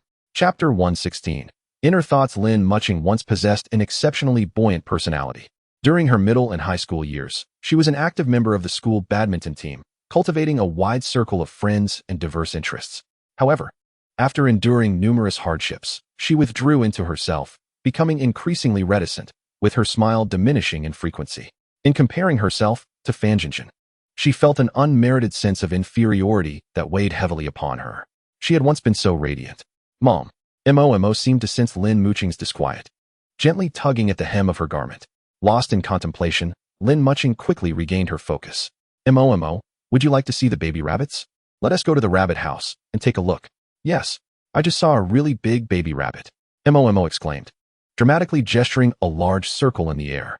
I saw it too, Lin Mucheng replied, taking Momo's small hand as they entered the rabbit house. Dad.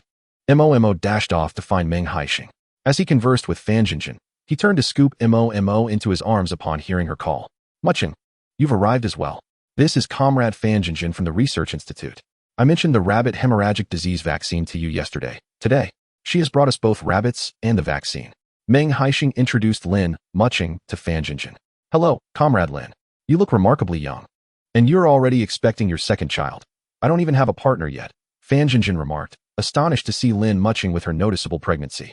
Initially, she had assumed Meng Haisheng to be quite young and unmarried, only to discover that his eldest daughter was already quite independent. Lin Mucheng offered Fan Jinjin a serene smile. I married Haisheng rather early, and we decided to have children early as well. When Lin Mucheng gave birth to Momo, she was even below the legal age for marriage. It was only after Meng Haisheng brought her back to the city, and once she reached the appropriate age, that they hastily obtained their marriage certificate.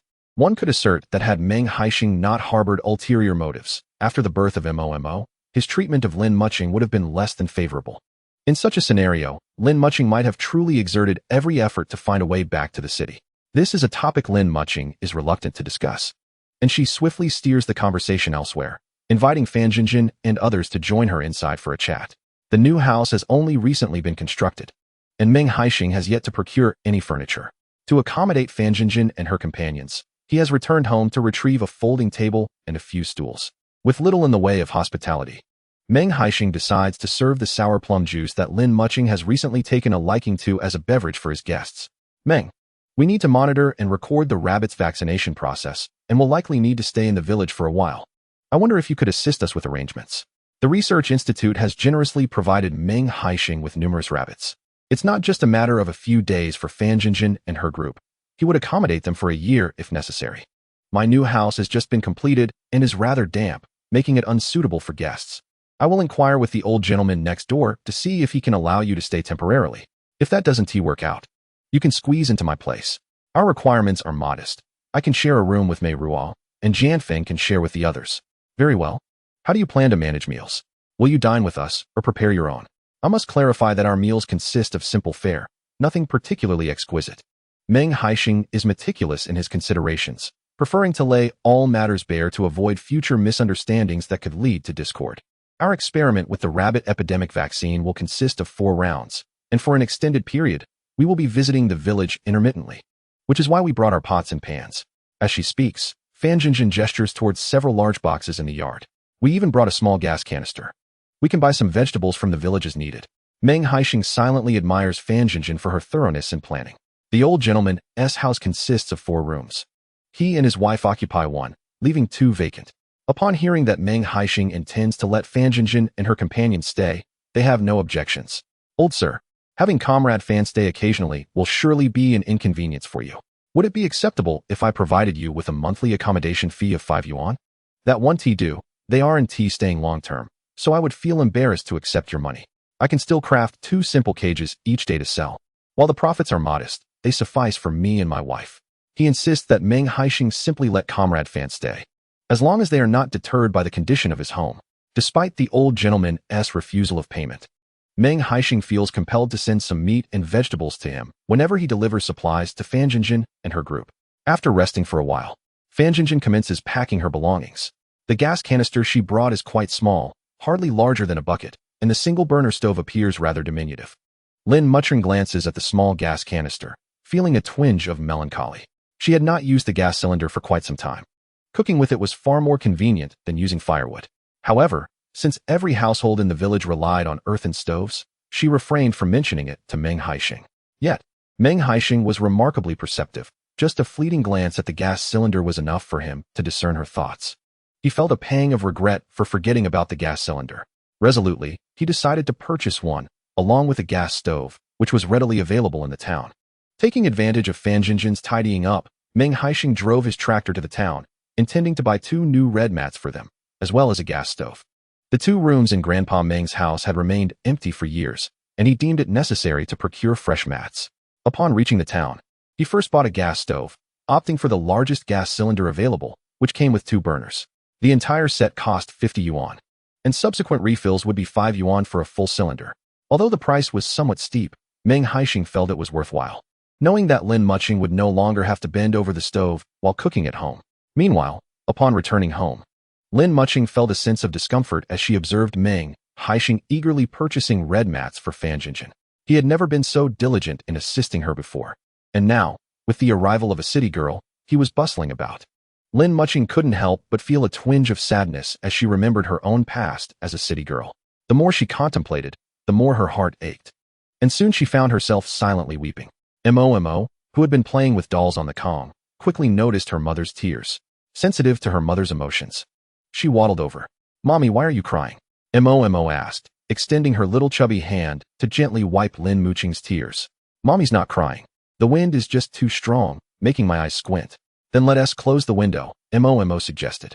Though small, she could sense the sorrow enveloping Lin Mucheng. Having witnessed her mother cry silently on countless occasions, Momo felt an overwhelming fear. Chapter 117. Only love for you. Momo's caring nature only deepened Lin Mucheng's sorrow. She embraced her daughter tightly, tears streaming down onto Momo's small shoulders. Despite the fact that life had improved so significantly, why was she still so despondent? If Meng Haisheng were to fall for someone else and divorce her, wouldn't that be a fortunate turn of events for her? It would allow her to return to the city. However, the mere thought of returning to the city alone with Momo brought her no joy, and her tears flowed more fiercely. In that moment, Momo remained calm, allowing Lin Mucheng to hold her in silence. "Mommy, don't be sad. Momo will always protect you," the thoughtful child reassured, holding Lin Mucheng tightly and even gently patting her back. "Yes, Momo needs to grow up quickly so she can protect Mommy," Lin Mucheng replied, fearing that her emotions might affect her daughter. She endeavored to suppress her discontent, splashing water on her face to wash away her tears. Overwhelmed with sadness, Lin Mucheng wished to keep herself occupied and avoid spiraling into despair. She took out the fresh bitter hemp leaves, placed them on the cutting board, and chopped them into fine pieces, preparing to mix them with rabbit feed for the little bunnies. With a worried expression, Momo clutched her doll, sitting on a small stool beside Lin Mucheng, watching her chop the bitter hemp leaves. "Mom, a couple of days ago, Xiao Baogu pulled my braid again, and I made him cry. He said he would tell his mom to punish me, but Auntie said I did the right thing. Xiao Baogu just has a habit of pulling my braid. And then Auntie gave him a good scolding."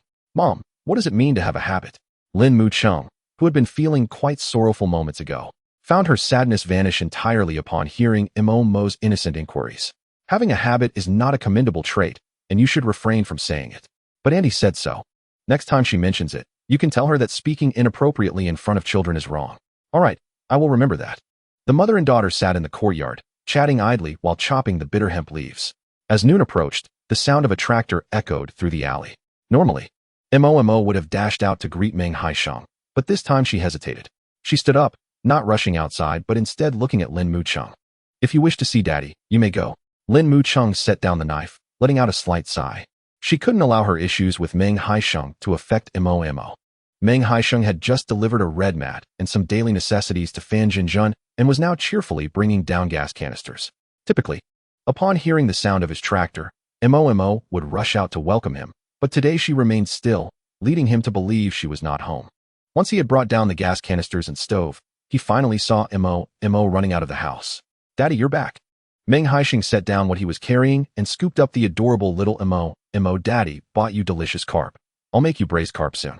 Normally, the mention of food would make Momo's eyes sparkle, but today she appeared somewhat distracted. After a moment of hesitation, she ultimately decided to share with Meng Haisheng about Lin Mucheng's tears. Meng Haisheng was taken aback. He had strived to change his past misdeeds and take good care of the family. He could not comprehend what he had done wrong to make Lin Mucheng cry in secret at home. Did Momo comfort mommy? Yes, I wiped her tears. She said it was the wind. But Momo is no longer a little child. I know that mommy must have been feeling upset, and that's why she cried. Meng Haisheng felt a pang of inexplicable sadness. How could their Momo be so understanding? Momo, you are amazing. Shall we go find mommy now? Okay.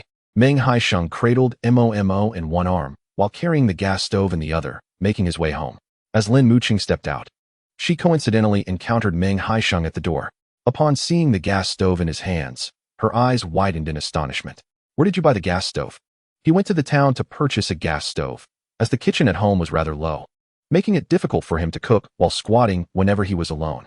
With the arrival of a gas stove, cooking became considerably more convenient. Meng Haisheng set down Momo and returned to the tractor to carry home the fish and the gas cylinder he had bought. Lin Mucheng never anticipated that Meng Haisheng would buy a gas stove just for her. In that moment, a myriad of emotions surged within her, leaving her at a loss for words. In the entire Shaoshan village, there were hardly any families using coal stoves, let alone gas stoves. For a fleeting moment, Lin Mucheng felt that her earlier tears over a mere red mat were somewhat unwarranted, and it seemed Meng Haisheng must hold some affection for her. Meng Haisheng noticed Lin Mucheng's eyes were red, indicating she had been crying quite intensely. However, he refrained from uttering any unnecessary words or inquiring about the reason for her tears, knowing her emotions were still quite fragile. As a pregnant woman with a growing belly, it was essential for her to maintain a cheerful disposition. Upon his return, Meng Haisheng not only brought home a large carp, but also some pre-cooked pig's trotters and pigtails. Given Lin Mucheng's hearty appetite, he preferred to provide her with somewhat cumbersome foods to prevent her from overeating. Eating pig trotters would take considerable time, allowing Meng Haisheng and Momo to finish their meals while Lin Mucheng would unconsciously pause, adhering to her cultivated manners. After lunch, Meng Haisheng lulled Momo to sleep before quietly lying beside Lin Mucheng. Wife, I heard you cried at noon, he murmured softly near her ear, his voice as gentle as a flowing stream. That's not true, is it? Was it that little chatterbox Momo who told you? As he drew nearer, Lin Mucheng's body tensed instinctively. Wife, I am your husband and will be by your side for the decades to come. You can share anything with me. I promise you can trust me. At this moment, Meng Haisheng propped himself up slightly, gazing down at Lin Mucheng. Noticing her hesitation, he smirked. If you don't tell me soon, I might just have to kiss you. Lin Mucheng felt a surge of nervousness. It's nothing really. I just recalled some unpleasant advice from the past and couldn't help but cry. Meng Haisheng was not easily deceived. Is that all? Yes, that's it. Lin Mucheng was resolute in not revealing to Meng Haisheng that her tears stemmed from jealousy, as she had seen how kind he was to Fan Jinjin, which had caused her to weep in envy. Suddenly, an unexpected kiss fell upon Lin Mucheng's lips, silencing any defense she had intended to make. Chapter 118. Only love you, wife. Are you still unwilling to tell me why you cried? Meng Haisheng released Lin Mucheng, gazing longingly at her flushed lips. Reluctant to pull away. How long must I remain a monk? At such a young age, will I not suffocate? I won't say. Then I shall continue. Lin Mucheng gasped, quickly covering her mouth. Wife, please tell me, why did you cry? Meng Haisheng's hand rested on Lin Mucheng's waist, its warmth causing her heart to tighten. Do not act recklessly, she warned. Well, let's see how cooperative my wife can be, he replied with a mischievous grin. Left with no choice, Lin Mucheng confessed. I saw you laughing and chatting with Fan Jinjin, and it made me uncomfortable. You have never treated me this well before. With that, she pushed him away and turned her back, refusing to look at him. Haisheng stood there, bewildered, his expression marked by a large question mark. Was she truly in tears over such a trivial matter? He sighed in exasperation. Was this what they referred to as the emotional instability of pregnant women, prone to sentiments?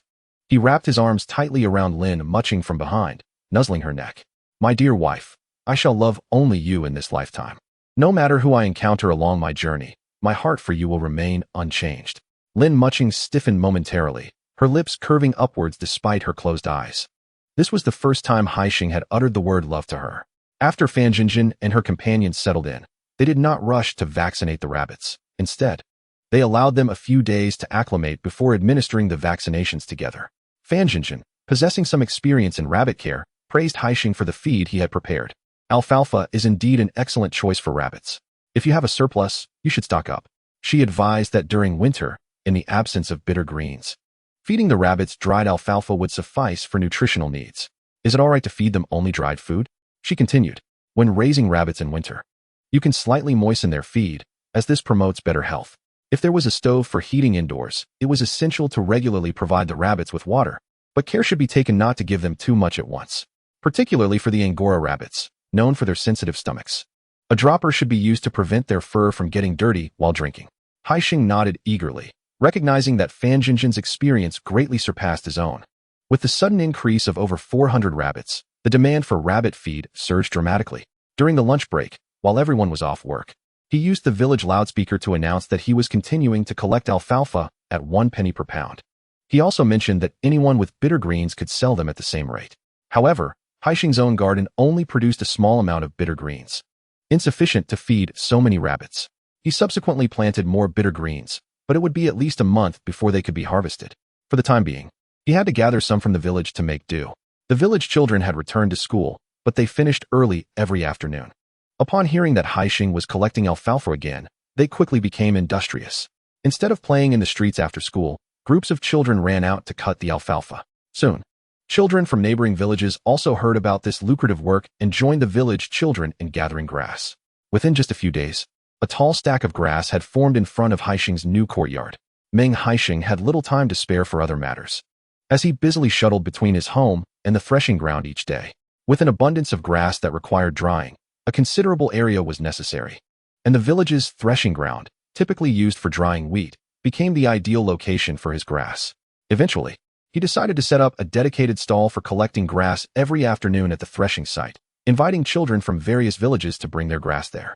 By the end of September, the weather in Shashan village remained quite warm, allowing him to dry a batch of alfalfa in just 3 to 4 days.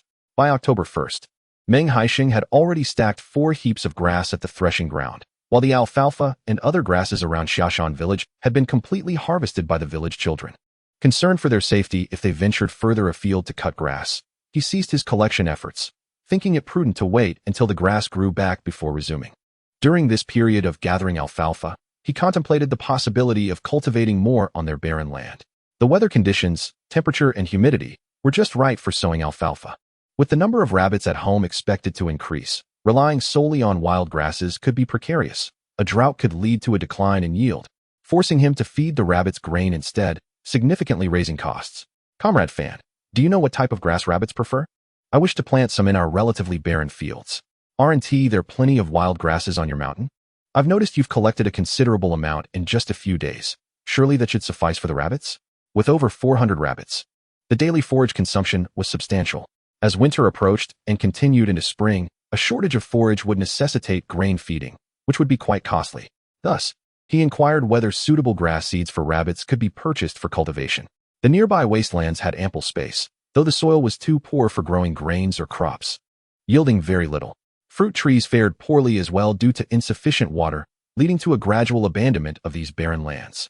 The alfalfa and cattail grass you've harvested are excellent forage for rabbits. I recall there were seeds of purple-flowered alfalfa at the seed station and for cattail grass.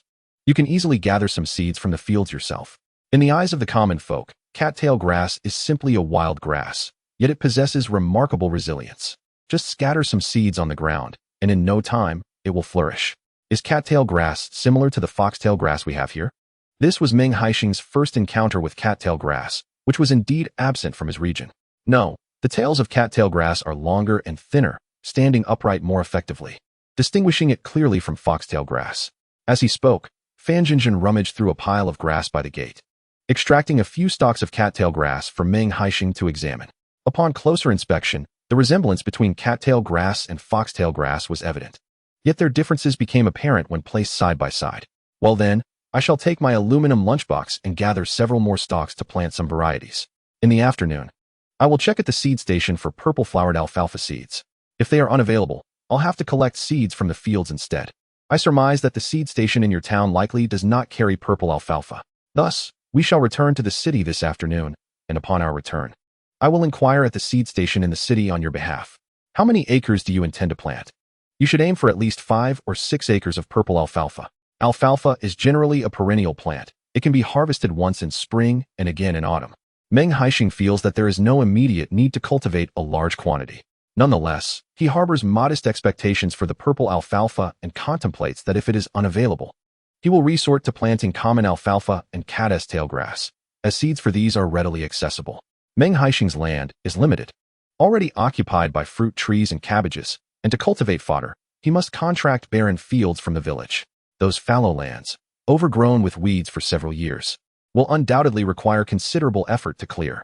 Yet, in pursuit of his rabbit-raising enterprise, Meng Haisheng resolves to contract the land regardless. Chapter 119. Contracting land. When Meng Haisheng approached Meng Jiangwo to discuss contracting the barren fields outside the village, Meng Jiangwo, engrossed in his tea, nearly spilled it in astonishment. Haisheng, what are you thinking? Contracting that plot of wasteland? In the days of the production team, numerous educated youth came to the countryside, striving to improve the barren land for grain cultivation. Yet, many toiled until their hands blistered, and the land yielded little. Years have passed, and the weeds have grown taller than a person. To rejuvenate that land is a monumental task. Even if you exert all that effort and eventually plant wheat, it will barely produce half the yield of ordinary farmland. Uncle, I am not intending to cultivate grain. As you know, I raise many rabbits, and I wish to grow some fodder that they enjoy on that barren land. If the wasteland can sustain weeds so well, it will certainly be capable of supporting fodder as well. This was the first time Meng Jiangwo had heard of raising rabbits requiring the cultivation of fodder. Haven't you recently harvested a significant amount of alfalfa? Is that not sufficient?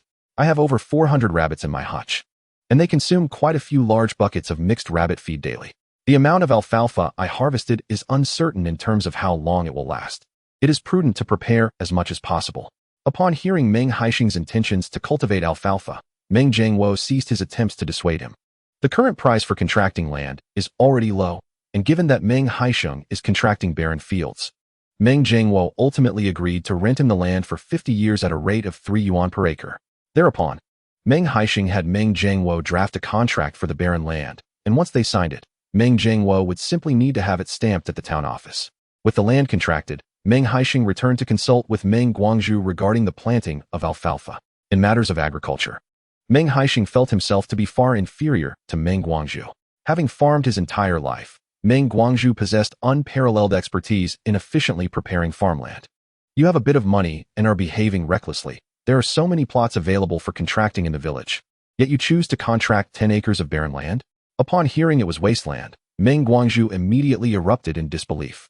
In his view, only high-yield farmland could be deemed the best. Contracting barren fields was undoubtedly a foolish endeavor. Father, please do not be anxious. Allow me to explain. Meng Haisheng, feeling quite helpless, hurried to soothe Meng Guangzhu. His father possessed a temperament that ignited like firecrackers at the slightest provocation. Meng Haisheng reiterated to Meng Guangzhu what he had conveyed to Meng Jiangwo. He had undertaken the cultivation of a barren field for alfalfa. It would indeed be folly to plant it in fertile farmland. If only you had mentioned this sooner. Managing so many rabbits is indeed a hassle. Your wife cannot be overworked. Surely you do not expect her to single-handedly mix all that rabbit feed daily. Meng Haisheng had dealings with earthworms to attend to, and the county had initiated a small tutoring class, leaving him hardly a moment's respite. The task of slicing several bowls of bitter vegetable to accompany the rabbit feed was simply overwhelming for him. I did not come merely to discuss. We have ceased preparing cold dishes at home, and with mother and sister-in-law having little to do, why not enlist their help in feeding the rabbits, compensating them at the same rate as for the cold dishes? Meng Haisheng was also mindful of saving some money for Chulan. Very well. The hills are now teeming with those gathering earthworms. Your mother and sister-in-law would hardly collect much in a day, and it would hinder the household chores. If they assist you in mixing the rabbit feed, it should not interfere with their responsibilities at home. This time, Meng Guangzhu did not hesitate and readily agreed. The number of rabbits Meng Haisheng raised would only continue to grow, and having their assistance would surely be preferable to him, a grown man, spending all day in the rabbit shed. Tomorrow, let your elder brother refrain from foraging for earthworms. Instead, he should borrow a plow that can be attached to a tractor from the neighboring village and simply turn over that barren field. Once the soil is turned, let it bask in the sun for a couple of days to wither the weeds. Then, scatter the alfalfa seeds across the ground without concern. In 10 to 15 days, they shall sprout. Father, with so many weeds in the barren field, shouldn't we cut them down first? There is no need for such trouble. Alfalfa is essentially a weed itself. It will grow abundantly without any intervention. Meng Haisheng blinked, seemingly convinced that his father's words held merit. To inquire about the purple flower alfalfa seeds, Fan Jinjin returned to the city a day in advance. The rabbit shed was entirely entrusted to Meng Haisheng. Inside, there were over a dozen litters of bunnies, all requiring milk daily.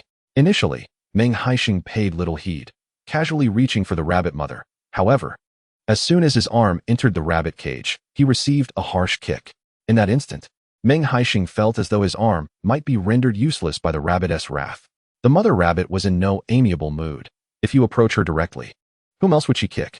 Observing Meng Haisheng's clumsiness, Chu Lan shooed him aside, stepped forward, and with gentle caresses and soft words, managed to grasp the rabbit by its ears, dragging it out and placing it in the litter to feed the young bunnies.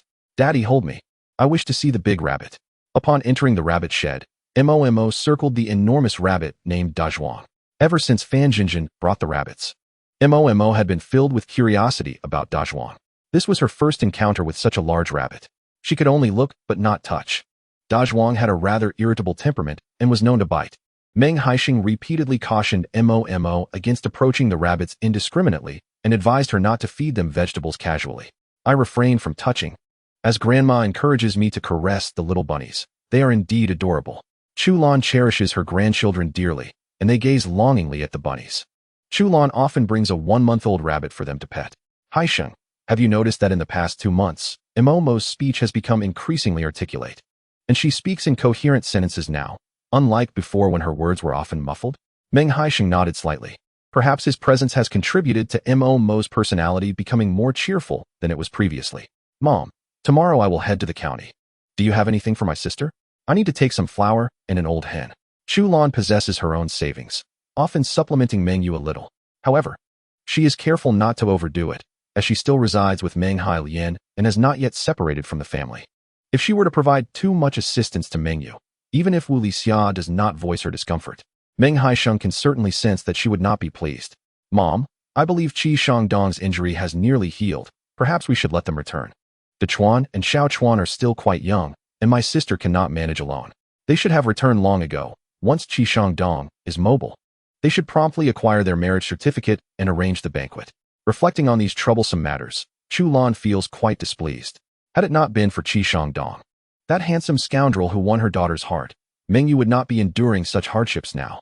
Chapter 120. The tutorial class. Meng Haisheng's tutorial class has been operational for nearly a month, with the number of students growing to 75. Every few days, inquiries arise regarding whether he is still accepting children. Particularly after the phonetic workbooks began selling, 2 teachers entrusted their children to Meng Haisheng's tutorial class. It is not that they lack the time to pick up and drop off their children.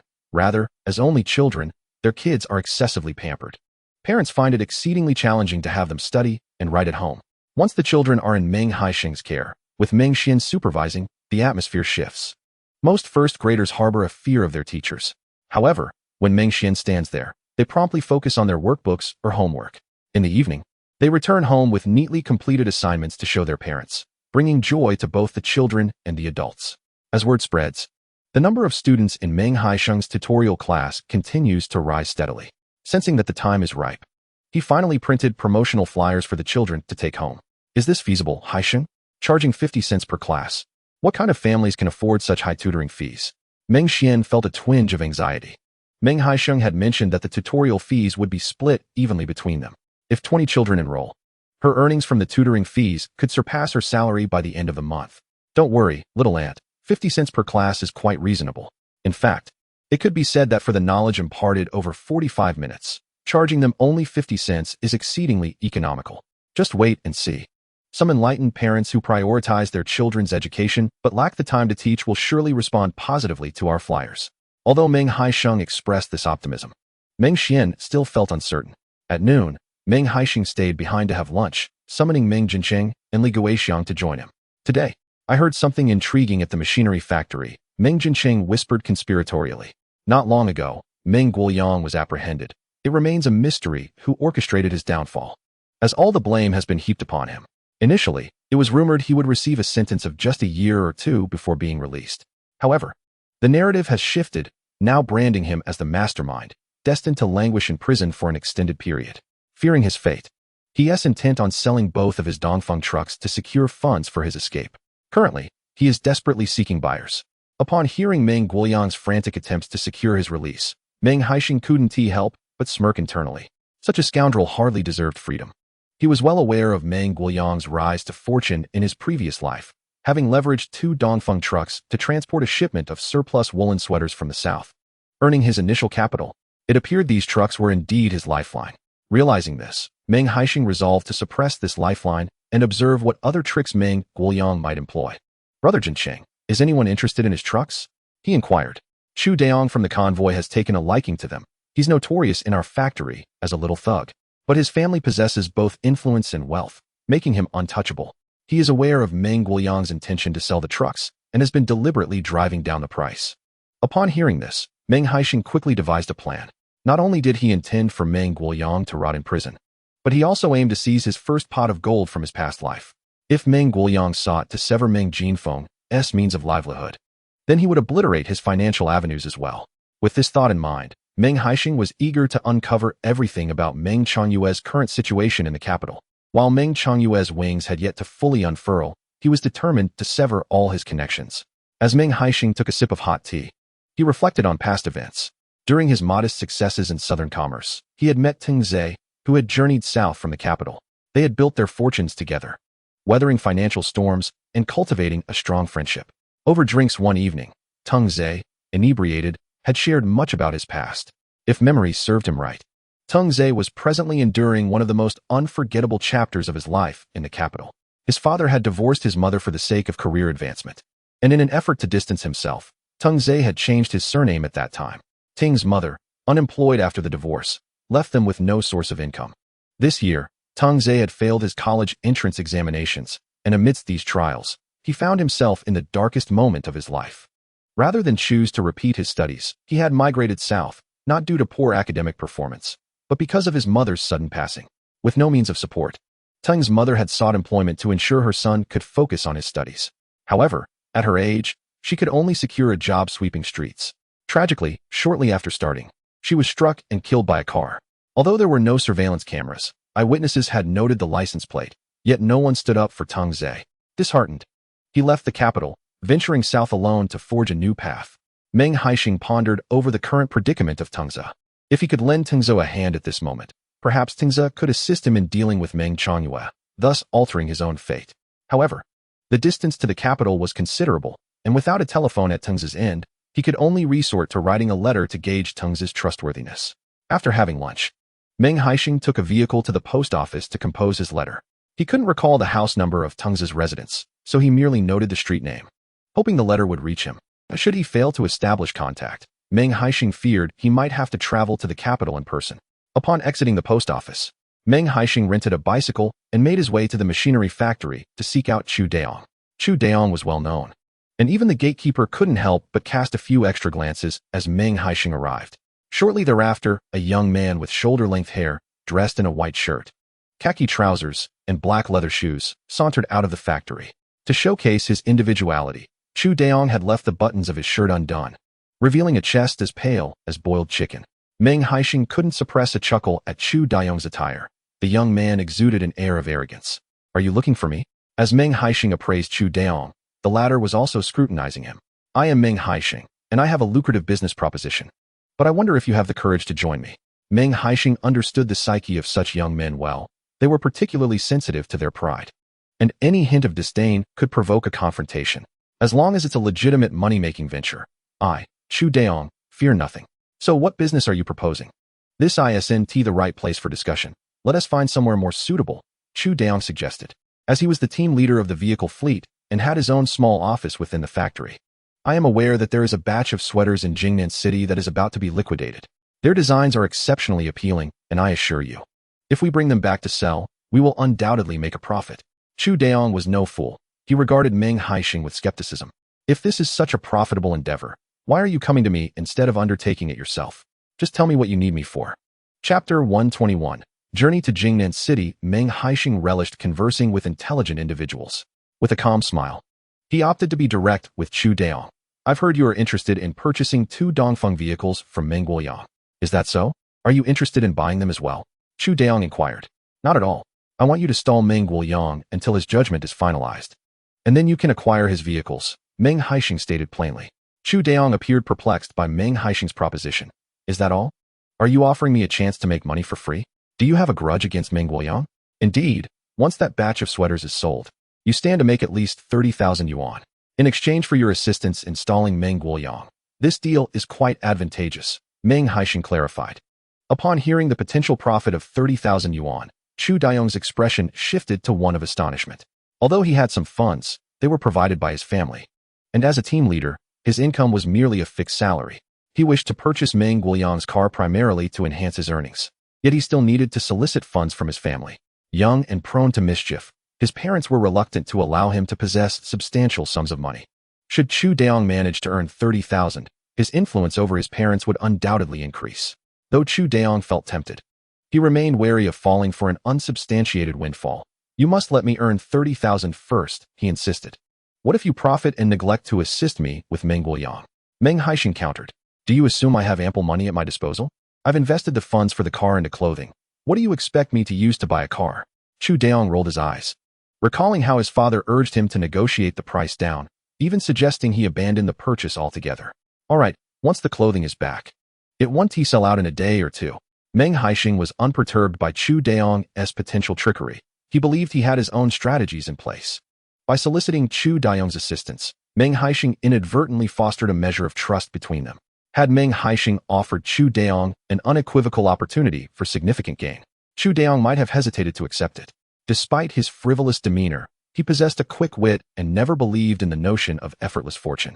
Upon learning that the verdict regarding Meng Guoyang was scheduled for late October, Meng Haisheng calculated the timeline and prepared to set off to Jingnan City in a few days. The round trip would require at least 6 days, and by the time he completed his sales, Meng Guoyang's verdict should be available. Once the judgment was rendered, Meng Guoyang would be unable to retract his decisions. After finalizing their plans, Meng Haisheng did not linger, even neglecting to leave contact details, merely stating that he would return to see Chu Daiyong in a few days. The bustling days imbued Meng Haisheng with a profound sense of fulfillment. Upon returning home, he was greeted by his adorable daughter calling for her father and the delicious meals prepared by his wife. Such simplicity defined happiness. "Mucheng, in a few days, I plan to head south for a batch of clothing, which may require 2,000 yuan, Meng Haisheng mentioned during dinner. "You intend to resell clothing?" Lin Mucheng looked up, her eyes filled with concern. This time, although profitable, the risks are substantial. Meng Haisheng was acutely aware of the dangers and uncertainties associated with his southern venture. Lin Mucheng understood that the world outside was fraught with instability, and hearing Meng Haisheng mention it would only be a single trip somewhat eased her worries. "I'll be away for a few days. I need to have Mom come to keep you company." Meng Haisheng's greatest concern was Lin Mucheng's safety, particularly as she was pregnant with triplets and had begun to move clumsily.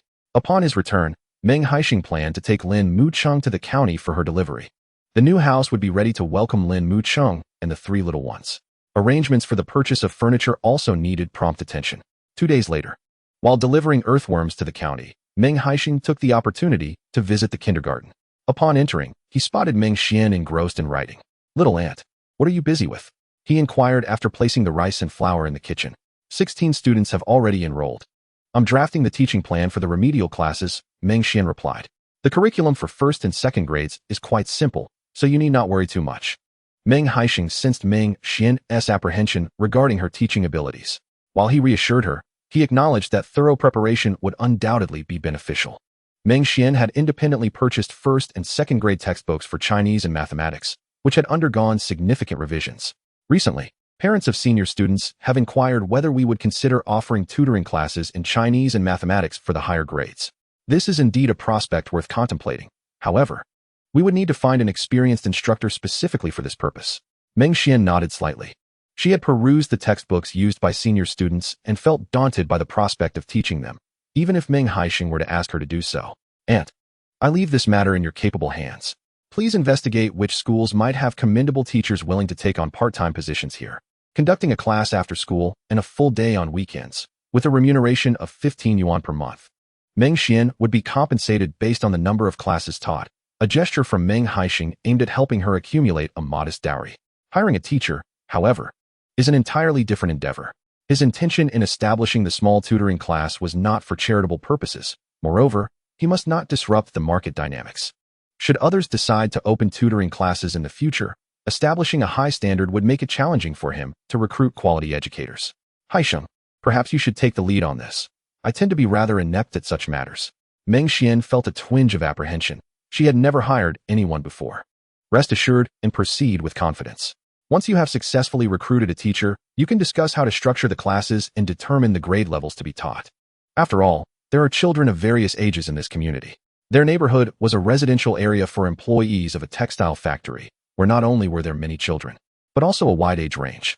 In establishing the small tutoring class, Meng Haisheng could not expect Meng Xian to oversee every detail.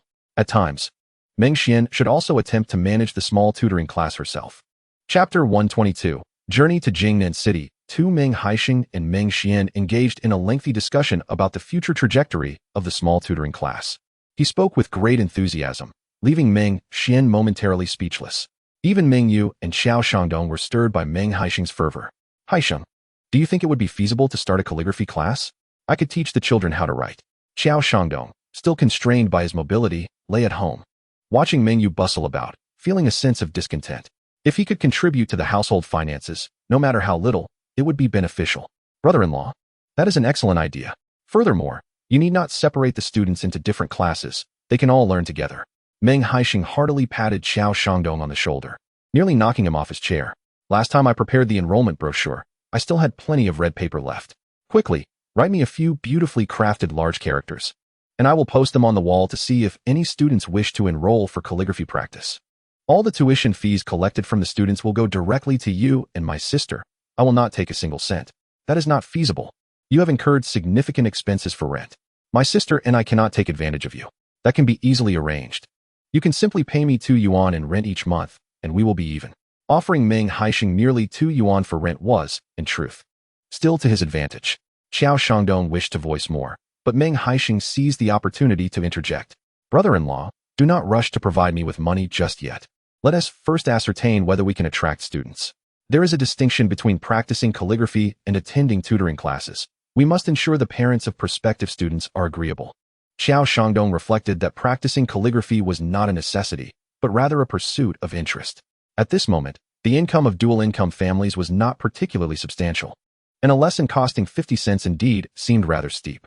Perhaps I could lower the price to 20 cents per lesson? Xiao Shangdong tentatively inquired of Meng Haisheng. 20 cents felt a bit too low. Let us settle on 40 cents per lesson for now and see if we can attract students. After lunch, Meng Haisheng sought out Chu Daong, and the two conspired to depart from Ziyang County to Jingnan City at 8 in the morning the following day. Chu Daong would bring one companion, and Meng Haisheng would bring another. With 4 individuals, they ensured safety and could take turns driving, allowing for a continuous journey that would expedite their arrival in Jingnan City. Chu Daong, accustomed to driving out for deliveries, understood Meng Haisheng's reasoning for bringing extra company and readily agreed. Meng Guoyang's court hearing had been scheduled in advance, with a verdict set to be announced in 7 days. How could it be moved forward so much? After all, people are living beings. Changing a court date is not a significant matter. Chu Daong spoke of it casually, yet his expression betrayed a sense of pride, with the soul of a mature man. Meng Haisheng nearly chuckled inwardly, finding Chu Daong's demeanor somewhat amusing. Was he trying to convey his capability and cunning? Very well, we shall return in 7 days. Meng Haisheng did not summon Meng Daniu for the trip to Jingnan City, but instead invited Meng Hailian to accompany him. The untimely demise of Meng Daniu in his previous life had left a psychological shadow on Meng Haisheng. If possible, he wished for Meng Daniu to remain in Ziyang County for eternity. It was impossible to conceal the journey to Jingnan City from his family. Although Meng Guangzhu and Chu Lan felt a tinge of danger in going south, they were somewhat reassured by the presence of 4 robust men traveling together in a large Dongfeng truck. Haisheng, do not rush too much. Try to avoid traveling at night and stick to the national highways. Safety is paramount, Meng Guangzhu advised while sitting on the Kong, puffing on his pipe. He had never left Muping Town in his life and felt a profound unfamiliarity and fear regarding the outside world. Father, rest assured, my brother and I will certainly return safely. If all went smoothly, upon his brother's return, they could renovate their old family courtyard. All right, you brothers look out for each other while you are away. Meng Guangzhu was not one to express his emotions openly, yet that night, he offered numerous pieces of advice. Meanwhile, Meng Hailian was filled with curiosity about the South and was even a bit too excited to sleep that night. He had only heard of Jingnan City, knowing it to be bustling and vibrant, and that there were trams there that ran without needing fuel. Upon arriving at the machinery factory, Chu Daong was already squatting on the ground, having smoked 2 cigarettes. The individual he had brought along was named Lu Baoshan, who appeared to be a few years older than Chu Daong and was also part of the factory's transport team. Among their group of 4, 3 could drive, so the journey would not be overly taxing. Since we have so many people, let us have you rest in the back of the truck. When it's time for lunch and we switch drivers, we can rotate positions, Chu Dao suggested. With their extensive experience in long-distance driving, they were well prepared for the road ahead. He retrieved 2 cotton pads and 2 blankets from the back seat of the cab. Meng Haisheng, without any pretensions, settled into the vehicle and promptly fell asleep. When embarking on a long journey, the greatest concern is drowsiness. It was precisely noon when Meng Haisheng took the wheel, and he needed to rest thoroughly to maintain his vigor. Heading southward, the empty vehicle sped along the road with remarkable swiftness, and in just 2.5 days, they arrived at Jingnan City. Jingnan City is situated near the train station, boasting a vast wholesale clothing market that attracts both large factories and small vendors. The hustle and bustle of people coming and going fills the atmosphere with liveliness. Meng Haisheng parked the vehicle and, accompanied by Chu Daong, made their way to the wholesale market, leaving Meng Hailian and Lu Baoshan to watch over the car. The wholesale market, comprising 3 expansive floors, was not where Meng Haisheng intended to venture. Instead, he circled to the back, where 2 rows of storefronts thrived with those capable of significant wholesale transactions. The person Meng Haisheng sought was a man named Zhou Hancheng, who owned a storefront here and conducted substantial business. Previously, Meng Haisheng had come across an interview with Meng Guoyang in the newspaper, which casually mentioned that Meng Guoyang had helped Zhou Hancheng clear out his inventory, thereby reviving his clothing factory. The merchants in this area were well established, and Meng Haisheng quickly inquired about Zhou Hancheng. Numerous partially open bags filled with garments were placed in front of the storefront. Zhou Hancheng, appearing to be in his 40s, was busy checking his inventory against a ledger. Perhaps overwhelmed by excess stock, his brow was furrowed, and a grave expression adorned his face. "Hello, boss Zhou," Meng Haisheng greeted him with familiarity. "Greetings. What kind of clothing are you interested in, my friend?" Zhou Hancheng, who had appeared troubled moments ago, brightened up upon seeing Meng Haisheng and Chu Daong and engaged them with a cheerful demeanor. "I heard from a friend that boss Zhou has a batch of wool sweaters to sell, so I came to see what you have." Meng Haisheng, recalling his memories from a previous life, hoped that the goods were still available, as he believed Meng Guoyang had already purchased them by now. Chapter 123. Wool sweaters. Upon hearing that Meng Haisheng and his companions were interested in wool sweaters, Zhou Hancheng eagerly invited them inside. "Indeed, I have a batch of wool sweaters from 2 years ago, originally ordered by a Hong Kong merchant. However, after I produced the sweaters, that merchant absconded. I operate on a modest scale, and I can hardly afford to be burdened with so much stock. Last year, I managed to sell a little, but I had hoped to clear out the remaining inventory this year. Who could have anticipated that everyone would be so reluctant to procure goods this year? Now, I cannot even accept new orders, which is why I am seeking individuals to help me clear out my stock at a discount."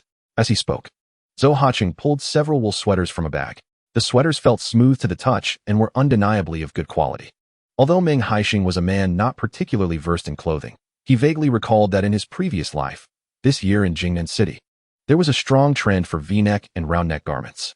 Naturally, astute clothing dealers would refrain from investing in high-neck wool sweaters at this time.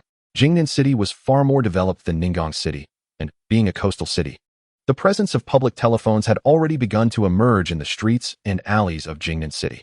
In Ningong City, telephones are predominantly found within public institutions or larger state-owned enterprises, and even then, only a few units possess the capability to make long-distance calls. Typically, a single telephone per organization suffices.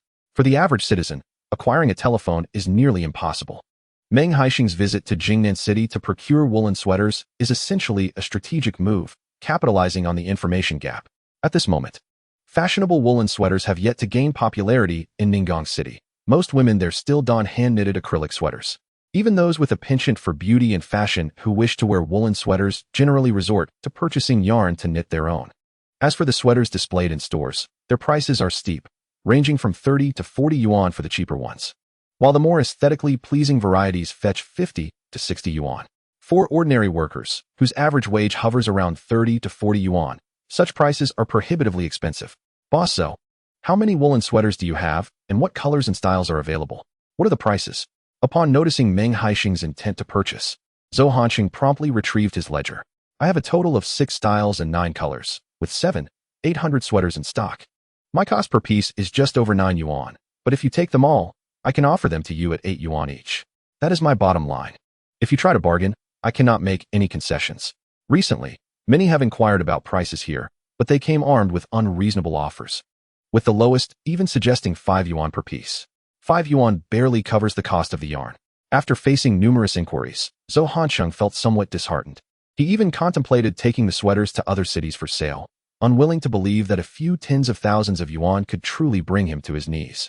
Upon hearing the quoted price, Meng Haisheng couldn't help but marvel inwardly. No wonder Meng Guoyang could amass such wealth. Acquiring sweaters of such quality at 17 or 18 yuan each would surely attract buyers. Zhou Hansheng's batch of woolen sweaters was indeed being sold at a loss, and Meng Haisheng chose not to engage further in price negotiations. Boss Zhou, I can accept this price. However, I must examine the quality of the garments first. That's quite reasonable.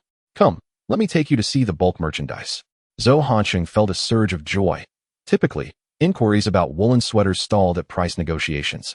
But this was the first instance someone expressed interest in inspecting the bulk stock. While Meng Haisheng conversed with Zhou Hansheng, Chu Daong remained silent, observing like a well-behaved child. Aware of his ignorance regarding woolen sweaters, Chu Daong understood that if he spoke, Zhou Hansheng would easily discern his lack of expertise. He feared being misled without realizing it. Zhou Hansheng's warehouse was situated behind the storefront. The storage space was quite large, filled with sealed cardboard boxes and nylon bags. Each box was labeled with its respective style, color, and size. This batch runs slightly larger. If the weather turns a bit chilly, you can easily layer another garment underneath. Zhou Hansheng casually selected a box and opened it. Inside was a vibrant red woolen sweater, adorned with a high-piled collar, and embellished at the chest with exquisite floral designs crafted from plastic beads. When I commissioned the creation of these bead flowers, I outsourced the handiwork, with each piece costing merely 10 cents. As I cleared out my stock, I offered the same price regardless of whether the sweaters featured the beadwork or not. Meng Haisheng remained silent, meticulously examining the woolen sweaters within the box, each neatly folded. He casually pulled one from the middle, noting that all the threads had been trimmed cleanly, with no inconsistencies in quality. Yet, despite this, he still felt uneasy. After rechecking 3 more boxes and confirming their condition, Meng Haisheng finally settled on this batch of goods with Zhou Hansheng. He ordered 700-800 sweaters and specified that he did not want them packed in woven bags, but rather in cardboard boxes. Do you have any labels printed with English headings? He inquired. Indeed, we have plenty of those. That merchant from the port is quite particular. He insists that each box bears such labels, Zhou Hansheng replied. In fact, to understand the meanings behind the English headings, Zhou Hansheng had previously hired someone to translate. Attach one English label to each box.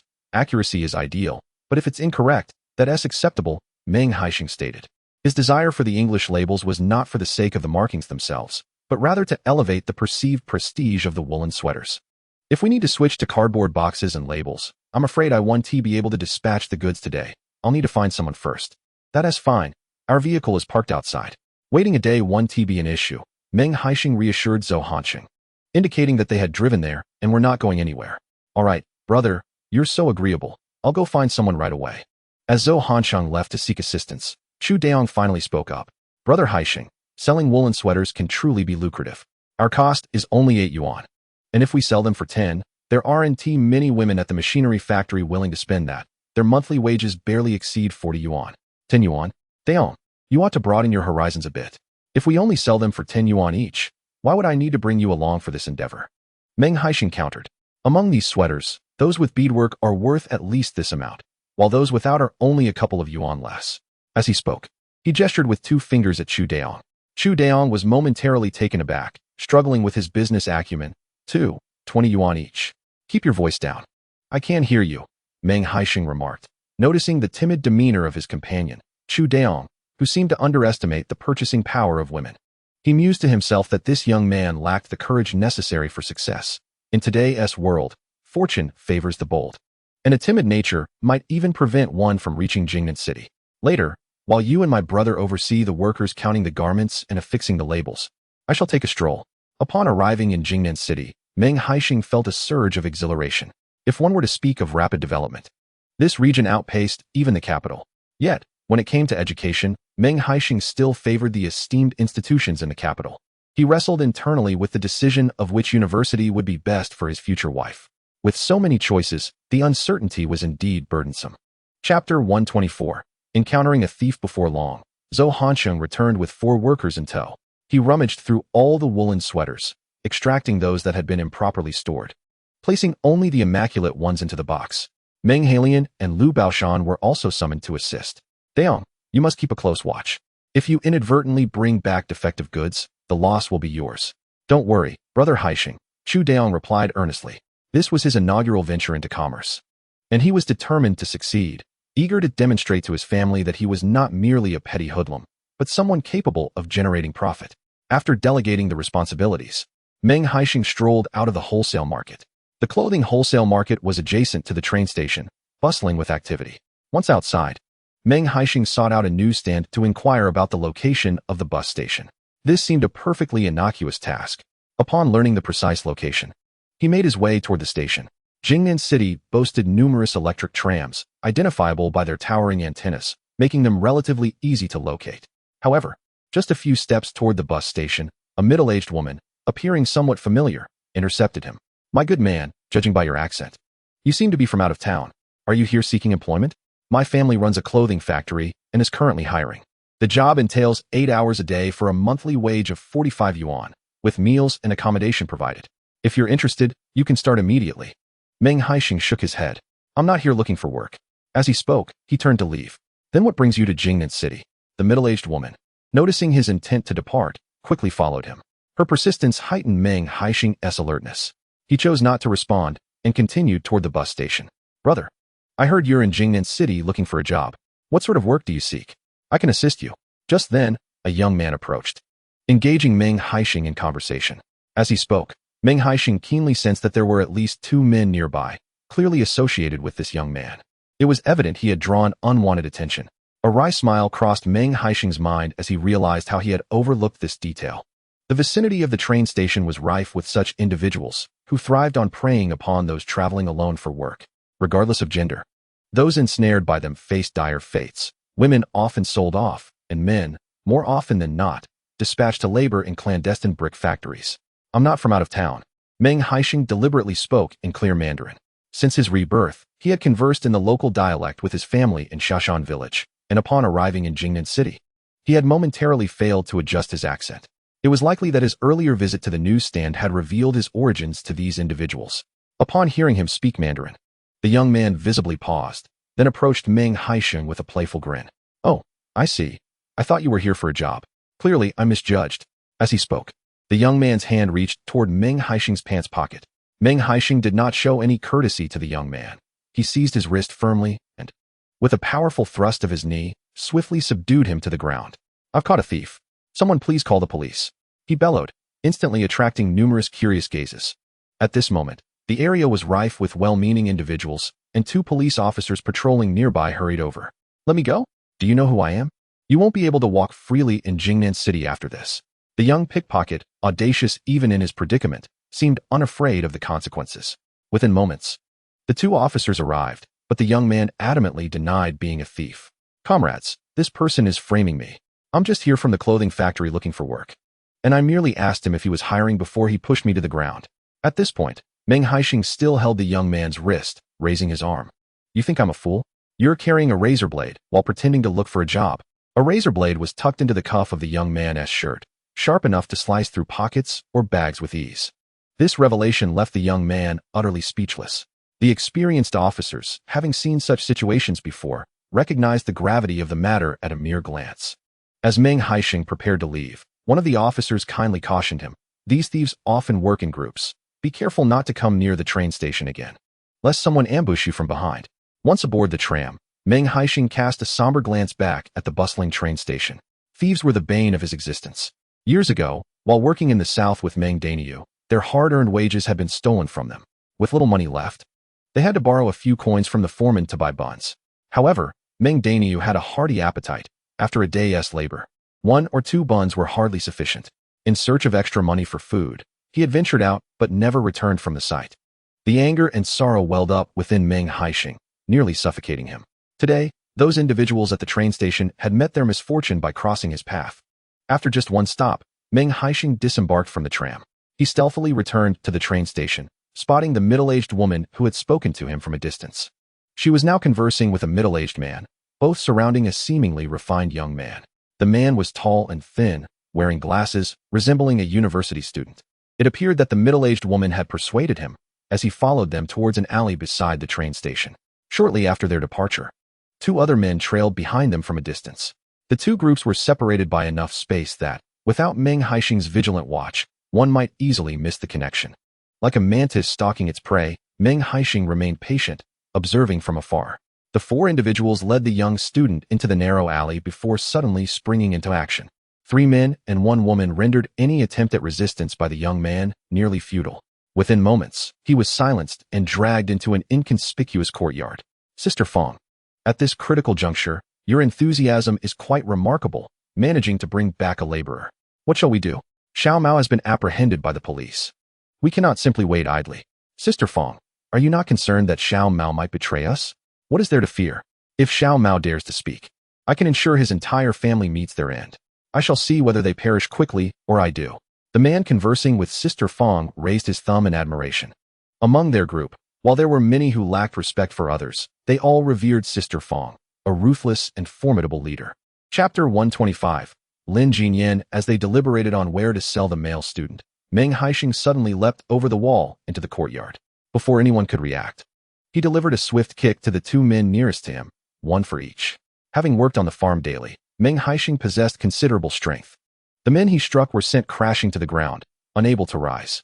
Sister Fong, recognizing Meng Haisheng vaguely, was about to inquire when he executed a side kick, causing her cheek to sting and her vision to blur as she fell heavily to the ground. One of her teeth was directly dislodged by his blow.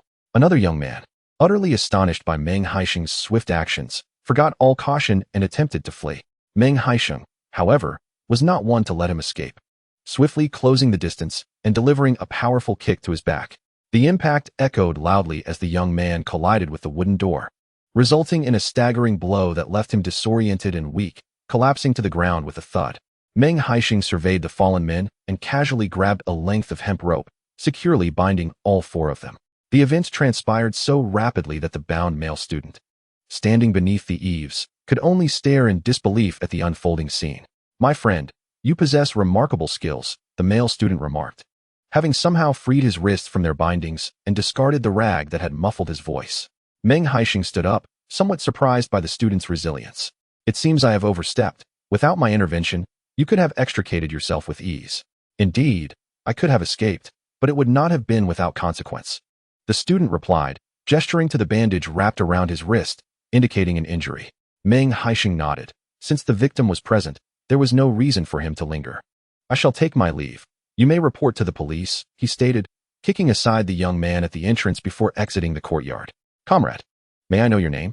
I am Lei Feng, he replied. Lin Jinyan, standing in the courtyard, felt a sense of exasperation and hurried to follow Meng Haisheng out. Calling out, I am Lin Jinyan. Thank you for saving me. Meng Haisheng, already a distance away, did not turn back, merely raising his hand in a brief wave before departing. Having apprehended a group of thieves, Meng Haisheng felt a surge of elation. Even the sky above Jingnan City appeared to brighten in his eyes. Once back in his vehicle, he headed straight for the largest shopping mall in Jingnan City. He came here today to purchase a watch for Lin Mucheng. The couple had nothing to their name after their marriage, and Meng Haisheng felt a lingering sense of indebtedness towards Lin Mucheng. The watch was merely one of the tokens of his betrothal gift to her. A splendid array of women's watches adorned the counter, including several renowned international brands, with prices that were quite astonishing. Lacking a ticket for the watches, Meng Haisheng had no choice but to opt for those offered at a premium. After much deliberation, he selected 2 seagull watches, one large priced at 110 and a smaller one at 100. Though they were not extravagantly expensive, Meng Haisheng held a deep affection for them. In his previous life, he owned a variety of luxurious watches. Yet the one he cherished most was a seagull watch he had purchased for himself upon earning his first 10,000 yuan. That watch had accompanied him through nearly half his life. Upon his return, he decided to acquire an identical one for himself, along with a slightly smaller one for Lin Mucheng. The 2 watches complemented each other perfectly. In the shopping mall of Jingnan City, aside from the opulent watches, there were many items not available in Chu County, such as various types of tape recorders. In Chu County, the arrival of tape recorders was limited to no more than 5 units at a time, with most already pre-ordered. Ordinary citizens like Meng Haisheng would find it nearly impossible to make a purchase. However, in Jingnan City, he observed 7 or 8 different models on display. Meng Haisheng thought to himself that since Lin Mucheng was preparing for her college entrance examination next year and her foundation in English was lacking, it would be prudent to buy her a tape recorder so she could listen to English tapes and songs, which would benefit her language studies. At that time, tape recorders were quite rare, with larger models costing around 5 to 600 yuan. A tape featuring Teresa Tung was priced at 3 yuan, while a set of 3 English tapes for high school totaled over 40 yuan. After some contemplation, Meng Haisheng spent 120 yuan on a compact imported Sanyo tape recorder, roughly the size of a brick, capable of holding just one tape. He also purchased several storytelling tapes for Momo and some opera tapes for Chu Lan and Meng Guangzhou. As he was about to leave, Meng Haisheng bought a radio as well.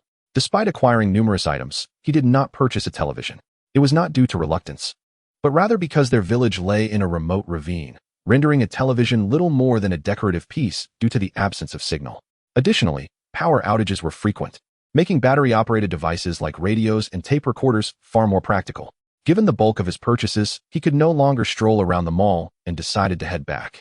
While on the return journey to the clothing wholesale market, Meng Haisheng sat in the vehicle and, through the window, caught sight of Lin Mucheng standing by the roadside with several police officers. Those he had nearly crippled were being led out of the alley, handcuffed. Alongside them were a few young girls, their faces streaked with tears.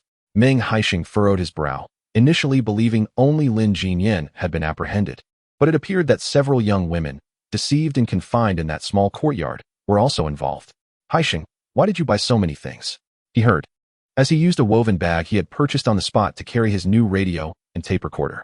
Though seemingly ordinary, one could hardly guess that the contents of his bag were worth several $100s. Having casually purchased a few items, he inquired about the situation on their end.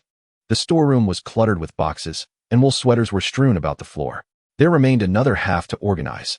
Some had become damp and soiled from being left too long. Meng Haisheng picked up a wool sweater with regret, noticing a large yellow stain on it. Uncertain if it could be cleaned. Before he could ask, Zhou Hanqing spoke up. Brother Meng, could you help me take these slightly dirty ones? I'll offer you 5 yuan each. 5 yuan wouldn't even cover the cost of the yarn for a single garment, and the stains on these could easily be washed out. Meng Haisheng was not one to simply accept Zhou Hanqing's words. He carefully placed his woven bag down and rubbed a wool sweater in his hands. The stain did not budge. Bosso, I need to see if it washes out. If it does, I'm willing to take them, but if not, 5 yuan seems a bit excessive.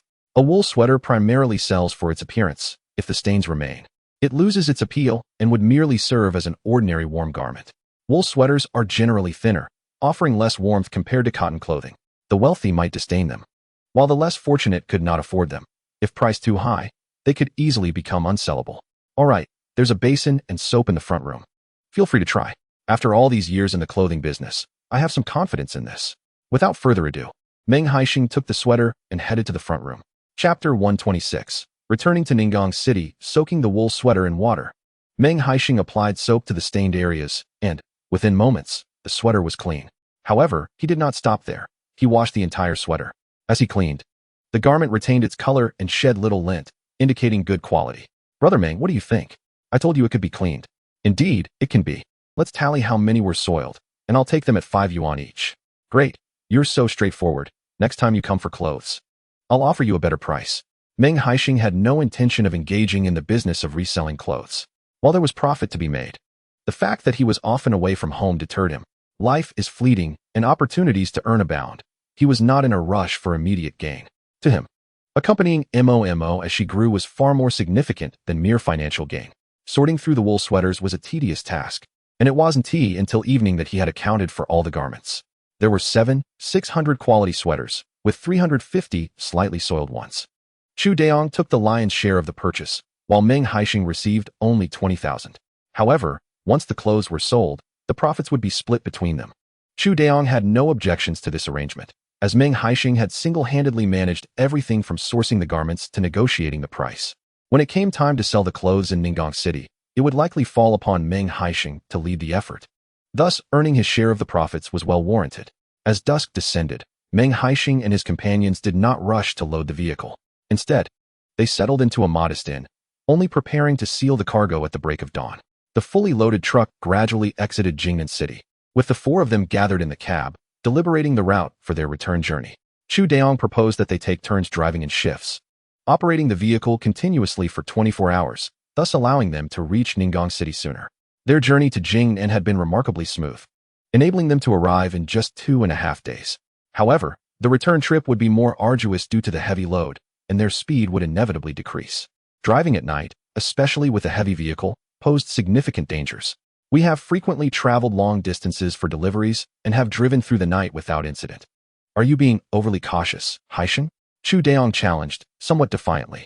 Your previous long hauls were merely a day's journey, and you have never ventured southward.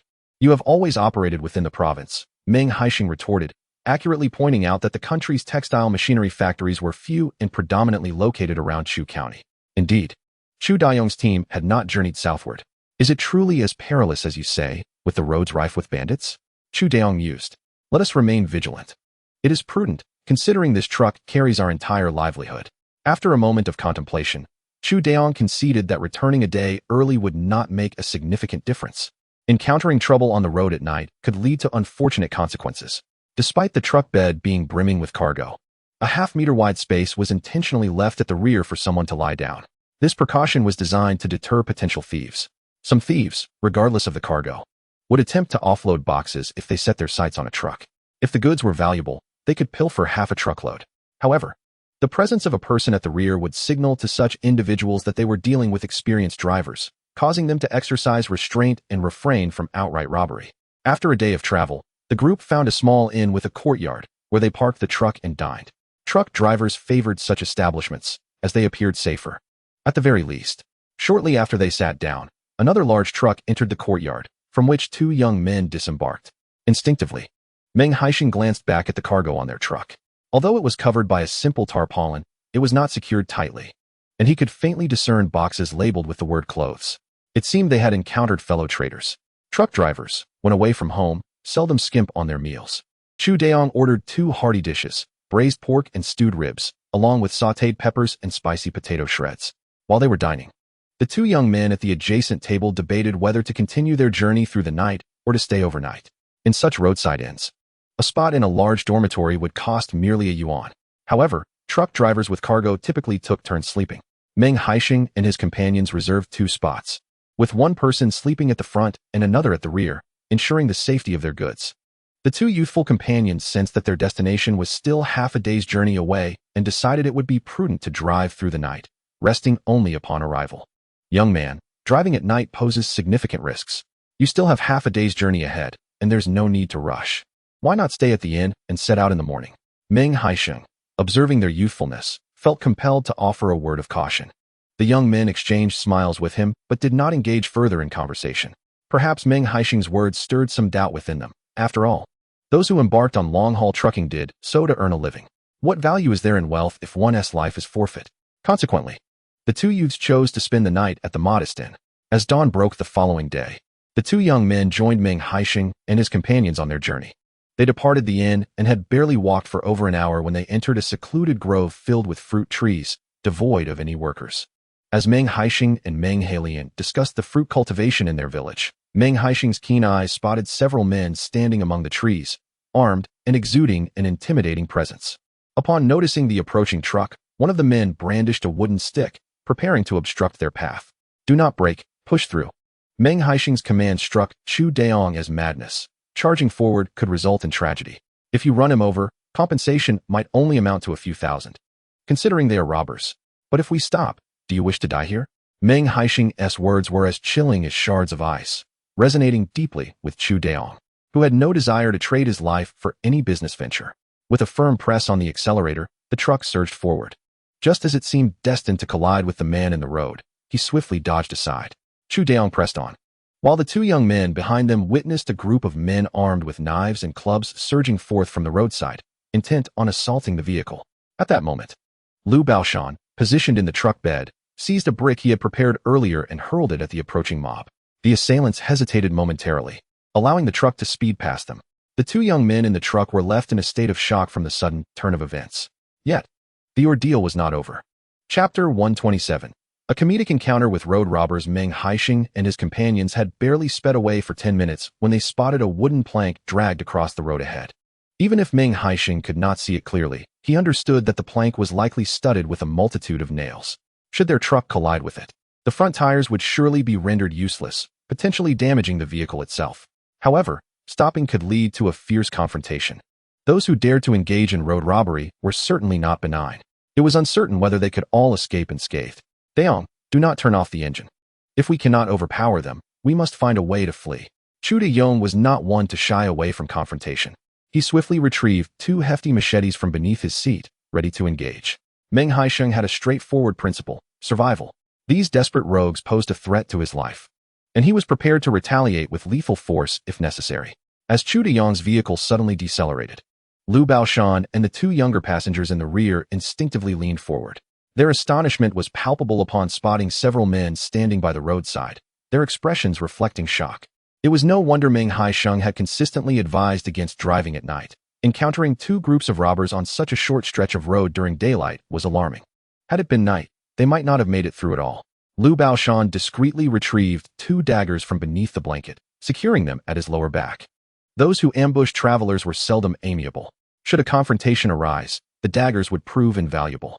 The 2 young men in the back, the older of whom was named Xiao Fei and the other Tianhua, had only been driving long distance for a month.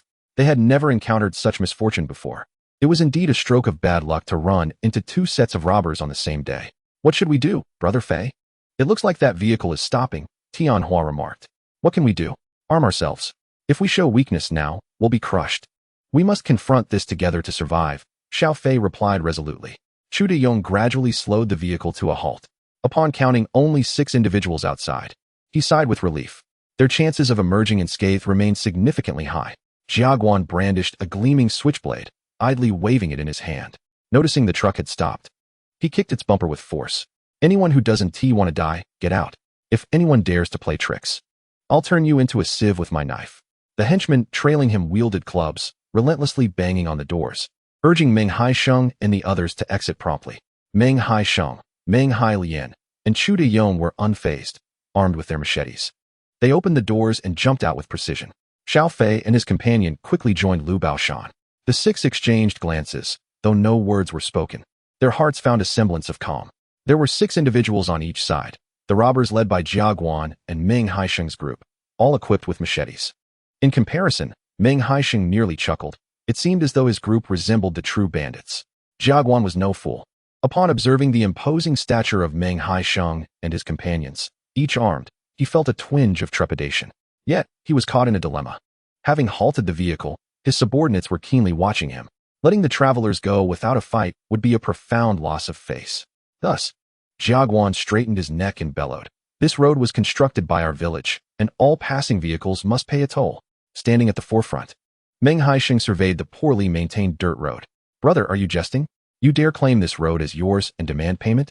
We are in a hurry and prefer not to waste time. We all traverse these paths. Let us make this convenient for one another. Meng Haisheng held a machete, its blade 2 fingers wide and already sharpened. He tapped the weapon in his hand, a clear warning to anyone lacking foresight. He was unafraid to resort to violence. Jiaguan, feeling a twinge of fear, instinctively recoiled, realizing that a strike from such a blade could be fatal or at least gravely injurious. Brother, we must adhere to the rules of the road. Since we've crossed paths today, I ask for your courtesy. Just 10 yuan from each of your 2 vehicles will suffice. Seeing Jiaguan stubbornly cling to his demands, Meng Haisheng suddenly advanced with a swift step, raising his knife. With a resounding crack, the long wooden stick held by Jiaguan's companion was cleaved in 2. Had Meng Haisheng not expertly controlled his strength, the robber would have surely been injured. Can we leave now? Meng Haisheng's expression remained calm, though he was inwardly astonished by the ease with which he had severed the stick. Jiaguan, who had been attempting to maintain some semblance of dignity, suddenly fell silent. Brother, it's all a misunderstanding. I'll remove the board right away, he stammered, his voice quivering. Having spent time in this line of work, he had encountered many truck drivers, yet he had never witnessed anyone wielding a weapon with such finesse as Meng Haisheng. He felt fortunate not to have provoked Meng Haisheng. Otherwise, he would likely be facing dire consequences now. The other thugs with wooden sticks hurried to assist Jiaguan in retreating a few steps. Wary of the machete in Meng Haisheng's grip, Chu De-yong's vehicle had not yet turned off its engine, and upon seeing the spiked board removed, he quickly hopped back in. Meng Haisheng and Meng Hailian wasted no time with the robbers, swiftly jumping into the vehicle. In a mere 2 minutes, Chu De-yong pressed the accelerator and sped away. Once they had been driving for several minutes, the 4 passengers erupted into laughter. Though their faces had appeared composed, their hands had betrayed them, slick with perspiration. Chu De-yong had never before resorted to a knife in a brawl. This was his first experience fighting with one, leaving him uncertain. It seemed the robbers were inexperienced, Had they encountered the first wave of attackers who had deployed the spike board, their luck might not have held. Meng Haisheng wiped the sweat from his forehead, still shaken. The first group of robbers had thrown themselves in front of the truck, clearly willing to gamble with their lives. And armed as they were with knives, any confrontation could lead to serious injury or worse. In such a desolate area, sustaining a grave injury could be fatal. After approximately 15 minutes of driving, they finally reached a fork in the road. Chu Daong honked his horn and turned left, while the others, including Xiao Fei, honked and veered right. Had it not been for Xiao Fei's encouragement, Meng Haisheng and his companions would have lacked the confidence to proceed. Xiao Fei, too, felt grateful for Meng Haisheng's timely warning. They had narrowly escaped the clutches of death. As they continued their journey, Meng Haisheng and his companions maintained their practice of traveling only during the day and resting at small inns at night, deliberately avoiding back roads in favor of national highways. Even when traversing slightly remote national highways, they would wait for a few trucks to travel together, rather than venturing alone. Around noon, they encountered some roadblocks. However, on that occasion, 3 large trucks were present, and those who attempted to obstruct them dared not intervene, resorting only to throwing stones at the vehicles in frustration. By the time they reached Ningong City, the trucks bore numerous dents and the tarpaulins were left quite soiled. Chapter 128. Selling clothes. This journey southward proved to be exceedingly arduous, akin to a perilous gamble. Chu Daong circled the truck in agitation, nearly grinding his small white teeth in frustration. The road robbers were burly men. If they sought employment, even labor-intensive jobs would yield considerable earnings. It was baffling to Chu Daong that they chose to live as bandits, flirting with danger. Brother Haisheng, what shall we do next? Ningong City is vast. We cannot possibly canvass each household with our clothes, he pondered. That is not necessary, Haisheng replied. The highest wages in Ningong City are found in power plants and steel mills.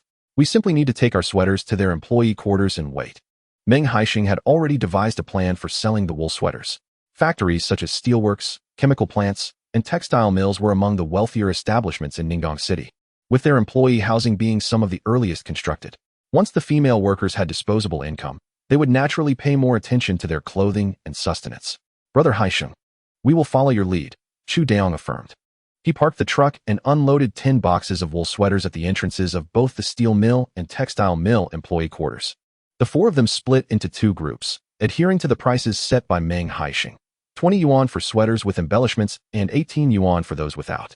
Before departing, Meng Haisheng instructed Chu Daong to steadfastly uphold their pricing, regardless of how the women might bargain. Do not yield to their pleas of poverty, he warned. Chu Daong nodded eagerly, as he was not inclined to haggle with the women. Meng Haisheng's fixed price suited him perfectly. Not adept at negotiating, Chu Daong appreciated that Meng Haisheng had advised him to adopt a straightforward pricing strategy. While Meng Haisheng was articulate, he had no intention of engaging in bargaining either. Instead, he boldly inscribed a sign on the cardboard boxes that read, "Wool sweaters, 20 yuan each." Arranging 10 large boxes at the entrance of the textile mill attracted many curious gazes. Clearing his throat, Meng Haisheng called out, 20 yuan for each wool sweater. All authentic goods from Hong Kong. Come take a look if you're interested.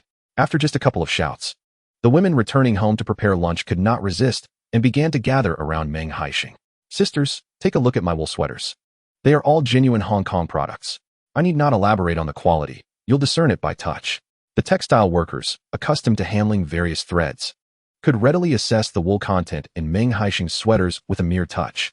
One young woman picked up a fuchsia wool sweater, measuring it against herself while also feeling its texture. Comrade, your woolen sweater priced at 20 yuan seems rather steep. Could you perhaps offer me a discount?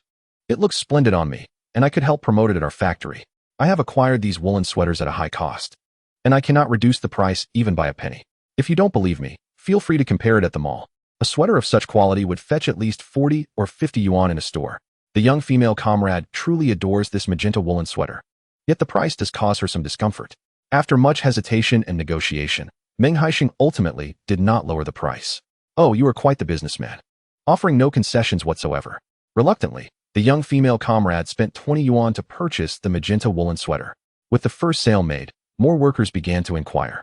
In just the time it took for lunch, Meng Haisheng sold over 20 pieces from the 10 boxes containing a total of 500 sweaters. He was quite pleased with this outcome. Initially, he harbored some fears that setting the price too high would adversely affect sales. The lunch break for the workers was brief, passing quickly. As the workers resumed their duties, Meng Haisheng noticed 2 of them already sporting their newly purchased sweaters. Although it was still mid-October and not particularly cold, the desire for beauty among the female comrades was unyielding. Meng Haisheng felt a swell of pride, anticipating that he would sell a considerable number of sweaters when the textile workers returned in the afternoon.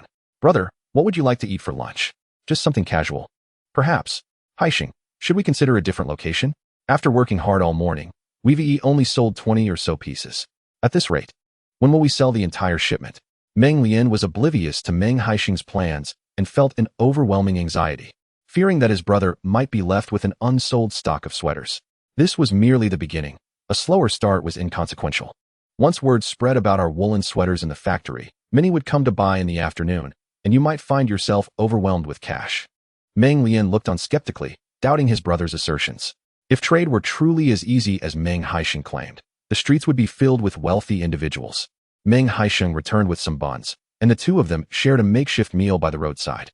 As the afternoon progressed, more passers-by stopped to view the woolen sweaters, leading to an additional sale of over 10 pieces. While most were fond of the designs, they would flee upon learning the price. 20 yuan for a single sweater represented half a month's salary, and those with larger families simply could not justify the expense. As the sun dipped lower in the sky, the textile workers began to finish their shifts. Meng Haisheng had just reorganized the sweaters in the boxes when a number of young female comrades approached.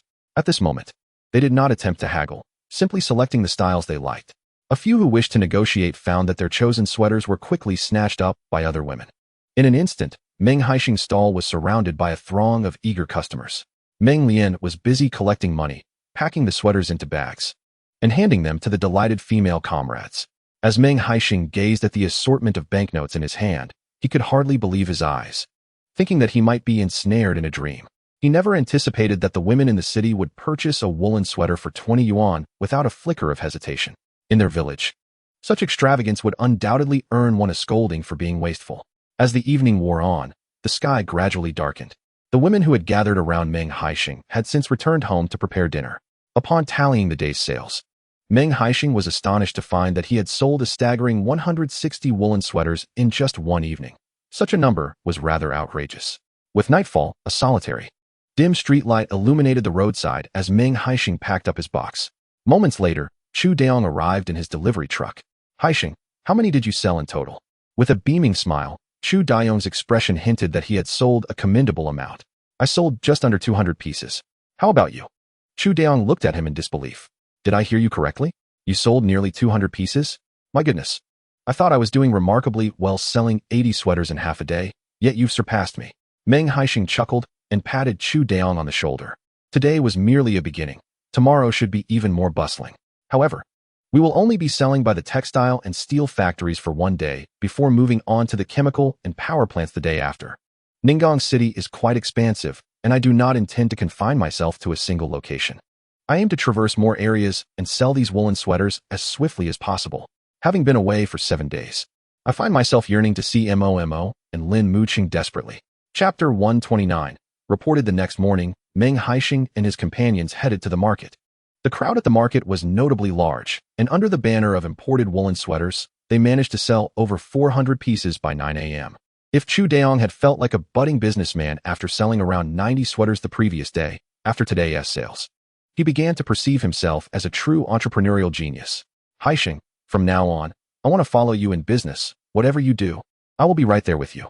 While sorting through the woolen sweaters, Meng Haisheng heard Chu Daong's declaration and smiled broadly at him. "That sounds splendid. I'm currently raising rabbits at home and could certainly use an assistant. Why don't you join me in raising rabbits? You might earn some money reselling clothes. And you could invest it all in the rabbit farm. That would suffice." "Wait, Haisheng, are you serious about raising rabbits?" Chu Daong's surprise was palpable. "I've already built my rabbit farm. The reason I'm collaborating with you on this batch is because of Meng Guoyang." The revelation that Meng Haisheng was running a rabbit farm startled Chu Daong. Can raising rabbits truly be more profitable than reselling clothes? "Haisheng, with your business acumen, why divert to rabbit farming? We could just continue reselling clothes. With only 2 trips a month, we could reap substantial profits. Have you forgotten about the highway bandits? You think reselling clothes is an easy task? It's a gamble with one's life. However, if you wish to engage in a modest trade, you might consider taking the train southward to procure goods, although dispatching the train cars can be somewhat cumbersome." Meng Haisheng and Chu Daong share a bond akin to lifelong friendship, and he cannot help but offer him a few words of advice. I am quite aware of my own capabilities. Without Brother Haisheng guiding me, I would struggle to navigate even to the clothing wholesale market in Jingshan City, let alone engage in the resale of garments. Chu Daong earnestly persuaded Meng Haisheng to consider a partnership in business. Unfortunately, no matter how he pleaded, Meng Haisheng remained unmoved. The four of them drove the truck and spent the entire day acquiring clothing. As Meng Haisheng had anticipated, sales were remarkably brisk today. At the entrance of the textile factory alone, over 300 pieces were sold. Observing the thriving sales at the factory's entrance, Chu Daong initially wished to continue selling for another day, but was met with refusal from Meng Haisheng. Did you not notice others imitating us by setting up stalls to sell clothes? Believe me, someone will report us tomorrow. What? Report us for what? The reform and opening up policy has been in place for several years now. The government encourages entrepreneurship and the pursuit of prosperity. Chu Daong was utterly bewildered, entirely unaware of the underlying issue. Just wait and see tomorrow morning. The following day, which was Sunday, numerous small vendors gathered at the entrance of the workers' community to sell vegetables or various trinkets. Meng Haisheng and his companions set up their wool sweaters at the entrance of the power plant community. They then returned to the textile factory community with Chu Daong. As expected, what had once been a few stalls selling vegetables had now expanded to include 4 or 5 stalls selling clothing. Among them, 2 stalls were also selling wool sweaters, but their style seemed to be local rather than southern. Brother Haisheng, isn't this rather precarious?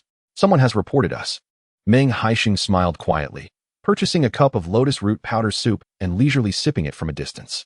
Before he could finish his warm soup, a police car was seen approaching in the distance. 4 officers clad in uniforms stepped out and headed straight for the 2 stalls selling wool sweaters. We have received reports that you are engaging in speculative trading. You need to accompany us for clarification. The 2 young men selling the wool sweaters were utterly taken aback.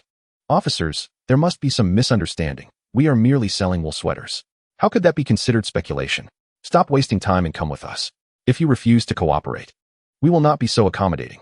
As they spoke, 2 officers produced handcuffs, causing the young men to panic, hastily gathering their wool sweaters and following the officers. Their sweaters had been procured from a nearby city at a considerable price. As long as they clarified the situation with the officers, the charge of speculative trading would not be levied against them. However, once released from the police station, it was unlikely that these young men would dare to set up stalls again. Meng Haisheng finished the last of his lotus root powder soup. Daong, you are still somewhat naive. Our successful sales of wool sweaters here will inevitably attract envy, and reports such as this are to be expected. However, if we were to be apprehended by the police today and questioned, would you still dare to sell woolen sweaters in Ningong City? After a moment of contemplation, Chu Daong honestly admitted that he did not have the courage, despite his usual arrogance within the confines of the machinery factory. If he were to find himself in the unfamiliar territory of Ningong City, he would certainly adopt a more subdued demeanor, refraining from any audacious actions. Let us hasten to sell these woolen sweaters so we can return home, he urged. With over 7,000 sweaters in their possession, even selling 1,000 a day would require several days to clear the stock. Meng Haisheng was eager to expedite the sales process, leading to a decision to expand their efforts across multiple locations. Ningong City was sizable, and thus, Meng Haisheng divided the task into 4 points, with each individual taking 10 boxes of sweaters. Initially, Meng Haisheng felt confident that his eloquence would allow him to outperform the others in sales. However, when they reconciled their accounts that evening, it was surprisingly Meng Haisheng who had sold the most, though he appeared somewhat rugged, having endured years of exposure to the elements. His honest demeanor made him seem like a straightforward farmer in the eyes of women. When questioned about the origin of the sweaters, he candidly stated that they were ordered by merchants from the island, and now that the merchants had fled, they were simply clearing the stock. Had Chu Daong or Meng Haisheng made such a claim, the women would likely have viewed them with skepticism, perceiving them as shrewd individuals unlikely to speak the truth. In contrast, the straightforwardness of Meng Haisheng lent him greater credibility. My brother, I never imagined you would excel at selling clothes. Perhaps I should help you open a clothing store in Chu County, and you could procure the garments.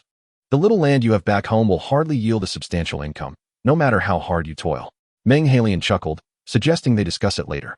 Through this experience of reselling garments, he truly realized that engaging in business was more lucrative than farming. Yet, the thought of venturing into the clothing trade intimidated him. He intended to discuss the prospect of opening a store in Chu County with Wu Lixiao upon his return. Over the course of 5 days, Meng Haisheng and his companions successfully sold approximately 7,300 of the 7,000 sweaters, leaving around 200 quality items and 300 defective ones. They traversed nearly all the high-income neighborhoods in Ningong City. Let us head back to Chu County. Even this small quantity of clothing can find buyers there. All right, let us first stop at the workers' housing complex of the textile factory. I have a tutoring class there. Every day Meng Haisheng spent in Ningong City felt like an ordeal. As he yearned to return home, Brother Haisheng, let us divide the money from the sweater sales first. I'd like to impress my parents with it. Chu Daong rubbed his hands together with excitement. It was the first time he had earned such a significant sum, and it was impossible not to feel exhilarated. Chapter 130, Profits. The 300 woolen sweaters included those priced at 20 and 18 yuan. Meng Haisheng calculated that the total profit from this batch amounted to 632 yuan. To simplify the settlement, the two decided to forego the 32 yuan until all the sweaters were sold, ultimately dividing the remainder evenly, resulting in 800 yuan for each. The earnings surpassed Meng Haisheng's expectations by 10,000 yuan, and with this sum in hand, he felt an overwhelming sense of satisfaction. Chu Daong, accompanied by Lu Baoshan, ventured into the adjacent room carrying a large bag of unity. Meng Haisheng counted out 280 yuan from his side and handed it to Meng Haisheng. Brother, this is your dividend from the 2,000 yuan you invested. Meng Haisheng was confident that this batch of clothing would indeed yield profits, which is why he had invited Meng Haisheng to invest. However, he had not suggested a specific amount for the investment. The 2,000 yuan was solely Meng Haisheng's decision. Subsequently, Meng Haisheng counted out an additional 5,000 yuan for Meng Haisheng. This is your compensation for accompanying me southward. Let us settle our accounts fairly. I shall not let you suffer a loss. Haisheng, this 5,000 yuan is too much. Meng Haisheng hesitated to accept the money, feeling somewhat embarrassed. Brother, you risked your life accompanying me south.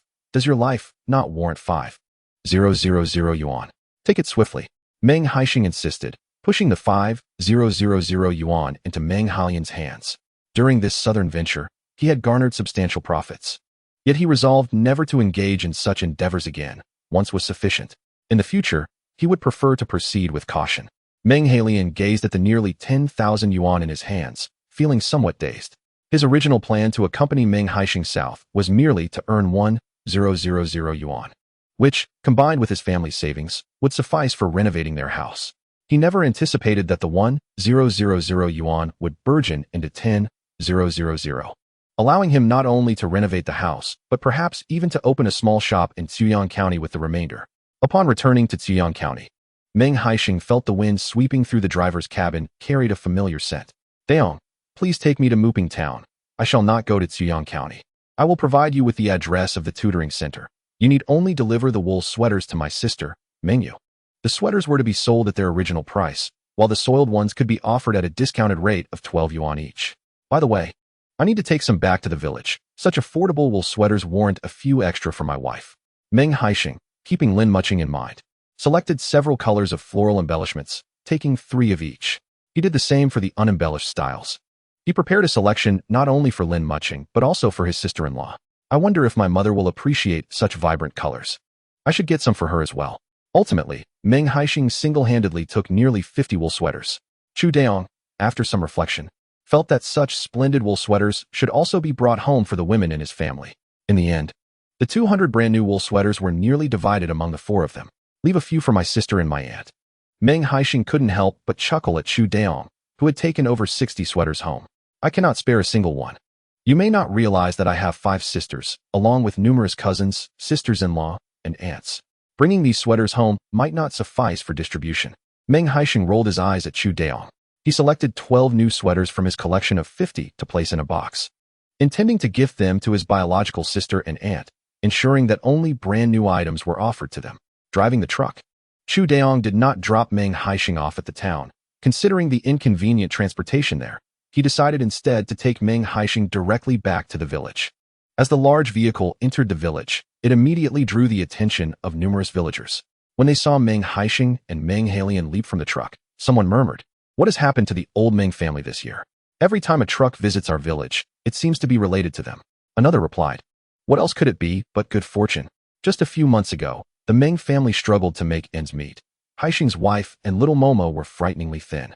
Look at them now. Not only have they begun to enjoy white flower buns, but they have also bought a bicycle." Some expressed envy, while others felt a pang of jealousy. What is the big deal about buying a bicycle?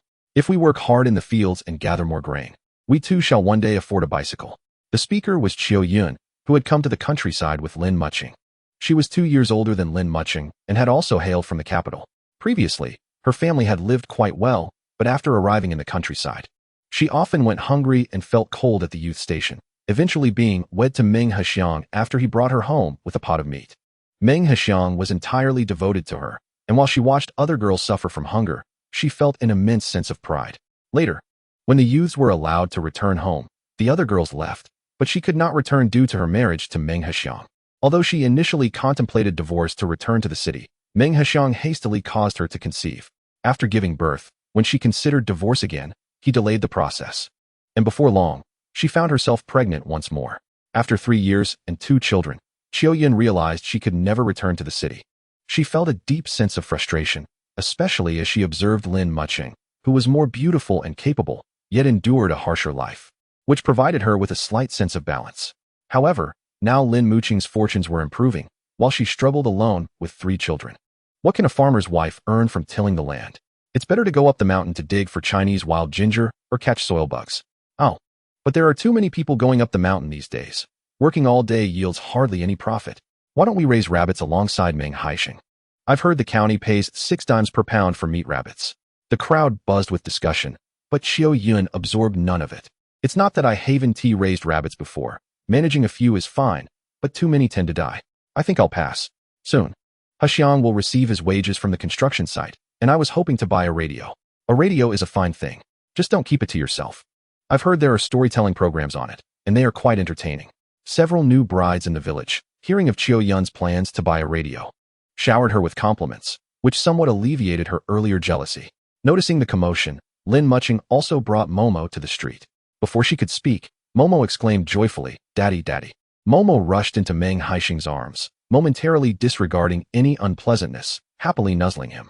It feels like Momo has gained some weight after not seeing her for a few days. Grandma has been making meatballs for Momo every day. Grandma says it's better for Momo to be a bit plump.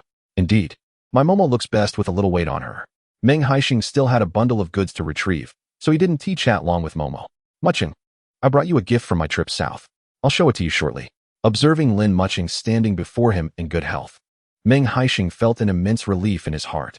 Brother, this is a gift I bought for our parents. Please take it back, he said, extracting a radio from the cardboard box and handing it to Meng Haisheng. I will buy something for them later. You should keep this one. Meng Haisheng had always believed that Meng Haisheng had purchased the radio for himself, unaware that it was intended for their parents. Chapter 131. Filial piety. The box of the radio was quite conspicuous, and as Meng Haisheng pulled it from the box, the villagers gathered around noticed it immediately. Chiao Yun, whose heart was already heavy, felt an even greater pang of bitterness upon seeing that Meng Haisheng had given the newly purchased radio to their parents instead of Lin Mucheng. Mucheng, the villagers say Meng Haisheng has become better, but I beg to differ. He still seems indifferent to you, always prioritizing his parents over you. Why doesn't he send something to your parents as well? Sighing, she continued, Alas, you are indeed a pitiable soul, burdened with such a careless partner. And now you carry triplets. Just think of the challenges you will face with 4 children.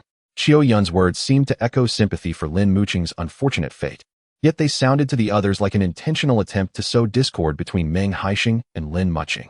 The village had witnessed numerous instances of domestic violence, with some men even taking pride in subjugating their wives. Chiao Yun's provocations appeared aimed at inciting dissatisfaction in Lin Mucheng, hoping to provoke Meng Haisheng into violent actions for her own amusement. Haisheng sent my parents 100 yuan. They should be able to purchase quite a few things locally. As for this radio, it is not wrong for Haisheng to honor his parents. We ought to not only buy radios for our parents, but also provide them with a home to live in. Lin Mucheng's words struck Chiao Yun like a dagger, inflicting deep wounds. Overcome with frustration, she nearly fainted on the spot. Lin Mucheng, are you deliberately reopening old wounds? I was only looking out for you, and yet you show no gratitude. What I said is the truth.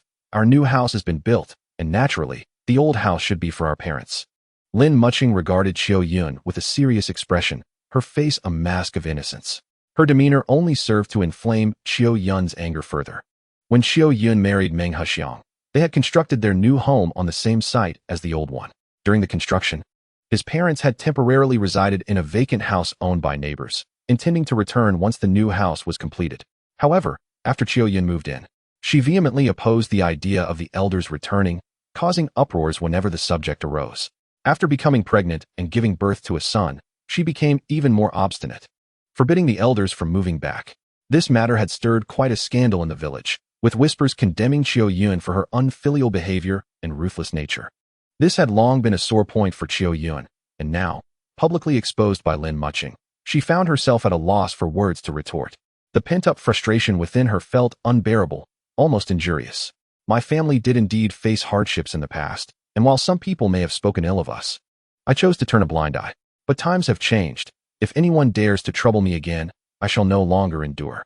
Lin Mucheng's words were directed at Qiu Yun, but were also meant for the ears of others in the village. In the past, due to her beauty, the gossips in the village delighted in speaking ill of her behind her back.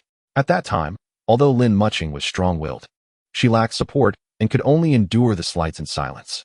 However, the circumstances have changed. Meng Haisheng has become her steadfast ally. My dear wife, you have me by your side. From now on, anyone who dares to speak ill of you behind your back shall face my wrath. With a smile, Meng Haisheng produced 2 exquisite boxes from his bag, opening them in front of everyone. I initially intended to surprise my wife at home, but since there are claims that I do not cherish her, let us all witness this.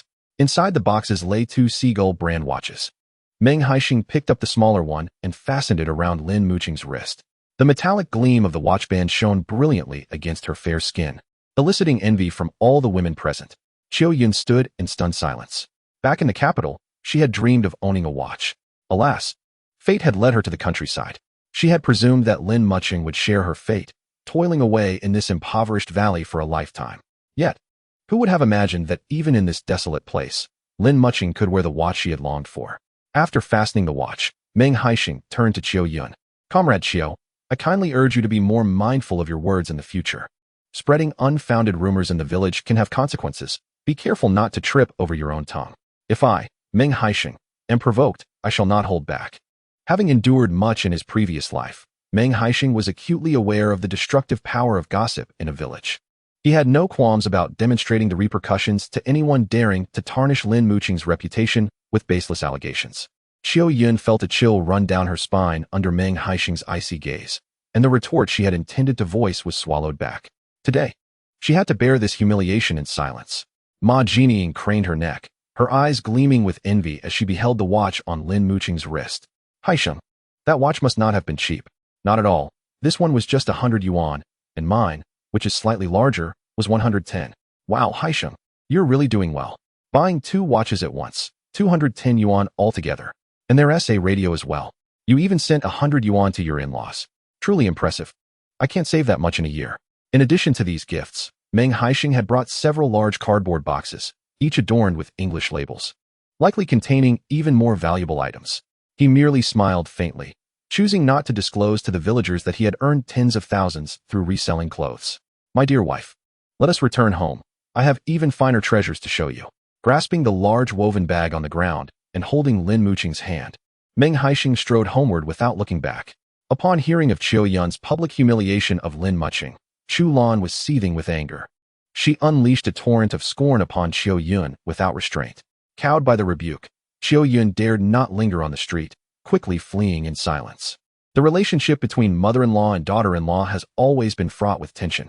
Qiu Yun attempted to sow discord between Chu Lan and Lin Mucheng, which naturally incensed Chu Lan. Meanwhile, Meng Haisheng placed his belongings on the Kong. My dear wife, which would you like to see first? There are surprises in both the handbag and the woven bag. Meng Haisheng looked at Lin Mucheng with an air of mystery. Let us start with the handbag, Lin Mucheng thought. Considering its modest size and the likelihood of not containing too much, you'd better hold on tight, Meng Haisheng said as he unzipped the handbag. Inside, there is 520 yuan, the profit I made from selling clothes during my trip south. The boxes in the main room contain wool sweaters. You can choose a few styles for your sister-in-law and mother as well. I've left 300 pieces of clothing at the tutoring center, once sold. I will split the remaining profits with Chu Daong. Lin Mucheng gazed in astonishment at the substantial sum of money before her. She had never encountered such a large amount of cash. Chapter 132. A letter from home, my dear wife. Can you guess what I brought you? Lin Mucheng, still in shock and bewilderment, found it impossible to guess. Stop keeping me in suspense, she urged, eager to see what surprises Meng Haisheng had in store.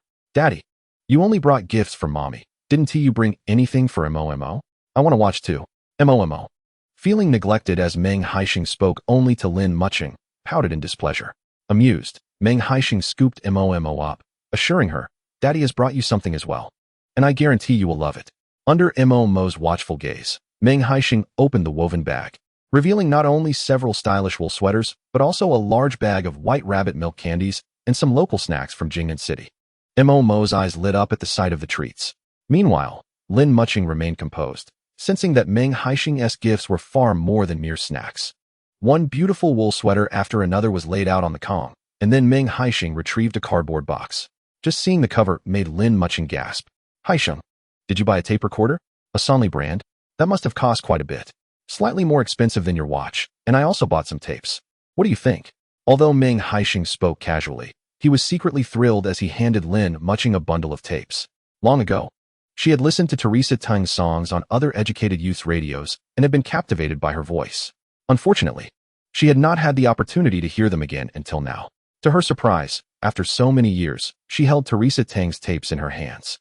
Eagerly, Lin Mucheng placed a tape into the recorder. Haisheng, why isn't the recorder making any sound? It requires batteries. We have power restrictions here. If it were plugged in, you wouldn't be able to listen to it most of the time.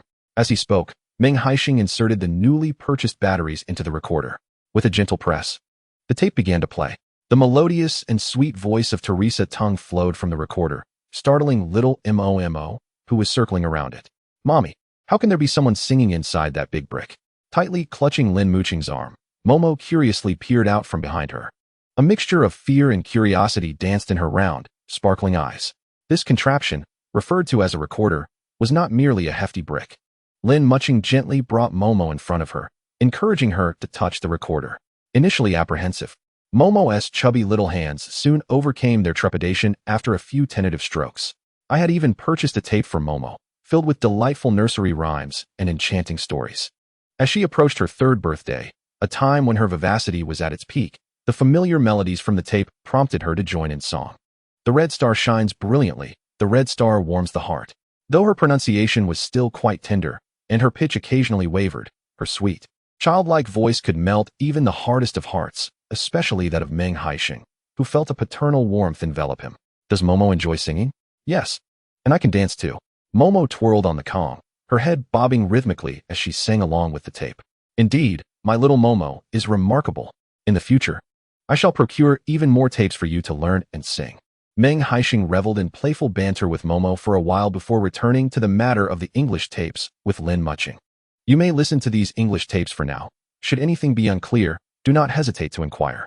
Lin Mucheng had dabbled in English during her time in the capital and possessed some foundational knowledge. However, Meng Haisheng, a native of the countryside, was utterly unversed in the language. Lin Mucheng did not press further, assuming Meng Haisheng was merely jesting. I have something to discuss with you as well.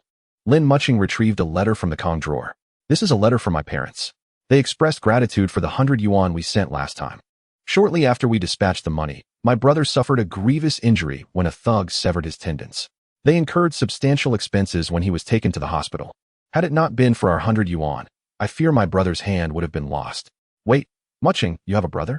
How am I unaware of this? Meng Haisheng gazed at Lin Mucheng in bewilderment. Throughout their past and present, he had never known of her sibling. In some dreams, he vaguely sensed that her parents had perished in an accident, yet he held no recollection of her brother. I never mentioned it. I thought I had. Perhaps you have forgotten? A question mark formed in Meng Haisheng's mind. Could it be that his memories were muddled? How is your brother now? The letter states that his injuries are quite severe, and he will not recover quickly. He has applied to participate in an examination to attend the Jingnan Military Academy for a year. I am uncertain if he has made it there yet. Your brother is a soldier? Can he simply apply and gain admission to a military academy? Meng Haisheng's mind was suddenly overwhelmed. Yes, it seems my brother has earned considerable merit in the past 2 years, which has improved my parents' lives in the borderlands. Mucheng, is there something else you are concealing from me? Do you still harbor doubts about my trustworthiness? A hint of sadness crept into Meng Haisheng's heart. He believed he had been sufficiently good to Lin Mucheng, and that she had accepted him. Yet, it appeared that this was not the case. He remained in the dark about her life. Apart from knowing her name, and that she was a youth sent from the capital to the countryside. With her parents stationed in the border regions, he was unaware of anything else about her. Haisheng, listen to me. I fear you might disdain me. The melancholy etched on Meng Haisheng's face was unmistakable, and Lin Mucheng discerned it at a glance. Mucheng, how could I ever look down upon someone as remarkable as you? Please, sit down. I will share everything with you, if you would allow. Seeing Meng Haisheng's sorrow, Lin Mucheng felt a pang of distress herself. Gritting her teeth, she began to recount her family's story to him. I am the adopted daughter of the Lin family, and it is precisely this status that has kept me from accompanying my parents to the border, leading me to the village of Shaoshan. Rather than contributing to the development of the frontier, my parents were more akin to exiles. They were not ordinary workers. My paternal ancestry can be traced back to a royal physician from the Ming dynasty.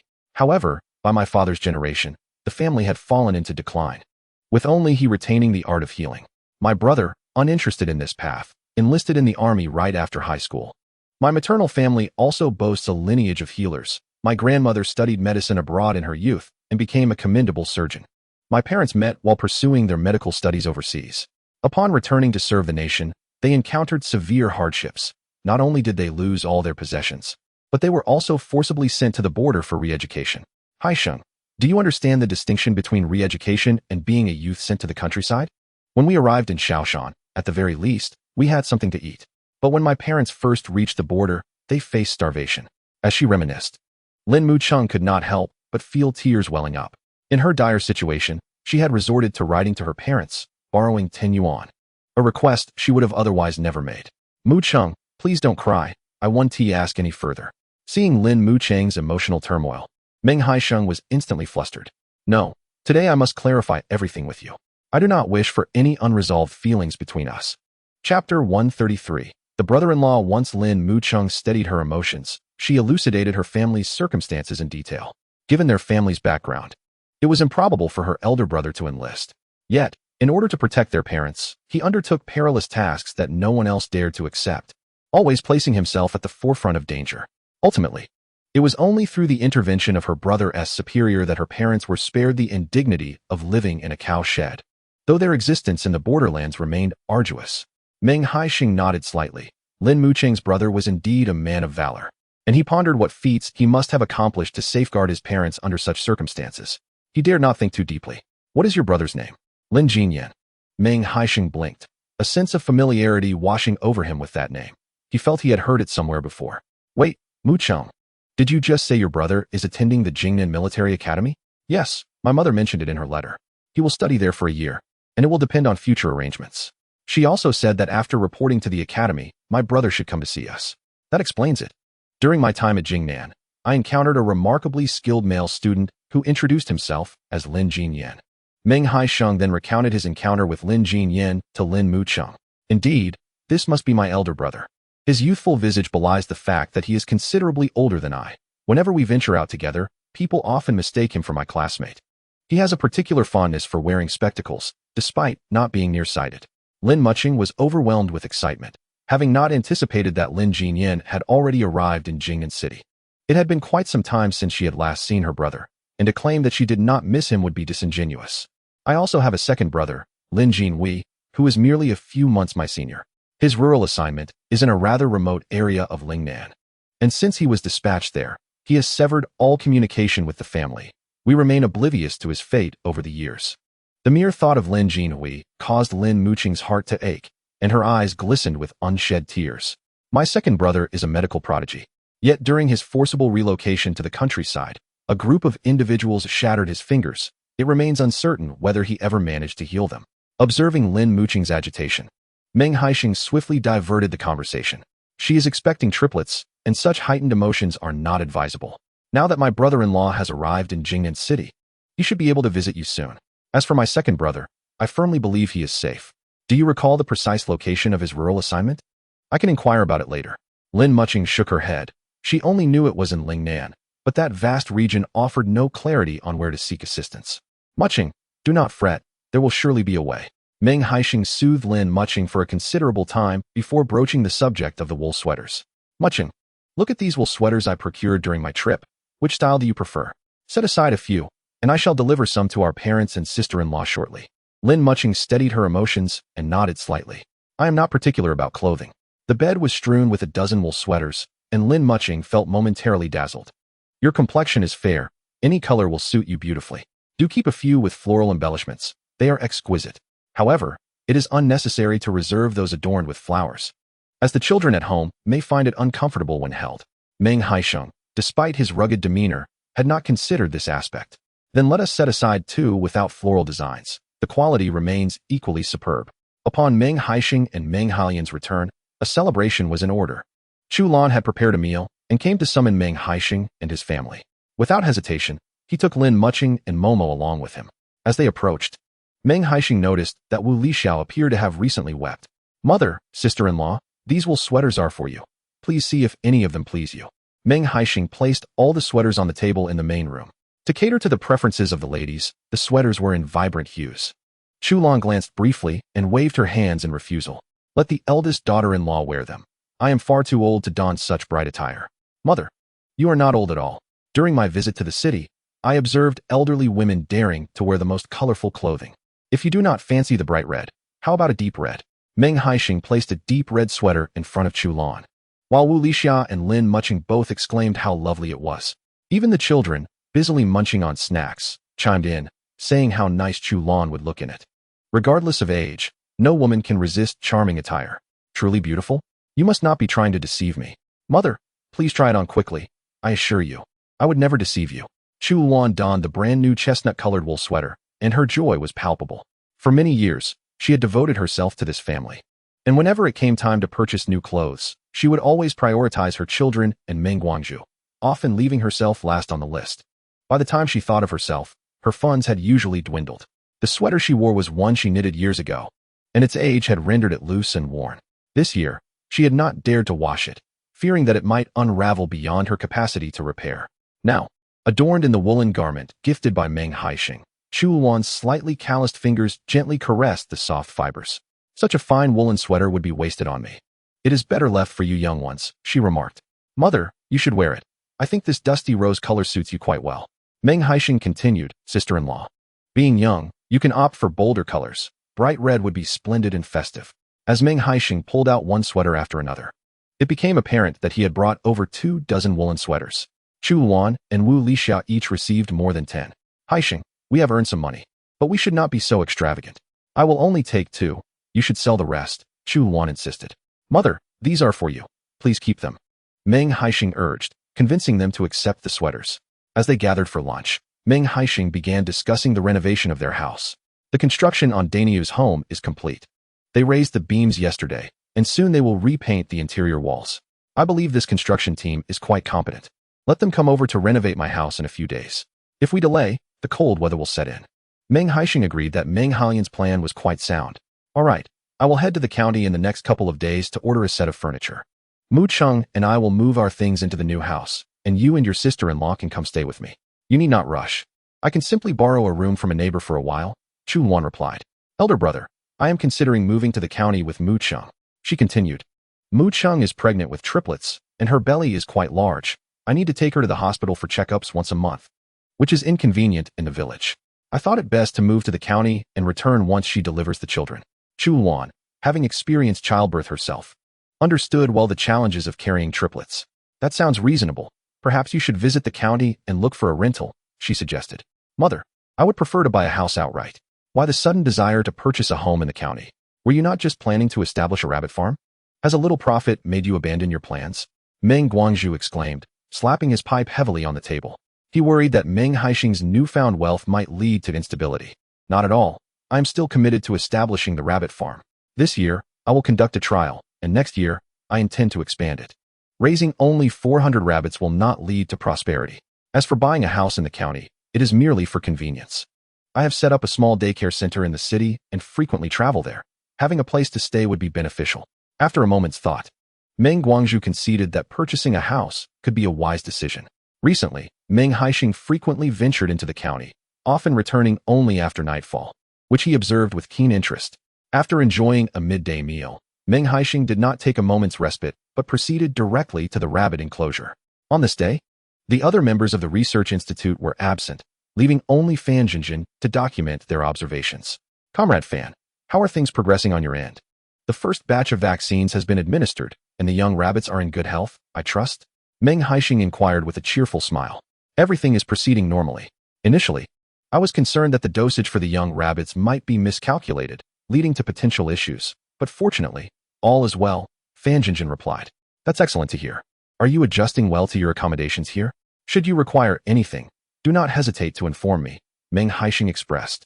Aware of the age of the house belonging to his grandfather and concerned that Fan Jinjin and her companions might find it uncomfortable. Thankfully, we are currently in the observation period, so we do not need to reside here daily. We can manage for the time being, she reassured him. Though Meng Haisheng detected a hint of unease in her demeanor, he decided not to press the matter immediately, planning to inquire with his grandfather later. Meng, those Angora rabbits of yours are due for a grooming. Would you like to shear them in the coming days so that their coats can regrow before winter? He suggested. Approaching the cage of the Angora rabbits, their furs standing on end. I will fetch the scissors for us to shear them together. Perhaps you could also attend to the rabbits you brought, he added. That is agreeable. Although their fur is not yet sufficiently long, shearing them will suffice, she concurred. Meng Haisheng pondered the number of Angora rabbits sent from the research institute, hoping they would collectively weigh at least 5 pounds. As the textile factory would refuse to accept anything less. After inquiring about the rabbits, he departed, not heading home, but instead visiting his grandfather. Grandfather, are you busy at home? He called out. Not particularly. I heard from your parents that you recently traveled south for business. His grandfather, engrossed in weaving a soil trap, looked up and casually asked him a couple of questions. I went south to engage in some clothing trade, Meng Haisheng replied. Grandfather, I came to ask how Comrade Fan and her team are faring in their accommodations. At the mention of this topic, a hint of embarrassment surfaced on his grandfather's face. Perhaps you could find another room for Comrade Fan. My current accommodations are rather dilapidated, he suggested candidly. Grandfather, what seems to be the issue? Meng Haisheng pressed, prompting his grandfather to elaborate without further circumlocution. The house is quite old, and the windows are still framed with wooden lattice, covered with thin, white paper. The paper is so fragile that a mere poke can reveal everything inside. Recently, my third son and his son-in-law visited, and for reasons unbeknownst to me, my son-in-law carelessly tore the window paper, peering inside. Fortunately, there was no one home at the time. Had there been, it would have been quite embarrassing. Since that incident, the technician has only come during the day and has not dared to stay overnight. Occasionally, the two male colleagues visit and stay at the house. Meng's grandfather has always been diligent and meticulous in his endeavors, never anticipating that such an incident would occur in his advanced years. He always felt an overwhelming sense of guilt towards Meng Haisheng. Great uncle, this matter does not concern you. Tomorrow, I shall head to the town and bring back 2 windows for you. How can that be? It is my house. I do not wish for you to constantly spend money on repairs. Elder Meng was unwilling to take advantage of Meng Haisheng. Yet it was after much persuasion from Meng Haisheng that Elder Meng finally consented. Meng Haisheng surmised that Fan Jinjin was likely frightened, which explained her reluctance to stay at Elder Meng's place. He returned home to discuss the situation with Lin Mucheng. Mucheng, what if we let Comrade Fan stay in our west room tonight? I will replace the windows at Great Uncle's house tomorrow, and then she can move back. That sounds good. It's quite troublesome for a young lady to be running around all day. Initially, Lin Mucheng thought that Fan Jinjin disliked the hardships of village life. But now it seemed she was merely afraid of ill intentions. During the day, it was manageable, but what about at night? Mucheng, I find it difficult to broach this matter. Could you speak to Comrade Fan instead? Certainly, I will go over shortly. I will gather the bedding from the west room for her to use. She is a young lady who values cleanliness and may feel shy about using ours. Let me take care of it. Meng Haisheng, unwilling to let Lin Mucheng lift a finger, promptly tidied up the bedding and sheets. Once the west room was nearly ready, Lin Mucheng sought out Fan Jinjin. Comrade Fan, please do not head back tonight. I have prepared the west room for you. It would be inconvenient for you to return to the city at this hour. Surprised by Lin Mucheng's hospitality, Fan Jinjin felt a bit embarrassed. I won't be returning to the city. I have a relative in the county where I often stay. Lin Mucheng suspected that Fan Jinjin was likely residing in an inn in the county, which was also unsafe. Please do not decline my offer. I have already prepared the west room. Just make do for one night. And tomorrow Haisheng will go to the town to find someone to install the windows and perhaps repaint the room as well. You have traveled quite a distance to our village, and it is our duty to ensure your comfort. Lin Mucheng felt a wave of shyness wash over her. During Meng Haisheng's absence these past few days, she had been restless, hardly able to attend to Fan Jinjin's needs. Perhaps due to her pregnancy, Lin Mucheng had become exceedingly sentimental. Despite the fact that their lives were improving, she often found herself inexplicably melancholic. With a soft sigh, she reflected on the challenges of pregnancy, recalling that her experience with Momo had not been so troublesome. After much persuasion, Fan Jinjin finally agreed. She went to Elder Meng's to bring over the bedding, while Meng Haisheng busied himself at home sharpening scissors in preparation for shearing rabbit fur. Having never done such a task before, he could only rely on his imagination as he began to snip away.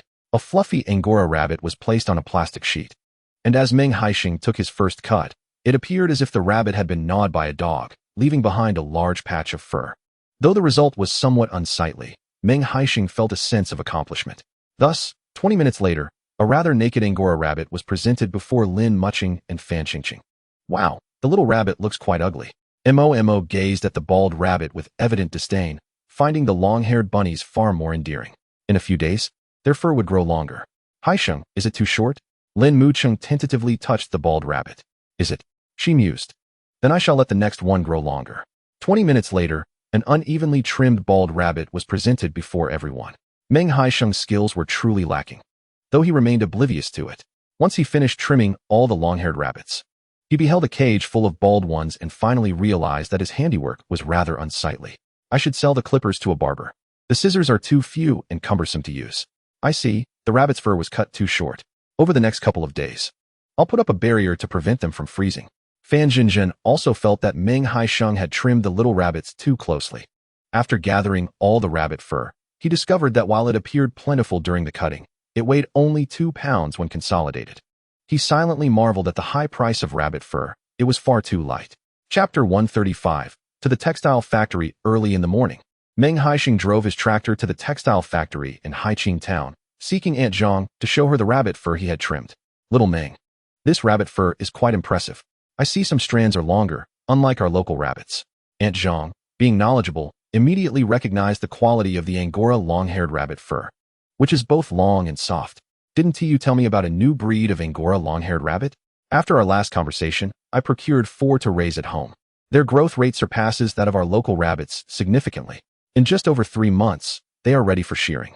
The fur produced is exceptionally long and clean. Let us see what price you can offer me. Meng Haisheng did not beat around the bush. He directly inquired about the price that concerned him most. Aunt Zhang chuckled heartily. For Angora long-haired rabbit fur, I can offer you 100 yuan per pound, but for this local long-haired variety, the most I can give is 85. If the local long-haired rabbit fur is sheared in winter, it can fetch up to 90. Upon hearing such a stark price difference, Meng Haisheng resolved to cultivate Angora long-haired rabbits on a large scale. The ones he currently raised were still young and small. Once they grew in size and fur, a single rabbit could yield 4 pounds of fur annually, leading to substantial profits for him. Aunt Zhang was exceedingly pleased to see the quality of the rabbit fur Meng Haisheng brought. She then inquired about any challenges he faced in raising long-haired rabbits. I'll introduce you to a veterinarian, Lu Dong from Luwang village in Haiqing town. He studied veterinary medicine in the city and is the go-to person for anyone with livestock issues in the surrounding villages. If you encounter any problems while raising your rabbits, feel free to consult him. Thank you, Aunt Zhang. I am still quite inexperienced in rabbit husbandry and am navigating it through trial and error. That is already quite commendable. Our factory has always advocated for supporting neighboring villagers in rabbit farming. It has been 6 months, and you are the only one who has truly established a rabbit farm. Others have yet to make any progress. Aunt Zhang, one cannot merely speak of support in the factory. Tangible actions must be taken. Without digressing, the effort I expended to procure these Angora rabbits was considerable. If the textile factory could facilitate the introduction of a batch of affordable young rabbits, it is quite possible that others might be inspired to raise Angora rabbits alongside me. Upon hearing Meng Haisheng's suggestion, Aunt Zhang perceived the feasibility of this matter. As a state-owned enterprise, if the higher-ups could assist in acquiring Angora rabbits, it is conceivable that others, witnessing Meng Haisheng's venture into rabbit farming, might also embark on similar endeavors. Very well, I shall discuss this with the leadership upon my return. Meng Haisheng merely proposed this notion, harboring little expectation for its realization. Currently, his household boasts nearly 20 adult Angora rabbits, with 2 females already pregnant. If he intensifies his efforts, he might well reap a litter of young Angora rabbits come spring. At this moment, Meng Haisheng felt immensely fortunate. Angora rabbits, unlike ordinary domestic rabbits, grow rapidly and breed prolifically. After returning from Haiqing town, Meng Haisheng visited a local window shop, where he purchased 3 pairs of green glass windows tailored to the dimensions of Grandpa Meng's old house. The construction of Meng Daniu's home has reached its final stages, and windows are being installed as well. Upon his return, Meng Haisheng sought out the construction crew to assist with the window installation. The window frames of Grandpa Meng's old house had long since decayed, necessitating the application of cement by the workers during the installation. The newly fitted windows appeared somewhat jarring at first, yet to both Meng Haisheng and his grandparents, the green windows were strikingly beautiful. Grandma Meng even retrieved the vibrant red paper-cut decorations she had crafted for the new year to adorn the windows. "Grandpa, please tidy up the room. I will arrange for someone to repaint the walls," Meng Haisheng instructed. The walls of Grandpa Meng's room had never been painted, instead covered with old newspapers. In the past, adorning one's home with old newspapers was considered quite fashionable, often leading to heated disputes in the village over who could retrieve them from the commune. Now, after many years, the old newspapers had yellowed and become brittle, crumbling at the slightest touch. In some areas, even untouched, large sections could easily be peeled away. "Haisheng, do not squander your money. Your grandmother and I have only a few days left," Grandpa Meng remarked. However, upon seeing the gleaming new windows in his home, he felt immense joy. "Grandpa, Daniel happens to be painting his walls, and he has an extra bucket of paint that has already been opened. There is no need for waste. Let me gather a few people to assist you with the painting. With enough hands, we can complete it by this afternoon." Meng Haisheng conveyed this, though the reality was that he had arranged for the entire construction crew to help, ensuring that Grandpa Meng's walls would be freshly painted by day's end. Given Grandpa Meng's advanced age, he was unable to assist with moving furniture and could only watch as Meng Haisheng and the workers energetically organized and painted the walls. The collective effort bore fruit swiftly, transforming the once yellowed walls into a pristine white within an hour. "Haisheng, what do you think about this painting? Where should I place it? I bought it last year during the New Year celebrations, intending to hang it on the wall, but I ultimately hesitated." Grandma Meng took out a roll of artwork. The painting she purchased is not a single piece, but rather resembles a comic strip, divided into several sections that collectively narrate a story. Upon unfolding the artwork, Haisheng discovered it depicted a scholar rescuing a carp spirit, who ultimately endures various trials before winning the heart of a beautiful maiden. The artistry is exquisite, capturing the elegance of both the carp's spirit and the scholar, making it quite visually appealing when displayed. "I think the carp spirit should be placed in the west room, while the peony spirit can adorn the main room." "Sounds good." Grandma Meng rolled up the artwork, eagerly awaiting the wall to dry before affixing it. Meanwhile, Fan Jinjin, who had been diligently recording in the rabbit shed, noticed the constant flow of visitors around Grandpa Meng and felt compelled to investigate. Upon entering the courtyard, she was astounded by the transformed appearance of the house. She could hardly believe her eyes. "Comrade Fan, if you stay another night at my home, the paint smell will dissipate by then. Do you have curtains with you? If not, you could temporarily use a cloth from my house as a curtain." Fan Jinjin finally snapped out of her astonishment. "I don't need to bring my own." When she arrived, she had prepared numerous items, yet regrettably, half of them remained unused. The curtains she brought were far too unsightly to hang, as the windows were excessively dirty. Even after her recent cleaning, a gust of wind had left a thick layer of dust on the sills. Now that the windows had been replaced, she felt truly grateful to Haisheng. Chapter 136. Moving to the county, I have also replaced the door lock in your room. Here is the key. You can lock it from the side when you go to bed at night. Haisheng led Fan Jinjin to inspect the newly installed door lock. Typically, village houses lack proper locks, relying instead on a simple wooden latch for security. This form of locking is quite inadequate, as a sharp knife can easily pry the latch open. Haisheng had replaced it with a metal latch that includes a locking mechanism. Their home now features these metal latches on several doors, especially on the main entrance, where he installed two for added security. "Thank you, Comrade Meng. You are too courteous." Comrade Fan. Fan Jinjin gazed at the newly installed lock and metal latch on the wooden door, feeling immense gratitude. Before arriving in Downhill Village, Fan Jinjin was filled with determination, convinced that she would soon obtain her experimental report. Upon her arrival, she felt well prepared, only to discover that the living conditions in Downhill Village were far more challenging than she had anticipated. Particularly after someone had torn the window paper, her confidence further waned. If it weren't for staying at Haisheng's home these past few days, she feared she might have fled. "Comrade Meng, we are quite familiar now, so you needn't call me comrade.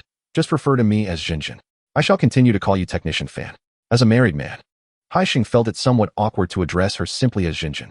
"All right, Meng, how are the alfalfa seeds I bought for you?" "Quite splendid. The germination rate is impressively high. I reckon I shall be able to harvest them before the onset of the cold." Alfalfa and cattail grass are essentially just weeds, exhibiting an extraordinary vitality. After 2 consecutive autumn rains, the once barren fields have swiftly transformed into a lush green expanse. "That's reassuring. I was concerned that the seeds I brought might not be of sufficient quality." Fan Jinjin intended to converse further with Meng Haisheng, but soon Meng Haisheng called him away. Fan Jinjin glanced at Meng Haisheng's retreating figure and then at the pristine new window, unable to suppress a slight smile. Is Meng Haisheng deliberately trying to endear himself to her? With the new windows and freshly painted walls. Yet, he is already married. Unbeknownst to her, Meng Haisheng's eagerness stems from the fact that he finds Fan Jinjin's presence in his home rather intrusive. He wishes to be closer to his wife, but she appears indifferent. Meanwhile, Meng Haisheng shyly summoned Meng Haisheng to his new home. Haisheng, I heard you brought back quite a few wool sweaters from the south. Could you spare me a couple? Springhua would like one as well. Today, Lin Mucheng wore a fuchsia wool sweater while taking Momo out for a stroll. And many of the aunts and sisters noticed it. They usually encounter only knitted or acrylic sweaters. Rarely do they purchase woolen ones. The texture of wool is exceedingly soft, incomparable to acrylic. They initially wished to inquire where Lin Mucheng purchased it, hoping to acquire one for themselves for the upcoming new year. However, upon discovering that it was brought back by Meng Haisheng and sold for 20 yuan each in Ningong City, they abandoned the thought. In the village, even newlywed brides find it hard to justify spending 20 yuan on a sweater. When Springhua mentioned it to Meng Haisheng, he took it to heart and sought out Meng Haisheng. That's easily arranged. I have several in stock. What color would Sister Springhua prefer? Meng Haisheng pondered for a moment and requested a bright red one. My mother went to propose to Springhua's family a couple of days ago, and this time they agreed. They said we could marry in the 12th lunar month. Tomorrow we shall obtain our marriage certificate. So soon? Meng Haisheng was somewhat taken aback. How could they be getting their marriage certificate so quickly? Meng Haisheng chuckled. Aunt Lang said that since we've built our house, to avoid any prolonged uncertainties, we should secure the marriage certificate first. Meng Haisheng found this amusing. It sounded like something Ma Jinying would say. As November approached, the weather in Xiaoshan village grew increasingly frigid, and fewer people ventured up the mountain to catch earthworms. Those who had initially sought to capitalize on the shortage of buplurum soon found themselves at a loss for business and ceased operations after only a few days. With the cold weather, the earthworms burrowed deeper into the soil, making them difficult to catch. Noticing the decline in their numbers, Meng Haisheng decided to cease collection altogether. He intended to tidy up his home and prepare to deliver another batch of earthworms to the traditional Chinese medicine hospital, after which he would stop. With the earthworm collection off his mind, Meng Haisheng devoted all his thoughts to Lin Mucheng. He deliberately chose a day with pleasant weather. Personally driving the tractor to transport Lin Mucheng and Momo to the temporary residence near the county's tutoring center. Securing a house is not a decision made lightly. Meng Haisheng thought it wise to relocate, while Lin Mucheng's pregnancy was still manageable, allowing them to search for a home at a leisurely pace. To mitigate the jostling that Lin Mucheng might experience in the tractor's trailer, Meng Haisheng brought the two thickest mattresses from home to cushion her, ensuring her comfort during the journey. Accompanying them were Chu Lan and Meng Guangzhu, who had come along to visit Meng Yu. Qi Shangdong's leg had nearly healed. While not perfectly agile yet, he could walk with the aid of a cane. Meng Guangzhu hoped they would soon acquire their marriage license. Meng Haisheng, driving the tractor laden with people and belongings, stopped at the textile workers' community. Mom and Dad, you're here. Hearing the tractor's noise, Meng Yu hurried out to greet them. We're here to see you. The trailer of the tractor was rather high, so Meng Haisheng thoughtfully provided a stool for Lin Mucheng to step onto. Upon seeing Lin Mucheng's pronounced belly, Meng Yu rushed to assist her. Goodness, Haisheng, you two are quite bold to bring Mucheng over in a tractor, Meng Yu exclaimed, alarmed as she helped Lin Mucheng to a seat inside.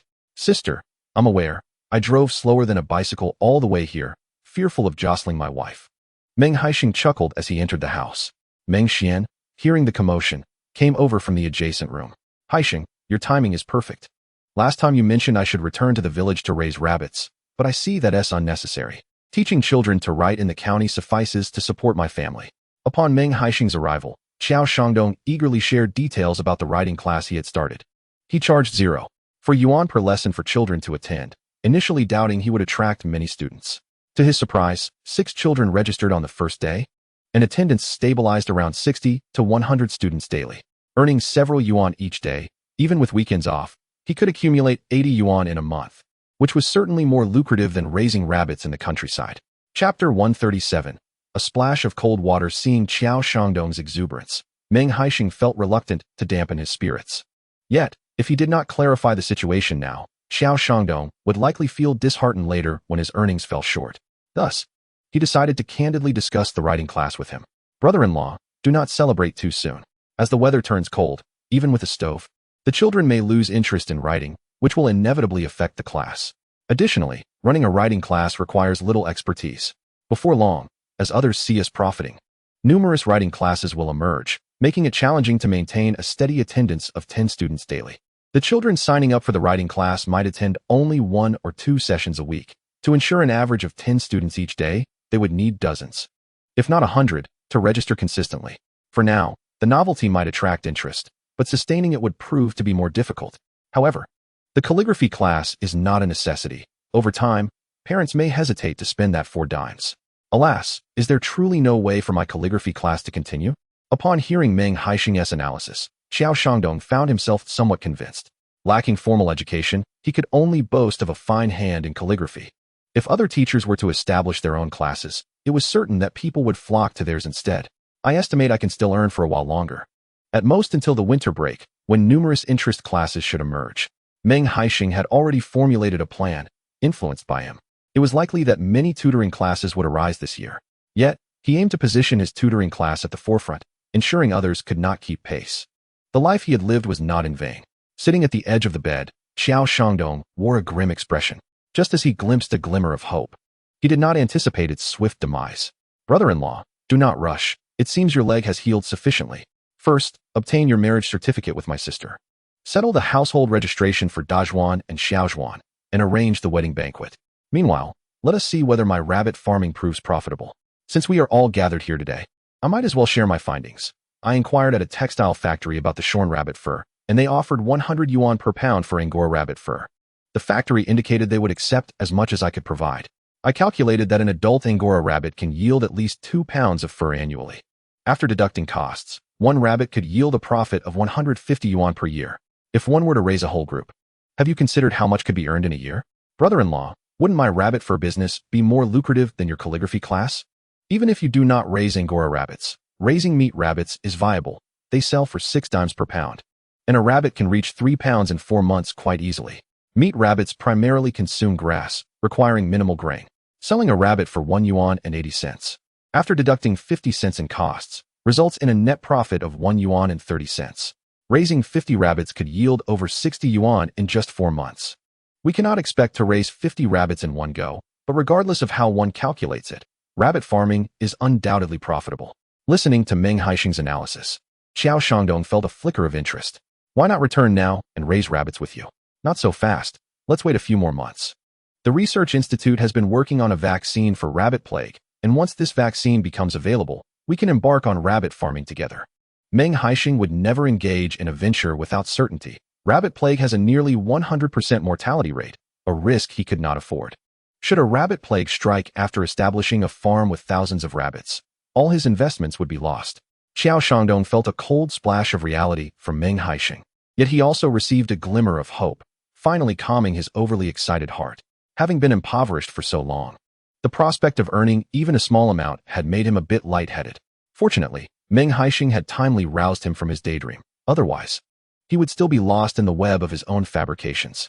Observing Xiao Shangdong's silence, Meng Haisheng thought that he must have taken in the message, for he had been genuinely concerned that Xiao Shangdong might lose his way.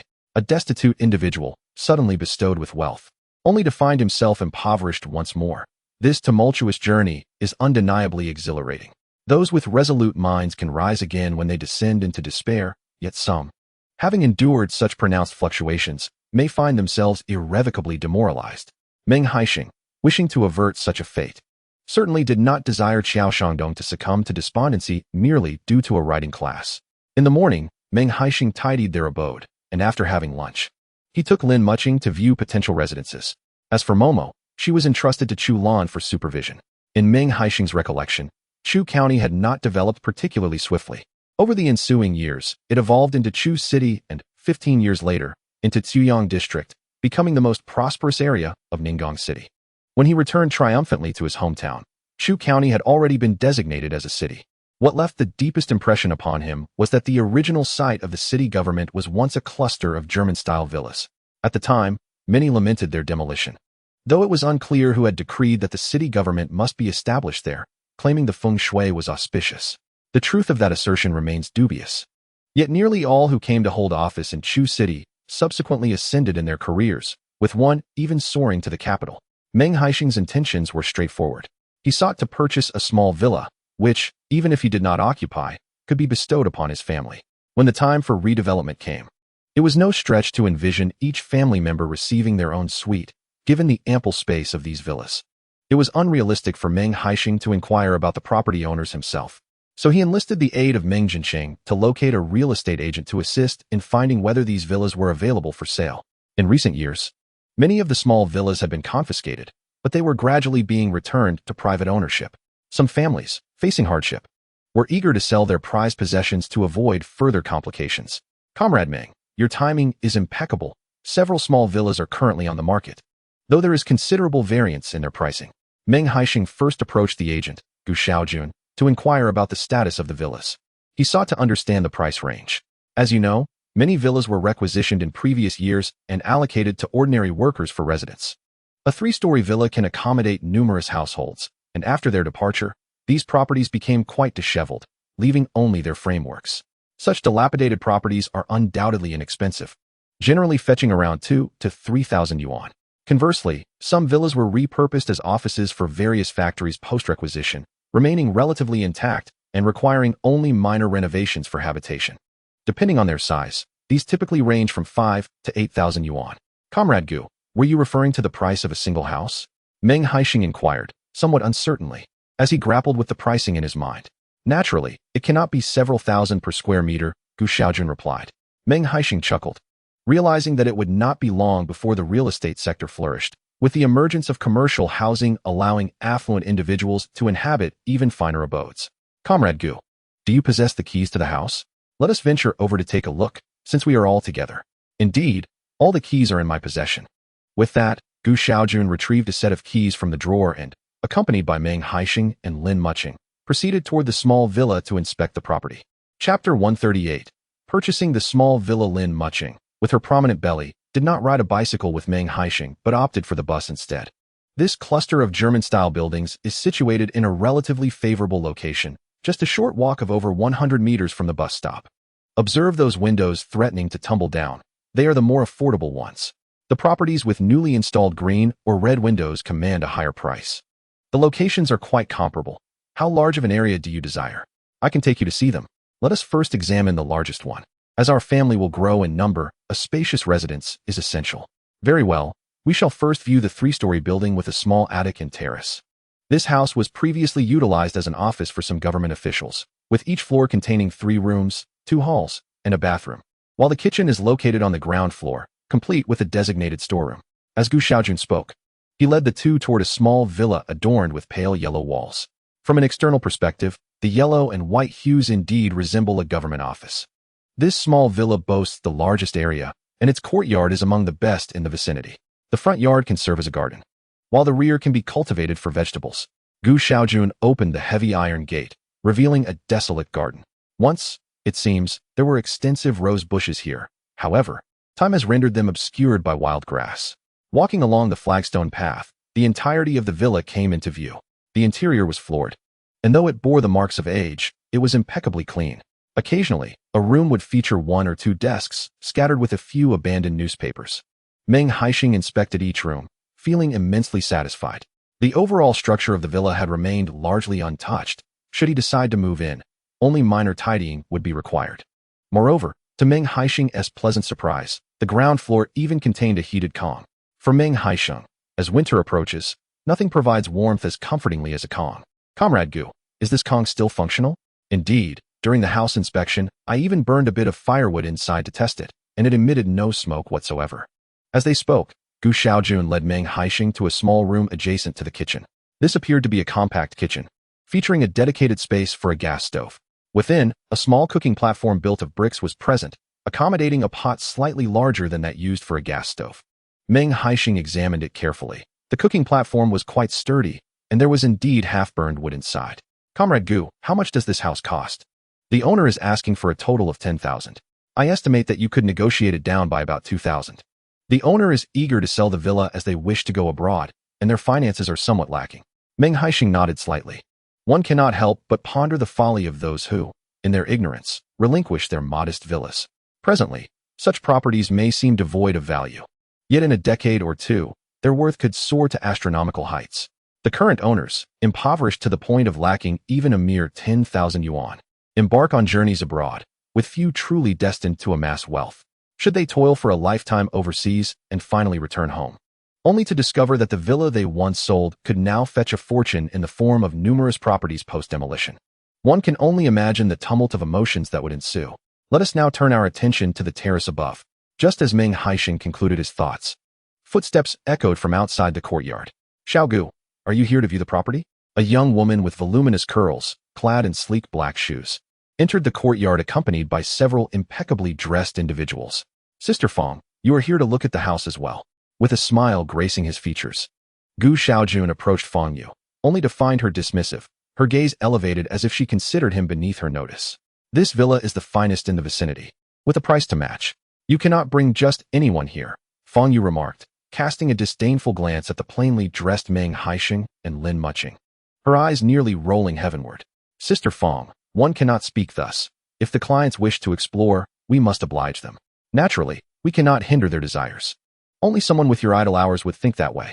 I, on the other hand, have no time to escort aimless individuals around. A man standing beside Fong Yu, short and stout, yet sporting an oily hairstyle reminiscent of a Hong Kong drama, chimed in. Do you truly believe this villa is as remarkable as you claim? I find it lacking. Mr. Tan, this property is indeed splendid. Allow me to guide you inside, Fong Yu replied, lifting her chin slightly, leading the group into the villa with an air of authority. As they passed Lin Mucheng, Mr. Tan, unable to resist, cast a lingering glance at her striking features. Quick as a flash, Meng Haisheng stepped in front of him. Mind your steps and keep your eyes to yourself, lest you find yourself in a most embarrassing predicament. Meng Haisheng's gaze, as cold as ice, bore into Mr. Tan, who, despite the man's unremarkable appearance, felt an icy shiver run down his spine, as if death itself were scrutinizing him. You, Mr. Tan began to retort, but a young lady, who had been linked to his arm, hastily tugged him along. Old Tan, let us focus on the house. We still have several more properties to view today. She offered a polite smile to Meng Haisheng as she guided Mr. Tan toward the interior. Seeing the situation escalate, Gu Xiaojun swiftly approached Meng Haisheng. Comrade Meng, let us explore the adjacent property. There are 2 more courtyards next door. Though slightly smaller, they also feature charming 2-story villas. Very well, let us proceed to examine the neighboring ones, Meng Haisheng replied, casting a glance at Mr. Tan, who was being led away. Had Mr. Tan dared to linger a moment longer on Lin Mucheng, Meng Haisheng could not guarantee he would refrain from actions most regrettable. Haisheng. A gentle voice wafted into his ear as Lin Mucheng's delicate hand clasped his own. He immediately retracted the hostility that enveloped him. At that moment, Meng Haisheng realized that he seemed to care for Lin Mucheng more than he had anticipated. Even the most repugnant glance directed at Lin Mucheng was utterly intolerable to him. Dear wife, take your time. If we are to relocate here, the garden must be completely redone. Meng Haisheng supported Lin Mucheng as they made their way to the eastern courtyard. This area, though only 2 stories high, was quite spacious, with each floor featuring a layout of 3 bedrooms and 2 living rooms. However, there were no heated kangs here. Each bedroom contained only a bed. The western courtyard, by contrast, was in a more dilapidated state than the 2 small villas Meng Haisheng had previously inspected. It was precisely the type of building that Gu Xiaojun had mentioned, where a single small building housed a dozen households. When the residents moved out, they took whatever could be removed, leaving some bedrooms without even windows. The entire small building remained merely a shell. If one wished to inhabit it, a complete renovation would be necessary. After inspecting several properties, half the afternoon had slipped away. Comrade Meng, what do you think? Have you found a courtyard that pleases you? Gu Xiaojun casually inquired. During the viewing, Meng Haisheng had only asked about the price and whether the property rights were clear, neglecting to inquire further. Gu Xiaojun vaguely sensed that Meng Haisheng might consider the small villas a bit overpriced.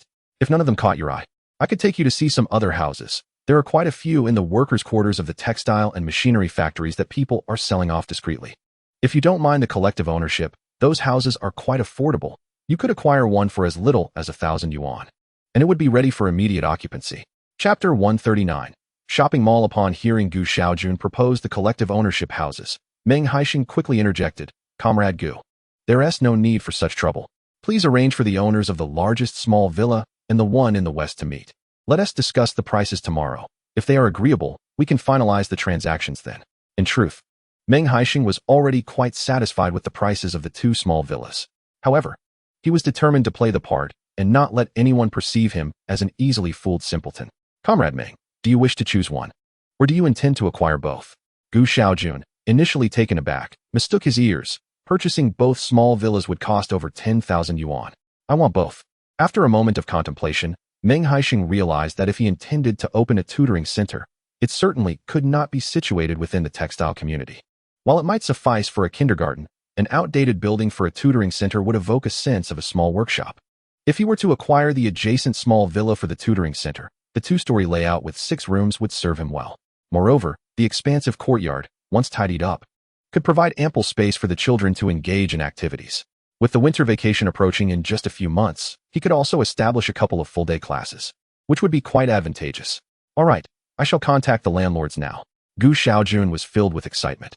If he successfully sold both small villas, his commission would amount to at least 50 yuan, surpassing his monthly salary.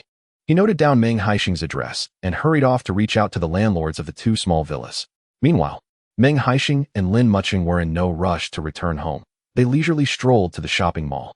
Haisheng, is it too early for us to buy clothes for the 3 children? It's not too early.